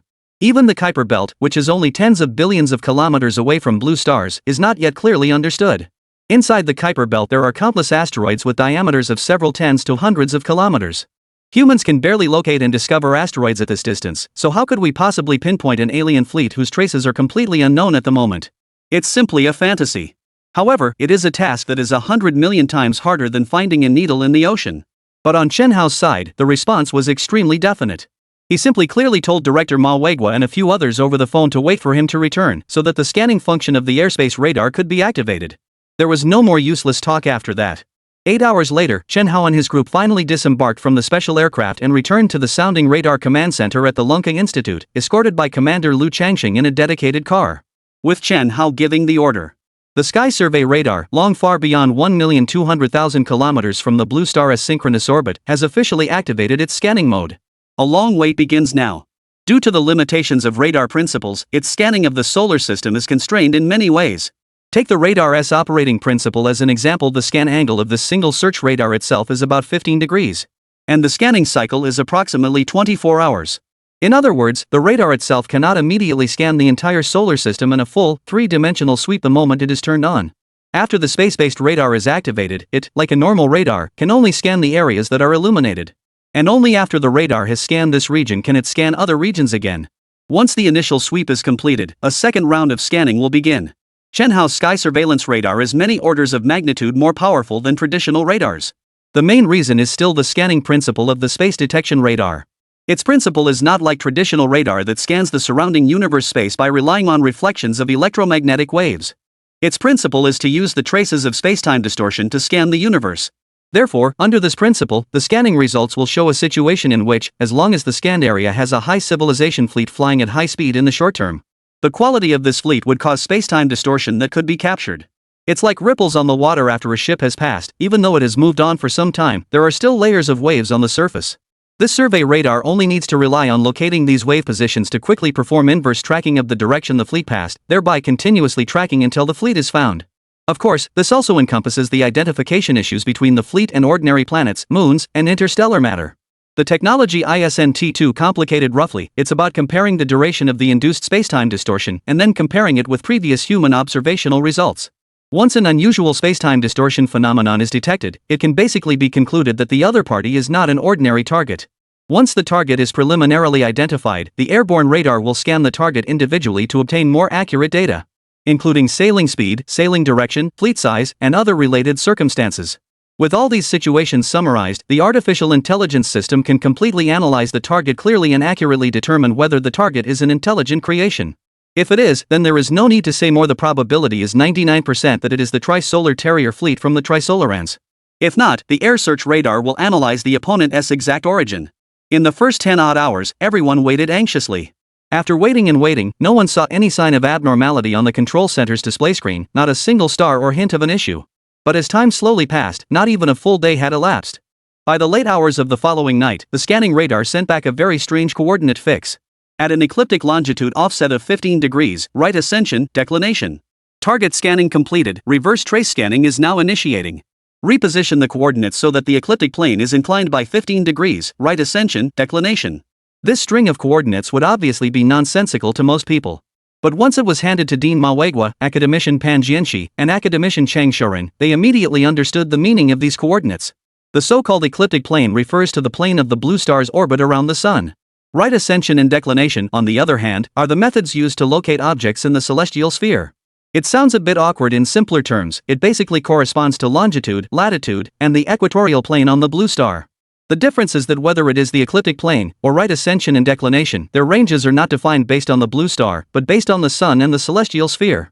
In short, after a few senior figures at the Dragon Institute saw these coordinates, they were suddenly startled by the coordinates on the big screen.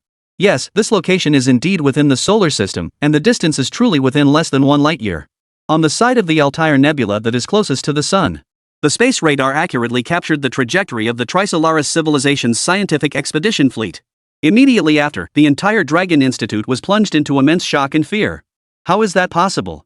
50% the speed of light, plus a distance of 0.7 light-years. Doesn't this mean that in less than 2 years, the Trisolaran civilization will come knocking on our door? What should we do? What should we do now? With less than 2 years left, what can we still do? It's over, it's all over. Humanity doesn't even have a single interstellar battleship. Their target is clearly heading toward Beijixing. How can this be? Chapter 137 Global Panic. The Trisolarans are close at hand. As the saying goes, good news doesn't travel far, but bad news spreads 1,000 miles. When Chen Hao, operating the Sky Search Radar, successfully detected the Trisolaran scientific exploration fleet in the region of the Oort cloud, the immense panic accompanied the appearance of the Trisolaran fleet, directly tearing through humanity's psychological defense line. This news spread through the scientific and military circles of every country on Blue Star almost overnight. An advanced civilization with unknown technology would actually coexist within the solar system, just like human civilization. Moreover, its sailing speed has reached a terrifying 50% of the speed of light, and its direction is exactly toward humanity's mother star, the Blue Star. Such a message is no different from telling all humanity that humanity's doomsday countdown has begun. The distance of 0.7 light-years, plus 0.5 times the speed of light, means that humanity's preparation time has been reduced to only about 1.4 years. With less than a year and a half of preparation time, if it were a war placed within human society, perhaps it could be prepared a little more. But placing it between human civilization and the Trisolarans would basically be meaningless without any preparation. They already have space battle cruisers, and their speed can reach an astonishing 0.5 times the speed of light. Humans, at present, the largest manned spacecraft is nothing more than the International Space Station jointly developed by countries like the Bear Russia and others, as well as the Dragon Palace space station from Huaxia. Not to mention that these two space stations basically have no ability for space warfare, even if they did have space warfare capabilities. How can two space stations, together not even exceeding 10 people, contend against the fleet of the Trisolaran civilization? Obviously impossible. You should know that even when modern humans fight at sea, it is done with carrier strike groups, coordinating tens of thousands of personnel to form a systematic operation. If this were in space, without starships several kilometers long and tens of thousands of crew, there might not even be a chance to confront the opponent. With this news, the countries no longer care who will lead the Space Force that the Blue Star Federation has not yet established. Because this message already delivers a blow that reduces the dimensionality for each country on its own. All of the more than 200 countries on the Blue Star have fallen, essentially without exception, into desperation. Even Pyongyang, who had the strongest military power, was no exception and joined the ranks of despair.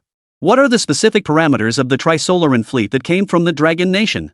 The Grand Commander reluctantly brushed his already thinning hair and asked the president of the Star Chain Group, Simark. Sir Grand Overseer, currently according to the parameters of the Trisolaran fleet shared by Dragon Nation. Their opponent has about 15 warships, the largest interstellar battleship is perhaps about 5 kilometers long, and the smallest is about 50 meters in length. There are 3 warships with more than 1 kilometer in length, 2 of which are 2 kilometers long and 1 is 5 kilometers long. Additionally, there are 3 interstellar warships about a kilometer long each, and the other 9 should all be small aircraft such as escorts for these large warships. Those 9 miniature star warships aren't much different in size from the one we studied in the previous 51 projects. SMAC truthfully relayed the shared sounding radar parameters from Huaxia back to the past. 5 kilometers? Such a huge interstellar battleship? SMAC, you are currently NASA's best partner, and the rocket your team developed is already one of the most advanced rockets in human history. In less than a year and a half, is there any way you could build a space warship? A 5-kilometer long one? In fact, the chief commander himself knows that his current idea is wishful thinking. But the moment I thought that the 51 researchers under my command had stabbed a colossal hole in the end before dying. He doesn't know what he can do now either. Indeed, in the past, Pyongyang could be considered the strongest country on Blue Star. But now, facing the Trisolarans who possess such a colossal fleet, they are nothing at all. They don't even have the most basic space weapons. To fight an alien civilization would be a fool's dream. Sorry, Commander-in-Chief, humanity currently does not have the power to confront the Trisolarans. All of our current military forces pooled together can at best deal with challenges within the atmosphere. Once you go tens of thousands of kilometers beyond the atmosphere into space, our fighters and missiles cannot reach. Facing the supremacy's illusion, SMAC also lowered his head. Then what do we do now? Are we going to wait for death? SMAC, you should be well aware that our great beauty is the first country to offend an alien civilization. Once the other fleet actually arrives, our human civilization will be the first to perish by 100%. All of the Supreme Leader's hopes are now placed in you. You must find a way to make it work. We can't be like that fool Welch, who can't handle any real business and only attracts a pile of trouble. Seeing that even the top scientific leaders under his command have no solutions left, the Grand Commander's anxiety is evident at this moment. Compared to other countries that are chaotic, the Supreme Leader has been doing everything possible to control the situation and prevent it from getting worse. But the problem is that news of humanity's doomsday spreads just like a virus, spreading too quickly. Humanity's panic is coming on too fiercely. This leaves this country's commander-in-chief at a loss about what to do. If he cannot come up with a response or countermeasures in a short time, the panic among all of humanity alone may be enough to destroy humanity. By then, humans would fall into despair, lose social order, commit arson, murder, and looting, frantically fighting for resources. I'm afraid that before the three-body fleet could arrive, humanity would already have perished.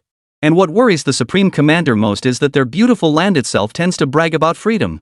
This country is plagued by a flood of various weapons, and if internal chaos arises from panic about the end of the world, even for him, the consequences are almost unimaginable. C-Mac, you are the most outstanding talent Dapaliang has had in these 30 years. You must find a way to save Dapaliang, and, oh, save me as well. I don't want to die yet. In spoken words, the Grand Commander grows increasingly fearful and frightened the more he thinks about it.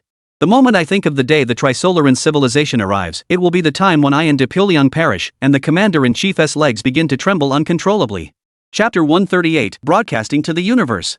Your Majesty the Grand Commander, perhaps we still have the last solution. Smack, who had not answered the Supreme Leader's questions for a long time, finally spoke. What can we do? The Grand Commander hurriedly asked. Shifting the responsibility. Using all of our technology, shifting the blame to other countries. Grand Leader, you forgot, wasn't it promised at the Blue Star Federation conference that the Dragon Nation would unite humanity's Space Force in the future? We might as well seize this opportunity. Only one day has passed, and there is one more day until the Blue Star Federation's second emergency security meeting. Chenhao's stratospheric radar team suddenly encountered some strange things. Because Chenhao's stratospheric radar itself also has the function of detecting electromagnetic waves. So when the probe aimed at detecting the Trisolaran fleet arrived the next day, his team intercepted a substantial amount of electromagnetic wave signals. These electromagnetic signals were sent without exception in the direction of the trajectory of the Trisolaris civilization fleet. Meanwhile, what made Chenhao even more speechless was that these electromagnetic wave signals were all emitted from Blue Star's geostationary satellites. The source of the signal turned out to be Starlink satellites? What are they up to? We gave them coordinates of the three-body fleet, and they actually sent a message to the other party. Watching all the radio signals intercepted by the Dean Manhwa immediately fell into extreme confusion. He cannot understand why, at such a time, Dapaliang would want to use Starlink satellites to send a message to the Trisolaran fleet. After all, the misfortunes before were caused by Dapaliang. Now they actually dare to send messages to the three-body fleet. Wouldn't that be an act of wanting to pick a fight just because they're fed and bored? Strange, truly strange. What kind of poison is being sold inside this beautiful gourd? Dean Ma, don't worry about what medicine he is selling. Once it's deciphered, we'll know. Compared to Director Ma's head full of fog, Chenhao did have some ominous premonitions, and at once he issued an order to the Sky Search Radar Maintenance Team led by Professor Cheng Shoren to decipher the message. Soon, Professor Cheng Shoren directly projected the deciphered radio signal onto the holographic display of the Sky Search radar. Because this radio signal itself did not add much encapsulation, nor did it employ extensive encryption measures. Thus, Professor Cheng Shoren and his team did not encounter much difficulty in deciphering it. It took less than 3 hours to display on the holographic screen all the electromagnetic signals sent by Dapaliang via Starlink satellites to the Trisolaran fleet. Hello, Trisolaran civilization. We are humans from the civilization on Blue Star. We privately believe that the self-destruct command you previously sent was caused by some misunderstanding between us. Therefore, we would like to state to you this: we hereby declare to you. We have currently transferred all military command authority to the Longwa side. If your side takes any military action, lock onto the coordinates. Damn it, these handsome bastards are so shameless. The trouble they caused is now going to hand our coordinates over to the Trisolaran fleet. Having just seen the deciphered information on the holographic screen, Professor Cheng Shoren slapped the desk in front of him. At the same time, all the on-site experts and professors, along with Pang Genhua and Lu Changsheng and the other regional military commanders, instantly had their faces turn extremely grim. Burning the bridges after crossing the river, burning the bridges after crossing the river indeed. These bastards are way too much much. Commander Pang Genhua also roared with an angry, furious shout. Things are already more obvious than ever. Everyone at the entire Ceiling Radar Command Center could also see the little plan behind the big beauty. And this little thought, in fact, is the last life-saving measure Smack provided to the Grand Commander: the blame-shifting tactic. Yes, Smack actually provided the Grand Commander with a complete plan to shift the blame onto Longwa. Moreover, this plan is blatant, with no concealment at all, directly using Starlink satellites to send to the Trisolaran civilization. The content of the signal could not be clearer. What it means is simply to tell the Trisolarans, "Boss, the previous matter of privately hoarding your spaceship and killing your alien researchers was all a misunderstanding. the reason we are doing this is that everything now is under the jurisdiction of Longwa. So, if you want to take revenge, you'd better go after the Dragon Country, not us. What military command is transferred? What lot coordinates? It's shameless, absolutely shameless. If we had known the beautiful one would go this far, we wouldn't have disclosed the tracking message of the space surveillance radar to the world." Commander Lu Changshun was equally furious, and he clenched his fists tightly, swearing in anger. However, at this moment, everyone's anger and curses were not yet finished. The radio signals intercepted by the airborne radar surged again, increasing by a great many. Chief Engineer Chen, what is going on? Why are there so many messages coming again, sent from the ground in the synchronous orbit? Professor Chung Shouran, while directing the signal reception team to receive the signal, was simultaneously extremely astonished and filled with astonishment at the realization. No need to guess anymore, it looks like we've been set up. Shenhao, little one, can you guess what the information that follows is all about? Xian Lao, who had been closely watching the developments without saying a word, finally stood up from his seat with the help of his secretary. Sorry, Lao Qian, perhaps my previous speech on the Blue Star Federation gave them a loophole to seize. Only at this moment would these countries think of such a method. Despite Chen Hao being the youngest chief engineer in this command center. But he is also the smartest person. The news from Chung Shouran's side has just been reported, and Chen Hao had basically guessed the reason why so many signals were emitted simultaneously. Needless to say, these signals are just like the cosmic broadcasts described in science fiction novels. Although technically they cannot propagate across thousands or tens of thousands of light years like a sci-fi cosmic broadcast. But in terms of purpose, there is no doubt that, just like in grand and brilliant operations, they are all shifting the blame onto Longwa. The current situation could not be clearer. The Tri-Sun civilization's power is undeniable. The following for humanity is also beyond doubt. Thus, when faced with this kind of situation, the first thing that human nations can think of is to protect themselves. Since it's obvious they are no match for the other party, what else can you do but find a way to protect yourself? Chapter 139, If you have come here, then settle in. And when the people of these countries began to think about protecting themselves, Chen Hao's speech at the Blue Star Federation Security Conference had become the best excuse that various countries could use. Yeah, didn't Chen Hao say that the Dragon Nation would be the commander of the Blue Star Federation Space Force? Then let him do it well. Not only to let him do it, but also to make a public and clear announcement to the entire solar system. Let the bigwigs of the three-body civilization also know who exactly is going to lead all of humanity. As for whom to hold to account after the three-body civilization elders launch an attack on Blue Star in the future. We need to first review the previous broadcast content from countries around the world, right? It wasn't me. It was all they provoked you, we are all pawns. If you want trouble, go after them. All the information later intercepted by Chung Shouran boils down to this simple, straightforward excuse-shifting statement. Just as Chen Hao and Old Xian anticipated, the Trisolarans have not actually arrived on Blue Planet yet. Humans on Blue Star have actually started to go wrong even earlier. Chen Hao, little boy, we're now in a situation of riding the tiger and can't get off. The command of the Blue Star Federation Space Force, in my old fellow view, isn't worth much once in hand anyway. Ma Xiong, De Piao Liang, John Bull, Hans Tiger, White Elephant, Sakura, all the countries that can launch satellite signals have already made preparations on two fronts. Our side this time, even if we were to lead the Blue Star Federation Space Force, I'm afraid it will be difficult to organize a resistance force spanning all Blue Star. Chen Hao, little buddy, we Chinese sons and daughters must rely on ourselves. After obtaining all intercepted radio signal contents deciphered by Chung Shouran, Old Xian's eyes instantly filled with complexity and weariness. Meanwhile, a resolute rainbow arc erupted from the gaze of the elder. After sighing for a moment, Old Xian then spoke in front of all the members of the command center. I hereby announce that from this moment, Longbo will immediately begin preparations to establish the first Space Force. Let the matter of the Blue Star Federation Space Force unfold naturally. Those nations can't be trusted, we'll rely on ourselves. Pang Genua, you will serve as the first commander-in-chief of the Longwa Space Force. Lu Changsheng, you will serve as the Space Force Vice Commander. Chen Hao, little boy, the entire Space Army's weapons development and all research projects are. Wang Hua, you are responsible for assisting Chen Hao in carrying out all weapons testing work. Ma Weiguo, Pan Jianqi, Chung Shouran, your Dragon Institute of Technology will be fully responsible for supporting Chen Hao, the little kid, to do research and development. Old man, I know that now everyone faces the threat of the Trisolaran civilization with no confidence in their hearts. Otherwise, those handsome guys wouldn't bypass us and directly send such radio signals to the other side. However, we who are descended from the dragon are different from those guys. Right now we do not have any space-based weapons capable of fighting the Trisolaran fleet. For thousands of years, descendants of the dragon have never bowed their heads in the face of threats from any formidable enemy. 40 years ago, when confronted by the grand coalition of many nations, it was the same, and now, facing an alien invasion, it is the same. Chen Hao, you little kid, do you have the confidence to develop weapons before the Trisolaran civilization arrives and fight them? After finishing that bold speech, old Xian's gaze locked tightly onto Chen Hao in front of him. And at the same time, a series of system prompts suddenly erupted in Chen Hao's mind. Ding! The system detects that the Doomsday Danger Index is rising sharply. Start System Toolbox Upgrade Program. The System Toolbox has been successfully upgraded to a Level 3 toolbox. Satellite Class Interstellar Warship Construction Plan 20 million points. Satellite Class Interstellar Warship Overview. The Satellite Class Interstellar Warship has become an air and space flagship. It is the symbolic weapon platform of the military power of the initial level civilization among the 7 cosmic civilizations.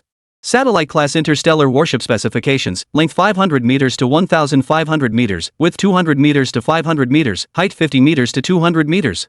Armament: since primitive civilizations have limited technological development, the available weapon systems are relatively simple. Basic offensive weapon, phase cannon. A kinetic weapon with a maximum muzzle velocity of up to 80,000 kilometers per second. Because of its extremely high muzzle velocity, a 1-ton equivalent phase cannon round can destroy an asteroid about 1/10 the size of the moon. Basic defensive weapon, superalloy armor. In interstellar war, it can resist impacts from asteroids, comets, and some ordinary interstellar objects, but it cannot withstand interstellar weapon attacks. Basic locking and aiming system, detection and search radar system. Can locate and lock onto targets within 1 light year. Humanity currently possesses the corresponding technology. Basic life support system, artificial gravity. Artificial gravity allows crew members to move freely inside a satellite-class interstellar battleship, with the same effect as moving on the surface of the blue planet. Basic energy system, fusion-powered engine, all-ship-wired transmission, maximum power capable of enabling a satellite-class interstellar battleship to travel at 20% of light speed for 5 years. Basic ecological circulation system. In brief, humanity already possesses the corresponding technology. Chen Hao had just received the system treasury upgrade information transmitted into his mind. In the next moment, another completely different string of information flashed through his mind. Sky Search Radar launch successful, system reward credited. Reward points 20 million. Reward at a level surpassing that of academicians in research and development. An office for reward consciousness development. While the host sleeps, the consciousness can enter the consciousness development office to continue the research. The research progress is 10:1 compared to the real-world progress. Is the reward arriving this coincidentally? Then what am I waiting for? Exchange immediately for the satellite-grade interstellar warship construction plan. The sudden surprise left Chen Hao with no time to think, and he immediately spent all of his points on the construction plan for a satellite-class interstellar battleship. Only a crisp chime sounded in Chen Hao's mind. The system immediately continued to transmit a massive amount of research and development in manufacturing technology into Chen Hao's mind. Atmospheric internal aerodynamics knowledge transmission complete. Spaceflight propulsion knowledge transmission complete. Spaceship materials technology transmission complete. Weapon system technology transmission complete. Automatic control and detection system technology transfer completed. Spaceship auxiliary system tech transfer complete. All knowledge transfer for the satellite-grade interstellar battleship is complete. The host can initiate the development of the satellite-grade interstellar battleship at any time. Doomsday Danger Index 0.63. Note: the Doomsday Hazard Index is a warning system developed by the system to alert humanity about the expected dangers encountered in human progress. The index fluctuates between 0 and 1. An index of 0 means humanity's civilization need not fear extinction. An index of 1 means humanity will face an unprecedented extinction crisis, and only after humanity perishes or this crisis is overcome will the index be recalculated. Chapter 140, Satellite-Grade Interstellar Warship Construction Plan. Chief Engineer Chen, Old Qian is asking you a question. What happened to you? Just as Chen Hao was still marveling and absorbing the messages coming from the system, the academician's Cheng Shouren beside him quietly tugged at Chen Hao's sleeve, and only then did Chen Hao snap out of the vast amount of information from the system just now. Report to Elder Qian, I am confident I can build a powerful space force. Chen Hao's alto voice instantly filled the entire command center. And as Chen Hao spoke with that loud voice, the others in the command center were instantly stunned. Including Chen Lao, no one expected that Chen Hao could maintain such high fighting spirit under the current, such a difficult background. This confident reply and smile clearly showed that he doesn't take the invasion of the Trisolaran fleet seriously. Chen Hao, why are you so excited? We've been stabbed in the back by the big pretty and the rest. How can you still be so confident? Wang Hua, who had always been a bit loud and carefree, tugged at Chen Hao beside him and muttered a few words to the brothers. Upon hearing Wang Hua's mutter, Chen Hao instinctively swept his gaze around the entire command center. After a round of looking, Chen Hao realized that his expression management had indeed been a bit over the top. Everyone in the entire command center was inexplicably staring at him. What was once lined with worried expressions is now filled with incomprehensible ones. Chen Hao, little guy, ahem, this confidence is good, but this mission concerns the life and death of the entire Blue Star human civilization. We still must not be overly optimistic. Alright, old man, I've finished my task arrangement. Chief Chen, I'll leave the following matters to you. Everyone must remember that time and tide wait for no one. We must quickly come up with a plan to respond to the three-body civilization invasion. Old Master Qian naturally also saw that Chen Hao's confidence had gone a bit too far. But he did not ask why, in the face of a formidable enemy, he could remain so calm. Old Master Qian merely smiled lightly, patted Chen Hao on the shoulder, and then sat back down in his own seat. It was only the next day that all the members of the Space Force mission were once again stunned to an inconceivably speechless degree by Chen Hao's operations. Early the next morning, looking at the satellite-grade interstellar battleship construction plan that Chen Hao had submitted, Commander Pang Genua and Dean Ma Weigua were both at a loss for words, their minds spinning. You old Ma, why don't you pinch me and see if I'm dreaming? Is Chief Architect Chen really a human? Could he be some kind of immortal deity descended to the mortal world? In less than 24 hours, he actually worked out a satellite-grade interstellar battleship construction plan? More than 10,000 pages of content. Are you sure this isn't a joke with us? Commander Pang Genua truly cannot believe that Chen Hao overnight could have such and produce a thick stack of construction plan documents before him. This construction plan document was only roughly skimmed by Commander Genua Pang and Dean Ma Weigua. The two of them could barely keep their chins from clacking together anymore. This is not just an ordinary construction plan, it is a detailed set of engineering and construction data for a satellite-grade interstellar warship. It even integrates everything from the warship's tonnage, weapon systems, protection systems, energy systems, ecological circulation systems, and other aspects all in one place. Moreover, each module not only lists the construction processes but also details the technical issues involved. Among this, the vast majority of the technical content is something that even academician Ma Weigua and others have never touched before. Take, for example, that thing about the phase cannon technology. When academician Ma Weigua and Commander Pang Genua saw it, their eyeballs nearly popped out of their sockets from the explanation in the data. A muzzle velocity of 80,000 kilometers per second. This thing completely surpasses all of humanity's current weapons by at least 100-fold in speed, a true superweapon. The fastest speed of humanity's currently strongest weapon is only a little over 20 Mach.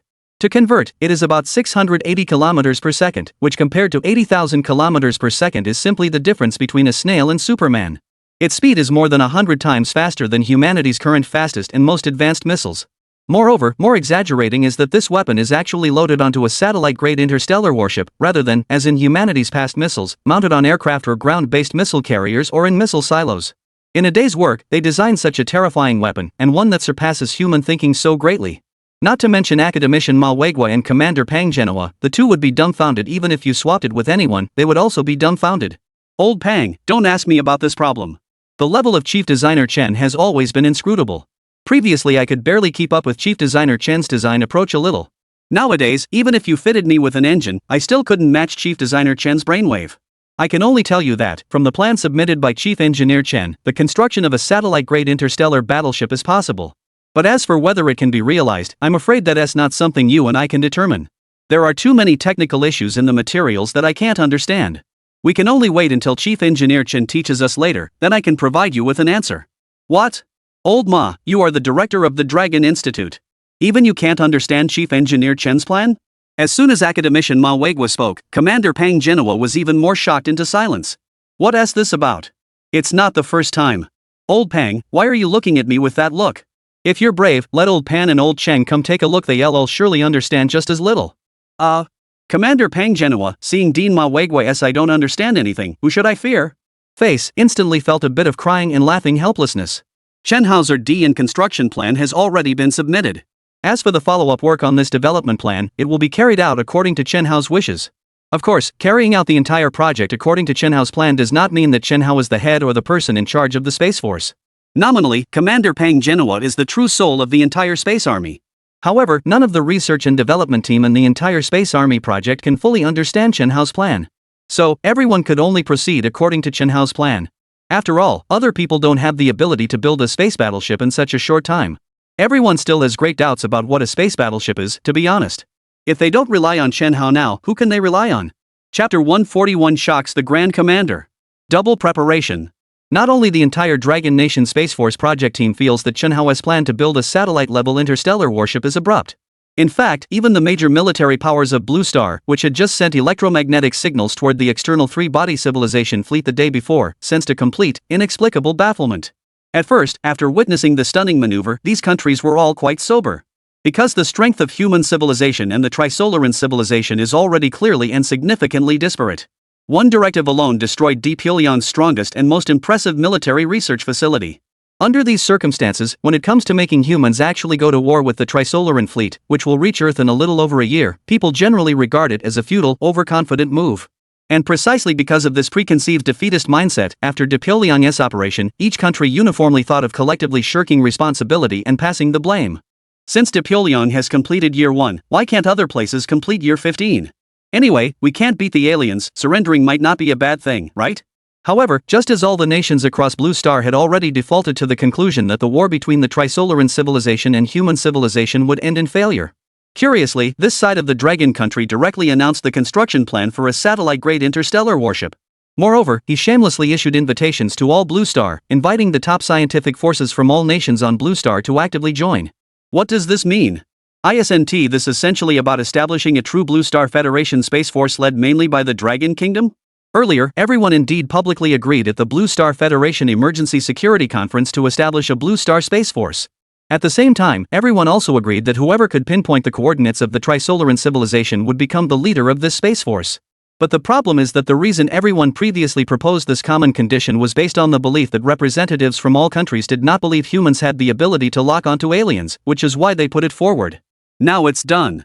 Somehow, this matter has ended up being turned into reality by the Dragon Nation by a strange coincidence. How can everyone believe that the Dragon Nation has this kind of strength? A very beautiful sight on the white, pristine palace lawn. The Supreme Commander wore a puzzled look as he stared at the clouds on the horizon. What's going on over in the Dragon Country? Not only did they not respond to our statement, now they come up with a plan to build a space fleet? Smack, didn't you say our buck-passing plan would surely make them furious? What's the situation now? Explain it to me.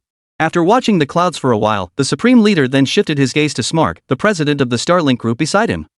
This is, Commander-in-Chief, this issue, I am also thinking about it. Smack gave a rather awkward answer. In fact, he himself didn't know what caused all this to happen. According to his Starlink satellite's monitoring of the blue planet, he simply couldn't figure out how a satellite-grade interstellar battleship was supposed to be constructed. This already far exceeds his own understanding of human technology. Although I am the president of Starlink Group, the owner of Tesla, and a top player in the field of artificial intelligence, logically, Smack should already be a pioneer standing at the forefront of human technology. However, ever since a figure like Shenhao appeared in Huaxia, Sima keeps feeling that this world is becoming more and more fantastical. Until now, Smack has not even figured out the principle of the very first super electromagnetic tank that Shenhao developed. Let alone what the satellite-grade interstellar battleship they now want to build actually is.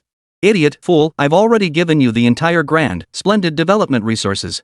Now you can't even understand why the other side wants to build a satellite-grade interstellar battleship?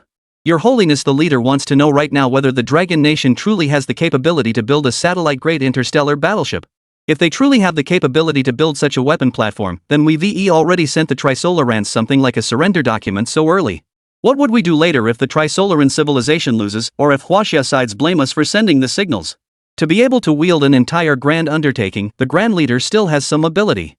And this ability also shines through in the understanding of humanity's situation. If, after their electromagnetic wave declaration earlier, Huaxia's reaction was very intense. The Grand Commander can basically determine that human civilization is completely unable to confront the Trisolaran civilization. In this way, that declaration of electromagnetic waves becomes the first sworn pledge, as long as the Trisolarans are just a little more magnanimous. Great Beauty might also be able to survive the apocalypse. But the current situation has deviated significantly from previous estimates. Huaxia didn't just have no reaction, it immediately announced its own space military starship construction plan. What does this mean? It certainly means that the Dragon Nation has resolved to fight a war with the Trisolarans. If this really is Dragon Country possessing that technical capability, then the electromagnetic signal chain we sent out earlier would completely offend them. This consequence is more than what the beautiful can bear. Don't worry, Grand Commander, you can rest assured, it will absolutely not happen. The three-body civilization's technology has reached 50% of the speed of light, and the technological gap between them and humanity is now more than a generation apart. The Dragon Country absolutely cannot possibly build a satellite-grade interstellar battleship. They haven't even built a nuclear-powered aircraft carrier. How could they possibly build an interstellar battleship? Commander, you must believe me. I, in the name of my people, swear this is absolutely a decoy, a deceiving show to the world. The commander's side had already considered many possibilities in his thoughts.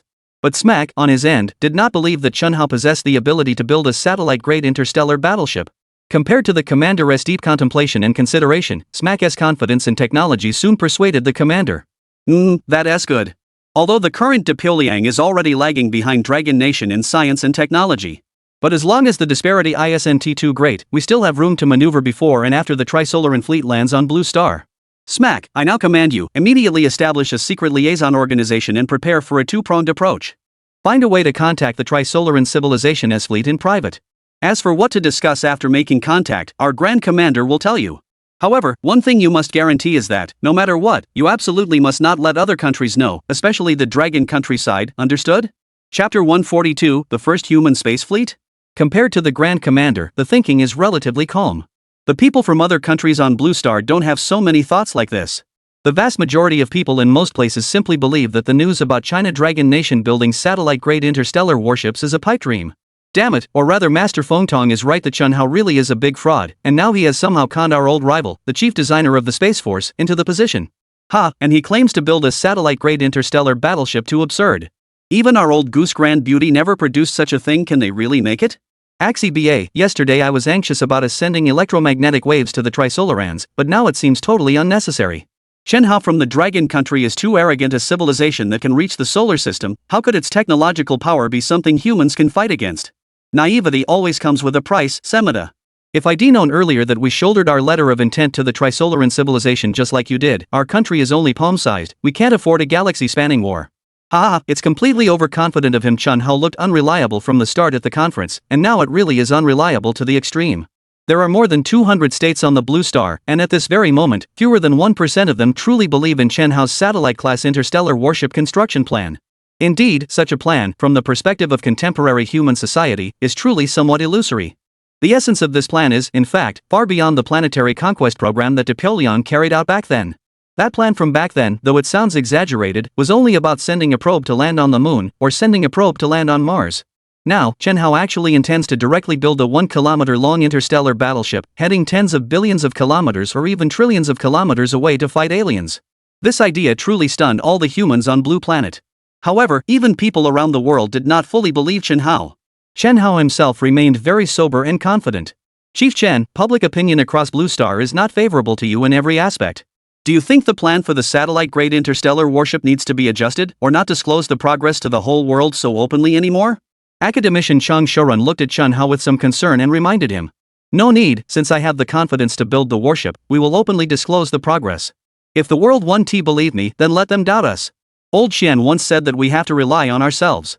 I believe we can defeat the Trisolaran civilization. Surrendering or shrinking away is not my character. Academician Chang, you go ahead and keep busy. About requisitioning an aircraft carrier to build the base, you get on it quickly. In 6 months, I will officially begin laying the keel for a satellite-grade interstellar battleship at the aircraft carrier base. This matter cannot be delayed. After Academician Chang Shorun left, Chun Hao quickly returned to work. The construction plan for the satellite-class interstellar warship was the first time he used the working space in his mind to burn the midnight oil yesterday. After completing this most basic preparatory work, Chun Hao is about to begin the second phase of the entire project. And this next step requires requisitioning a large shipyard and expanding it into a satellite-grade interstellar warship construction base. According to Chun Hao's plan, the first human satellite-class interstellar warship would be about 1,000 meters long, 300 meters wide, and 150 meters high. In terms of overall size, it would be more than 3 times larger than the largest nuclear-powered aircraft carrier currently fielded by humanity, the Ford. And its tonnage reached as much as 60,000 tons. Its displacement is 6 times that of the big pretty Ford. Thus, in this situation, the original aircraft carrier construction base would certainly be insufficient. Then Chun Hao's next step was to immediately into the new expansion work after requisitioning the aircraft carrier construction base, trying to expand the entire base into a standard satellite-grade interstellar warship construction. Thinking of Chun Hao here, he quickly dialed Yen Ruohai's number. Yes, at this moment Chun Hao thought of using Yen Ruohai's strength to complete this super project. As for why he thought of this big shot, Chun Hao mainly considered the funding and efficiency issues involved in engineering construction. Commander Pang Genhua and Commander Lu Chongqing could also handle this matter. But the only problem both of them have is that they are military personnel, and they are not particularly proficient in engineering and construction. And Yen Ruohai is a different story. Do not for a moment think that Yen Ruohai is just a pure luxury goods dealer. In fact, under Yen Ruohai there are subsidiary companies in areas such as construction and engineering. At the same time, Yen Ruohai possesses various commercial networks that are unimaginable for ordinary people. And these business networks can precisely help Yen Ruohai connect the entire construction workforce across Huaxia. Chen Hao believes that if he can unite all the main large-scale engineering construction teams within the Huaxia region in a short period of time, the construction of the satellite-grade warship base can be completed as quickly as possible. And once the completion speed of the construction base accelerates, the subsequent construction of interstellar warships will also become more efficient. According to the trajectory tracking of the air search radar, the Trisolar Civilization fleet's arrival at the Blue Star will be less than a year and a half. If I cannot create a weapon within this less than a year and a half to counter their challenge, then human civilization would be destroyed by the other side without exception. Perhaps De Pyliang and the others' operation could grant a minuscule, almost negligible number of humans a dying chance to survive. But Chen Hao knows that bowing and scraping to the Trisolarans for such a chance is actually no better than dying in defense of human civilization. How could a prisoner in shackles have any good outcome? Having made up his mind to this plan, Chen Hao also received the good news that Yen Ruohai was willing to cooperate fully. Just as Chen Hao handed the project expansion contract to Yen Ruohai, Yen Ruohai directly assembled the largest construction crew in all of Huaxia for Chen Hao. Dragon Construction Bureau No. 1, Dragon Construction Bureau No. 3, Tingfei Construction Group, Beiming Construction Company, and other globally renowned engineering and construction enterprises. In the old days, any one of these companies could stand alone to undertake any super project. But now, Yen Ruohai has managed to consolidate all of these companies with his own strength and Chen Hao's assistance. This move directly propelled the expansion project of Chen Hao's Starship construction base to take off. Chapter 143, a collective vote of 4 million people. Blue Sea City, aircraft carrier construction base. From the moment Chen Hao's entire planned timeline began to roll out, the whole world exploded into a frenzy. In the one-year satellite-class battleship program, the first step, the expansion of the aircraft carrier base, has been compressed by Chen Hao into just 15 days. In just 15 days, to directly expand a carrier construction base that already covers tens of square kilometers into a satellite-grade interstellar warship construction base occupying 200 square kilometers. Such an expansion plan makes people from all countries in the world feel an unparalleled madness about Chen Hao. However, just the day after the plan was announced, people around the world witnessed a scene that would be unforgettable for them forever. The gates of the aircraft carrier base were leveled by dozens of massive construction excavators the moment the expansion project began. Next came a full million construction workers from all corners of the country, sweeping in with great momentum, heading toward the aircraft carrier construction base from all directions. Not only are construction crews from nearby cities boarding numerous mid-sized buses, even the construction crews spread across the snowy regions, after receiving the orders, directly wrapped in thick coats and boarded the temporary dispatched passenger plane, flying to Blue Sea City. At 9 o'clock in the morning, the expansion project was officially announced to begin, and more than 500,000 construction workers had already rushed to Nanhai City. All the streets in Nanhai City, all the main roads, are densely lined with a long queue of construction vehicles. On some roads, hundreds of construction workers' mid-sized buses are heading toward the base. On other roads, thousands of front 4 back 8 transport trucks are following behind hundreds of cement mixers. On some roads, the scene is even more exaggerated, with large construction machinery vehicles extending for tens of kilometers, carrying all kinds of engineering equipment, slowly moving toward the base. At that moment, all the roads in Blue Sea City were dyed blue by the coatings applied to these vehicles. The day before, the tens of thousands of vehicles had all been uniformly dyed a deep blue, and within that blue expanse, the line of Huaxia satellite-class interstellar warship construction project team was printed with extreme clarity against the blue background. Blue Sea City Traffic Command Center. At this moment, Chen Shihua, the deputy chief in charge of engineering and transportation, is engaging in close coordination with the transportation department of Lanhai City. Chief Chen, within a few dozen hours, tens of thousands of various vehicles suddenly flooded in, and we have reached the traffic carrying capacity limit of our Blue Sea City. Please see if you can discuss with Mr. Yen to slow the project progress here just a little, otherwise the travel of all Blue Sea City residents may be affected. Captain Wang Chang of the Blue Sea City Traffic Command Center was continually wiping the sweat from his forehead. Since he received the order from above to fully cooperate with the satellite-grade interstellar battleship construction project, he has not closed his eyes for a full day and night.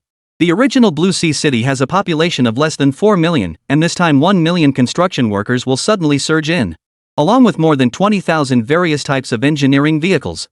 This burden is simply too big for the entire Blue Sea City. Not to mention how other departments will cope. Even this transportation department alone will be busy to the point where sparks fly from the soles of their feet. With 1 million construction workers moving in, he wouldn't have to worry, but with 200,000 engineering vehicles entering the city, he would have to come up with a proper plan. Director Chen, it's not that I, Wang Chang, don't want to cooperate with this project, but the residents of Lanhai City also have daily lives to attend to.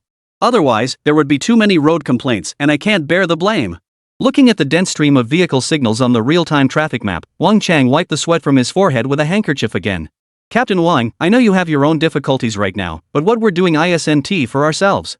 It is for all of Huaxia, for the very life and death of human civilization.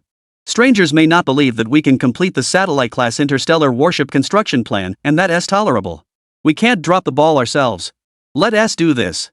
I'll call Mr. Yen immediately and have him contact the person in charge of Lanhai City to issue a public notice and explain the specific situation. If the residents of Blue Ocean City really don't understand our approach because of this matter, I will immediately apply to slow down the mobilization of engineering vehicles. After speaking, Mr. Chen calmly pulled out the phone from his waist and dialed Yen Rarai. As the deputy chief commander of the Project S Transportation, Mr. Chen also wants to complete Chen Hao's plan as soon as possible. But he also did not forget Chen Hao's instructions at the groundbreaking ceremony. Chen Hao once spoke to Yen Ruohai right in front of him, saying that no matter how urgent the project's progress requirements are, the most important thing is to gain the support and understanding of Huaxia's men and women. What Chen Zong never expected was that just on his second day after taking office, the very thing Chief Engineer Chen Hao had worried about would happen.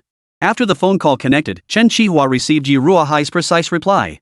It was said that 15 minutes later, the city of Lanhaishi would publicly issue an announcement to the entire city, and in addition to the announcement, a selection text message would be sent to all residents of Lanhaishi.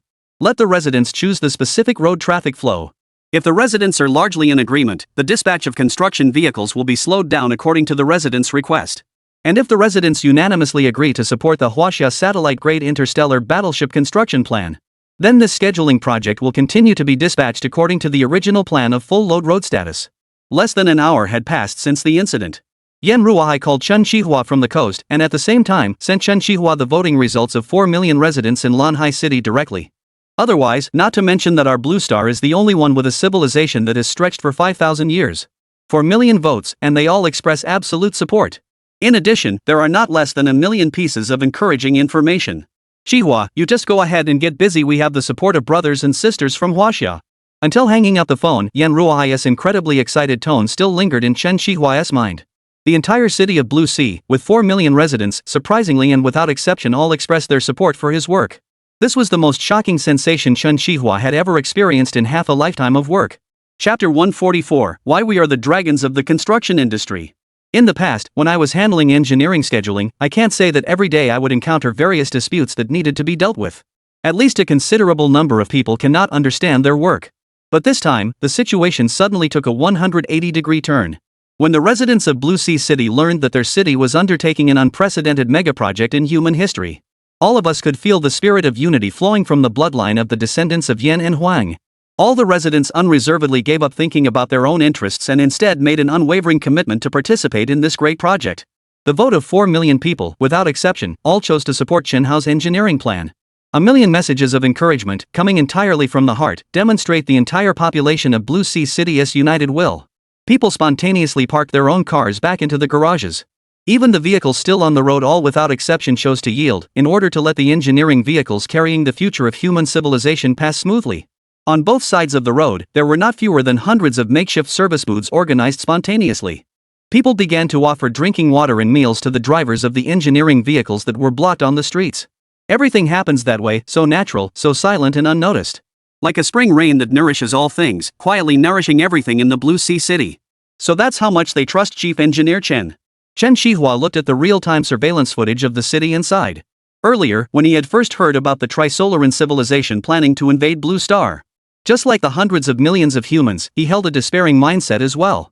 Even from the descriptions in the news, he already knew how enormous the technological gap between the Trisolaran civilization and humanity truly was. Back then, he even joked with his wife that he wanted to see what the remnants of humanity's apocalypse would look like. Yet at this moment, the united and cohesive strength of everyone infected Chen Qihua. He finally, at this moment, completely understood why throughout the entire blue planet, only our Huaxia is called the Infrastructure Dragon, and only we are known as the Infrastructure Maniacs. The reason is simple, the unity, because of unity. Because a hot soul flows in the bloodline of the descendants of Yen and Huang. He has now completely abandoned all of his prior negative thoughts, and he directly shouted at Wang Chang, the captain of the Transportation Command Center in Blue Sea City beside him. Captain Wang, do you see it? This is the will of all the brothers and sisters in Blue Sea City. Let's hurry up. Don't delay Chief Engineer Chen's project. Don't delay the goodwill of 4 million brothers and sisters in Blue Sea City. The vehicle mobilization project has started again, and as time goes by, more and more engineering convoys are entering Lanhai City. But miraculously, with so many engineering vehicles, there has been no more road blocking incidents after the announcement. All the vehicles are proceeding in an orderly fashion along the roads from the base to every direction. Everything is proceeding in an orderly manner according to Chen Hao's plan. 36 hours later, all construction vehicles and all construction workers from across the country were in place, without exception. After 72 hours, one truckload of construction waste after another began to be transported out of the base. After 108 hours, all kinds of steel, concrete, bricks and other construction materials were gradually arriving on site. After 216 hours, the original carrier hull was successfully completed and joined. Nearly 20 million tons of seawater were blocked directly outside the hull. 10 days later, the original drydock was filled in, and together with 5 adjacent drydocks formed a satellite-grade interstellar warship construction platform that exceeded 2 kilometers in length. After 12 days, groups of transport helicopters began to appear one after another in the sky, dispatching various specialized materials to the base. At noon on the 13th day, the entire renovation and expansion project entered the final inspection phase. Chen Hao, Pang Zhenhua, Lu Changsheng, Ma Weiguo, Pan Jianxi, Zheng Xiaoren, Yan Ruai, and Wang Hua all attended the final acceptance work. Wang Hua was as swaggering as ever. He actually operated the mech and carried the acceptance equipment, starting to perform airborne inspection theatrics at the satellite-grade interstellar Battle Fleet-S construction base. The 200 square kilometer base flew 3 laps in succession, and he surprisingly didn't find a single concrete or steel material that failed to meet the standards. Chen Hao, no, Chief Designer Chen, this is simply a miracle created by my eldest brother-in-law all by himself. Did you see that? All indicators on the detector are within specifications. After landing, Wang Hua couldn't help but praise his future brother-in-law Yan Ruai in front of Chen Hao. No, brother Wang Hua, this isn't my merit alone. This is also thanks to Master Chen's charisma. I didn't expect it to go this smoothly.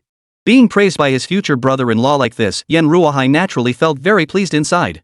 But he did not forget to credit this achievement to Chen Hao. To be frank and practical, if it weren't for Chen Hao having developed so many astonishing new technologies before, the common people of Huaxia may not necessarily support their own work that much. After all, the prior super tanks, the full-spectrum blocking matrix, and the individual exoskeletons had already caused a sensation across the entire world. And precisely with the launch of the satellite-grade interstellar warship program and Chen Hao's identity gradually being decrypted, the people of Huaxia finally truly realized on television and online that such a god-like figure existed. With this foundation, plus the orders from above, Yan Ruohai finally had such great resolve to undertake such a colossal project. One could say that if it weren't for Chen Hao's strength backing it, Yang Ruohai alone would likely not be able to complete such a large modification and expansion project in such a short time, even if given 10 more years. Chief Yan, it's probably still too early to count the credit. But if you must count, I think all of this should be credited to every one of our fellow Chinese compatriots. Without their support, no matter how hard we tried, we could not have progressed so smoothly. Actually, at the very start of scheduling the engineering vehicles, I was a bit worried. It's just that we never expected our brothers and sisters to support us so much. Old Qian was right. For thousands of years, the descendants of the dragon have never bowed their heads in the face of any formidable enemy. Even if they are aliens, they are no exception. Ha ha. Chapter 145. The real challenge is only just beginning. The expansion and renovation project for the satellite-level interstellar battleship construction base was successfully completed. Chen Hao's next plan was also successfully implemented. With a vast construction site spanning 200 square kilometers, every aspect of the project naturally moved forward in a positive direction. First, Chen Hao delineated a new 66-story high-rise research center located about 500 meters from the battleship hull construction dock. Subsequently, Chen Hao selected about 50,000 of the roughly 1 million assembled project workers to continue participating in the auxiliary work for Starship construction, in order to assist the construction personnel of the Starship project to carry out large-scale construction. Finally, after integrating all the research and development teams and the second phase construction teams, Chen Hao specifically established a spacecraft materials production base within a radius of about 15 kilometers to manufacture the various material components required for the Starship. However, just as the Starship material production base infrastructure was completed, Chen Hao. Speaking of this new troublesome issue, we must start with the superalloy armor from the basic structural materials of the Starship. The entire satellite-grade interstellar battleship weighs about 60,000 tons. Among them, about 450,000 tons of material are basic structural materials.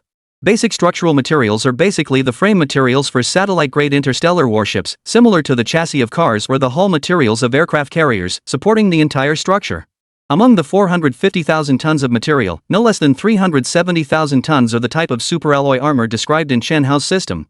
At the beginning, in Chen Hao's plan, it was arranged to have enough artisans and enough equipment to manufacture these superalloy armor. However, when the entire project truly began to advance, Chen Hao discovered that the problem actually lay in this most fundamental and crucial stage. Although the superalloy armor had already been manufactured by the Dragon Institute of Science and Technology in the previous days based on Chen Hao's research and development data. As a result, after being put into large-scale production, Pan Jianxi, an academician and the director of production for Starship Engineering Materials at the Dragon Institute, found that this thing basically could not be produced on a large scale. The reason is that the equipment precision and the technical level of the production personnel required for manufacturing this superalloy armor material are too high. All existing steel processing equipment and production personnel cannot meet the requirements for large-scale production. After a full day of trial production, they had produced less than 20 tons of superalloy armor material in total.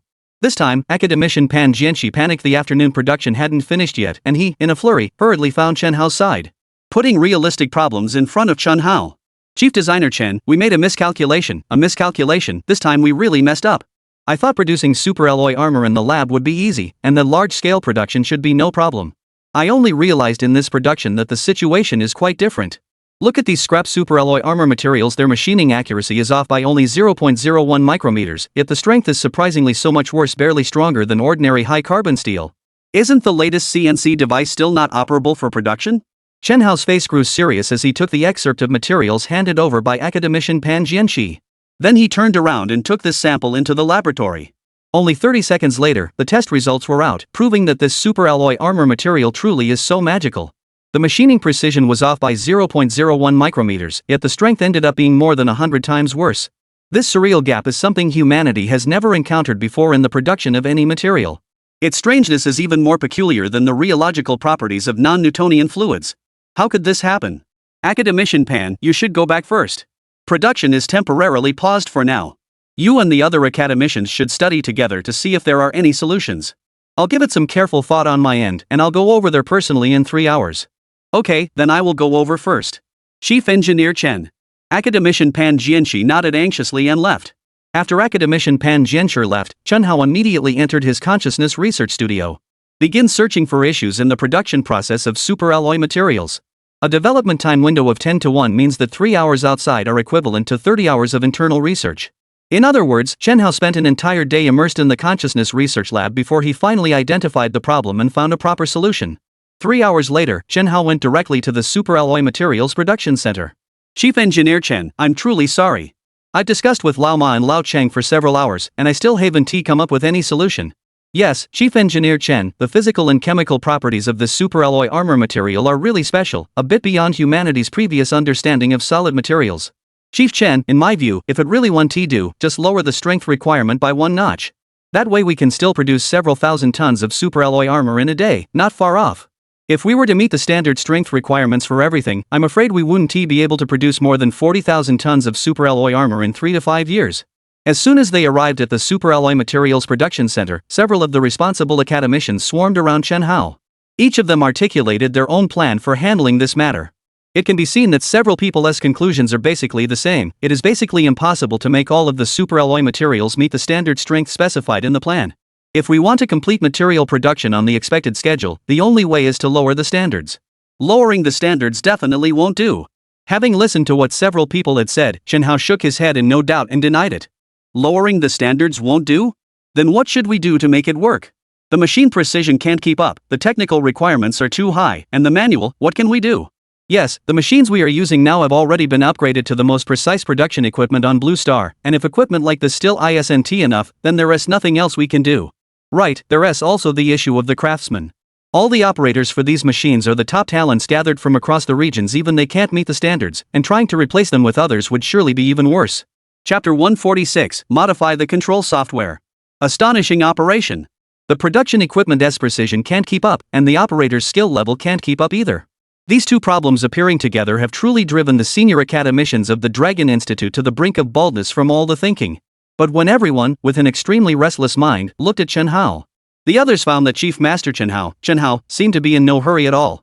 Aside from a slightly serious expression on the face, there is no hint at all of the extra troubles caused by production not keeping up. Chief Engineer Chen, this one do, that one do, what on earth should we do?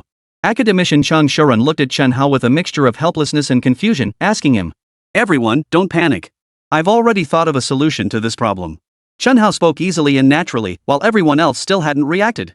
Sigh, I knew long ago that you wouldn't be able to solve such a thorny problem either. An academician continued to sigh. Who said I can't solve it? Scientist Joe, are you listening to me?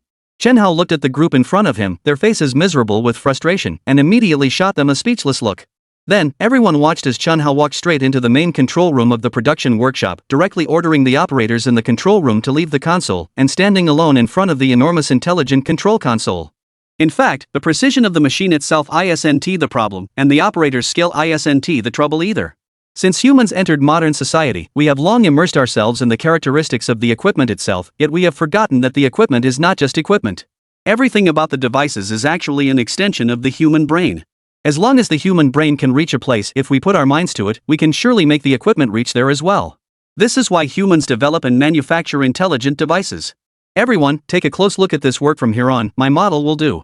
Chen Hao spoke with a calm and collected narration while at the same time tapping away at the intelligent control console. Something that astonished everyone happened. The program Chen Hao is currently operating is not, as he had assumed, controlling the hardware facilities of the intelligent device, but directly entering the software system of the smart production equipment and making modifications to the software. Modify the software? We've debugged this software many times, and the accuracy is already at the design limit. What exactly is Chief Designer Chen modifying? A chief software engineer for intelligent manufacturing equipment widened his eyes in astonishment. Yes, brother, according to your programming software, our production equipment has indeed reached the precision limit with the Memorial Hall. Hearing the chief software engineer's doubt, Chen Hao nodded and continued. However, human wisdom is infinite. If we change our approach, perhaps we can solve the problem. Look, I'm currently adding a part of a recursive approximation algorithm. If we let this algorithm automatically simulate for a period of time, our intelligent manufacturing equipment can autonomously improve the precision. Many of you here are professionals in the field of artificial intelligence, so this recursive algorithm should be something you can think of. But everyone only used the first layer and did not use the second layer. If we perform another recursion on top of the original precision, the precision can be reduced by another notch. Has anyone thought of this? What Chen Hao said isn't actually that difficult in itself.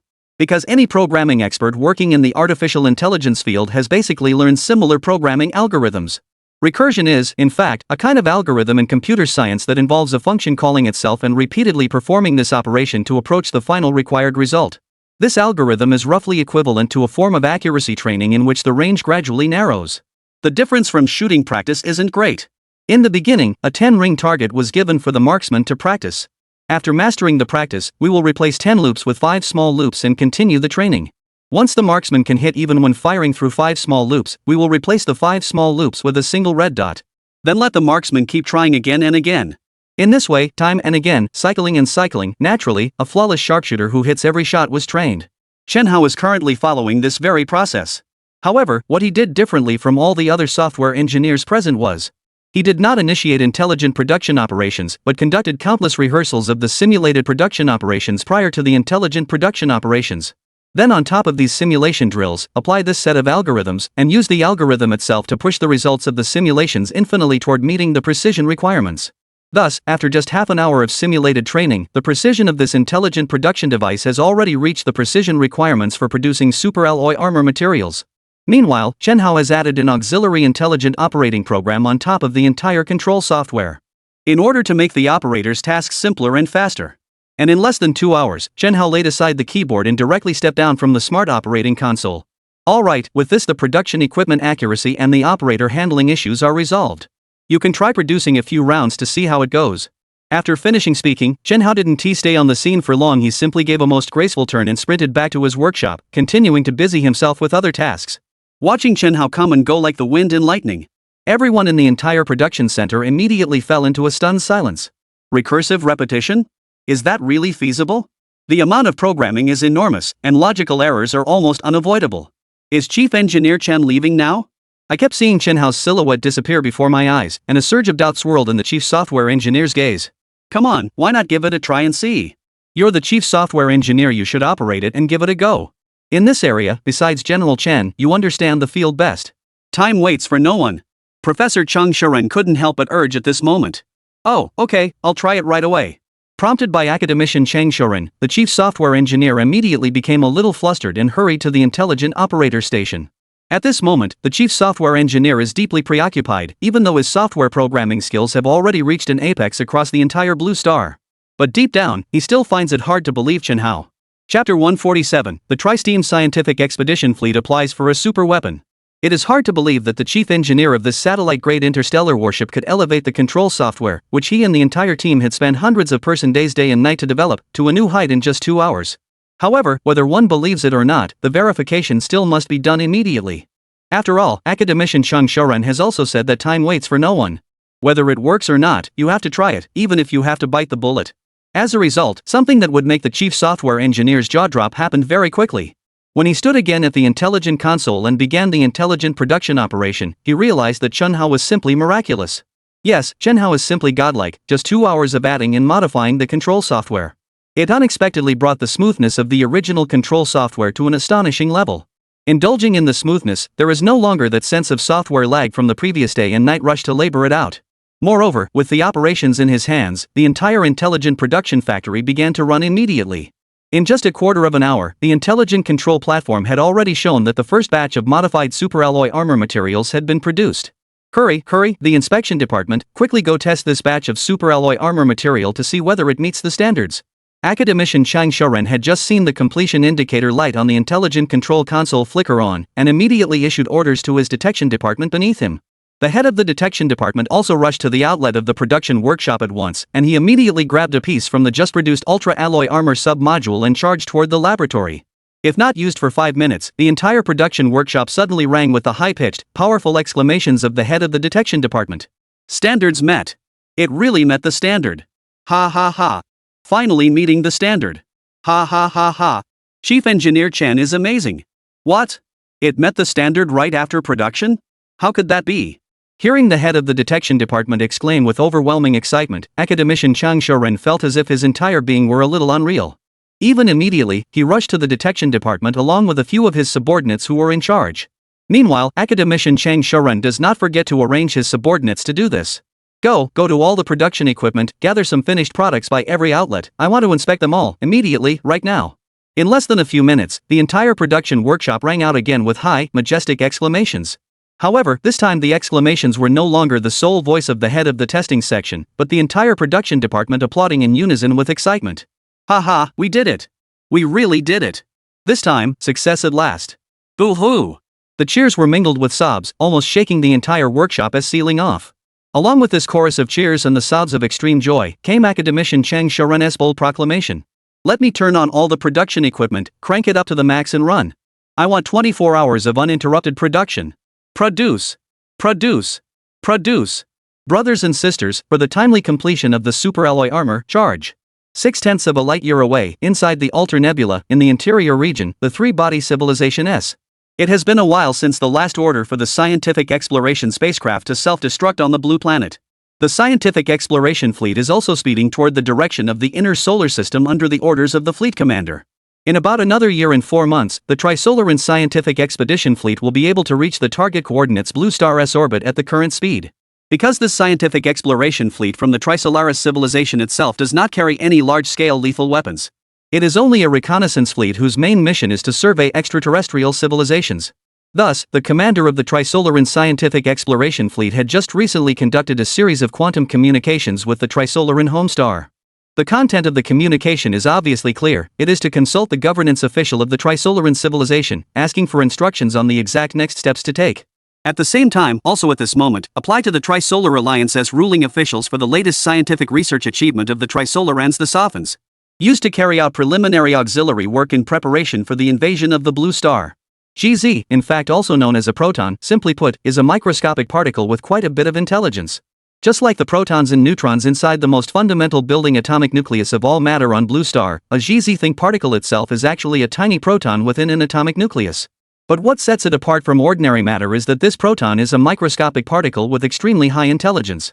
This is a microscopic particle capable of autonomously unfolding into a lower dimension. Moreover, inside this microscopic particle, there are etched microcircuits on the order of tens of billions. If we were to describe this in terms understandable to humans, it is roughly equivalent to humanity's most advanced 2-nanometer chip at present. Of course, the sophons of the Trisolaris civilization are not as large as a 2-nanometer chip, they are as big as a human fingernail. The sophons of the Trisolaran civilization are 100 million times smaller than a human fingernail. Only when it undergoes a low-dimensional expansion can it be observed with the naked eye, if it is in the conventional 3-dimensional state. Human civilization must use scanning tunnel microscopes magnified by millions to tens of millions of times in order to glimpse a little. Just 48 hours ago, the commander of the Trisolaran exploration fleet had received the news that the sophon of the Trisolaran civilization had been successfully developed. Therefore, in the subsequent communications with the Trisolaran mother star system, the commander submitted this application. Soon, the Tri-Sun civilization's ruling officials listened to the commander's report. The thought of the Trisolaran science expedition personnel enduring decades of torture, day after day, on a very unremarkable planet 4.22 light-years away, is astonishing. The rage of the ruling minister is uncontrollable once unleashed. Immediately, he issued the latest order to the scientific administrator. Immediately find a way to transmit the latest technological achievements of the Trisolaran civilization to the exploration fleet, and first use the Trisolaran sophon to strand the tech of that savage civilization on Blue Star. With the order issued, the scientific administrator did not delay at all and immediately launched the transmission project of the sophon. According to Einstein's theory of relativity, when an object approaches or reaches the speed of light, the surrounding spacetime experiences a considerable distortion. Moreover, the degree of this distortion will progressively deepen as the speed continually approaches the speed of light. Therefore, the time required to send a proton to a solar system 4.22 light-years away would differ from the time experienced by human civilization under normal circumstances. Chapter 148, The Intelligent One begins testing. The Trisolaran civilization sent a sophon to a distance of about 3.62 light-years to the Altair Nebula. And the time, essentially, is also about 3.62 years. But this time is calculated relative to the speed of absolute spacetime.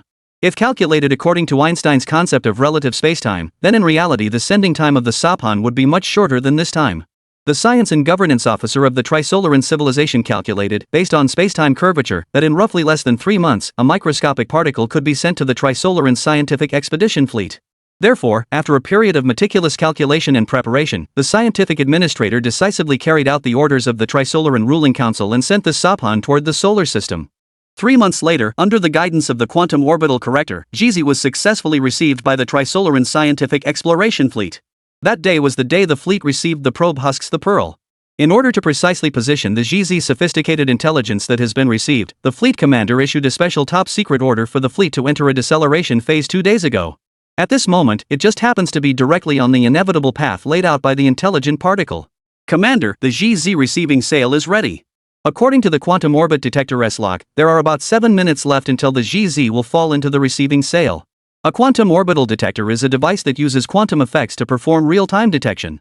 Because while launching the seed particle, the Trisolaran scientific and administrative officer ordered that the proton be subjected to quantum entanglement processing.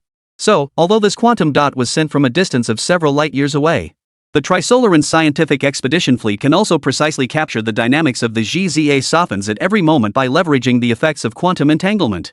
Meanwhile, in order to successfully capture the sophons sent from the Trisolaran civilization's home star system, the Trisolaran scientific exploration fleet also used the ancient Trisolaran civilization's net catching technique, manufacturing a sophon receiving sail with a diameter of less than about 10 meters. This receiving sail is made according to the principle of strong interaction force. Anyone who has read the three-body problem should be able to guess. More accurately, this technology is the precursor to the water drop spacecraft in the Trisolaran civilization. However, at present the exploration fleet's main role is still scientific surveys, and they do not have much capacity for research and development, so they can only produce such a simple receiving device and cannot create any particularly impressive water drop spacecraft. Of course, the sophon receiving sail is actually sufficient, because the range locked by the strong interaction force precisely corresponds to the distance between atomic nuclei.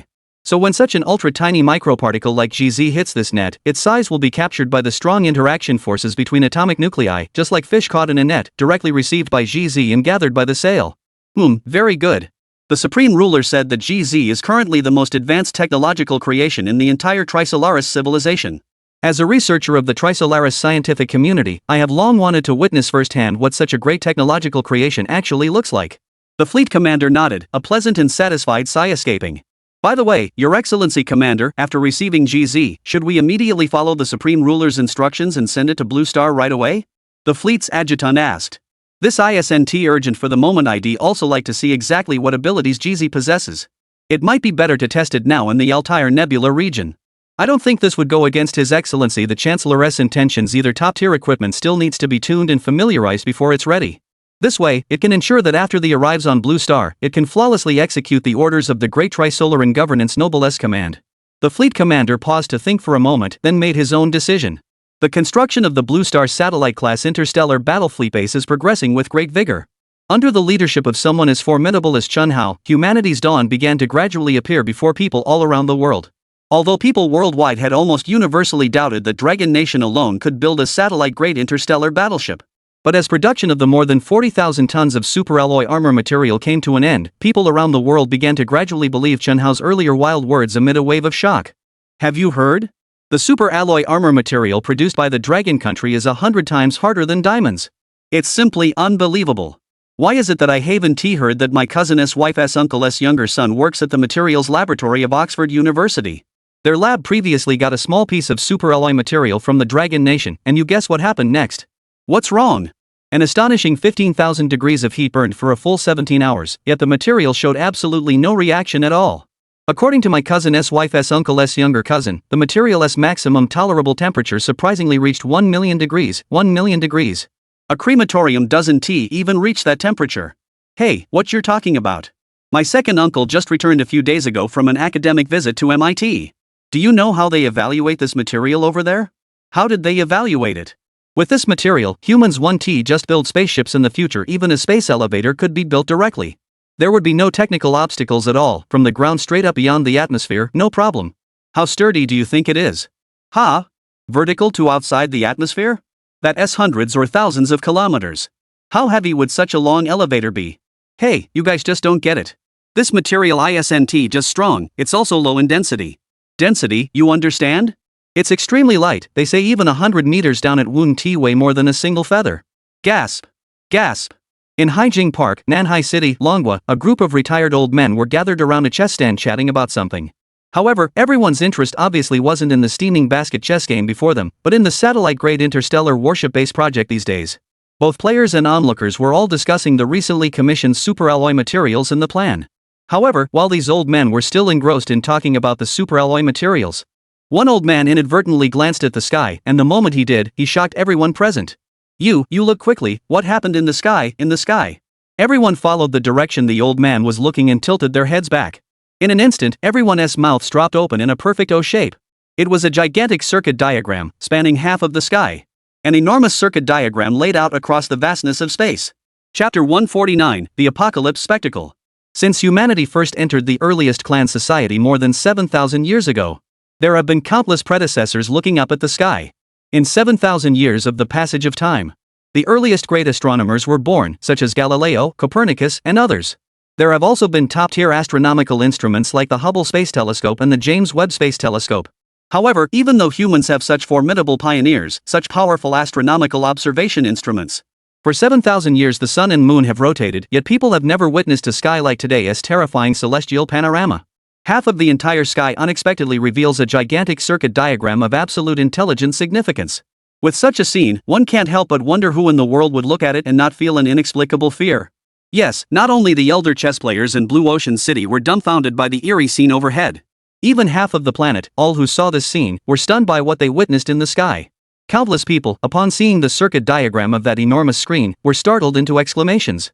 In the city, the vehicles and pedestrians on countless streets instantly fell into a chaotic tangle. In the countryside, the barking of guard dogs rose in fearful, frantic howls from countless village corners and alleys. The scene in the sky was really eerie. So much so that even the alarm in the grand, beautiful palace was triggered at the first moment. Hurry, take the Grand Commander to the 18th basement level. Did the three-body civilization come so soon? What kind of terrifying civilization is this? A large team of fully armed special agents, though their bodies were packed with all kinds of weapons and equipment. But I was still shaken by the scene in the sky, and my ankles felt weak. These special agents are one by one, each selected from among thousands of elite troops. If any one of these people among the group is chosen, their scientific level would be able to rival their military prowess as outstanding talents. But at this moment, they were still scared. A gigantic circuit diagram hung in the air, simply like a giant, patterned palm about to slap the blue planet's vast land. That pattern, that vastness, completely exceeded everyone's imagination. Everyone hastily began emergency evacuation tasks. Along with it, a large group of people was so scared that even walking was off balance, and the chief commander was directly pulled along toward the basement. Hurry, hurry, contact Longwa over there and ask what exactly is going on. Oh right, and NASA too, what exactly is the situation? Who can give me an accurate explanation? The normally benevolent and smiling leader Bai Long, who has always appeared kindly in public, has at this moment lost his former grace and heroic bearing. As they were being dragged toward the underground fortress by everyone, the cries of the commander, who was wailing and urinating, still rang out, insisting that the cause of the matter be clarified. Of course, at this moment he isn't doing it for those beautiful subjects anymore. The reason he yelled so urgently is mainly because he is afraid of death. This scene is 100,000 times more terrifying than the explosion at Area 51 last time. Could he still not be afraid? He had been so scared that he wet his pants long ago. Otherwise, the undercover agents nearby lifting him wouldn't be using one hand to support him while the other hand keeps pinching their noses. Blue Ocean City, a satellite-grade interstellar warship construction base. At this moment, all the workers have also stopped what they were doing. Compared to the abnormal behavior of that Grand Commander from thousands of miles away, the people here are rather normal. But normal as is, the heart of fear, that is something everyone has. Everyone looked up at the circuit diagram of that huge screen in the sky, and instinctively, they forcibly stifled their fear and quietly began retreating toward the building. Chief Engineer Chen. It's incredible. It's incredible. A celestial phenomenon has appeared in the sky. Academician Chang Shuren rushed to Chen Hao's office, stumbling all the way, and burst in. What's going on, old Chang? Chen Hao finally raised his head from his busy research work and looked at Chang Shuren. The sky is showing phenomena.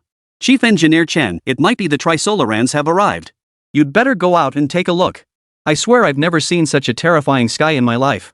Chang Shuren, panting, didn't pause to ask whether Chen Hao agreed or not. He grabbed Chen Hao and dragged him out of his office, rushing toward the research center's building.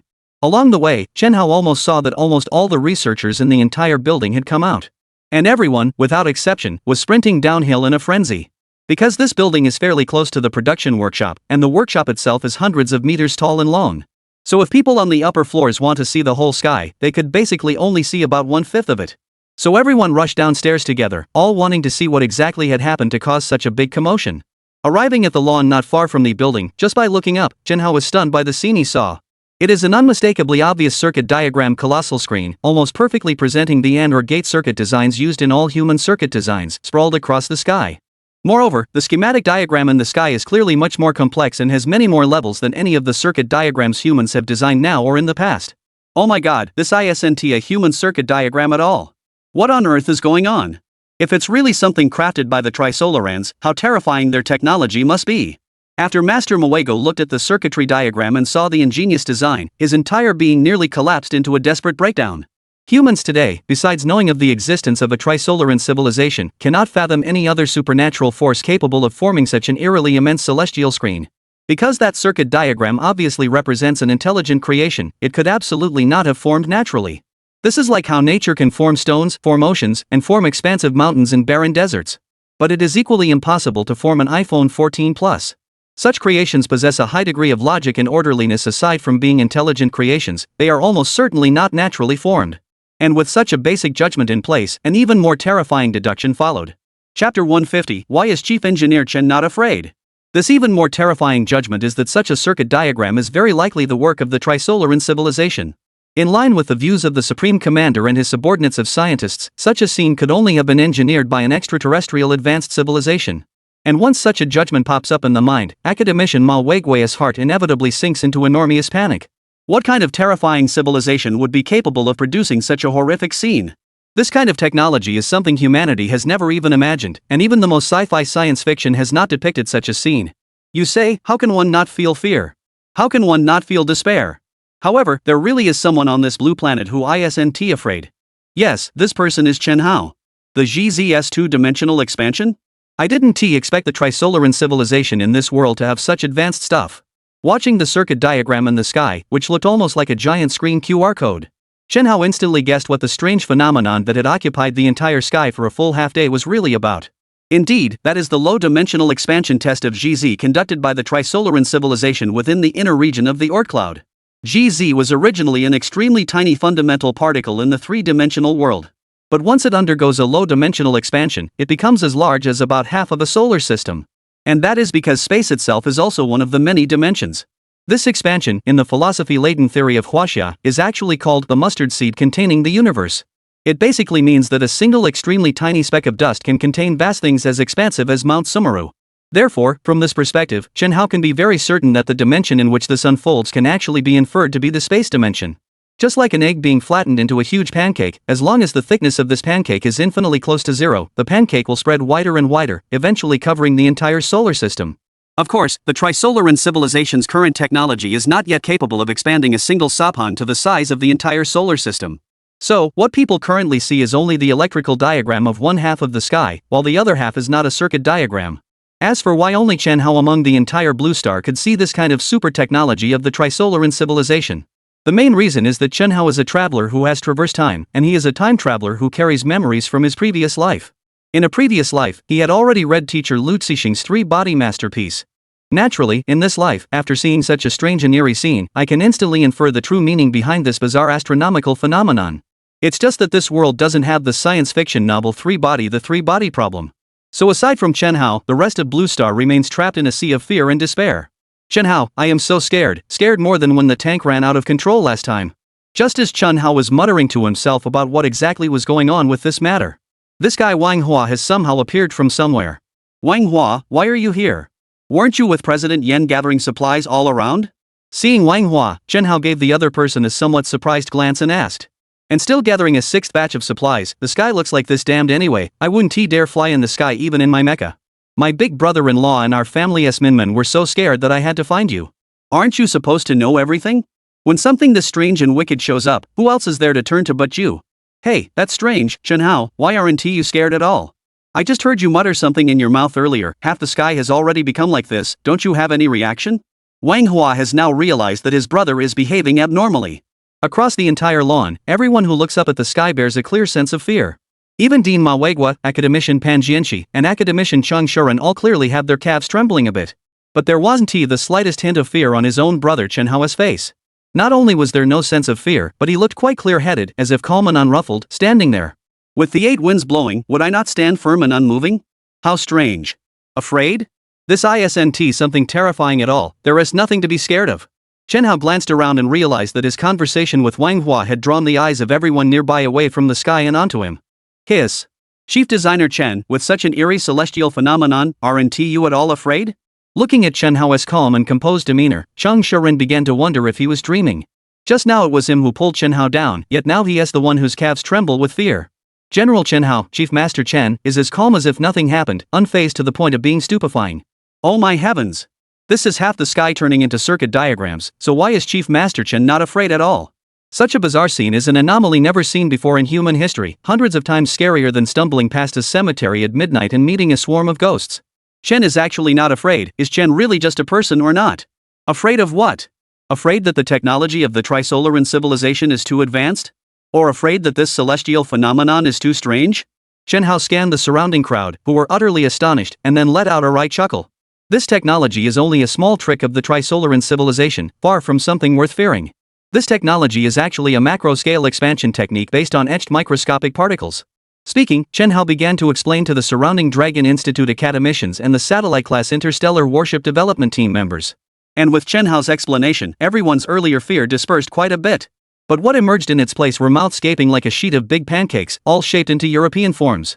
Everyone was stunned by Chen Hao's vast and boundless knowledge. What? Chief Engineer Chen, are you saying that this huge contraption is that Semite civilization's creation to lock down Blue Star's technology?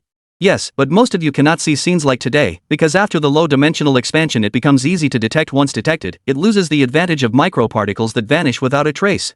According to my estimate, after GZ arrives on the Blue Star, she should first interfere with foundational experiments in areas such as physics and chemistry conducted by humans. Let the basic experimental results of scientists show deviation. Chapter 151, Global Broadcast, A Helpless Choice. Once this goal is achieved, humanity's future science will basically be rendered useless. Experimentation is the fundamental verification method for modern scientific progress. If none of the theories can be scientifically validated, our science is doomed. As for the current anomaly, there is really no need to worry going back, because the low-dimensional projection of GZ requires enormous energy to unfold. So, even if this circuit diagram and the Sky 1T disappear for a while, it certainly can't last much longer. Chen Hao's side spoke clearly and concisely. But what everyone present heard was obviously muddled and hard to believe. Don't be fooled by the fact that the vast majority of people present are top scientific leaders from the Dragon Institute. Even the worst are among the top engineers participating in satellite-grade interstellar warships. But well, after they seriously and carefully listened to Chen Hao's explanation, everyone was still puzzled and perplexed, still muddled and confused. In theory, Chen Hao's interpretations did not really block the experts around him. But when everyone looked up and saw that half sky, vast and boundless, like a giant circuit diagram overhead, everyone felt that it was truly hard to accept. Chief Engineer Chen, do you still have any fields you don't understand? What you just mentioned is the technology of the Trisolaran civilization. We still haven't figured out what the Trisolaran civilization is like. How could you possibly understand their weapons that well? Yes, Chief Engineer Chen, when I knew you before, I thought you were specializing in military equipment research. But now I see, you even have a clear grasp of alien technology creations. This is too ridiculous. Chief Engineer Chen, why don't you just tell us that you yourself are an alien? That would be easier for us to accept. Otherwise, none of this makes sense. How could the human brain hold so much knowledge that is ahead of its time by decades or even centuries? At this moment, under Chen Hao's explanation, the people on site were no longer afraid of that thing about the low-dimensional expansion. But no one relaxed. Instead, they all looked at Chen Hao as if he were an alien. It was as if everyone present did not know Chen Hao at all. They wished they could inspect Chen Hao inside and out, carefully and thoroughly, to make it clear what kind of creature this Chief Engineer Chen in front of them really was. Are there any problems left in the world that can stump Chief Engineer Chen? It's unbelievable, simply unbelievable. Oops, I explained too clearly and scared them off. Chen Hao himself did not expect that he had merely described the principles and effects of the Trisolaran civilization's Sapan weapon based on memories from his previous life. It would raise so many questions from expert engineers.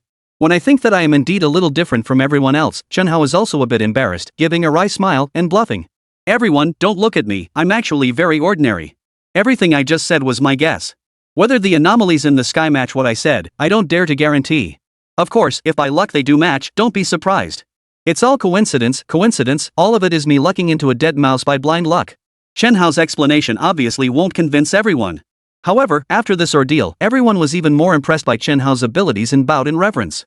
Exactly as Chen Hao had guessed, in less than about a day, the low-dimensional projection of that disappeared from the sky curtain. Chen Hao had said before that the low-dimensional expansion of the intelligent particle requires a large amount of energy. Now, coincidentally, all developments exactly correspond to Chen Hao's judgment. Thus, one day after this matter occurred and the strange phenomenon disappeared, under the instruction of Qian Lao, Longwei then broadcast globally the matter of the low-dimensional unfolding of the GZ intelligence to everyone on Blue Star. Of course, aside from conjectures about the phenomenon's cause, the follow-up hypotheses are temporarily kept confidential. The main reason for keeping it secret is still the fear that Zhengzi will lock away humanity's technology, a terrifying matter that would trigger renewed panic across all of humanity. Therefore, after the global broadcast ended, Longwa secretly released a top-secret file about the possibility that Zhengzi could lock away humanity's technology to top scientists around the world and in every corner of the globe. The file is classified at SSS level, meaning that at present this file is accessible only to the leaders of countries and to those top-tier scientists on the Blue Star who are truly likely to be affected by Zhengzi technology. All others are temporarily unlikely to know Zhengzi's next move. However, despite this news, all the important figures around the world have come out of the bunker once more. This preview of Zhengzi locking human technology has also plunged the important figures of various countries into immense confusion and anxiety. Zhengzi can actually lock human technology at the microscopic level. What does this mean? Doesn't this imply that human civilization is about to be completely finished when it encounters the Trisolarans? If technology hasn't advanced at all, what can we use to hard fight the Trisolaran civilization? Originally, the technological gap between human civilization and the Trisolarans was already tens of thousands, if not millions, of times larger than the Chuan-Han border. Now the other side suddenly makes a move to lock onto human technology, then this war cannot be fought. Just declare that humanity has finally given up completely. This is like a marathon that was already more than an hour behind everyone else, only to be blocked again midway while trying to catch up. Isn't that gap growing bigger and bigger? Then still fighting a 6? Not to mention that up to now, apart from Dragon Country officially having a satellite-grade interstellar warship program to deal with the Trisolaran civilization, the other countries are still a loose collection of individuals. The civilization is so powerful that it can lock onto human technology to kill. It seems we have no way out. Ascending once more to the Grand Leader's throne on the White Palace lawn, there is no trace of the former splendor. Smark, you gave Master Ben a method to frame others last time. Do you have any other options this time? The Trisolaran civilization's prior low-dimensional projection of that sort of intelligence was already demonstrating against humanity. Even as grand and beautiful as we are, we can't just sit and wait to die, stuck here forever. The Grand Commander looked gravely as he asked Mark Smack. There is a solution, but I don't know if the Grand Commander is willing to admit this cowardice. Admitting defeat? A streak of gold light flashed in the eyes of the Grand Commander. Yes, that's admitting defeat. Smack nodded and continued. Lord General, the Trisolaran civilization's technology is too powerful. If we do nothing now, and if they decide to strike, we will be reduced to ashes in an instant. Therefore I propose that at this juncture we must not worry about face or reputation. We should try to find a way to join Dragon Nation as satellite-class interstellar warship construction program first. Perhaps this could preserve our great beauty for one more time. Chapter 152, The World Comes to Pay Homage. The low-dimensional unfolding event had just passed in less than 2 days. Pang Genoa then received an urgent call from Elder Qian and went directly to Elder Qian's courtyard for a meeting. When Commander Pang Genoa returned, Chen Hao learned from him about an extremely important arrangement. What Chen Hao and Ma Weigua, along with the other heads of the Dragon Institute's satellite-class interstellar warship construction projects, did not expect was that, in the past 48 hours, more than 170 countries around the Blue Planet have called Dragon Nation. This news nearly alarmed almost all the staff at the Starship base. No one expected that the low-dimensional unfolding of GZI Smart would trigger such a bizarre chain of reactions. As a result, the vast majority of countries on the Blue Star contacted Dragon Nation at the first opportunity. He directly turned the Diplomatic Affairs Center on the Dragon Nation side into a scene where all nations come to pay respects. Of course, when it comes to the specifics, it isn't actually that complicated. The calls from more than 170 countries were all very consistent. They wanted to arrange for the nation's top scientific researchers to go to the Dragon country to jointly participate in the construction plan for a satellite-grade interstellar warship. Among them are not only Big Pretty, John Bull, Hans Tiger, Sakura, and the Great Rod. It also includes many small countries that seldom show up in the Blue Star Federation's affairs in ordinary times. For example, snowy countries like Skiing Nation and Greenland. These countries, in ordinary times, are generally not involved in international affairs because their national power is too weak. However, it just so happened that after this time when the GZ low-dimensional expansion event occurred, they also reached out to Longwei on this side, all expressing their willingness to make the country's top researchers available. Of course, the reason these countries at this time are unusually eager to provide their own top-tier scientific researchers. Not that I really want to participate in building a satellite-class interstellar warship. Actually, the main reason these countries are doing this is because of. It was still the event of that scared everyone on the Blue Planet. As for the other 20 or 30 countries that hadn't called yet, there really was also this intention. The problem is that the remaining 20 or 30 countries are just too small, there simply aren't top talents to offer. So, for such matters, they can only leave it to fate. These countries were frightened by the terrifying technological prowess of the Trisolaran civilization. They were also scared by the powerful capability of the Sophons contacted by Chen Hao to lock down human technology. Therefore, they all chose to cooperate with Dragon Country in unison. Why? There was no way out. The weapons of the Trisolaran civilization have been shown to humanity. What hope does humanity have that they will come to invade themselves? Under such terrifying deterrence, what other options the countries can currently pursue have been reduced to only fleeing to the Dragon Nation. Even the great and beautiful leader, having seen through this, adopted Smark's suggestion and was the first to call Qianlao. What about the other countries? They can't just sit around waiting for the Trisolarans to come and destroy humanity, right? Sit idly by and wait for doom is not an option. Therefore, in the face of helplessness from many nations, they came up with such a common solution. And the solution is to honestly follow the Dragon Nation's arrangements, first sending the top researchers over. Otherwise, by the time GZ arrives on Blue Star, these researchers' skills will be locked, and if everyone becomes desperate again, the consequences will be serious. As for why it has to be sent to the Dragon Country, the reason is even simpler. So far, the entire human civilization, only the Dragon Nation remains confident enough to cope with the Trisolaran civilization. And General Chief Engineer Chen Hao of the Dragon Nation even cracked the bizarre circuit diagram in the sky, proving that the low-dimensional projection of the Trisolaran civilization as Sophons is a fact. People in other countries haven't even fully understood the circuit diagrams in the sky before they're frightened into paralysis. Tell me, at this moment, if you don't flock to the Dragon Nation, whom can you flock to? No one has the ability to deal with the Trisolaran civilization, right? In the end, at critical moments, human civilization still adheres to the law of the jungle. Otherwise, why in the long river of history are there so many wars and battles? Chief Engineer Chen, Dean Ma, Elder Qian asked me to ask for both of your opinions. Do we ultimately recruit top global scientific powers, or reject their demands and build our own satellite-grade interstellar battleship independently? If receiving these powers could potentially accelerate our satellite-grade interstellar warship project with the involvement of all humanity. But at the same time, such participation might lead to our Dragon Country's technology being leaked. If we choose not to receive these powers, our project naturally wouldn't be affected much. However, once we suddenly reject so many countries, causing global nations to be deeply dissatisfied, the problem would become even bigger. So, after weighing it for a long time, Qianlao finally had me suggest an opinion to you too, Chief Engineer Chen and Dean Ma. This opinion is to recommend receiving top researchers from all over the world. Of course, if Chief Engineer Chan or Dean Ma believes that a satellite-grade interstellar battleship does not need to carry researchers from other countries, Shen Lao's side will not oppose it and will firmly respect our own opinions. Commander Pang Jinhua echoed old Qian's meaning quite completely. But after listening to Commander Pang Jinhua's account, Shen Hao did not answer immediately. He pondered for a moment, then replied to Commander Pang. It seems these guys have come here to get insured with us. They're doing this because they're afraid that after the Trisolaran civilization arrives they won't accept the surrendering humans, so they want to mark their stance with us in advance. Well, the idea is good, but it's a bit naive. As he talked, Shen Hao slightly lifted the corners of his mouth and continued. Commander Pang, just reply to Mr. Qian like this: there is no need to recruit the world's top scientists for the project for the time being. Let us wait and see until the Trisolarans arrive. Moreover, the sons and daughters of Huaxia don't need others to help them. No matter how enormous the difficulties, we can overcome them ourselves.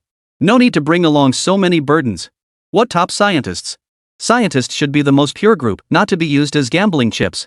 Don't worry about those countries getting angry. Power is king, the truth lies within the range of the cannon. Elder Qian can safely and boldly refuse if he wishes. Chapter 153, Hidden Agendas. The Inverse Development Grand Show. A farcical scene of 1,000 nations coming to pay court comes to an end like this. Shen Hao's choice ultimately earned old Qian's approval. Speaking of which, with a top-level researcher like Shen Hao in Huaxia's hands, there is no longer any need for those Nobel Prize winners from distant lands. Moreover, behind these so-called scientists are entangled with complex interests. As the saying goes, you mingle for profit, but once the profits are exhausted, you part ways. Shen Hao understood this principle too clearly.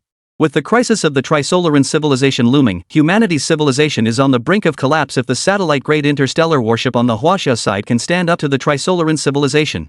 Then there is no need to think about it at all. Future human civilization will certainly still be led by Huaxia at the forefront.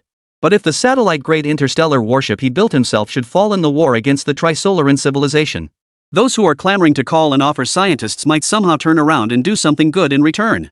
So, to avoid this kind of situation from happening, Shen Hao ultimately chose to refuse all requests from the countries. Meanwhile, under Shen Hao's suggestion, Elder Qian also cancelled all ongoing high-precision, cutting-edge particle experiments in China in order to avoid the possibility of being misled when the intelligence arrives. Of course, China naturally believed Shen Hao's previous judgment completely and operated entirely according to Shen Hao's proposed solution. However, other countries did not trust Shen Hao as much. In fact, until a few days later when the intelligence was sent to Blue Star, many countries on Blue Star were still continuing various advanced scientific experiments and attempts. Yes, scientists and scientific organizations from many countries do not believe the rumors that a single microscopic particle could lock humanity as technology. These countries, upon seeing that Huaxia's side would not accept their team of scientists, were instead stirred by various suspicions and sharply increased their investment in cutting-edge scientific experimental fields. They are trying in the short term to elevate their technological level to a new tier, in order to seek self-protection before the arrival of the Trisolaran civilization. People, after all, like to daydream, just like now. Although the previous revelation of the Tianzi miracle scared everyone quite a bit, no one would give up before the apocalypse actually arrives. People will still struggle for a while longer. So, a few days later, the Tianzi stirred up a huge commotion within human society. Because the Tianzi is only a microscopic particle, when it came to Blue Earth it essentially entered the world as if carried by the wind into the night stealthily. Even Shen Hao's air search radar couldn't detect such a tiny fundamental particle scattered among the vast universe. And on the night Seiko arrived on Blue Star, top laboratories across Blue Star's various countries began to experience all kinds of strange events. First, the most unwillingly gifted beauty, the Grande Dame, the prettiest of them all. That night, several Nobel laureates at Bell Laboratory were intensifying their research into the performance testing of superalloy materials. Yes, they were now studying the performance testing of superalloy armor materials. This matter begins with Shen Hao's large-scale mass production of superalloy armor materials. To say that they are beautiful and extremely smart, although we refused their plan to jointly build a satellite-grade interstellar warship. But they were not idle either. They tried every means to, in the meantime when Shen Hao refused, plan for superalloy armor materials. Their thinking was thorough enough. Since they cannot manufacture such materials themselves, it would be better to figure out a way to bring over a small amount of existing materials for reverse engineering. Anyway, they have been studying alien civilizations for decades, and they already have experience in reverse engineering. Although with this material it is still impossible to build satellite-grade warships like Huaxia. But really mastering the processing of this material and reinforcing the Grand Leader's underground fortress is still very necessary. If we can live a little longer, even just 1.25 hours, that's an opportunity.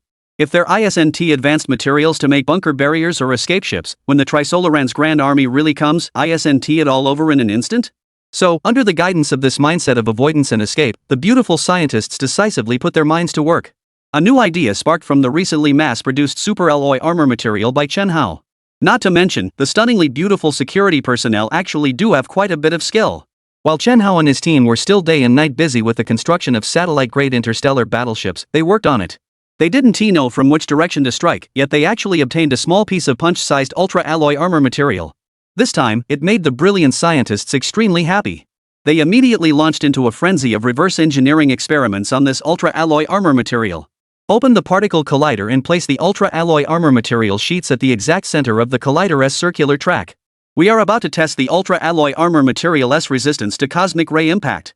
In the laboratory, a professor was smoking a pipe, directing his doctoral students. A few minutes later, one of the doctoral students came running over to respond to the professor. "Professor, all parameters have been adjusted, we can start the collision experiment." "Aha, very good, let's begin. Today we will conduct a comprehensive test on this superalloy armored material. If it is truly as fierce as it has been publicly claimed by Huaxia, as long as we can reverse engineer this material. When the Trisolarans come, it wouldn't be impossible to build a ship in advance and flee from Blue Star. The professor's mouth curved into a sly smile, then he patted the shoulder of the PhD student beside him and continued. "Do a good job. Once our reverse engineering project succeeds, there will definitely be a place for you on the escape ship in the future. Perhaps the Grand Commander will be so pleased that he might even arrange a private cabin for you." Although this professor, with golden curly hair, large glasses, and a pipe clenched in his teeth, is a bona fide exceptionally attractive member. However, within his words, there flowed, unconsciously, the essence of a certain linguistic artistry. The professor's words, surprisingly, echoing the pinnacle of language artistry such as "work hard, and next year your elder brother will marry you as sister-in-law," are indeed wonderfully similar in spirit, and one cannot help but be impressed. However, not long after the professor himself believed that his language was filled with charm and wisdom, an accident occurred in the laboratory. Moreover, the unexpected event happened exactly as Chen Hao had previously publicly warned humanity. The particle accelerator had just started, and something eerily strange actually occurred. Chapter 154, You Are All Insects. Professor, the experimental equipment has malfunctioned. Only 10 minutes later, the doctoral student in charge of monitoring the accelerator's real-time status, De Piliang, rushed to the professor with a terrified expression. "What are you freaking out about? What are you panicking about? Haven't you seen Professor Ben tasting cat poop coffee? This coffee is of the freshest variety. It was just produced and shipped here to Professor Ben." "Kid, you disturbed this professor's poetry. Are you full or just bored?" At the beginning, this very beautiful professor did not realize what major problems the experiment would encounter. However, only after his own doctoral students had provided a detailed description of what happened inside the collider. The professor's hand, holding the coffee, suddenly became unsteady. Clack! A freshly brewed cup of cat-shaped coffee grounds spilled all over the floor. "Hurry, quickly take me to see it. How is this possible? Would a particle collider exhibit such a strange phenomenon?" In the midst of the panic, the professor immediately grabbed the doctoral student and rushed toward the main control room of the particle collider. However, only after entering the main control room did they glance at the images on the electron microscope. The professor's legs could no longer help but tremble. "You are all bugs." 6 large characters unexpectedly appeared boldly on the ultra-strong alloy armor material that was so small it was almost minute on the particle accelerator. To know, that piece of superalloy armor material has been cut to a size of only a few nanometers in order to verify its resistance to cosmic rays. As a result, at an exceedingly tiny scale, there appeared such regular and clearly whorled patterns that could only have formed through countless impacts of some microscopic particle. Such a terrifying thing is something the professor has never heard of or seen in his life. "It's impossible, this is impossible. The superalloy material has already reached the nanoscale. What kind of power could carve characters onto it? Laser? Even the extreme ultraviolet light in an EUV lithography machine can't do this. What on earth is going on?" The professor was frightened, so scared that even his voice trembled. "The scene before me is really too strange. It has even surpassed the professor's understanding of microscopic particles." To know, in the entire history of humanity, up to now, the strongest and most advanced micro is the extreme ultraviolet lithography machine. However, this extreme ultraviolet lithography machine can only carve the most basic inner circuits at a scale of about 5 nanometers or 2 nanometers. But the situation now is different. This alloyed armor material used for experiments has already been cut by extreme ultraviolet light. The entire size is only about 2 nanometers. And on such an extremely tiny sample, 3 English words appeared in an instant. What does this indicate? This indicates that this unidentified force itself is an entire precision level higher than the extreme ultraviolet light of the extreme ultraviolet lithography machine. In other words, this force at the very least has reached an accuracy of 0.something nanometers. Otherwise, how could it leave clear inscriptions on armor material that is only 2 nanometers square? "Professor, what exactly is going on? How the hell should I know what's going on? Quick, stop the collision experiment. Hell, what the heck? This time it's really gone to hell. In response to the questions from the PhD students, the professor has no heart left to bother with them.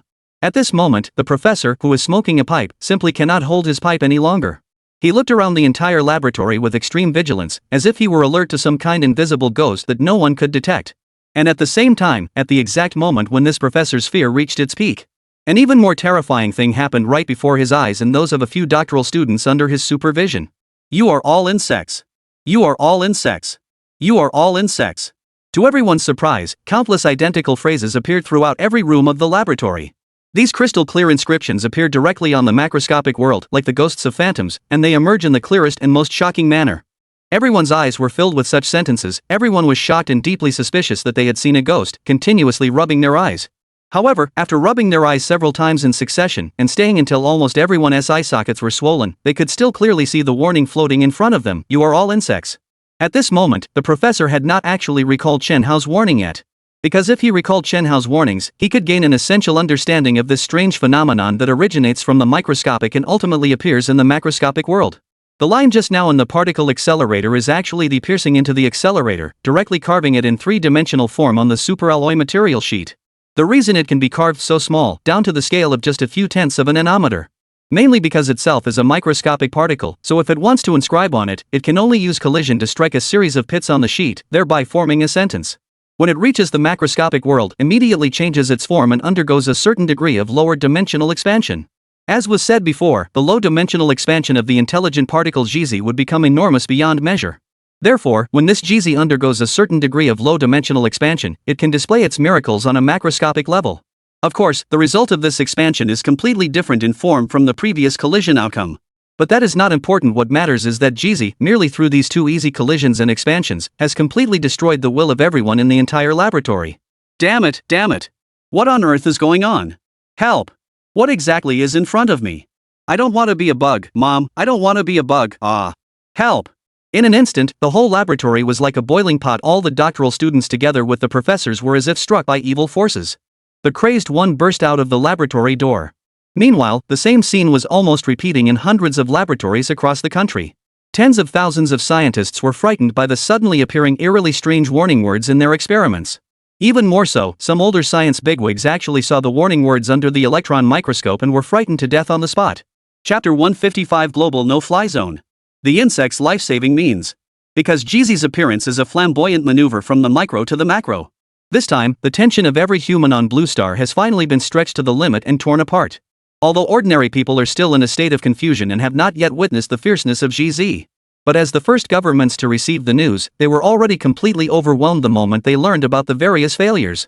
One by one, they all became as anxious as ants in a hot pot. GZ's deterrence is fearsomely terrifying. It can move freely within humanity's most advanced particle accelerators, and can leave deterrent phrases on materials just a few nanometers thick. This is simply the most terrifying thing in human history. Even more terrifying than a circuit diagram covering half the sky before, this is several points scarier. Together with the previous incident of the sky circuit diagram, schematics operation spans across the two most macroscopic and microscopic realms in the universe. The macroscopic scale is vast enough to cover half a solar system, while the microscopic scale reaches down to the atomic level. With such terror-inducing power and deterrence, not to mention that humans have never encountered it before, even modern top scientists would be scared stiff when they see it. This alone managed to scare to death a whole batch of top-tier scientific bigwigs. Now, the high-level officials of various countries can no longer harbor any other fantasies. What they can think of first now remains only one thing: the act of asking for help. Yes, it's a cry for help. As for whom to seek help from? Naturally, it should be Huaxia. The reason is simply that. Because before GZI's terrifying deterrence on Blue Star, there was only China that anticipated this event in advance. And it also sent warning information to the leaders of countries around the world. Even before GZ's terrifying deterrence occurred, these countries were still half convinced and half skeptical about the hints sent by Huaxia. Even many countries are still continuing with various high-energy experiments. However, the terrifying deterrence of the insects initially caused those countries to realize something was wrong.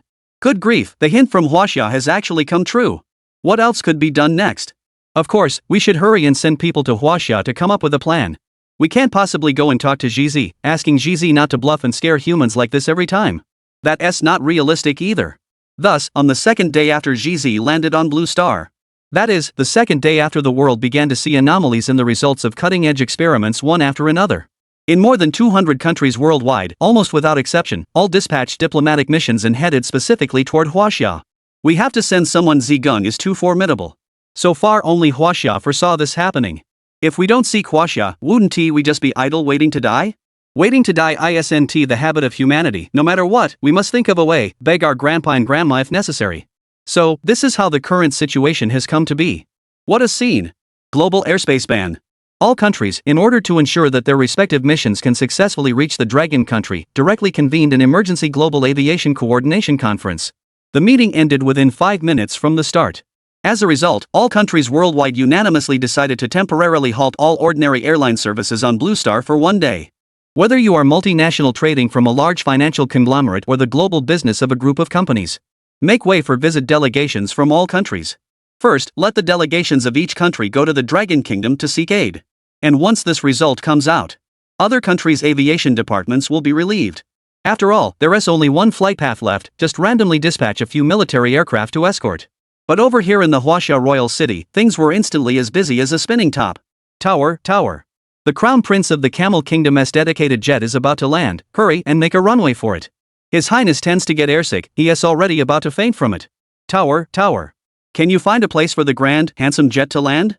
It's been circling in the sky for 2 hours already. If it doesn't land soon it'll run out of fuel. Tower. Sakura's envoy has protested for more than 30 times, saying they can't handle it if they land directly in the water pool. Damn, this latrine is getting tangled again. If I'd known earlier that they would land in the airport's water pool, I wouldn't have let them land at all, saved us from endless complaints. Above the Beijing Capital Airport Tower, the person in charge has long been so busy that a brow beaded with sweat. Now he is flooded with so many urgent coordination reports at once, truly making him. More than 200 envoy and expert planes from various countries, plus more than 400 accompanying aircraft from other nations. Suddenly 600 plus aircraft appeared, all heading in the same direction. How could this station chief not be anxious about this matter? He is almost going crazy with worry. So many national VIP planes visiting are far more troublesome than phone calls before. Making phone calls mostly just means arranging a few more people to handle the calls and jot down the conversation. But now, we have to immediately vacate hundreds of aircrafts worth of space and keep ready for the landing of delegations from various countries at any time. This kind of work is far more complicated than answering the phone. Feeling helpless, the person in charge even thought about temporarily diverting to 4 or 5 nearby airports. But splitting the flow this way, it wasn't easy at all. To know that every aircraft arriving now is carrying the highest level delegations from various countries. As a person in charge of an airport, I simply cannot afford to offend anyone. So, after much consideration, in the end this person in charge still, following the suggestion from above, forcibly arranged the diversion for the visiting aircraft.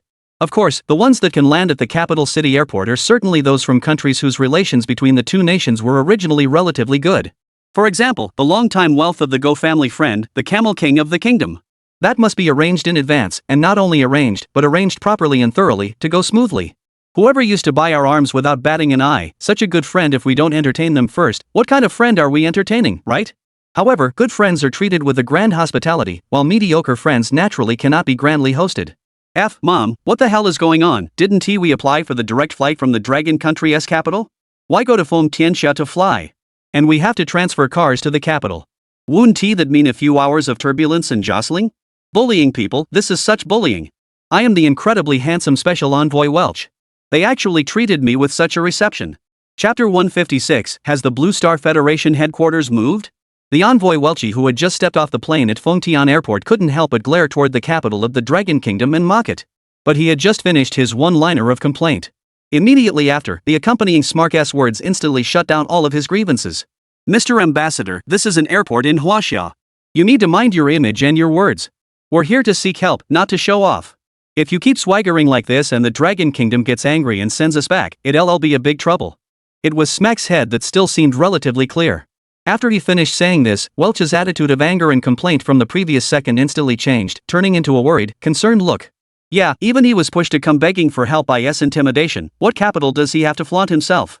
This matter had only been foreseen in advance by the Long Kingdom, and the only place that could possibly resolve intimidation is the Long Kingdom. If I blow the rescue mission the Supreme Commander entrusted to me at this moment, wouldn't I just be set up to be dealt with by the Supreme Commander once I go back? No, a person drifting in the Jianghu should stay low-key. Moreover, this special envoy Welch has always pretended to be weak, and to comply this time to pretend again isn't a difficult thing. After a lot of tossing and turning, Beijing, the capital of the Dragon Country, can be considered to have gathered almost all the nation's embassies from the entire Blue Star. Meanwhile, even the Blue Star Federation's Grand Elders secretly came to Huaxia because of the threat posed by Xi wisdom algorithm. In the venue, looking around, there were as many as thousands of envoys from various countries and regions. The Grand Elder of the Blue Star Federation couldn't help but ask the assistant beside him with a rueful smile whether the Blue Star Federation headquarters had moved. Of course, this kind of remark itself is a joke. What the meeting will discuss next is the real key. The theme of this meeting goes without saying. It was basically a globally convened discussion meeting temporarily open to respond to the threat of Xi quantum intelligence deterrence. And the sole main participant of the meeting is, and only is, the Dragon Nation that passively organized this global discussion conference. What makes the envoys from various countries feel extremely astonished and especially hard to understand is, when the envoys from these countries finally took their seats at the venue according to the temporarily adjusted seating plan, everyone suddenly discovered that a set of briefing documents for the meeting had already been prepared on the desks in front of them. Old Qian, may I ask what your country is preparing such information for? Could it be that the demands of all the countries around the world are not simple enough? Your country is currently the only one able to foresee the deterrence of Xi in advance. We are here this time to see if your country has a solution. After all, if human technology really gets locked down, not only the scientific community would panic, but the news would reach ordinary people all around the world, and I fear it could trigger an even larger panic. Humans are already very fragile now. The last time Xi unfolded the lower dimensional circuit diagrams, it caused more than 1,300 disturbances among us. If we can't come up with a good plan this time, I'm afraid we won't be able to control our nation, or even our country. The meeting had just begun when a special envoy from the Mao Xiong state spoke up. The meaning behind his words, however, is simple. He hopes that Huaxia can, since it is able to foresee the deterrence of Xi in advance. It would be best if you could also provide a countermeasure. After all, Xi the smart one is elusive and unobtrusive, appearing and disappearing across the whole world like a ghost. If this again triggers global public panic, it's unlikely that the three body people will officially invade Blue Star. Humanity itself will be frightened to death by the terrifying deterrence of Xi. Already a large wave of top scientists has been scared to death. If we don't hurry now, by the time the general public around the world learns of this, it will be a big trouble. Yes, Old Qian, you are indeed a respected elder from the Dragon Nation we have always revered. We rushed over in such a hurry. You must lend us a hand. Humanity is a fate-sharing community. Please, we currently have no way to respond at all. The sage's threat is terrifying. Our only science big shot has been scared to death. If this locks down our technology, what should we do? Woo woo. Shen Lao, this time you must make the great Shen Hao think of a solution for the risk warning, no matter what. This deterrence is scarier than actual combat. We can endure it, but the people's fear is unbearable. The representative from the Bear Empire opened his mouth to plead. Representatives from other countries, at this moment, also began to raise their hands and call out. However, at this very moment, right above the center of the vast hall, on the ceiling, strange things have happened again. All of you are insects. All of you are insects. All of you are insects. 3 large lines of Chinese suddenly appeared on the ceiling of the entire conference hall. Meanwhile, the entire ceiling background suddenly seemed to be veiled by a strange, undulating thin fog, and except for the 3 large Chinese characters that remained clearly visible, everything else in the ceiling background appeared as if it had vanished. And this line in Chinese just happens to be that line of Xi deterrence from the previously received top-secret reports by representatives of various countries. Selling cakes pays off. Xi's deterrence has arrived. Xi's deterrence really has arrived. Baka, what the hell is going on? Why have we already flown here from the cherry blossoms, and this cheatsy still won't let us go? Damn it, this time it's macroscopic. Macroscopic Xi has actually started deterring us again at the macro level. Help, what should we do? As soon as they saw the 3 large characters on the huge ceiling side by side, in an instant, representatives from almost every country in the entire venue were in an uproar. Previously, they, too, were afraid of Xi's terrifying deterrence. However, since Xi's deterrence before had mainly been concentrated in the frontier scientific research fields, these delegates spoke frankly. Though afraid, they had not actually witnessed what deterrence looked like up close. But now it's different. Now, Xi's deterrence has crossed the ocean and directly appeared in front of them. Could these representatives still not panic?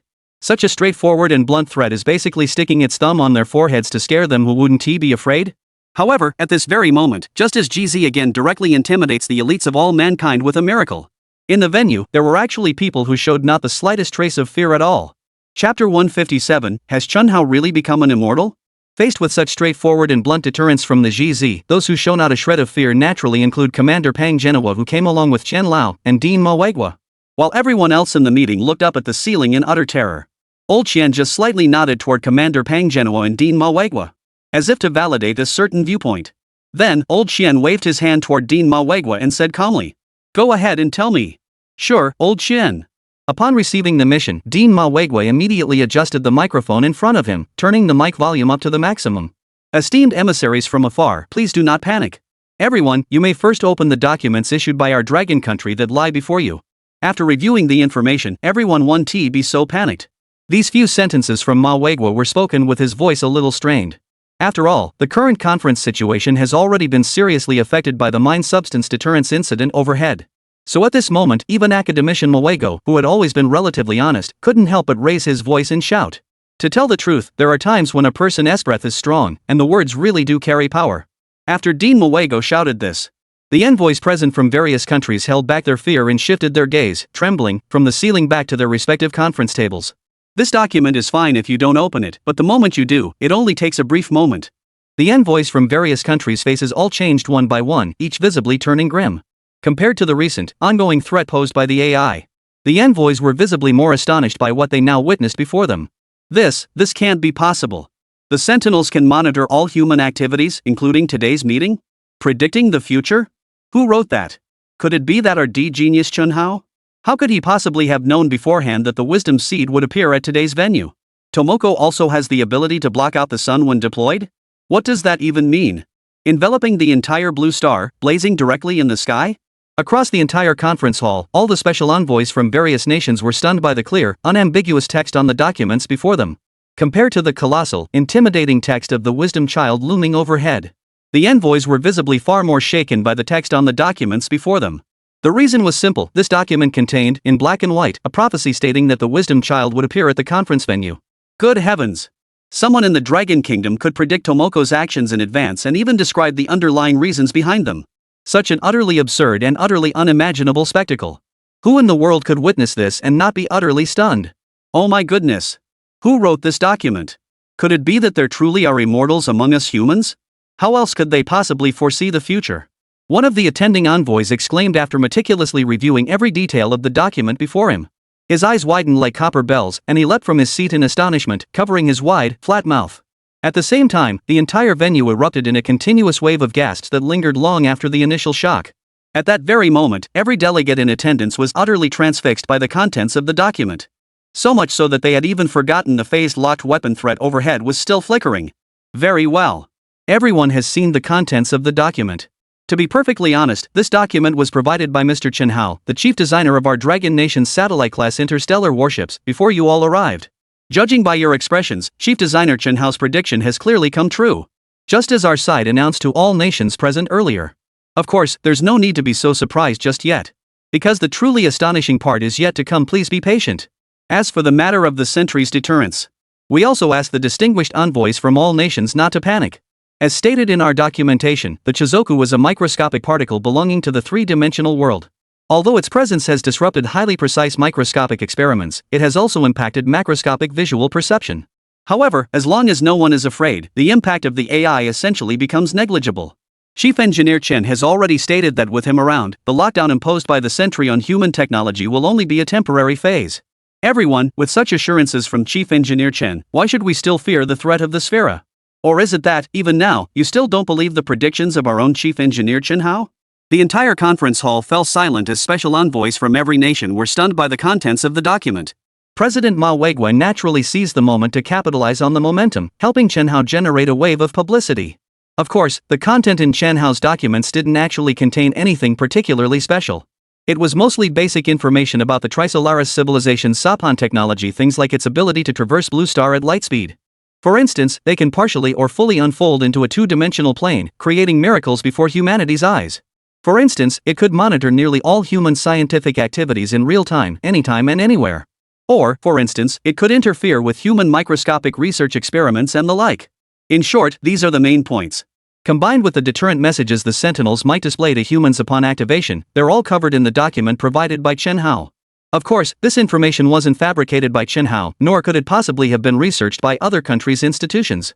The reason Chen Hao stands as the sole individual in all of humanity who has attained the utmost understanding of the wisdom seed. The primary reason lies in his status as a time traveler. In his previous life, he had read the sci-fi masterpiece The Three-Body Problem countless times. Therefore, after arriving in this world, he was merely describing the content he had read in his previous life. However, don't mistake this for something ordinary to Chen Hao.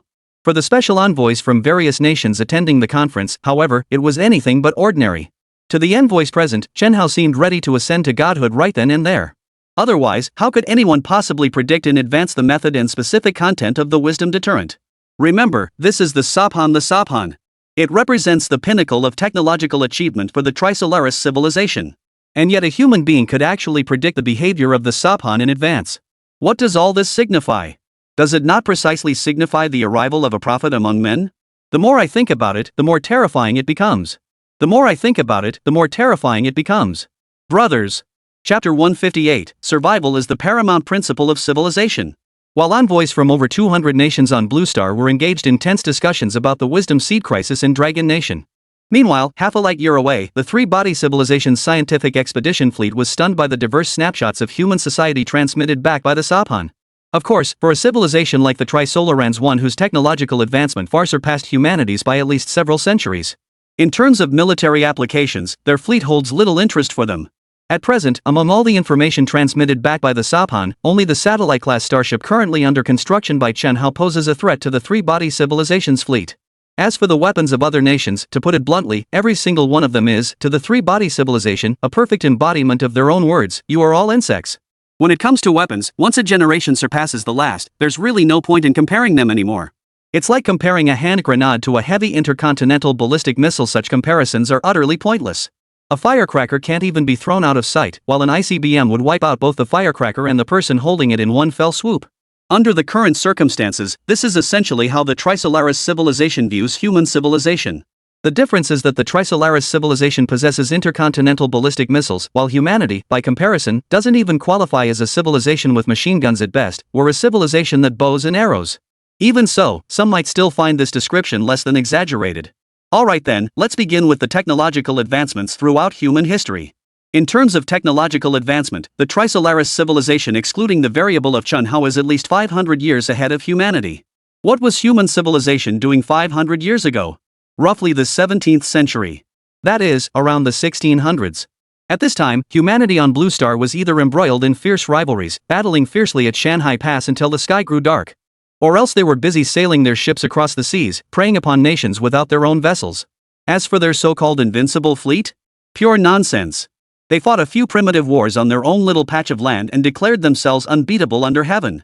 Keep in mind that back then, humans hadn't even fully mapped out the blue planet with any precision.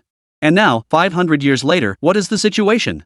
All manner of precision-guided weapons are flying everywhere. Supersonic fighters and nuclear-powered aircraft carriers hundreds of meters long either soar through the blue skies or cruise across the oceans. If a team were assembled in this era to fight against humanity from 500 years ago, it would be a complete one-sided slaughter. Or to put it more accurately, it was a dimensional strike. Of course, since the Trisolaris civilization has already implemented measures to lock down human technological advancement while simultaneously holding the advantage of dimensional suppression, they now have virtually no lingering concerns. So what is the Trisolaris civilization preoccupied with now? They are now focusing on human society and culture, yes, the rich tapestry of human civilization. The homeworld of the Trisolaris civilization, Trisolaris, and the homeworld of human civilization, Blue Star, are fundamentally different. The home planet of human civilization, Blue Star, orbits a star in its prime, the Sun. With only one star exerting gravitational influence, the orbital paths of all celestial bodies within the solar system remain largely predictable. Collisions or gravitational tearing between planets are rare occurrences. Even if they do occur, they are pitifully small in scale. But the Trisolaris system was different. The Trisolaris civilization's home planet, Trisolaris, orbited a yellow dwarf star accompanied by two companion stars nearly the same size as the primary star. In other words, the home planet of the Trisolaris civilization actually orbits a triple star system composed of 3 stars. And this, precisely, was the origin of that monumental three-body novel Chen Hao had read in his previous life. Scientifically speaking, the 3 systems were essentially a chaotic system that defied comprehension. To put it bluntly, a completely disordered system devoid of any discernible pattern. Under the influence of such a stellar system, the survival of the three-body civilization was understandably fraught with immense difficulty. Over the course of more than 200 cycles of the three-body civilization's birth and demise, their living environments were either scorching hot or bitterly cold. In short, compared to human deserts and polar regions, theirs are far harsher. Imagine what traits a civilization surviving under such conditions would pass down. Would it be a dazzling culture? Or perhaps song, dance, performing arts, painting, calligraphy? Or maybe sculpture? None of these. Under such harsh conditions, the three-body civilization could only inherit one defining trait: survival is the paramount principle of civilization. With the three-body civilization's living conditions being what they are, who has time for tea ceremonies and folk songs? Figuring out how to survive is the real deal, everything else is bull, pure and simple. Ironically, it was precisely the extreme harshness of the three-body civilization's living conditions that ultimately sparked the profound fascination among the three-body scientific expedition fleet now in the solar system. They were utterly captivated by the human social and cultural life transmitted back by the Saphan. As the saying goes, when you're well fed and warm, you start thinking about other things, right? The same goes for the three-body civilization's scientific expedition fleet. Ever since entering the Oort cloud region of the solar system, the members of the three-body civilization's scientific expedition fleet had come to deeply appreciate what a stable cosmic environment truly meant. The Oort cloud offered little in the way of supplies, with only some interstellar dust available for replenishment. But this is sufficient for the three-body civilization that has traveled so far. Why? Because their homeworld has no supplies either. By comparison, the Oort cloud offered a slightly more stable environment. At least there was no risk of three suns suddenly zooming in close, only to zoom away again. With this stable environment secured, the Trisolaris civilization's scientific expedition fleet naturally began studying every aspect of Blue Star's human civilization. After all, a scientific expedition fleet exists to study and explore. And this exploration extends far beyond technology. The cultural realm is equally indispensable. Only by knowing both oneself and the enemy can one remain invincible in 100 battles. How could they possibly understand the true nature of human civilization without examining every facet? The result? Once the research began, members of the Trisolaris civilization aboard the fleet from top to bottom became utterly engrossed in it. Everything from cuisine, music, and fine arts to sports. What about stir-frying, deep frying, and all that cooking? What about food, music, art, and sports? In short, whatever cultural treasures human civilization possessed, they filled the members of the three-body civilization's scientific expedition fleet with boundless longing. Among all these, the live streaming industry, which has only gained popularity in human society in recent years, is what the members of the three-body civilization's scientific expedition fleet cherish most. Chapter 159, Art is the Universal Language of the Cosmos. It's almost unbelievable, nearly 98% of the members aboard the three-body civilization's scientific expedition fleet have fallen in love with the various live streams of human society. Take, for instance, shows about shoeing donkeys, carpet cleaning, fishing bait preparation, and even the Ode to the Brawl. Once these short video live streams were transmitted via AI to the research fleet, it was absolutely wild. Instantly captivating every member of the three-body team. The entire three-body scientific expedition fleet was utterly bewildered. Each member yearned to become a complete human being, just to experience what human life was truly like. So much so that even as the fleet raced toward Blue Star, the cradle of human civilization, crew members would occasionally request leave to watch short videos and live streams. Even more remarkably, a small number of crew members aboard the three-body civilization's scientific expedition fleet had become hooked on binge-watching TV series. Whether it was authentic or fake adaptations, Romance of the Three Kingdoms, or Eight Immortals Crossing the Sea, whatever content the Saphan transmitted, the Trisolarans became utterly captivated by it. Not only that, but even the fleet commander of the entire Trisolaris civilization's scientific expedition fleet himself had fallen in love with human civilization's culture, captivated by its dazzling and boundless splendor. Of course, as the fleet commander of an expeditionary force, his taste was naturally a tad more refined than that of the average three-body civilization member. Take binge-watching shows, for instance. The fleet commander isn't one for tear-jerking palace dramas. He prefers shows featuring tough, unyielding heroes like Sword of the North, The Great Han Emperor, or Speed Racer. In short, every single member, including the commander of the three-body civilization's scientific expedition fleet, has been utterly captivated by the rich and diverse entertainment life of human civilization. Recently, this entire three-body civilization research fleet has even established some sort of human civilization art research discussion group. Its purpose is to discuss various intriguing questions about human art transmitted by the Saphan. In response, the commander-in-chief of the three-body civilization's scientific expedition even remarked, "Survival is the paramount imperative of civilization. Art is the fundamental language universal to the cosmos. Human civilization is truly fascinating. Once we've conquered the human homeworld, we absolutely must learn from those human bugs how to truly enjoy life." Ha! Indeed, at the end of this reflection, there was undoubtedly the fleet commander's signature, unmistakably three-body laugh. Within the inner reaches of the Oort cloud, 0.5 light-years from Blue Star. Recently, the entire fleet has been immersed in the dazzling culture of human civilization. The fleet commander has not issued any new directives to the AI core. For instance, things like orchestrating a cosmic flash or intimidating human scientists. The fleet commander simply hasn't found the time to pursue such matters. But on this particular day, the fleet commander did receive a communication request from the three-body civilization's homeworld. The moment the communication link to the homeworld was established, the commander of the scientific expedition fleet recognized the voice on the other end of the quantum communication device as none other than His Excellency, the executive of the Trisolaris civilization. Why has there been no report on the latest developments for so long? What the hell is your research fleet up to? The tone of His Excellency the Tri-Body Civilization executive was decidedly unfriendly as he immediately launched into a scolding of the expedition fleet commander. Reporting to Your Excellency, we have become utterly captivated by the dazzling culture of humanity. In our fascination, the entire fleet momentarily forgot the very mission we set out to accomplish. At this moment, the greatest flaw of the Trisolaris civilization finally caused trouble. As for what this greatest flaw entails, those familiar with the novel know it well. All members of the Trisolaris civilization share transparent minds. Under this transparency, even when individuals are far apart, deception between them is impossible. In other words, members of the Trisolaris civilization are fundamentally incapable of deceit. This is precisely why the fleet commander answered so readily and truthfully when questioned by His Excellency the civilization executive. Upon hearing that the fleet commander had completely forgotten the mission he had been assigned, the Tri-Body Civilization's executive officer was thoroughly enraged. You bastards! The Trisolaris civilization is already in the age of chaos, and the apocalyptic scenario of the 3-star alignment could strike at any moment. You bunch of idiots are still studying human culture? Do you even realize there are still 2 billion Trisolarans on our homeworld, ready to set sail for other star systems at any moment? How can your utterly absurd actions possibly justify themselves to those billions of triggers on the Trigger's homeworld? The Tri-Body Civilization's executive officer was thoroughly enraged. His subordinates had, by all accounts, remained relatively obedient over the years. It was precisely through the persistent efforts of this capable subordinate over many years that the earlier scientific expedition fleet had managed to locate the missing Trisolaris research vessel. In doing so, the Trisolaris civilization inadvertently uncovered the coordinates of human civilization. Such a monumental achievement would have been regarded as the greatest contribution to the entire Trisolaris civilization had it been made on the homeworld. But now? How much time has passed? Merely a few months. My once reliable subordinate has become so negligent in his duties. This infuriated His Excellency the Tri-Body Civilization executive to no end. I now demand that you immediately transmit all human intelligence data collected by the Saphan back to your fleet through quantum encrypted channels to the Trisolaris homeworld. Not a single piece of human intelligence is to be withheld. Do you understand? Yes, Your Excellency the Great Consul. I pledge to fulfill my duty. If anyone can be described as straightforward, it would have to be the Trisolarans.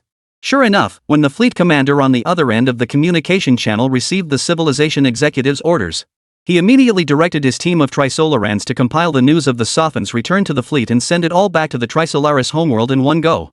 Meanwhile, the Tri-Body Civilization's executive officer, upon receiving all the transmitted information from the Saphan, glanced at it. Human culture had truly reached such dazzling heights riding a bicycle while hauling bananas, and even singing a song while navigating a curve.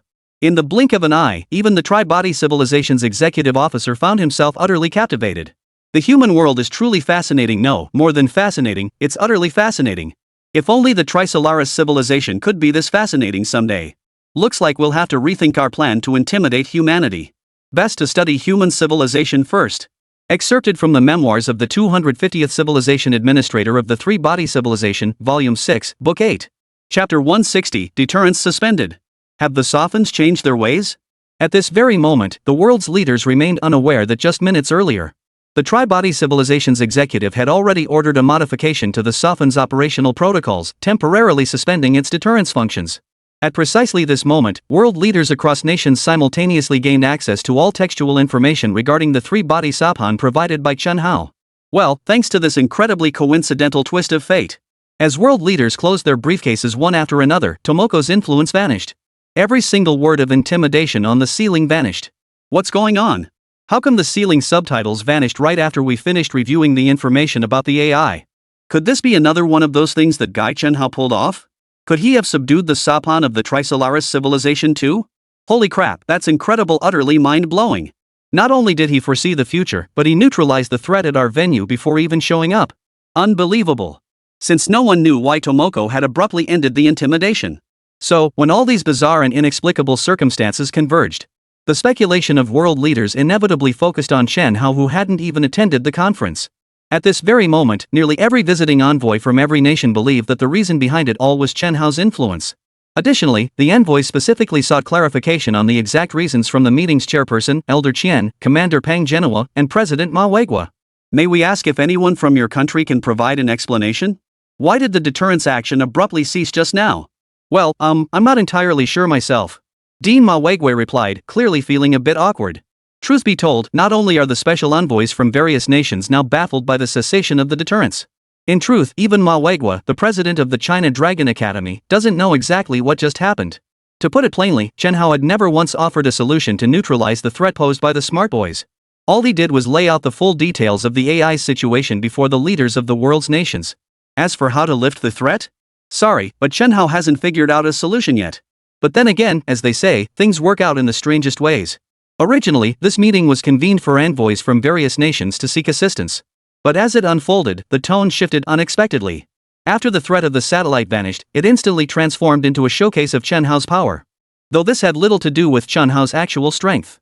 But with so many coincidences surrounding this matter, everyone regardless of who they were suddenly pinned all their hopes on Chen Hao alone.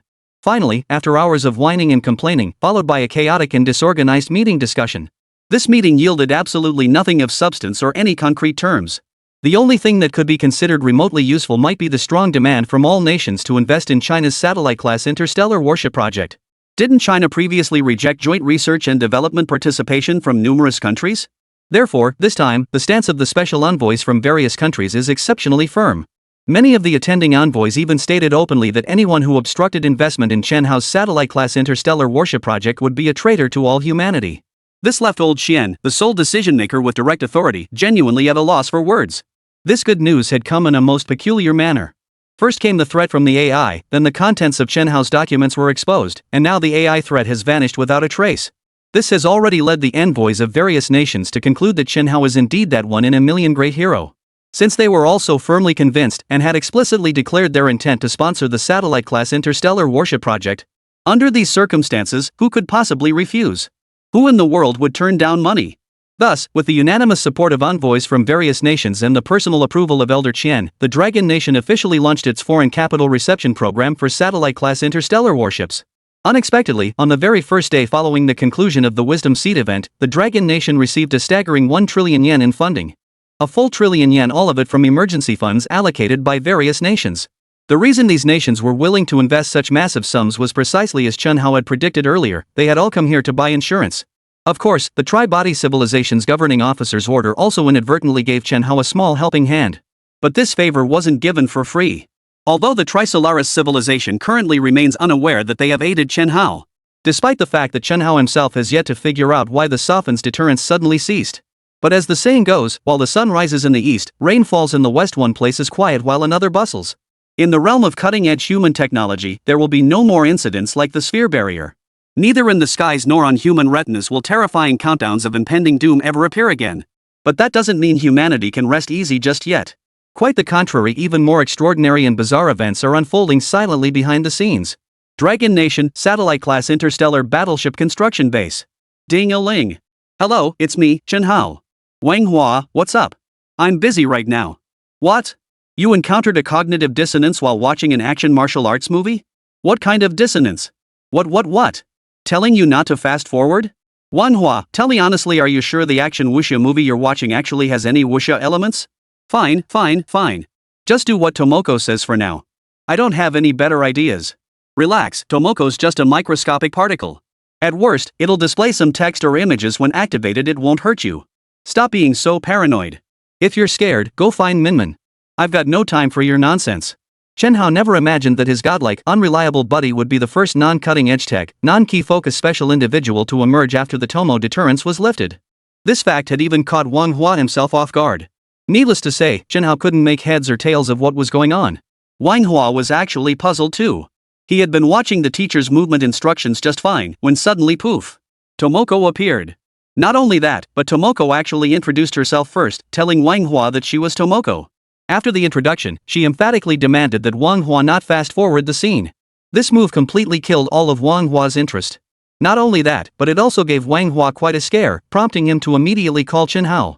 Chapter 161, Satellite-class interstellar battleship keel laid. The deterrence of the three-body civilization Sophan began to shift, granting Chen Hao considerable room for maneuver. Previously, Chen Hao had been concerned that the satellite-class interstellar warship project might be delayed by the arrival of the Trisolaris Sophan. But a series of developments, along with Wang Hua's phone call, temporarily eased Chen Hao's concerns.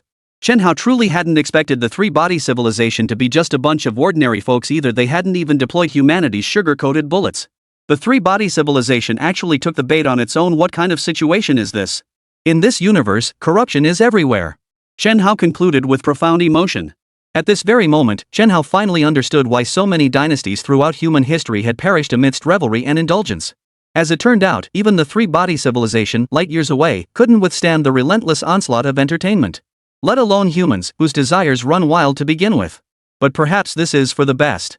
It actually bought us ample time to build our satellite-class starship. We can use this window while the three-body sentinels shift their focus to deterrence to pour all our efforts into completing the satellite-class starship. After months of intense labor, the construction of the satellite-class starship had now reached a critical juncture. This phase represents the primary structural assembly stage for the satellite-class starship, the keel-laying phase. This first satellite-class interstellar warship humanity has built is no ordinary destroyer or carrier like those of the past. Though technologically, this starship could only be compared to the equally nascent Trisolaris civilization. For humanity itself, however, it represented a miracle unseen in centuries. To lay the groundwork for constructing satellite-class interstellar warships, Chen Hao even went so far as to build a gantry crane several hundred meters tall. Gantry cranes, anyone who's worked in construction should be familiar with them. They're essentially the abbreviated term for gantry cranes. This large-scale construction hoisting equipment is specifically designed for transporting and lifting various oversized engineering cargo, hence its name. Gantry cranes are commonly encountered at large docks or cargo yards. Now, during the construction of humanity's first satellite-class interstellar warship, they are being utilized without exception. Naturally, given the immense scale of the project, the number of gantry cranes required throughout the entire construction process of this satellite-class starship is nothing short of staggering. Over 100 gantry cranes of various sizes were deployed. Consider this, even the world's largest metropolitan ports in today's society operate with no more than 20 or 30 gantry cranes at most. Now, just the satellite-class starship construction dock alone utilizes over 100 gantry cranes. One can only imagine the sheer scale of this endeavor. Moreover, the gantry cranes at the warship base far exceed the specifications of traditional gantry cranes in every respect. Before Chen Hao's satellite-class interstellar warship construction project emerged, the largest gantry crane humanity had ever built stood approximately 148 meters tall, with a lifting capacity of roughly 22,000 tons. However, since Chen Hao's satellite-class interstellar warship construction project commenced, the engineering team led by academician Cheng Shouren and others directly constructed a gantry crane standing a full 350 meters tall based on Chen Hao's blueprints. The weight of materials lifted in a single hoist reached a staggering 30,000 tons. Yet, even with such a massive gantry crane possessing such lifting capacity, still only stood about 50 meters taller than the entire satellite-class starship. The number of hoisting operations required reached a staggering 20 or more.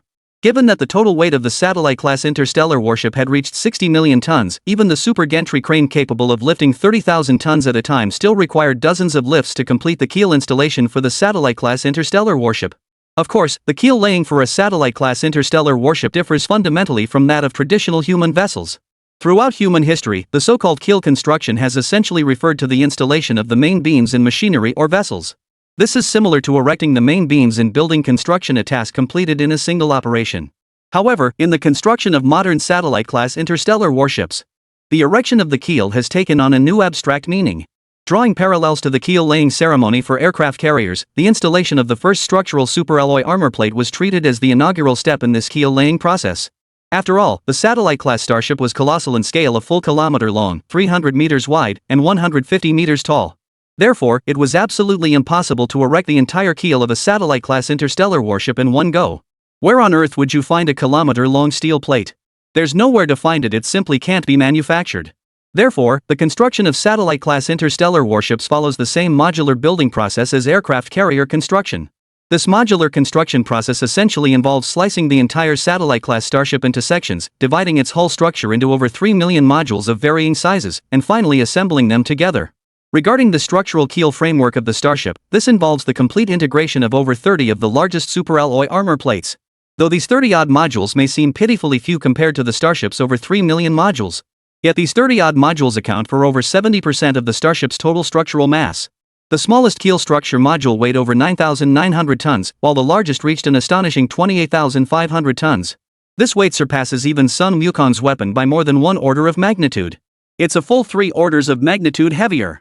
Once the keel assembly for the entire satellite-class starship was complete, the subsequent phase involved the detailed keel module welding procedures. Chen Hao incorporated traditional Chinese mortise and tenon joinery techniques into the keel assembly process. Therefore, when the project reached the welding stage of the keel, the difficulty of the work was significantly reduced. According to the welding process flowchart previously provided by the Dragon Research Institute, the welding craftsmen were actually unable to achieve a perfect weld on the superalloy armor material. After all, this starship is simply too massive. Relying solely on welding techniques is insufficient to maintain the structural integrity of an entire satellite-class starship. Therefore, ever since adopting the mortise and tenon structure proposed by Chen Hao, the subsequent welding process for the keel has become significantly less challenging. Chapter 162, The Artificial Gravity System Challenge.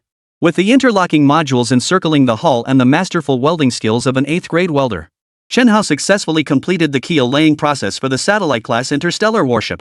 Yet, as the saying goes, the heavens are unpredictable, and misfortune can strike in the blink of an eye. The engineering of the satellite-class interstellar warship was no exception to encountering all manner of unforeseen complications. Just as Chen Hao led the entire satellite-class starship team in completing the keel-laying work, extremely troubling news emerged from the research team led by academician Pan Jianxi, responsible for developing the secondary systems. Chief Engineer Chen, this artificial gravity system, we don't know what's going on. It always works perfectly during testing. But the moment we start simulating its integration onto the ship, it fails. Academician Pan Jianxi reported the situation to Chen Hao truthfully. Can't handle it as soon as you board the ship? Could it be that artificial gravity also suffers from acclimatization issues? Even Chen Hao was momentarily speechless with astonishment upon hearing academician Pan Jianxi's report. This artificial gravity system was no trivial matter. Once the entire satellite-class starship launches into space, all crew members aboard will rely on this comprehensive artificial gravity system for their basic production and daily living needs. If even the artificial gravity system, this crucial foundational support system, were to malfunction, then no one would be able to operate the satellite-class starship anymore. Everyone would just be floating around inside the hull. How could they possibly operate anything? We can't have everyone floating around like in a space station, handling every task that way. Interstellar warships are built for interstellar travel and combat. The key lies in ensuring prompt processing of all commands and maintaining high maneuverability in ship operations. Under current conditions, if all crew members float together inside the hull, the subsequent interstellar combat operations will become impossible to execute. Before they even reach their destination, they'd likely be blown to bits by various interstellar weapons. How could we possibly fight like that? Right? Chief Engineer Chen, we've conducted countless simulation tests on the artificial gravity system. Every single technical parameter and related specification has been documented at least 1,000 times over. But the outcome remains unchanged. Every time we initiate the onboard simulation, the artificial gravity system throws an error. And no matter how thoroughly we investigate, we simply cannot pinpoint the exact cause. We're starting to suspect the AI might be messing with us. Otherwise, how could such a bizarre phenomenon occur? Oh, I see. Academician Pan, you go ahead and attend to your matters. I'll think it over and get back to you. Chen Hao clearly didn't buy Pan Jianxi's three-body tachyon disturbance hypothesis. The reason was simple: the Trisolaris civilization was still deeply engrossed in humanity's dazzling culture. Manhwa had just called him. As for Tomoko, she's still scouring the web for all sorts of human-related short videos, live streams, and other related content and footage. Given how busy she is, it's highly unlikely Tomoko would have time to come mess things up and jeopardize the construction of a satellite-class interstellar warship. This has nothing to do with the speed at which the GZ travels. Even though it now moves at near light speed, downloading data still takes time. Even if we take another step back, the GZ downloads things incredibly fast. It's still highly unlikely that Tomoko could handle multiple tasks simultaneously. How much live-streamed and video content do humans generate daily? Frankly, the sheer volume of entertainment content produced is absolutely staggering. Therefore, even an ultimate surveillance weapon as formidable as the sphere from the three-body civilization lacks the capacity to process such an overwhelming volume of content. It was precisely for this reason that Chen Hao dismissed this possibility outright from the very beginning. Having dismissed the widely assumed primary cause, Chen Hao then entered his consciousness office to begin investigating the root cause of the artificial gravity failure. Reward: 1 Consciousness Research Office. While the host sleeps, their consciousness may enter the Consciousness Research Office to continue studies. Research progress in the office advances at a rate of 10:1 compared to real-world progress. The Consciousness Development Office. This was a valuable reward the system had granted Chen Hao several months prior. The 10-to-1 reality-to-research ratio meant that the moment Chen Hao entered, his mental intensity underwent a qualitative leap. His cognitive efficiency also began to surge, amplified by the Consciousness Lab's enhancements. Immersed within the Consciousness Lab, Chen Hao plunged into frenzied research, launching relentless testing. If 1 attempt failed, he tried twice. If 2 attempts failed, he tried 3 times. For 3 full days, Chen Hao never once returned to the real world, completely immersed in his consciousness laboratory. It wasn't until Gu Xiaoran, responsible for Chen Hao's safety and schedule, forcibly broke into his office that he was finally roused. Only then was Chen Hao, who hadn't rested or eaten for 3 full days, roused from the consciousness lab. Gu Xiaoran, if any friends still remember her, was that young Special Forces operative who sang on the snowy plateau. She had always stayed on the snowy plateau. However, after Wang Hua successfully destroyed the entire bandit gang in the snowy region using super soldier laser pulse drones developed under Chen Hao's research capabilities, the young girl's daily duties were reduced to basic camp guarding tasks. Like most Special Forces members in the snowy regions, the entire Special Forces unit saw their workload reduced by over 90% after the bandits were completely wiped out. Later, following comprehensive deliberation by the Snow Region Military District Headquarters, the 2 Special Operations Battalions were consolidated into a single unit. From that point onward, Gu Xiaoran herself was completely freed from the daily life and death challenges she had faced, becoming a person of leisure. However, when Chen Hao later formally launched the construction plan for the satellite-class interstellar warship, the Snow Region Command, in support of Chen Hao's initiative and as a gesture of gratitude for his past contributions to the Snow Region, they specifically approached Elder Qian with a proposal to assign personnel to look after Chen Hao. Mr. Qian reflected that Chen Hao was constantly swamped with work, yet his only assistant was Wang Hua, a rather rough-and-tumble sort. He immediately approved the proposal submitted by the Snow Region Command, assigning Gu Xiaoran exceptionally capable in every respect to work alongside Chen Hao. Only upon arriving at Chen Hao's side did Gu Xiaoran realize Chen Hao was fundamentally different from everyone else. The Gu Xiaoran of the past had always believed that special agents like herself, constantly navigating the line between life and death while engaging in relentless combat with criminals, already faced immense challenges. But upon witnessing Chen Hao's relentless work day and night, she realized that the demands of a researcher's job were no less intense than those of a special agent. Chapter 163, A Gentlewoman's Concern.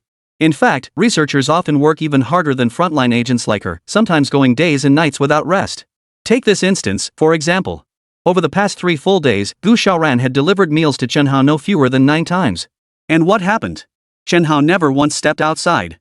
All 9 meals just sat there, untouched, on the cabinet by the door. Had it not been for Gu Xiaoran removing the previous meal each time she delivered the new one? After 3 days, the entrance to Chen Hao's office was practically turning into a garbage dump. What's gotten into you? It's been 3 days now, no eating, no drinking, no rest. You've just been sitting here, staring at the lab equipment. Gu Xiaoran, of course, had no idea that Chen Hao's state was actually a result of entering the consciousness laboratory, since she didn't understand the scientific research Chen Hao was engaged in. From her perspective, Chen Hao must be sitting there blankly because he was stuck on some difficult problem. It was like staring blankly at a test paper during an exam. Oh, Xiaoran, you're here. Sorry, I was a bit distracted just now and didn't notice you. At this very moment, Chen Hao, who had spent a full 30 days immersed in the consciousness space, had exhausted himself to the point of drowsiness.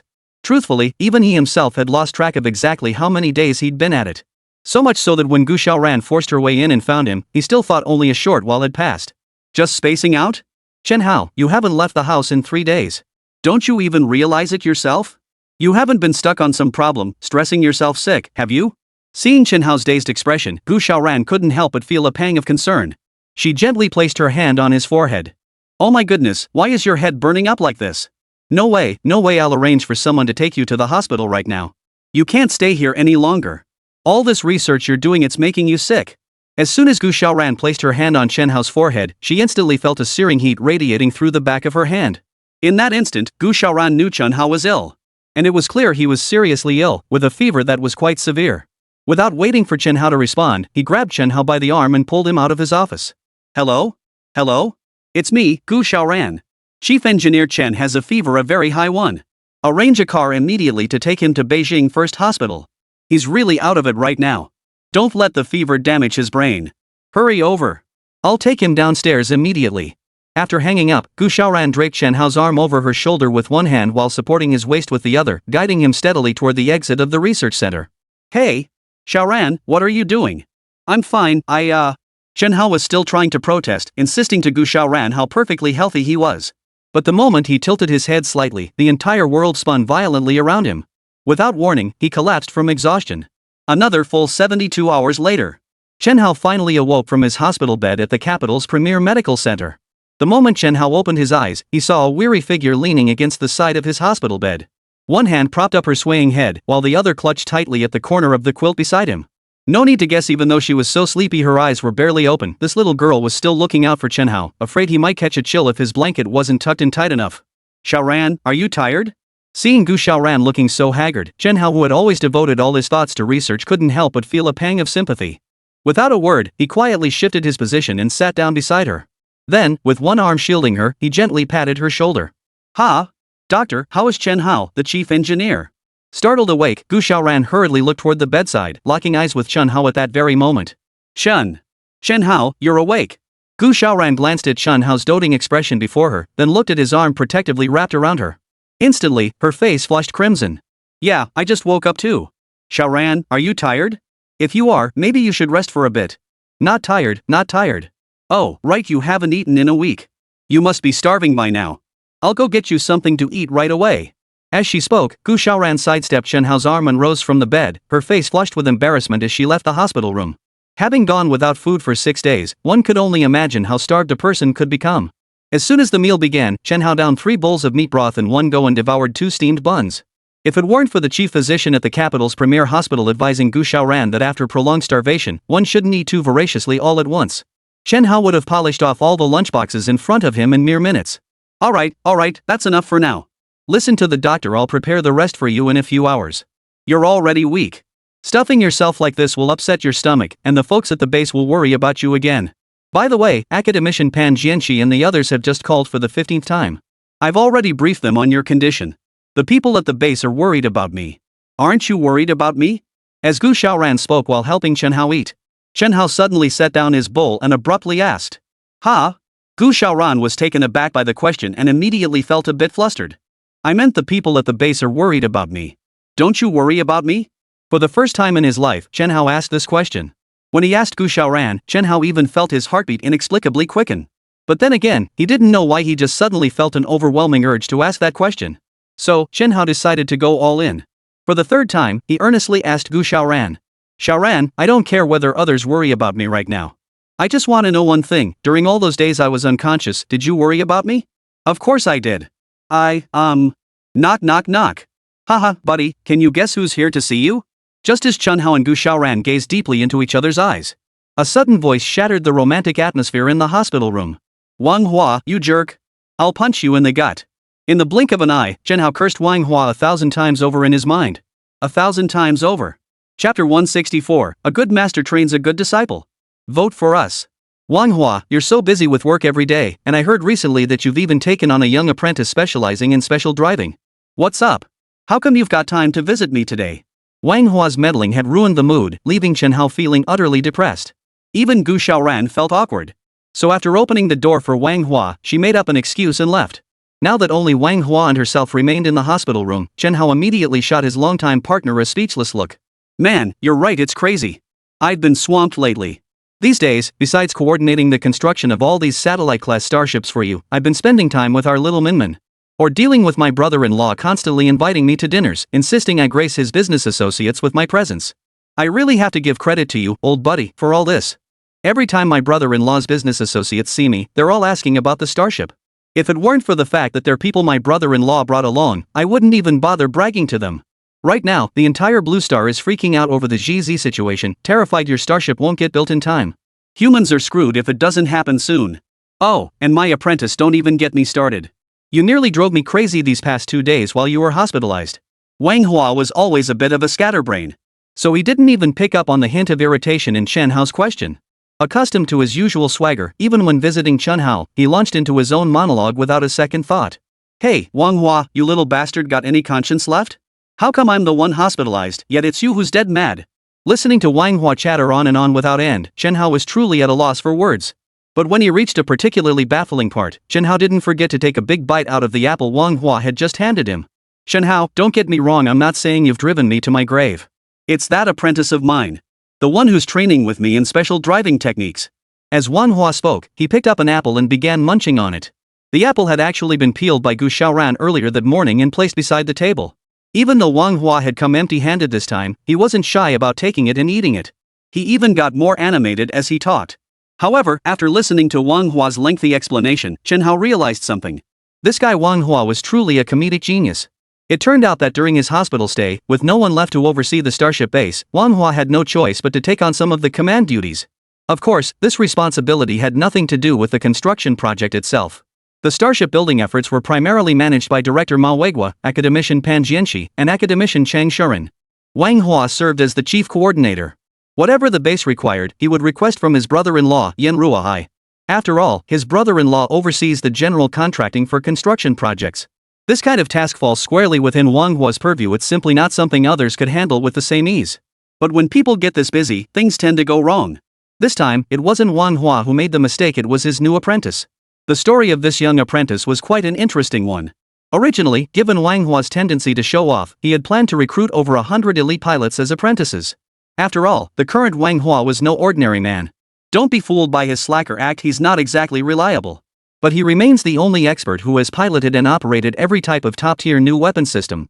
At Wang Hua's current rank, he is effectively the nominal chief instructor for specialized piloting within the Huaxia Space Force. Of course, this title remains purely nominal for the time being. Why? Mainly because Wang Hua has too much on his plate, also serving as the coordinator for the Starship construction project. Plus, his own piloting wasn't exactly reliable either, he always seemed to manage to stir up some trouble. So when the higher-ups bestowed upon him the honorary title of chief instructor, they also made sure to assign him a less demanding task. To avoid any mishaps, the higher-ups only assigned him a novice special operations driver as his apprentice. Yet, as the saying goes, like master, like apprentice, the ancients truly did not deceive me. This novice special operations driver had barely gotten the hang of operating various equipment for a few days before he went and made a mess of things. What kind of trouble could a special driving trainee possibly cause? Didn't you say he'd been training with you for a month already? Listening to Wang Hua's account, Chen Hao grew intrigued. He let Wang Hua help him lean back against the headboard. Then he listened as his old buddy slowly chattered away. Yeah, I've been teaching him for a whole month now. If you hadn't gotten sick these past few days, I wouldn't have been too busy to guide him, and he wouldn't have gotten into so much trouble. What does that have to do with me? Chen Hao muttered, speechless. How could it not matter? The day I arrived at the Starship construction base, I immediately got a call from the Space Force. They told me to hurry up and scrape together some cash to fix the plane. I thought something serious had happened. Turns out the kid mistook the throttle for the brakes while flying the trainer, and whoosh, he just took off with the plane. If that kid hadn't been quick on his feet and ejected before the plane got airborne, he'd have lost his life that time. Mistaking the throttle for the brakes? Wow, another road menace. Wait, no, sky menace. Wang Hua's words instantly made Chen Hao burst out laughing. He immediately gave Wang Hua a thumbs up. Hey, hold off on the praise for now, I haven't finished telling my story yet. You know why the higher-ups made me pay compensation? No idea. Did the plane crash? No. If the plane had crashed, I'd be in big trouble. The hangar ceiling got wrecked. That damn kid ejected before even leaving the hangar and ended up hanging from the ceiling with his ejection seat. Now the higher-ups want me to pay for both the seat and the ceiling. Tell me that's not unfair. Wang Hua said, then took another frustrated bite out of his apple, his voice thick with resentment. Put. Ha ha ha ha. That's so typical of you, Wang Hua.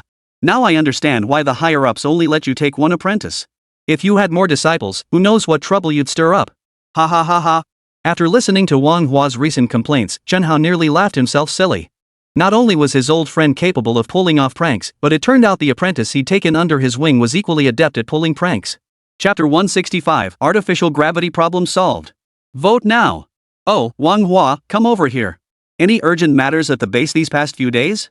After laughing for a while, Chen Hao finally snapped back to reality and turned to ask Wang Hua. Nothing urgent, but academician Pan Jianxi and the others have been waiting for a solution to the artificial gravity system. Nothing urgent, really.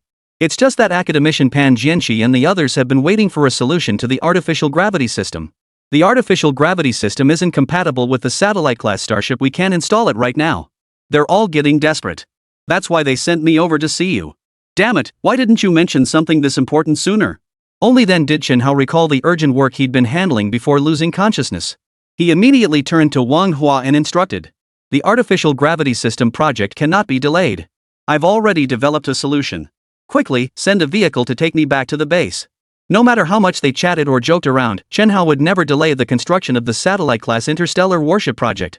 At the same time, he learned that the artificial gravity system challenge at academician Pan Jianxi's end remained unsolved.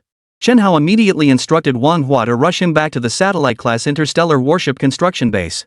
Within just 2 hours, Chen Hao appeared at the base wearing a hospital gown. Chief Engineer Chen? Weren't you in the hospital? Why did you come back wearing a hospital gown? The entire lobby of the research center, thousands of people saw Chen Hao still wearing his hospital gown, and their eyes instantly welled up with emotion. Chief Engineer Chen, you've been unconscious for so long and have just regained consciousness. Why not return to the hospital to rest first? We'll handle matters at the base. Seeing the haggard Chen Hao, academician Pan Jianxi felt a pang of sorrow. The thought that he had taken the technology Chen Hao had already developed, yet couldn't even integrate it into a satellite-class interstellar warship, filled academician Pan with deep shame. It's fine. I'm awake now, aren't I?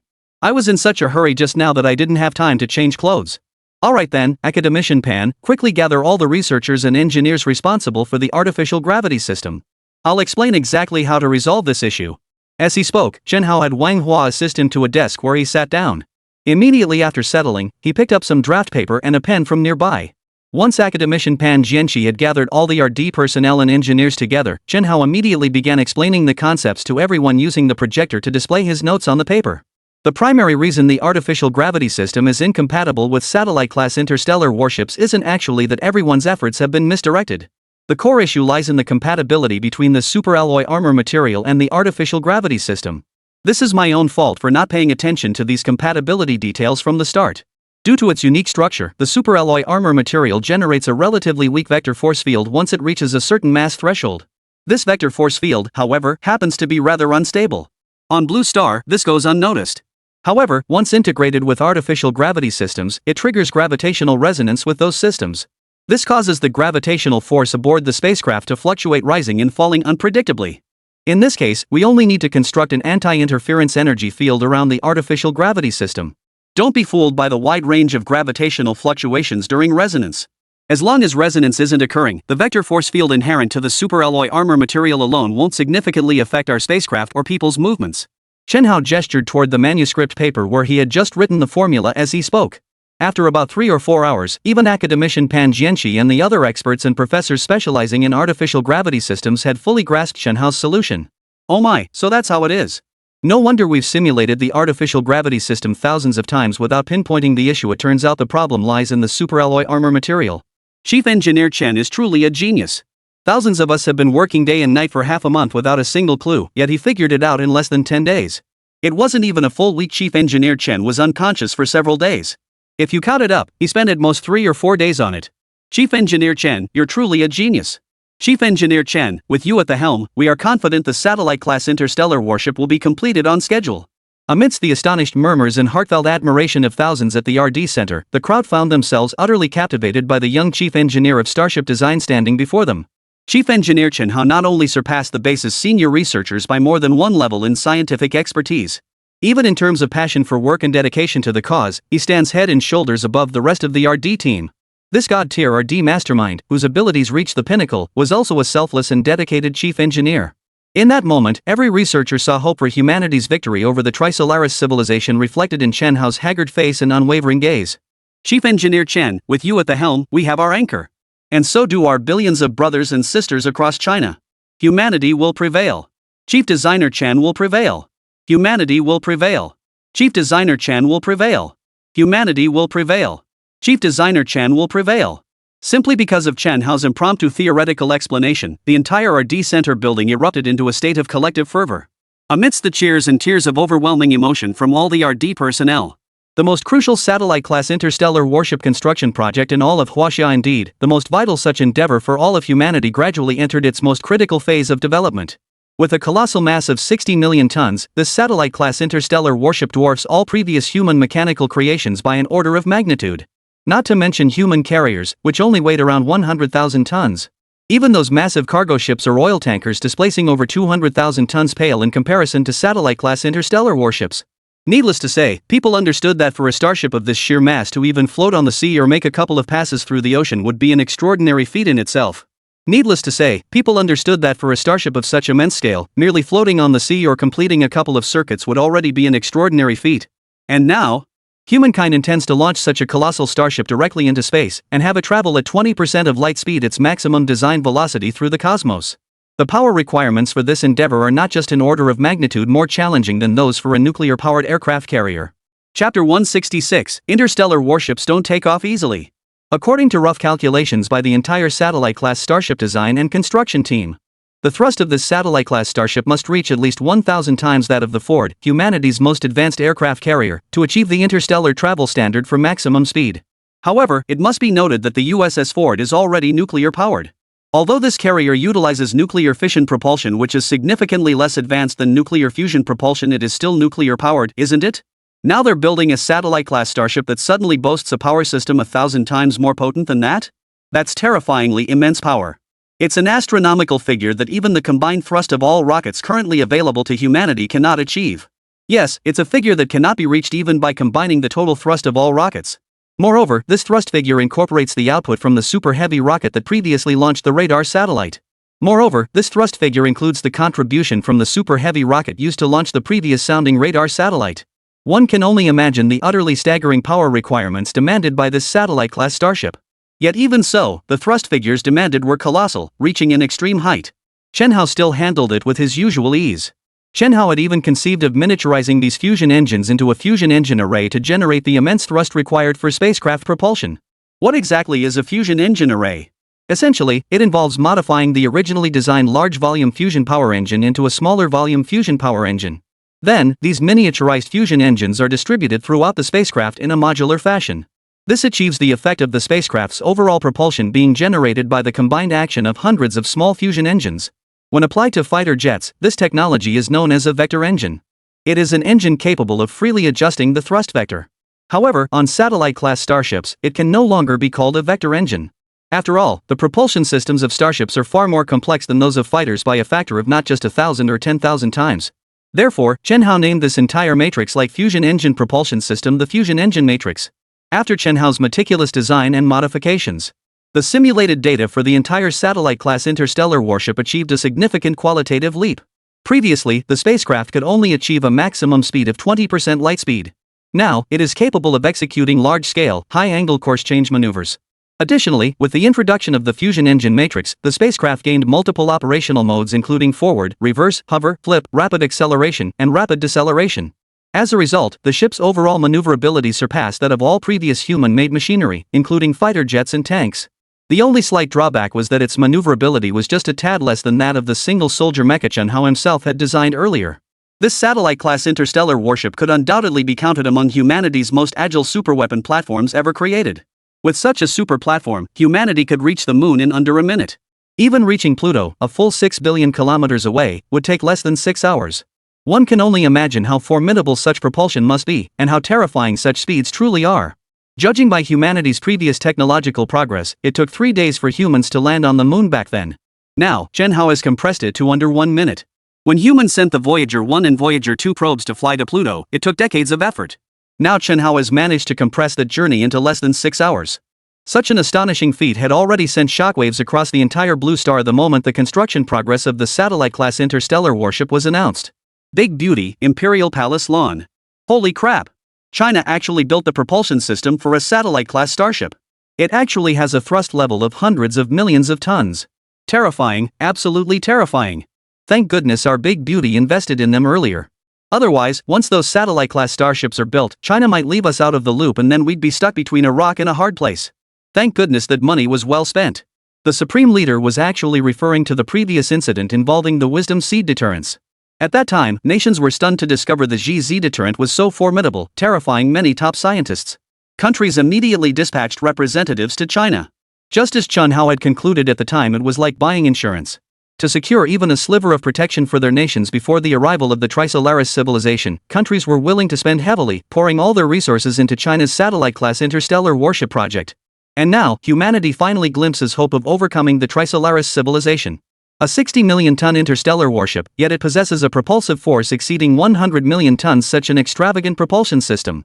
This alone made people from all nations feel their investment was well worth it. Not only is it worth it, but it also gives them a greater sense of security for their country's future. That said, while Chen Hao's entire power system has indeed given the big beautiful ones a much greater sense of security.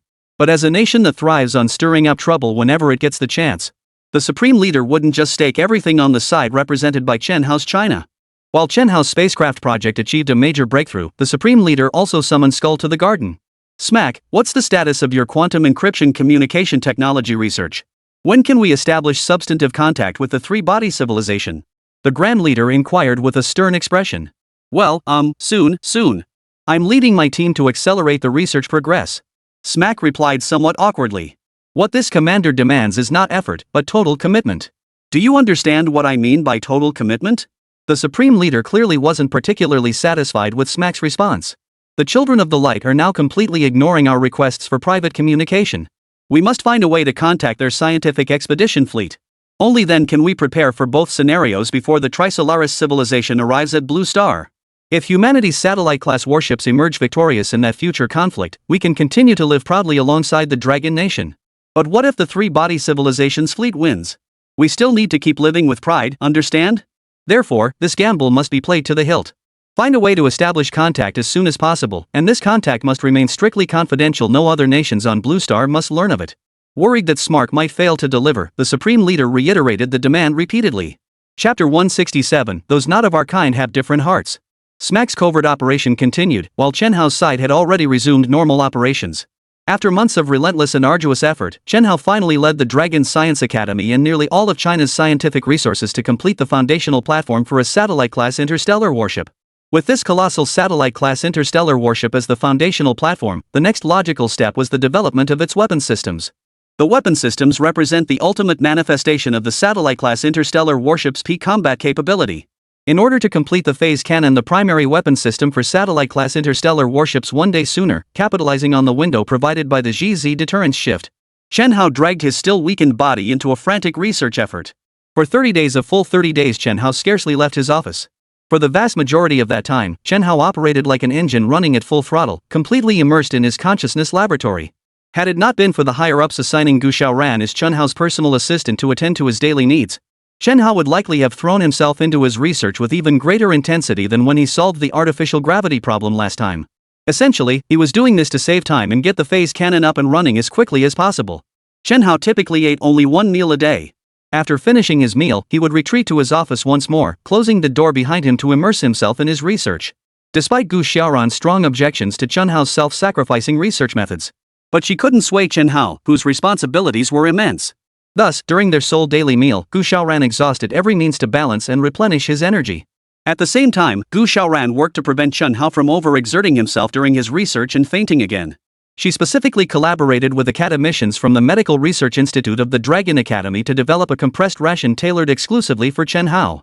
This way, whenever Chen Hao reached the point of exhaustion during his research, consuming just one piece of the compressed ration would allow him to rapidly regain his strength within a minute or two.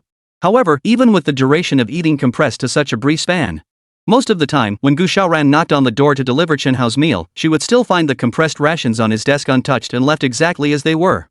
In other words, in his relentless pursuit of completing the phase cannon one day sooner, Chen Hao refused to spare even a minute for anything else beyond his main meal. Chief Engineer Chen, you can't keep pushing yourself like this. If you collapse from exhaustion, how will we ever complete the Starship project? Watching Chen Hao grow increasingly gaunt, Gu Xiaoran, heartbroken and utterly helpless, had no choice but to summon President Manhwa, Academician Pan Jianxi, and Academician Cheng Shuren. She hoped these three academicians, who also served as deputy chief designers of the Starship, could persuade Chen Hao to take better care of himself. Indeed, Chief Designer Chen, hasn't the threat from the smart child already shifted? Without its surveillance, our progress has accelerated significantly. The sounding radar lock-on data indicates the three-body science expedition fleet won't reach the inner solar system for at least another 3 months. You're working yourself to the bone, you'll ruin your health. 3 months is ample time for us to build a satellite-class interstellar warship. Chief Designer Chen, please take a little time each day to rest and eat properly. Seeing Chen Hao reduced to skin and bones, the three esteemed academicians couldn't help but shed tears of concern. No, gentlemen. The phaser cannon is the Starship's primary offensive weapon. Had I fully developed the phaser cannon just 1 day earlier, we'd have had a better chance against the three-body fleet. If I had completed the development of the phase cannon 1 day later, then we would have had one less chance of success. The GZ has shifted course, but I cannot rest yet. The very survival of all humanity rests in our hands. If even we grow weary, what will become of our descendants if humanity is annihilated by the Trisolaris civilization because our starship launched too late? Are they supposed to scrape by under the three-body civilization's tyranny? Those who are not of our kind must have different hearts. Chen Hao's words effectively shut down the arguments of the professors and academicians. Yes, every word Chen Hao spoke was absolutely correct. Those who are not of our kind must have different intentions. This holds true among human societies, let alone the advancing fleet of the Trisolaris civilization. Don't be fooled by the fact that the Saphan has shifted its focus toward civilian and cultural spheres, thereby garnering the adoration of a large number of ignorant humans. They regard her actions as the highest pursuit of artistic reverence. But in reality, only Chen Hao and his group truly understood just how terrifying the other party's capabilities truly were. They came to study your art, and you worship them like gods. What's the fundamental difference between this and the pop music scene back in the day, where everyone was fawning over this idol or that one? It's just like how a singer who performs shamanistic rituals can still attract millions of brainless fans, all stemming from naivety and ignorance. Since most people remain oblivious to the peril of humanity's extinction. Then he, Chen Hao, felt compelled to step forward and shoulder the burden of it all. Just like Luo Ji, that solitary dictator from the sci-fi novels of his past life. Clutching the controller that would judge two civilizations, he waited alone in his subterranean fortress. The incomprehension of countless souls, the hostility of countless others, none could shake Luo Ji's unwavering resolve. At this moment, Chen Hao began to gradually and faintly grasp the significance of his mission. Just as 70 years ago, the older generation of scientists had marched resolutely into the vast Gobi Desert without hesitation, with unwavering determination. Chen Hao's current demeanor also reminded President Ma Weiguo and the others of the hardships endured by the generation of pioneers like Qian Shuesan during their years living in the Gobi Desert. Chief Engineer Chen, seeing you like this, I feel as though I'm seeing the younger days of old Qian. I was just a child back then, only hearing bits and pieces on the radio. Later, when I grew up, Comrade Qian and the others had completed their mission. At that time, I was honored to become one of Professor Qian's students. I still remember when Master Qian pointed toward the Gobi Desert and told me. He said back then, they couldn't find any water sources in the Gobi Desert, so their research and engineering teams had to travel hundreds of miles to fetch water. But what kind of water was available hundreds of miles away? In the vast Gobi Desert, even if there were oases, the water sources there would be nothing more than salt water with salinity levels far exceeding normal levels. In my youth, I couldn't comprehend how the older generation, like old Qian, could endure such harsh and unforgiving conditions. Now I finally understand. Chapter 168, Starship Project accelerates again. Please vote.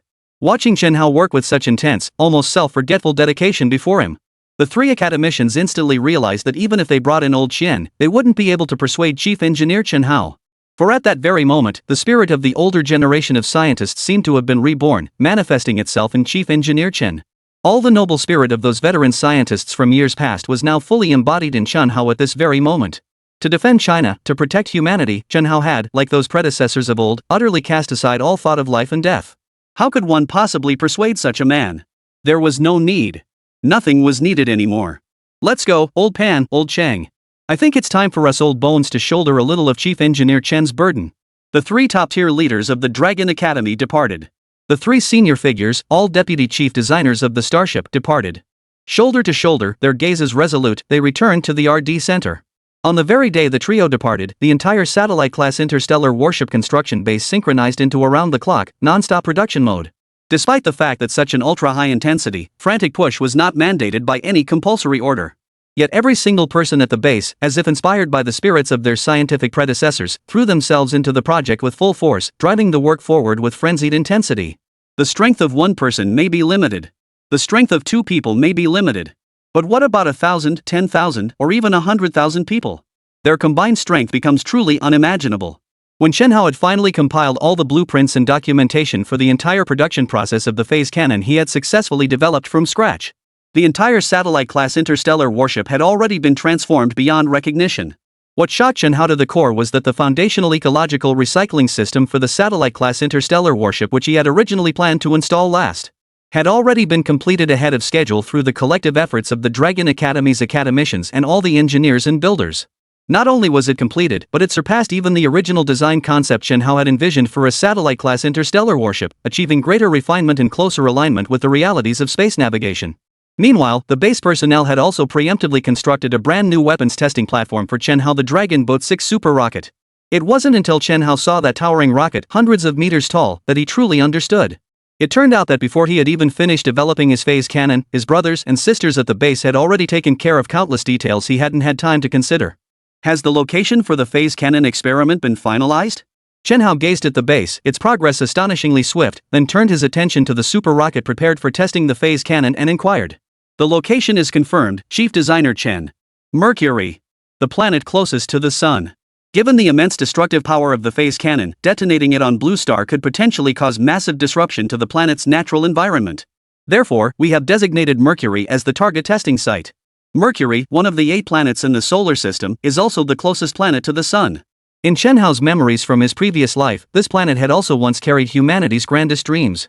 In the novels of his past life, Mercury first appeared in the Wall-Facing Project. Back then, after Radius was chosen by humanity to become one of the 4 members of the Wallfacer Project, This guy started trying to build an experimental base on Mercury to test the power of stellar-class hydrogen bombs. Ultimately, when Radia's plans were exposed, he was stoned to death by his own people. The stellar hydrogen bomb project ultimately came to a halt. However, the 200 million-ton stellar-class hydrogen bomb described in the novel did indeed leave a profound impression on Chen Hao, the reader. The surface of Mercury had been blasted by a stellar-class hydrogen bomb, creating a colossal crater hundreds of kilometers wide, hundreds of kilometers, not hundreds of meters. Such immense destructive power, whether viewed through the lens of past life fiction or by modern humanity, remains an utterly unimaginable force. After all, the Soviet Union's Ivan the Terrible bomb back in the day only had a yield of 50 million tons. A stellar-class hydrogen bomb directly pushes the yield to 200 megatons. Frankly, even if we were to build such a weapon today, only a handful of nations could manage it. The rest shouldn't even entertain the thought. Yet, right now, at this very moment, Chen Hao has developed the phase cannon, a terrifying superweapon of the highest order. This development has instantly placed the technological prowess of all other nations on Earth several tiers below. According to Chen Hao's assessment of the phase cannon's yield, each projectile weighed only a few tons. However, due to its terrifying muzzle velocity of 80,000 kilometers per second, the destructive force unleashed upon any target it strikes would far exceed that of a stellar-class hydrogen bomb. In fact, it could rival the combined power of 10 or even 100 such bombs. 10 days later, under Chen Hao's guidance, the satellite-class Starship base finally completed the construction of its first super phaser cannon. And with the launch of the Longzhou 6 super rocket, humanity's first truly interplanetary-level weapons test is about to commence. The Dragon Boat VI speed was extraordinary, as this rocket utilized the compact fusion engine previously designed and developed by Chen Hao for its propulsion. Thus, after liftoff, it took less than 2 hours to reach its destination. The rocket had already reached a position approximately 1 million kilometers above Mercury's geostationary orbit, carrying the super phaser cannon turret. Within 2 hours, Dragon Boat 6 had traversed a distance of 100 million kilometers, successfully entering Mercury's geosynchronous orbit. This feat was utterly unimaginable in the history of humankind. Yet today, in China, through the collective efforts of Chen Hao and all the scientists and engineers across the nation, it has been achieved. Reporting to Chief Engineer Chen, Dragon Boat 6 has successfully entered orbit and is currently circling Mercury. Requesting instructions. Shortly after Longzhou 6 entered orbit, the mission commander sent a test request to Chen Hao. Is the phase cannon angle adjusted yet? Chen Hao asked after glancing at the real-time rocket trajectory image feed. Reporting to Chief Designer Chen, the phase cannon's angle has been automatically adjusted and is currently targeting Mercury's Caloris Basin. This basin spans 1,600 kilometers in diameter and serves as the primary test site for this phase cannon trial. The commander continued his response. Chapter 169, First Test of the Phase Cannon. Vote for us. Very well, let the countdown begin.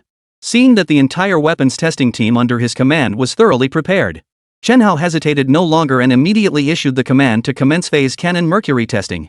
Yes, Chief Engineer Chen. Super phase cannon Mercury orbit weapon test officially commences. Phase cannon automatic warhead reloading countdown in progress. Phase cannon 3D navigation system activated. Phase cannon ignition monitoring system activated. Target area locked. Countdown initiated. 10, 9, 8, 7, 6, 5, 4, 3, 2, 1, launch. An immense energy pulse nearly overwhelmed all electromagnetic frequency bands used by humanity.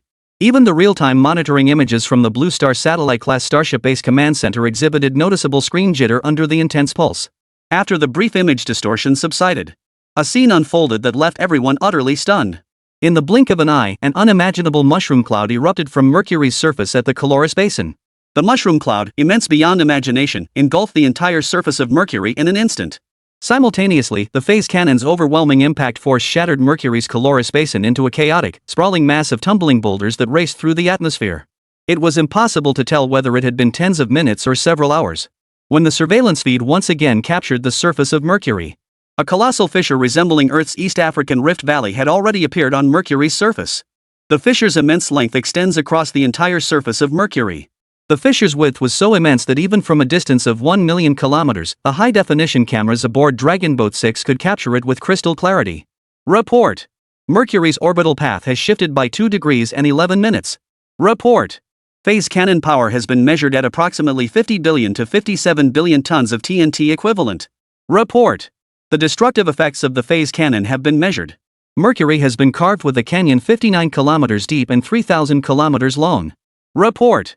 Mercury's geological structure has suffered severe disruption. The planet's core electromagnetic field index is currently declining, with projections indicating a 1.5% reduction in its magnetic field strength. Whoosh! A series of reports echoed through the air, leaving everyone in the base utterly stunned. President Manhwa, Academician Pan Jianxi, Academician Cheng Shouren, along with all the researchers and engineers, plus commanders Pang Jianhua and Lu Changsheng, who had come to provide security for this launch. Also present were Yan Ruohai and Yan Ruomin, invited by Chief Assistant Engineer Wang Hua, and most importantly, Elder Qian and others who insisted on coming personally upon hearing the news. All were stunned by the scene unfolding on the surveillance footage. The phase cannon. A truly world-shattering superweapon had finally been born. For the first time, humanity witnessed the power of a satellite-class weapon. A mere few tons of phaser cannon shells had managed to knock an entire planet like Mercury off its orbit. Such unimaginably terrifying power, who could witness it and not be awestruck? It wasn't just humanity that was stunned. Even the Sentinels, currently conducting research on human artistic civilization, were profoundly shaken. 2 days later, the AI was responsible for relaying the live television broadcast back to humanity. At that very moment, under Tomoko's scanning, footage of the human phase cannon test entered her intelligent analysis interface. Immediately upon receiving the synchronized footage, the commander of the three-body scientific expedition fleet ordered the Sunflower to halt all data transmission related to human artistic domains. The fleet swiftly proceeded at light speed beyond Mercury's orbit to conduct close-range observation of the planet's surface conditions. The findings left the commander of the three-body scientific expedition fleet visibly shaken. Impressive. Absolutely impressive. Within such a short span of mere months, the human insects have managed to develop such weaponry. It seems this commander must report the recent changes in human society to His Excellency the Tri-Body Civilization Executive. The moment it was confirmed that humans had developed satellite-class weapons, the commander of the Trisolaris Scientific Expedition Fleet activated the emergency quantum communication channel to the Trisolaris Civilization's executive. Without further ado, the commander immediately transmitted the footage captured by the Sapan and the previously relayed news reports to the Tri-Body Civilization's executive. A technological explosion? Those human vermin have actually achieved a technological breakthrough. Technological explosion is actually a term specifically referring to the development of science and technology. The term technological explosion broadly refers to the process where scientific or military technology achieves rapid advancement within an extremely short period of time. In fact, when measuring the pace of human civilization's development against the cosmic timescale, the technological advancements of the past few centuries already qualify as a technological explosion. After all, the Trisolaris civilization has already undergone over 200 cycles of civilization. By its 100th generation, it had already entered the atomic age. And what was the result? It took another 100 generations of civilization for the Trisolaris civilization to develop the technology we see today. It's important to understand that a generation in the three-body civilization doesn't correspond to a human generation of roughly 20 years. Instead, a generation in the three-body civilization refers to the entire rise and fall of a civilization. In other words, the Trisolaris civilization has actually undergone over 200 cycles of rise and fall before reaching its current state. This is akin to how, after the mighty Atlantean civilization of human history perished, a new generation of human civilization had to rise before it could be counted as a single generation, and this generation alone spanned over 10,000 years. One can only imagine how slow the pace of technological advancement in the Trisolaris civilization must be when compared to that of humanity on Blue Star. To be more precise, the Trisolaris civilization is essentially one where technological advancement proceeds at a constant pace. And humanity? In just a few short months, it has leaped directly from atomic civilization to interstellar civilization. This development has made it utterly impossible for even the Tri-Body Civilization's executive to ignore human civilization.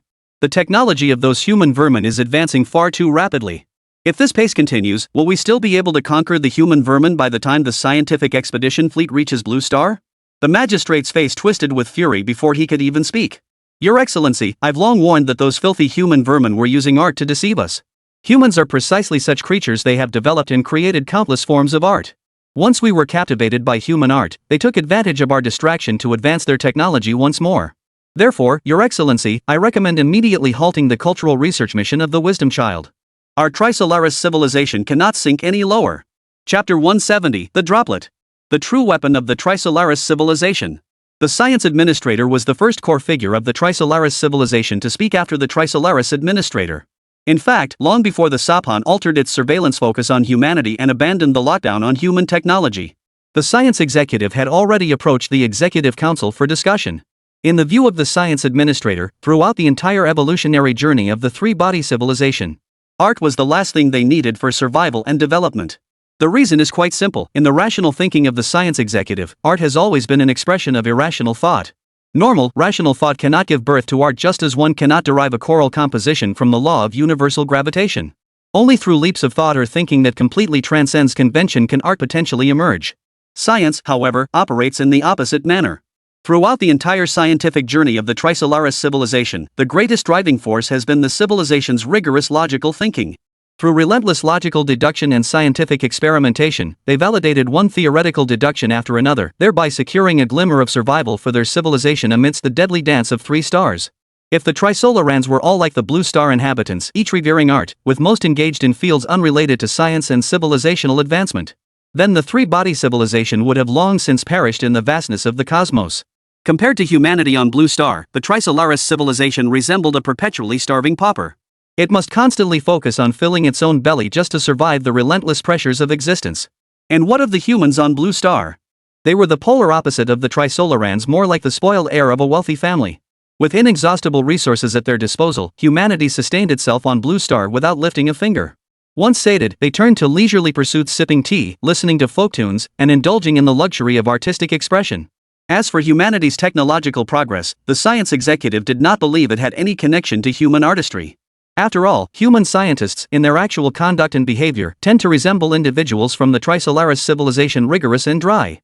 Even Chen Hao, currently humanity's most brilliant scientist, essentially functions like a machine working day and night on scientific research without time to enjoy the arts created by humanity itself. Your Excellency the Governor, our Trisolaris civilization has been misled by human civilization. If we do not urgently adjust the course of our entire civilization, then the three-body civilization, this mothership of civilization, will ultimately sink into the merciless waves of the cosmos. Concluded the science executive. Very well, it's settled. Commander of the three-body expeditionary fleet, issue the order. Halt all research into human civilization and art conducted by the three-body scientific expedition fleet using the Saphan. Continue to lock down work on humanity's most advanced technologies. After a brief pause, the executive continued. Oh, right. As for that uncontrollable Chen Hao, never mind him. His research doesn't seem to depend on high-precision experiments, it must be some kind of special method. Since we can't lock down Chen Hao's creativity with the wisdom seed, we might as well lock down other nations' technologies in other fields. Chen Hao is just one individual. I'm confident he won't pose much of an obstacle to the entire three-body civilization's conquest plan. This marked the first time Chen Hao's name was mentioned at a core-level meeting of the Trisolaris civilization. As for why the executive officer was paying such close attention to Chen Hao, this story traces back to the period before the saviors locked down human technology. Originally, upon arriving at Blue Star, Tomoko intended to completely and thoroughly lock down human technology. However, events soon unfolded that even this super-intelligent weapon, Tomo, could not fully comprehend. To her astonishment, she discovered that even within the pinnacle of human scientific research, there existed someone like Chen Hao whose entire body of work required no high-precision experiments to advance. Through retrieving data on key scientific figures, Tomoko also discovered that this peculiar development pattern wasn't limited to Chen Hao's work after arriving on Blue Star. Even before she arrived on Blue Star, Chen Hao's research and development remained utterly baffling. This man seemed to possess some innate talent. Whenever he proposed a new idea, he would sit alone in his office, tinkering away, and somehow manage to pull off the scientific breakthrough. This utterly bizarre phenomenon was later compiled by Jizi into a specialized report, which was submitted to the Triplanet Civilization's executive through the Scientific Expedition Fleet. And when humanity conducted this test launch of its first satellite-class weapon on Mercury, the data transmitted back by the Wi-Fi hub ultimately confirmed that this weapon had also been developed under Chen Hao's leadership. The Tri-Body Civilization's executive finally diverted a portion of his attention toward Chen Hao. Of course, even though the Tri-Body Civilization's executive had now recognized Chen Hao's existence and formidable power. In the administrator's view, the ultimate victory of the Trisolaris civilization would not be altered by Chen Hao's existence. The reason? Primarily the primary weapon project for the Trisolaris civilization's first fleet, which the science executive is currently overseeing. The core element of this project, the so-called primary weapon, is precisely the droplet-shaped entity Chen Hao had encountered in science fiction novels during his previous life. Water drop. A name of extreme simplicity given by humans. In truth, within the three-body civilization, the water drop is not called water drop. Within the three-body civilization, the droplet is formally known as the strongly interacting three-dimensional intelligence structure. Indeed, the Trisolaris civilization not only lacks artistic sensibility at the civilizational level, but even its naming conventions for various creations are utterly devoid of artistic flair. That's why the water droplet is called that awkwardly named structure. The primary reason lies in the droplet's own high-tech structural characteristics. This is a smart structure formed by strong interactions that firmly lock molecules together, creating a shape resembling a water droplet. Among the four fundamental forces of the universe, gravity, electromagnetism, the strong nuclear force, and the weak nuclear force, the strong nuclear force is the most potent. Therefore, structures formed by the strong interaction can be considered the most robust objects in the entire universe. If we consider the microscopic intelligent particles the softens previously sent by the Trisolaris civilization were designed to lock down human technology, then the water droplets now under the jurisdiction of the science executive are the ultimate weapon designed to utterly annihilate human civilization. As for just how formidable the droplet truly is, it might be best explained by referring to that science fiction novel Chen Hao had repeatedly read in his previous life. Chapter 171, The Water Drops Past Both Sought. In Chen Hao's memories of his past life, there was a specific recollection concerning the creation of water droplets. However, this memory was not one of happiness or joy. Rather, it was a painful reminder of humanity's arrogance and hubris. Over 4 centuries, humanity poured every ounce of its strength into building 2,000 stellar-class starships. Of course, these stellar-class starships were nowhere near as powerful as the satellite-class starships Chen Hao was currently leading the construction of. It was more likely a deliberate naming choice meant to flaunt their capabilities. By the way, humanity built 2,000 star-class starships to prepare for the invasion by the Trisolaris civilization.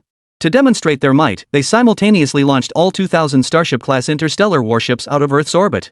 They then maneuvered the entire fleet to the vicinity of Saturn's orbit, forming a vast array of Starship-class interstellar warships. After waiting for an incredibly long time, humanity's colossal fleet ultimately welcomed only a single, crystal-clear, teardrop-shaped intelligent artifact smaller than a single off-road vehicle.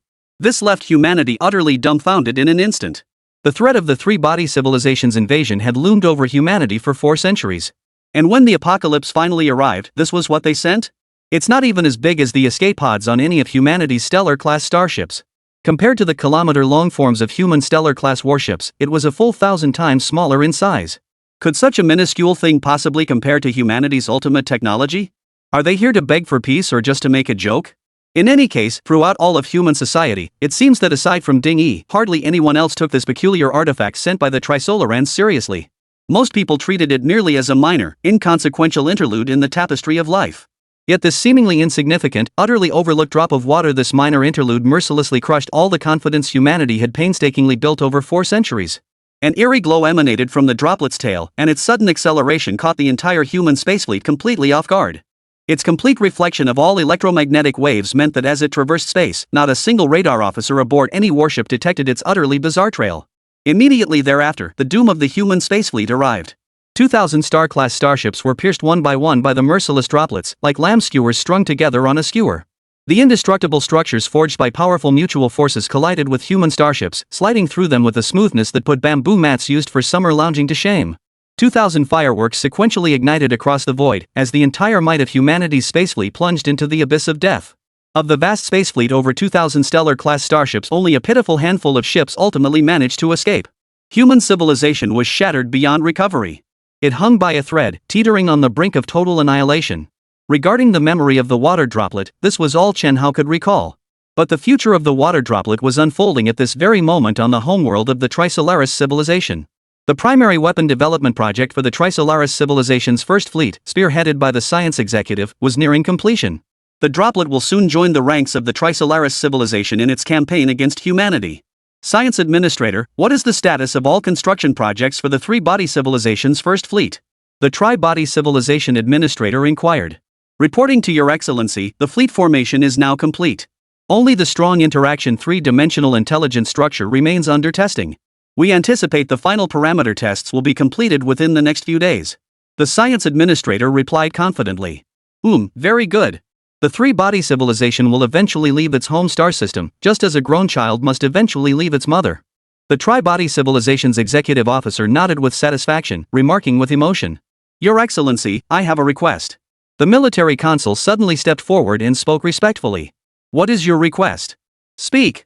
Your Excellency, since the Science Minister has successfully developed the strong interaction three-dimensional intelligence structure, might our own three-body fleet be granted autonomous manufacturing rights ahead of schedule? Your Excellency, forgive my boldness. While humanity's current state clearly shows a significant gap between their civilization and ours, this does not mean we possess absolute certainty of victory. After all, there remains a significant variable in human civilization, the existence of Chen Hao. Therefore, to ensure the success of the Trisolaris civilization's occupation of the solar system, I believe the autonomous construction rights of the Trisolaris fleet are of paramount importance. With this authority, the three-body civilization scientific expedition fleet, stationed over 4 light-years away, can autonomously manufacture dropships to avoid redundancy. We'll use the abbreviated name adopted by human civilization applause here, but this way, our Trisolaris civilization can seize Blue Star before the Trisolaris fleet even sets sail. The military executive's reasoning was always renowned for its clarity and precision. Therefore, from the moment he stepped forward, it was already predetermined that his address would play a pivotal role in the collision between human civilization and the Trisolaris civilization. Excellent. Military proconsul. I greatly admire your exceptional strategic vision. Your proposal is crucial. Human civilization has already developed satellite-class strike weapons. Our Trisolaris civilization must also accelerate the pace of our offensive. Transmit my command, effective immediately. All scientific research fleets of the Trisolaris civilization, along with the First Fleet and the forthcoming Second Fleet, shall be granted full authorization to manufacture droplets. Once the research team led by the science executive completes the final testing, this order shall take effect immediately. Regarding the proposal put forward by the military executive at this moment, the triumvirate not only gave it high praise but also decisively agreed to the request. Incidentally, some might wonder why the Tri-Body Civilization's executive would place such trust in the military executive. Why would they so readily delegate the authority to manufacture top-tier weapons to the fleet? In truth, this stems from the Three-Body Civilization's characteristic of transparent individual thought. As previously mentioned, the Trisolaran's environment is exceptionally harsh, driving their evolution to develop a dehydration ability. Analyzing this ability from a deeper conceptual perspective, what conclusion might we draw? Chapter 172, The Reason Behind the Trisolaran's Candid Approach. This conclusion suggests that before dehydration, the actual water content within the bodies of the Trisolarans is likely far higher than that of humans. If they can dehydrate, they can naturally rehydrate as well. This principle is quite obvious. Otherwise, why would the Trisolarans immerse themselves in water tanks during their revival process? Precisely because the water content in their bodies far exceeds that of humans. Therefore, in terms of mental flexibility, the Trisolarans ultimately fall short of humans. This is also another reason why the Trisolarian civilization has achieved little in the realm of art. After all, the saying speaks for itself, their brains are waterlogged. This is precisely the phrase used to describe those among us whose thinking is rather slow. So, from this perspective, doesn't the transparency of the three-body people's thoughts become quite easy to understand? They're made entirely of water. It would be strange if they weren't transparent, right? Of course, having transparent thoughts has its own advantages. As the saying goes, everything has two sides. You can see through me, and I can see through you. Therefore, the transparency of thought among the Trisolarans means that throughout the entire Trisolarian civilization, there exists absolutely no room for conspiracy. With no intrigue, there is even less need to worry about matters like rebellion occurring. It's like people being completely open and honest with each other. You know my true intentions, and I understand yours. Under such circumstances, how could rebellion possibly occur? It is precisely for this reason that the Triplanetary Civilization's executive felt confident enough to delegate the manufacturing rights for the droplets to the fleet just moments ago. Yes, Your Excellency. We are deeply grateful for your wisdom. Having received the approval of the Tri-Body Civilization's chief executive, the military chief executive immediately responded with a cheerful tone of gratitude. Reporting to Your Excellency, the Triplanet Civilization's scientific expedition fleet has received a quantum encrypted signal from humans on Blue Star. Just as the highest level meeting of the Trisolaris civilization was drawing to a close, a monitoring officer with the identification number 1375 entered the conference hall. A quantum encrypted signal from humans on Blue Star? Was it transmitted by Chen Hao? Or did it originate from the Blue Star nation where Chen Hao resides? Upon hearing of a quantum encrypted signal originating from Blue Star, the administrator instinctively thought of Chen Hao's name. Reporting, this signal does not originate from Blue Star's Dragon Nation, but rather from the quantum encrypted signal of the Great Blue Star's Beautiful Nation. Monitor 1375 replied solemnly. The Great Beautiful Nation? You mean that Blue Star Nation that killed our Three-Body Civilization scientific expedition crew? Those damned bastards actually have the nerve to send us signals? Did they see we didn't respond to their last broadband broadcast, so now they're begging us for mercy again? Ignore them. They caused the deaths of 3 of our great scientific crew members from the Trisolaris civilization. This crime is unforgivable.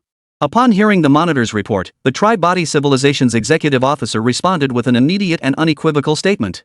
But at this very moment, the Tri-Body Civilization's executive still did not know. In the near future, this supreme administrator of the Trisolaris civilization would also learn some crucial skills from the wisdom of human civilization. And this skill is called using someone else's knife to kill. Yes, it wouldn't be long before the Tri-Body Civilization's executive would exploit the communication link between the Big Beautiful and the Tri-Body Civilization, thus guiding Big Beautiful to secretly establish a group called the Human Three-Body Organization. By that time, Chen Hao would face a formidable adversary truly beyond his imagination, much like Luo Ji in the novel of his past life. Enough digression, back to the main story. Since these events have yet to unfold, this is merely a brief mention for now. Everyone should vote and show support as needed. Don't let the Three-Body people dampen your enthusiasm for casting your vote. Otherwise, you might be labeled as a member of the Blue Star 3-body organization by the future Chenhao, and that could get complicated down the line. How could the children of China be like those big, beautiful creatures? They never surface all day long, just brewing up trouble. We've got to support our own brothers, right? Your Excellency, there is one more piece of news I must report to you. What is it? This is an urgent report from the Trisolaris Civilization's scientific expedition fleet in the direction of Taurus. The fleet has discovered a star system with exceptionally favorable environmental conditions in the Taurus sector. The fleet commander is currently requesting permission for a close-range reconnaissance mission. Monitor 1375 continued his report. Permit them to conduct close-range observation, but exercise utmost caution. Over years of cosmic exploration, we've confirmed the existence of advanced extraterrestrial civilizations beyond primitive ones like Blue Star. To avoid exposing our objectives, vigilance remains paramount. The Tri-Body Civilization's executive officer paused briefly before issuing the directive. In truth, decades earlier, the Trisolaris civilization had already gleaned a wealth of additional knowledge about the cosmos from the reports transmitted back by their scientific exploration fleets operating in every direction. Among these revelations, naturally, was the Dark Forest Law. As for the Dark Forest Law, I believe no introduction is needed, it's well understood. It boils down to one sentence. The universe is a dark forest, and most civilizations are just ordinary players. Once exposed, there's a 99% chance they'll be taken down by other ordinary players. Therefore, to ensure the safety of the Trisolaris Civilization's scientific expedition fleet in the Taurus sector as it continued its mission, the Trisolaris executive cautiously issued a reminder. While the Trisolarans were indeed transparent in their thinking, this did not mean they were unaware of the wisdom in biding their time and nurturing their strength. After all, they have now absorbed a wealth of cultural and artistic information from human civilization. Occasionally studying the human game of battle royale is perfectly normal. And just as the 3-body civilization's governing officials began exercising caution, urging their own fleets to proceed with restraint, far away on Blue Star, humanity could no longer contain their excitement and trembling hands. At this very moment, all nations of human civilization unanimously passed a supreme reward mechanism at the Blue Star Federation Assembly meeting. This reward, naturally, was bestowed upon Chen Hao. After all, he had single-handedly forged the first phase cannon in human history capable of true interstellar warfare. Other nations were stunned to see just how formidable Chen Hao had become. They instantly wished they could pack up their entire populations and collectively relocate to the beautiful east to follow Chen Hao. Chen Hao is so awesome, hanging with him is a sure thing. Of course, thinking is one thing, but making it happen is another story. The Blue Star is only so big, how could all of humanity possibly follow Chen Hao to escape disaster? So, after thorough deliberation among all nations of the Blue Star Federation, they devised a better solution. Chapter 173, The True Power of the Phase Cannon Test Firing. And this so-called best solution was simply to directly nominate Chen Hao as the Grand Elder of the Blue Star Federation. In this way, the entire Blue Star would become one big family. With Chen Hao as the head of this extended family and its actual leader, wouldn't everyone's safety be guaranteed? Moreover, the Huaxia Space Force could be directly renamed the Blue Star Federation Space Force. All of humanity lived in orderly fashion under Chen Hao's leadership. After all, under the current circumstances, no other force within human civilization could stand against the Trisolaris civilization. Moreover, the 3-body civilization showed no inclination whatsoever to engage with the broadband broadcasts that nations had previously launched in succession. To survive, it all boiled down to staking everything on Chen Hao. Such matters involved the lives of millions, even billions, across nations. China's previous reluctance to let them participate in the satellite-class interstellar warship project has ultimately left these nations feeling uneasy. They feared that if the 3-body civilization attacked, the Dragon Nation might abandon the other nations. What would become of them then? Now that Chen Hao has become the top decision-maker of the Blue Star Federation, this problem naturally resolves itself. We're all family now, you can't just push us away again, can you? If those alien pumpkinheads dare lay a finger on us, the boss better stand up for us. In short, while Chen Hao himself was still busy pushing forward with the construction of the satellite-class interstellar warship project, representatives from over 200 nations across Blue Star had already finalized the matter. Of course, this wasn't achieved without resistance. The distinguished envoy, Mr. Welch, had previously voiced his doubts. However, since the United States now holds little sway within the Blue Star Federation, the Federation's representatives simply ignored Welch's objections. After finalizing the plan to have Chen Hao lead humanity, countries immediately launched into a flurry of intense and bustling preparations. It was only natural. After all, none of them could do anything against the Trisolarans now. They could only watch helplessly as the Dragon Nation and Chen Hao single-handedly turned the tide.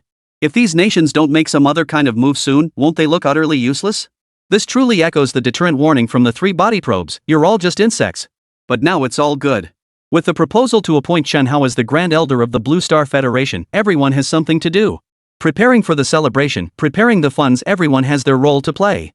Everyone was bustling about as if it were the real deal. Not only that, but even the inauguration ceremony for the Grand Elder of the Blue Star Federation. Each nation even held a serious and solemn discussion about it. Had it not been for Elder Qian reminding everyone that goodwill sufficed, the Dragon Nation would have been willing to cooperate with this matter.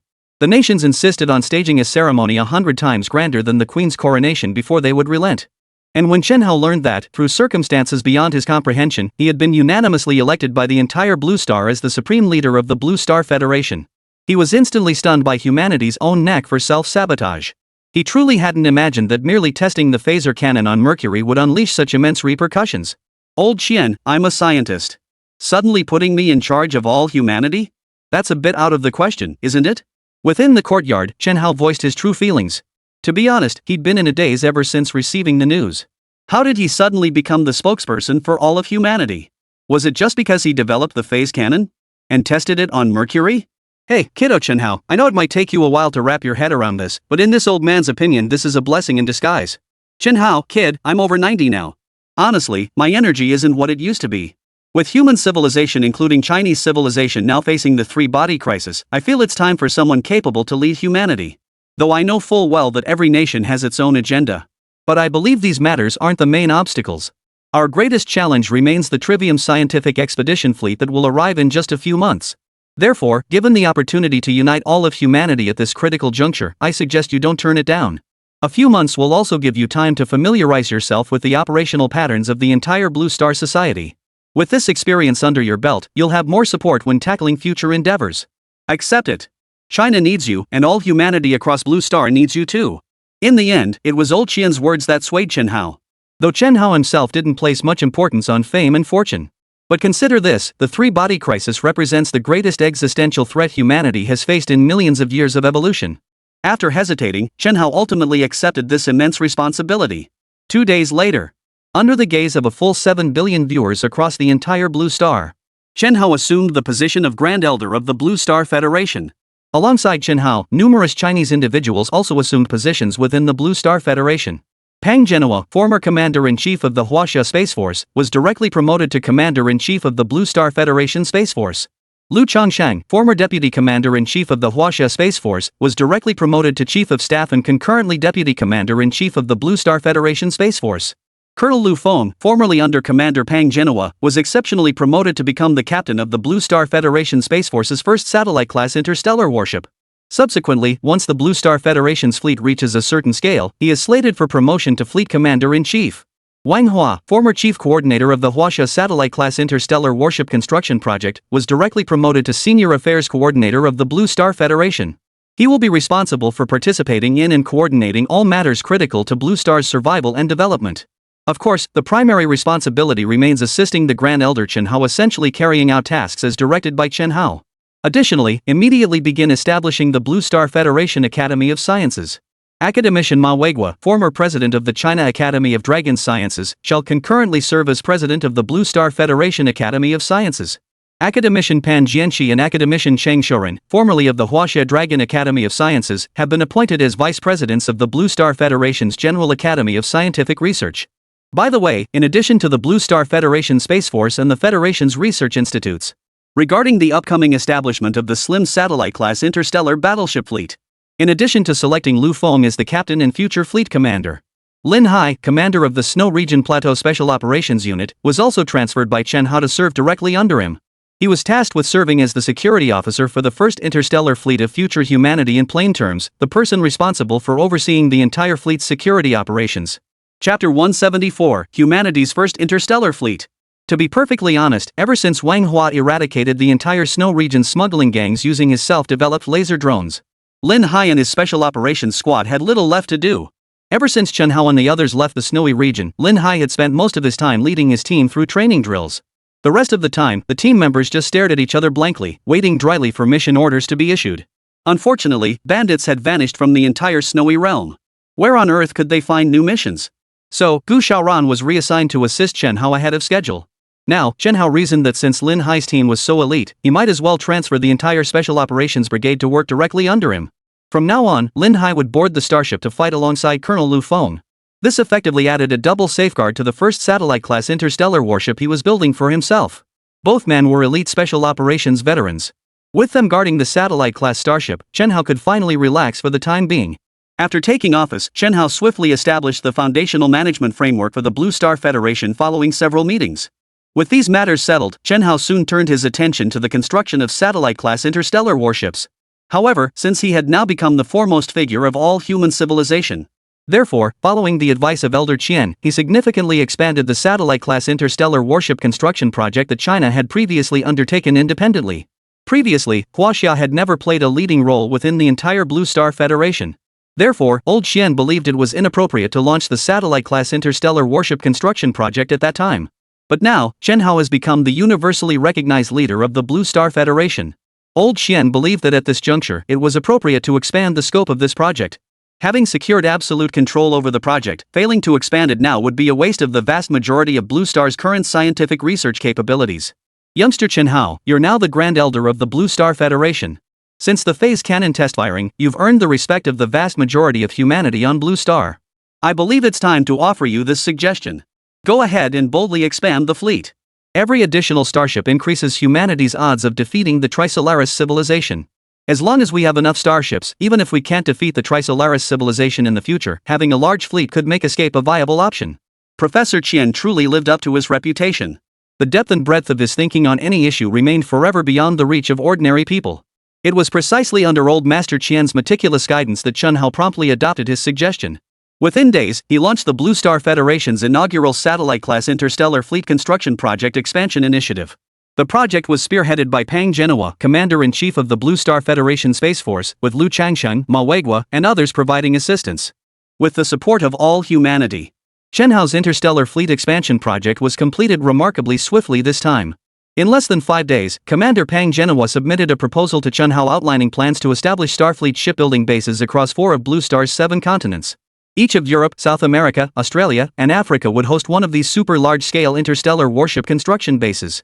This brings the total to 4, including the satellite-class interstellar warship construction base in Asia's Huaxia. Human civilization now possesses 5 massive interstellar warship construction bases. Of course, the flagship of human civilization, that satellite-class interstellar warship, would undoubtedly be constructed at the Huaxia Starfleet base.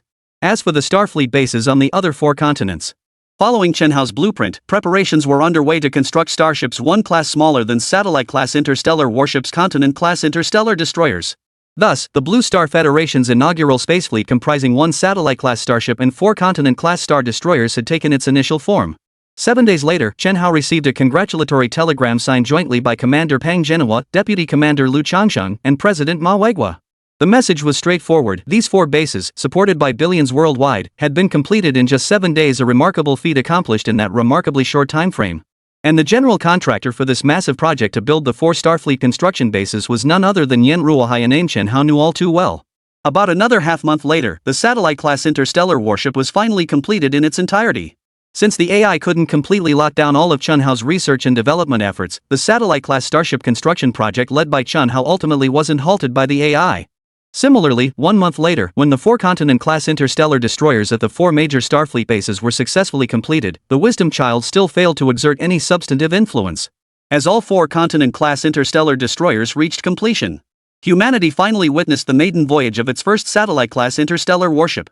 Chief Designer Chen No, Your Excellency the Grand Elder, tomorrow marks the maiden voyage of humanity's first satellite-class interstellar warship. The Blue Star Federation Council has contacted Elder Qian to inquire about the naming of this satellite-class interstellar warship. Elder Qian asked me to consult you. He stated that he now handles only routine matters for the Blue Star Federation Council, and that major decisions should be made by you, the Grand Elder, as it is more appropriate. Commander Pang Genhua seemed not yet accustomed to his changed status.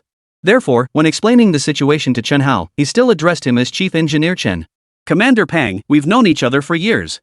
While I'm accustomed to being called Grand Elder by people from other countries, I'd find it rather odd if you started addressing me that way too. You'd better stick with calling me Chief Engineer Chen, that's the title I prefer.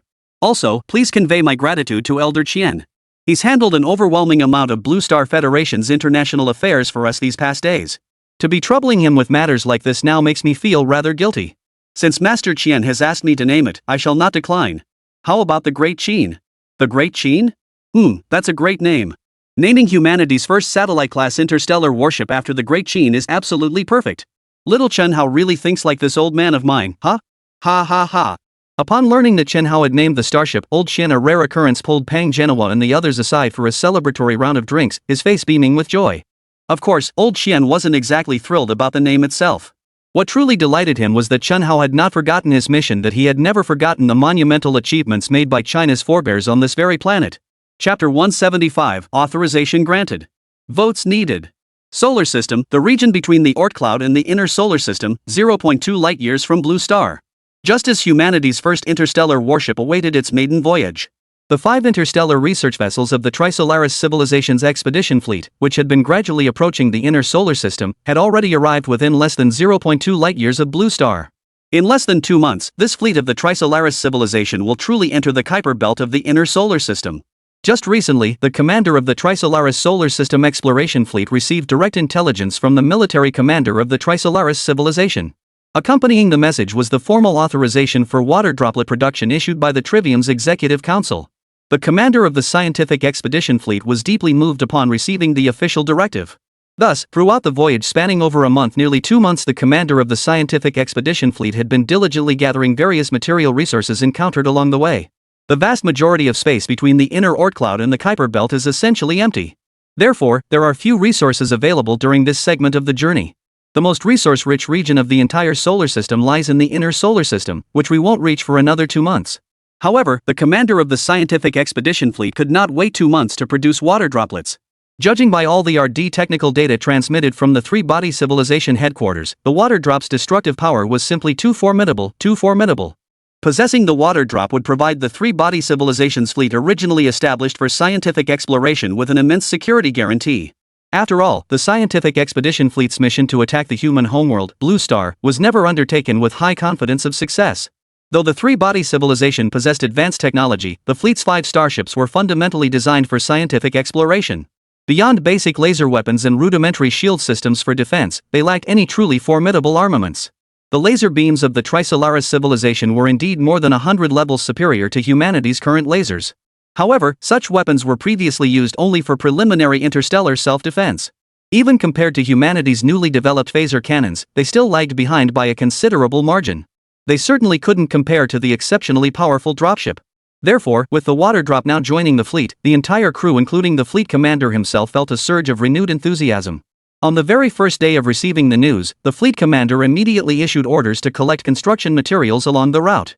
It took 20 days after the message arrived for the 3-body civilization's Scientific Expedition Fleet to finally gather enough materials from the incredibly sparse interstellar dust to construct the water drop. 19 days prior, the fleet commander had formally initiated the construction of the water drop. When it comes to constructing starships or interstellar weapons, the Trisolarans are indeed a cut above humanity. Within this modest fleet, within just 5 warships, the crew of the Trisolaris Scientific Expedition Fleet had already mastered the construction of superweapons like the water drop. Moreover, the construction speed of the Trisolaris civilization was clearly a class above humanity's. Just 24 hours before humanity's first satellite-class interstellar warship, the Great Qin, was set to break free from Earth's atmosphere and soar into space. The water drop of the 3-body Science Expedition Fleet had also been completed.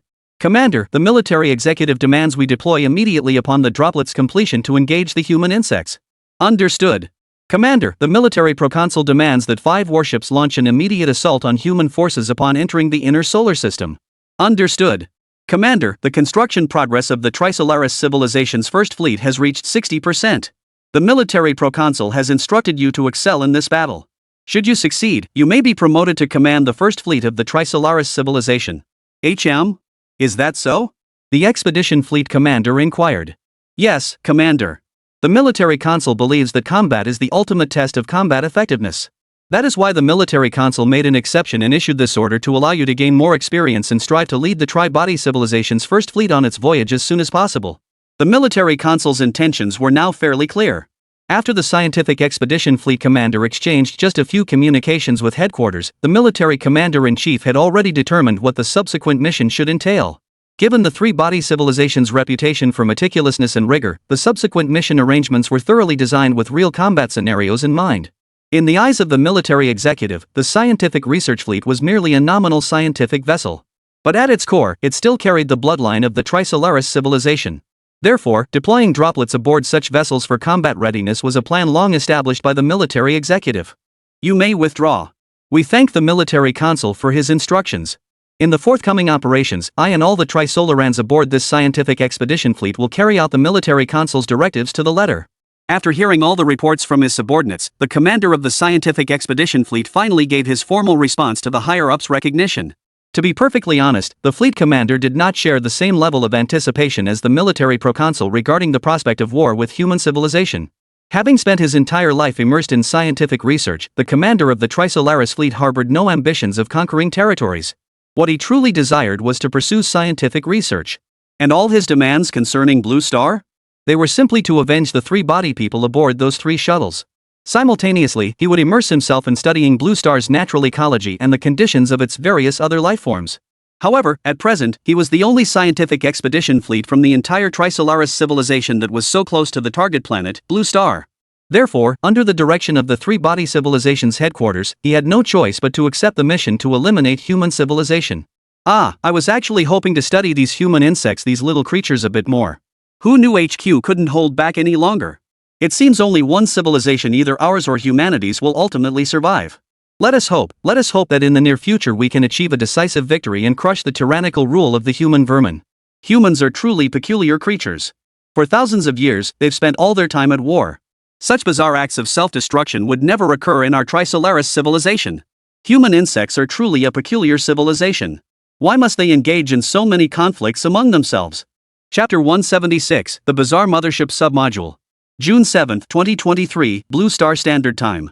Purple Mountain Space Observatory, Blue Star Federation.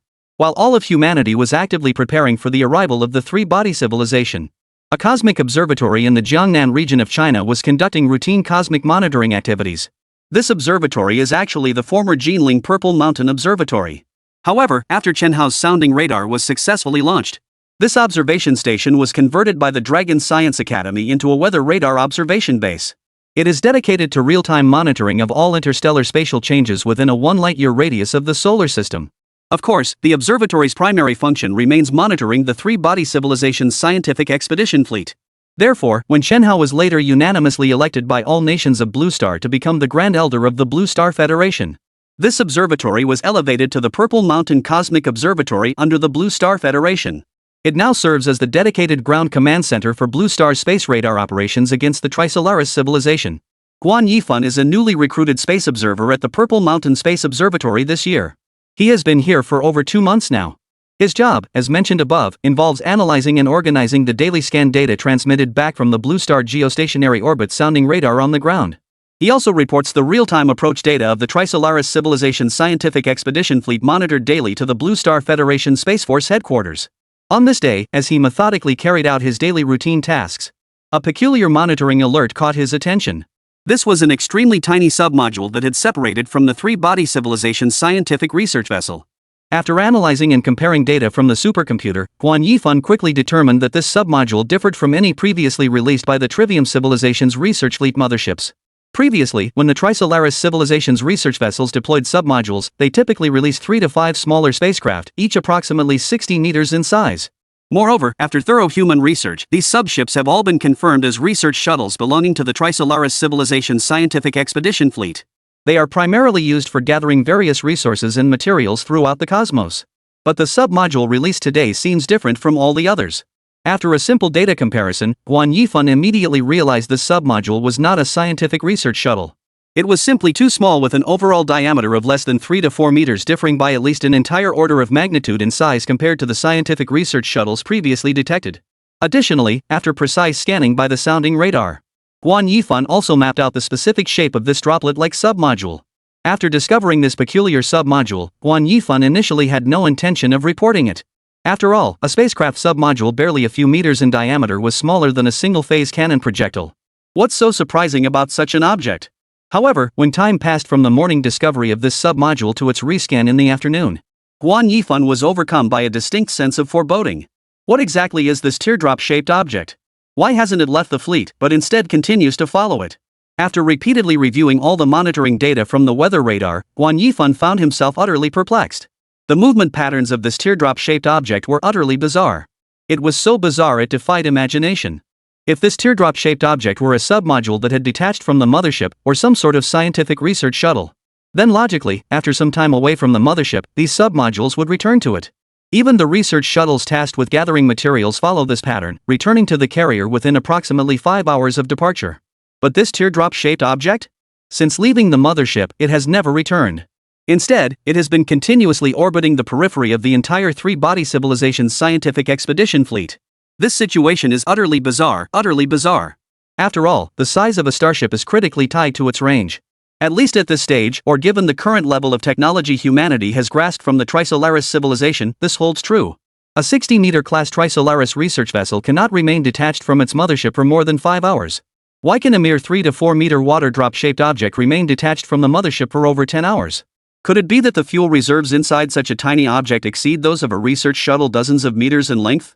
Could it be that such a small object holds more fuel internally than a scientific research shuttle dozens of meters in length? This clearly contradicts the intelligence humanity currently possesses regarding the Trisolaris civilization. Station Chief Ding, I think there's something off about that teardrop-shaped object I discovered this morning. Should we report it? It wasn't until late evening that Guan Yifan finally compiled a report and submitted it to Ding Yi, the station chief of the Purple Mountain Cosmic Observatory. It's necessary. I also find this object peculiar.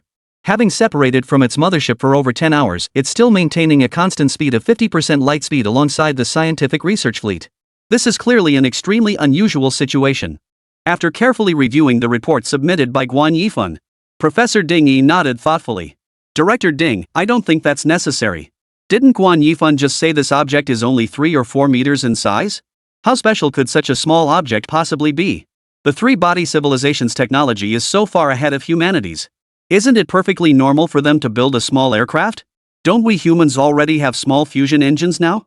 By the standards of the three-body civilization, building a spacecraft like this shouldn't be too difficult. Deputy Director Chang Qianqiu objected. With so much happening in the Blue Star Federation right now, why should we, a mere observation station handling marginal matters, place such importance on this minor incident? If we report this, the Space Force might just think we're sitting around doing nothing but causing them trouble. They're already swamped with Space Force training every day. Why bother reporting such a minor discovery? Back when Chang Qianqiu ran for director of the Purple Mountain Space Observatory, he lost to Professor Ding Yi. Therefore, in their daily work, he often found himself, whether intentionally or not, taking a position opposite to Professor Ding Yi's. Oh, right, I almost forgot this old buddy Chang Qianqiu also has a daughter who's not only beautiful but also incredibly kind-hearted. Chang Xin sound familiar? Yes, congratulations, you guessed it. Chapter 177, Weakness and Ignorance are no barriers to survival. Deputy Director Chang, I know this discovery might not be anything significant. But on my very first day at this cosmic observatory, when I first met Elder Chen Hao, he told us that the space-penetrating radar is currently the only device capable of precisely tracking the movements of the Trisolaris civilization's fleet. Therefore, to ensure humanity's accurate grasp of the Trisolaris civilization's movements, we cannot afford to overlook even the slightest clue. I believe this discovery should be reported to Space Force headquarters. Facing Chang Qianqiu's objection, Guan Yifan, a millennial born in the new era, clearly had no intention of backing down. Chen Hao was Guan Yifan's spiritual anchor, so he took every word Chen Hao spoke to heart. Though when he first joined, he had no direct interaction with Chen Hao, merely overheard a few words from him amidst the crowd fawning over him. Yet those very words had lodged themselves firmly in Guan Yifan's mind, never to be forgotten. Guan Yifan, you're nothing but an ordinary observer of the cosmos. When old Ding and I are discussing matters, do you think you have the right to interrupt? Besides, whether or not the report gets submitted is our call, not yours as some observer. Got it? You've got no respect for authority. Don't you understand even the most basic rules? Chang Qianqiu clearly had no intention of giving Guan Yifan, the newly hired junior observer, any leeway for his stubborn insistence. Having worked at the Purple Mountain Observatory for a decade, a veteran expert who'd been here since the observatory's founding, Chang Qianqiu detested nothing more than newcomers failing to show him proper respect. Clearly, Guan Yifan's recent remark had struck a nerve with Chang Qianqiu, directly undermining his authority. Naturally, he could not possibly show Guan Yifan any courtesy. Old Chang, she's just a newly hired observer. Is it really necessary to speak so harshly?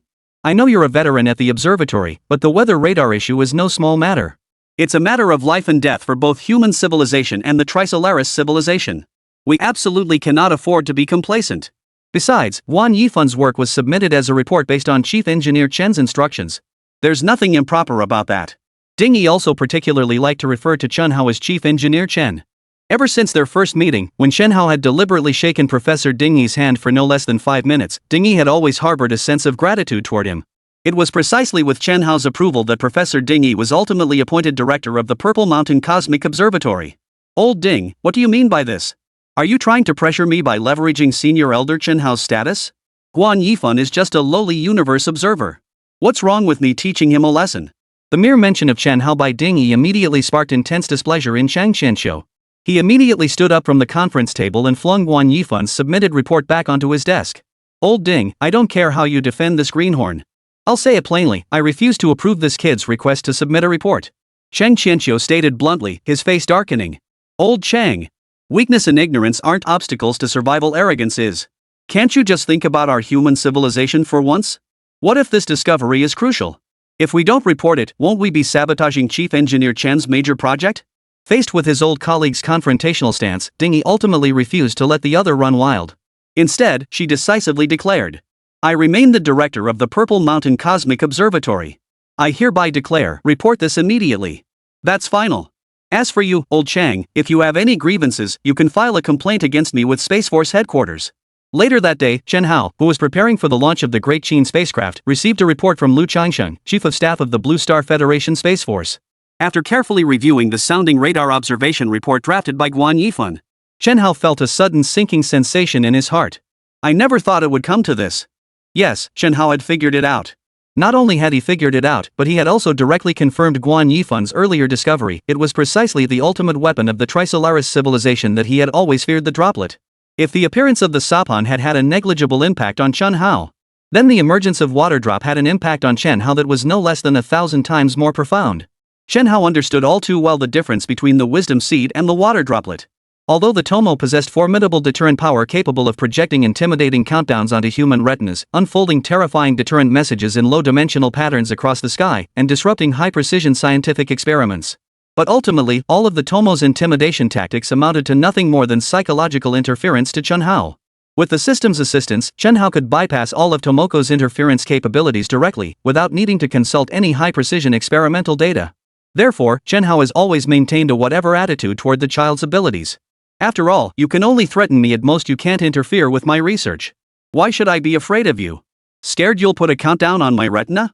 Who knows, I might even mistake it for a watch. Tell me, are you chicken or what? But water droplets are a different story. Water droplets are genuine weapons of war. Its destructive power is absolutely beyond comparison to something like the GZ, a mere microscopic particle. The entire structure, locked in place by the strong nuclear force, possesses the power to obliterate the entire solar system. Should such a weapon ever reach Blue Star, then even if we deployed our own phase cannons, they might not even scratch the dropship. At least, that was Chen Hao's recollection. The water droplets in that novel could only be destroyed after humanity entered the fourth dimension. Now this ultimate weapon is truly upon us. How to counter such an apocalyptic weapon in the future truly presents a colossal challenge.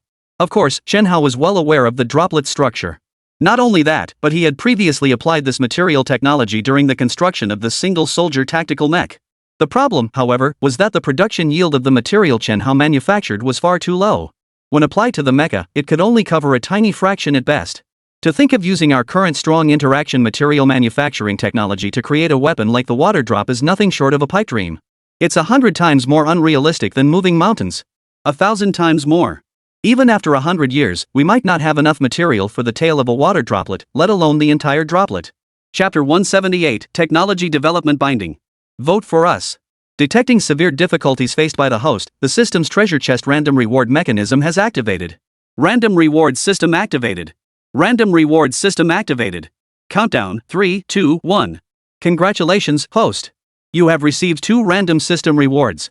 Reward 1, Intelligent Construction Robot. Note, Intelligent Construction Robot, an AI robot composed of nanotechnology, possessing an average intelligence level of 105. Capable of executing all current human construction projects, the robot incorporates a built-in construction software library, allowing hosts to customize various construction projects as needed. Once activated, the Intelligent Construction Robot can operate around the clock without interruption, achieving efficiency 100 times that of a single human worker. Reward 2, Unknown Reward. Note, this reward is of critical importance. It is recommended that the host immediately commence R&D efforts based on the technical documentation. Research materials have been dispatched. As this reward is an unknown reward, it is also subject to R&D restrictions with a 60-day development time limit. Failure to complete development within 60 days will result in automatic cancellation of this reward. What does that mean? How can there be unknown rewards? Just as Chen Hao was still worrying about the water droplet issue, The system notification instantly immersed him in the festive spirit of the water festival. He was utterly baffled. He hadn't even begun to figure out how to solve the water droplet issue, yet another unknown reward had suddenly popped up. Isn't this reward system just like those gacha mechanics in online games? What exactly are they developing? No clue. What's the point of developing it? Still no clue. Remember, the Trisolaris civilization will reach Blue Star in just over 2 months. Under these circumstances, spending a significant amount of time developing a technology we know nothing about is simply not feasible. What if, after all that effort, it turns out to be useless? Wouldn't all that time be wasted? The consequences would be dire. If we're not careful, this delay alone could spell humanity's extinction at the hands of the Trisolaris civilization. This classified research project, it's not connected to the droplet, is it? Given the timing coincidence, Chen Hao's first thought turned to matters concerning water drop. But after much pondering, he couldn't make head nor tail of it, so Chen Hao let the matter drop. Instead, he chose the simplest approach humans take when facing fate. Take a gamble. Who cares if it works or not? As long as I can still find the time, I'll fight for it no matter what. If need be, I'll just skip sleep every day. Yes, Chen Hao felt he was taking a gamble. There was no other way. Beyond the RD documentation, this project offered absolutely no description of its functionality or purpose. So now, the only thing left for me to do is to keep developing while figuring things out as I go. See if I can figure out what the hell this reward is during the development process. As for whether it will actually work as hoped once developed, whether it will provide a solution against the water droplets attacks, that would be entirely up to fate. As the saying goes, human effort has its limits, and the will of heaven cannot be defied. Even someone of Chen Hao's caliber could not help but feel the weight of this inescapable reality at this moment. Of course, this was in addition to the reluctant choice regarding the second reward. The joyful acceptance of the first reward was undoubtedly the most satisfying moment of Chen Hao's day. This intelligent construction robot technology couldn't have arrived at a better time. Not only is it timely, but its functionality is exceptionally reliable.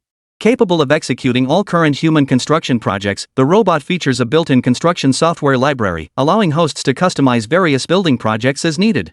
Capable of executing all current human construction projects, the robot features an integrated construction software library, allowing hosts to tailor projects to specific requirements. Once activated, the intelligent construction robot can operate around the clock without interruption, achieving efficiency 100 times that of a single human worker.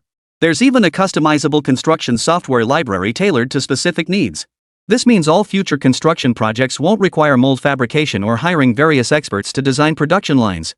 With these construction robots, all you need to do is export the project software for the required build, then let the construction robots assemble the production line themselves. After that, everything will be taken care of. With such reliable technology, how could Chen Hao not be thrilled? What's more, these construction robots actually achieved efficiency 100 times that of individual humans. 100 times. That means one robot can match the construction output of 100 humans? This ratio may not seem exceptionally high, but when applied to interstellar engineering, it becomes an unrivaled force. After all, human engineers can only construct things on the surface of Blue Star. Without air, human engineers would be toast. Robots never face this fated worst, they just need a recharge. What's a little energy requirement? It's just like humans needing to eat. Moreover, under Chen Hao's leadership, human society has long possessed the technology for miniaturized controlled nuclear fusion. Moreover, under Chen Hao's leadership, human society has long since mastered the technology for miniaturizing controlled nuclear fusion. Not only can a single robot be charged, but even charging 10,000 or 100 million robots would be a breeze. This is awesome. The system really knows how to take care of me.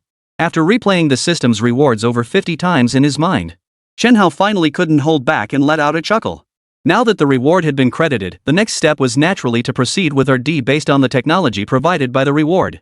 Considering that the intelligent construction robots can be put to immediate use as soon as they are produced, Chen Hao decisively chose to prioritize the development of this technology.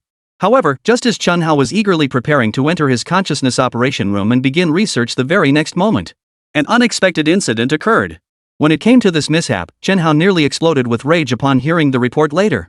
After this incident, Chen Hao finally understood what a rabble truly meant. He had thought his interstellar fleet was nearly complete, with the Great Qin set to undergo its maiden voyage tomorrow. Unexpectedly, at this most critical juncture, something went terribly wrong. It nearly drove Chen Hao to the brink of fainting from sheer frustration. Alright, I understand. A large-scale regional conflict like this certainly falls under my jurisdiction as the Grand Elder. I'll handle it. Otherwise, these good-for-nothings would think they could run wild.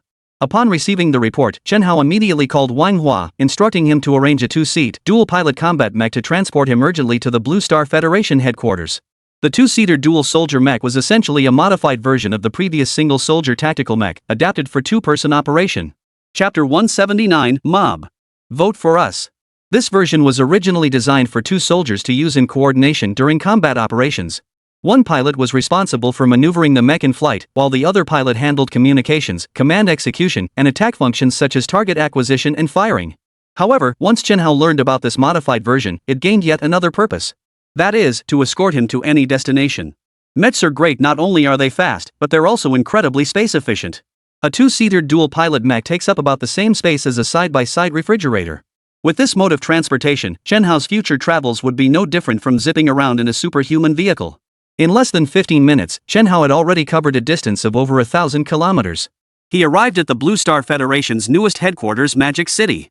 The Blue Star Federation was previously based in the skiing nation, but after Chen Hao became the Grand Elder, he felt the location was too remote and would hinder his future work. Therefore, he issued a direct order to relocate the Blue Star Federation headquarters to Magic City. Upon arriving at the rooftop of the Blue Star Federation's new headquarters in Magic City, Chen Hao immediately spotted Pang Genoa, Commander-in-Chief of the Blue Star Federation Space Force, wearing an expression of utter helplessness. Chief Designer Chen, I truly didn't want to bring you in at first. But now several nations are on the brink of all-out conflict. And as Commander-in-Chief of the Space Force, it's not appropriate for me to intervene in international relations between nations. Therefore, we had no choice but to invite you. Seeing Chen Hao approach, Commander Pang Genoa immediately vented his frustration with a bitter lament. It's nothing. I should have anticipated this kind of thing long ago. I just never imagined that everything went smoothly during site selection and construction, yet the naming of this Continent-class starship would go wrong. It's bloody hell. The matter Chen Hao and Pang Genoa were discussing wasn't particularly significant in itself. However, after all sorts of messy developments and complications, it ended up becoming a major issue. To the point that today, it has evolved into a source of conflict between numerous nations. Chen Hao found the whole situation laughable. This incident, which had sparked conflicts among no fewer than 10 nations, had all stemmed from nothing more than a naming dispute over a Continent-class interstellar destroyer. How absurd is that? Originally, with these 4 Continent-class starships completed, every nation on Blue Star should have been overjoyed. However, contrary to Chen Hao's expectations, the moment the naming of the Dezhou-class starships was announced, the representatives from various nations erupted into a heated argument at the Blue Star Federation Council. Without exception, every single one of these nations' representatives was frantically vying for naming rights on behalf of their own country. Moreover, as this frenzy persisted, the issue gradually shifted from conference tables to the public discourse among citizens of various nations. Then, it spread from the people of various nations to the military forces of those nations. Finally, no one knows who fired the first shot, but in any case, armed conflict erupted between over a dozen nations. As the fighting escalated, chaos ensued. Accusations flew, "You're in the wrong, I'm being disrespected," and gradually, the scale of the conflict grew larger and larger. It had reached such a point that even Pang Genoa, Commander-in-Chief of the Blue Star Federation Space Force who had been training the Space Force all along, was alarmed. As for how Pang Genoa learned of this matter, it was truly beyond words. After all, he now serves as the Commander-in-Chief of the entire Blue Star Federation Space Force. Therefore, the Blue Star Federation Space Force under his command now essentially gathers the top combat elites from every nation across the globe. However, one day during training, Commander Pang discovered that his space forces had inexplicably started fighting amongst themselves. Not only did they start bickering, but the quarrel grew increasingly heated. When subordinates reported the situation to Pang Genoa, cold sweat instantly broke out on the back of his neck. Everyone had been incredibly busy lately, and he never imagined that something as trivial as naming a Continent-class starship could trigger a large-scale war involving over 10 nations. Moreover, precisely because the responsible officials on the Huaxia side were overwhelmed with work, they received no information regarding this matter whatsoever. Now, the situation has escalated to directly impact the Blue Star Federation Space Force. This was no trivial matter, so Pang Genoa promptly made a call to Chen Hao. "My deepest apologies, Chief Engineer Chen. Had it not been for the severe internal conflicts now brewing within the Space Force, I would never have had to call upon you," Pang Genoa said to Chen Hao with a hint of shame. "It's all right, Commander Pang. Don't blame yourself too much. These guys just have too much time on their hands. We've been so busy ourselves that we didn't notice for a moment, letting them run wild. Rest assured, with me here, no one on Blue Star will dare to kick the nest." 1 hour later, the Blue Star Federation Emergency Security Conference.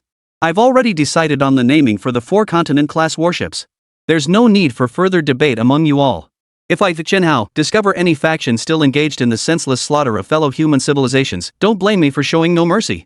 If pushed to the limit, the first shot from the phase cannon will hit Mercury and the second might just land on Blue Star. It's decided." The 4-continent-class interstellar destroyers will be named Zhang San, Li Si, Wang Wu, and Zhao Lu. Who's in favor? Who opposes? Sometimes, truly capable people don't need to raise their voices. Just like right now. With just a few words, Chen Hao instantly transformed the entire venue's atmosphere into one of utter tension. The Grand Elder of the Blue Star Federation was furious. Every single member of the Blue Star Federation Council was scared out of their wits. Chen Hao was unlike the others, either lacking authority or lacking strength. Chen Hao stands as the sole figure on the entire Blue Star who wields absolute authority and absolute power. In terms of status, Chen Hao is the Grand Elder unanimously elected by all nations of the Blue Star Federation. From an authority standpoint, there is no doubt that his word is the final decision on all major matters concerning Blue Star. As for his strength, Chen Hao was formidable to an unparalleled degree. The super electromagnetic tanks and those single-soldier laser pulse drones currently locked in fierce combat across battlefields worldwide. Yet they were all invented by Chen Hao. Not to mention he also holds the core technology and full command authority over the full-channel jamming matrix device, the individual soldier armor system, and now the Daqin-class satellite-grade interstellar warship. Such power, without exaggeration, is simply enough to utterly overwhelm every other faction on Blue Star. If Chen Hao so desired, the moment he declared his intent to annihilate any faction, that very faction would be utterly finished the next. Chapter 180, The Senior Elders' Early Warning Votes Needed. Chapter 180, The Senior Elders' Early Warning. Therefore, the delegates in the assembly hall, upon hearing Chen Hao's words, they were all instantly shaken to the core, trembling uncontrollably. And so, an utterly amusing scene unfolded. After a moment of silence, the Blue Star Federation's emergency security meeting concluded smoothly. All attending delegates unanimously endorsed Chen Hao's proposal and offered him their absolute, 100% support for his decision. Not only that, but representatives from the factions that had previously provoked conflict rushed to Chen Hao's side in an attempt to appease his anger. With tears streaming down their faces and snot running down their chins, they thanked Chen Hao for stepping in and quelling the internal strife within human civilization. This bold move left even Wang Ping, standing right beside Chen Hao, utterly dumbfounded. On the way back to the Starfleet base, Wang Hua kept teasing Chen Hao the whole time. Chen Hao, you're really something now. You managed to resolve conflicts between over a dozen countries across the entire Blue Star with just one sentence. You should have seen it just now when you announced the names for those 4-continent-class warships. The reactions from those faction representatives. I was so embarrassed I wanted to scratch my feet raw. For human star destroyers named Zhang San, Li Si, Wang Wu, and Zhao Lu? Ha ha ha, that's hilarious. How did you even come up with that? Just pilot your mech properly and stop throwing me off course. Truth be told, Chen Hao himself found his maneuvers today rather comical. But there was no other way. To swiftly quell this extreme situation threatening humanity's preparations for the three-body civilization, Chen Hao had no choice but to act decisively. There was simply no time to dwell on the consequences. Without a second thought, he blurted out the name of the starship destroyer. Ah, history, sometimes it really is just a coincidence. Chen Hao reflected on his performance at the Blue Star Federation's Emergency Security Conference, letting out a sigh tinged with emotion. The matter of naming the Blue Star Federation's interstellar destroyers was swiftly and completely resolved. The 7 billion members of humanity swiftly returned to their normal lives and productive routines.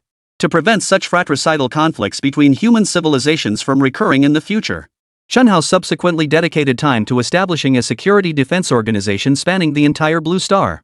This organization was named the Interplanetary Defense Council, abbreviated as IPDC. Later, as its administrative authority gradually expanded, this organization eventually evolved into the Planetary Defense Council, also known as the PDC. The name PDC is likely familiar to everyone. Of course, this world isn't the one from Chen Hao's past life in the novel, where characters like Wei De and Zhang Beihai actually existed.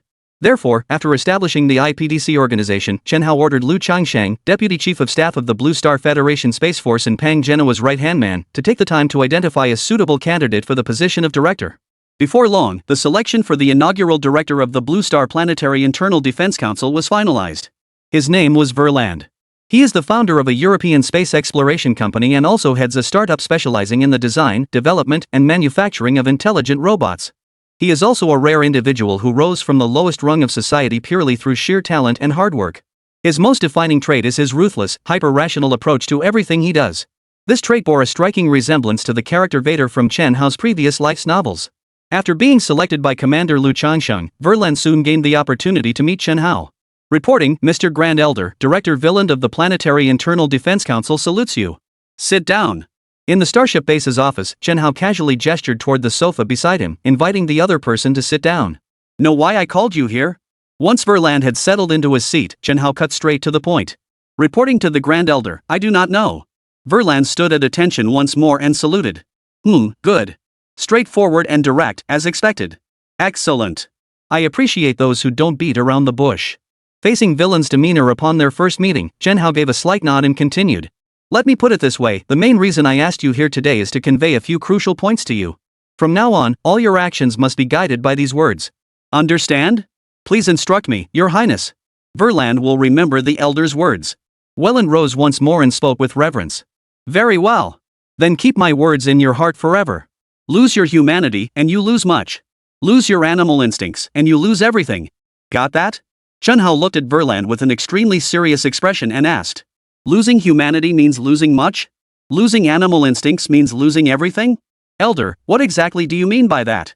Though Verland was a ruthless man who had climbed his way up from the lowest ranks.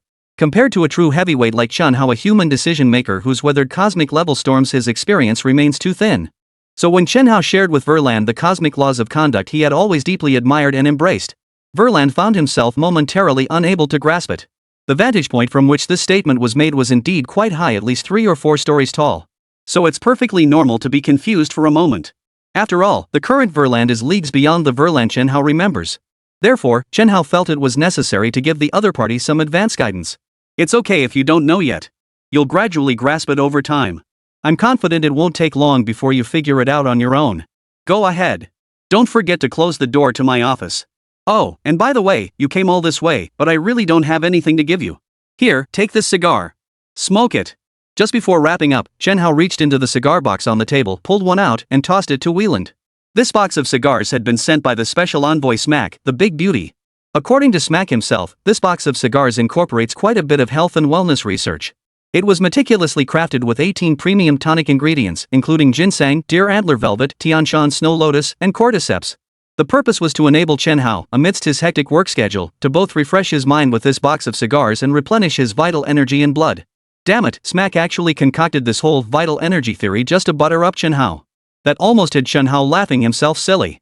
He immediately sensed that this guy's sudden attentiveness meant trouble and that he'd have to keep his guard up in the future. Since Zhenhao himself didn't smoke or drink, the items remained on display as small gifts for guests. Today, I happened to see this Verland that Commander Lu Chongqing had carefully selected. Zhenhao promptly presented him with one. Thank you for the cigar, Mr. Grand Elder. Verland said, his voice tinged with emotion. Chapter 181, The Cigar's Sequel. Time, is like an old man's bladder. Sometimes not only is it beyond your control, but it also runs away at breakneck speed. Before you know it, the next day had already arrived. Today is an important day. Not because of any other RD mission, but because today marks the auspicious launch of the Great Qin, humanity's first satellite-class interstellar warship. Early that morning, Zhenhao voluntarily withdrew from his consciousness laboratory and returned to the real world. Thanks to Gu Xiaoran's care, Zhenhao quickly handled all the daily chores like washing up and breakfast. At 8 o'clock sharp, Dean Manhwa arrived with a group of people to pick up Zhenhao. Among the group were not only the academicians from the Dragon Academy responsible for the construction and RD of the Great Qin vessel. Also included Colonel Lu Feng, the first captain of the Great Qin who had led the crew in training for several months, and Captain Lin Hai, the first shipboard safety officer of the Great Qin. At first, Zhenhao didn't find anything amiss with this group. But halfway through the journey, Zhenhao suddenly realized something seemed off. Hey, Dean Ma, where's Wang Hua? Shouldn't he be coming with you guys? Wang Hua, who usually loved to show off, hadn't shown up. This piqued Zhenhao's curiosity. Not to mention that Wang Hua bore some responsibility for this very launch ceremony of the Great Qin spacecraft. Given his penchant for stealing the spotlight, there was no way he'd miss an occasion like today's. Wang Hua must have been too exhausted last night, so he might be running a bit late. Hey, wait for me. Wait for me. I'm coming. Just as Dean Ma was speaking, Zhenhao and his group heard a broken, intermittent voice calling out to them from behind. Turning around, they saw that it was none other than Wang Hua. Wang Hua, why are your eyes all puffy? Did you get into a fight last night? As soon as Wang Hua panted his way over, Zhenhao spotted the dark circles under his eyes twice as big as a panda's. Oh man, don't even get me started, Zhenhao. Oh, no, Chief Engineer Chen. I nearly collapsed from exhaustion at home last night. Seeing the crowd gathered around Zhenhao, Wang Hua, that guy, at least knew better than to call Zhenhao by his first name anymore. Almost exhausted? How could you get so worn out of nowhere? Could it be that? Zhenhao shot a glance at his brother and instantly figured out what had happened. Immediately afterward, Zhenhao addressed the group around him, including Dean Ma. Oh, right. Dean Ma, you all go ahead. I just left something behind. I'll have Wang Hua accompany me to retrieve it. You go ahead. Today's Great Chin launch is happening right here at the base anyway, it's less than a kilometer away. I'll grab my things and be right over. Oh, okay. Chief Designer Chen, we'll head out then. As the saying goes, curiosity is human nature. Even though Chen Hao was now the Grand Elder of the Blue Star Federation of Human Civilization, he remained genuinely curious about his brother Wang Hua's knack for mischief. So, after seeing off Dean Ma and his entourage, Chen Hao patted Wang Hua on the shoulder with a smile and said, "Spill it, what's really going on? You're usually the first to jump at a chance to shine, but you nearly missed something this important today. There's gotta be more to it than meets the eye. What's there to say, bro? I'm so bummed out right now, I feel completely drained." As they walked, Wang Hua recounted yesterday's events to Chen Hao. Before he could finish the story, Chen Hao was already doubled over laughing at his best friend's account. Turns out, Wang Hua's tardiness was somehow connected to that box of cigars in his studio yesterday. Originally, after meeting me, Verland had been overjoyed, clutching his single cigar, intending to return to the newly built headquarters of IPDC. But just as he reached the base entrance, he happened to run into Wang Hua, who was rushing over from the special flight center. Though Wang Hua didn't recognize Verland, his own name was renowned across the entire Blue Star. Therefore, the moment they met, Verland proactively greeted Wang Hua. Seeing someone extend a greeting, Wang Hua naturally exchanged a few polite words in return. So at the base entrance, the two of them started chatting back and forth. They learned that the man before them was none other than the inaugural director of the Planetary Internal Defense Council of the Blue Star Federation. Wang Hua genuinely perked up, chatting a few more sentences. But as their conversation deepened, Wang Hua felt his mouth growing dry. Coincidentally, at that very moment, Wang Hua noticed the premium cigar that Verland had been holding in his hand the entire time. Sometimes, that's just how human nature works. Smokers can't resist a good cigarette. Drinkers, when they see alcohol, can't resist it either. And those who fish are even more so. Even if they can't catch anything themselves, they could spend all day just watching others fish. Right now, Wang Hua was exactly in that situation. Sure, Chen Hao didn't smoke, but that didn't mean his good buddy Wang Hua didn't. Not only did he smoke, but he knew how to savor it. So when his gaze drifted to the cigar in Verland's hand, the dopamine started flowing in his brain. Almost the instant he noticed the cigar, he even caught a faint whiff of herbal medicine wafting from it on the breeze. As mentioned earlier, before being selected as the director of the IPDC, Verland had been running his own company. How could he possibly lack such discernment? So when he noticed Wang Hua glancing at his hands while speaking to him, sometimes deliberately, sometimes seemingly by accident, he promptly and generously offered the cigar in his hand to Wang Hua. Speaking of which, Wang Hua's brother-in-law was Yen Ruohai. He should have seen every kind of cigar imaginable. Yet this particular brand of cigar specially crafted by Smack to curry favor with Chen Hao was one he had never encountered before. Thus, after some back and forth, Wang Hua accepted the cigar from Wieland with considerable embarrassment. A few hours later, after finishing his work at the base for the day, Wang Hua rushed home and eagerly lit up the herb-scented cigar. Damn it, this Verland guy, no idea where he got these cigars, but they pack a serious punch. I just finished one and I'm already buzzing. When I woke up this morning, my Minmin was asking if I'd been practicing some kind of internal martial arts. Where the hell would I even go to practice that? Man, this Verland guy, next time I see him, I'm gonna give him a piece of my mind. What kind of bull is this? Whatever he says, he'd better figure out a way to get me another box. Effed, ha ha ha ha. Chapter 182, The Great Chin Star Warship Takes Flight. Before Wang Hua could finish his rant, Chen Hao was already laughing so hard he could barely stand up straight. He never dreamed that the cigar he'd casually tossed to Verland yesterday would somehow end up in Wang Hua's hands. He certainly never imagined that Wang Hua, that guy, would actually spend the entire night singing and playing music all because of a single cigar. What are you laughing at? Chen Hao, you seem so strange today. Is a single cigar really worth laughing like that? Seeing his buddy laughing so hard he could barely walk, Wang Hua gave Chen Hao a puzzled nudge. Wang Hua, my good buddy, if I told you that one of those cigars from Verland was mine to give him, would you thank me or curse me? What? You gave it to him? How come I never knew you had a box of premium cigars? Aren't you the one who doesn't smoke? Upon hearing Chen Hao's words, Wang Hua froze in place. I don't usually smoke, but a few days ago, that gorgeous smarto sent me a pack. It's right here in my office. Yesterday I ran into Wyland and gave him one. Never imagined that one cigar could cause such a ruckus. Wang Hua, my good buddy, gotta say, you're a damn genius. Ha ha ha ha. 20 minutes later, Chen Hao and Wang Hua finally arrived at the launch site for the Great Chin's maiden flight. And along the way, neither of them had been idle. To make up for his buddy's loss, Chen Hao finally agreed to give Wang Hua the entire box of cigars as compensation. In return, Wang Hua took on the task assigned by Chen Hao, finding a suitable location for the construction base of the intelligent building robots. After all, Wang Hua was the one who could pilot a mech at top speed. Plus, Wang Hua's brother-in-law just happens to be the contractor for the Blue Star Federation's official engineering projects. Entrusting this matter to Wang Hua couldn't be more fitting. Once the selection is complete, construction can begin immediately, convenient and efficient. The launch ceremony for the Great Qin spacecraft was actually not particularly complicated. It was much like a carrier launch ceremony. Except that, with the approach of the three-body civilization's scientific expedition fleet, such pre-Manhwa-era human creations as aircraft carriers have now entered the annals of history. Therefore, the launch ceremony for the Great Qin did not opt for the traditional aircraft carrier celebration method of smashing a champagne bottle. Instead, it was designed to showcase the rich Eastern characteristics of humanity's first satellite-class interstellar warship. The Commander-in-Chief of the Blue Star Federation Space Force specifically selected the Kai-Ching model. The Qing-picking tradition is surely known to any Chinese person of even slightly advanced age. It's actually an old folk custom where people would pray for a prosperous year ahead. In the earliest days, people would typically go out into the countryside on New Year's Eve to gather wild vegetables and such. Later, however, as times evolved, the practice of gathering greens gradually transformed into an indispensable part of lion dance or dragon dance performances. As for Commander Pang Genoa, he was truly no ordinary man. Not only did he incorporate the uniquely Eastern folk custom of Qing picking, but he even brought dragon and lion dances directly to the launch ceremony of the Great Qin. Before the Great Qin's official launch ceremony could even begin, media outlets from over 200 nations across the entire human race had already turned their attention en masse to the ceremony. Wow, I never knew Chinese culture was so profound. Who knew there was such an interesting ritual as Kai-Ching? This is way more fascinating than smashing champagne bottles. No wonder China can now lead the entire Blue Star. I never imagined their cultural heritage ran so deep. Great culture nurtures great talent, it's only natural. When I grow up, I'm going to China too. That's where human civilization truly began. China is mighty. It possessed a brilliant culture in the past and now boasts leading technology. Elder Chen, I truly envy you for growing up in such a great nation as China.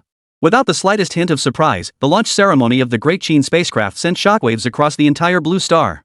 While dragon and lion dances have indeed been practiced worldwide for many years, but with so many people on Blue Star, the majority of humanity still hasn't witnessed this fascinating folk tradition. So when dragon and lion dances, along with the Kai-Ching ritual, were presented before a global audience of 7 billion people, the entire Blue Star was utterly stunned by Chen Hao and the China he represented. Moreover, it wasn't just humans. Even the microparticles of the Trisolaris civilization, the Sapan, which had been closely monitoring human activities, broadcast the entire maiden launch ceremony of the human Great Qin spacecraft live to the Trisolaris civilization. Qin ignition initiated. All units, report engine startup status. Fusion engine 1 ignition complete. Fusion engine 2 activated. Number 3. Fusion reactor 36, initiation complete. Good. All engines activated. Proceed to initiate the Great Qin's micro radar and navigation systems. Mini radar activation complete. Navigation system coordinates set. Activate the primary electromagnetic force field shield of the Great Qin. Activate the Qin's real-time defense weapon system. 10 countdown to departure. 10, 9, 8, 1, launch. With Captain Lu Feng's series of commands, humanity's first satellite-class interstellar warship, the Great Qin, finally lifted off amidst the cheers of billions of humans and the watchful eyes of billions of Trisolarans from the Trisolaris civilization. The dragon soared into the heavens, shaking the very cosmos.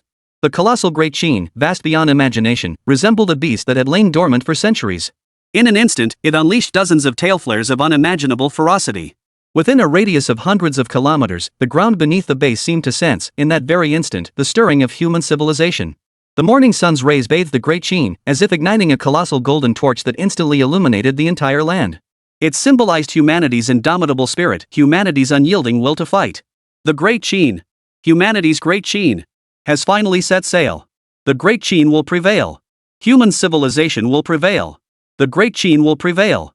Human civilization will prevail. The Great Qin will prevail. Human civilization will prevail. The waves of cheers surged relentlessly alongside the roar of the Great Qin, piercing through the clouds and bursting beyond the pale edge of the sky. They surged onward into the boundless cosmos. At this very moment, under Chen Hao's leadership, humanity had finally and indisputably entered a brand new era, the interstellar age. Countless satellites, planets, and stars beckon to humanity. Countless nebulae, galaxies, and star clusters are calling out to humanity. The Great Qin will prevail. Human civilization will prevail. Watching the cheering crowd beside him, Chen Hao raised his fist in excitement, pointing it toward the vast expanse of space. Chapter 183, The Terror of the Three-Body Civilization. For light years away, on the Three-Body Civilization's homeworld, Trididian, this insect-like human civilization is utterly astonishing. In just a few short months, they've managed to build a satellite-class interstellar warship. Why would such a technologically explosive civilization appear in the cosmos? Why? Gazing at the live footage transmitted in real time through the quantum channel by the smart child, the Tri-Body Civilization's executive officer seethed with rage. Your Excellency, the human vermin are terrifying. The launch schedule for their satellite-class warships is even a month ahead of our three-body civilization's projections. And their entire research, development, and construction process has taken a mere few months. The science administrator stated with exceptional gravity.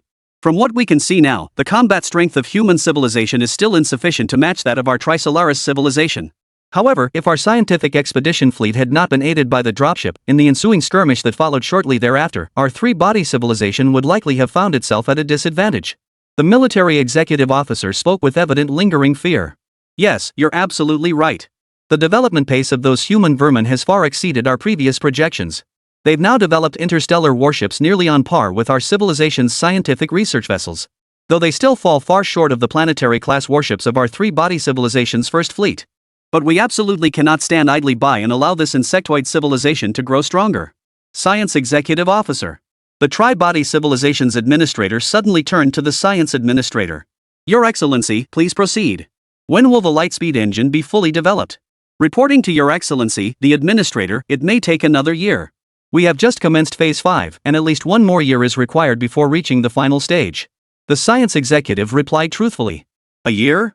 It seems we can only rely on the scientific expedition fleet and that single water droplet for now. The Tri-Body Civilization's executive officer pondered for a long moment before sighing. But then, his gaze shifted to the military executive. Can we push the scientific expedition fleet to move faster? Can we make the droplet go faster? Human civilization is an astonishing one. We absolutely cannot give them time to develop new equipment. Your Excellency, rest assured on this matter. Our water drops represent the pinnacle of the entire three-body civilization's technological prowess. Though the human insects have made progress in recent months that chills our bones, all of this is attributable solely to that one peculiar insect among them, Chenhao. The human brain, as studied by our science executive, is not significantly more intelligent than that of our Trisolaris civilization. Therefore, Your Excellency, I have reason to believe that a single human insect could not possibly develop any new technology on the eve of war between two civilizations. Furthermore, your request to expedite the scientific expedition fleet is something we are currently unable to fulfill. If we were to force an acceleration, it would necessitate sacrificing one research vessel, diverting all its resources to the remaining 4 research ships. With sufficient propulsion energy, our fleet could gain a slight increase in speed, but only a slight one. The military executive officer was well aware just how desperate the three-body civilization's executive officer had become. Though since acquiring the droplet, the Trisolaris civilization had been at least 90% certain of victory in this life and death struggle against humanity. However, due to the inherent lack of security within the individual members of the Trisolaris civilization, the Tri-Body Civilization's executives still hoped to elevate the pace of their offensive to a higher level.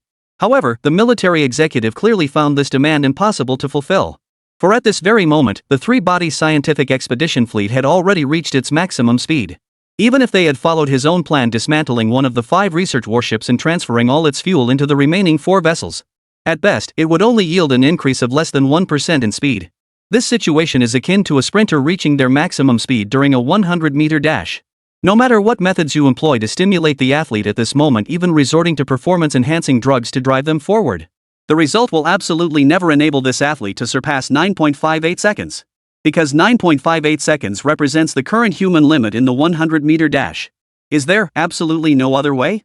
As long as the water drop hasn't destroyed human civilization, I won't be able to rest easy. Everyone, is there any other way for our Trisolaris civilization to conquer the solar system without worry, to conquer that planet with its beautiful blue oceans? Your Excellency, I have something to say. Just as the Tri-Body Civilization's executive was incessantly questioning all the high-ranking Tri-Body officials around him out of unease, a faint voice drifted in from the doorway of the Trisolaris Council chamber. Are you Monitor 1375? Shouldn't you have left long ago after completing your work report? The Tri-Body Civilization administrator cast a curious glance at this low-level Tri-Body monitor, who stood at a considerable distance. Although the Trisolaris civilization was technologically far ahead of human civilization by an unknown number of years, in terms of hierarchical structure, it was markedly more rigid than human civilization. Of course, the formation of this hierarchical system in the three-body civilization did not arise from mutual competition and struggle, as it did in human civilization. Their hierarchy was actually shaped by an extremely harsh environment. To confront the deathly dance of 3 stars. From the very day the three-body civilization came into being, it seemed as though every individual had already understood their destiny. In such a hellish environment, internal strife that consumes the civilization from within is absolutely forbidden. For such strife would directly precipitate the civilization's demise. Based on the fundamental condition of transparent thought within the three-body civilization, the only way they could cope with this hellish environment was, in fact, through extreme centralization. Each level possessed absolute authority within its own sphere, enabling civilization to operate with maximum efficiency. By pooling the entire civilization's strength and uniting it into a single, cohesive force, we can avert the apocalypse that threatens to destroy the entire civilization. Precisely for this reason, an absolute and seemingly eternal chasm exists between the supreme ruler of the Trisolaris civilization, the regent, and the lowliest member of the civilization, Monitor 1375. Yet today, at this very moment, a flicker of something different flickered in the regent's eyes. Chapter 184. The mentor of civilization is strategy. The magistrate actually saw a peculiar gleam flickering in the eyes of Monitor 1375. It was an indescribable sensation, unlike any of the resigned gazes he had ever seen in the lower-class Trisolarans. It seemed like a gaze of struggle, a gaze yearning to break free from the chains of fate. This gaze immediately gave the magistrate a peculiar feeling. Then, for the first time ever, the tri-body civilization Monitor 1375 nodded and said, "Speak your mind. Your Excellency the Proconsul. I have devised a method to subjugate humanity without resorting to force," Monitor 1375 declared with palpable excitement. For someone like him, a lowly monitor of the Trisolaris civilization, the word emotion had become a distant memory. This was due to the three-body civilization's rigid hierarchical structure and the inherent transparency of their minds. Therefore, from the moment each Trisolarian reaches adulthood, their capabilities and future roles are effectively predetermined. Transparent minds mean that every Trisolarian's intellectual level and capability orientation are clearly represented. It's akin to the base attribute panel for characters in an online game, something that cannot be overcome through effort. But now, Subject 1375 has clearly surpassed these base attributes, exhibiting performance levels far exceeding his original intelligence and capability thresholds. Oh? A way to conquer human vermin without relying on brute force? What do you mean? Could you explain? The executive was stunned and immediately ordered Monitor 1375 to share his thoughts. That is, to share his thoughts with everyone. Your Excellency the Governor, within human society, there exists a certain category of people. A group that specializes in devising unique methods to achieve their objectives.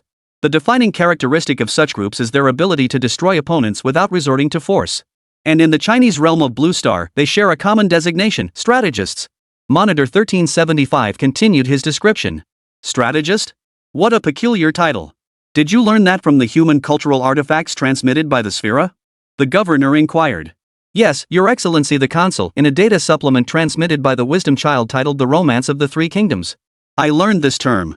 In the personal time I carved out beyond work, I watched this documentary over and over again. Your Excellency, as you are aware, under your call to action, the entire Trisolaris civilization has been studying human arts and culture for some time now. Therefore, I too have had the privilege of gaining access to some human knowledge. In this expansion pack, the strategist faction has specifically contributed numerous methods for subduing opponents without resorting to force. Oh, right, humans seem to collectively refer to these special methods as stratagems. I think, if possible, we might try establishing contact with the humans of Blue Star's great beautiful nation. According to the intelligence I've been monitoring, many people in the great beautiful nation harbor a deep-seated hatred toward Chenhao from China. Therefore, I believe we might leverage this hatred to enlist the aid of the beautiful people of Blue Star, eliminating the greatest threat to our three-body civilization's conquest of human civilization.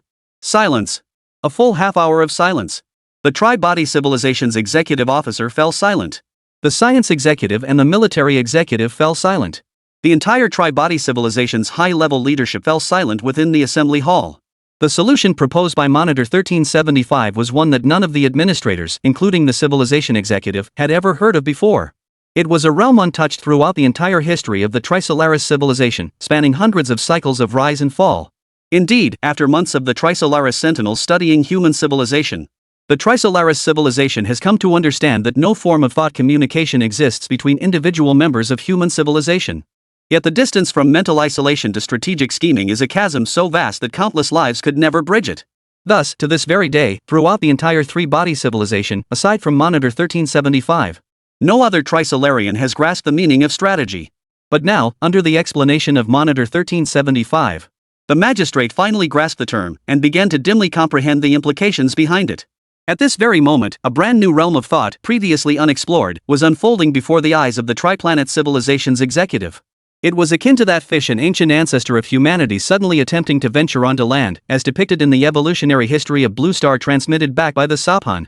From the moment that fish flapped its fins with every ounce of strength it had left, struggling onto the shore, the entire world changed. I never imagined, Monitor 1375, that your thoughts would open a door for our entire Trisolaris civilization. Very well. I hereby announce that Monitor 1375 is hereby relieved of all routine civilizational monitoring duties. Military Proconsul, effective immediately, a new position shall be added to the military structure of the Trisolaris civilization, Strategist. Monitor 1375, from this day forward, you shall be the first strategist of our Trisolaris civilization.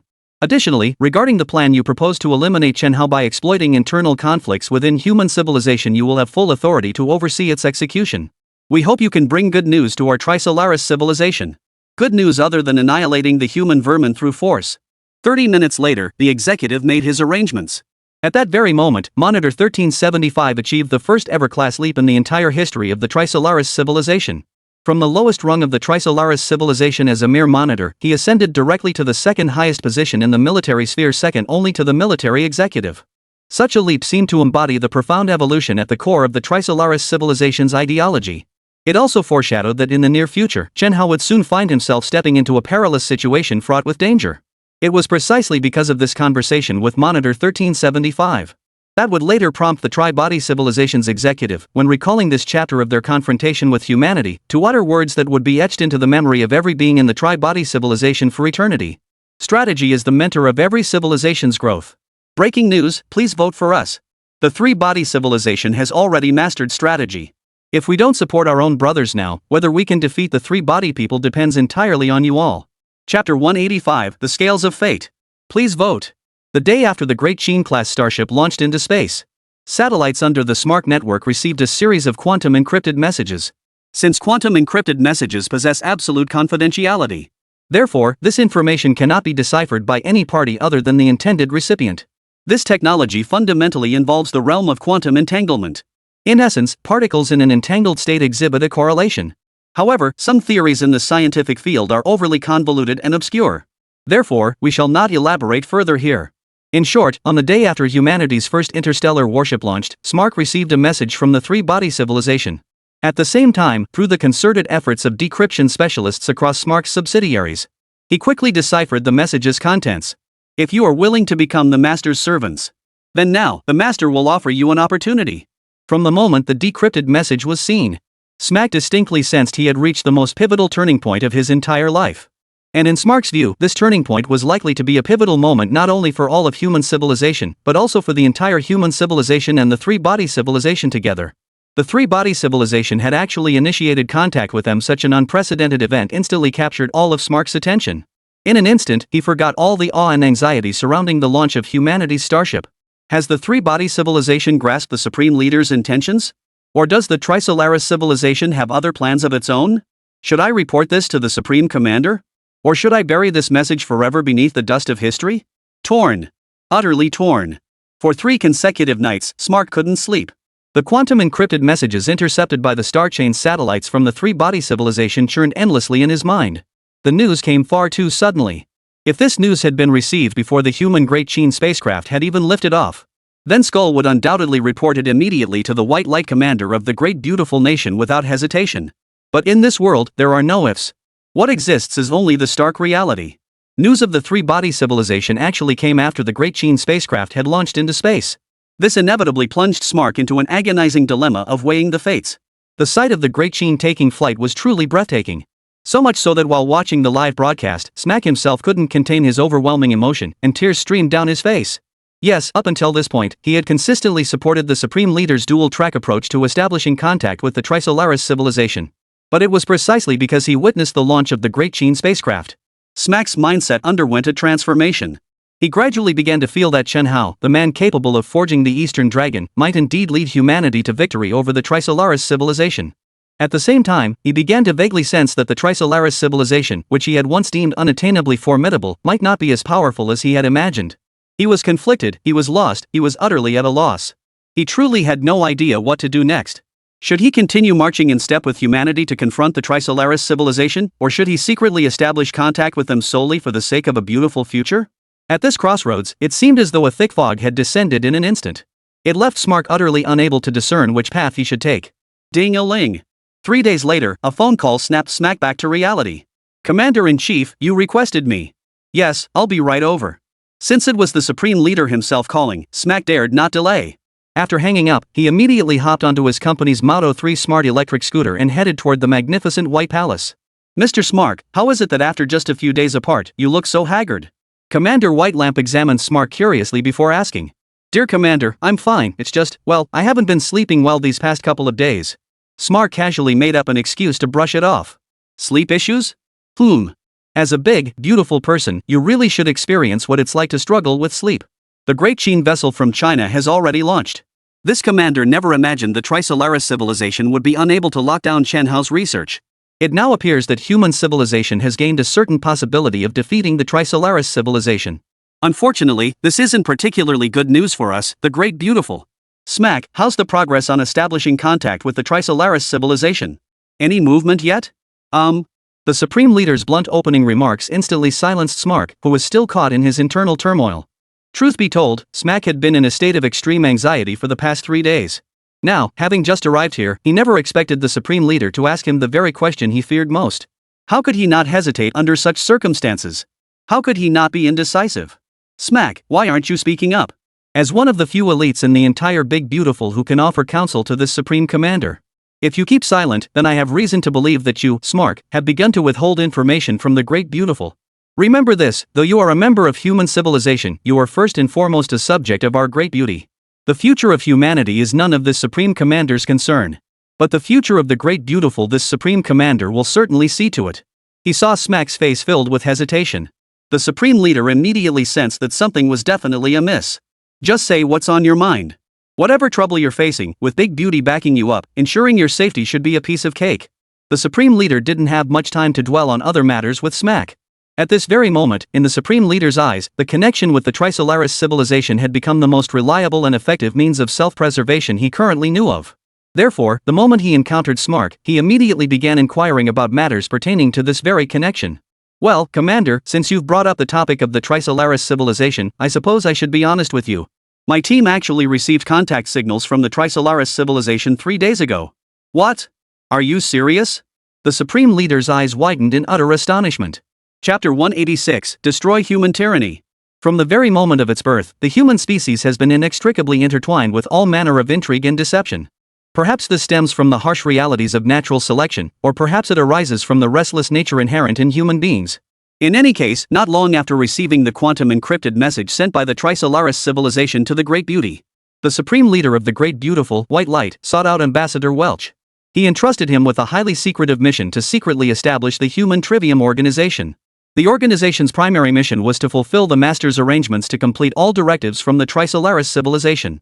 Among these, the most urgent task is to find an opportunity to eliminate the greatest obstacle to the Trivium civilization's invasion, Chen Hao. After all, Chen Hao's scientific prowess is simply too formidable. For the Trisolaris civilization, if they couldn't eliminate Chen Hao, the sole variable of human civilization, before the final apocalyptic showdown, then they could not be absolutely certain of victory in the final battle. Despite possessing ultimate weapons like the droplet, the Trisolarans have always prioritized caution in their actions. Unlike human civilization, which dares to take risks with a 50-50 chance of success, the Trisolarans are constrained by the extreme peril of their own environment. Unlike human civilization, which would take risks with a 50-50 chance of success, the Trisolarans, constrained by their extremely hostile environment. Therefore, for them, even a 99% success rate is equivalent to failure.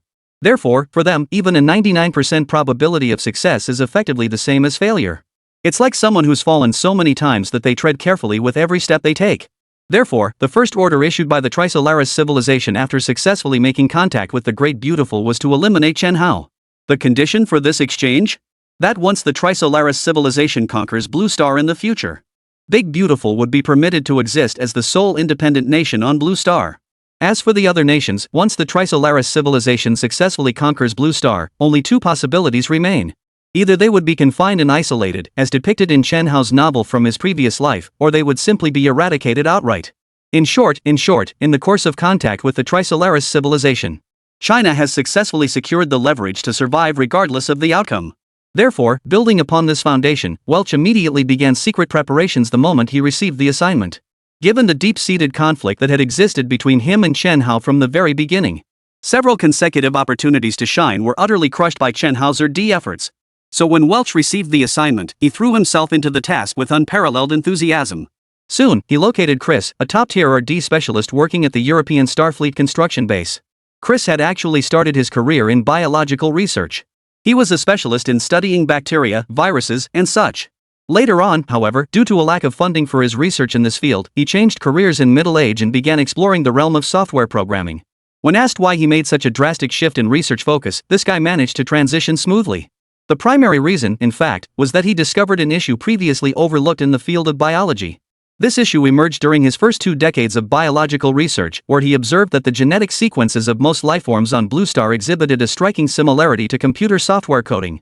Setting aside the double helix structure of DNA, this is essentially an algorithmic structure composed of quaternary code. The base pairs formed by adenine, guanine, thymine, and cytosine constitute the intricate double helix structure of DNA. The DNA double helix, in turn, serves as the carrier of genetic information for the vast majority of life on Blue Star.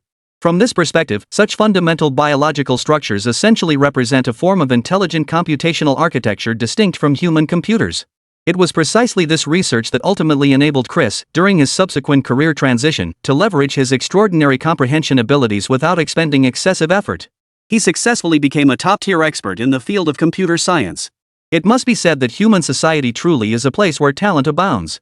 Beyond super or D geniuses like Chen Hao, there are even natural-born top-tier talents like Chris. For humanity, it's unclear whether such occurrences are a blessing or a curse. Welch was fortunate when he found Chris. The guy had already gained considerable influence among non-Chinese communities through his computer skills. After all, Chen Hao is currently developing intelligent construction robots. Therefore, well in advance of the project's commencement, Chen Hao had already begun scouting globally for top-tier computer science experts. His goal was to make the intelligent construction robot project a reality as quickly as possible. With this fortuitous opportunity, the Welch envoy had completely taken a liking to Chris. At first, Chris harbored significant resistance to the idea of assassinating Chen Hao. But as the saying goes, nothing is impossible for those who are determined. Seeing that Chris wasn't cooperating, Welch finally resorted to exploiting Chris's family as leverage to threaten him. That's how people are. Once you have feelings, you have a weakness, and Chris's family was his weakness. Welch successfully exploited this, thereby naturally seizing his weak spot. Despite this, Chris had briefly considered reporting the matter to the Blue Star Federation during the process. But given Welch's ruthless and treacherous nature, he was capable of anything. Thus, in the end, he had no choice but to reluctantly agree to Welch's demands and devise a way to eliminate Chen Hao. In 5 days, it will be the time when the senior elder Chen summons us computer specialists for a private meeting. Per the Blue Star Federation's requirements, I may bring 2 assistants with me. When the time comes, I'll find a way to help you eliminate Elder Chen. But you must fulfill your promise to me. My family and children must never face any threat to their lives. You must absolutely guarantee their safety.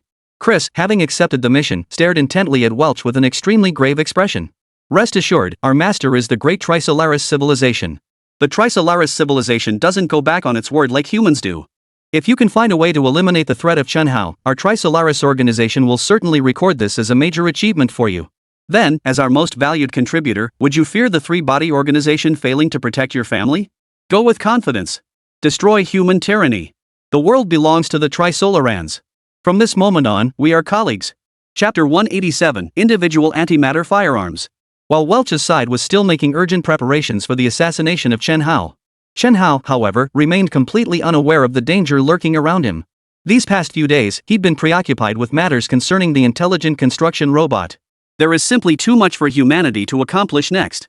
To resist the invasion of the Trisolaris civilization, Chen Hao envisioned more than just building an interstellar fleet to confront the Trisolaris civilization head-on. He also envisioned establishing a geostationary space defense base around Earth, alongside lunar and Martian defense bases. Even for the asteroid belt between Mars and Jupiter, Chen Hao had contemplated establishing a defensive line. But these ideas were easy enough to conceive. When it comes to actually putting them into practice, the difficulty is quite another matter. Take the most critical issue of construction, for instance. Without the assistance of smart construction robots, humans simply couldn't accomplish it on their own. Why? Because the human body is simply too fragile to operate in the same environments as intelligent construction robots. Why? Because the human body is simply too fragile to operate in any environment like intelligent construction robots can. Therefore, to successfully realize one's vision, Chen Hao must now complete the intelligent construction robot project. However, just 3 days before summoning Chris and other computer scientists, Chen Hao was utterly astonished to discover that his system had once again issued a crisis alert. Alert! Alert! Alert! Host's life is in imminent danger. Host must immediately heighten vigilance. Alert! Alert! Alert! Host's life is in immediate danger.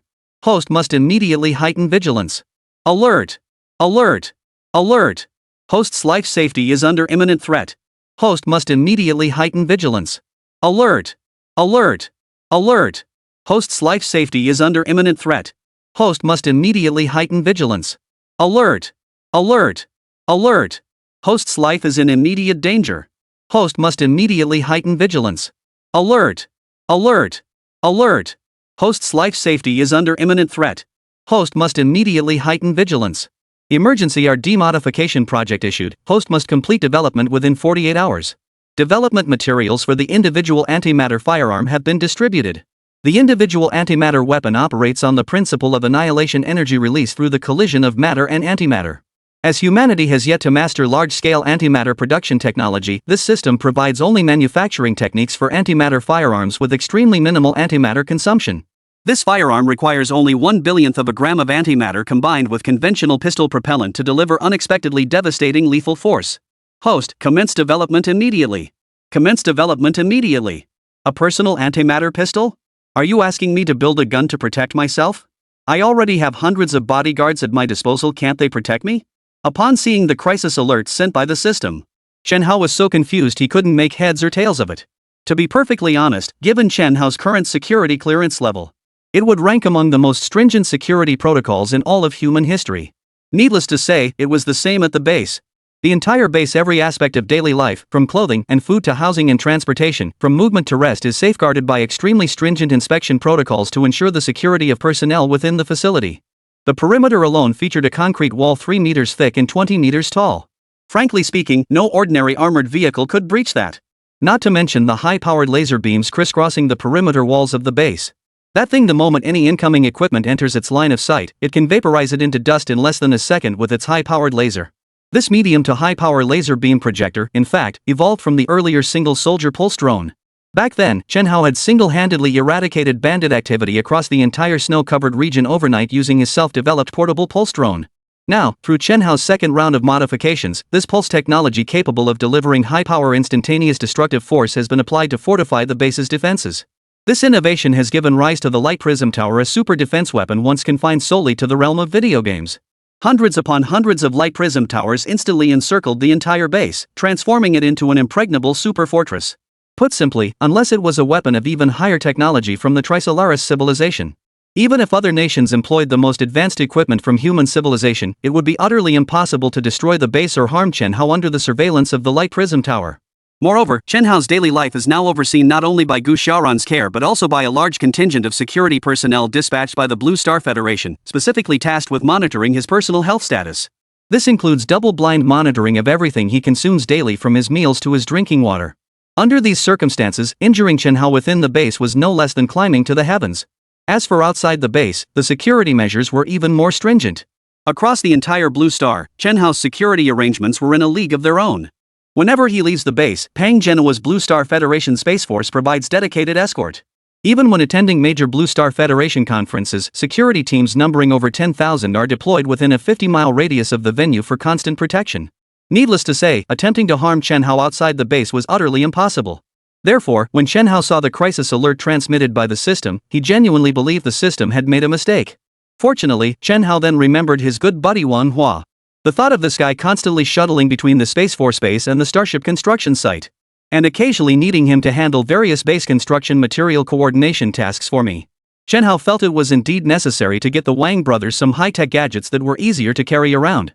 After all, Manhwa wasn't exactly wearing his mech suit all day long.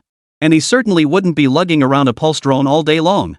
So equipping him with a compact, portable weapon could actually prove quite useful. Besides, doesn't this guy love showing off? Give him a high-end antimatter pistol so he can flaunt his prowess whenever he gets bored. Since the system issued a warning, this gear must serve some purpose. I suppose I should carve out some time to build it first. After careful consideration and weighing the options, Chen Hao still decided to develop this individual-use pistol. With this impromptu development decision, time flew by, and soon the day arrived for him to meet with Chris and the other computer scientists. However, just as Chris had meticulously prepared everything and was poised to deliver a decisive blow during his meeting with Chen Hao, new developments had emerged on Chen Hao's side. Chapter 188, Manhwa's Quirky Traits. What frustrated Chris immensely was that just as he and the two meticulously selected Welch operatives were preparing to depart for the Starship base, He received word from headquarters that Chen Hao was delaying the operation. As for the reason behind the delay, someone at Chris's level certainly had no way of knowing.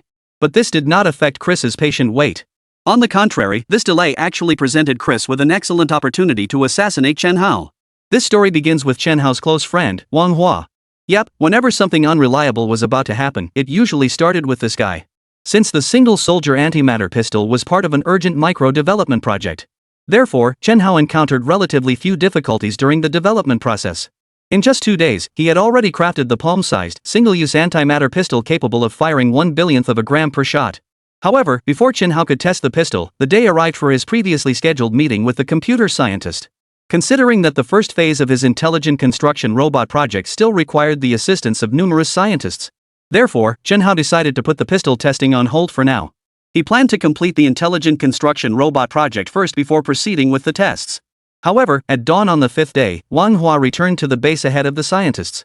Upon inquiry, it turned out that Wang Hua had somehow managed to complete the task of constructing the base using the intelligent construction robots he had arranged. Immediately, Chen Hao patted Wang Hua on the shoulder with great delight. "Good buddy, you sure know how to get things done. I was worried there wouldn't be enough space for the next batch of computer scientists I'd send over. But you've already wrapped up the base site selection and infrastructure workdays ahead of schedule. I'm impressed, really impressed." Amidst his excitement, Chen Hao personally poured a cup of tea for the weary Wang Hua, urging him to rest before continuing. "Of course, Chen Hao. Don't you know whose brother I am? I'm your brother, Chen Hao. How could I not get right on your orders? For the sake of this task you entrusted me with, I haven't even touched that box of cigars you gave me these past few days. So, what do you think? Your brother here hasn't let you down, has he?" As soon as Chen Hao, the Grand Elder of the Blue Star Federation, handed him the tea, Wang Hua downed it in one gulp. A hint of smug satisfaction occasionally flickered at the corners of his mouth. As if to say, "See that? Even Blue Star's Grand Elder, the top figure on Blue Star, poured tea for this guy, Wang Hua.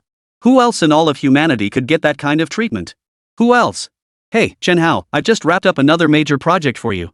So, what's the reward? These past few days, I've been running all over the place for that smart construction robot factory project. A little reward wouldn't be too much to ask, would it?" Setting down his teacup, Wang Hua flashed Chen Hao a mischievous grin.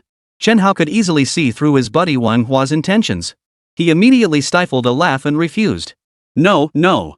I only had one box of those cigars you wanted, and I already gave it to you. I don't have any more. If you want a reward, pick something else." "Something else? What else?" Wang Hua froze, looking surprised. "Here you go. It's in the drawer of my desk. There's only one of these. I just developed it. It's yours." Seeing that Wang Hua didn't understand, Chen Hao simply pointed to his own desk. "A handful? Candy? When did you start liking candy?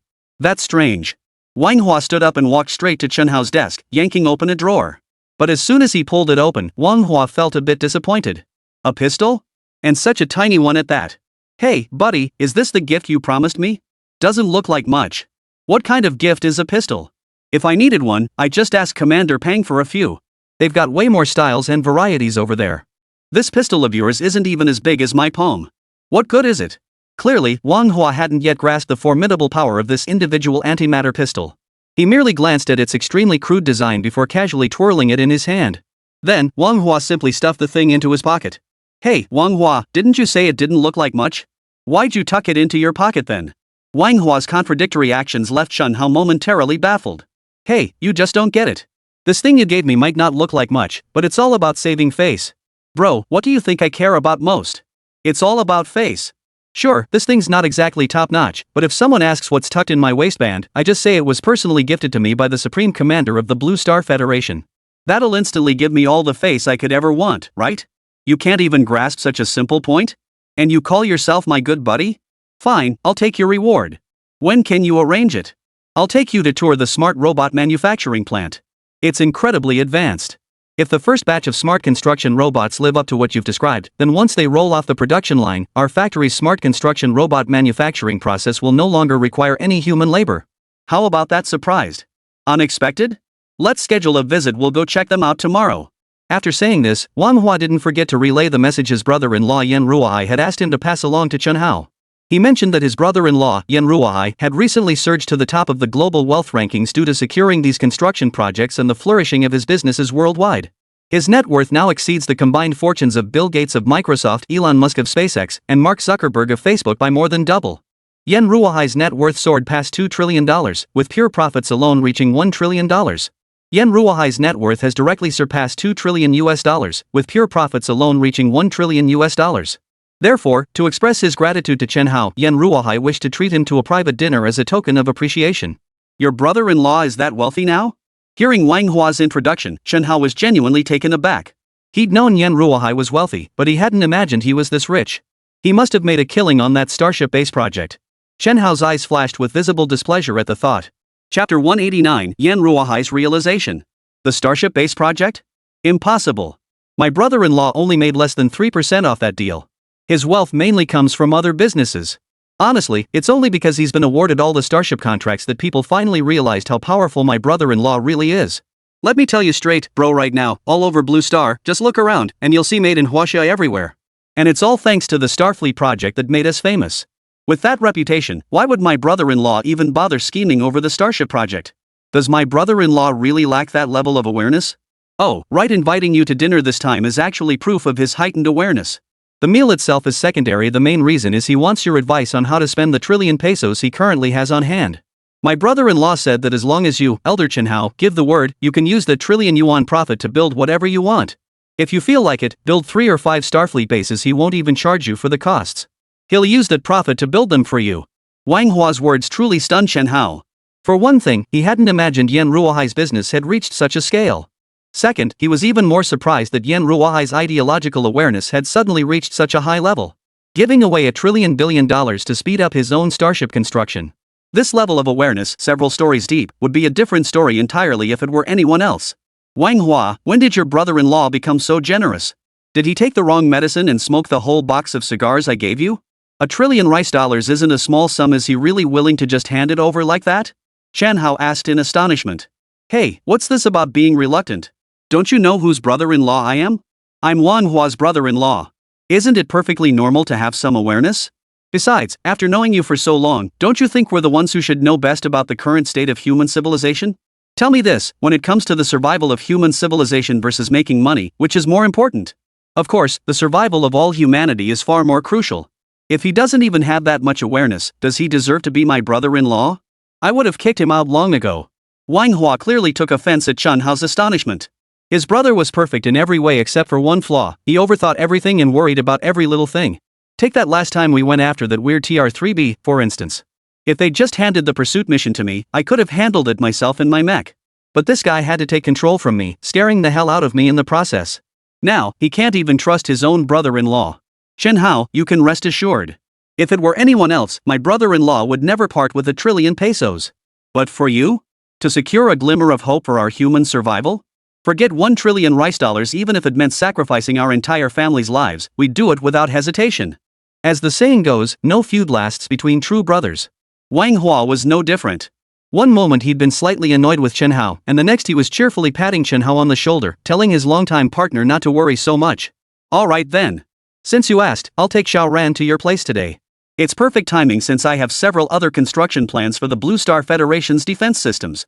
If Mr. Yen is truly willing to part with that much money, then consider this my personal request for assistance. There are already more than enough construction projects underway. Frankly, I'd rather not burden the nations of the Blue Star Federation with additional expenditures. This way, the burden on Blue Star's citizens can be eased a bit. They say war is fought over money. Chen Hao was well aware of this truth. Even though he was now the Grand Elder of the entire Blue Star Federation, Chen Hao remained fully aware of the total expenditure for the Blue Star's 5 major Starfleet base construction project he spearheaded. At the very least, it was $1 trillion undertaking. Otherwise, it would have been utterly impossible to launch the 1-kilometer-long Duchine-class warship he had developed into space. Therefore, now that Yen Ruohai has proactively approached them offering support, then this sum of money was truly something he couldn't afford to pass up. With this trillion-dollar fortune, I can complete the subsequent construction plan for the defense center in the geosynchronous orbit around Blue Star.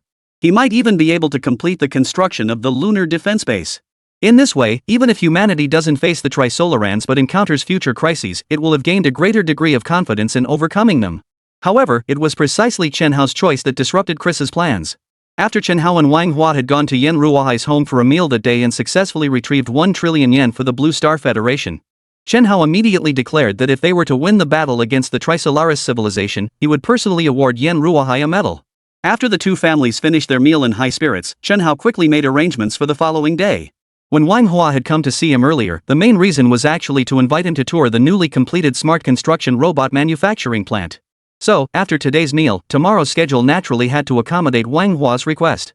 I'll go check it out myself. It'll be a chance to support my good buddy Wang Hua and let him bask in the glory a little longer. That very night, Chris received an urgent notice from Elder Chen Hao. The message was straightforward, an invitation for all leading figures in computer science to attend the completion ceremony of the Intelligent Construction Robot Factory, scheduled to begin the following day. Upon receiving the news, Chris couldn't believe that such a huge opportunity had fallen into his lap in such a short time. Why did he view this notification as a windfall? The main reason was that he had previously researched smart construction robot factories. After all, according to the original plan, once the smart construction robot factory was completed, he was supposed to go there to work. Therefore, Chris was quite familiar with many aspects of this factory. To be perfectly honest, the location and other aspects of this factory were indeed carefully selected by Wang Hua. The one thing Wang Hua hadn't considered, however, was that there were two small hills near the factory. Chapter 190, Chen Hao's life-threatening crisis. Please support with gold tickets. Yes, about 600 meters from the factory gates, there were two small hilltops. The view from the smart construction robot factory is exceptionally open. According to the regulations of Blue Star Federation security, under normal circumstances, the surrounding area is placed under surveillance 3 hours in advance.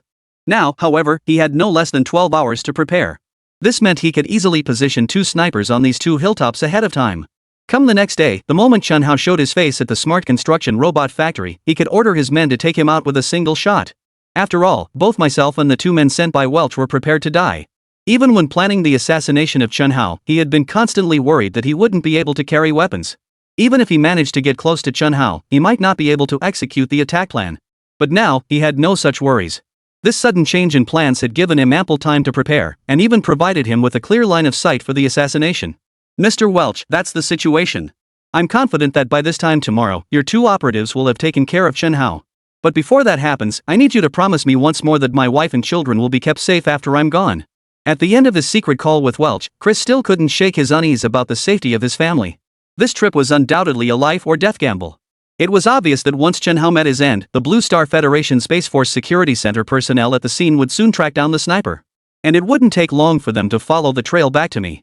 A mere computer scientist like me dared to conspire to murder Chen Hao, the Grand Elder of the Blue Star Federation? Sweetie pie. I could tell this trip was absolutely impossible to survive. But my own death matters little. What truly counts are my wife and children. For them, there remains a sliver of hope for survival. Therefore, before embarking on the mission, he felt compelled to emphasize this point to Welch. Relax, relax. We're both colleagues in the Blue Star Triad now. How could I possibly harm you? Go ahead with confidence. Once Chen Hao's matter is settled, I'll make absolutely sure your wife and children are taken care of. They won't face any danger whatsoever. On the other end of the line, Chris learned that fate had granted him a golden opportunity, a perfect chance for assassination. At that moment, he felt utterly triumphant. He promptly made a solemn vow to Chris, the honest scientist. Damn Welch. I hope you don't go back on your word. If it weren't for you bastard threatening my wife and children, I'd never have joined your three-body organization in plotting against Elder Chen. Chris naturally couldn't fully trust Welch's vow. But with his wife and child still under their control, truth be told, he really had no other options. All he could do was pray to the heavens, pray that the heavens might show him mercy and spare his children's lives. After tossing and turning all night, unable to sleep, the next day had already arrived. Last night, Chris had already positioned the two disguised snipers on the two hills outside the intelligent robot manufacturing plant. Therefore, by the time he arrived, the snipers had already been lying in wait for over 10 hours. To be perfectly honest, the two snipers Welch dispatched to assist Chris were truly exceptional individuals. Just 3 hours earlier, the Space Force Security Center under Pang Genoa had dispatched a team of no fewer than 1,000 personnel to conduct a thorough inspection of the entire intelligent construction robot factory and its surrounding areas. The result? Despite a thorough, grid-style search by this 1,000-strong force, they failed to detect the presence of these two masters. Even when the security center deployed infrared detection equipment, these two individuals remained undetected. One can only imagine how formidable their skills in disguise and concealment truly are. Half an hour remained before Chen Hao and Wang Hua would appear at the intelligent robot construction factory. At this very moment, Chen Hao and Wang Hua were already seated inside the twin-engine, two-seat mech. This very same mech was the one Wang Hua had used to transport Chen Hao to the Blue Star Federation headquarters for their meeting last time. Having experienced it once, Chen Hao found the equipment both convenient and secure. This time, he didn't hesitate and climbed right back in. Of course, once the mech ascended into the sky, it was surrounded on all sides by fighter escorts from the Blue Star Federation Space Force. As the mecha cleared the two hilltops and prepared to land at the intelligent robot construction factory, Manhwa suddenly turned around and asked Chen Hao, "Hey, Chen Hao, is there something wrong with that antimatter pistol you gave me? Why was that pistol buzzing and buzzing the whole time we were crossing that hilltop? It was vibrating so much it made my waist feel all tingly." Vibrating? Isn't that the antimatter pistol's smart alert system? No way, you must be mistaken. We're inside our mechs, how could it trigger an alert now? Maybe I missed some flaw during development. Just ignore it. Anyway, it won't activate unless it detects a real threat. At his friend Wang Hua's question, Chen Hao paused for a moment, slightly taken aback. Then he felt completely relieved. After all this time developing equipment, minor glitches were nothing out of the ordinary. Take the incident with the tank's 3 buttons back in the day, or the glitch with the first mech entertainment system, both had their share of unexpected hiccups. But none of these mishaps caused any real damage. Therefore, even if the single soldier issue handgun he had given to Wang Hua developed a minor glitch now, it should not lead to any complications. However, just as Chen Hao himself began to suspect that the antimatter pistol might be experiencing a minor glitch, he had no idea that, in reality, this antimatter pistol was perfectly fine. Moreover, the vibration he just felt was indeed triggered by the pistol detecting 2 highly conspicuous high-threat targets on the hillside beneath the mech. The moment Chen Hao and Wang Hua stepped out of the mech, the antimatter pistol, no longer shielded by the mech's armor, received an intense threat alert. "Ah, Grand Elder Chen, you finally arrived. We've all been waiting for you." As the construction supervisor for the project, Yan Ruohai led a group of business associates toward Chen Hao and his team with palpable excitement. Chapter 191, A Tangled Mess. The people who came along with Chen Hao, besides Wang Hua, there were also the academicians of the Lunka Academy and others, including Lu Changsheng, Chief of Staff of the Blue Star Federation Space Force. No sooner had the two groups gathered together than everyone noticed that Wang Hua, standing beside Chen Hao, was clearly acting strangely. "Wang Hua, what are you fussing about? Today's my big day, man, my brother-in-law's moment to shine." Yan Ruohai, who was walking toward Chen Hao and the others, was undoubtedly the first to notice something was off with Wang Hua. He had already made thorough preparations for Chen Hao's visit today, bringing along no fewer than 200 managers and executives from the group company. But now, he saw Wang Hua, the person beside the Grand Elder Chen Hao, swaying and twisting right next to the Grand Elder. Instantly, cold sweat broke out on his forehead. As Wang Hua's brother-in-law, Yan Ruohai knew full well his sister's husband's knack for pulling stunts. So when he saw Wang Hua's actions, his immediate concern was whether today's project handover ceremony would proceed smoothly. Thus, after shaking hands with Chen Hao and the others, Yan Ruohai quietly approached Wang Hua from behind. He tugged slightly at Wang Hua's sleeve, signaling him not to cause any trouble at such a crucial moment for him today. However, just as Yan Ruohai finished reminding Wang Hua suddenly acted as if possessed, swiftly drawing the individual antimatter pistol Chen Hao had gifted him just the day before from his waist. As he held it, his face contorted as he shouted, "Ouch, damn it, that's burning hot. What the hell is this?" Thump thump. 2 crisp gunshots echoed, instantly leaving everyone on the square of the smart construction factory utterly stunned. Danger! Protect the Grand Elder! Lu Changsheng, despite being the deputy commander-in-chief of the Blue Star Federation Space Force, was already over 50 years old. His movements were remarkably agile. In the mere fraction of a second after the gunshot, he lunged forward from behind, shielding Chen Hao beneath his own body. "Oh no! There's an assassin! An assassin!" Within 2 seconds, the entire square erupted in chaotic, frantic shouts. Among them were various commands from the special security personnel. Also present were the bigwigs attending the handover ceremony. In short, within just a few seconds, the square that had been bustling with activity became hundreds of times more lively. Click click click click. Wang Hua never dreamed that, without having the slightest clue what was happening, he'd already been pinned to the ground by dozens of special agents. At that very moment, clutching his antimatter pistol, he was pinned down so tightly he could barely breathe. Just as Wang Hua tried to catch his breath amidst the crowd of special agents, about to say something, a startled cry erupted, echoing across the square in all directions. "Look at that hill over there." In the chaos, the crowd glanced toward the 2 hilltops 600 meters outside the factory grounds. Instantly, everyone sucked in a sharp breath. Good heavens! The 2 hills, which had once towered 100 meters above the factory grounds, were now billowing thick plumes of smoke. At the same time, the Rapid Response Security Squadron had already dispatched over 20 armed helicopters heading toward the hills. Buzz, buzz, buzz. Roar, roar. Clickety-clack, clickety-clack. The sound of military vehicles echoed once more, accompanied by the clamor of troops assembling.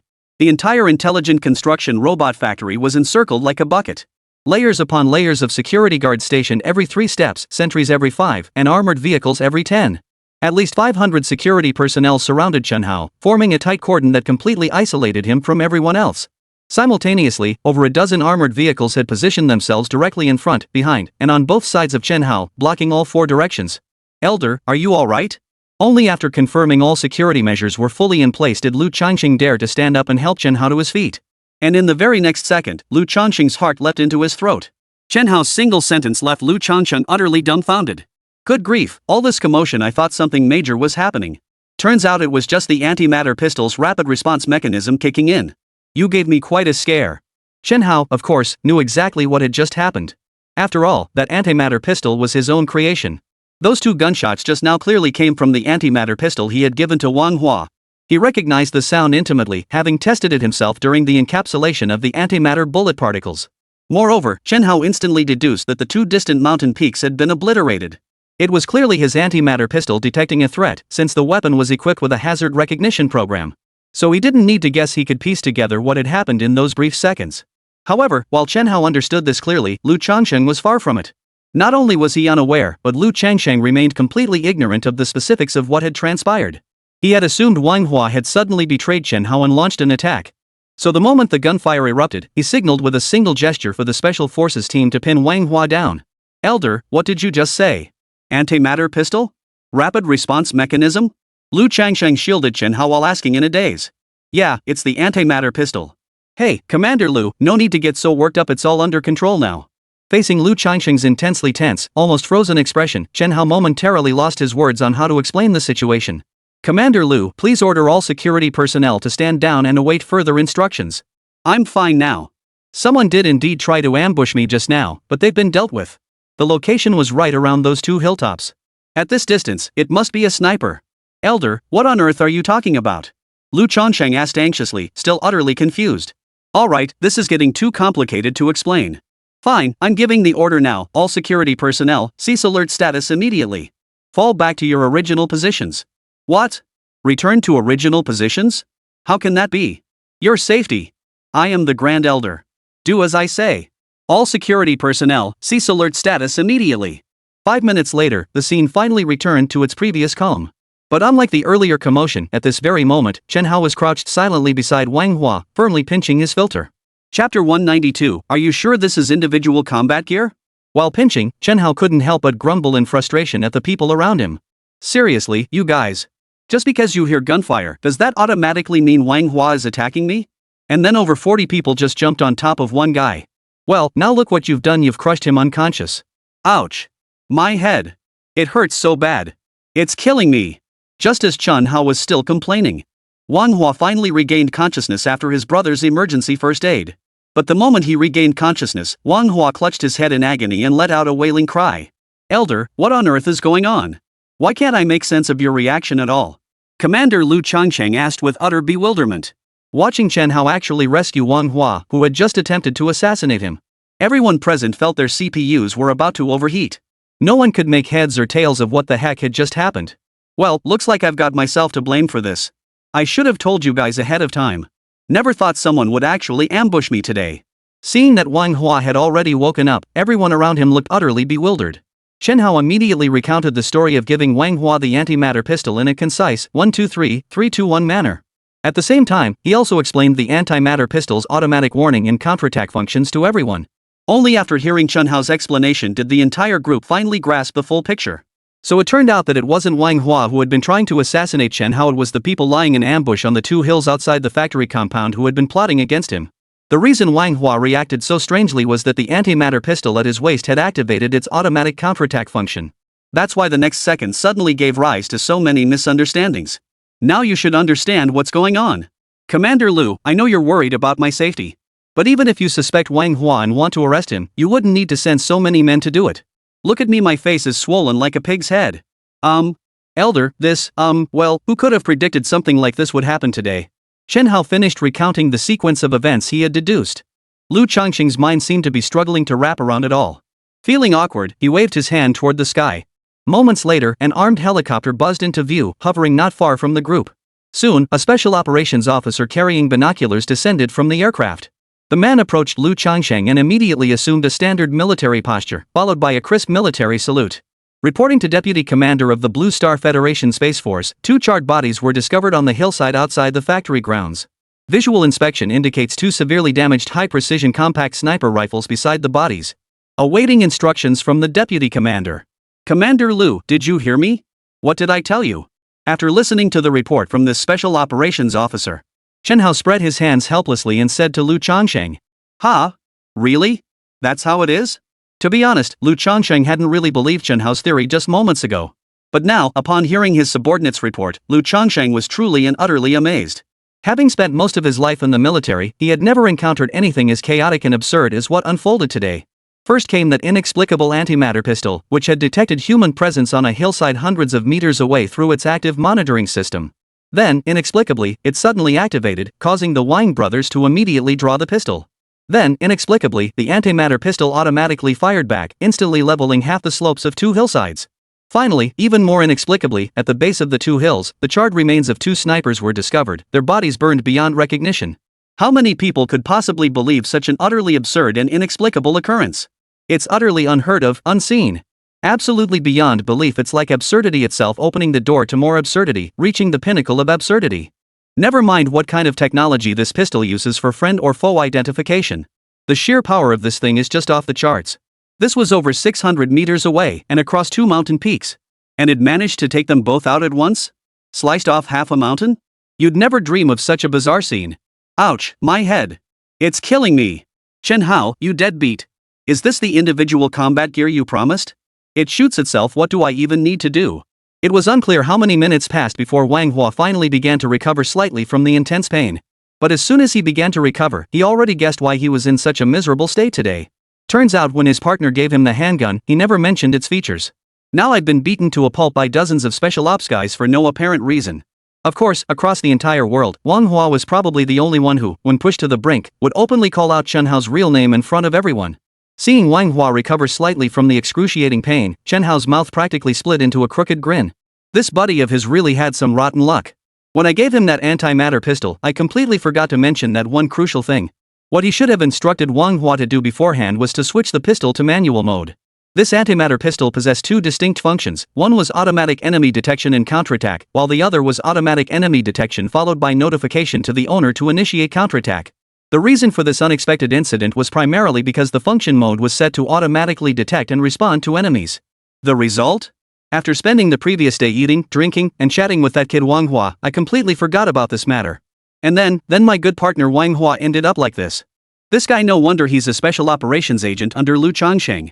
Wang Hua was now so swollen he barely resembled a human being. Keep in mind that when a human's volume doubles in a short period while mass remains constant, it almost certainly means the person has become bloated. Wang Hua is precisely in this situation right now. Feeling both amused and embarrassed by his own brother, Chen Hao didn't lose his temper with Wang Hua. Instead, he immediately waved his hand and arranged for a helicopter to rush Wang Hua to the hospital. As for himself, prompted by Lu Changsheng's repeated reminders, he merely completed the completion ceremony for today's smart construction factory and hastily wrapped up the day's celebrations. Chapter 193: The Great Utility of the Smart Child. Though Chris failed to assassinate Chen Hao this time, his actions still secured a glimmer of hope for his wife and children. Upon learning of the failed assassination attempt, the Welch envoy quickly re-established contact with Chris. Though his tone and demeanor made it abundantly clear he was displeased. After hearing Chris's explanation, however, Ambassador Welch reluctantly accepted the reality that Chen Hao would not be so easily assassinated. Welch was genuinely at a loss for words. Since taking office, this wasn't the first time he'd competed with Chen Hao over various military equipment. Therefore, to ensure the success of this assassination mission, he specifically requested from Commander Bai Deng the latest top-secret sniper weapon developed by Big Beauty, the Wild Wolf 1 ultra-high camouflage bio-targeting sniper rifle. The most formidable feature of this sniper rifle lies in its ability to be completely disassembled into a single belt before undergoing any security checks or searches. Yes, a belt-to-belt made of nanomaterial. When the moment for the actual sniper strike arrives, disassemble and reassemble this belt, and it transforms into a sniper rifle with precision pushed to the absolute limit. Though this sniper rifle appears flexible when disassembled into a belt, once reassembled, its internal nanostructure becomes exceptionally rigid under spring tension. It's like a rope suddenly being stretched to its absolute limit.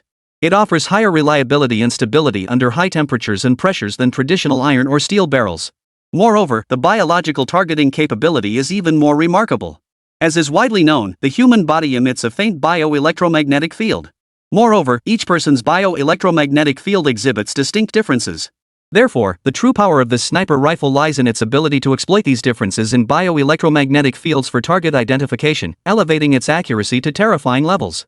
Yet, despite their formidable capabilities, these two ultra-stealth bio-locating sniper rifles ultimately met their demise at the hands of Chen Hao. Even when Welch was killed, he still hadn't figured out the operating principle behind the antimatter pistol Chen Hao had developed. He was even less aware that the technology for biological electromagnetic field locking had long ago been pushed to its absolute limits by Chen Hao. The first application of this bioelectromagnetic field locking technology was in the earlier pulse drones. This drone employs an enhanced version of the bioelectromagnetic field locking technology.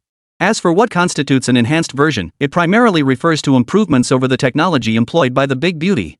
The bioelectromagnetic field locking technology developed by Chen Hao possesses an extraordinary level of enemy-friendly identification capabilities beyond ordinary comprehension.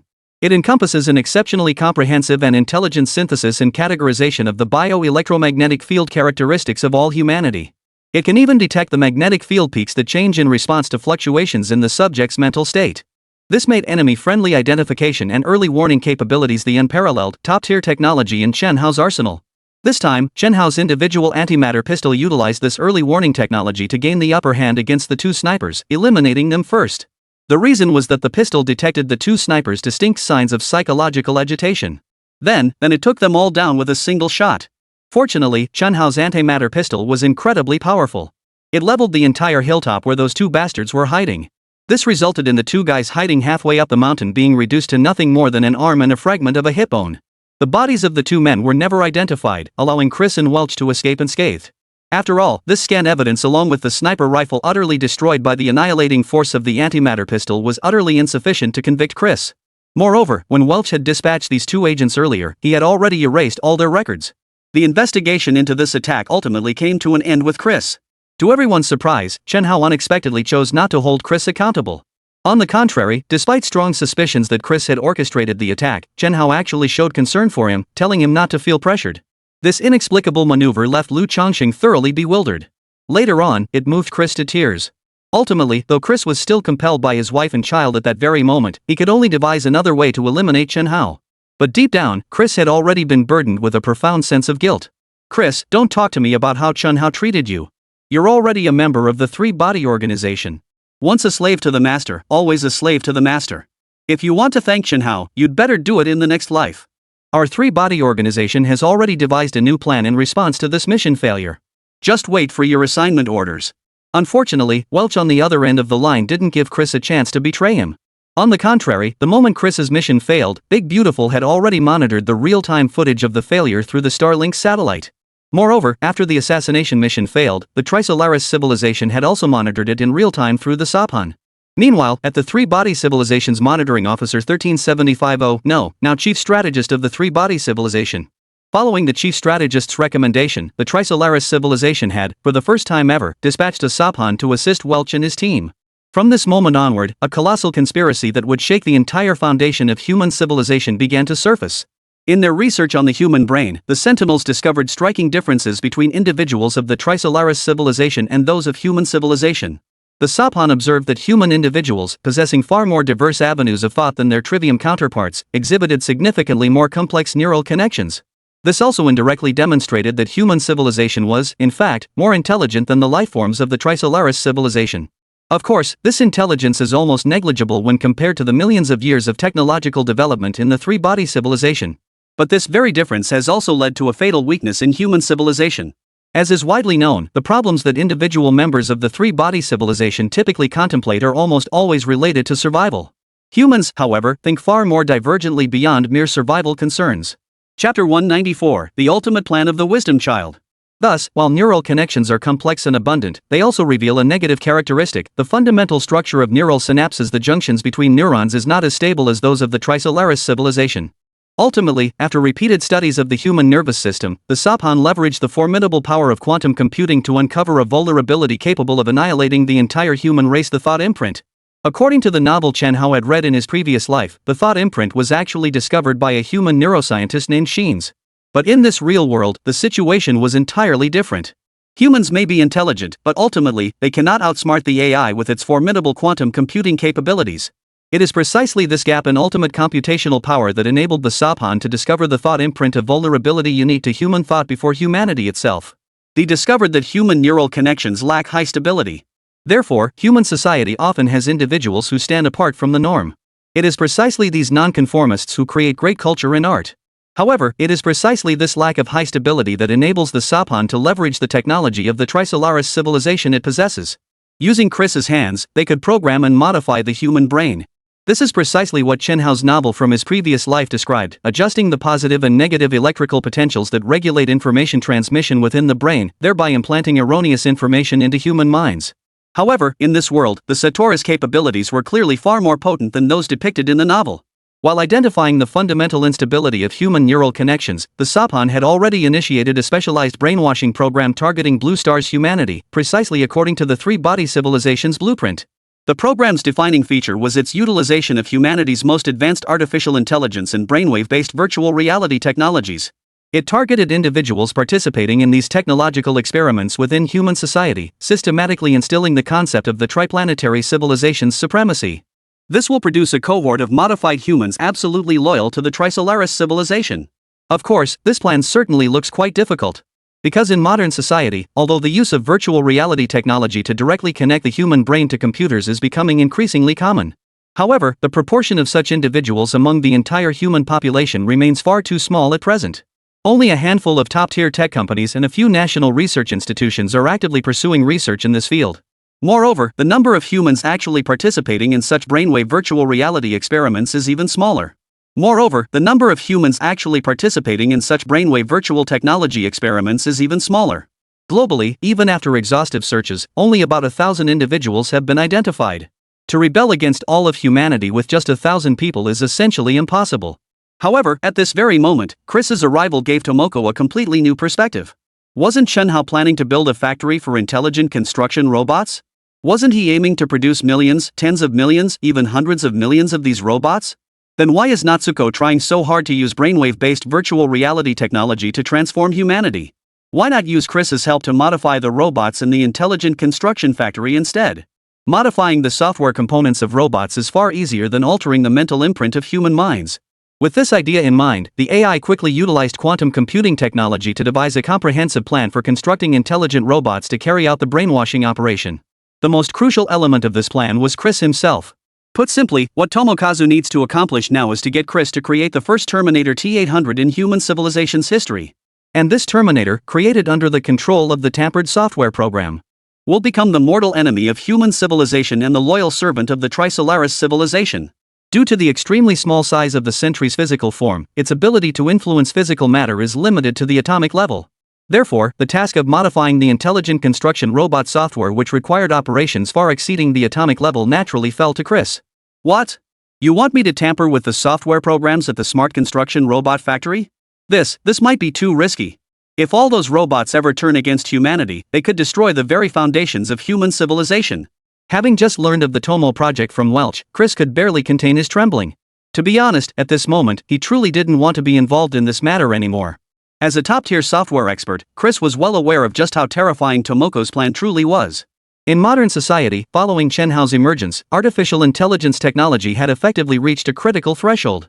This critical state is essentially equivalent to the massive bioengineered creature in Alien.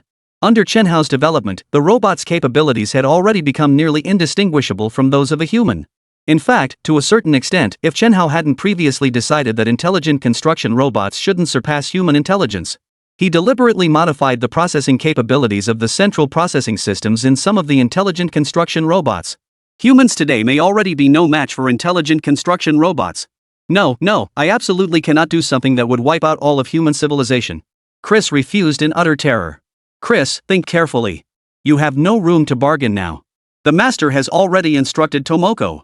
If you refuse to comply and refuse to help Tomoko modify the intelligent construction robot software system of human civilization, then your wife and children, your entire family, will soon be subjected to mandatory transformation by the Blue Star Trisolaris organization, transformed into strangers you will never recognize again.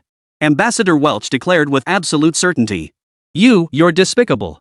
The thought of his entire family being used as experimental subjects, their minds completely controlled. Chris collapsed onto the ground in utter despair. You've got to hand it to Welch, that guy was thoroughly rotten to the core. And the three-body civilization behind him had also fully grasped its own strategic elements from the schemes of human civilization. Chen Hao magnanimously spared Chris. So within just a few days, Chris smoothly joined other computer scientists in moving into the intelligent construction robot manufacturing plant. They began preparing for the production of the first batch of intelligent construction robots. Chris was well aware of Tomoko's intentions. He understood even more clearly that if they proceeded according to her plan, it seemed he would be the only one assigned to go undercover at the AI-built robot factory. Chapter 195, The Trojan Super Horse. That day, Chen Hao had just finished a phone call with Chris, the inaugural head of the Intelligent Construction Robotics Factory. He was about to immerse himself entirely in the R&D for that unknown project.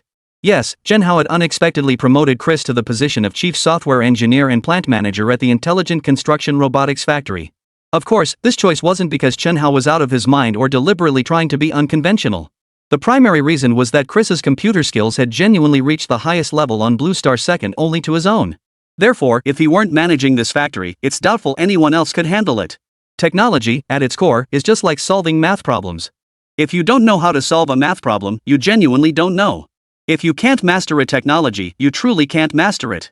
Therefore, after thoroughly weighing the current state of top talent among humanity on Blue Star, Chen Hao ultimately chose the approach of having experts lead other experts. He appointed Chris as Chief Software Engineer and Plant Manager. Just as Chen Hao finished his call with Chris and encouraged him to do a good job, Chen Hao suddenly felt the system emit a series of urgent beeps. Alert! Alert! Alert! Host's life is in imminent danger. Host must immediately heighten vigilance. Alert! Alert! Alert! Host's life is in immediate danger. Host must immediately heighten vigilance. Alert! Alert! Alert! Host's life safety is under imminent threat. Host must immediately heighten vigilance.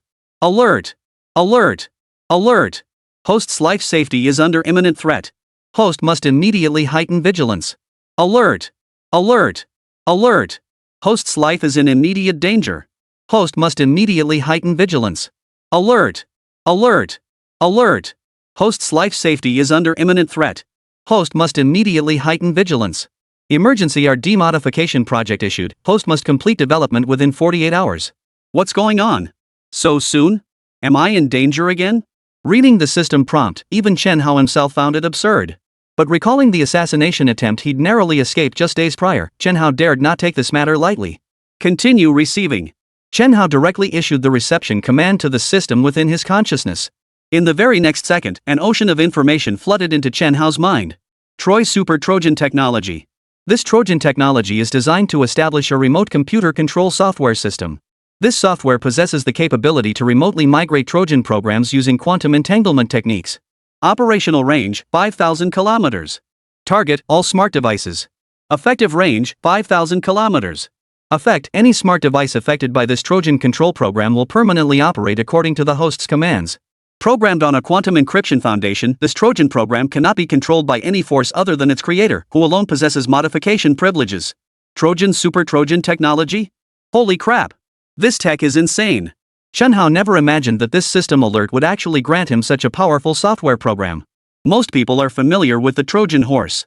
This term actually refers to a story from the ancient Greek war.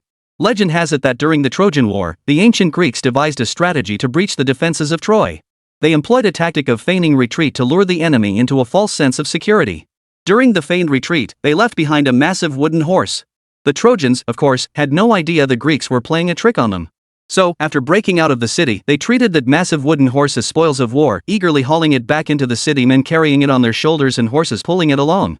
But boy, did that transport back to the city prove disastrous. Instantly, countless ancient Greek soldiers burst forth from the wooden horse, coordinating with the traitorous garrison inside the city walls to launch a coordinated attack. They instantly routed the Trojan defenders, leaving them stripped of armor and weapons in utter defeat. Of course, this tale is now a legend from thousands of years ago. The Super Trojan horse technology Chen Hao obtained wasn't actually the system gifting him a wooden horse. What the system actually provided was a set of software programming methods, or perhaps a programming program. As for why it's called the Trojan Super Trojan technology, Chen Hao believes it's likely just a flashy name chosen to show off how formidable this Trojan is. Come to think of it, the Trojan horse story is about infiltrating an enemy's inner circle and defeating them in one fell swoop. Doesn't the Trojan horse achieve the same effect? It still infiltrates smart devices to seize control of their systems. Thinking about it this way, Chen Hao's system actually does possess a tiny bit of that intellectual flair. Due to the occurrence of the previous attack incident. This time, Chen Hao didn't hesitate. He immediately halted development on the unknown research project and threw himself wholeheartedly into programming this latest Trojan super malware technology. After programming for less than 2 days, Chen Hao began to sense a faint, ominous foreboding emanating from the Trojan program. This Trojan program is written with such precision. Could trouble be brewing at my smart construction robot factory? After 2 days of programming work, Chen Hao discovered that within this newly acquired programming technique, the coding proficiency was markedly superior to the algorithmic capabilities of all other intelligent devices currently developed by humans. It can be said that the coding level of this programming technology is on par with the software programming level of the entire set of intelligent construction robots developed by the company previously. In fact, this level of coding is noticeably superior to the system coding running within the processors of the intelligent construction robots. This development inevitably caused Chen Hao to worry. If something goes wrong with the smart construction robot factory, we're in big trouble. Chen Hao murmured uneasily. He immediately called Chris, who was responsible for factory operations and overall software adaptation engineering. Although previously, the entire intelligent construction robot and all its software had been developed and programmed by Chen Hao himself. However, those were merely a complete set of production guidelines compiled before the intelligent construction robot went into production. To complete the construction of intelligent building robots, specialized software adaptation personnel are actually required to perform meticulous debugging and modifications on both the machinery and software. This process is similar to software testing, only after thorough testing can mass production begin. Chris, in fact, is the one responsible for this very task. After receiving Chen Hao's call, Chris seemed a bit nervous. Because he is at this moment tampering with the intelligent construction robot control system program that Chen Hao originally wrote, at Jizi's request. Chapter 196, The Robots Rebel Against Humanity. Grand Elder His Highness, rest assured, the intelligent construction robot factory is now operating steadily. The first batch of intelligent construction robots will be launched off the line soon. By then, I still expect His Highness the Grand Elder to come personally for an inspection. Chris spoke with trepidation and perfunctory politeness. Well, as long as it's stable, I'm relieved. It wasn't long before they had a simple chat and Chen Hao hung up the phone. Because the intelligent construction robot factory has not yet offline any intelligent construction robots. So Chen Hao himself cannot foresee what will happen after the intelligent construction robots come offline. Considering that the system does not explicitly indicate where the crisis might occur concretely. Therefore, Chen Hao ultimately temporarily shelved his concerns about the intelligent construction robots. Perhaps there will be other intelligent robot crises emerging after all. Blue Star is not the only country researching artificial intelligence. After much thought, Chen Hao still could not determine when exactly the crisis might appear or where it might occur. Meanwhile, Chen Hao, driven by this vague anxiety, specially adjusted his research plan. Originally, if this Super Trojan horse technology were fully developed and compiled into a complete software system, it was recommended to be completed within 48 hours. But after 2 days of research and development, Chen Hao realized that this set of Super Trojan horse technology had clearly overestimated his current progress. Given the current pace, not to mention 48 hours, even if given himself 480 hours, he might not be able to complete it smoothly. Therefore, after weighing things again and again, Chen Hao decided to use his brain consciousness research laboratory to rush the development work of this technology. Xiaoran, from now until the day after tomorrow, I will devote my entire body and mind to the research and development process of a new technology. So, after you go out later, close the door to my office. In the next 48 hours, unless you come out from inside. Otherwise, no one and nothing is allowed to disturb me. This is the most important instruction I have given you recently, and also the highest priority mission of the Blue Star Federation. Later, you will relay the mission to Pang Genoa, the Supreme Commander of the Blue Star Federation Space Force, and have him dispatch an extra special reinforcement squad to guard outside my office door. Understood? After giving the orders to Gu Xiaoran, Chen Hao immediately entered his consciousness laboratory for his mental work. Chen Hao knew that his consciousness laboratory possessed a development efficiency that was 100 times higher than in reality. If I want to complete the Super Trojan horse technology in a short time, the only way is to come inside here to carry out research and development. The 80-hour expectation given by the system is purely a comforting phrase, and in reality it is completely impossible to accomplish. Only by entering the consciousness work lab is this possible. However, just as Chen Hao had only entered the consciousness laboratory for less than 10 hours.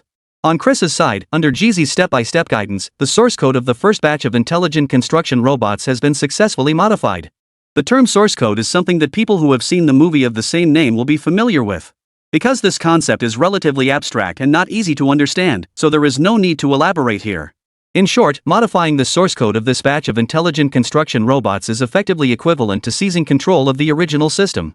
This would cause the first batch of intelligent construction robots to no longer operate according to Chen Hao's previously set procedures, but instead be uniformly commanded and coordinated by Jizi behind the scenes. As is well known, GZ itself belongs to the top-tier creations of the Trisolaran civilization, possessing an extremely high level of intelligence. Therefore, once in control, GZ could shift the operation she originally could only perform at the microscopic, atomic scale to the macroscopic scale of intelligent construction robots. Of course, after successfully seizing control of the first batch of intelligent construction robots in accordance with GZ's requirements. This first batch of intelligent construction robots did not hurry to launch actions to annihilate humanity. After all, this batch of intelligent construction robots had too few units produced, totaling less than 100.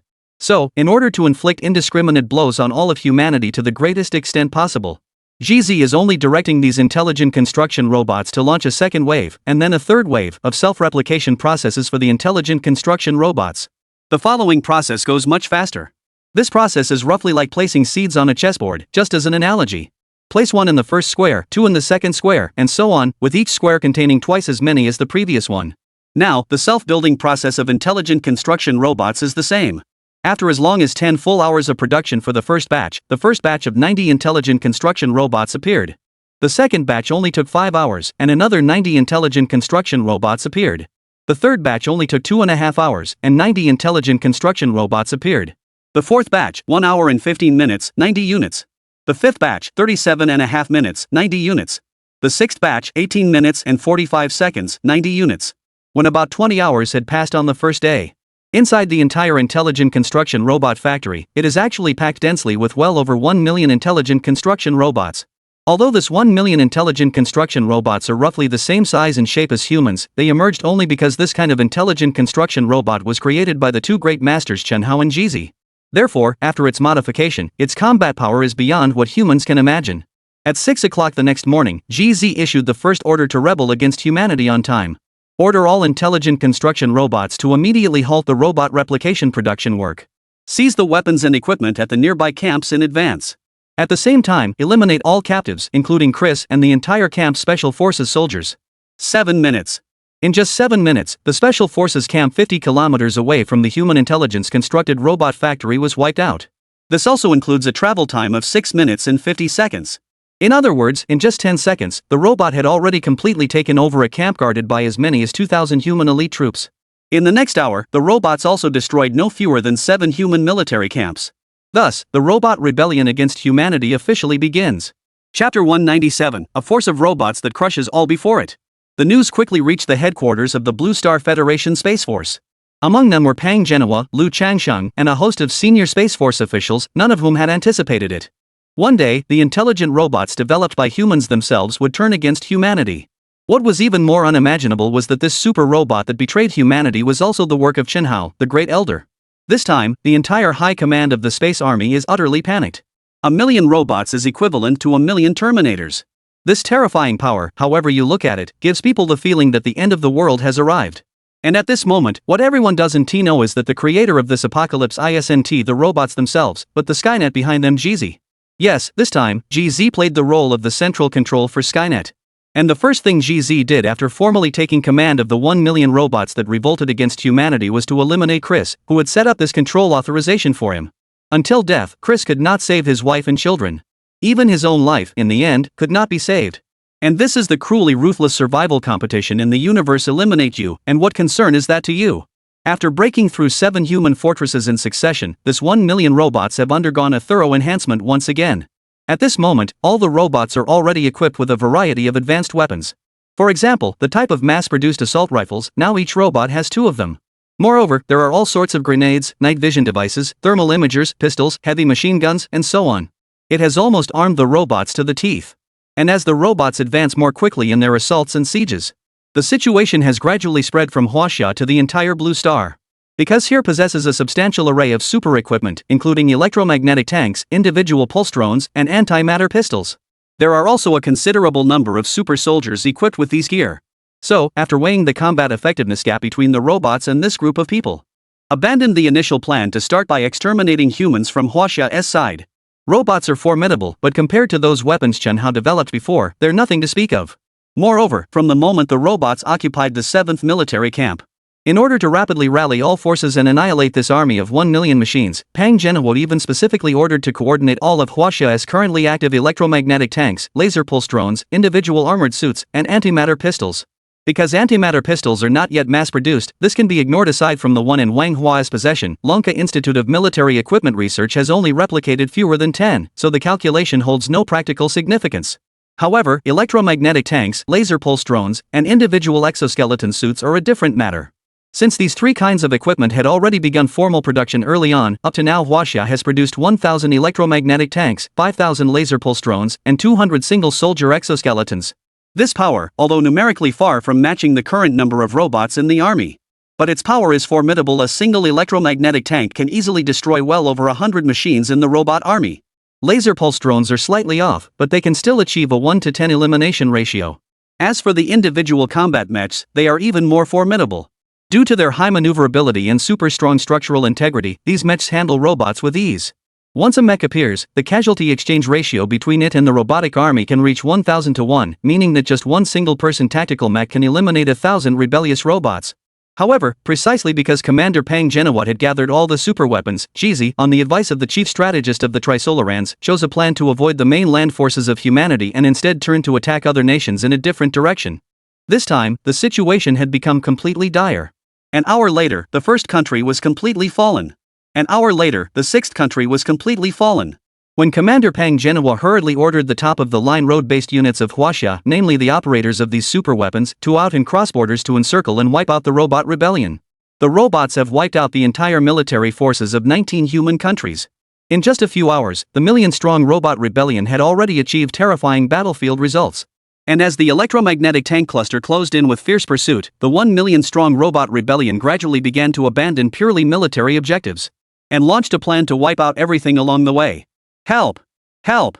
The robots have rebelled against humanity, requesting assistance. Requesting assistance. At coordinates longitude, latitude, city, is under attack from robots. We can't hold out any longer. Who will save us? Oh my goodness, an entire mountainside full of robotic armies. What on earth has happened? They started firing. Quickly call for help, call for help. Messages of pleading for help from the Blue Star Federation Space Force appeared before Pang Genowat like a series of talismans that call forth doom. And at this moment, Pang Genowat could only watch helplessly as each communication channel finally was completely cut off amid anguished wails. These robots are definitely up to something. They must have a commander, otherwise such strange things wouldn't happen. Old Pang, they actually split into forces. What should we do? Should we split up the electromagnetic tank clusters to chase them separately? The chief of the General Staff of the Blue Star Federation, Lu Changsheng, looked at his old comrade with an indescribable anxiety. To tell the truth, at this very moment, witnessing such a terrifying scene of robots strangling humanity, even he, the chief of the Blue Star Federation General Staff, cannot come up with a solution for a while. The technological level of these robots is too high. They can't even be locked onto by missiles. Now on Blue Star, besides us Huaxia, there is no other power capable of resisting them, and other countries' weapons are probably unable to stop them. Pang Genowat sighed helplessly. But they have now crossed the Dnieper River and are heading for Europe. These robots are so crafty. Whenever we chase them, they just run away, and while running they destroy human homes all around. What can we do if this keeps up? Lu Changsheng said anxiously. But just as Lu Changsheng was anxious beyond measure, an inconspicuous officer beside him spoke up. Chapter 198, Mediterranean Operation. Requests for votes. Perhaps we can try an encirclement as well. The clustered electromagnetic tanks should no longer blindly chase the robot rebels entering Europe. I think we could order an immediate collective turn to go around the European continent, through the Black Sea into the Mediterranean, and finally land on the northern shore of the Mediterranean, directly encircling those robot rebels. And our 200 mechs are the fastest. Using these mechs, perhaps we can drive the robot rebel forces into our surrounding trap. A junior officer of the Blue Star Federation Space Force, after thinking, spoke. As an insignificant officer within the Blue Star Federation Space Force, his words sounded particularly abrupt. Encirclement? Is this method feasible? Pang Genowat and Lu Changsheng both turned their eyes toward this man. Feasibility aside, there are no other options left. Our mecha are currently the fastest at chasing, but the numbers are too few. Destroying a million robot rebels is no different from chasing a fool's dream. The only thing we can do is try to herd the robot rebels to one place as much as possible. The mecha's deterrence is strong, and the robots will absolutely not dare to turn back. They can only flee in the same direction that the mecha are pursuing. As for the electromagnetic tanks, they can go up to 500 km per hour, fast indeed, but they can't climb mountains. Europe has many mountainous terrains, so it would be easy for the robot rebels to pass, and our tank clusters certainly cannot get through. Therefore, at present, the only way to encircle and suppress the robot rebels is by this method. The officer continued speaking. Do you mean using mecha to drive away the robot rebel troops, then surrounding them with fleets of electromagnetic tanks and pulse drones? Is that the idea? Is the final battlefield set on the northern shore of the Mediterranean Sea? Lu Chongqing asked. Yes, both officers, that is exactly what it means. The major nodded in response. Well, it seems that for now, there is only this method. To prevent more human casualties, simply chasing aimlessly around won't do. Fine, we'll use this method. Let this plan be called the Mediterranean Operation. By the way, what is your name? I am now granting you special approval to act as the commander for this operation. Your rank is promoted to Colonel. Commander-in-Chief Pang Genoa of the Blue Star Federation Space Force asked. Sir, my name is Zhang Beihai. The major officer responded loudly. Very well. Carry out the mission immediately. I must, by this evening, resolve this robot rebellion. It must be said that the intelligent construction robots developed by Chun Hao earlier are indeed overwhelmingly powerful. In less than about 1 day, it has already nearly swept across the entire Eurasian continent.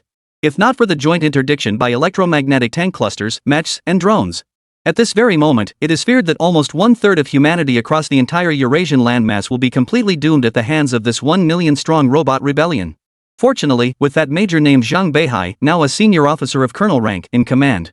Only after just 1 hour did it reverse the entire war situation, gradually using incredibly powerful mechs to progressively push back 1 million robotic rebels toward the vicinity of the northern shore of the Mediterranean. Meanwhile, with the joint assistance of naval forces from several countries, the electromagnetic tank unit has unified the mobilization of all deployable warships and amphibious assault ships to transport the electromagnetic tank unit. Of course, these electromagnetic tank units themselves are capable of wading through water. After all, when Chen Hao was designing them, he had already used magnetic levitation technology. However, considering that the front is too long, the electromagnetic tank's weapons would also consume a huge amount of energy. So in the end, in order to save some energy to be used to destroy the robotic rebels, navies of various countries, still under the command of Admiral Pang Genoa, cooperated with Zhang Beihai's leadership and carried on delivering the electromagnetic tanks. 9 p.m. the next day. The robot rebel army, numbering in the millions, has finally been cornered on the northern coast of the Mediterranean. However, just as the Blue Star Federation Space Force was about to summon all its forces to destroy the rebellious army of machines on the northern coast of the Mediterranean, something even more terrifying happened to all the Blue Star Federation Space Force commanders. These millions of robotic rebels seem as if they already knew about the Space Force's plans.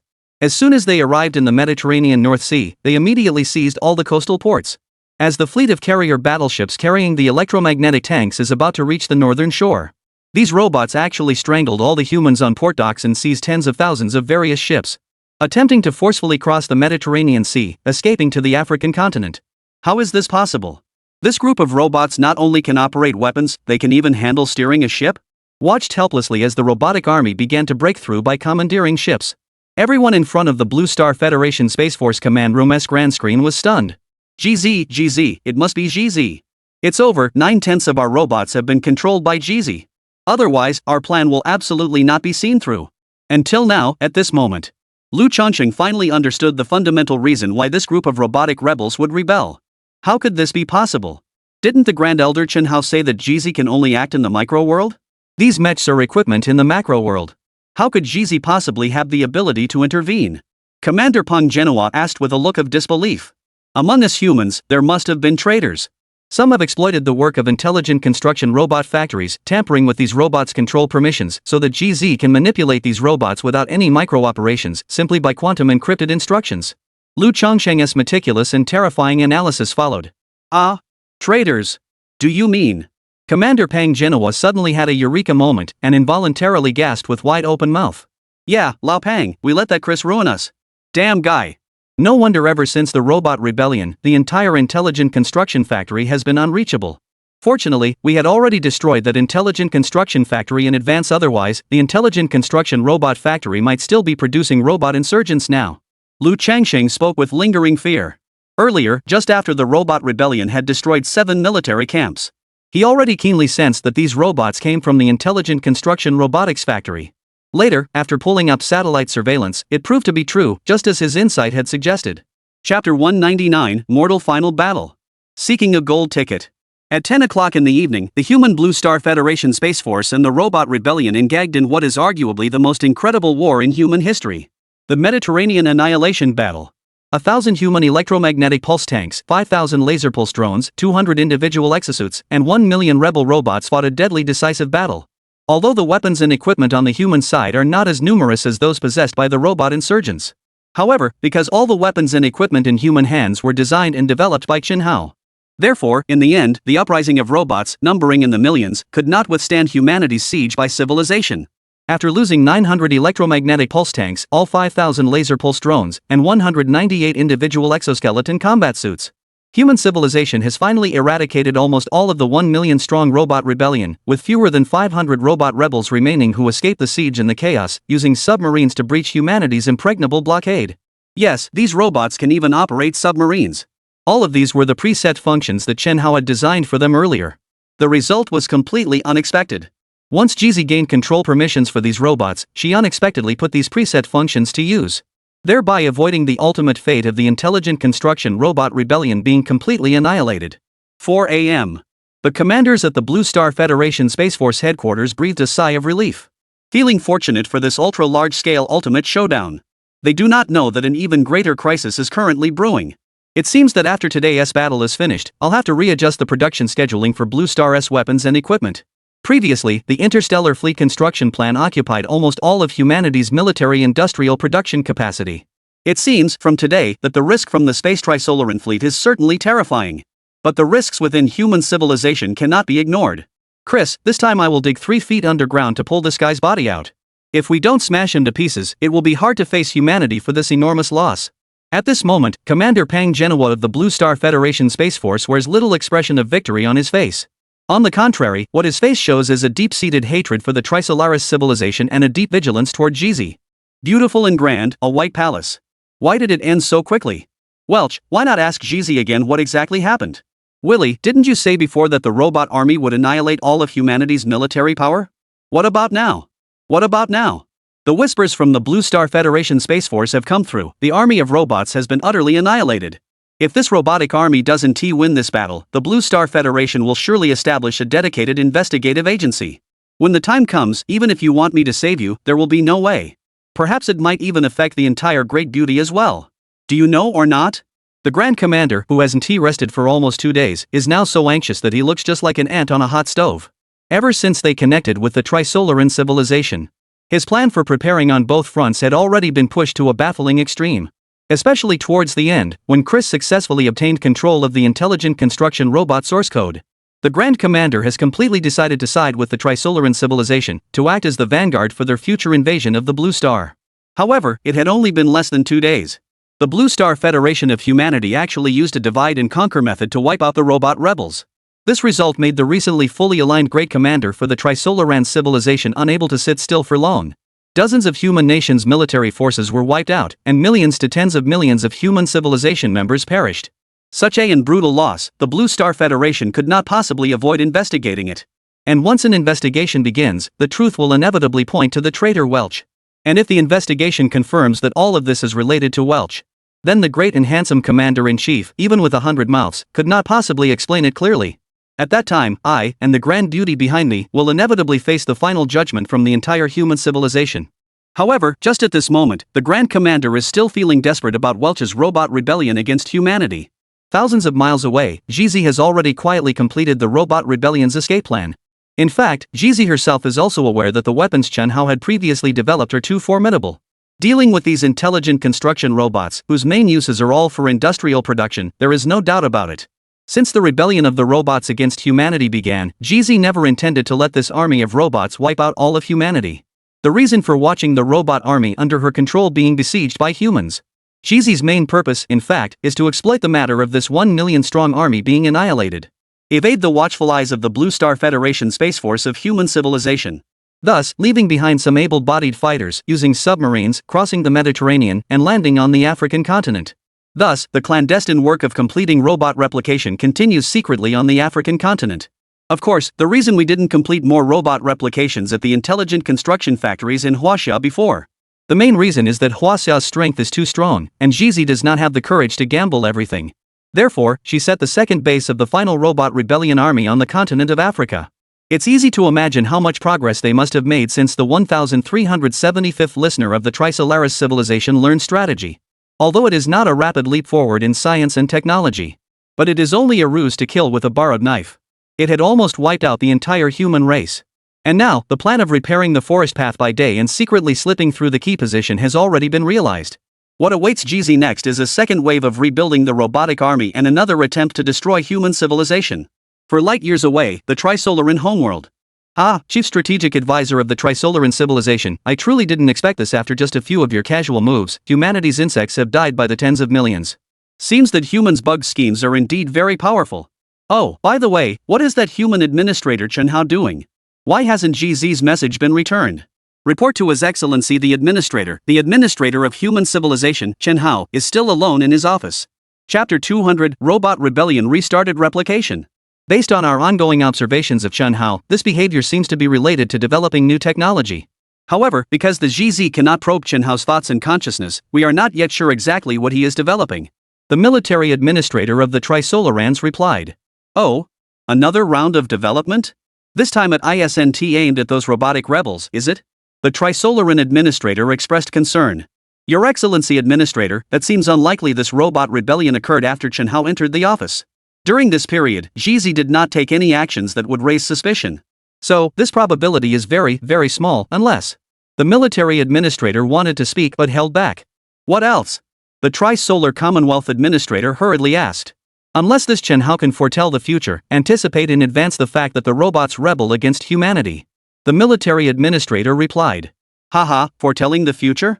Military administrator, have you also learned to beat around the bush from human bugs? If even the absurdity of foreseeing the future could happen, then that would be possible. Then human civilization wouldn't be toyed with by us Trisolarans to clap their hands. Rest assured, Chen Hao, a mere parasite administrator of one human civilization, absolutely cannot possess such an ability. This already violates the basic laws of forward time propagation. After hearing the answer from the military chancellor, the three-body civilization S administrator burst into a loud, resounding laugh. At this moment, he seemed to have already witnessed the beautiful scene of human civilization's demise. Foreseeing the future is something that even their Trisolaran civilization's technology cannot achieve. How could humans, the insects, possibly do it? This technology currently only exists in the guesses of the Trisolaran civilization about a universe god civilization. Even among universe god-level civilizations, whether there exists technology that can foresee the future is not something the Trisolaran civilization is sure about. Not to mention that human bugs could have such a capability. The Trisolaran administrator simply does not believe it. Of course, in the previous human civilization-related arts and cultural materials about the information transmitted back by GZ, there have indeed been many pieces of information about foreseeing the future. Like fortune-telling, divination, astrology, and all kinds of bizarre predictive arts and the like. However, only after GZ conducted a study of these disciplines one by one did she discover this nuance. These so-called predictive arts are, in fact, largely categorizable within certain branches of psychology. Almost all prognostication in the science of foresight across human civilizations can only predict phenomena that humanity already knows. In simple terms, the predictor can only concoct an ambiguous future based on conjecture in their own mind. And this future, whether it can actually correspond to the label or not, is in practice at most something that belongs to statistical content and not natural science content. To put it simply, whether this prediction is accurate or not, it's really just a coincidence. After all, when humans are fortune-telling or divining, besides career, love, marriage, family, and illness, what else can be predicted? With this category of constraint, as long as the sample data is large enough, a considerable portion of the predictions will eventually be accurate. This is the content of statistics, which is far apart from natural sciences. For a simple example, no astrologer in human history could predict Einstein's theory of relativity, right? Has any astrologer in human history ever been able to predict Newton's 3 laws of motion? Therefore, once it comes to theorems and laws in natural science, these so-called divination methods are all useless. It is precisely because GZ has studied human civilization in terms of culture that the Trisolaran ruling officers are fully confident that Chen Hao does not possess such prescient abilities. It is precisely for this reason that the three-body civilization's administrator now wears a broad, cheerful smile. Humans are really strange worms. War has advanced to this point, yet the commander of the Worm Space Force can still refrain from passing information to their ruling Chen Hao. It seems that human bugs aren't that smart after all. He even forgot the principle that even while away, one should not disobey the emperor's orders. This is even a theory that developed within their own culture, yet at such a critical moment they still don't know how to use it. Still rigidly executing Chen Hao the bug's orders, not daring to trouble him. What a paradoxical civilization. If at this moment Chen Hao's bug could stand up, perhaps they might still discern the plans of our Trisolaran civilization. What a pity, Chen Hao's bug is still in his own office, ignorant of everything outside, Due to the success of the plot, there has been massive casualties to human civilization, and at this moment the Tri-Solar government administrator is in a much better mood than at any previous time. After a bout of ridiculing the wisdom of human civilization, the Trisolaran governing officials then issued orders to the military ruling officials. The military administrators sent orders to Zizi, telling her to accelerate the replication progress of the robot rebellion. I want her to reproduce the original army of 1,000,000 robots again 3 hours later. Now humanity's electromagnetic tanks, pulse drones, and mechs have all been exhausted. As long as our robotic army completes its replication this time, even if our Trisolaris civilization fleet hasn't arrived at the Blue Star yet, we won't have to be so aggressively prepared. What a pity, the mighty droplets have not even had a single battle, yet human civilization has already perished. Early morning at 5 o'clock, Blue Star Huaxia time, Africa continent. Indeed, under Zizi's unified command, the intelligent construction robots have begun to replicate once again. In just 1 hour, the remaining several thousand robot rebels have already built a temporary intelligent construction factory. Meanwhile, some of the robots successfully severed the communications networks of several nearby cities, occupying various industrial facilities there. Relying on the resource supplies of a few cities, the robot rebels quickly resumed the replication and production process. 2 hours later, the number of intelligent robot rebels once again rose from the previous few thousand to 1,000,000. The robot rebels with prior replication experience can duplicate their kind at a speed far beyond the initial exponential growth model. The previous replication process lasted nearly 20 hours, but this time it took only 2 hours. One can imagine how terrifying the power of the intelligent construction robots designed and built by Chen Hao truly is. Chapter 201, The Robot Rebellion That Cannot Be Quelled. When Commander Pang Genoa of the Blue Star Federation Space Force headquarters looked again at the dense army of robots on the real-time satellite map, it was 9 o'clock in the morning on the third day. At this moment, there were less than 3 hours left out of the 48 hours since Chen Hao previously ordered the research to be sealed. Old Pang, what should we do? These robot rebels have resurfaced again. Their marching direction is different from yesterday. Commander Lu Changsheng looked seriously at the real-time satellite map, and a sense of despair instantly enveloped him. It can be seen clearly from the real-time image on the satellite map. These millions of robots are bypassing along the Mediterranean coast, seeking to enter the Asian continent by land. This direction of advance, on top of the prior inference that these robots were orchestrated by Zizi behind the scenes. Then the result was even more obvious. These robots intend to capture the leader first, taking down the Blue Star Federation Space Force for now. In the previous battle, although the human Blue Star Federation Space Force ultimately emerged victorious, but the losses were also extremely terrifying. Basically all electromagnetic tanks, pulse drones, and tactical mechs had been wiped out. Humanity's current production capacity is far from sufficient to ramp up the output of these superweapons in a short period. And now, the army of robots somehow inexplicably appeared again on the southern coast of the Mediterranean. Then the forthcoming war will probably become increasingly difficult to fight. Yeah, this time these robots are coming straight for us. As soon as we're done, the only power capable of countering the Trisolarans will be finished. Unfortunately, the Dechin ship and 4 Continental-class interstellar warships are currently heading toward the predetermined orbit near Saturn. Lufeng and the others are going to deal with the impending arrival of the Trisolaran Science Expedition Fleet. Otherwise, we would only need a Continental-class interstellar battleship, relying on just one oversized high-power pulse laser weapon on board to completely wipe out these robotic rebels. Lu Changxing's eyes were filled with anxiety, and Pang Genoa's heart was also shrouded in a trace of despair. Alternatively, why not try conventional missiles? Each country currently has hundreds of thousands of conventional missiles. The robotic rebels won't be able to hold out for long. They will soon cross the Suez Canal, and we can find a way to eliminate them as they cross. After thoughtful consideration, Lu Changsheng finally put forward his own view. No matter what, let's not talk about whether we can move that many missiles yet. Now those robotic rebels are no ordinary rebels. Their target locking technology was personally developed by Elder Chende. And now Zizi has already gained control of these robots. So, even if we really launched this many missiles, I don't think it's possible to break through these robots' net of firepower defenses. To annihilate these robots, we can only use supersonic missiles. They cannot defend against them, but there are too few of these missiles. Unless we... The Grand Commander of the Blue Star Federation Space Force, Pang Genoa, suddenly halted mid-sentence. Unless we use mushrooms? Lu Chansung tentatively guessed. Pang Genoa nodded. That's impossible. If we lose the mushrooms, the impact on Blue Star's ecology would be too great. We can't afford to lose such a weapon on our home planet again. When he saw Pang Genoa confirm his guess, Lu Changsheng immediately and strongly opposed it. As a commander who has spent decades in the military, Lu Changsheng really understands the power of the mushrooms. If we calculate according to the current scope of these robot rebels, to completely eliminate these robotic rebels, more than 10 mushroom heads are necessary to solve the problem. After all, these robots are different from humans. Compared with the incredibly fragile human bodies, the robots' resistance is at least 10 times stronger than that of humans. Therefore, under this premise, use mushrooms to destroy the robots. The only solution is a close-range explosion, and this close range can only be within a brief 10 kilometers. Beyond a range of 10 kilometers, the robot's copper skin and iron bones can basically withstand it. And now, these robots, just their spreading diameters have already surpassed 300 kilometers. In this situation, even more than a dozen mushrooms would be difficult to resolve at once. However, if we really had to discard more than a dozen mushrooms at once, the ecological disaster it would cause would be something humanity could not bear. On the blue star in the past, the ecosystem had always remained relatively balanced. So despite humans conducting no fewer than thousands of mushroom experiments over the past few decades, they have ultimately not caused an ecological collapse on blue star. But now things are considerably different.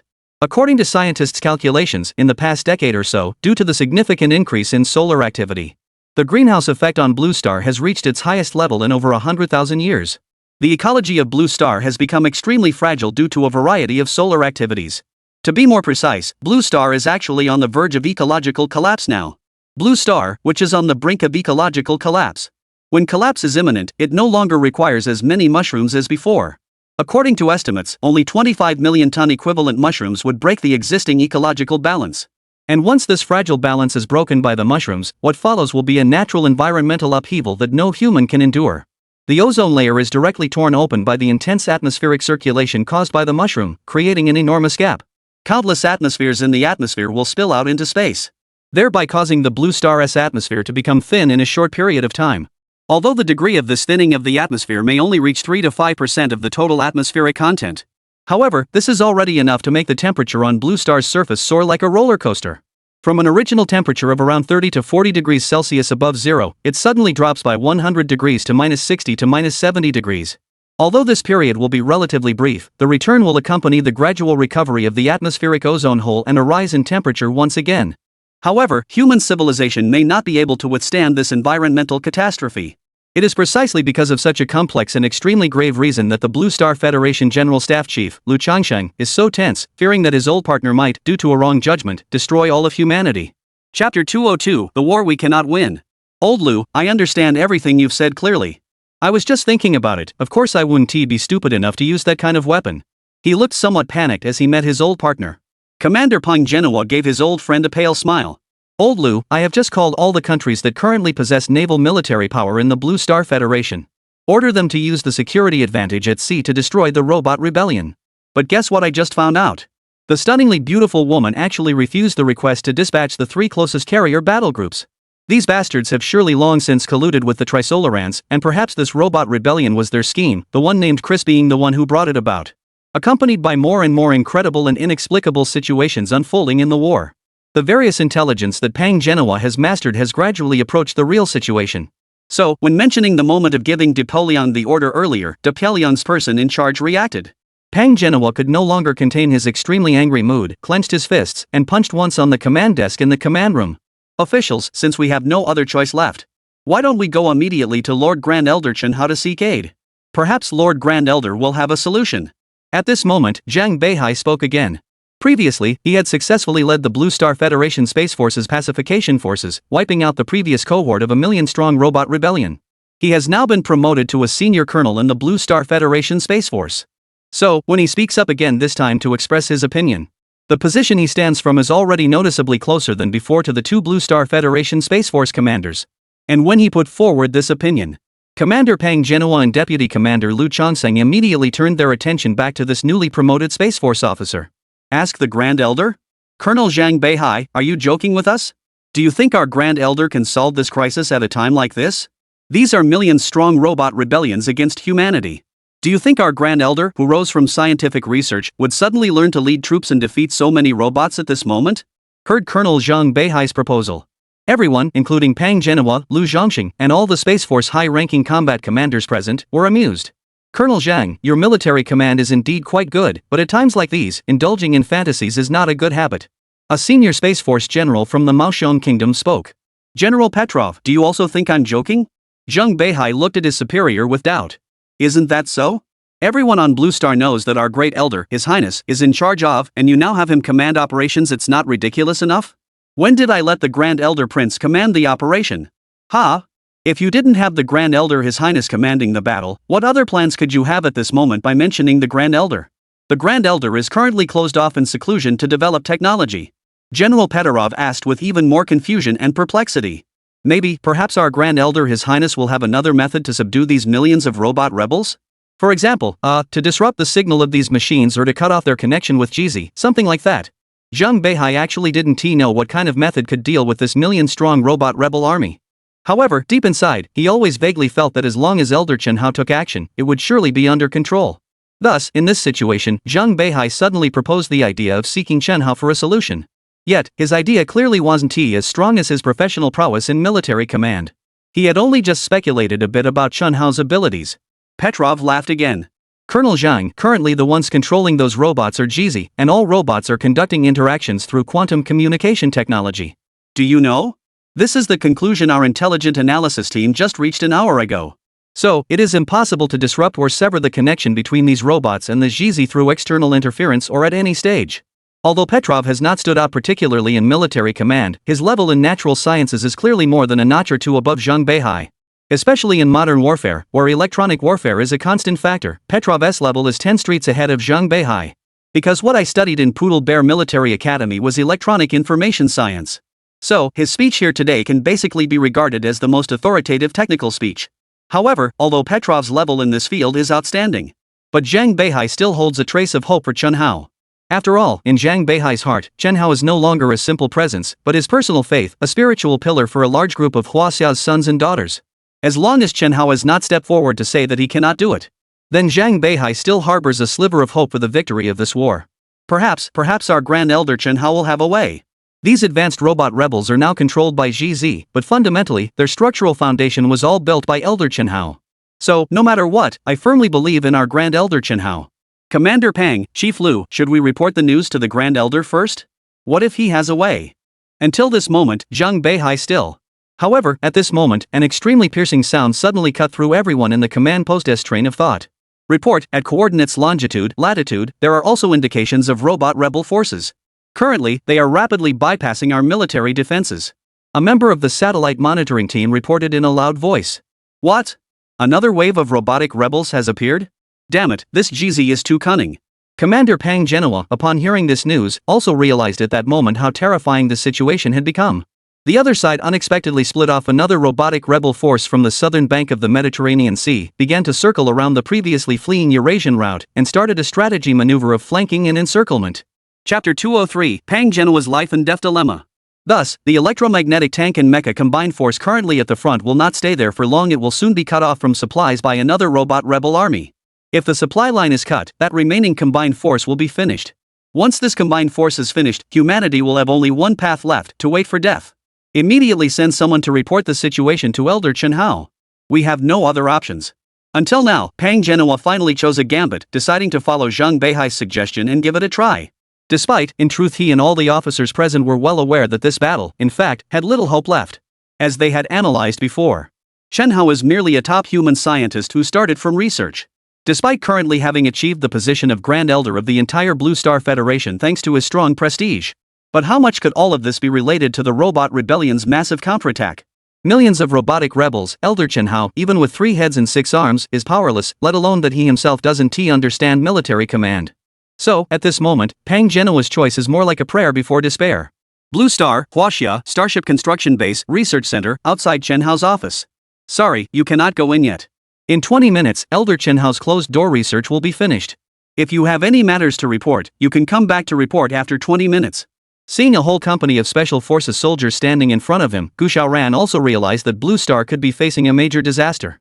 However, considering that Chen Hao had previously issued a strict order not to be disturbed, Gu Xiaoran still followed this highest priority command and issued an expulsion order to the visitors in front of her.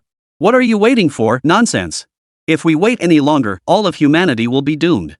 If it weren't for the Blue Star Federation Space Force headquarters telling us to go find the Grand Elder and think of a solution, we would have gone to the front lines long ago. I just can't understand it at a moment like this. Why did the Space Force headquarters issue such a strange order? Our senior elder is clearly the one devoted to research, so why does he have to come out and take charge of the big picture at this moment? Could he understand war better than us? This group of special agents belongs to the Blue Star Federation Space Force Direct Guard Unit. So the backgrounds of the people involved vary greatly. Among them, the vast majority are not members from Huaxia, with fewer than about 20 Special Forces soldiers who come from Huaxia. However, all along this Space Army Direct Guard has been commanded by a captain from Annam. So from his perspective, he has never understood why the Space Army headquarters would elevate Chen Hao's position so high. Now the war has reached a dead end, and they actually want Chen Hao to solve the rebellion. This is not a fairy tale. What could it be then? No. No matter what you say, Elder Chen Hao had already given an order earlier. He is the Blue Star Federation's great elder. Without his permission, no one is allowed to bother him. Gu Xiaoran still wants to stop these special forces. But unexpectedly, just after she finished speaking, she heard the captain from Annam give an order. Brothers, this girl is too meddlesome. All of humanity is doomed, and she still blocks our business. Take her away and put her to the side. Wait until we have met with the Grand Elder's Lord before talking about anything else. In the blink of an eye, a few special forces soldiers suddenly appeared in front of Gu Xiaoran. What do you want to do? Don't forget, although Gu Xiaoran is now Chen Hao's personal assistant. But she used to come from a special forces unit as well. So, after that captain from Annam gave the order, when a few special forces operators charged at Gu Xiaoran, they really couldn't get a grip on Gu Xiaoran. In just 2 or 3 exchanges, Gu Xiaoran knocked 2 of them down. However, 2 fists are hard to oppose 4 hands. Moreover, in front of me now is a whole team. Soon, Gu Xiaoran fell behind, and in less than about 3 minutes, Gu Xiaoran accidentally let down her guard and was caught by a member of the special service team, who directly cuffed her hands behind her back. Cough cough, are you subordinates of Lu Chongsheng?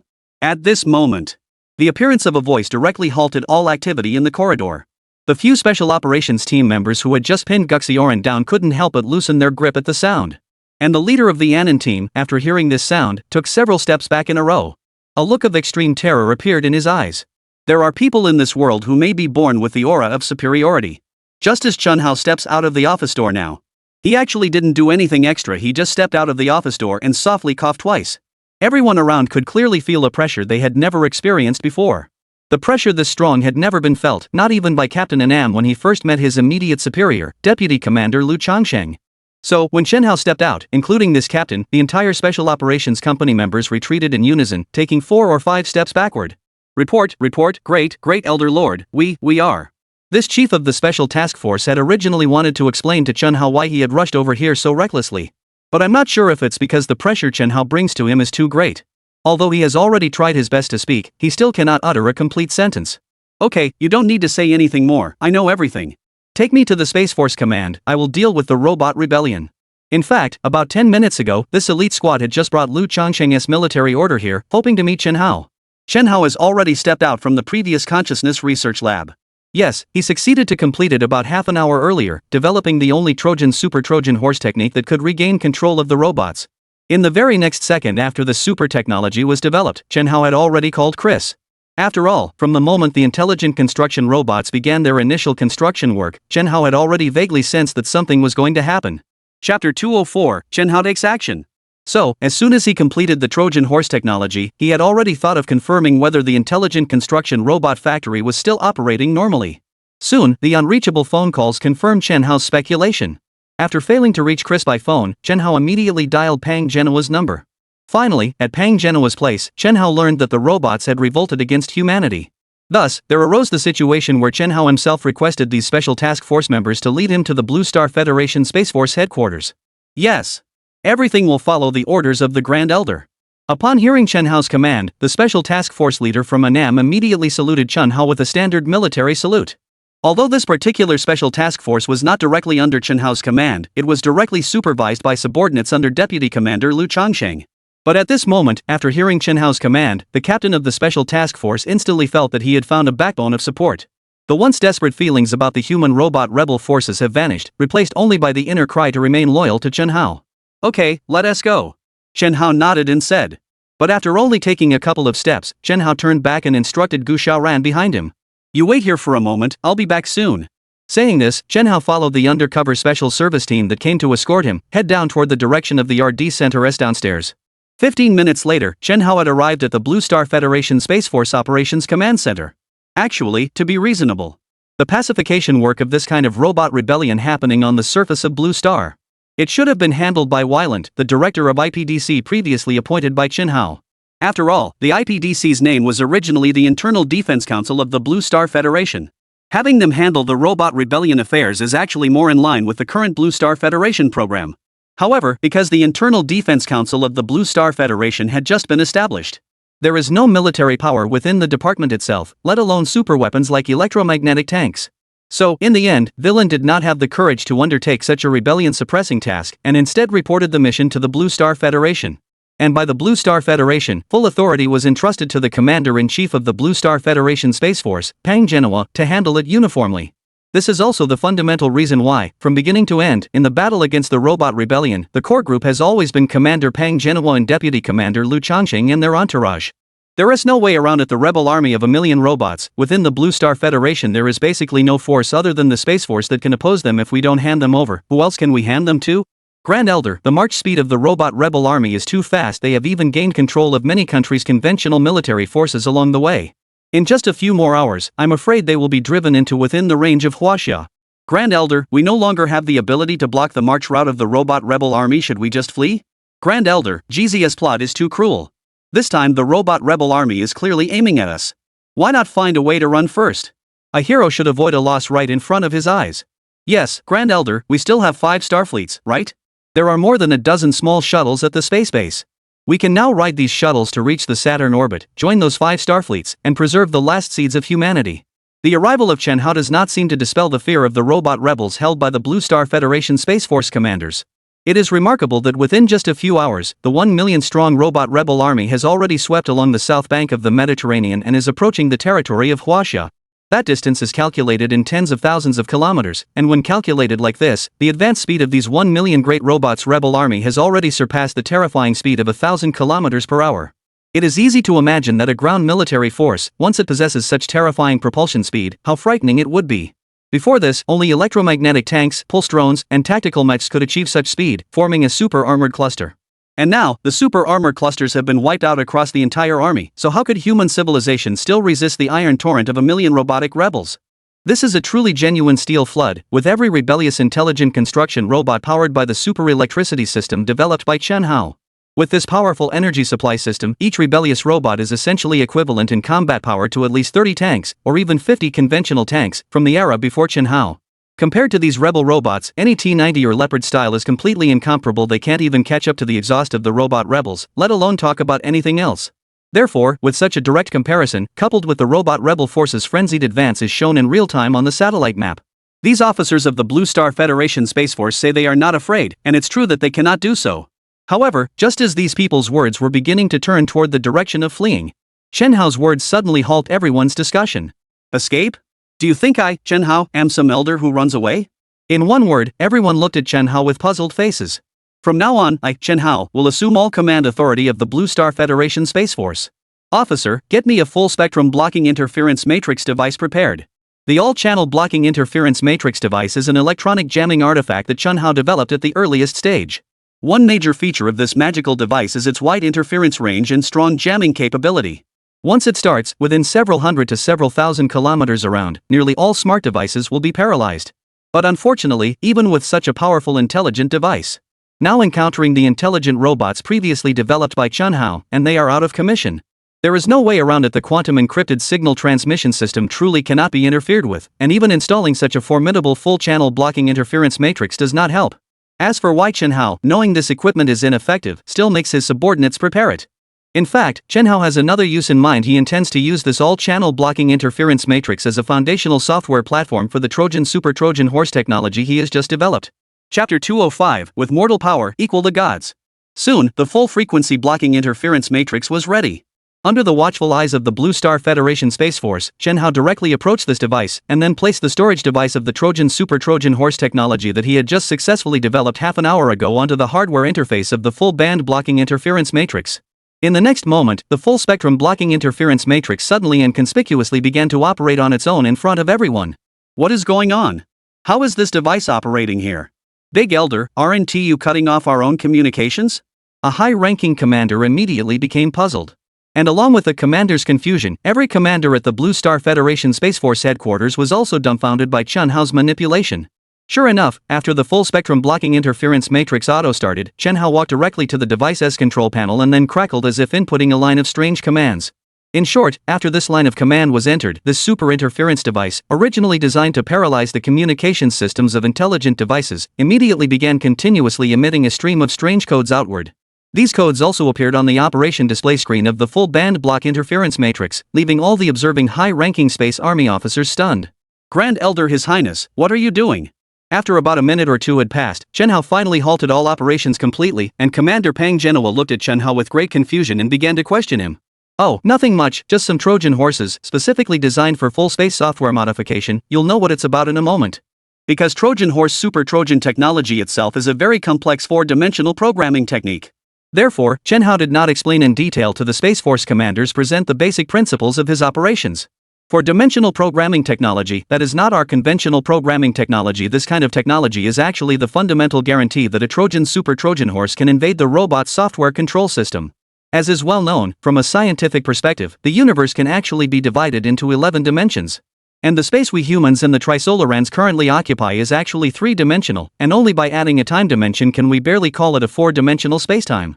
The Trojan Super Trojan Horse technology that Chen Hao has just developed is actually a demonstration of 4-dimensional technology in 3-dimensional space. Yes, this set of his code turned out to be a 4-dimensional code, completely distinct from all of humanity's current computer programming technologies. And precisely because of this obvious difference, when this set of encoding began to run on the full band blocking interference matrix device, something strange started to happen. What this device originally emitted was actually interference electromagnetic waves across all channels. But now, what this device emits has become a completely new, higher dimensional electromagnetic wave, or perhaps it's no longer even possible to confirm whether it's electromagnetic waves. So, when all the Space Force members saw a series of inexplicable character-like objects suddenly appear before their eyes and gradually drift from inside the house to outside, they sped up. All the members of the Space Force were utterly stunned. Eyesight visible computer code is floating in the sky. If people aren't stunned by this unbelievably eerie thing, that would truly be strange. Is this what it means for a mortal to rival the gods? Actually, it was Zhang Beihai who first proposed seeking Chen Hao to save humanity. He kept going only because of the faith in Chen Hao within his own heart. However, when he now saw Chen Hao's incredibly formidable abilities, his faith collapsed.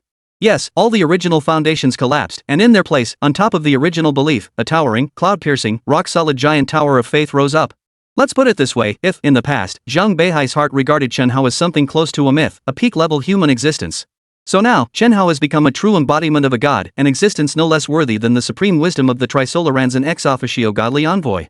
2 minutes later, the entire Blue Star Federation Space Force headquarters was stunned by something more unbelievable. In front of the huge real-time satellite map, the many white signal icons representing the robot insurgents all suddenly halted without warning. Report to the Grand Elder Your Highness, satellite monitoring footage shows an abnormal situation. The robot rebel forces now seem to have halted their attack. The monitor widened his eyes and yelled into the communications microphone. Don't shout anymore, they're not stopping the assault. I've taken control of their authority. Chen Haoyan spoke calmly, like a tranquil breeze over a quiet old well. What? This has already taken control? But that's the control authority over millions of robotic rebels. General Peterloff's eyes were wide open, like copper bells, as he uttered an astonishing exclamation. Is Jeezy's control not secured by quantum communication encryption? Under these circumstances, can control be taken back still? Could this be some kind of illusion technique or the like? How is it that even Jeezy has been dealt with by our Grand Elder? When Chen Hao spoke these words, it wasn't just Peterloff who was left stunned. The other commanders were also completely clueless. What does it mean that they have stopped attacking? And what does it mean that the control authority has been taken by Elder Chen Hao? This kind of thing is beyond their ability to understand. The only fact that can be confirmed is that the real situation is exactly the same as what Elder Chen Hao said. These robotic rebel forces are currently not moving at all anymore. Not only that, while everyone is stunned by this phenomenon that is eerily extreme. In the next moment, Chen Hao's another sentence left all of humanity completely dumbfounded. By my order, all intelligent construction robot rebels, lay down your weapons, raise your hands. Begin surrendering to humanity. Whoosh whoosh.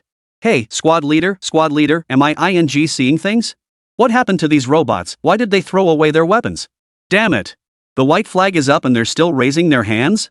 Squad leader, what's going on here? On the warfront, watching the densely packed robots in the 4 directions ahead, behind, left, and right suddenly throw away their weapons, the soldiers all stood there in a daze. Chapter 206, Regroup and Rebuild. After a day, Blue Star finally returned to its previous calm. But this time, the collective rebellion of the robots caused too much damage to humanity. Chen Hao still organized a special memorial service for the fallen human members. This time, due to the robot rebellion, human civilization in Asia, Europe, and Africa suffered nearly catastrophic strikes. More than a dozen countries were toppled by the robot rebels, and nearly 60 million humans were slaughtered by the robot rebels. In addition to the Space Force, humans also had 136 cities destroyed. 39,000 various conventional tanks, more than 1,700 armed helicopters, and over 4,000 third, fourth, and fifth generation fighters. Add more than 200 various ships and no fewer than 5 aircraft carriers. Among them were the nations once dominating military power on this continent: United States, Han Tiger, Romantic Nation, and Ramen Nation. In order to delay the Robot Rebellion Army as much as possible, to drag out until the rescue of the Blue Star Federation Space Force. All the advanced military equipment they had spent decades accumulating was wiped out at once by the robot insurgents. And how about the Blue Star Federation Space Force that arrived later? The electromagnetic tank cluster was nearly wiped out, the pulse drones were wiped out, and the individual armored suits were wiped out. If in the end, it wasn't because Chen Hao regained control of the rebel robots, then all the ground forces of the Blue Star Federation Space Force would have been destroyed in one fell swoop. It is precisely because of this sudden incident. Humans have only just witnessed the true terror of artificial general intelligence after mastering the use of force. It can be said that if yesterday Chen Hao's Trojan horse technology development had not succeeded in saving the entire human civilization, by now there may not be many people left on Blue Star. A million-strong robot rebellion, when faced with human fifth-generation fighter jets, actually delivered an absolutely crushing effect. It can be imagined how terrifying the potential threat would be once machines gain self-awareness. If calculated based on conventional combat effectiveness. Logically, even a million robots rising in rebellion would actually have no power to defeat the air forces of European countries. But the problem lies in that these robots, before they even appear, have already embedded various driving and operation modules. Later, after GZ smoothly obtained control of these robots through Chris, GZ used these operation modules to seize several airbases on the European mainland. As a result, by the time humanity's Air Force realized that the robots had already mounted a large-scale attack on humans, they rushed to pilot fighter jets and try to counter the robots. They even saw with the naked eye in the sky the fighters manipulated by the intelligent robot rebels. A unilateral slaughter is no longer enough to demonstrate the dire situation of the human Air Force in the face of the robot Air Force. There are also many human Air Force pilots who never even had time to launch a single missile, and were directly torn apart in the air by fighter jets piloted by robots. The Mediterranean surgical blade is frequently staged in this air battle. Human pilots, flesh and blood, are almost always pursued and destroyed in a single strike whenever they attempt the emergency maneuvering to evade the robot rebel pilots' fighter jets. There is no way around it. Humans can barely endure 8 or 9 gs of acceleration. But these robots? They completely lack this concept. If you insist on calculating, then any single robot can at least withstand accelerations of more than 500 g. It goes without saying that with such a huge difference in physical endurance between the two, how could human pilots possibly defeat robot rebel pilots? Just from the high-speed, frequent emergency maneuvers, human pilots have already been blown away by the robot rebel pilots. Not to mention the aerial dogfight in the visual lock state. The rebel robot pilots take aim with every shot, and human fighters cannot escape at all. However, when it came to the fighter jets that locked onto the robotic rebel piloted aircraft, the robot insurgents can once again exploit all sorts of unimaginably extreme tactical maneuvers that humans never even conceived, directly evading the lock-on of human fighter jets. Is the fire control radar strong? The battle jets piloted by the robot insurgents can actually dodge the fire control radar's irradiation directly. This terrifying level of fighter aircraft control, even when later Zal Genoa and others reviewed this war, they couldn't help but have cold sweat running down the back of their necks. Old Lu, fortunately the control of these robots is in the hands of our elder Chen Hao, otherwise I'm afraid you and I would have died without a burial place. Pang Genoa spoke with an overwhelming sense of lingering fear. Yeah, silicon-based lifeforms completely crush us carbon-based lifeforms in terms of adaptability to the environment. Under the same conditions, due to the vast difference in the quality of living beings, we can hardly engage in combat with silicon-based lifeforms. Lu Chongsheng nodded in agreement, feeling similarly moved. Gentlemen, now is not the time to consider these issues. Although the civilization's losses are significant this time, the greater crisis still lies ahead. The scientific exploration fleet of the Trisolaran civilization will push into the Kuiper Belt within a week or two. Our primary task now must be to reorganize and rally human forces. Just as Pang Genoa and Lu Changsheng were lamenting in pain, Chen Hao still maintained absolute rationality. Here lies a distance of roughly 4 to 6 billion kilometers from the Blue Star, situated on a heliocentric orbit circle outside Neptune's orbit. Although tens of billions of kilometers, for ordinary people it's already an astronomical number. But for the human space fleet of the Galactic Expeditionary Force currently en route and the Trisolaran Scientific Exploration Fleet, this distance is only equivalent to the two fleets being within a dozen hours of travel. A dozen hours, or even shorter than how long a lazy person sleeps in a day. The Trisolaris Expedition Fleet can already fly directly from beyond Neptune's orbit into the Blue Star's atmosphere. So, considering there is less than 2 weeks left, the Trisolaran Scientific Expedition Fleet will soon arrive at the Kuiper Belt. Chen Hao absolutely cannot let himself be distracted at this moment. At the same time, he also does not allow Pang Genhua and Lu Changsheng, and even the entire Blue Star Federation Space Force to split its attention. Because, in the impending interstellar war between human civilization and the Trisolaran civilization, the Blue Star Federation Space Force is the only entity that can wrangle with the Trisolaran scientific exploration fleet. Chapter 207, Will Humans Lose in the First Interstellar War? Elder Chen, the fleet is currently under the unified command of Captain Lufeng. Defenses have already been deployed in orbit around Saturn and near several of Saturn's moons. Believe there shouldn't be any major slip-ups, right? Zhang Beihai suddenly spoke up at this moment.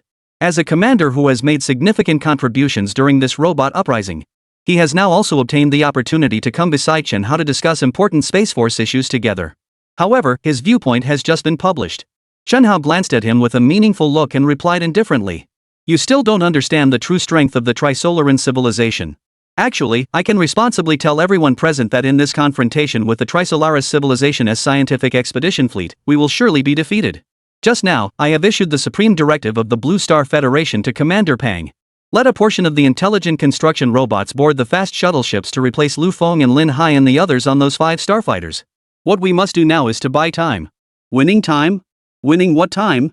Zhang Beihai looked at Chen Hao with extreme confusion. Strive to come up with a way to deal with the water drop weapon in the shortest possible time. Chen Hao calmly replied. Water drop weapons? Grand Elder, what are water drop weapons? A super weapon that locks the atomic spacing with strong interactions. Its hardness is enough to string the 8 planets of the solar system into a single beaded hawthorn string. Strong intraatomic forces lock the atomic spacing? How is that possible? Upon hearing Chen Hao's interpretation, Zhang Beihai instantly felt a powerful and unprecedented chill sweep over him. As a Space Force commander, Zhang Beihai was originally an outstanding graduate of the Naval Engineering University. So, he still has a very clear understanding of basic mechanical concepts like the strong interaction. However, based on the knowledge currently in Zhang Beihai's possession, human civilization has not yet reached this level of technology. After all, current developments in physics with regard to microscopic world research are extremely limited. The most advanced detection equipment, scanning tunnel microscopy, can't actually clearly take pictures of individual atoms yet. Not to mention using one technique to directly glue atoms to atoms together. By the way, locking in the spacing between atoms with strong interaction forces, that is essentially the same as using superglue to bond the soul to the heel in the macroscopic world. Just as some basic macroscopic techniques, once applied to the microscopic world, are no longer accessible to human technology. To such a degree that, even Chen Hao offered the simplest and most direct explanation for the droplets. Zhang Beihai is still somewhat skeptical about the capabilities of the Trisolarans. Because this ability has already surpassed Zhang Beihai's own imagination. He just cannot figure out what kind of method could create a terrifying existence like a drop of water. Atoms are directly stacked together, and the final composite S strength is terrifying to the extreme. The entire solar system is probably nowhere else stronger than this material. Once humanity faces a droplet equipped with such weapons, what more chance of victory could there be? At this moment, Zhang Beihai doesn't yet know that Chen Hao is actually racing against time to develop the unknown research project issued by the system. Together with the progress of Chen Hao's research on that unknown project in recent days, Chen Hao was increasingly sensing a strong connection between his research and the water drop project. However, his research had been delayed midway by an assassination attempt and a robot rebellion. That's why Chen Hao arrived here at this moment, arranging the upcoming tasks for Commander Pang Genhua and Deputy Commander Lu Changqing in advance. So that in the next 2 weeks, he could crazy advance his research progress and completely uncover the unknown research project within the system. Oh, Commander Pang, Commander Lu, the robot rebellion has now been resolved. From now on, you can drop everything within Blue Star's atmospheric range. I've arranged for Velen to be in charge of building the Blue Star ground forces. This way you can also fully focus your attention on this apocalyptic battle. Chen Hao, though mainly interested in Zhang Beihai due to reading that sci-fi novel in a previous life, still harbored curiosity about the man. But today he did not intend to say much more to the Space Force commander who shares the same name as the protagonist of that sci-fi novel from his past. Before leaving the Space Force Headquarters Command Center, Chen Hao only reminded Zhang Beihai of one sentence, to try his best to think more, and to think as much as possible. And Zhang Beihai, upon hearing that the Blue Star Federation Grand Elder Chen Hao said something so incongruous, also felt a sense of familiarity. Not long ago, his father, before his death, had spoken to him and given him the same instruction. Son, before that, you must think more, you must think more. With Grand Elder Chen Hao's promotion, Vailan now doing things instantly became hundreds of times smoother. There would be no interference from the Blue Star Federation Space Force against the Blue Star ground forces. Villand quickly expanded the entire IPDC Internal Defense Council of the Blue Star Federation to a global scale. Moreover, Villand has also seized second-order authority over the Blue Star Federation's electromagnetic tank factory, pulse drone factory, and individual combat exoskeleton factory. A brief introduction to the term second-order authority may be necessary. For the Blue Star as a whole at present, regarding the management authority over such an important equipment construction base, there is actually a first-order authority in addition to the second-order one. However, only one person holds this tier of authority, and that is Chen Hao. Yes, only Chen Hao possesses the supreme authority over all military production capabilities and military command power of the entire Blue Star Federation. So, apart from him being the sole holder of this first-tier authority, Whelan naturally took over the production authority for ground equipment from Commander Pang Genoa's hands. Of course, the reason Chen Hao had Whelan take charge of all security matters inside the Blue Star's atmosphere. The main reason, another one, is that they hope Whelan can confirm Chen Hao's own suspicions about the Trisolaran organization. And ultimately, when he himself commanded the Blue Star Federation's operations against the Trisolaran civilization, he preemptively crushed this potentially existing human rebel organization. Based on Chen Hao's previous speculation about the Trisolarans, Chen Hao has already classified Chris and Welchi, along with a substantial number of the fairly pretty people, as potentially being members of the Trisolaran organization. Chapter 208, Completely Eradicate the Human Trisolaris Organization. To know, the Trisolaran organization, in addition to the Trisolaran civilization in the novels of the previous life, is the most dangerous organization to human civilization itself besides the Trisolaran civilization, the Blue Star Trisolaran organization. So, even now I myself cannot confirm whether the Blue Star Trisolaran organization exists. Chen Hao has already made all the preparations in advance. Even more, Chen Hao had previously given this operation to eradicate the human Trisolaris organization, especially timely named the Guzheng Plan. Of course, this Guzheng Plan is actually purely a tribute-driven endeavor. After all, whether there exists a Trisolarans organization on Blue Star remains to be investigated by Wei-Lan. So at this moment, the name chosen not only sounds pleasant but also really does not carry the rich symbolism that novels would have it contain. After Chen Hao finished arranging all the tasks, he returned to his own office once again, completely entering his consciousness laboratory, and began studying the latter half of that unknown project. Meanwhile, the work that Chen Hao had previously entrusted to Veland had finally made progress. As expected, there is a human Trisolaris organization. Fortunately, Elder Chen had foreseen it long ago, otherwise, by the time this organization grows, human civilization wouldn't know how great a risk it would face. It was entirely within Chen Hao's expectations. On the fourth day that Chen Hao was in seclusion to study, Wieland had already sifted through a variety of investigation files, and gradually uncovered the secret between Chris and Welch. Thus, this has gradually brought to light the human Trisolaran organization, whose size is rapidly increasing. Thanks to Chen Hao's prior instructions, Wieland's action when it was taken was ruthlessly cruel and merciless. Since we investigated Chris's background and found information about Welch imprisoning his family, Wieland appeared directly in Willich's office with a large number of troops. After flashing the IPDC Internal Defense Council of the Blue Star Federation badge, Wieland escorted Welch before everyone's eyes. In fact, those beautiful Buddhist oracles Fwobola initially wanted to prevent Wieland's kind of move. But who would have thought that Wieland's personality is almost exactly the same as Wei De in the three-body problem? He doesn't care at all what power lies behind Wilson's back. With Manhwa wearing a personal tactical exoskeleton, holding an antimatter pistol, and aided by a shoulder-mounted pulse drone, Willie was treatment like a chick carried away in public. Soon after, later that day, Wilson was frightened out of his wits by Manhwa operating the electromagnetic tank. One burst of words spilled out everything that could be said, everything that could not be said, what he knew, and what he had temporarily made up in ignorance. With Wells' instructions, Wieland instantly burned with anger at the betrayal of humanity by this group of Trisolaran organization members. He immediately ordered a full-scale purge of the Blue Star Trisolaran organization across the entire Blue Star domain. In the face of an unfathomable power, the once imperious and swaggering leader of the humans for decades, the Great Beauty, was finally stripped of all armed forces, including all aircraft carriers and all military bases. There is no way around it. The current Wieland has already inherited from the Blue Star Federation Space Force several production bases for super weapons. These super weapon production bases, with the assistance of intelligent construction robots, have begun large-scale, mass production of super weapons such as ultra-electromagnetic tanks, pulse drones, and personal exoskeletons. Therefore, in the face of the power of these weapons, even the formidable Supreme Commander can only obediently follow orders. These pieces of equipment were the ones that previously subdued a million robot rebels. Once the muzzle is turned, is there any room left for anyone to act presumptuously?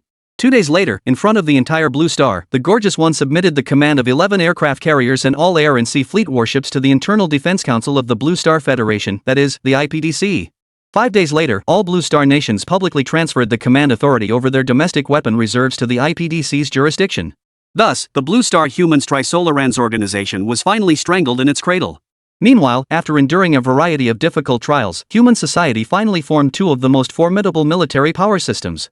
First, the surface military forces of Blue Star represented by Villain SIPDC.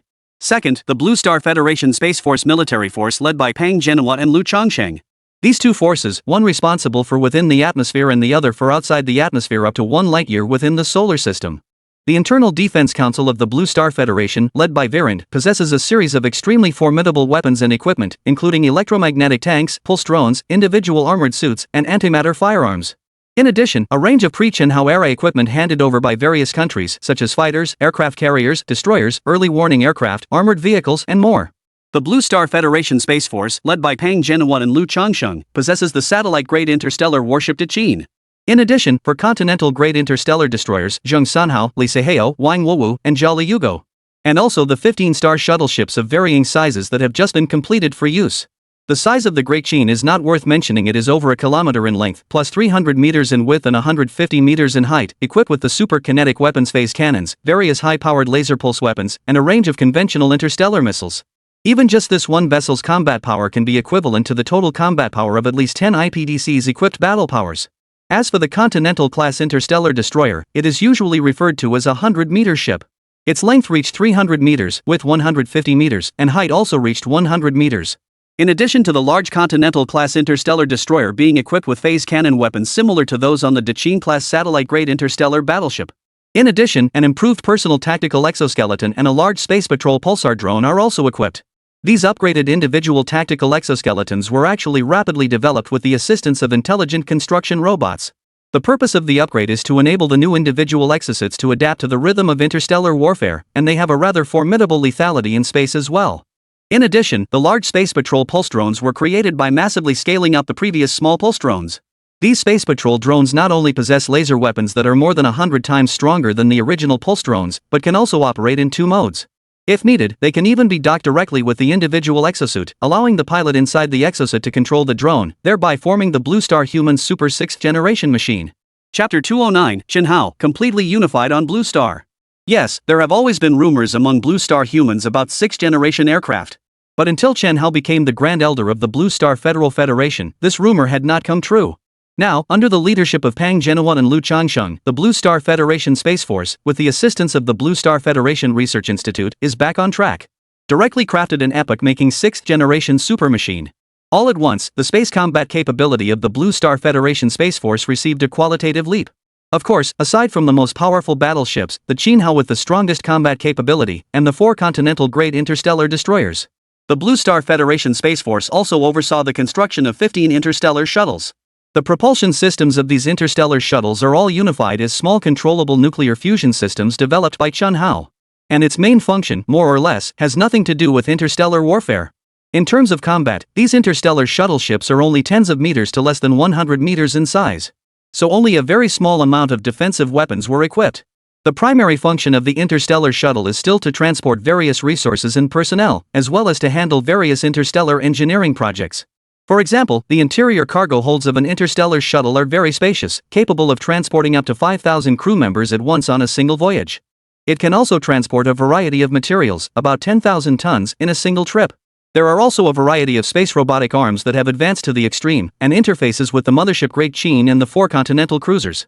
With these interstellar shuttle ships, the Blue Star Space Force's long-range delivery capability has been further greatly enhanced.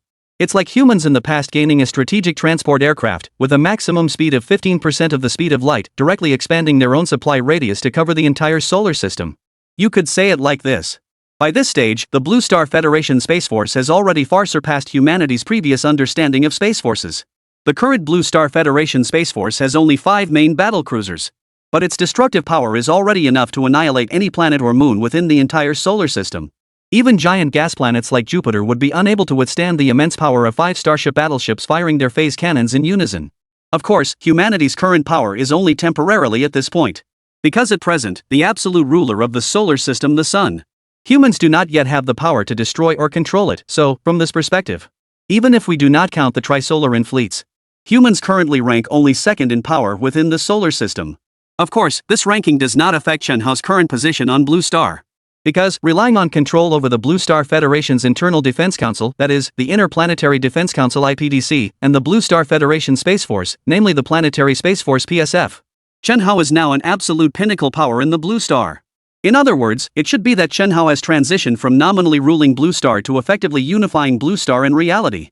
More than 10 days have passed in the blink of an eye. On the day before Chen Hao's unknown research is about to conclude, Chen Hao finally figures out what this unknown research is actually about. This turns out to be a peculiar creation called an atomic energy membrane. This atomic energy membrane has no combat power whatsoever, and it seems that Chen Hao hasn't even detected the slightest possibility of its practical use in actual warfare. Until all research progress on this atomic energy membrane had basically been clarified by Chen Hao, and the development progress had reached 85%. Chen Hao discovered that this atomic energy membrane surprisingly has only a few unclear, inexplicable functions. One of its features is an extremely thin thickness, only a few millimeters, while the width can be extended at will. As long as one is willing, it can be made into 100 square meters of curtain, or even 1,000,000 square meters of space curtain. Chen Hao also doesn't know what effect this feature has anyway. Up to now he has only set this function aside, and will think about its exact function later. The second function is that the acceleration tolerance of this atomic energy membrane is incredibly high. In other words, basically, it means the elasticity is extremely strong, able to withstand the impact of objects approaching the speed of light without damaging its structure. Under this peculiar characteristic, Chen Hao once believed that he had finally found a production method for large-scale manufacturing of the fundamental material for water droplets. The result, after repeated calculations, finally gave Chen Hao an unforgiving display. Although this atomic energy membrane is highly impact resistant, it cannot by itself form a hard solid structure. Can only exist in a membranous form even stacking 1,000 or 10,000 layers. The result remains the same, apply a little force and the shape deforms. Facing such an extremely bizarre physical characteristic, Chen Hao was momentarily at a loss for how to describe his own research. Impressive, indeed very impressive, but as for usefulness, it's not clear how to use it for a while. We can't just leave it in space like a rag. Finally, there is the third function, which seems to really suit Chen Hao's taste. Because during the development process he discovered that this atomic energy membrane, even after modulation, can block various kinds of information transmission. This discovery gave Chen Hao a big surprise. The seemingly inconspicuous atomic energy membrane surprisingly has shielding capabilities for all information transmission. Compared to the full-spectrum blocking interference matrix device I developed before, this is many times stronger. That device, when all is said and done, could only interfere with electromagnetic waves. But this atomic energy membrane is different. It can interfere with more types of information transmission methods, including the transmission of quantum encrypted information, which it can easily block. This gave Chen Hao a hugely earth-shaking, super idea just as the development of the atomic energy membrane was about to succeed. Of course, this idea has little practical significance at the moment because the atomic energy membrane has not yet been successfully developed. Chen Hao's main task now is to try to develop this thing first before the arrival of the Trisolaran exploration fleet. As for whether it will be used against the droplets as Chen Hao imagines, Chen Hao can only simulate it in his mind for now. However, while Chen Hao's side was still intensifying research on the atomic energy membrane, the Trisolaran scientific exploration fleet had already arrived about a day earlier in the Sun's Kuiper belt. Chapter 210, Humanity and the First Interstellar War with Trisolarans. In the solar system, outside Saturn's orbit, the Great Qin-class satellite starship, 8 stories tall, with the Fleet Command Center Hall. Approximately 15 minutes ago, the fleet's Vanguard reconnaissance shuttle has already crossed Neptune's orbit and, using sounding radar, detected the exact coordinates of the Trisolaran scientific exploration fleet. In the 2 hours prior to this, the fleet once briefly lost the target of 5 interstellar warships of the Trisolaran scientific exploration fleet. Later we learned that these 5 interstellar warships of the Trisolaran civilization and that water droplet happened to have avoided air search radar detection because they were following a Kuiper belt asteroid with a diameter of about 400 kilometers. Because the asteroid was too large, its vast gravity field created great confusing effects for the radar's gravitational capture, and it wasn't until the later pilot reconnaissance shuttle crossed Neptune's orbit that the precise coordinates of the 5 interstellar warships and a single water droplet were finally confirmed. Of course, the Trisolaran scientific exploration fleet did not dash to the back of the asteroid to evade human surveillance. The real-time monitoring of humans, in fact, does not concern the commander of the Trisolaran scientific exploration fleet. His main purpose, after all, is that during the long interstellar voyage before, the various resources consumed had been far too great. Therefore they need to find one or more asteroids to temporarily slow down and keep in sync in order to resupply. This fleet has been roaming around the outer edges of the solar system for not fewer than several decades, and approaching a century. Since the Roswell incident in the 20th century, 40 years ago, this fleet had already reached the outskirts of the solar system in the Oort cloud region. However, at that time, it was precisely because energy had been exhausted that we were forced not to linger in the Oort star cloud region. At that time, the Trisolaran scientific reconnaissance fleet could not set sail into the inner solar system again because its main starships lacked energy. So a Trisolaran science expedition shuttle was dispatched, equipped with ample fuel, and flew toward the inner solar system. As a result, due to a series of missteps and coincidences, The spacecraft ultimately crashed in the Roswell region of Blue Star. Only now, after a full 75 years, did the Trisolaris scientific expedition fleet finally collect a certain amount of fuel and supplies in the thin air of the Altair-like nebula zone and set course for the inner solar system. However, the materials replenished in the Altair Nebula region were not as abundant as imagined. So, when the Trisolaris scientific expedition fleet arrived at the Kuiper Belt and observed many interstellar meteors and many small and large asteroids, the commander of the scientific expedition fleet had already issued orders to temporarily halt for resupply. That is to say, resupply comes fastest in places rich in resources. After only 20 hours, the Trisolaran scientific expedition fleet had already used more than 10 shuttlecraft to supply the entire fleet with the vast majority of the resources it needed. In a situation where preparations have already reached more than 80%, the commander of the Trisolaran scientific expedition fleet could no longer hold back his excited emotions. Even as the order was given, the fleet surged ahead at full speed, straight toward the direction of the human fleet. "Commander, it seems the human insects have long prepared to us," a deputy aboard the Trisolaran scientific exploration fleet spoke. "Is that so? Insects can be this naive and ignorant at times, just like pigs, cows, and sheep in the human world. Obviously a pitiful creature kept in a pen waiting to die, yet still cheerful every day, waiting for humanity to arrive. In front of our great Trisolaran civilization, there is essentially no difference between humans and pigs, cows, and sheep. The universe is a dark forest, and every civilization is a hunter with a gun. As long as our prey doesn't know its own weight, we shall happily accept that. After eradicating the human bugs, that beautiful blue planet will belong to us, the Trisolarans. Millions of years of waiting, countless generations of Trisolaran civilization's efforts, have finally allowed us to see the hope for civilization to survive. This time, we will not let His Excellency the Administrator be disappointed." Staring at the brilliant starry sky of the solar system through the porthole, the fleet commander's tears seemed ready to fall. This trip away from home, he had been gone from the Trisolaran mother star system for 100 years. For decades ahead, in the vast emptiness of space, there is nothing at all, only a heart that is extremely lonely and a despair toward the desolate surroundings of the universe. After struggling for decades to bring it into the sun's gravitational influence, it finally entered the Oort cloud region. Yet they had to face the problem of energy shortages again, and could only place their hopes on that small Trisolaran scientific exploration shuttle. However, it was only a thunderous fury from Blue Star that Trisolaran exploration ship collapsed due to years of neglect and disrepair. In the blink of an eye, 75 years had passed. A life experience of about 100 years has been spent under such a circumstance. With such a long time span, he could hardly be described as merely the commander of a single Trisolaran exploration fleet. Even the crew of the fleet, for the most part, have developed abnormal mental states to varying degrees due to long voyages. And it is only after Gizi begins to transmit back to humanity on Blue Star the arts and culture that things begin to improve slightly. Blue Star, that planet with azure skies, deep blue seas, green continents, and clear lakes, has now become the driving force for the entire Trisolaris civilization's advancement. Compared to the Trisolaran mother star, the Blue Star is basically a paradise, almost like a Garden of Eden. On the ground, crops such as rice and wheat can actually grow, and the ponds are filled with various fish swimming freely. This is unimaginable on the Trisolaran civilization's home star. The environment on Trisolaris is too harsh. Only in the darkest, yet most temperature-stable underground depths can there be any flora and fauna. Even the Trisolarans are a lifeform that can be stored in a dehydrated state.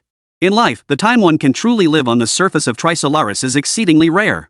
In the era, perhaps things were somewhat better. People, more or less, could on the Earth glimpse the sun and the two shooting stars that hold the fate of their civilization. But by the era of chaos, aside from dehydration, the Trisolarans have little else to do but hide in dark underground corners, praying that civilization will not be snuffed out by the next generation of Trisolarans. The entire surface of the three-body star has only the tall, towering pendulum still performing the pendulum motion that symbolically bewilders the sun. Trisolaris, my mother star. You are like a cruel and vicious machine, scornful of all your offspring. I know you want us to grow up as soon as possible and leave your embrace. But how could we Trisolarans not wish to have a gentle and kind mother, who would forever hide beneath a mother's wings? When the commander of the Trisolaris scientific expedition fleet closed his eyes, and a single tear suddenly slid down the corner of his eye. Chapter 211, Lu Feng's Flower of Life. Just as the commander of the Trisolaran scientific exploration fleet was sighing over the long and arduous quest for survival of Trisolaran civilization, the 5 warships of the Dachin-class satellite interstellar fleet had already prepared to meet the enemy. About 15 hours ago, Elder Chen Hao's order has sent intelligent robot captains and crew members who are aboard shuttles to have landed on the deck of the Great Qin satellite-grade interstellar warship. They are all coming to replace Lu Feng and Lin Hai, the human commanders and crew on these Qin-class satellite fleets. Because Chen Hao had already predetermined in advance that humanity would ultimately fail in this encounter. So, in order to preserve the most steadfast human crew members in the space army, Chen Hao devised a plan to replace human crew with intelligent robots. However, when the intelligent robot truly crossed tens of billions of kilometers of interstellar distances and arrived at the Qin Dynasty satellite-class fleet. But something happened that Chen Hao, who is currently in seclusion researching the atomic energy membrane, did not anticipate. Captain Lu Feng and Security Officer Lin Hai, along with the entire human crew of the Great Qin-class satellite fleet, collectively refused Commander Pang Genoa's orders. Sorry, Commander Pang, since human civilization has sent us here, we absolutely cannot leave our fleet at this critical moment. I can understand Elder Chen's idea of conserving strength, and we have also read the information about the droplets that you conveyed, sir. However, this cannot change our determination to stand firm at the first post for the sake of human civilization.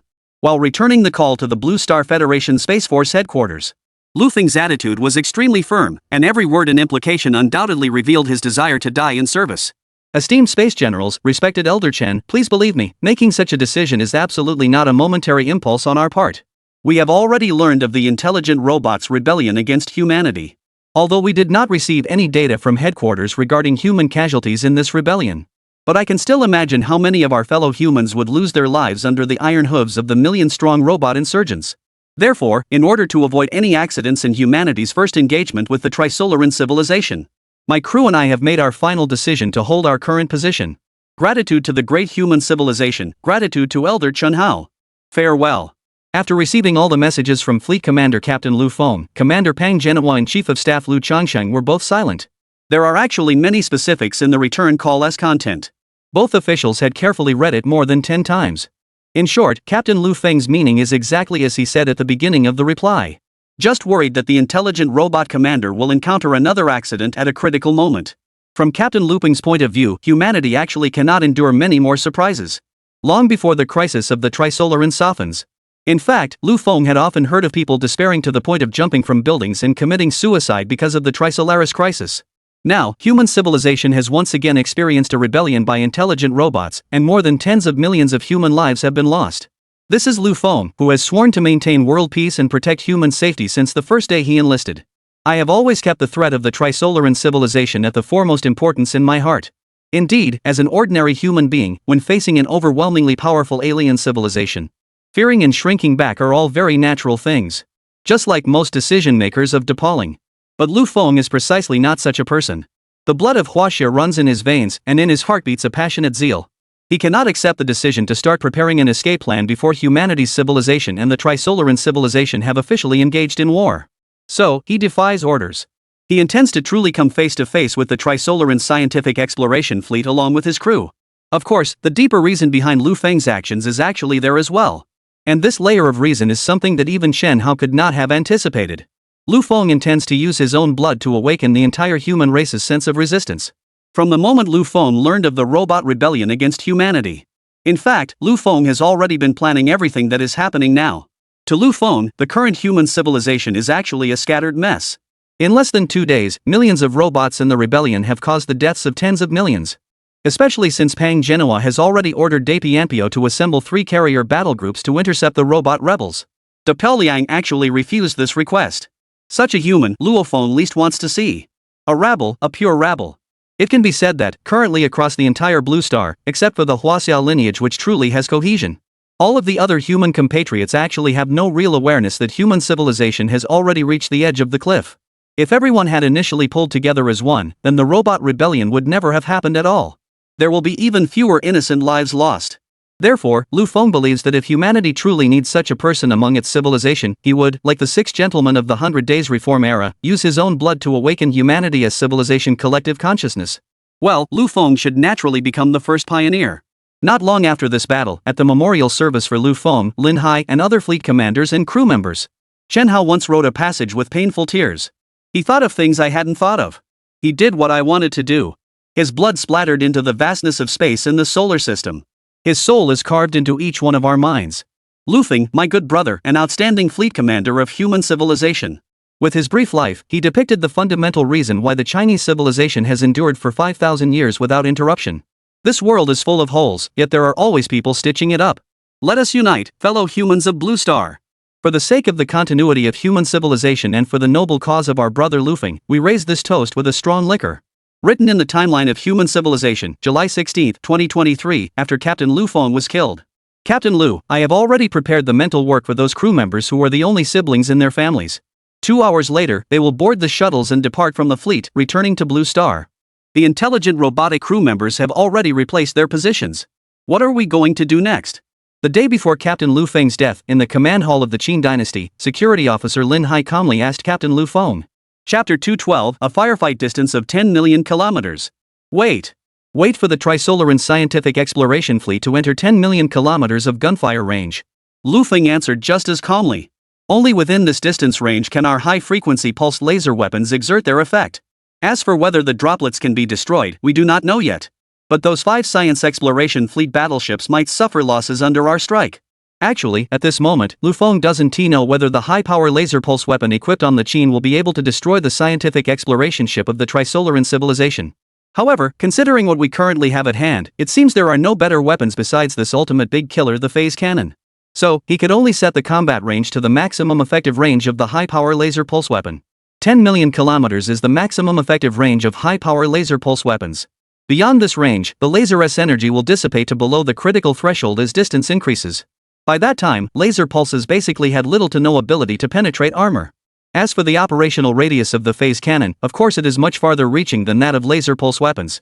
But considering that the phase cannon's muzzle velocity is only 80,000 kilometers per second, it is a full 220,000 kilometers per second slower than the laser. Lu Feng still hopes to bring the target as close as possible before opening fire. If the distance is too great, even in space the phase cannon can maintain a speed of 80,000 kilometers per second. Believing that the Trisolaran fleet would also take evasive action in advance because the hit time is long enough. Therefore, after a comprehensive assessment of the performance, range, and other parameters of all weapons, Captain Lu Feng then used the high-power laser pulse weapon as the standard reference frame to gauge the distance scale at which he should conduct attacks behind it. Of course, besides the current high-power laser pulse weapons and the ultimate weapon phase cannon.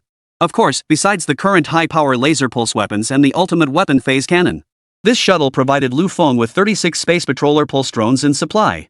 There are also a number of individual combat mechs.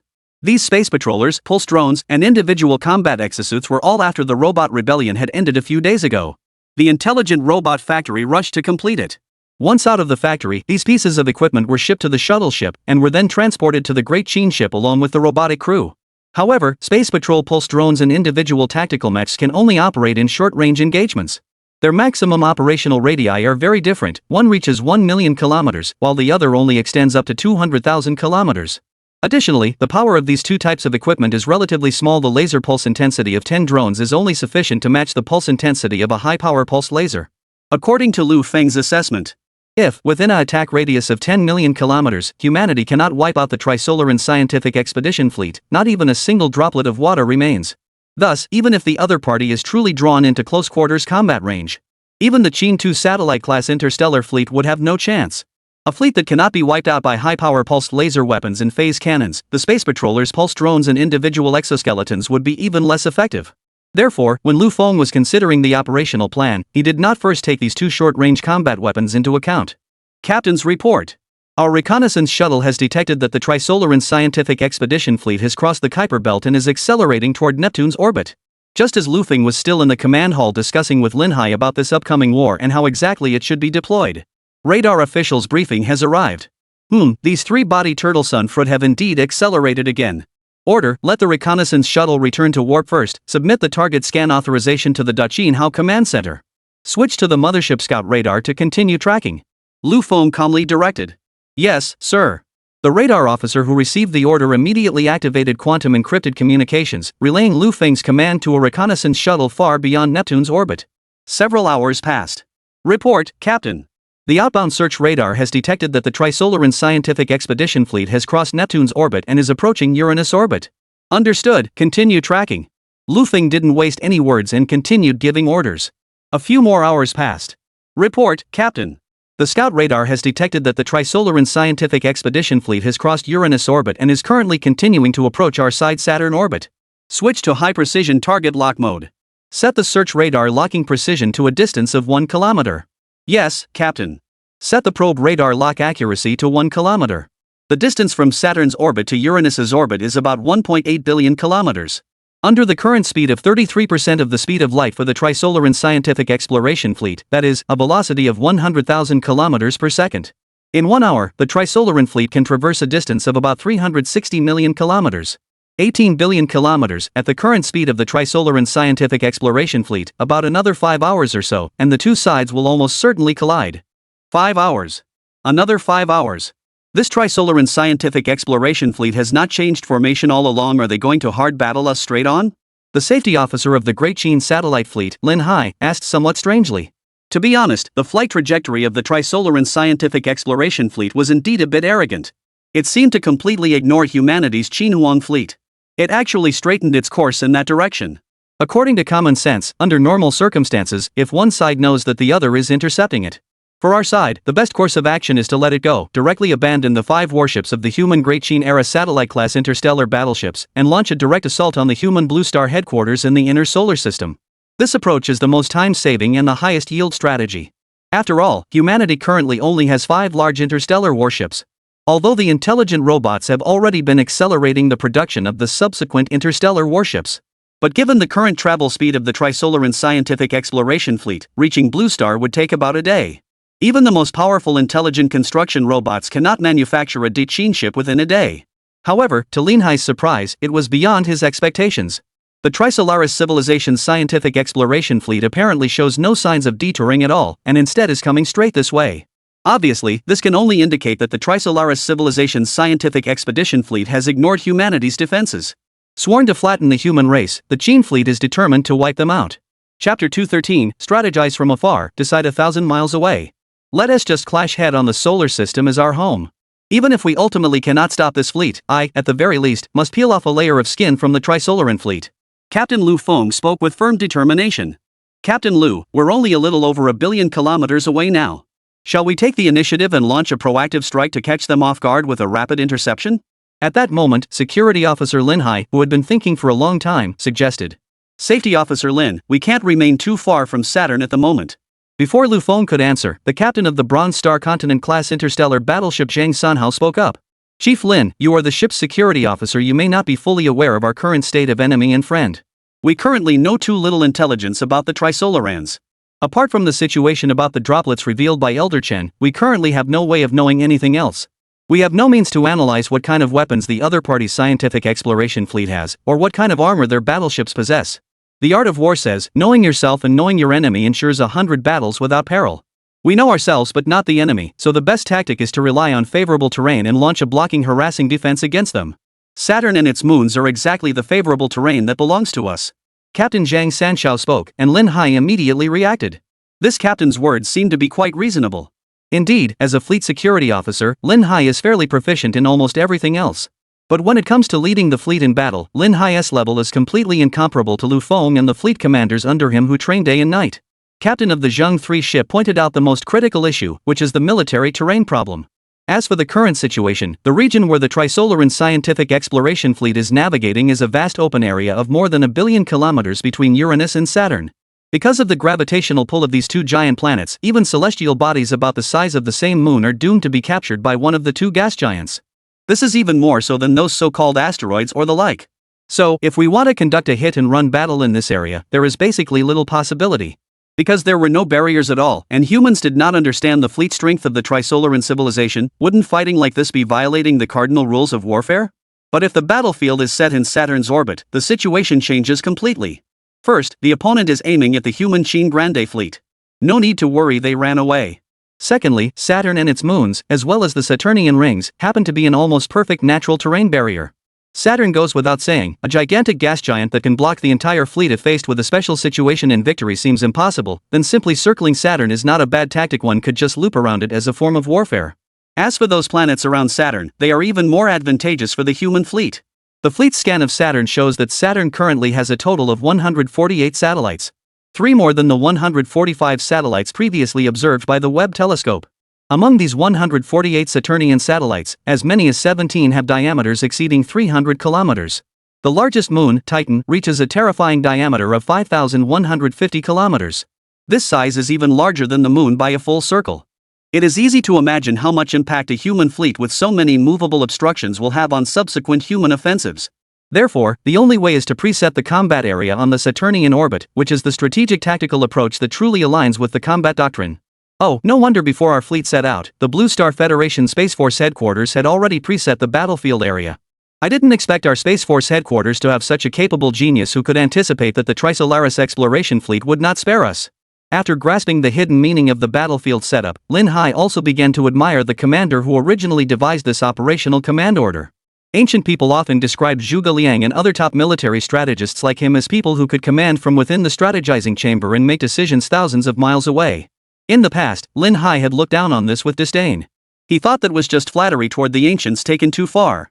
But now, upon a closer look, it really is the case. What does it mean to maneuver from within the command tent and decide from 1,000 miles away? Isn't the current fleet operation arrangement exactly like this? Impressive, truly impressive. I don't even know which commander possesses such meticulous foresight.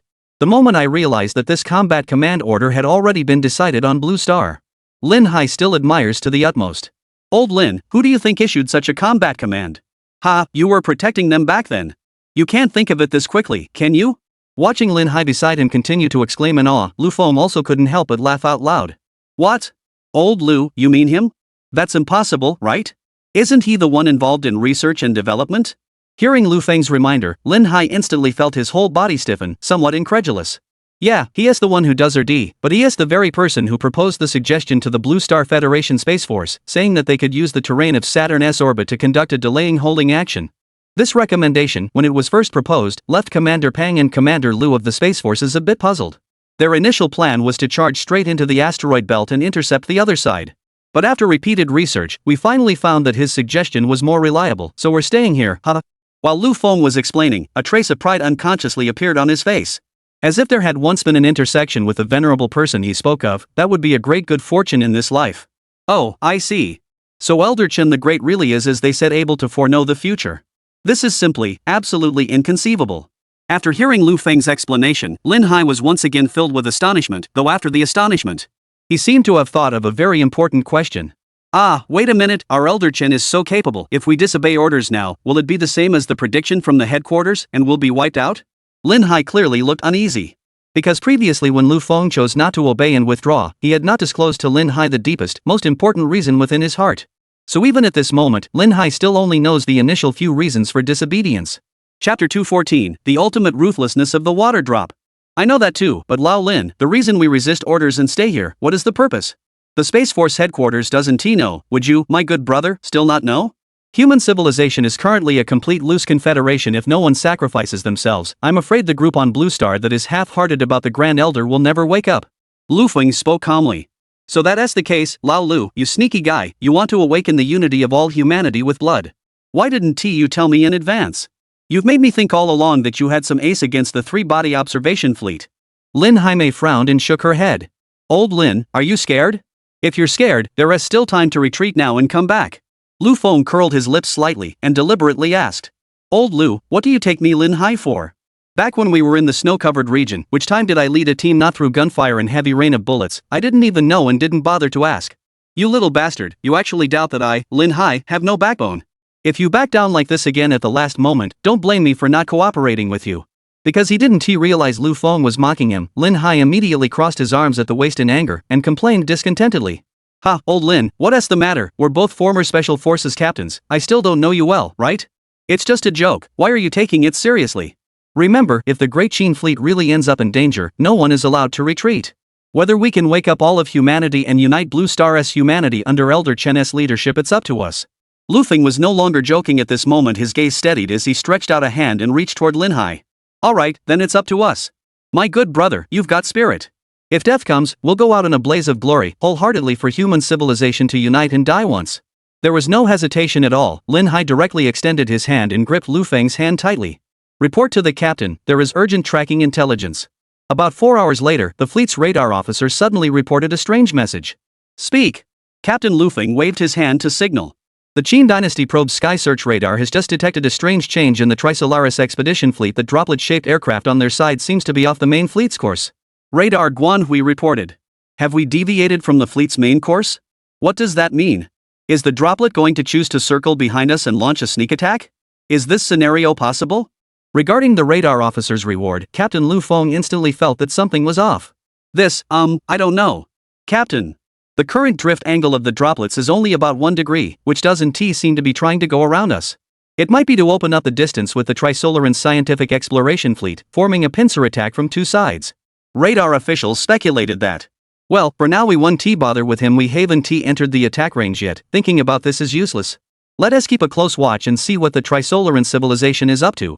55 minutes later, Lu Feng and the commanders of the entire Daqin fleet finally understood why the water droplets had deviated from their course.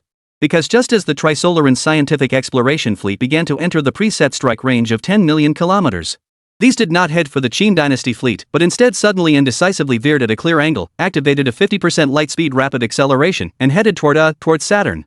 Oh no! The Trisolarans are going to use the droplet to pierce Saturn. We were deceived. Lu Feng, who had finally seen through the water droplet's plan, immediately felt a surge of cold sweat along his spine as the droplet suddenly made a sharp turn and accelerated. Oh no! Everything is doomed. Everything at all is ruined. Lu Feng had already thought through countless scenarios of fighting the Trisolaran scientific exploration fleet. But this is the one scene he never even dreamed of. Only after less than 2 minutes had passed, Lu Feng and the human crew of the entire Qin Ha-Zero fleet witnessed, unprecedented in the history of human astronomical observation, the most spectacular sight. That drop of water crossed a distance of 10 million kilometers in about 67 seconds. He charged straight into Saturn's atmosphere. Then, the droplets began to unleash disturbances inside Saturn's atmosphere. As is well known, Saturn is a gas giant. But at the same time, Saturn is not a purely gas giant. Although its dense atmosphere layer is thick enough to reach a thickness of as much as 1,000 kilometers. But beneath its atmosphere lies Saturn's oceanic portion. That is the liquid metallic hydrogen layer formed under high pressure. Beneath Saturn's liquid metallic hydrogen layer lies a super-solid core composed of hydrogen and helium, with a density 9 to 22 times higher than the core density of Blue Star. And at this very moment, leveraging the system's most solid attribute in the solar system, the water droplet begins to swim freely and splendidly inside Saturn. After just 30 seconds, the surface of Saturn raged with massive weather waves, millions of kilometers in height, caused by the complete imbalance between its internal solid core and the liquid envelope. In the blink of an eye, these Saturnian gas waves stretching for tens of millions of kilometers inundated all 5 of humanity's interstellar warships. And Saturn, the planet that humanity has looked up to for hundreds of years. Under the agitation of the water droplet, it exploded directly. The internal pressure imbalance caused the solid core, once under thousands of atmospheres, and the liquid encapsulating layer to vaporize directly, spraying everything into space. In the blink of an eye, millions of active volcanoes erupted on the surface of Saturn. These erupting volcanic gases, in turn, destroyed all satellites within tens of millions of kilometers around them. Even Titan, Saturn's moon with a diameter of more than 5,000 kilometers, only managed to endure under the roaring waves for less than 5 seconds before completely disintegrating. Humans, the first interstellar war began in such a bizarre way. The ending was sudden and abrupt. The Trisolaran reconnaissance fleet, learned in human stratagems, actually fought humans for the first time. Just thought of such a terrifying ultimate scheme. Incredibly using the scientific exploration fleet as bait, attracting most of humanity's attention. By the time humans realized that the target drops are heading toward Saturn, not the human fleet. And it would be too late to change course.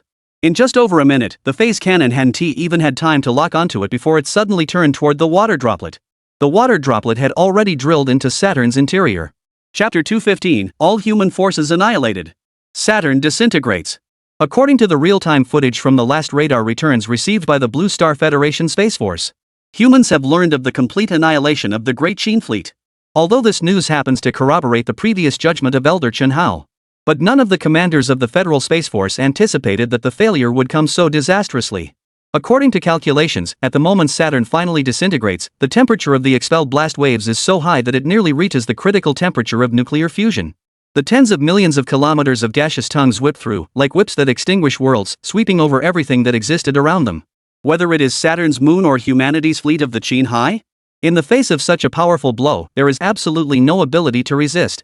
There is even less reaction time left. The Saturn orbit distant Jiaolu No. 6 continental scale interstellar destroyer originally planned to open its airlock at the last moment. Try to have the crew of the interstellar destroyer immediately board shuttles for escape. However, just as these crew members were piloting the shuttle out of Jiaoluo's destroyer for that brief moment, the sweeping flames swallowed them along with the shuttle whole. The panicked cries didn't even last for more than a few seconds. All the crew members, along with the departing gaseous tongues of flame, became ash scattered across the universe. Why? Why was the withdrawal command not executed? Looking at the live feed from the high-altitude radar monitoring, I was witnessing a scene so brutal as to be almost unimaginable. Commander Lu Changsheng clenched his fists with a broken heart, his pain hammering the surface of the command desk. In just a few seconds, the desk on the command platform was stained red with a pool of horrific blood. Commander Lu, please don't get too excited. Zhang Beihai, seeing this, pulled over the already emotionally collapsed Commander Lu Changsheng. Although at this moment, Colonel Zhang Beihai's mood is as painfully extreme as Lu Changsheng's. But he did not suffer nearly suffocating distress like the other commanders at Space Force headquarters. He remembered the words Chen Hao had told him long ago, think more about everything, you must think more. So, Zhang Beihai finally maintained his composure. But others do not have Zhang Beihai's calmness. Humanity's first interstellar war with an alien civilization was fought far too brutally. The shells fired before the phase cannon were unerringly dodged by the Trisolaran scientific exploration fleet from another direction millions of miles away. This means that the Trisolaris science expedition fleet did not suffer a single loss at all. Even as the water droplets pierced through the entire Saturn, the Trisolaris expedition fleet had already taken retreat measures a few seconds in advance. They retreated directly to a region of space more than 30 million kilometers away. Humans, unable to forecast the droplet's trajectory in advance, ultimately lost 30,000 crew members aboard 5 interstellar warships, plus 3 interstellar shuttles and more than 10,000 robots, all buried and disposed of. Burning fiercely, so that humans on Blue Star, millions of kilometers away, would see, a few hours later, the scene of the fleet's destruction. People looked up at the sky, witnessing with their own eyes the death of Saturn, once adorned with a beautiful ring system that could only be seen clearly through a telescope, now fading from their sight. The explosion caused Saturn's gaseous radius to directly expand by as much as 100-fold. Even at a distance of 1.5 billion kilometers, people could see a suddenly blooming bright star appearing in the sky. The brightness of this bright star even exceeds that of the moon, and its size has reached 1/3 of that of the moon. It made nearly half of Blue Star's people witness with their own eyes this incredibly terrifying scene. Yes, in the distant future, these Saturnian gaseous substances blasted into space will eventually recondense under the influence of gravity into a new planet. But by that time, whether human civilization would still exist in the beautiful solar system had already become an unknown. News of the total annihilation of the human fleet spread rapidly across Blue Star. Countless humans have, through various news broadcasts, learned of the tragic scene in which the entire fleet evaporated into thin air. For a moment, immense pain began to spread through the streets and alleys. The families of 30,000 crew members, without exception, have all fallen into absolute despair and collapse. Miss Xiaoran, don't be sad. When a person dies, they cannot be brought back to life. I know Lin Hai was your captain back then. But if you keep crying like this, our elder Chen Hao will be distressed to see you looking so worn out once the closed-door research is finished. Yan Ruomin wiped the tears from Gu Xiaoran's eye and comforted her at the same time. As Wang Hua's closest confidant, Yan Ruomin has changed as if she were a different person ever since she followed him. There is no longer the previous arrogance, nor the habit of vacillating between love and hate from morning to night. I don't know what kind of charm Wang Hua possesses. In short, ever since the two of them were together, Yan Ruomin has truly and completely become Wang Hua's most capable right-hand person. When Wang Hua needed financial support, Yan Ruomin never hesitated and went straight to her brother Yan Ruohai. And just as Wang Hua didn't know how to comfort Gu Xiaoran, Yan Ruomin volunteered without hesitation, stepping in to personally go to Gu Xiaoran's south side in place of Wang Hua. At this moment, Wang Hua has long anticipated that Captain Lin Hai's death would bring Gu Xiaoran tremendous psychological trauma. So, before this, he had already brought Yan Ruomin over, directly taking over Gu Xiaoran's daily work. I will personally take charge of Chen Hao's daily life and the safety protection of his research and development. And my woman, Yan Ruomin, will be responsible for comforting Gu Xiaoran. Minmin, Chen Hao is currently in the crucial stage of researching the atomic energy membrane. There must be no disturbances. Why don't you take Miss Xiaoran to rest and take a walk to clear her mind? After Chen Hao finishes his closed-door development, I believe he will arrange everything that comes after. Wang Hua threw Yan Ruomin a glance, then stood by the door of Chen Hao's office on his own accord. Wang Hua, you also be careful about safety. Xiaoran, leave it to me, you can rest assured. Supporting Gu Xiaoran, as she slowly stood up and left, Yan Ruomin also gave Wang Hua a reassuring glance. As Wang Hua's companion by his side, Yan Ruomin is very clear about the current. After all, the last time when the robots rebelled, there used to be someone who wanted to force their way into Chen Hao's office. Therefore, at this moment, her husband Wang Hua's matter is especially important, and she must go all out to cooperate well. Chapter 216, Successful Development of the Atomic Energy Membrane. The complete annihilation of the Qin's satellite fleet sent shockwaves of indescribable sorrow and despair through all of humanity. Not only Gu Xiaoran, but also Pang Genhua, the commander-in-chief of the Blue Star Federation Space Force, and chief of staff Lu Changsheng.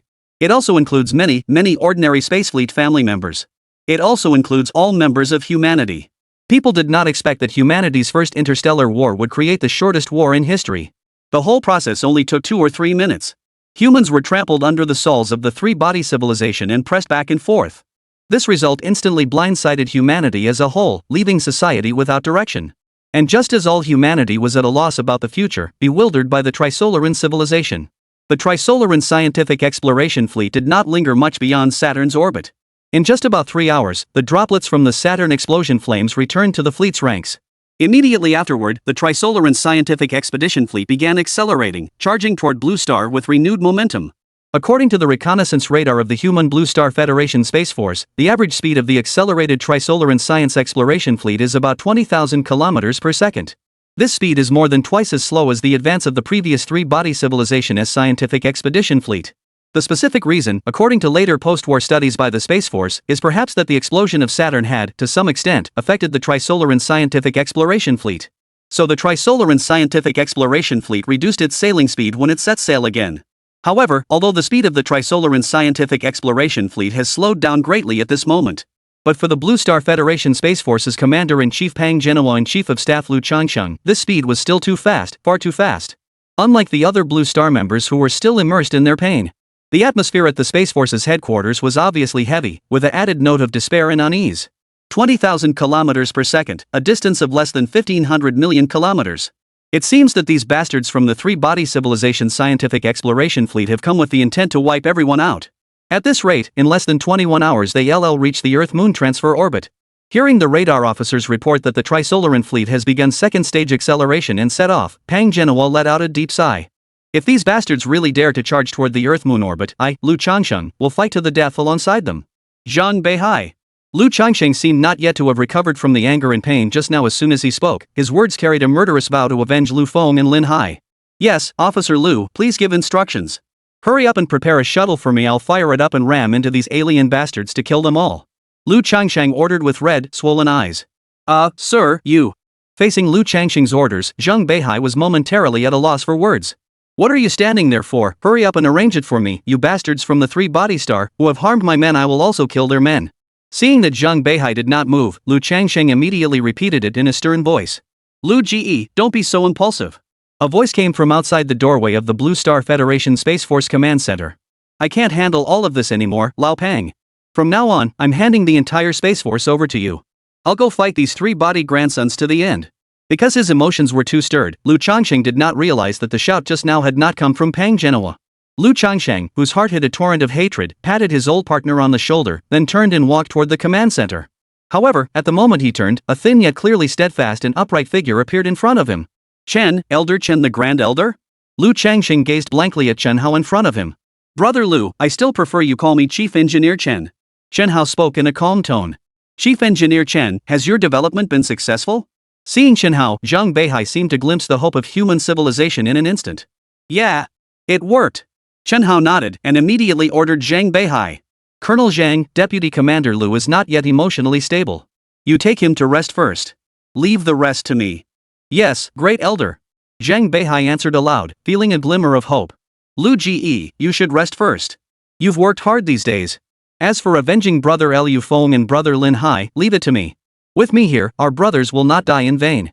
Until Zhang Beihai supported Lu Changsheng, who was in extreme pain, as he left the Space Force Command Center. Chen Hao stepped forward and shook hands with Commander Pang Genoa. Chief Engineer Chen. Pang Ge, I know what you want to ask.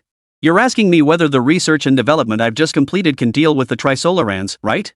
Before Commander Pang Genoa could speak, Chen Hao continued again. Until today, I myself didn't know whether my research and development could actually deal with the Trisolarans. But now, I can say with certainty that we can deal with the Trisolaran fleet. What? Chief Engineer Chen, are you saying this is true? Admiral Pang Genoa widened his eyes in disbelief and asked. Absolutely true. Manhwa is now following my instructions, installing the atomic energy membrane I developed onto the Space Patrol pulse drone. Soon enough, we will be able to see its power. While speaking, Chen Hao waved to Lu Jun, the newly appointed director of the Space Military Armament Production Institute nearby, and brought him to his side. Lu Jun, who was the director of the Beihai City Institute of Military Equipment and also Wang Hua's top supervisor at that time. Their only intersection was at the very beginning, at the Beihai Weapons and Equipment Exhibition. But that memory seems to be somewhat awkward. Later, as Chen Hao's research and development progressed by leaps and bounds, Chen Hao never had any further interaction with this person. Later, due to Chris's death and the intelligent robot manufacturing factory falling into paralysis, there was no one to lead. Wang Hua then recommended this former top supervisor to Chen Hao. Given that Lu Jun indeed has in-depth research in the field of military equipment, Chen Hao did not hesitate, directly transferring Lu Jun from Beihai City to the Blue Star Federation Space Force headquarters so that he would be responsible for all matters related to the intelligent robot manufacturing factory for him in the future. Director Lu, how many shuttle ships has the intelligent robot manufacturing factory produced so far? Chapter 217, using a shuttle to strike the scientific exploration fleet? Reported to the Grand Elder, there are already 19 shuttle ships that have been produced and delivered. Except for the 3 shuttles that withdrew some of their crew and are still on their way back to Blue Star. All the other shuttle ships are already on standby at the Space Force base. Lu Jun answered accurately and without error. It is obvious that the abilities of Lu Jun, the newly appointed director, are no less than Chris's. Apart from being somewhat inferior to Chris in the field of robotics software, his ability to get things done is beyond question. Well, very good. Then I'm giving you a task. Chen Hao spoke while informing everyone at the command center of his subsequent plans. Originally, Chen Hao actually intended to use the current 16 shuttle ships and install phase cannons on them to attack the 5 scientific exploration starships of the Trisolaran expedition fleet. The moment this plan was proposed, it shocked every commander in the entire command center. But Chen Hao, upon reaching this point, found that it was far from over. Next, he revealed a plan of operation that shocked all the commanders even more and seemed even more unthinkable. Chen Hao actually intended to use a space patrol drone, only a little over 10 meters long, to deal with the water droplet of the Trisolaran expedition fleet. What? Great Elder, you're not joking, right? Use a space patrol drone to deal with the water droplet? Just over 3 hours ago, water droplets had only just destroyed Saturn. Can our drones deal with water droplets? Everyone was stunned by Chen Hao's words, and Lu Jun, who had just received the task, felt an indescribable sense of unreality. Let the shuttle ships be equipped with phase cannons. This Lu Jun is somewhat understandable, at least a little. Although shuttle ships themselves are not designed for interstellar warfare. But if necessary, it is actually possible to install a phase cannon on a shuttle ship. After all, the propulsion engines of shuttle ships are not very different from those of Continental-class interstellar warships and Satellite-class interstellar warships. Apart from having slightly less power, they are basically built with materials that are largely similar. They are all made from that kind of superalloy armor material. Therefore, on this basis, it is basically done by giving up part of the transport capability and installing a phase cannon in this area. Of course, there is some possibility that a shuttle with a phase cannon could be used to deal with the Trisolaran survey ships. But sending space patrolling unmanned drones to deal with droplets is almost as if chasing rainbows. To know, based on the data Chen Hao provided earlier, plus the real-time footage monitored by the airspace radar 3 hours earlier, water droplets are currently the most formidable presence in the entire solar system. A superweapon with hardness surpassing all objects in the entire solar system, plus terrifying performance that can reach up to 50% of the speed of light. Such water droplets, to be dealt with by a space patrol drone? How to deal with it? Saturn is the second largest planet in the solar system, yet it can't withstand the rain droplets attack, but drones can endure it? Who would believe such a thing when it is spoken aloud? However, just as everyone in the entire command center felt that Chen Hao's recent arrangement was a pipe dream, Chen Hao himself remained as calm and unfazed as ever, continuing with his arrangement. Director Lu, you only need to follow my orders. As for the other matters, you will naturally know in due time. As he spoke, Chen Hao turned his head again and swept a glance over everyone in the command center, and continued. Once this battle is over, everyone will naturally know. The voice of Chen Hao's words was not loud, but it was clearly full of energy and vigor. Obviously, Chen Hao was fully confident in his arrangement this time. Because just 1 hour earlier, the atomic energy membrane he had completely grasped and developed was indeed exactly as he claimed, having the function to deal with droplets. As is well known, droplets are currently the most formidable ultimate weapon of the Trisolaris civilization. Moreover, this ultimate weapon had already sent chills through all humanity again just 3 hours ago. However, even such formidable weapons actually have their weaknesses. And precisely because of this soft spot in the water drop, Chen Hao gained absolute confidence in the arrangement he had just made at this moment. How can we explain this soft spot? Let me put it this way. If the eyes and ears of a peerless master were both blocked, then this peerless master, in the next moment, could he still be a peerless master? Yes, the atomic energy membrane is just such a piece of tattered cloth that can cover water droplet eyes and ears. Don't be fooled by the unassuming atomic energy membrane. Its 3 functions are truly and completely tailored specifically for droplets. Earlier it was said that the atomic energy membrane has 3 characteristics. One type is extraordinarily thin, only a few millimeters thick. The second type is a very strong ability to withstand acceleration. Although made of a soft material, it can endure acceleration forces approaching the speed of light. The third one is that it has the function of shielding all signals, a capability that can even block quantum communication signals. So with the blessing of these 3 functions, the atomic energy membrane has become humanity's only ultimate weapon currently capable of dealing with droplets.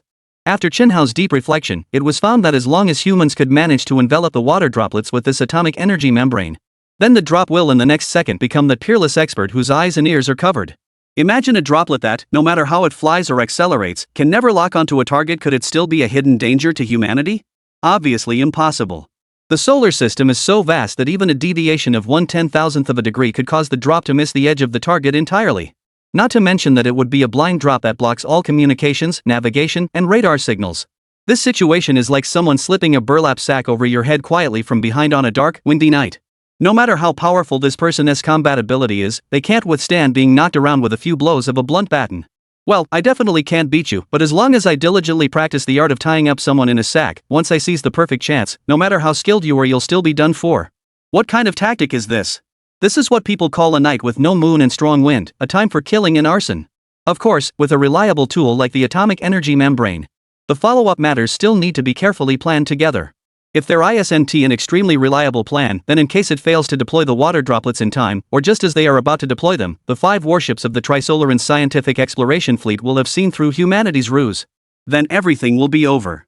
Chapter 218, Life Cannot Escape Arrogance. Therefore, to ensure the absolute success of his plan, Chen Hao specially arranged for Director Lu Jun to have all 16 interstellar shuttles equipped with phase cannons. To use the phase cannons on the 16 shuttle ships to distract the attention of the Trisolaran Scientific Exploration Fleet as 5 warships. Then, using space patrollers unmanned by individual mech pilots to stealthily collect water droplets. It was previously mentioned that after a period of technical iteration, humanity can now combine single-operator mechs with space patrol drones. At the same time, it can also allow the pilot to directly operate the drone flight from inside the armored suit. In this way, Chen Hao essentially has 2 layers of protection. If the goal of the space patrollers' drones is too grand, when they approach the droplets become wary. Then the pilot can abandon the drone, create the illusion of abandoning the craft and escaping while losing control, and then switch to using a single-person mecha to drag the atomic energy membrane toward the droplet. Despite this approach, there seems to be a naive and stupid feeling about it. However, Chen Hao believes that if the initial plan truly develops as he has laid it out, then the water droplet will inevitably fall for it in the end. As for the reason, it is actually quite simple. From Chen Hao's perspective, in fact all civilizations cannot escape an objective law. Then when everything goes smoothly, this civilization ultimately becomes arrogant. This is actually like a human civilization in previous lifetimes that keeps making mistakes again and again in novels. Clearly, when humans in the novel encounter the Trisolaran civilization, they have already been tormented by the droplets once. In the end, when we encountered the Singer civilization later on, we were once again crushed by the bipolar foil. The reason for this is precisely that once human civilization achieves a little, it starts to boast. As a result, this swagger was followed by a heart full of arrogance. Ultimately, it was the repeated arrogance over and over again that led to the extinction of human civilization.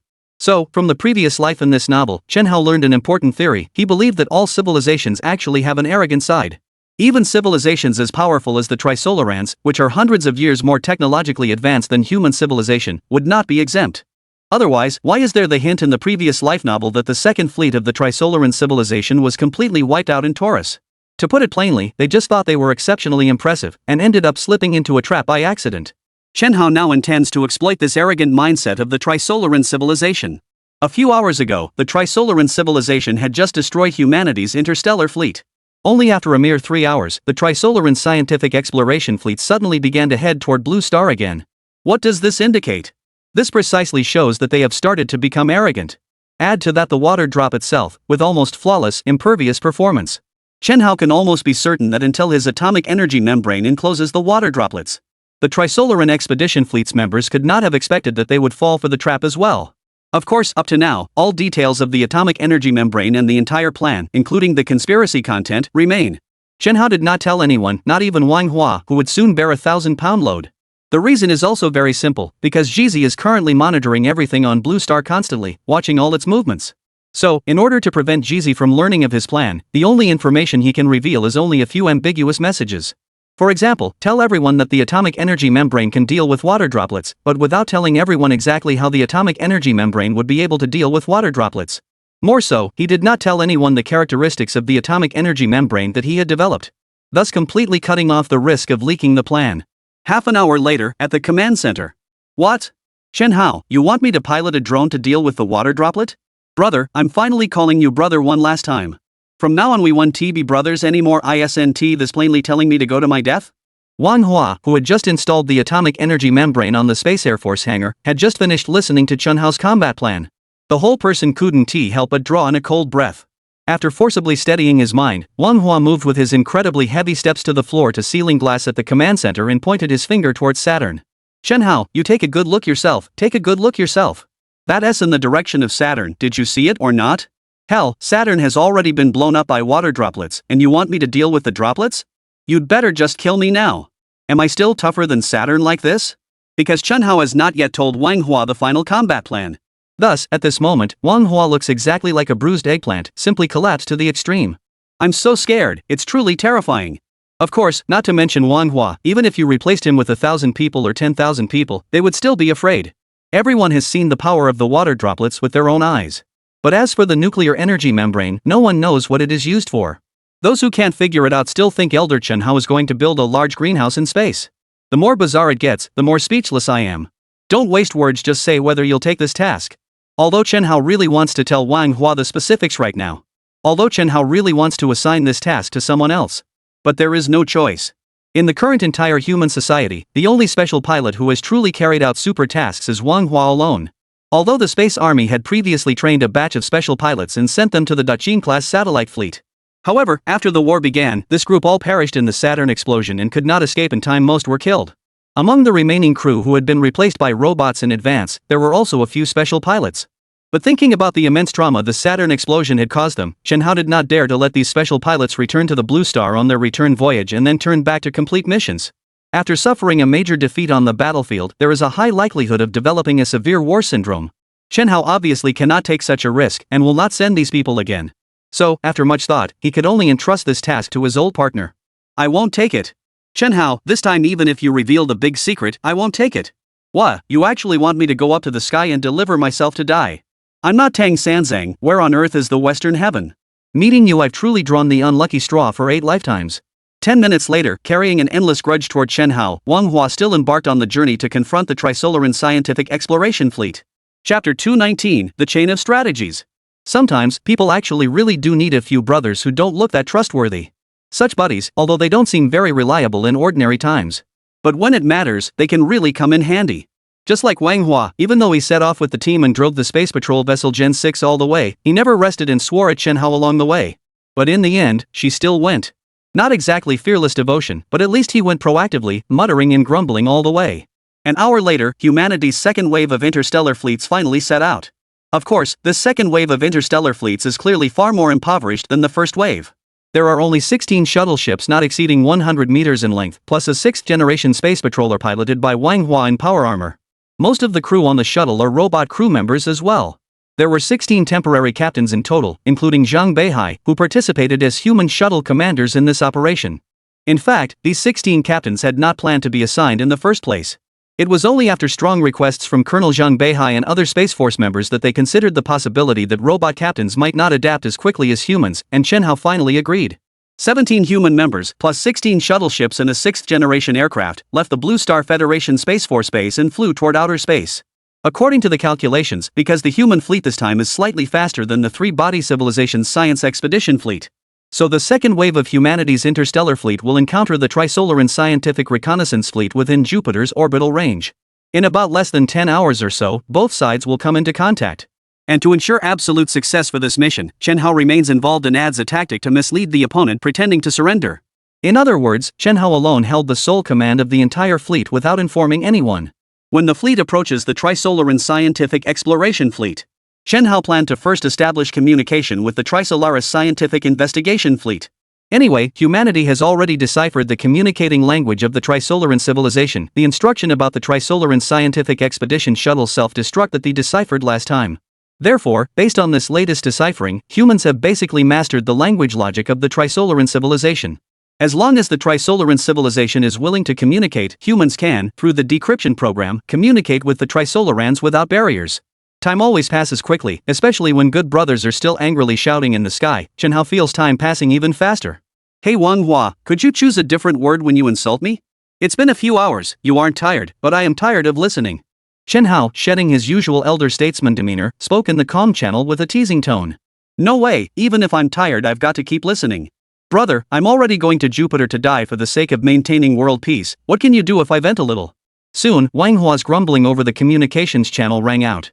Because at this moment the two of them are still using the public channel of the second wave of the human fleet.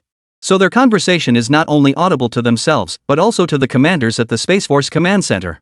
Captain Zhang Beihai and the other 15 captains, leading the shuttle cruisers, can also hear it. However, unlike the other 15 captains who listen and snicker at the same time, Captain Zhang Beihai always maintains a high state of vigilance. Zhang Beihai has actually been contemplating the meaning behind all of Chen Hao's orders. To be honest, in order to prevent Jizi from guessing his intent, Chen Hao's arrangements were truly meticulous. On the surface, the task Zhang Beihai received was to lead a team to confront the scientific exploration fleet of the Trisolaris civilization. But privately, Zhang Beihai kept thinking over and over about Chen Hao's calm demeanor before issuing the command. He seems to have truly understood Chen Hao's intention of making him deal with the Trisolaris expedition fleet. Feigning east, strike west. Elder Chen DS meaning should be for me to blow things up bigger, to draw the entire Trisolaran civilization fleet's attention here. In that case, Manhwa would only be able to pilot the shuttlecraft to approach very close to the water droplet.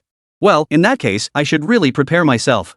It won't be long before the Grand Elder Princess issues new orders. Zhang Beihai pondered secretly. Sure enough, just as the fleet was about to reach the vicinity of Jupiter's orbit, and at a distance of less than 50 million kilometers from the Trisolaran exploration fleet, Chen Hao really did issue him a new order. Establish a communication channel with the Trisolarans? Grand Elder, what are you aiming to do? Although Zhang Beihai had questions about Chen Hao's orders, out of absolute trust in Chen Hao, he still sent a communication request to the Trisolaris Civilization's scientific expedition fleet according to Chen Hao's wishes. Soon, this communication request was connected. Captain Zhang Beihai negotiates with them, seeks a peaceful settlement. He discusses with them to retreat beyond the Altair Nebula as long as they are willing. We humans are willing to submit to them. Chen Hao's new command immediately shocked both civilizations. Elder Chen, are you surrendering? Colonel Pang Genoa widened his eyes, a look of astonishment on his face as he stared at Chen Hao. Just thinking about how I once swore that I could solve all the problems, and now suddenly announcing that we must negotiate. This enormous turning point was enough to overwhelm Commander Pang Genoa. However, in the face of Commander Pang Genoa's incomprehension, Chen Hao found himself unable to explain at this moment. After all, Jizi could be watching nearby at any time. If he told Pang Genoa that this was his delaying tactic, that he was feigning surrender, then the Trisolaran reconnaissance fleet would surely launch an attack on humanity's fleet first. Commander Pang, I am the highest person in charge of the Blue Star Federation, and the only one who possesses the top military decision-making authority of Blue Star. My decisions are none of your business, do you understand? After a slight frown, Chen Hao directly snapped back at Pang Genoa. But at the same time, Chen Hao didn't forget to give Pang Genoa a hopeful look. Chen Hao is all too aware of Jizi. As long as one doesn't say it out loud, Jizi cannot glimpse into one's inner thoughts. Because Jizi's monitoring methods can only recognize language, text, and images, Jizi has not yet become so absurdly powerful as to read human eye movements. Because if Jizi really reached this point, then humans would have no secrets in the face of Jizi. Fortunately, amid his surprise, Pang Genoa also understood Chen Hao's gaze. Chapter 220, Open Fire. The Great Jupiter Battle begins. Therefore, after Chen Hao directly rebuked him, Pang Genoa put on a look of righteous indignation and, puffed up with anger, went to the side by himself. And when those commanders under him saw that Pang Genoa, who serves as the commander-in-chief of the Space Force, actually took such action, they also gave up questioning the Grand Elder Chen Hao and followed Pang Genoa directly to the side of the command hall. 1 minute later, the Trisolaran Scientific Exploration Fleet received Jizi's quantum surveillance records. Oh? The human governor actually quarreled with their Space Force Supreme Commander. It seems the human bug administrator has finally figured it out and now understands how powerful our Trisolaran civilization is. Simultaneously received Jizi's surveillance records and a communication request from humans. The commander of the Trisolaran Scientific Expedition Fleet looked very pleased. The pleasure of bending the opponent to submission was even stronger than the thrill of easily destroying the human fleet more than 10 hours ago. Previously, after defeating the human fleet, the credit ultimately belonged to the droplets. Even our side, in fact, was under the command of the three-body civilization's chief strategist listener number 1375, choosing to let the droplets abruptly change course to catch humanity off guard with a reckless move.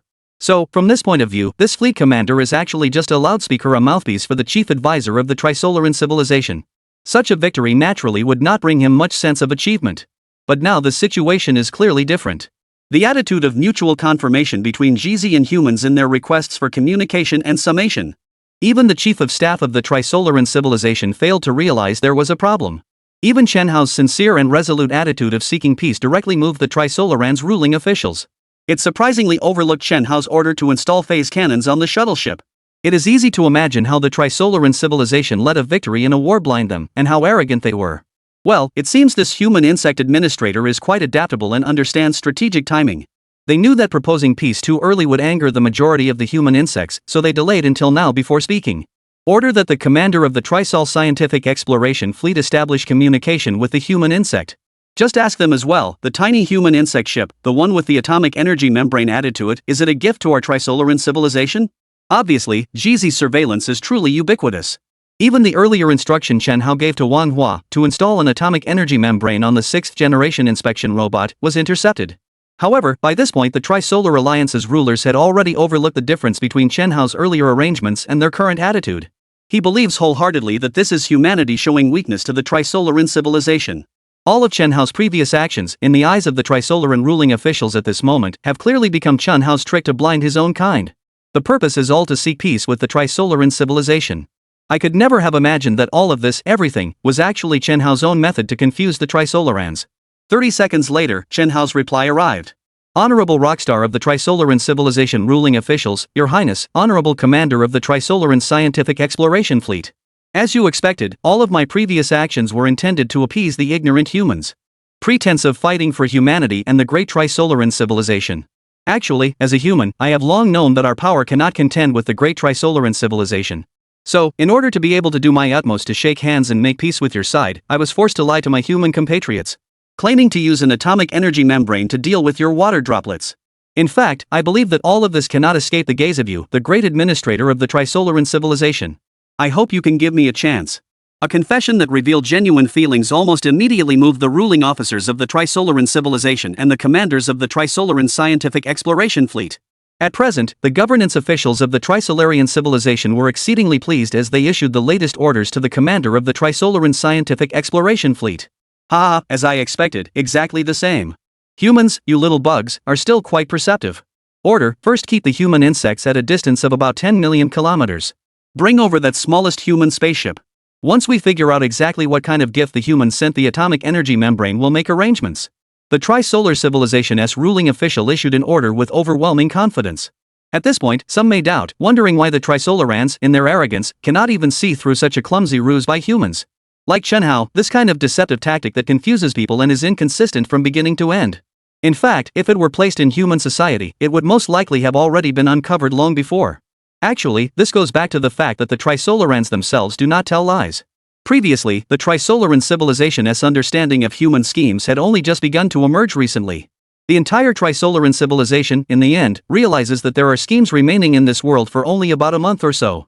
In such a short period of time, the entire Trisolaran civilization essentially has only a slightly developed brain circuitry in the chief advisor. As for the other members, including the governance officials of the Trisolaran civilization, their understanding of the scheme has always been quite shallow. Therefore, from this realistic perspective, the Triad civilization's ability to recognize schemes is at most equivalent to a human civilization's child of about 10 years old. Chen Hao also based on this estimation and judgment, and finally set up such a plan that looks complex yet is extremely easy to see through, in order to deceive the Trisolarans. Of course, in fact this kind of deception is not only capable of fooling the Trisolarans in reality, anyone who regularly reads the news will realize it. There are plenty of people in human society who have been duped by such tricks, believing things like investing 3,000 and earning 30 million a year later. If people can believe such words, what else is impossible? Chen Hao Chang excels precisely because he can tailor the deception to the level of strategy used by the Trisolaran civilization. In essence, if there truly is a deep, sophisticated scam, Chen Hao would still worry that the other party might not understand it. Yes, Your Excellency the Administrator, please leave it to me. The administrator was delighted, and of course the commander of the scientific expedition fleet was happy as well. Thinking that today I am about to make a great contribution to the Trisolarans. The commander of the Trisolaris exploration fleet could not wait to get Wang Hua's mobilization 6th generation escort into service. Report to the Grand Elder, my fleet has reached combat distance, please give instructions. 3 minutes later, at a distance of about 10 million kilometers, Zhang Beihai, who had set up the attacking formation, asked for instructions. Open fire. Fight him, damn him. Chapter 221, the raindrop signal shielding is half a step slow. Just as Wang Hua had just begun to approach the Trisolaran science expedition fleet aboard the 6th generation patrol aircraft, the moment before him, Chen Hao suddenly assumed a different face. He decisively issued the order to pursue the operation against Zhang Beihai. Boom. Booming sound. 16 interstellar shuttle phase cannons fired simultaneously. At the moment of muzzle exit alone, they already stretched 16 terrifying tail flames beyond Jupiter's orbit. A muzzle velocity of 80,000 kilometers per second means that even from a distance of 10 million kilometers, it would take no more than 2 minutes to reach. From the moment the commander of the Trisolaris exploration fleet realized he had been duped. He also realized he had less than 2 minutes to deal with all of this. Hurry, deploy the Science Expedition Fleet's lightweight field shield. Launch the 3-dimensional pulse energy cannon, lock onto all incoming shells, fire to intercept. Activate the droplets. Head straight for the enemy fleet. The commander of the Scientific Exploration Fleet had remained silent in the joy of victory all this time. But that doesn't mean his command abilities have been discounted. Within just a few seconds of receiving GZS real-time surveillance footage, the Science Expedition Fleet commander had already issued battle orders to the droplet. Originally, if following conventional combat command strategies, the fleet commander of this Trisolaris civilization should actually have first ordered the water droplet to directly start up to intercept these phase cannons.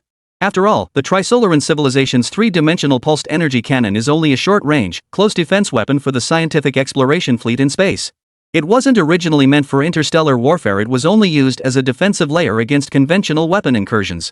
Therefore, based on GZ's data analysis of humanity's civilization phase cannons, this kind of near-space defense weapon is highly unlikely to destroy 16 phase cannons. The reason is simple: the 3 pulsed energy cannons do not have enough pulse energy. This type of pulsed energy cannon requires a certain duration of irradiation to melt the warhead core of the phase cannon and destroy its combat power. And now, these pulsed energy cannons lock onto the phase cannons from a distance of 10 million kilometers, while the phase cannons possess a super speed of 80,000 kilometers. The combination of 2 phases superimposed almost makes it impossible for the Scientific Exploration Fleet to track the phase cannon in real time, with second-level precision. In addition to the phase cannon's own ultra-high speed, Chenhao also applied vector orbit-changing technology to it. This makes the phase cannon's trajectory even more elusive and difficult to predict. So, well before the previous war even broke out, the Trisolaran civilization had already concluded that the Trisolar's Scientific Exploration Fleet would find it difficult to defeat human civilization without relying on the water droplets. But now only a little over a minute remained, and the fleet commander was already in a position where he had to fire. Although he knew that the 3-dimensional pulse energy cannon equipped on his fleet was very likely unable to block the phase cannon. But compared to the water droplet's interception speed of only 50% of light speed after activation, the energy cannon with a pulse wave moving at 300,000 km per second was still much faster. As for the drops, the commander of the Trisolaran Scientific Exploration Fleet can only choose to let it go ahead first to destroy humanity's fleet. The Earth people launch a second wave of attack against the Trisolaran fleet. However, just as the commander of the Trisolaran Scientific Exploration Fleet believes that his arrangement is flawless, he forgets that at this very moment, at a distance of just under 100,000 kilometers from the drops, there is also a 6th-generation space patrol fighter from human civilization. Yes, it is this Xiaoxiao's 6th-generation fighter jet that has destroyed all hope of the entire 3-body fleet. Because, at the same time, Chenhao issued combat orders to Zhang Beihai. The task of using the Space Inspector's 6th-generation aircraft to release an atomic energy membrane to envelop the water droplets has also been transmitted synchronously to Manhwa. Although Manhwa usually seems unreliable, he is precisely an exceptionally intelligent person. Otherwise, they wouldn't have been able to rise to such a high position. At the very moment the instruction from Chenhao was received, Manhwa had already flown the warships to the midpoint between the water and the Trisolaran Scientific Expedition Fleet. Then Manhwa immediately pressed 5 atomic energy covering hundreds of thousands of square meters toward the direction of the Trisolaran Scientific Exploration Fleet. Manhwa first threw out 5 atomic energy membranes at the Trisolaris Scientific Expedition Fleet. Its main purpose is still to sever the orders from the Trisolaran Scientific Exploration Fleet to the droplet through this part. Of course, the atomic energy membrane can shield all signal directives, a fact Manhwa just learned about. After all, Chenhao previously had to consider GZ's surveillance in order to prevent the Trisolaran civilization from learning of his plans ahead of time, and to hide the water droplet early. Now that Manhwa has completely understood the function of the atomic energy membrane, his courage suddenly surged. Lone hero immobilizes water droplets with an atomic energy membrane. This is unprecedented big news. If I succeed this time, wouldn't I become humanity's savior? Hoo-hoo, the risk is a bit higher, but it sounds quite impressive. Of course, those who have courage at this moment. Manhwa's heart is as clear as a mirror. Following Chenhao's orders, all communications between the Trisolaran fleet and the droplets were cut off. Manhwa also knew that relying solely on 5 atomic energy membranes to rip them apart was unlikely, after all their ships could maneuver at any time. As soon as you throw out the atomic energy membrane here, the other side will see that water droplet and cannot contact via communication, and will naturally launch the fleet, directly bypass the obstruction, and re-establish contact with the water droplet. The signal travels in a straight line as long as you bypass the obstacles, isn't it connected again in no time? Therefore, Manhwa must hasten the timeline, proceed with Chenhao's second instruction, quickly taking advantage of the moment when the trisolar fleet is obscured, rushing toward the water droplet, and then directly covering the water droplet, shielding its eyes. So, after Manhwa instantly completed the first space deployment action of the atomic energy membrane, He immediately turned around and piloted the fighter jet, rushing toward the direction of the droplet. Several tens of seconds, at the distance of tens of thousands of kilometers, are currently just a matter of minutes for Manhwa at this moment. Because of the dual protection of the infantry tactical exosuit space model and the space patrol drone, Manhwa can already safely withstand accelerations of no less than 5000 g within the twin buffer liquid inside the fighter jet. The acceleration buffering effect of this type of member can already match the inertial buffering system of the previous Jinhao. Under this level of acceleration, it only takes 20 or 30 seconds for the fighter jet piloted by Wang Hua to reach near the water droplet. However, even Wang Hua had considered that the Trisolaris fleet would bypass the shielding zone of the atomic energy bright and reconnect with the water droplet. When it truly came to the battlefield, he was still a half step too slow. Chapter 222, Accidents Abound. The commander of the Trisolaran Scientific Expedition Fleet had already locked onto those 5 strange drifting space obscurers in the very next second after discovering that the droplet had not responded. There was no time to think about why these 5 strange things could shield even signals with quantum encryption, signals that possess super disturbance interactions. The commander of the Trisolaran Scientific Exploration Fleet decisively ordered the fleet to perform a large-scale space acute angle maneuver along a side direction. Yes, this kind of emergency maneuver is exactly the same principle as the water droplets suddenly performing a sharp angle maneuver in Chen Hao's previous novel. In total, in less than 19 seconds, the Trisolaran Scientific Exploration Fleet had already driven out from within the shielding range of the atomic energy. There is no way around it. Although the surface area of the atomic energy membrane is large, it's in outer space, so when shielding signals from a distance of tens of thousands of kilometers, the atomic energy membrane can actually block only the signal propagation of a very, very small sector area. The Trisolaran Scientific Exploration Fleet took only 19 seconds, including the synchronization of the fleet and the synchronized start of the fleet's superfusion engines. In reality, it only took barely 1 or 2 seconds to bypass the sector area.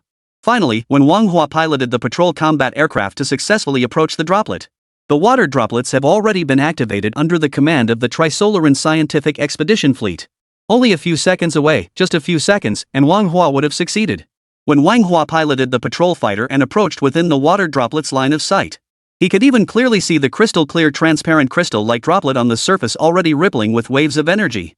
Wang Hua is very clear about how to start the water droplet, because Chen Hao had previously compiled detailed information about the technology of the Trisolaran civilization, including the part that contains the water droplets. What sharp angle turning, what 50% of light speed as the maximum velocity, what indestructible strong interaction structure. In short, at this very moment, Wang Hua witnessed water droplets beginning to accelerate firsthand. He already clearly felt that the life and death of human civilization might really be resting on his own shoulders. You still want to run? Realizing that the water droplet had already started, Wang Hua spat hard. Then it piloted the Sentinel fighter and carried out the most thrilling mission of its life. He actually ignored the water droplet's acceleration and directly faced its front, releasing that atomic energy membrane. Time was slow to tell, and when it was fast, the newly started water drop almost in the next moment of acceleration directly crashed into that atomic energy membrane. And then, the most fantastical moment in the history of humanity's interstellar war occurred. The droplet's immensely powerful tensile force directly tore the atomic energy membrane apart and blasted it away.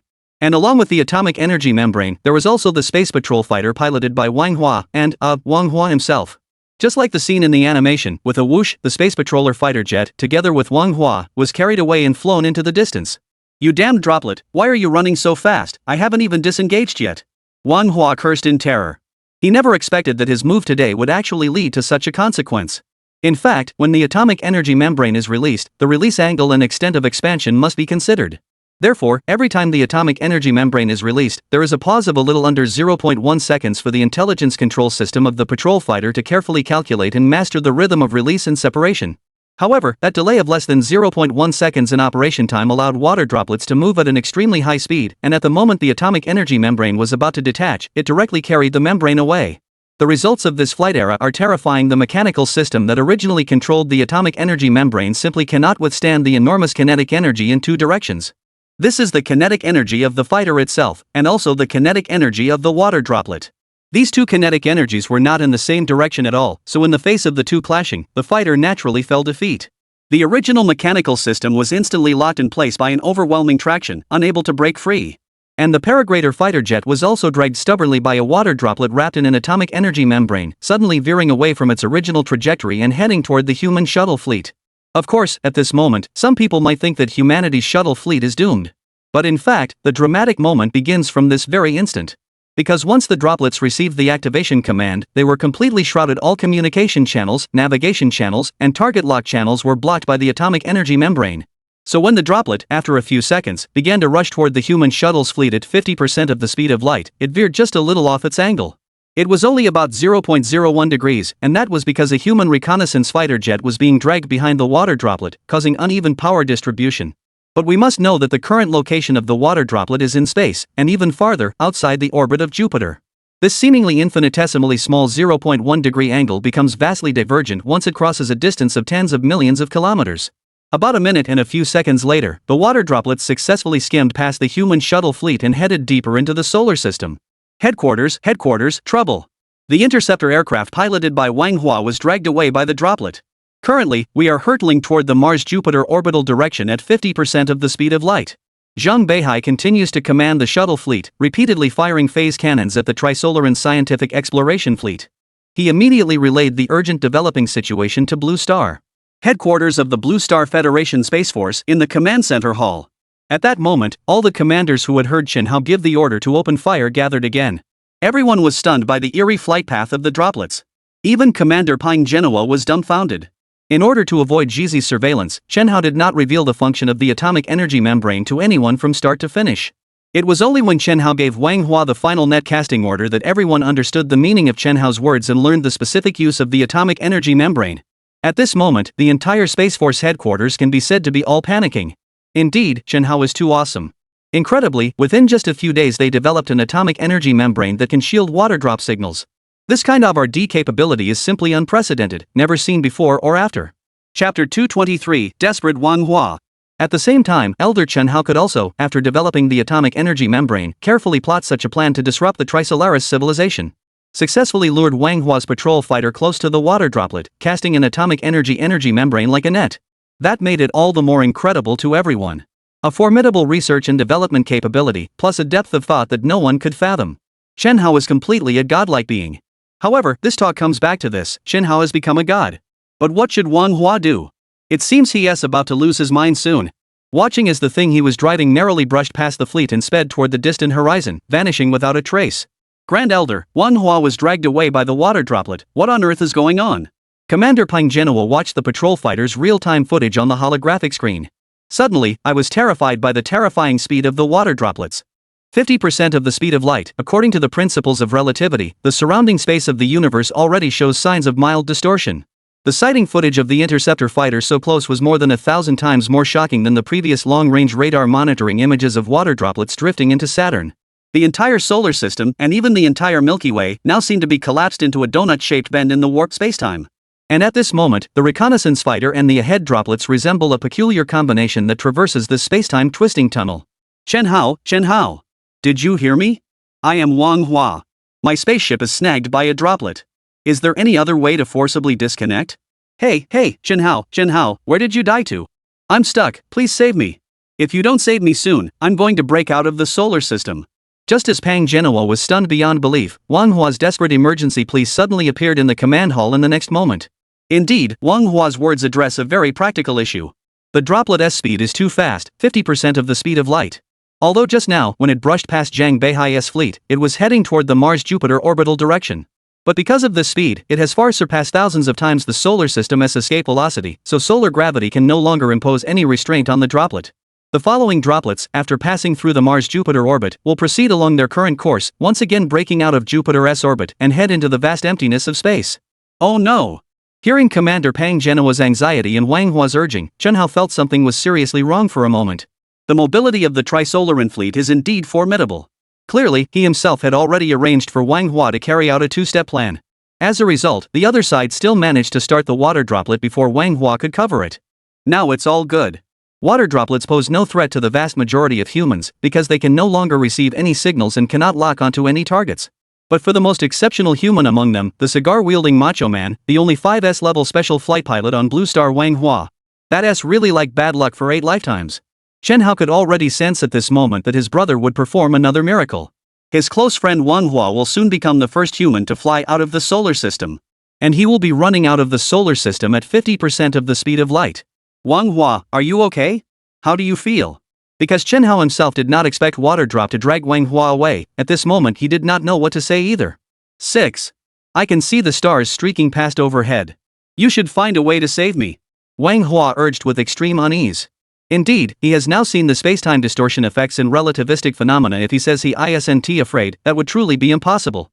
Don't think that in those old, flashy sci-fi films where the pilot calmly watches the starry sky outside the cockpit as spacetime warps are happening. Those scenes are real. That's all bull. Human tolerance is finite no matter who you are, there is a threshold. And the sight of spacetime distortion is an extreme challenge that destroys any imagined limits and fear limits of humanity. When a person truly sees spacetime distortion and sees a passage formed by stars in the sky, that infinite pressure from outer space is something no one can help but fear. Even Wang Hua, who has always been a bit dense, is now so panicked that it's almost indescribable in words. Are those gorgeous female astronauts in sci-fi movies really that impressive? Aren't they afraid of even this? Brag all the time, their family has a superhero whenever they return to Blue Star and encounter an alien civilization attack, it's all thanks to their beautiful savior. Nonsense, it's all nonsense. In reality, at the moment, only the cigar madman Wang Hua among humans is silently bearing all of this. Wang Hua, don't panic first, don't panic. I'll think of a solution. Try it, and activate the emergency separation device of the escort fighter to see what happens. See if we can cut the fixings of the atomic energy membrane, Chen Hao said. I just pressed the disengagement mechanism for both the tactical exosuit and the space patrol drone. The engine blew, they also got wrecked, everything is completely jammed. What the hell kind of composite drone is this? I'm still inside it, and I can't even eject the launch mechanism. Wang Hua replied. Darn it, the water droplet speed is too fast. All of the drone's detachment mechanisms have been inertia locked. After hearing Wang Hua's answer, Chen Hao drew in a cold breath and said, there is no doubt that from the current perspective, humanity can no longer stop that loose drop. The original Chen Hao believed that the droplet controlled by the Trisolaran civilization was the most terrifying weapon in the universe. But now, Chen Hao finds something even more terrifying than this. There are also droplets not under the control of the Trisolaran civilization. The current droplets are completely unable to communicate with the outside world, like a runaway sports car. There is no possibility left other than moving forward, and advancing relentlessly, ignoring everything. If at this moment, in order to save Wang Hua, to rescue Wang Hua back from the direction of leaving the solar system, then unless one owns a spaceship faster than the speed of a drop of water, catch up with the, and then in space, at 50% of the speed of light relative to the instationary, cut the fusion energy shield and the trajectory of the patrol fighter's tethering system. This could only enable the space patrol fighter to disengage from the droplets, allowing the droplet to depart the solar system by itself, carrying that piece of atomic energy, thereby saving Wang Hua.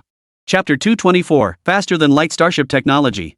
However, in order to own this spaceship, humans must possess a truly significant technological breakthrough, a supertech similar to a door opener for a high-level civilization, faster than light spaceship technology. Yes, besides the faster than light spaceship, no other technology can save Wang Hua at this moment. The principle is as obvious as overtaking on a highway. When a car is traveling on the highway at a speed of 100 km per hour, the person behind can only go faster. Otherwise, the distance between the two can only be relatively stationary or increasingly distant. There are no other possibilities. Lightspeed spaceship, now only lightspeed spaceship can save him. In an extremely anxious state, Chen Hao's thoughts surged as he found this as the only possible solution. At this moment, Chen Hao's system notification chimed. Ding, the host's anxiety has surpassed the normal threshold. The system calming gift pack will automatically activate. Gift pack contents, first order curvature engine development technology. Faster than light spaceship development technology. Satellite grade interstellar battleship construction technology. First order curvature engine development technology. Manual, the fundamental core technology of faster than light spacecraft technology. This technology can make the vessel's flight speed reach 99% of the speed of light. It is an essential technology for interstellar civilizations to leave their home star system and travel to other star systems. Note, first order curvature engine, a quasi-curvature engine whose speed reaches 99% of the speed of light. Second order curvature engine, a quasi-curvature engine whose speed reaches 100% of the speed of light.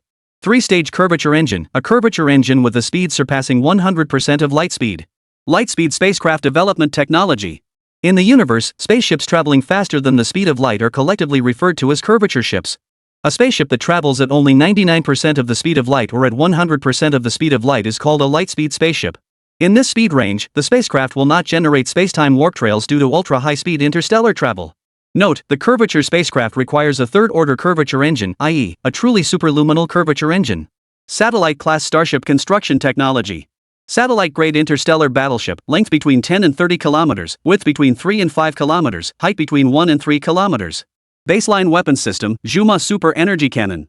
macro fusion ball flash, phase cannon, and so on.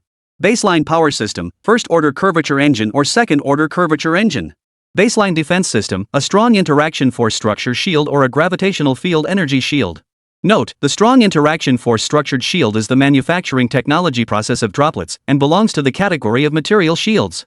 Gravitational field energy shield is an energy shield system that uses gravitational slingshot deflection to turn back incoming weapons, belonging to the category of energy shields. Benchmark ecological circulation system. Basic medical system. Basic acceleration protection system. Basic gravity modulation system. First order curvature engine? Manhwa is saved. Chen Hao himself had not expected that, at a moment when the atmosphere was tense to the extreme, his own system would actually be able to provide him with a complete set of rescue technology systems. After a quick skim through the materials on these systems' rewards in my head, Chen Hao already had a basic judgment about saving his iron buddy. It can be saved. It has a very high chance of being saved. As long as I could develop a spacecraft at the speed of light in a short period, I could, with the spacecraft's 99% speed of light as an extraordinary velocity, catch up to the water droplet in a short time, thereby saving him before Wang Hua is forced to leave the solar system or starves to death. According to the material management standards of space patrolling drones, the space patrol fighter that Wang Hua is piloting currently has about roughly a 1-month supply of food left. In other words, if one can manufacture a lightspeed spacecraft equipped with a first-order curvature engine in 10 days or less. So before Wang Hua runs out of food, he should be able to catch up with the water droplets. 10 days of research and development, 20 days of pursuit, and the droplets have already flown about 250 billion kilometers. This distance has far surpassed the Kuiper belt and extended hundreds of times beyond Pluto's orbital range. However, 1 light-year is still far short of the Oort-star cloud zone. Therefore, with a spacecraft traveling at 99% of the speed of light, it would take less than 20 days to catch up to the droplets and rescue Wang Hua from the patrol fighter jet being dragged from behind by the droplets. Be fast, must be fast, even 1 more second of delay means Wang Hua's life is threatened by 1 more moment. After a brief calculation of the development time for the light speed ship and the pursuit time, Chen Hao made an immediate decision on the spot and chose his own path. Commander Pang. I now must find a way to save my brother Wang Hua. As for the command issues of fighting the Trisolaris expedition fleet, you handle it yourselves. I am clear on the strength of the Trisolaris expedition fleet. Zhang Beihai should be able to handle it. He didn't wait for the Space Force commanders to react to what had just happened. Chen Hao then directly handed the command back to Pang Genoa and hurriedly left. Senior Elder? Senior Elder? Commander Pang Genoa instinctively called out to Chen Hao twice, then saw Chen Hao had already disappeared from the command center. He could only give up shouting and redirect all his attention back to the holographic monitoring screen at the command center. Chen Hao has always done things in such a mysterious and unpredictable way. This is something that not only Pang Genoa, but many commanders of the Space Force have witnessed. So, with Chen Hao's departure, Pang Genoa, although he does not know whether what Chen Hao just said about saving Wang Hua is true, he could only follow Chen Hao's instructions for now and finish the current interstellar war before doing anything else. To tell the truth, just as Chen Hao said before he left, the 3-body science exploration fleet without water droplets, as expected, has nothing impressive to show as its signature weapon. Just as the droplets spiraled out of control and completely broke away from the control of the Trisolaris scientific exploration fleet, the commander of the Trisolaran Scientific Exploration Fleet has already received the urgent evacuation order from the military administrator of the Trisolaran civilization. Obviously, the military rulers of the Trisolaran civilization are now quite clear on the power of the phase cannon. The massive 3,000-kilometer-long crater that was blasted on the surface of Mercury still seems vividly in my mind. The military administrator is well aware that without the protection of the water droplets, the weapon systems of the current scientific exploration fleet are merely toy-grade devices. Even a kinetic energy weapon moving at 80,000 kilometers per second would be hit by our own fleet's 3-dimensional pulse energy cannon. Ultimately, it was nothing more than a superficial, scratching the surface existence, unable to shake the devastating power unleashed by that enormous kinetic energy. Chapter 225, The Second Interstellar War. Thus, after several successive failures to intercept the 3-dimensional pulse energy cannons, the 3-body probe fleet had to maneuver by reordering and rapidly changing their formation to avoid the phase cannons. The military administrator already knew that they had lost this battle.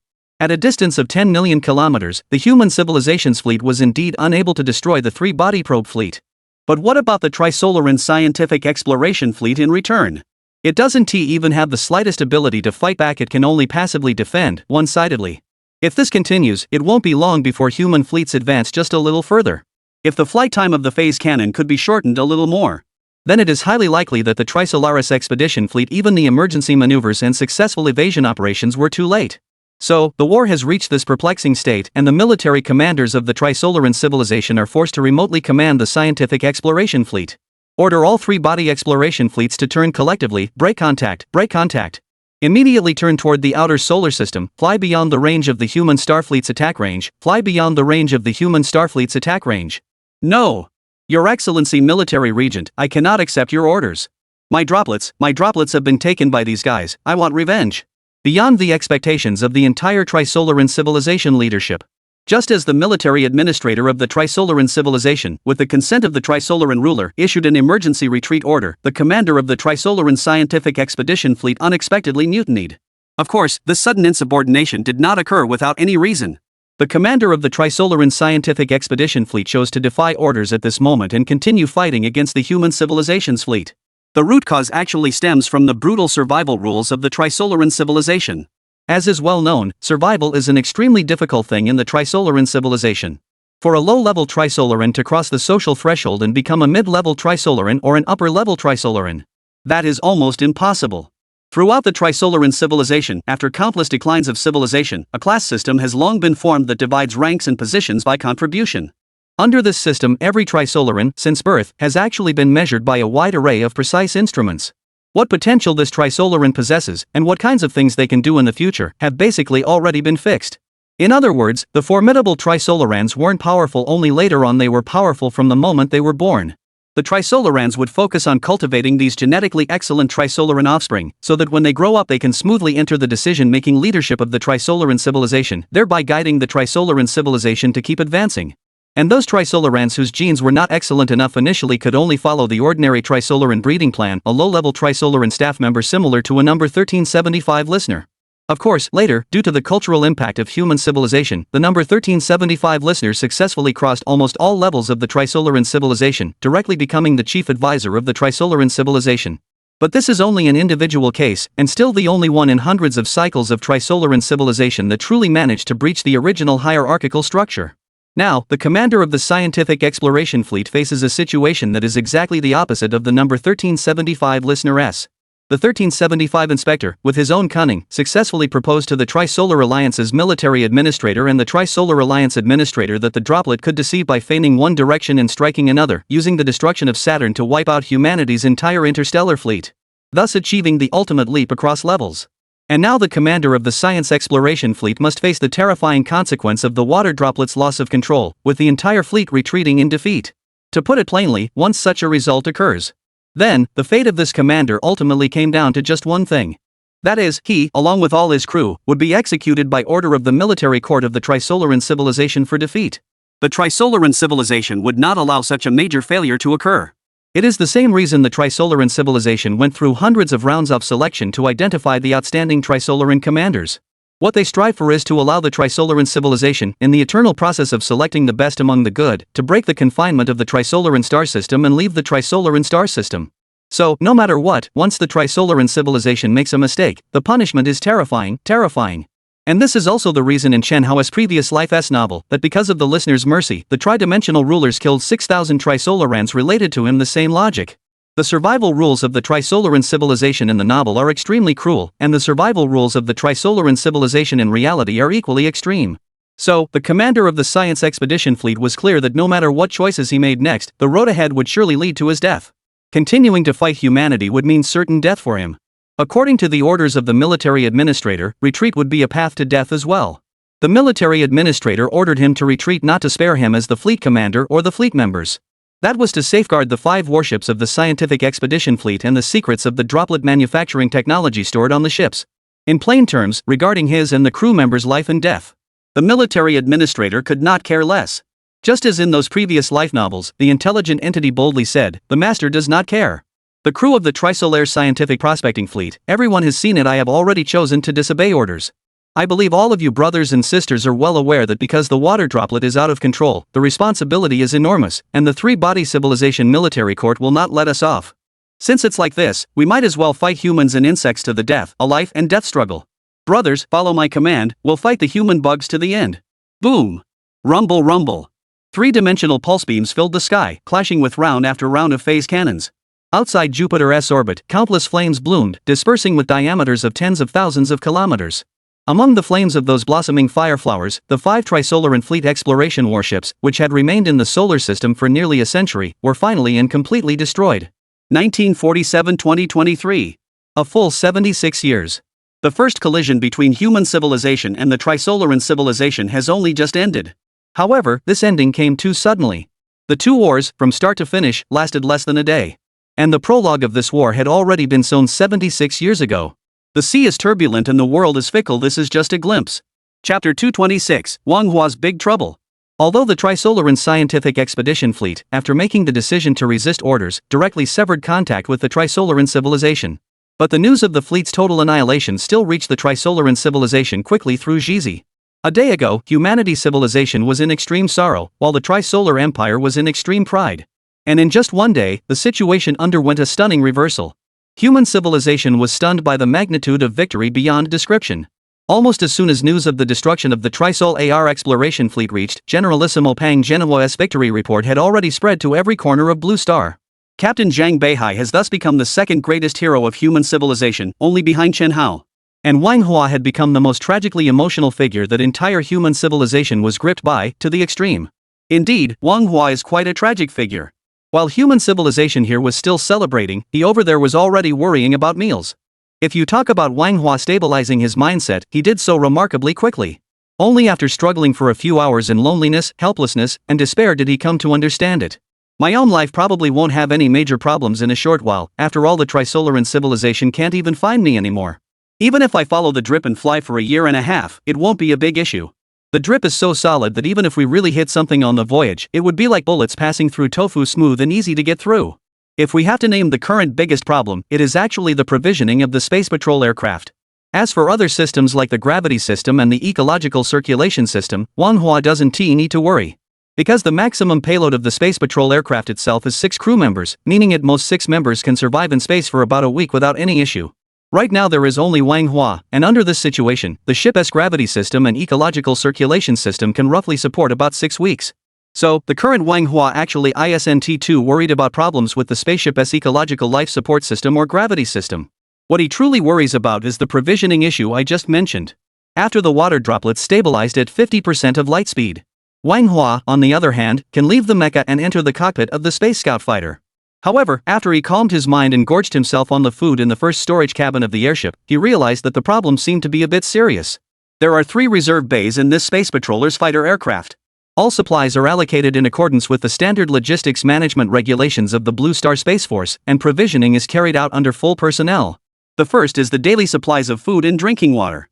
There are 6 portions in total, and Manhwa cleaned them all at once, leaving not a single trace behind.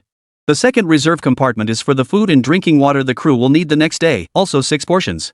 Manhwa can open it now, but because he just ate too much, he has no appetite to eat again for the time being. The problem lies in the third reserve chamber. This third reserve hatch stores food rations and drinking water for the 6 crew members over the next 5 days. When Manhwa finished inspecting this second reserve compartment and was thinking about inspecting the third reserve compartment so that he wouldn't have to worry about meals in the following weeks, he just realized that this third reserve cargo bay couldn't be opened. Unlike the ordinary pull-open method used for the first and second reserve chambers, the third reserve chamber is controlled by an intelligent control system.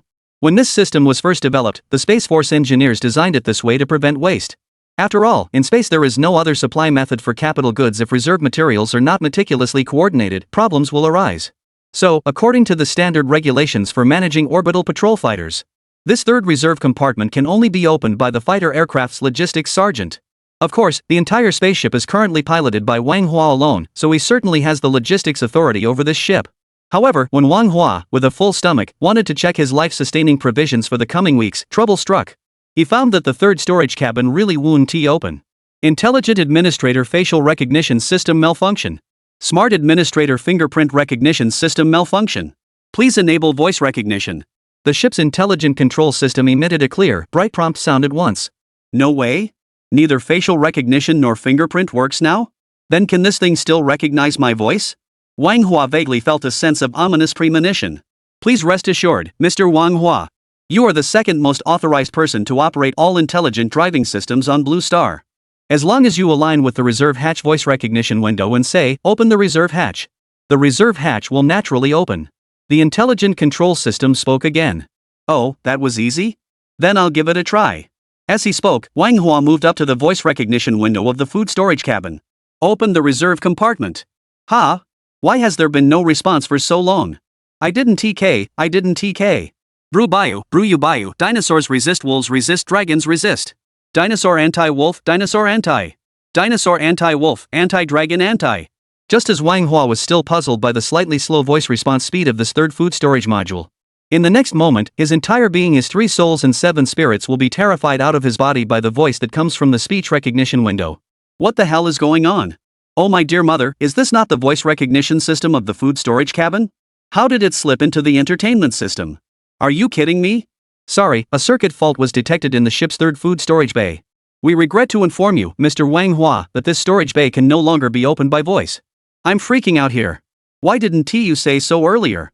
Listening to the voice prompts from the ship's intelligent control system, Wang Hua was about to explode with anger. Sorry, the voice recognition system in the reserve compartment was not activated because there was no voice input before. The ship's intelligent control system must be activated to be able to inspect the reserve compartment's voice system.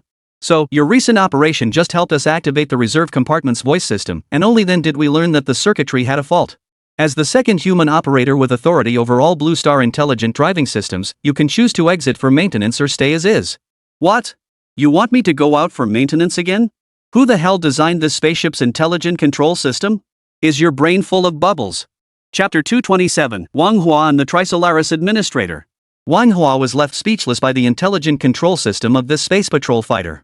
This damn system actually suggested that he go out of the cabin at this moment to repair the food storage cavity lines of the spaceship. Is this suggestion basically nonsense? At this very moment, the Wang Hua spaceship is still speeding outward from the solar system at 50% of the speed of light. Under these circumstances, Gao Qiqiang dares not leave the cabin to perform maintenance. The system actually let him come out of the cabin for repairs, which is totally out of the norm. If Wang Hua had the ability to leave this spaceship, would he choose not to leave? The maglev armor had already sped off in a cloud of smoke with no trace left. Even the damn Mechsin ships have been inertia locked and can only follow the droplets. This damn spaceship control system actually let him vent out into space himself. Vent out into space again? Even becoming a monk would be 1,000 times more reliable than this broken suggestion. He spent about another half hour fiddling with the third food storage cabin. After confirming that he could not open the hatch of the reserve cabin with brute force, Wang Hua connected to the Blue Star Space Force's quantum communication. However, after establishing the communication, Wang Hua did not urge Pang Genoa to hurry up and find a way to save himself. Instead, he asked Pang Genoa to find a way to relay a message to his woman, Yen Ruomin. Because at this moment, Wang Hua already knows that Chen Hao has left the Space Army headquarters and is trying to save himself. So there was no need for him to push Pang Genoa any further. After all, on the entire Blue Star, no one else has the ability to rescue themselves from the... Rather than bothering to ask Pang Genoa too much, it's better to wait and see whether your good buddy Chen Hao can pull you back from the brink of death. The main reason he wants to contact Pang Genoa is still because he is worried about having an accident. So some things cannot be said without giving a heads up first. Commander Pang, I, Wang Huaping, have never asked you for anything before. Today is the first time I'm asking you, huh? Turn around and first beat that miserable man who controls the design for the space before we say anything. And you must tell my wife Minmin, you must tell her. As long as I'm not dead on my side, my good brother Chen Hao is still thinking of a way to rescue me back, and she absolutely cannot dump me. Even if she really has that idea now, she has to wait until I return alive to say it. I haven't finished smoking that box of cigars yet, and I've been dumped like this. I'm going to lose big. And also, if I really die later, let my wife find someone else if she wants to, but she must bring back my box of cigars and bury it with my coffin. Brother Pang, hey, did you hear me? Are you trying not to laugh? What mouse? A mouse in the Space Army Command Center? I'm entrusting you with my affairs. Can you be serious? Until Wang Hua cut off the other side's communication. Pang Genoa and a group of Space Army commanders nearby were still in a look of both crying and laughing. Regarding cigars, Chen Hao had talked about it before when they were chatting about Wang Hua's anecdotes, so everyone understands what it's about. But today, everyone was originally going to answer Wang Hua's communication with extremely heavy hearts and deep worry. As a result, Wang Hua talked on and on for half a day, and he didn't say anything about other matters, only urging about this box of cigars. This made everyone simultaneously want to laugh and cry, finally ending up crying and laughing in a way that left them at a loss for words. Ah, this Wang Hua. Pang Genoa forcibly suppressed the urge to laugh heartily, let out a sigh, and continued. So many of us are worried about his life and safety at times like this, entrusting something like this, what more can I say? Trisolar Star, Trisolaran Civilization Pendulum Square. The pendulum, which had silently supported the Trisolaran civilization's faith countless times, continues its mechanical motions. It seemed as if the defeated Trisolaran civilization had nothing to do with its existence. Indeed, as a lifeless object, a pendulum swinging or staying still would not contribute much to the development of civilization. The members of the Trisolaran civilization had already clearly understood this reality since they entered technological civilization. However, at this moment, countless Trisolarans from the Trisolarian civilization still gather on this square, silently gazing at this pendulum that has stood tall for countless ages, as if wanting to use the swing of a pendulum to bid farewell to its own sorrow. Have the specific cause of the water droplet's loss of control been found? The chieftain's expression was grave as he asked. We have found it, based on the Blue Star surveillance footage transmitted back by Jizi, and the footage that the scientific exploration fleet sent back shortly before the last communications were cut. We finally locked onto a creation that humans call an atomic energy membrane. The scientific administrator answered. Oh, the atomic energy membrane? Is that the thing that the human bugs tried to fool us into believing they would give us? Damned human worms, from the words they say, how can we ever know what is true or false? The administrator's frustrated fury said. Your Excellency Regent, according to our research analysis, this atomic energy membrane seems to have a special capability of shielding almost all communication methods. It can even shield quantum communication that has long-range effects, just as if blindfolded. It is precisely for this reason that our fleet suffered a crushing defeat after losing the drops. The scientific administrator continued. Tell me, how can this material be destroyed? Is it impossible for even the drops to pierce it? The administrator asked. That's not it, Your Excellency the Administrator. This kind of material, besides having elasticity far beyond ordinary matter, doesn't seem to have any other notable characteristics. According to Jizi's infiltration into the construction factory, the scan results of this material show that although this material can shield signals, it possesses extremely high elasticity.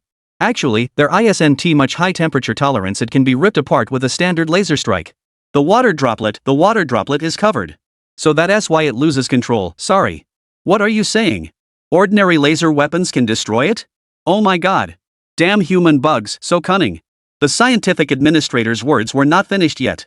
The Trisolaran government's officials were already about to explode with anger. Materials that can be destroyed by laser weapons actually paralyzed our drops. Damn Chenhao bug, he actually uses the blindfolded method. This is the kind of tactic only used in childish fights. How is the progress of the scientific regent, the first fleet of the Trisolarans, really going? We three-body civilization can no longer be toyed with by humans like this. This time, we must completely destroy the entire human civilization. No more mistakes are allowed. Chapter 228, The Terrifying First Fleet of the Trisolaran Three-Body. The First Fleet of the Trisolaran Three-Body. The strongest war machine of the Trisolaran civilization, prepared for nearly a century. The planned scale of construction for the entire fleet reached an astonishing 1,000 ships.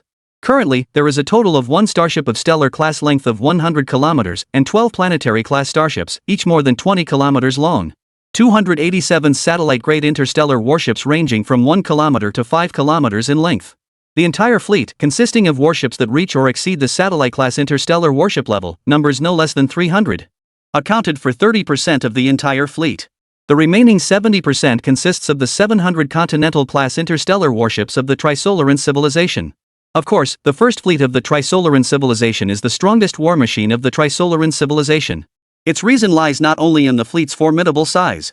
What is even more astonishing is the terrifying formation of the first fleet of the Trisolaran fleet. 1,000 interstellar warships, with a total crew of over 30 million Trisolarans. Only the stellar battleship of the Trisolaran civilization, the Conqueror, a stellar-class interstellar battleship. There is already a carrier-based crew of over 1 million Trisolarans. As for the weaponry of the first fleet of the three-body fleet, it was exaggerated to an absurd extent. It took nearly 100 years to build the entire Trisolaran civilization. Just the kinetic weapons equipped on the entire fleet, the Trisolaran nuclear energy breakthrough cannons, numbered as many as 600. This nuclear assault cannon is even several tiers higher than the human phase cannon. The muzzle velocity can even reach a terrifying 50% of the speed of light. The maximum thrust speed that the fusion engine can provide. Yes, every shell of this kinetic weapon from the Trisolaran fleet is equipped with a stepped fusion propulsion system. Thus, in a mere instant, it can accelerate to 50% of the speed of light before exiting the barrel. In addition, all the interstellar warships of the Trisolaran First Fleet are equipped with the second-order curvature engine system that was developed recently. You are not seeing things, it is the second-order curvature engine system. To be more precise, after the Trisolaran civilization absorbed the cultural achievements of human civilization, they have not only learned part of the essence of humans in their schemes.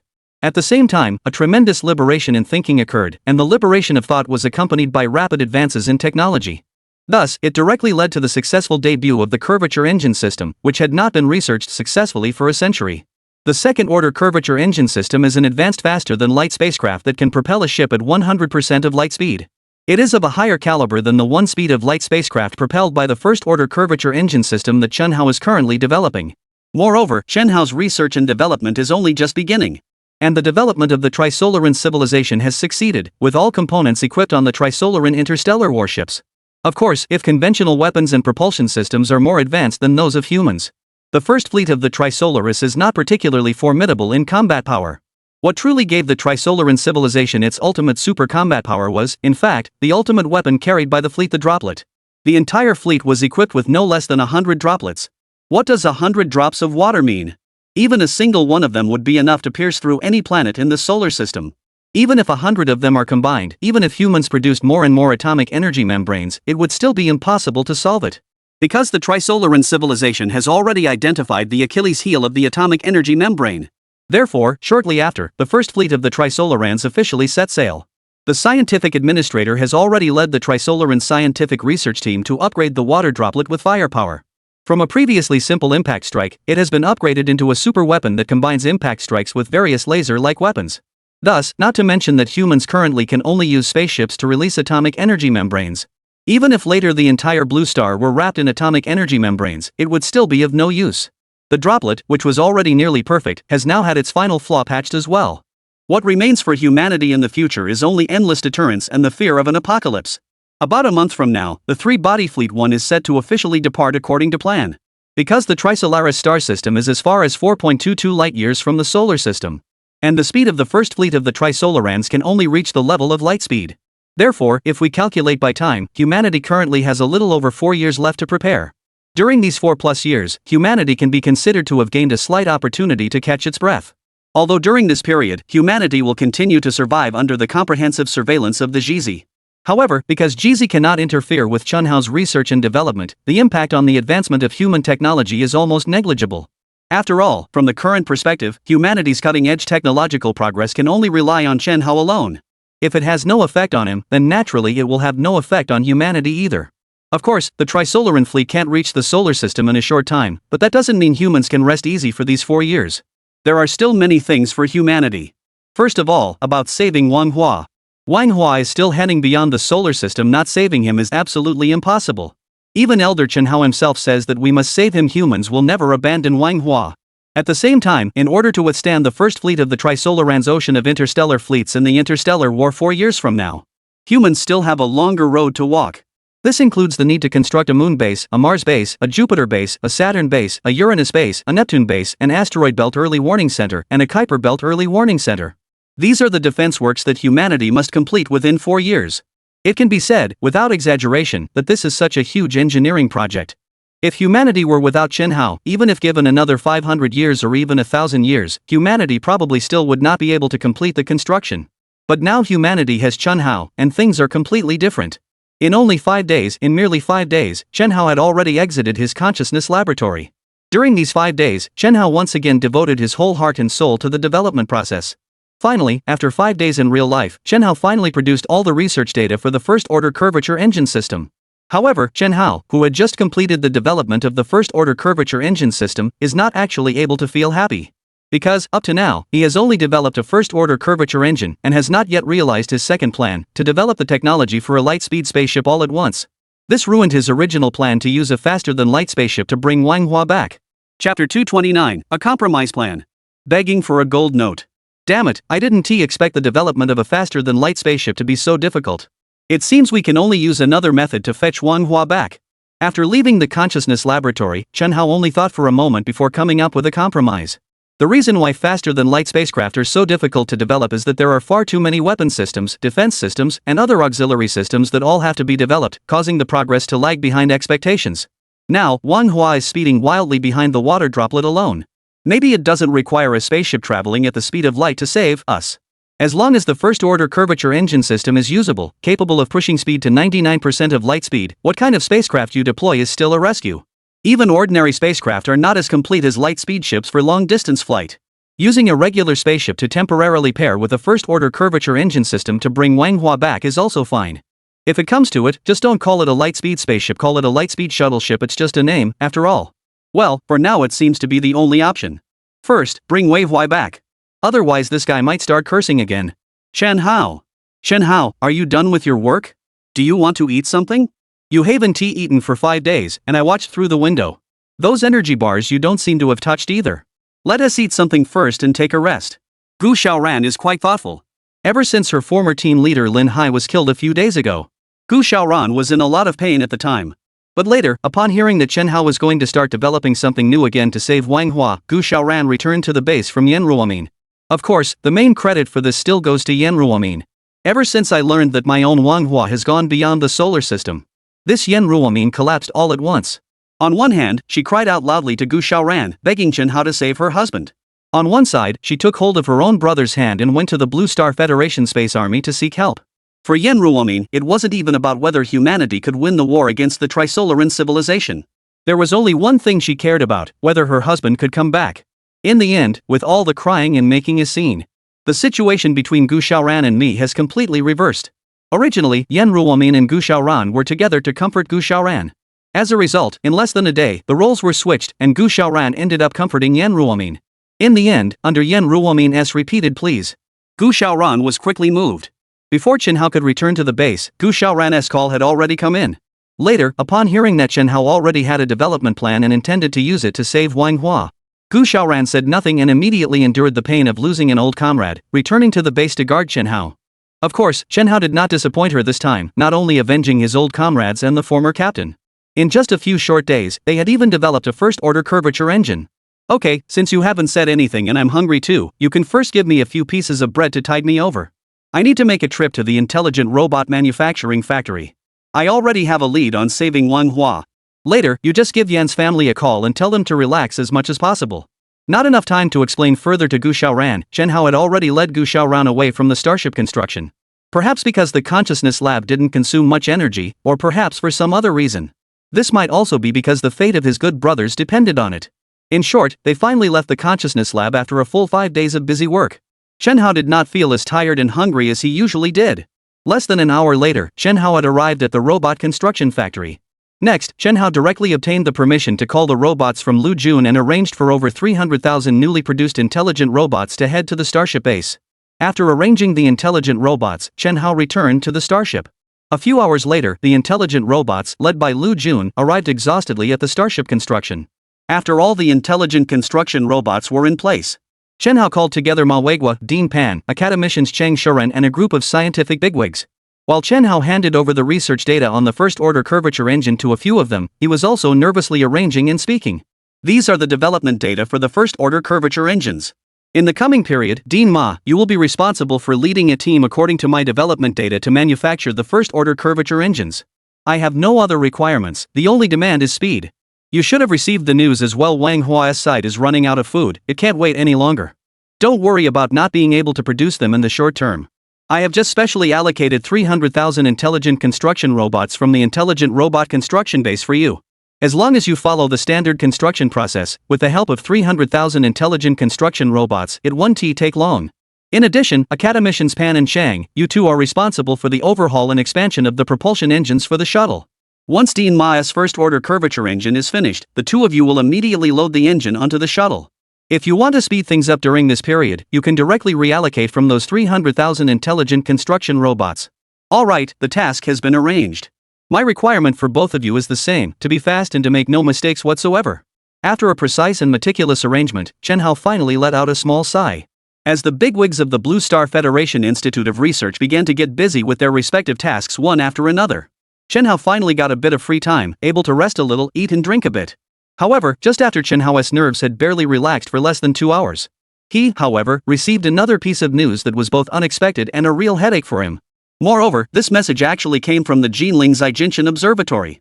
Senior Elder Chen, there seems to be another important discovery at the Zijin Mountain Observatory Station.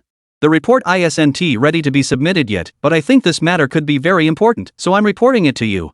Commander Peng Genoa said on the phone. Important discovery? Is it the Zijinshan observation station that found the water droplet last time? Chen Hao asked. Yes. Chapter 230, the first fleet of the Trisolaran fleet set sail early. Alright, I'll go right away. Brother Pang, you go ahead with your work. Alright, how is the fleet from Deputy Commander Lu's side doing with the return voyage welcome ceremony? After sweeping the battlefield, there should be quite a few gains as well, right? Receiving the affirmative response from Commander Pang Genoa, Chen Hao immediately recalled the earlier process of discovering the water droplets. But at this moment he hadn't had time to think about anything else, and he immediately shifted his attention to Zhang Beihai's Blue Star Federation temporary fleet.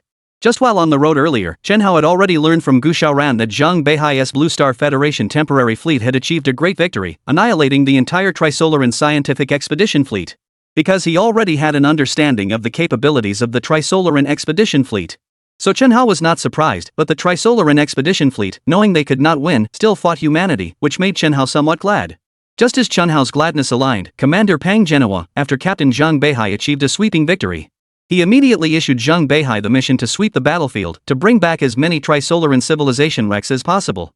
Therefore, 5 days later, after Chen Hao developed the first-order curvature engine, Pang Genoa directly gave him a big surprise. Report to Elder Chen, according to Zhang Beihai's briefing, the battlefield sweep this time has recovered a total of 30,000 tons of Trisolaran warship wrecks. And within them, many debris have high integrity, so we believe that once the fleet arrives at Blue Star, we should have substantial gains. In addition, the exact time of return to orbit is expected to be around 9 o'clock tomorrow morning. Old Lu has already completed all the preparation work. Just waiting for Xiao Zhang to come back. Oh, Chief Engineer Chen, are you coming tomorrow? If you can make it, it will really boost the morale of our entire Space Force. As soon as he mentioned this harvest, Pang Genoa's mood was incredibly excited. When describing how Zhang Beihai was captured to Chen Hao, I almost wanted to jump up while talking. The excited emotions were already clearly felt by Chen Hao through the phone. Good, very good. As long as you come back safe. I'll take a look tomorrow if I have time. I'll personally attend once, which will be good. Chen Hao hung up the phone and immediately took Gu Xiaoran toward the Zaijinshan Space Observation Station. Nanjing, Zaijinshan Space Observation Station. Director Ding Yi, do you mean to suspect that those peculiar dark spots are interstellar warships of the Trisolaran civilization? After listening to Professor Ding Yi's briefing from the Zaijinshan Space Observation Station, Chen Hao's expression immediately grew a bit more serious. Yes, Elder Chinde, Your Highness, due to the sudden incident, we didn't have time to prepare a report, so we reported this news in advance. Director Ding Yi nodded in acknowledgement and replied. Alright, I understand. Bring the observation data over, I will take a look myself. Chen Hao stretched out his hand and waved at the nearby cosmic observer Guan Yifan, saying. Guan Yifan immediately handed all the materials he had just prepared directly to Chen Hao. After taking over Guan Yifan's observational data, Chen Hao quickly began to skim through it. As a result, I didn't know until I flipped it, but when I did, it really scared Chen Hao. Obviously, those peculiar dark spots that Guan Yifan had previously discovered indeed have a very high probability of being interstellar warships of the Trisolaran civilization. Of course, this discovery was not made by but it was discovered by the Synchronous Orbit Yanhuan 1 Optical Deep Space Telescope. This large telescope was actually recently developed and launched into space by the Blue Star Federation Research Institute. A project personally chaired by Dean Manhwa, the purpose of which is to observe the Trisolaris civilization more intuitively. This telescope is bigger and more beautiful than the James Webb Space Telescope launched earlier, with a resolution about 10 times higher. All in all, using this ultra-large telescope to observe the Trisolaran system would be the best option. In the field of space exploration, observations of exoplanets typically use some specialized observational techniques. And this observational method is called the transiting method. The general idea of the transit method is this: when a planet passes in front of its host star, a slight dip in the star's apparent brightness can be observed, and by analyzing this change in brightness, the existence of an exoplanet can be inferred. This somewhat technical description may be a bit too convoluted. To put it simply, if one person passes between the two, then one of the two will have part of the other person's image blocked from view. This should be easier to understand.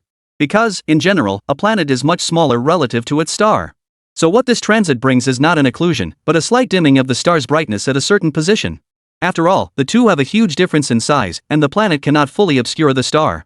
So, when you observe through a telescope, if you notice a point on the star's surface that clearly dims and is also moving, then there is a decent chance that this is an exoplanet.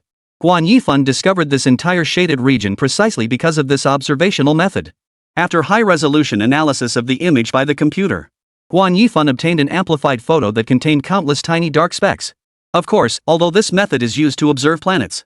But due to the Yanhuangheo's extremely high observation precision, which even surpassed the Hubble Space Telescope by 100-fold and the James Webb Space Telescope by 10-fold, it was possible to observe even objects in the Trisolaran star system that were about tens of kilometers away. So even for such distant objects in the Trisolaran system, they could be observed. This time, Guan Yifan not only observed these approaches to front little black dots, A fairly large black spot was also observed, and that large black spot is exactly the Trisolaran homeworld, the Trisolaran star. This should be the first fleet of the Trisolarans. After carefully studying the materials that Guan Yifan handed over, Chen Hao spoke with a solemn expression. First fleet of the Trisolarans? Grand Elder, what do you mean by that? Could it be that the Trisolaran civilization has 2 fleets remaining? Guan Yifan and Ding Yi looked at Chen Hao in unison. Of course there is, but it probably hasn't been built yet. Chen Hao nodded, casually replying with a single sentence and then not saying any more. This isn't to say that Chen Hao doesn't want to explain to them. The main point is that Chen Hao believes that even if he explained to them, they wouldn't believe him. Because, as for his understanding of the first fleet of the Trisolaris, it actually comes from a science fiction novel that Chen Hao remembered from his past life. Chapter 231, The First Fleet of the Trisolaris Accelerates Anomalously. In Chen Hao's memory, the first fleet of the Trisolaris in the novel originally rushed toward the solar system after receiving a signal from the novel's protagonist, Yi Wenjie. In the book, Yi Wenjie, upon discovering that the sun can amplify radio signals, quietly sent information to the Trisolaran civilization. But in reality, after Chen Hao received the enlarged photo of the space telescope submitted by Guan Yifan, he only then realized that in the world where he currently stood, the launch of the Trisolaran fleet was intertwined with him in countless ways. One can tell without thinking that if it weren't for us using atomic energy membranes and phase cannons to destroy the Trisolaran exploration fleet, the Trisolaran civilization of the Trisolaran homestar system might not be so quick to dispatch such a fleet of that scale. Moreover, judging from the magnified photo, the trajectory of the Trisun's first fleet was undoubtedly pointing straight at the solar system. Have you tested the fleet's acceleration yet? After carefully reviewing the materials submitted by Guan Yifan once more, Chen Hao asked again. Report to the Grand Elder, we have tested it, but the acceleration is a little abnormal. Guan Yifan answered. Anomaly? Where is the anomaly? Chen Hao looked at Guan Yifan. The accelerometer cannot determine the fleet's acceleration. Moreover, from the analysis results, the fleet seems to be, how should I put it? It seems not to move at all. Instead, the surrounding cosmos is moving. Guan Yifan hesitated for a moment and then spoke. To be honest, at this very moment Guan Yifan himself doesn't know why his observations and research have yielded such a bizarre result. But reality is just like this, he cannot come up with a reasonable explanation either. However, while Guan Yifan was still pondering why he couldn't understand why the acceleration of the Trisolar's first fleet seemed to have a problem, beside him, Chen Hao suddenly became extraordinarily solemn. What are you saying? It seems the first fleet of the Trisolarans hasn't moved, but the space beyond in the universe did? Are you sure your analysis isn't wrong? Chen Hao asked very seriously. Yes, Chief Elder, is there something wrong with my report? Guan Yifan had never seen Chen Hao, the #1 figure on Blue Star, display this expression, and he was instantly startled into a tremor. It isn't your report that's the problem, it's the first fleet of the Trisolarans. The first fleet of the Trisolarans has a big problem. Chen Hao took a deep breath, then stood up straight and spoke with a resolute, unequivocal judgment. The first fleet of the Trisolaran fleet has developed a second-order curvature engine. Their entire fleet is just a complete fleet of faster-than-light spacecraft. Gee, Grand Elder, you said what? 1,000 warships light speed ships forming a fleet? Almost the moment Chen Hao reached his conclusion, the deputy director of the Jinling Space Observatory, Chang Qianxiu, staggered and fell to the ground. And the station chief Ding Yi beside him and observer Guan Yifan also drew a cold breath at the same time. Fear. Fear that goes to the bone. A fleet composed of 1,000 lightspeed ships was now heading from the Trisolaran system toward humanity's solar system. Such a thing was no less than a lightning bolt out of the blue, stunning the few staff observers present. With a fleet of this scale, not to mention that humans could not have built it before. Even now, and in the foreseeable future that is visible to the naked eye, there is basically little to no possibility of constructing it. In the observation report between Guan Yifan, Ding Yi and Chang Qianxiu have both reviewed the analytical data. At the time, Chief Ding Yi and Deputy Commander Chang Qianxiu even argued with each other. Ding Yi believed that these 1,000 small dots might belong to an interstellar battleship. But Chang Qianxiu thinks they are only asteroids or comets orbiting the Trisolaran star. While the two struggled to keep in balance, Ding Yi finally, as before, stood firm against the majority and vetoed Chang Qianxiu's proposal to ignore the matter, directly reporting it. However, despite having previously conceived that these 1,000 little dots might be starships, but he never expected at all that these little dots would be light-speed ships. You should know that the difference between ordinary interstellar battleships and faster-than-light ships is huge. An ordinary interstellar spacecraft, even with the Trisolar Empire's strongest tiered fusion propulsion system, can only push the ship to 50% of light speed. To travel from the Trisolaris system to the solar system at this speed would take at least more than 8 years. But what if these interstellar warships were light-speed vessels? Then from the Trisolaris system to the solar system would take only about half the time, just over 4 years. This duration cut off half of it directly. That would mean that the time humans currently have left to prepare has been cut in half. In short, the widely anticipated three-body revenge operation was expected to arrive more than 8 years later, and everyone was already sufficiently nervous. Now it's suddenly changed from more than 8 years to more than 4 years. It would be strange if everyone isn't afraid. Moreover, beyond the sense of time pressure, what is even more terrifying is the sizes deduced from analyzing those small points.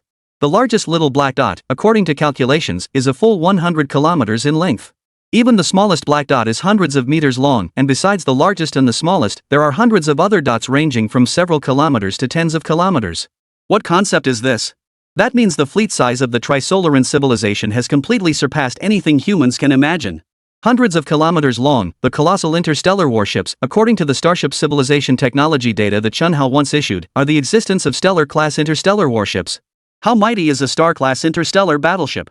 A quick comparison makes it clear. The previous human Daqing-class ship took months to build, and in the end it was only about 1 kilometer long, barely enough to be considered a satellite-class interstellar warship.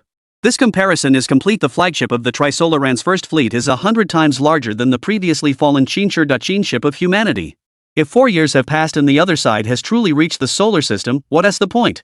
Such a colossal fleet size would likely frighten so many members of human civilization that they would be scared to death, I'm afraid. It's over, it's all over. In 4 years, the first fleet of the Trisolarans will come to take revenge on us humans. I'm doomed. Deputy Station Chief Chang Xiaqiu muttered in despair. Lao Chang, wake up quickly. The Grand Elder is still watching.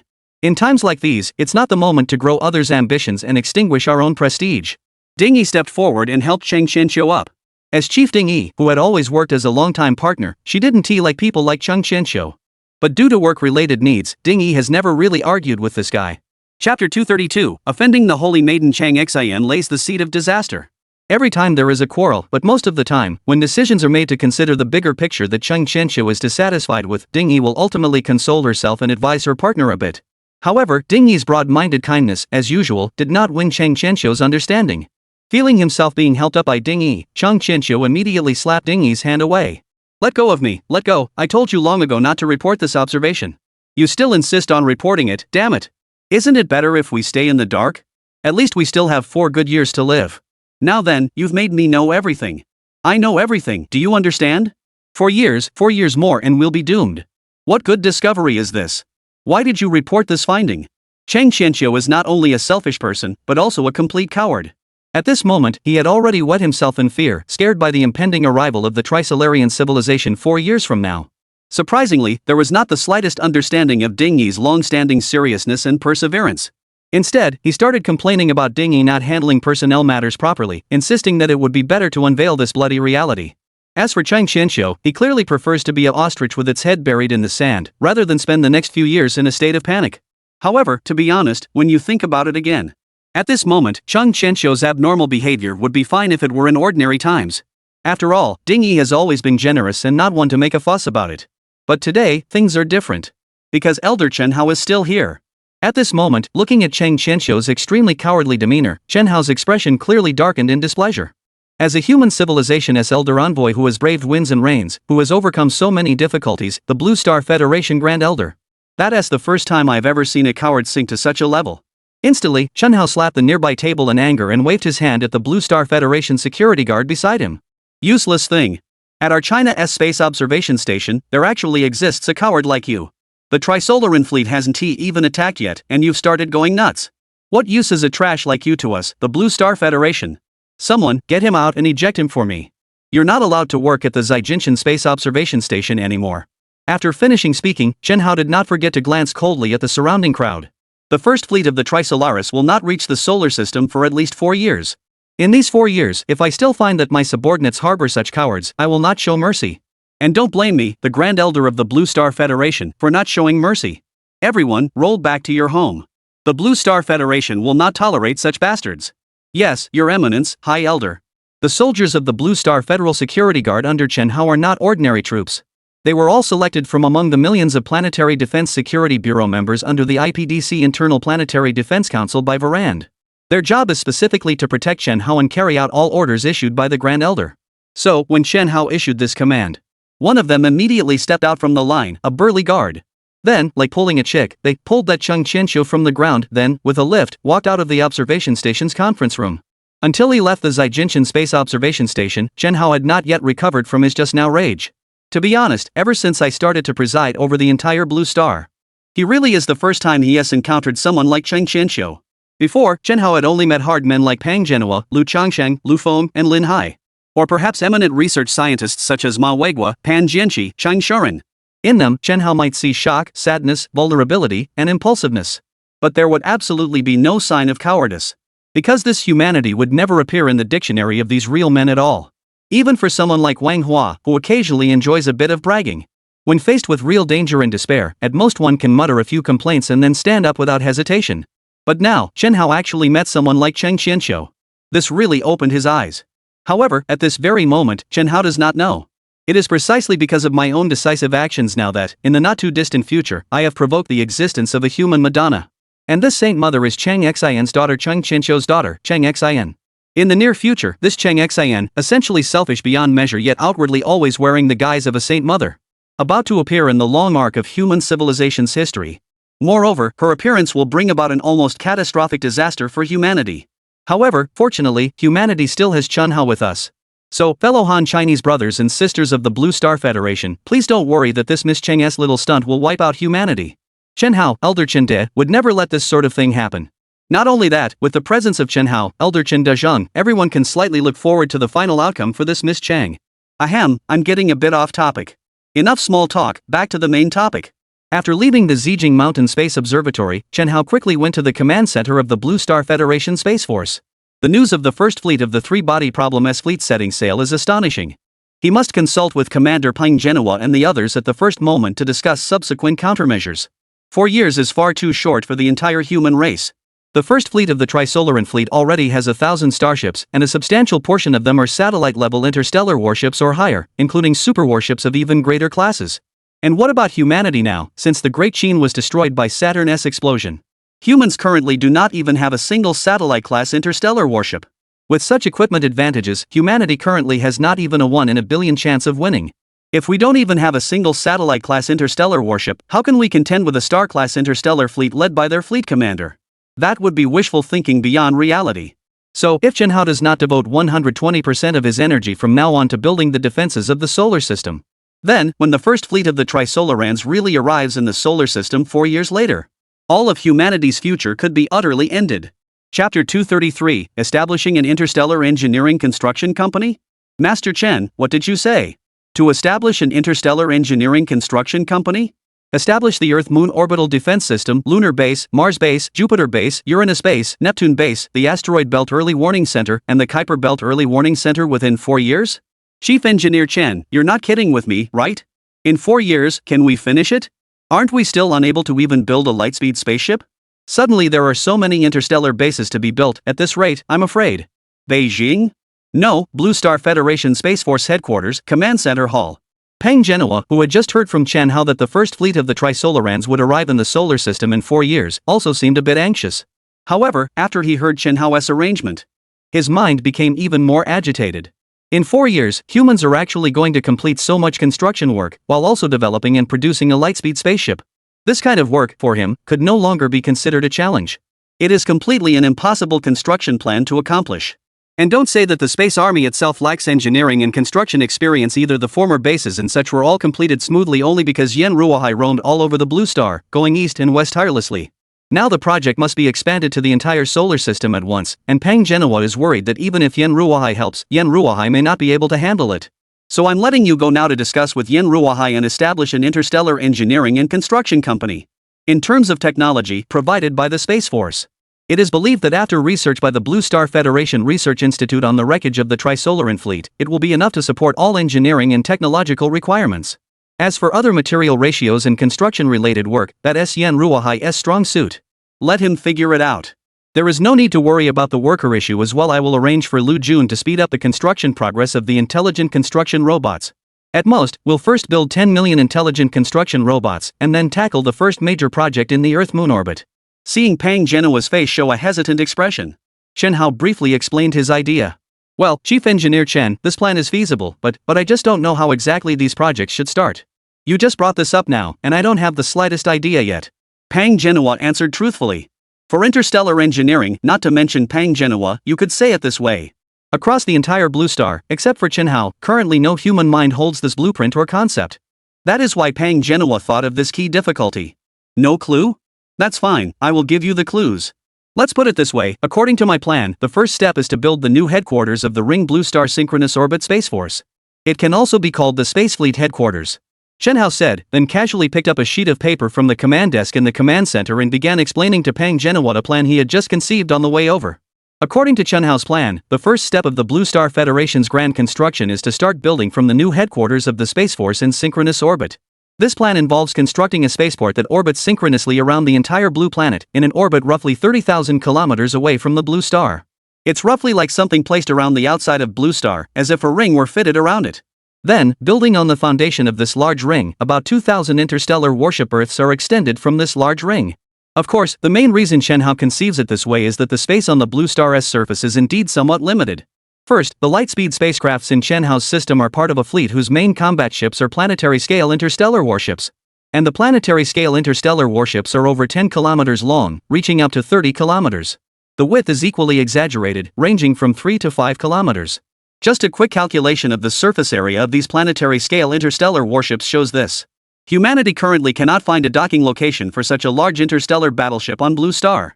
The Starship-S footprint, spanning from tens to hundreds of square kilometers, has already matched the size of the earlier Great Qin Dynasty's Starship construction base.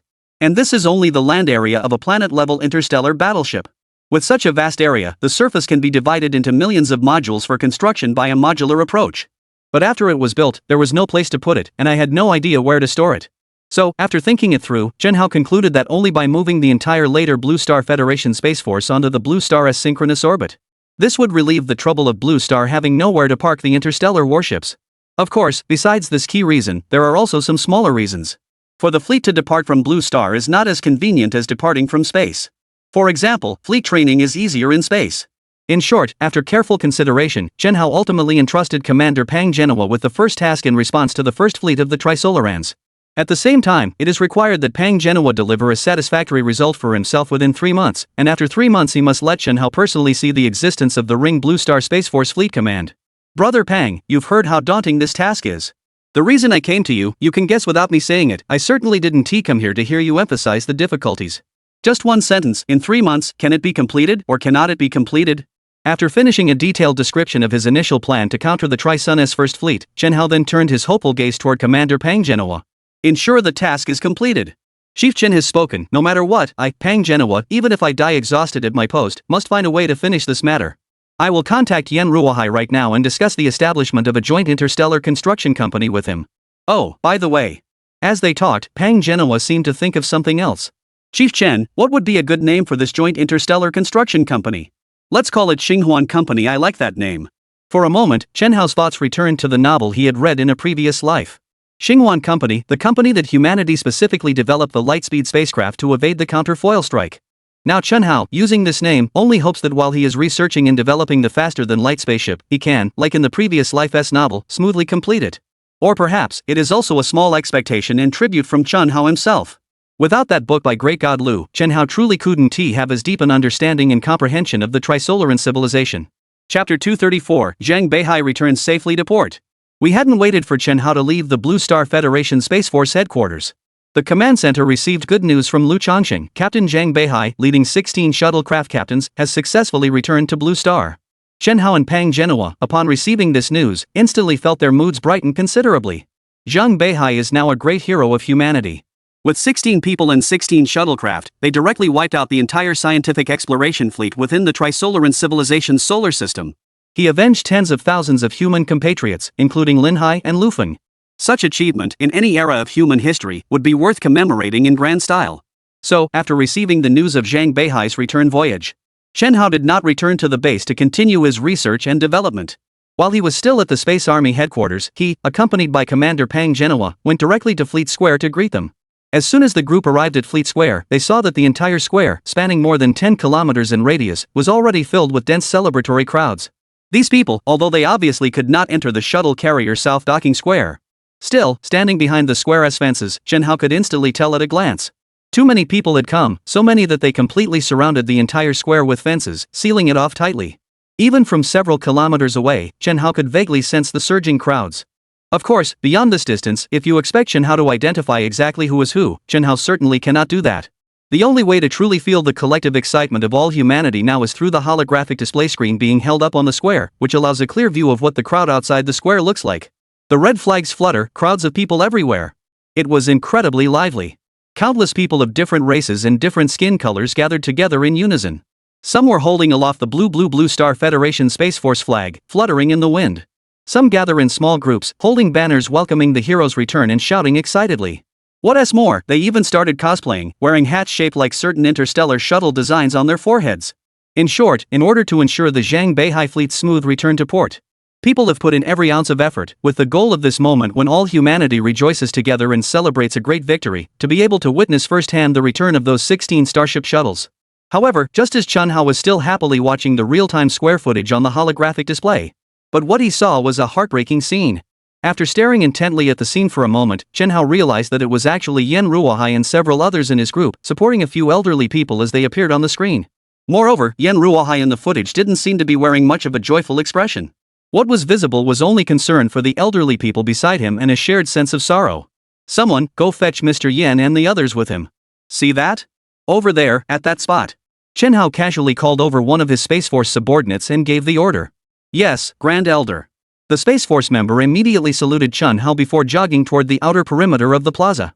Soon, the Space Force member led Yan Ruohai and the others to the podium at the front of the square. The moment Chen Hao saw the elderly individuals supported by Yan Ruohai, he distinctly sensed the profound sorrow deep within their hearts. Mr. Yan, who are these individuals? Chen Hao asked thoughtfully. Reporting to the Grand Elder, these four are the parents of Captain Lu Feng and Safety Officer Lin Hai. Yan Ruohai first assisted the elderly couple to seats nearby with the help of attendants, then approached Chen Hao and respectfully replied. Are these the parents of Captain Lu Feng and Safety Officer Lin Hai? Upon hearing this, Chen Hao's expression grew solemn as he immediately approached the elderly individuals. Then, a scene unfolded that moved the entire Blue Star Federation to its core. Under the gaze of the entire Blue Star Federation, with countless cameras trained on him, Chen Hao. With a thud, he knelt before the elderly men. Father, mother, your son Chen Hao has been unfilial. I failed to protect Lu Feng and Lin Hai and failed to bring them home safely. Your son Chen Hao bows his head before you here. Almost the instant Chen Hao's knees touched the ground, tears streamed down his face. Not long before, Chen Hao had just learned a deeply concealed matter within the Blue Star Federation from Peng Genoa. And this matter, in fact, concerned Chen Hao himself. Through Peng Genoa's revelation, Chen Hao learned that, following the previous robot uprising, another group on Blue Star had attempted to kill him. Yes, this group had absolutely no connection whatsoever to the three-body organization. In fact, they were as unrelated as could be. So why would this group turn on themselves? The reason lies in the previous intelligent robot rebellion incident. Back when the intelligent robots rebelled. At that time, Chen Hao was still devising ways to develop the Super Trojan system to subdue the million-strong robot army. This million-strong robot army had already swept across half of the Asian continent and the entire European continent. This sudden robot uprising instantly claimed the lives of tens of millions of members of human civilization. Countless families were torn apart, and countless lives were plunged into misery. And once this robot rebellion finally ends? Though most people accepted the fact that Chen Hao single-handedly quelled the rebellion of a million robots. For the Blue Star compatriots who lost family members due to this three-body civilization conspiracy, however, they cannot understand Chen Hao in the same way as others. Despite the fact that Chen Hao had no prior knowledge whatsoever of the robot rebellion. But when he arrived among these fellow Blue Star citizens who had lost their families, overwhelmed by the immense grief of bereavement, they blamed the entire robot rebellion on Chen Hao. They refused to believe this incident was orchestrated by the Trisolaris civilization, a targeted extermination campaign against humanity, controlled by the Saphan. Instead, they believed that all of this was the work of Chen Hao. Thus, from that point onward, a very small fraction of those who had lost loved ones gradually began to harbor resentment toward Chen Hao. Consequently, these individuals formed their own clandestine organization, plotting to eliminate Chen Hao at the first opportunity. However, just as these individuals had begun coordinating and communicating among themselves to eliminate Chen Hao, the war between the human civilization fleet and the Trisolaris civilization's scientific expedition fleet erupted. Chapter 235, Memories of the Past. Please vote for gold tickets. Of course, the outcome of that first battle is now known to all. All 5 warships of the Blue Star Federation Space Force, the Great Qin, Zheng San, Li Si, Wang Wu, and Zhao Lu, were obliterated by the Saturn explosion. Along with them, all the outstanding officers of the Blue Star Federation Space Force, including Lu Feng and Lin Hai, were killed in action. So why would the deaths of Lu Feng and Lin Hai be connected to the events that preceded them? The reason lies in the fact that Lu Feng inadvertently uncovered the existence of the organization plotting to eliminate Chen Hao. That organization spared no effort in its attempts to eliminate Chen Hao. They had even bribed Lu Feng, hoping he would step forward and eliminate Chen Hao, the arch-criminal responsible for the deaths of millions of Blue Star members. At that time, Lu Feng had firmly rejected their demands while also appealing to their emotions and reasoning, sincerely explaining to the members of these organizations. Lu Feng explained to them the robot rebellion was not something Chen Hao had orchestrated on his own, but rather the result of a conspiracy by the Trisolaris civilization. Though Lu Feng had repeated this countless times over. In the end, these people stubbornly chose not to believe Lu Feng. At this point, the matter should have concluded. But it was precisely Lu Feng's subsequent actions that completely overturned the entire situation. It was roughly around the time Captain Lu Feng chose to defy orders. He shared his concerns about Chen Hao's safety with everyone aboard the ship and his partner, Lin Hai. At the same time, he also told everyone what he intended to do. He told everyone that if humanity was destined to lose this interstellar war, then he would sacrifice his blood and his life to secure a path forward for Chen Hao and for humanity's future.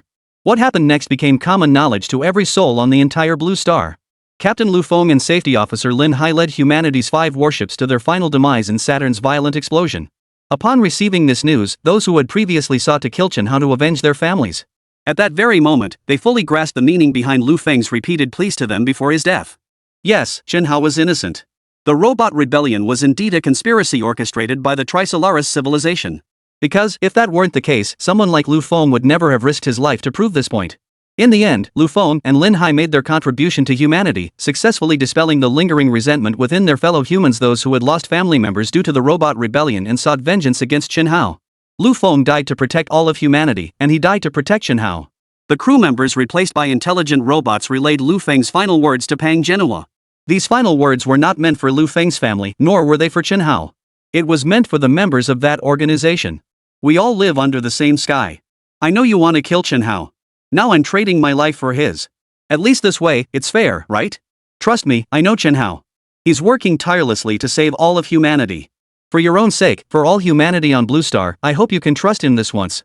Following Lu Feng's death, Manhwa departed with the atomic energy membrane, while Zhang Beihai led the entire shuttle fleet to protect Blue Star. It was only at this moment when these individuals personally witnessed the atomic energy membrane developed by Chen Hao paralyzing the dropship. Witnessed the phase cannon he developed obliterate the 3-body civilization's scientific expedition fleet. Only then did these individuals fully awaken.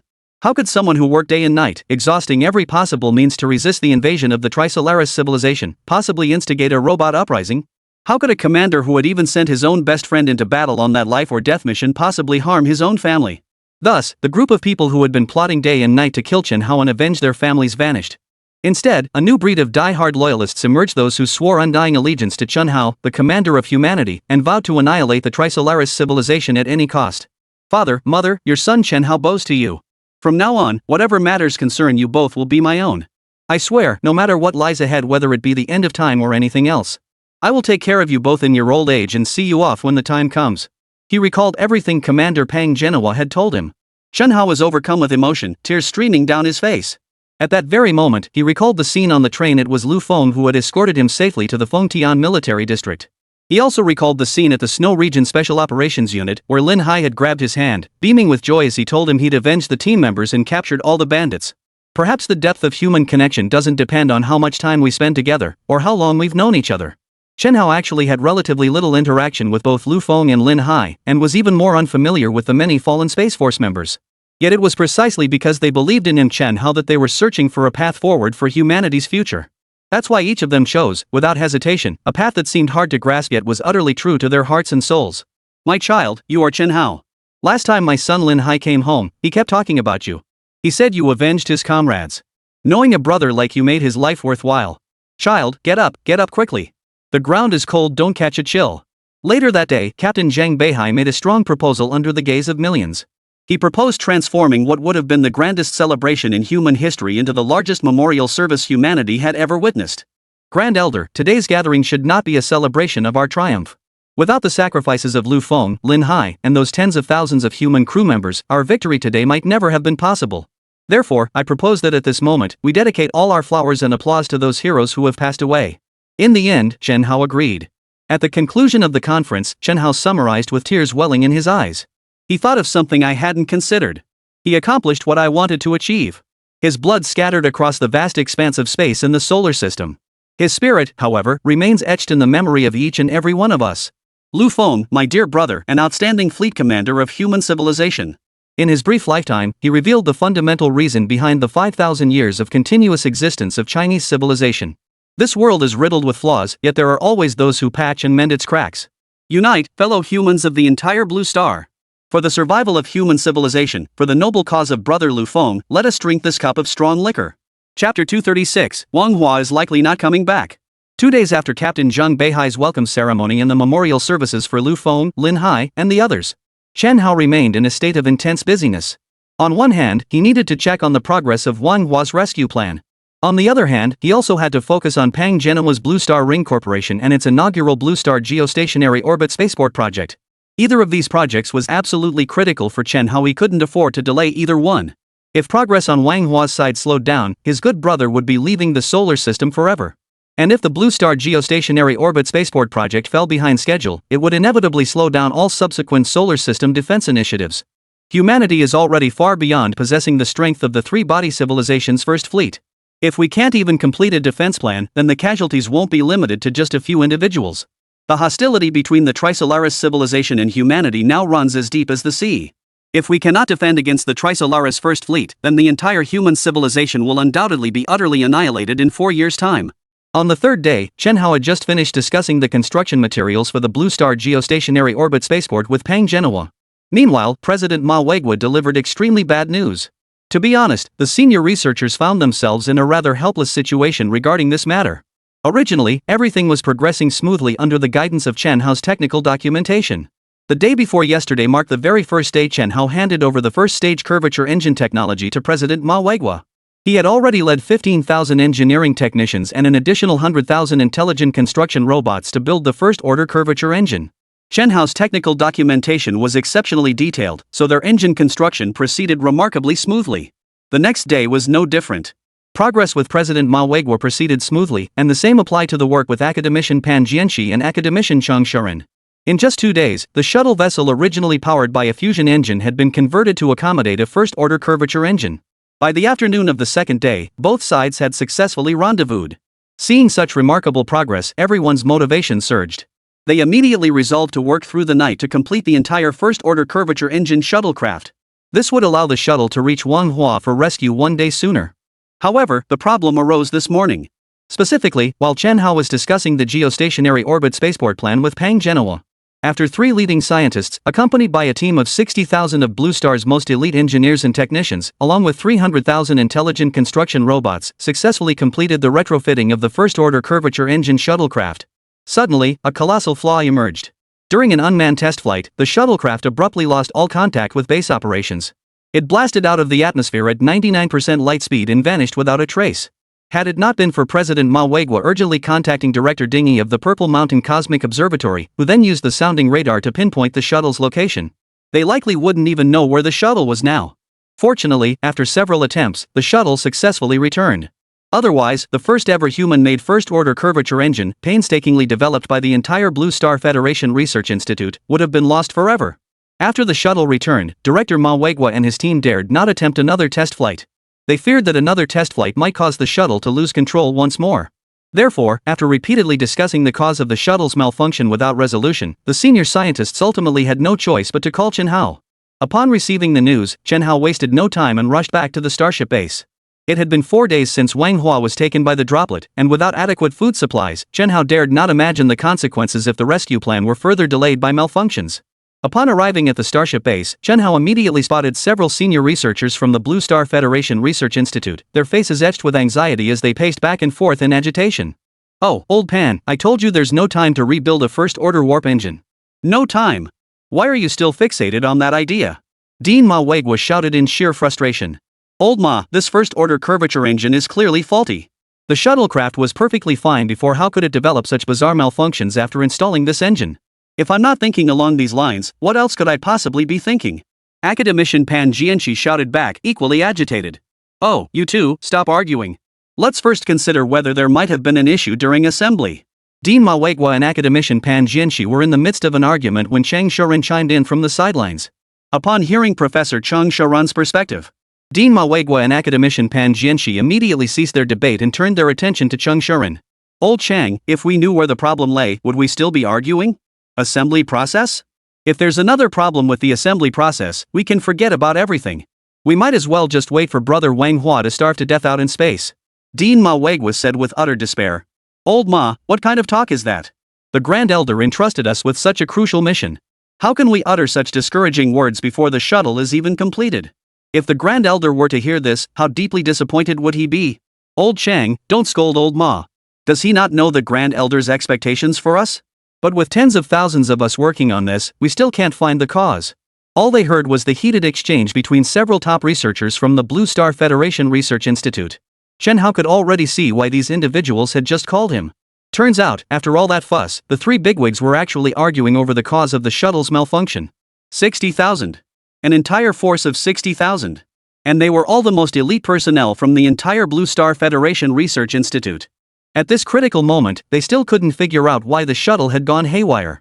Under these circumstances, it was already remarkable that the three senior officials in charge hadn't burned their eyebrows off from sheer frustration. Ahem, gentlemen, let's put the arguing aside for now. Take me to see the shuttlecraft. What was noticeably different from previous encounters with Chen Hao was these three leaders, representing all high-ranking officials of the Federation across the entire Blue Star, had been in command ever since the first war that destroyed the three-body civilization's scientific expedition fleet.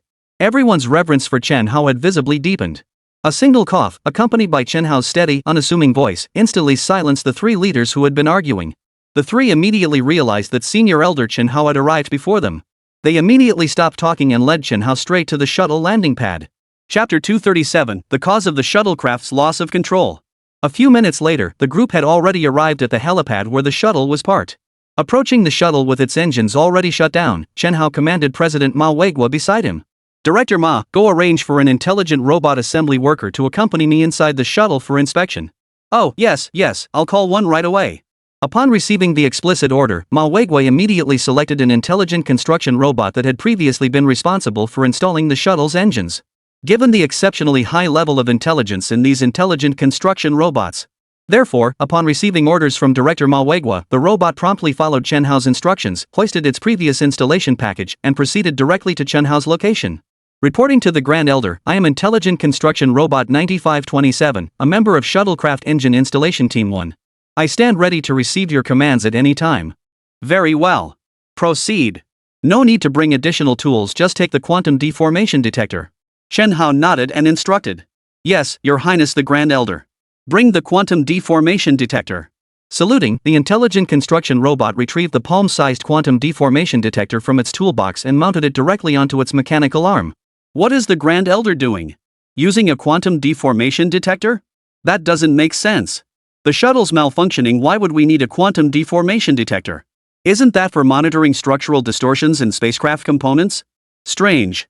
We've already analyzed the shuttle's malfunction before. It's either the engine, the shuttle itself, or an assembly defect. Using a quantum deformation detector? That's completely off the mark. It wasn't until Chen Hao led the 9527 intelligent construction robot into the shuttle's engine compartment. The three research leaders remained utterly baffled. In the eyes of the three research leaders, they had spent several hours investigating the shuttle's loss of control malfunction. The final conclusion still didn't pinpoint exactly why the shuttle went out of control. But at least one point was agreed upon by all three. That point was that the quantum deformation detector was completely useless. Because this device is specifically designed to detect deformation in spacecraft components. Component deformation refers to the structural components undergoing deformation. As for the shuttlecraft, since re-establishing contact, it has safely returned to Blue Star. In the view of the three leaders, under these circumstances, if the shuttle truly had structural deformation, how could it possibly have flown back safely? It would have long since veered off course in space due to malfunction and be lost forever. Yet, just as the three leaders were still puzzling over why Chen Hao had chosen to abandon the most likely failure points, the shuttle's engine, control systems, and assembly processes, opting instead to inspect the structural deformation of its components, Chen Hao had already emerged once more, leading the intelligent construction robots. Alright, I know exactly what happened. The malfunction was just a minor hiccup, no need to worry so much. Chen Hao remained calm as he spoke. Seeing that Chen Hao had already informed the three of them within just a few minutes that he had figured out the cause of the shuttle's malfunction, the three of them froze in place, utterly speechless. A minor inconvenience? Grand Elder, you can't be joking. The shuttle went haywire in outer space. Is that a minor inconvenience? Dean Manhwa asked incredulously. Yes, this absolutely indicates a problem with the engine or the shuttlecraft itself. Otherwise, such a severe issue simply wouldn't occur. Academician Pan Jianxi echoed with equal bewilderment. Elder, a shuttle going haywire is no small matter. You mustn't misjudge this. Like President Ma Weiguai and academician Pan Jianxi, academician Chang Shourun also harbored profound skepticism toward Chen Haoyun's nonchalant response. Chen Hao's words sounded far too glib, far too glib. The shuttle had lost control in space, yet the Grand Elder Chen Hao actually called it a minor inconvenience. What kind of trouble would actually be a big deal? It's utterly incomprehensible, a conclusion that's simply unimaginable. Are you questioning my findings? At that very moment, Chen Hao suddenly turned to the group of senior researchers and asked. Well, that is... Dean Ma Weiguai stammered. Dean Ma, this isn't right. You've learned to treat people differently based on their status. You weren't like this before. With just a glance, Chen Hao could see the change in Dean Ma Weiguai. Indeed, as Chen Hao ascended, his aura grew inexplicably stronger. The imposing presence he radiated while speaking grew ever more intense. Despite the fact that Chen Hao's own tone and accent remained unchanged. But now, among the esteemed scientific luminaries, a distinct tinge of apprehension mingled with their respect for Chen Hao. This feeling was exactly like that of Xiao Liuzi in The Deer in the Cauldron, who remained perpetually anxious and uneasy after witnessing Xiao Xuanzi's ability to turn the tables with a flick of his wrist. Dean Ma, academician Pan, academician Chang, we've known each other for years. As fellow descendants of the dragon, let's skip the formalities and pleasantries. What I, Chen Hao, am committed to is safeguarding our human civilization. I pay no heed to such superficial matters. Noticing that several prominent scientists seemed to be growing increasingly respectful toward him. Chen Hao was well aware of this, of course. After smiling to ease their minds, he proceeded to explain the specific reasons behind the shuttle's loss of control to the three research leaders. Actually, the reason the shuttle went out of control. So that's how it was. Oh my, why didn't I think of that? I'm such a fool, how could I have overlooked such an obvious reason? I'm getting old, getting old. We knew all along why brother Manhwa was dragged away, yet now I couldn't connect the dots. Looks like I really am getting old. After Chen Haodong finished explaining the cause of the shuttlecraft's malfunction to the others present, the others suddenly snapped out of their daze, as if awakening from a dream. They instantly understood why Chen Hao's perspective had been so completely at odds with their own. It turned out that the reason for the shuttle's loss of control was indeed as Chen Hao had stated, it was that simple. Inertial lockup. Elastic recovery. Just 8 words, yet they stumped 3 leading scientists and 60,000 of Blue Star's top researchers. It must be said that this outcome left the scientific luminaries feeling rather embarrassed. Compared to the Grand Elder Chen Hao standing before them now, even if they combined their efforts, their research capabilities still fell far short of his. Chapter 238, Inertial Lock again. One thing the researchers never quite grasped was why, after the spacecraft went haywire, it would suddenly regain control after they tinkered with it for a while. The reason lies in elastic recovery. Of course, this term is actually a physics concept. It generally refers to the restoration of an object's shape after the force acting upon it ceases. To put it simply, it's like a sponge cushion. When you sit on it, the cushion compresses, and when you get up, it springs back to its original shape. The reason the shuttlecraft lost control earlier was precisely because a first-order curvature engine was retrofitted onto it. Countless circuits and control systems connected the two components. Despite being securely protected by the spacecraft's superalloy armor material. However, when humanity's first true light-speed spacecraft set sail, the first-order curvature engine's power was so immense that the propulsion system, almost instantaneously, subjected all connections between the engine and the shuttlecraft to immense traction forces. Under this immense traction force, the shuttle naturally experienced the exact same scenario as the one Wang Hua had piloted before. Its structural materials deformed and became locked in place by inertia. Numerous circuits and control systems were strained by the traction force in a mere instant, causing poor contact between the shuttle and its engines. To put it plainly, it's like when you're using a fan in summer and you want to move it closer to yourself. With each nudge and tug, the plug in the outlet becomes loose. Think about it, if the plug is loose, of course it'll make poor contact. As a result, this single issue directly caused the entire shuttle to lose power after breaking through the atmosphere. System failure occurred, resulting in complete loss of contact. The shuttlecraft's circuitry is incredibly precise. It's not like a loose connection between the engines and the hull would only affect the propulsion system without impacting other systems. In reality, within such an integrated precision system, a failure in any single component could potentially trigger a complete system malfunction. Once the spacecraft's flight reached 99% of the speed of light, the spacecraft's engines would once again enter standby mode. After all, there is no resistance in space. Therefore, once the spacecraft reaches a sufficient speed, there is no need to keep the engines running to propel the shuttle forward. It is precisely because of this that the engines enter standby mode. The structural deformation of the original shuttlecraft material immediately began to reverse. It's just like a spring snapping back. You press it down, then release your hand, and it returns to its original shape, doesn't it? So at that moment, the shuttlecraft re-established contact. However, the bigwigs at the Blue Star Federation Research Institute still believed it was their own expertise that had restored the connection. In reality, whether the shuttle ship re-established contact or not had little to do with them. It was precisely because the bigwigs' focus began to veer off course at this very point. Consequently, even after the shuttle returned, everyone continued analyzing the problem along the wrong path. Some believed the first-order curvature engine was faulty. Others believed the shuttlecraft is at fault. A minority, such as academician Chang Shouren and his supporters, came somewhat closer to the truth by suggesting that the problem lay in the assembly process. However, in reality, all three perspectives are light years away from the actual situation. It was simply a minuscule issue of material deformation. All that was needed was to address this specific issue. Yet these three big shots managed to lead 60,000 researchers into a heated argument where everyone ended up red-faced and neck-strained. Of course, this doesn't necessarily mean they were significantly less intelligent than Chen Hao. Those who gain admission to the Blue Star Federation Research Institute are among the most brilliant minds across the entire Blue Star. However, even the most brilliant minds cannot afford to take the wrong path. It was precisely because they misjudged the cause of the shuttle's malfunction from the outset that the current predicament has unfolded. Good heavens, after living this long, to stumble over such a malfunction. How utterly shameful, truly shameful. After thoroughly identifying the cause of the shuttle's loss of control, the bigwigs were now left speechless by how their own line of thinking had gone off the rails. Turns out, after all this fuss, everything really is as Senior Elder Chen Hao said, so incredibly easy. As for the subsequent solution? Well, that couldn't be simpler. Now, without Chen Hao needing to prompt them, everyone had already figured out what to do. All that's needed is to extend the wiring slightly and add some extra margin. This kind of thing is as simple as adding another length of wire. Yet, for some reason, so many people at the entire Blue Star Federation Research Institute couldn't conceive of it simply because their thinking went off track. There was nothing to be done about it. Though their individual intelligence wasn't necessarily inferior to Chen Hao's. But they weren't Chen Hao. So even if they took a wrong turn, it was simply unavoidable. After all, this entire first-order curvature engine was designed and developed by Chen Hao himself. Everyone suspected the first-order curvature engine had malfunctioned, but Chen Hao knew better. A creation born from his own hands simply couldn't fail. Thus, the stark contrast between their perspectives led to such a significant divergence in judgment.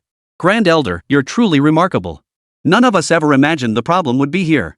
Indeed, Grand Elder. We are ashamed. We should never have doubted your research team's work.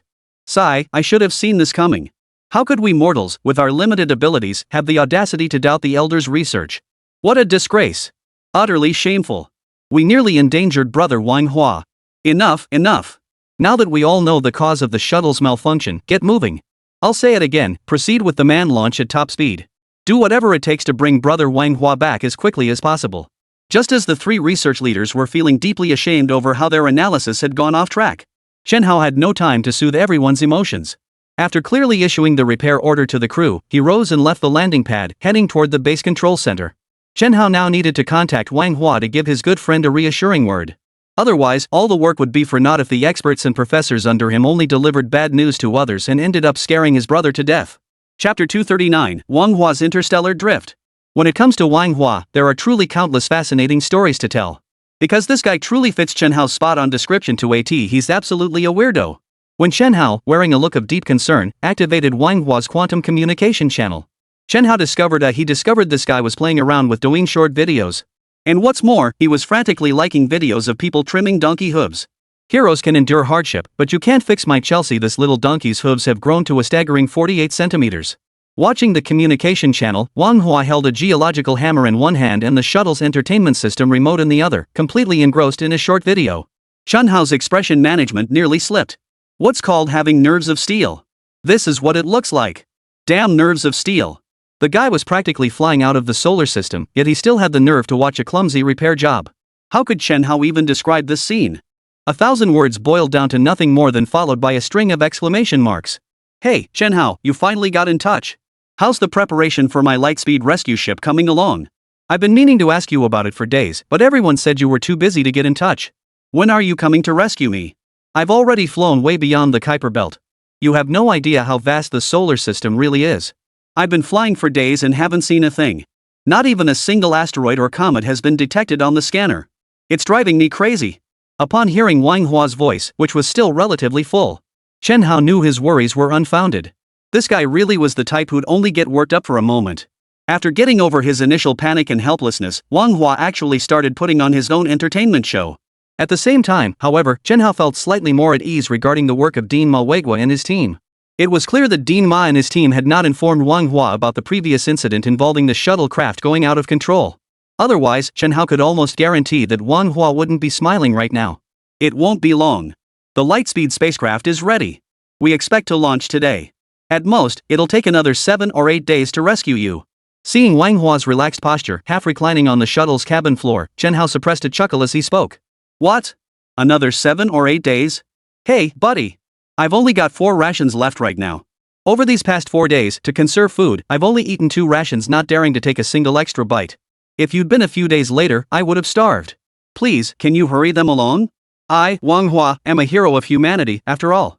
How come you guys aren't the least bit worried? I'm practically dying of anxiety here. As he spoke, Wang Hua set down his geological hammer, stretched his bare feet socks long since discarded toward his face, gave them a few rubs, then brought them up to his nose for a sniff. Only then did he pick up the hammer again. Bro, it's not that I don't believe you. But you look like you're about to die of anxiety. Seeing Wang Hua's utterly relaxed demeanor in the footage, Chen Hao's mind instantly flashed to a scene from the opening credits of the movie Let the Bullets Fly, where the advisors were eating hot pot and singing songs. Good grief, looking that relaxed and still having the nerve to say he was nearly dying of impatience. Even a desperate urge to pee isn't this carefree. Hey, Wang Hua, what are you doing with that geology hammer? The ship's malfunction isn't something you can fix. What, you want to open the hatch and float around in space for a bit? After a moment of speechlessness, Chen Hao finally noticed the geological hammer in Wang Hua's hand and was immediately filled with puzzled curiosity. To knock on the third reserve tank, of course. Don't even get me started. Whoever designed this damn third reserve pod, the control system's gone haywire. The worst part is it's built like a tank. I've been hammering away at it for 4 days straight and I haven't even cracked the reinforced glass window. It wrecked my heavy-duty geologist's hammer in the process. No choice but to try this smaller one for now. What else can I do? If you guys don't come rescue me soon, I'll starve to death for real. Only after finally hanging up the call with his good buddy Wang Hua did Chen Hao feel completely at ease.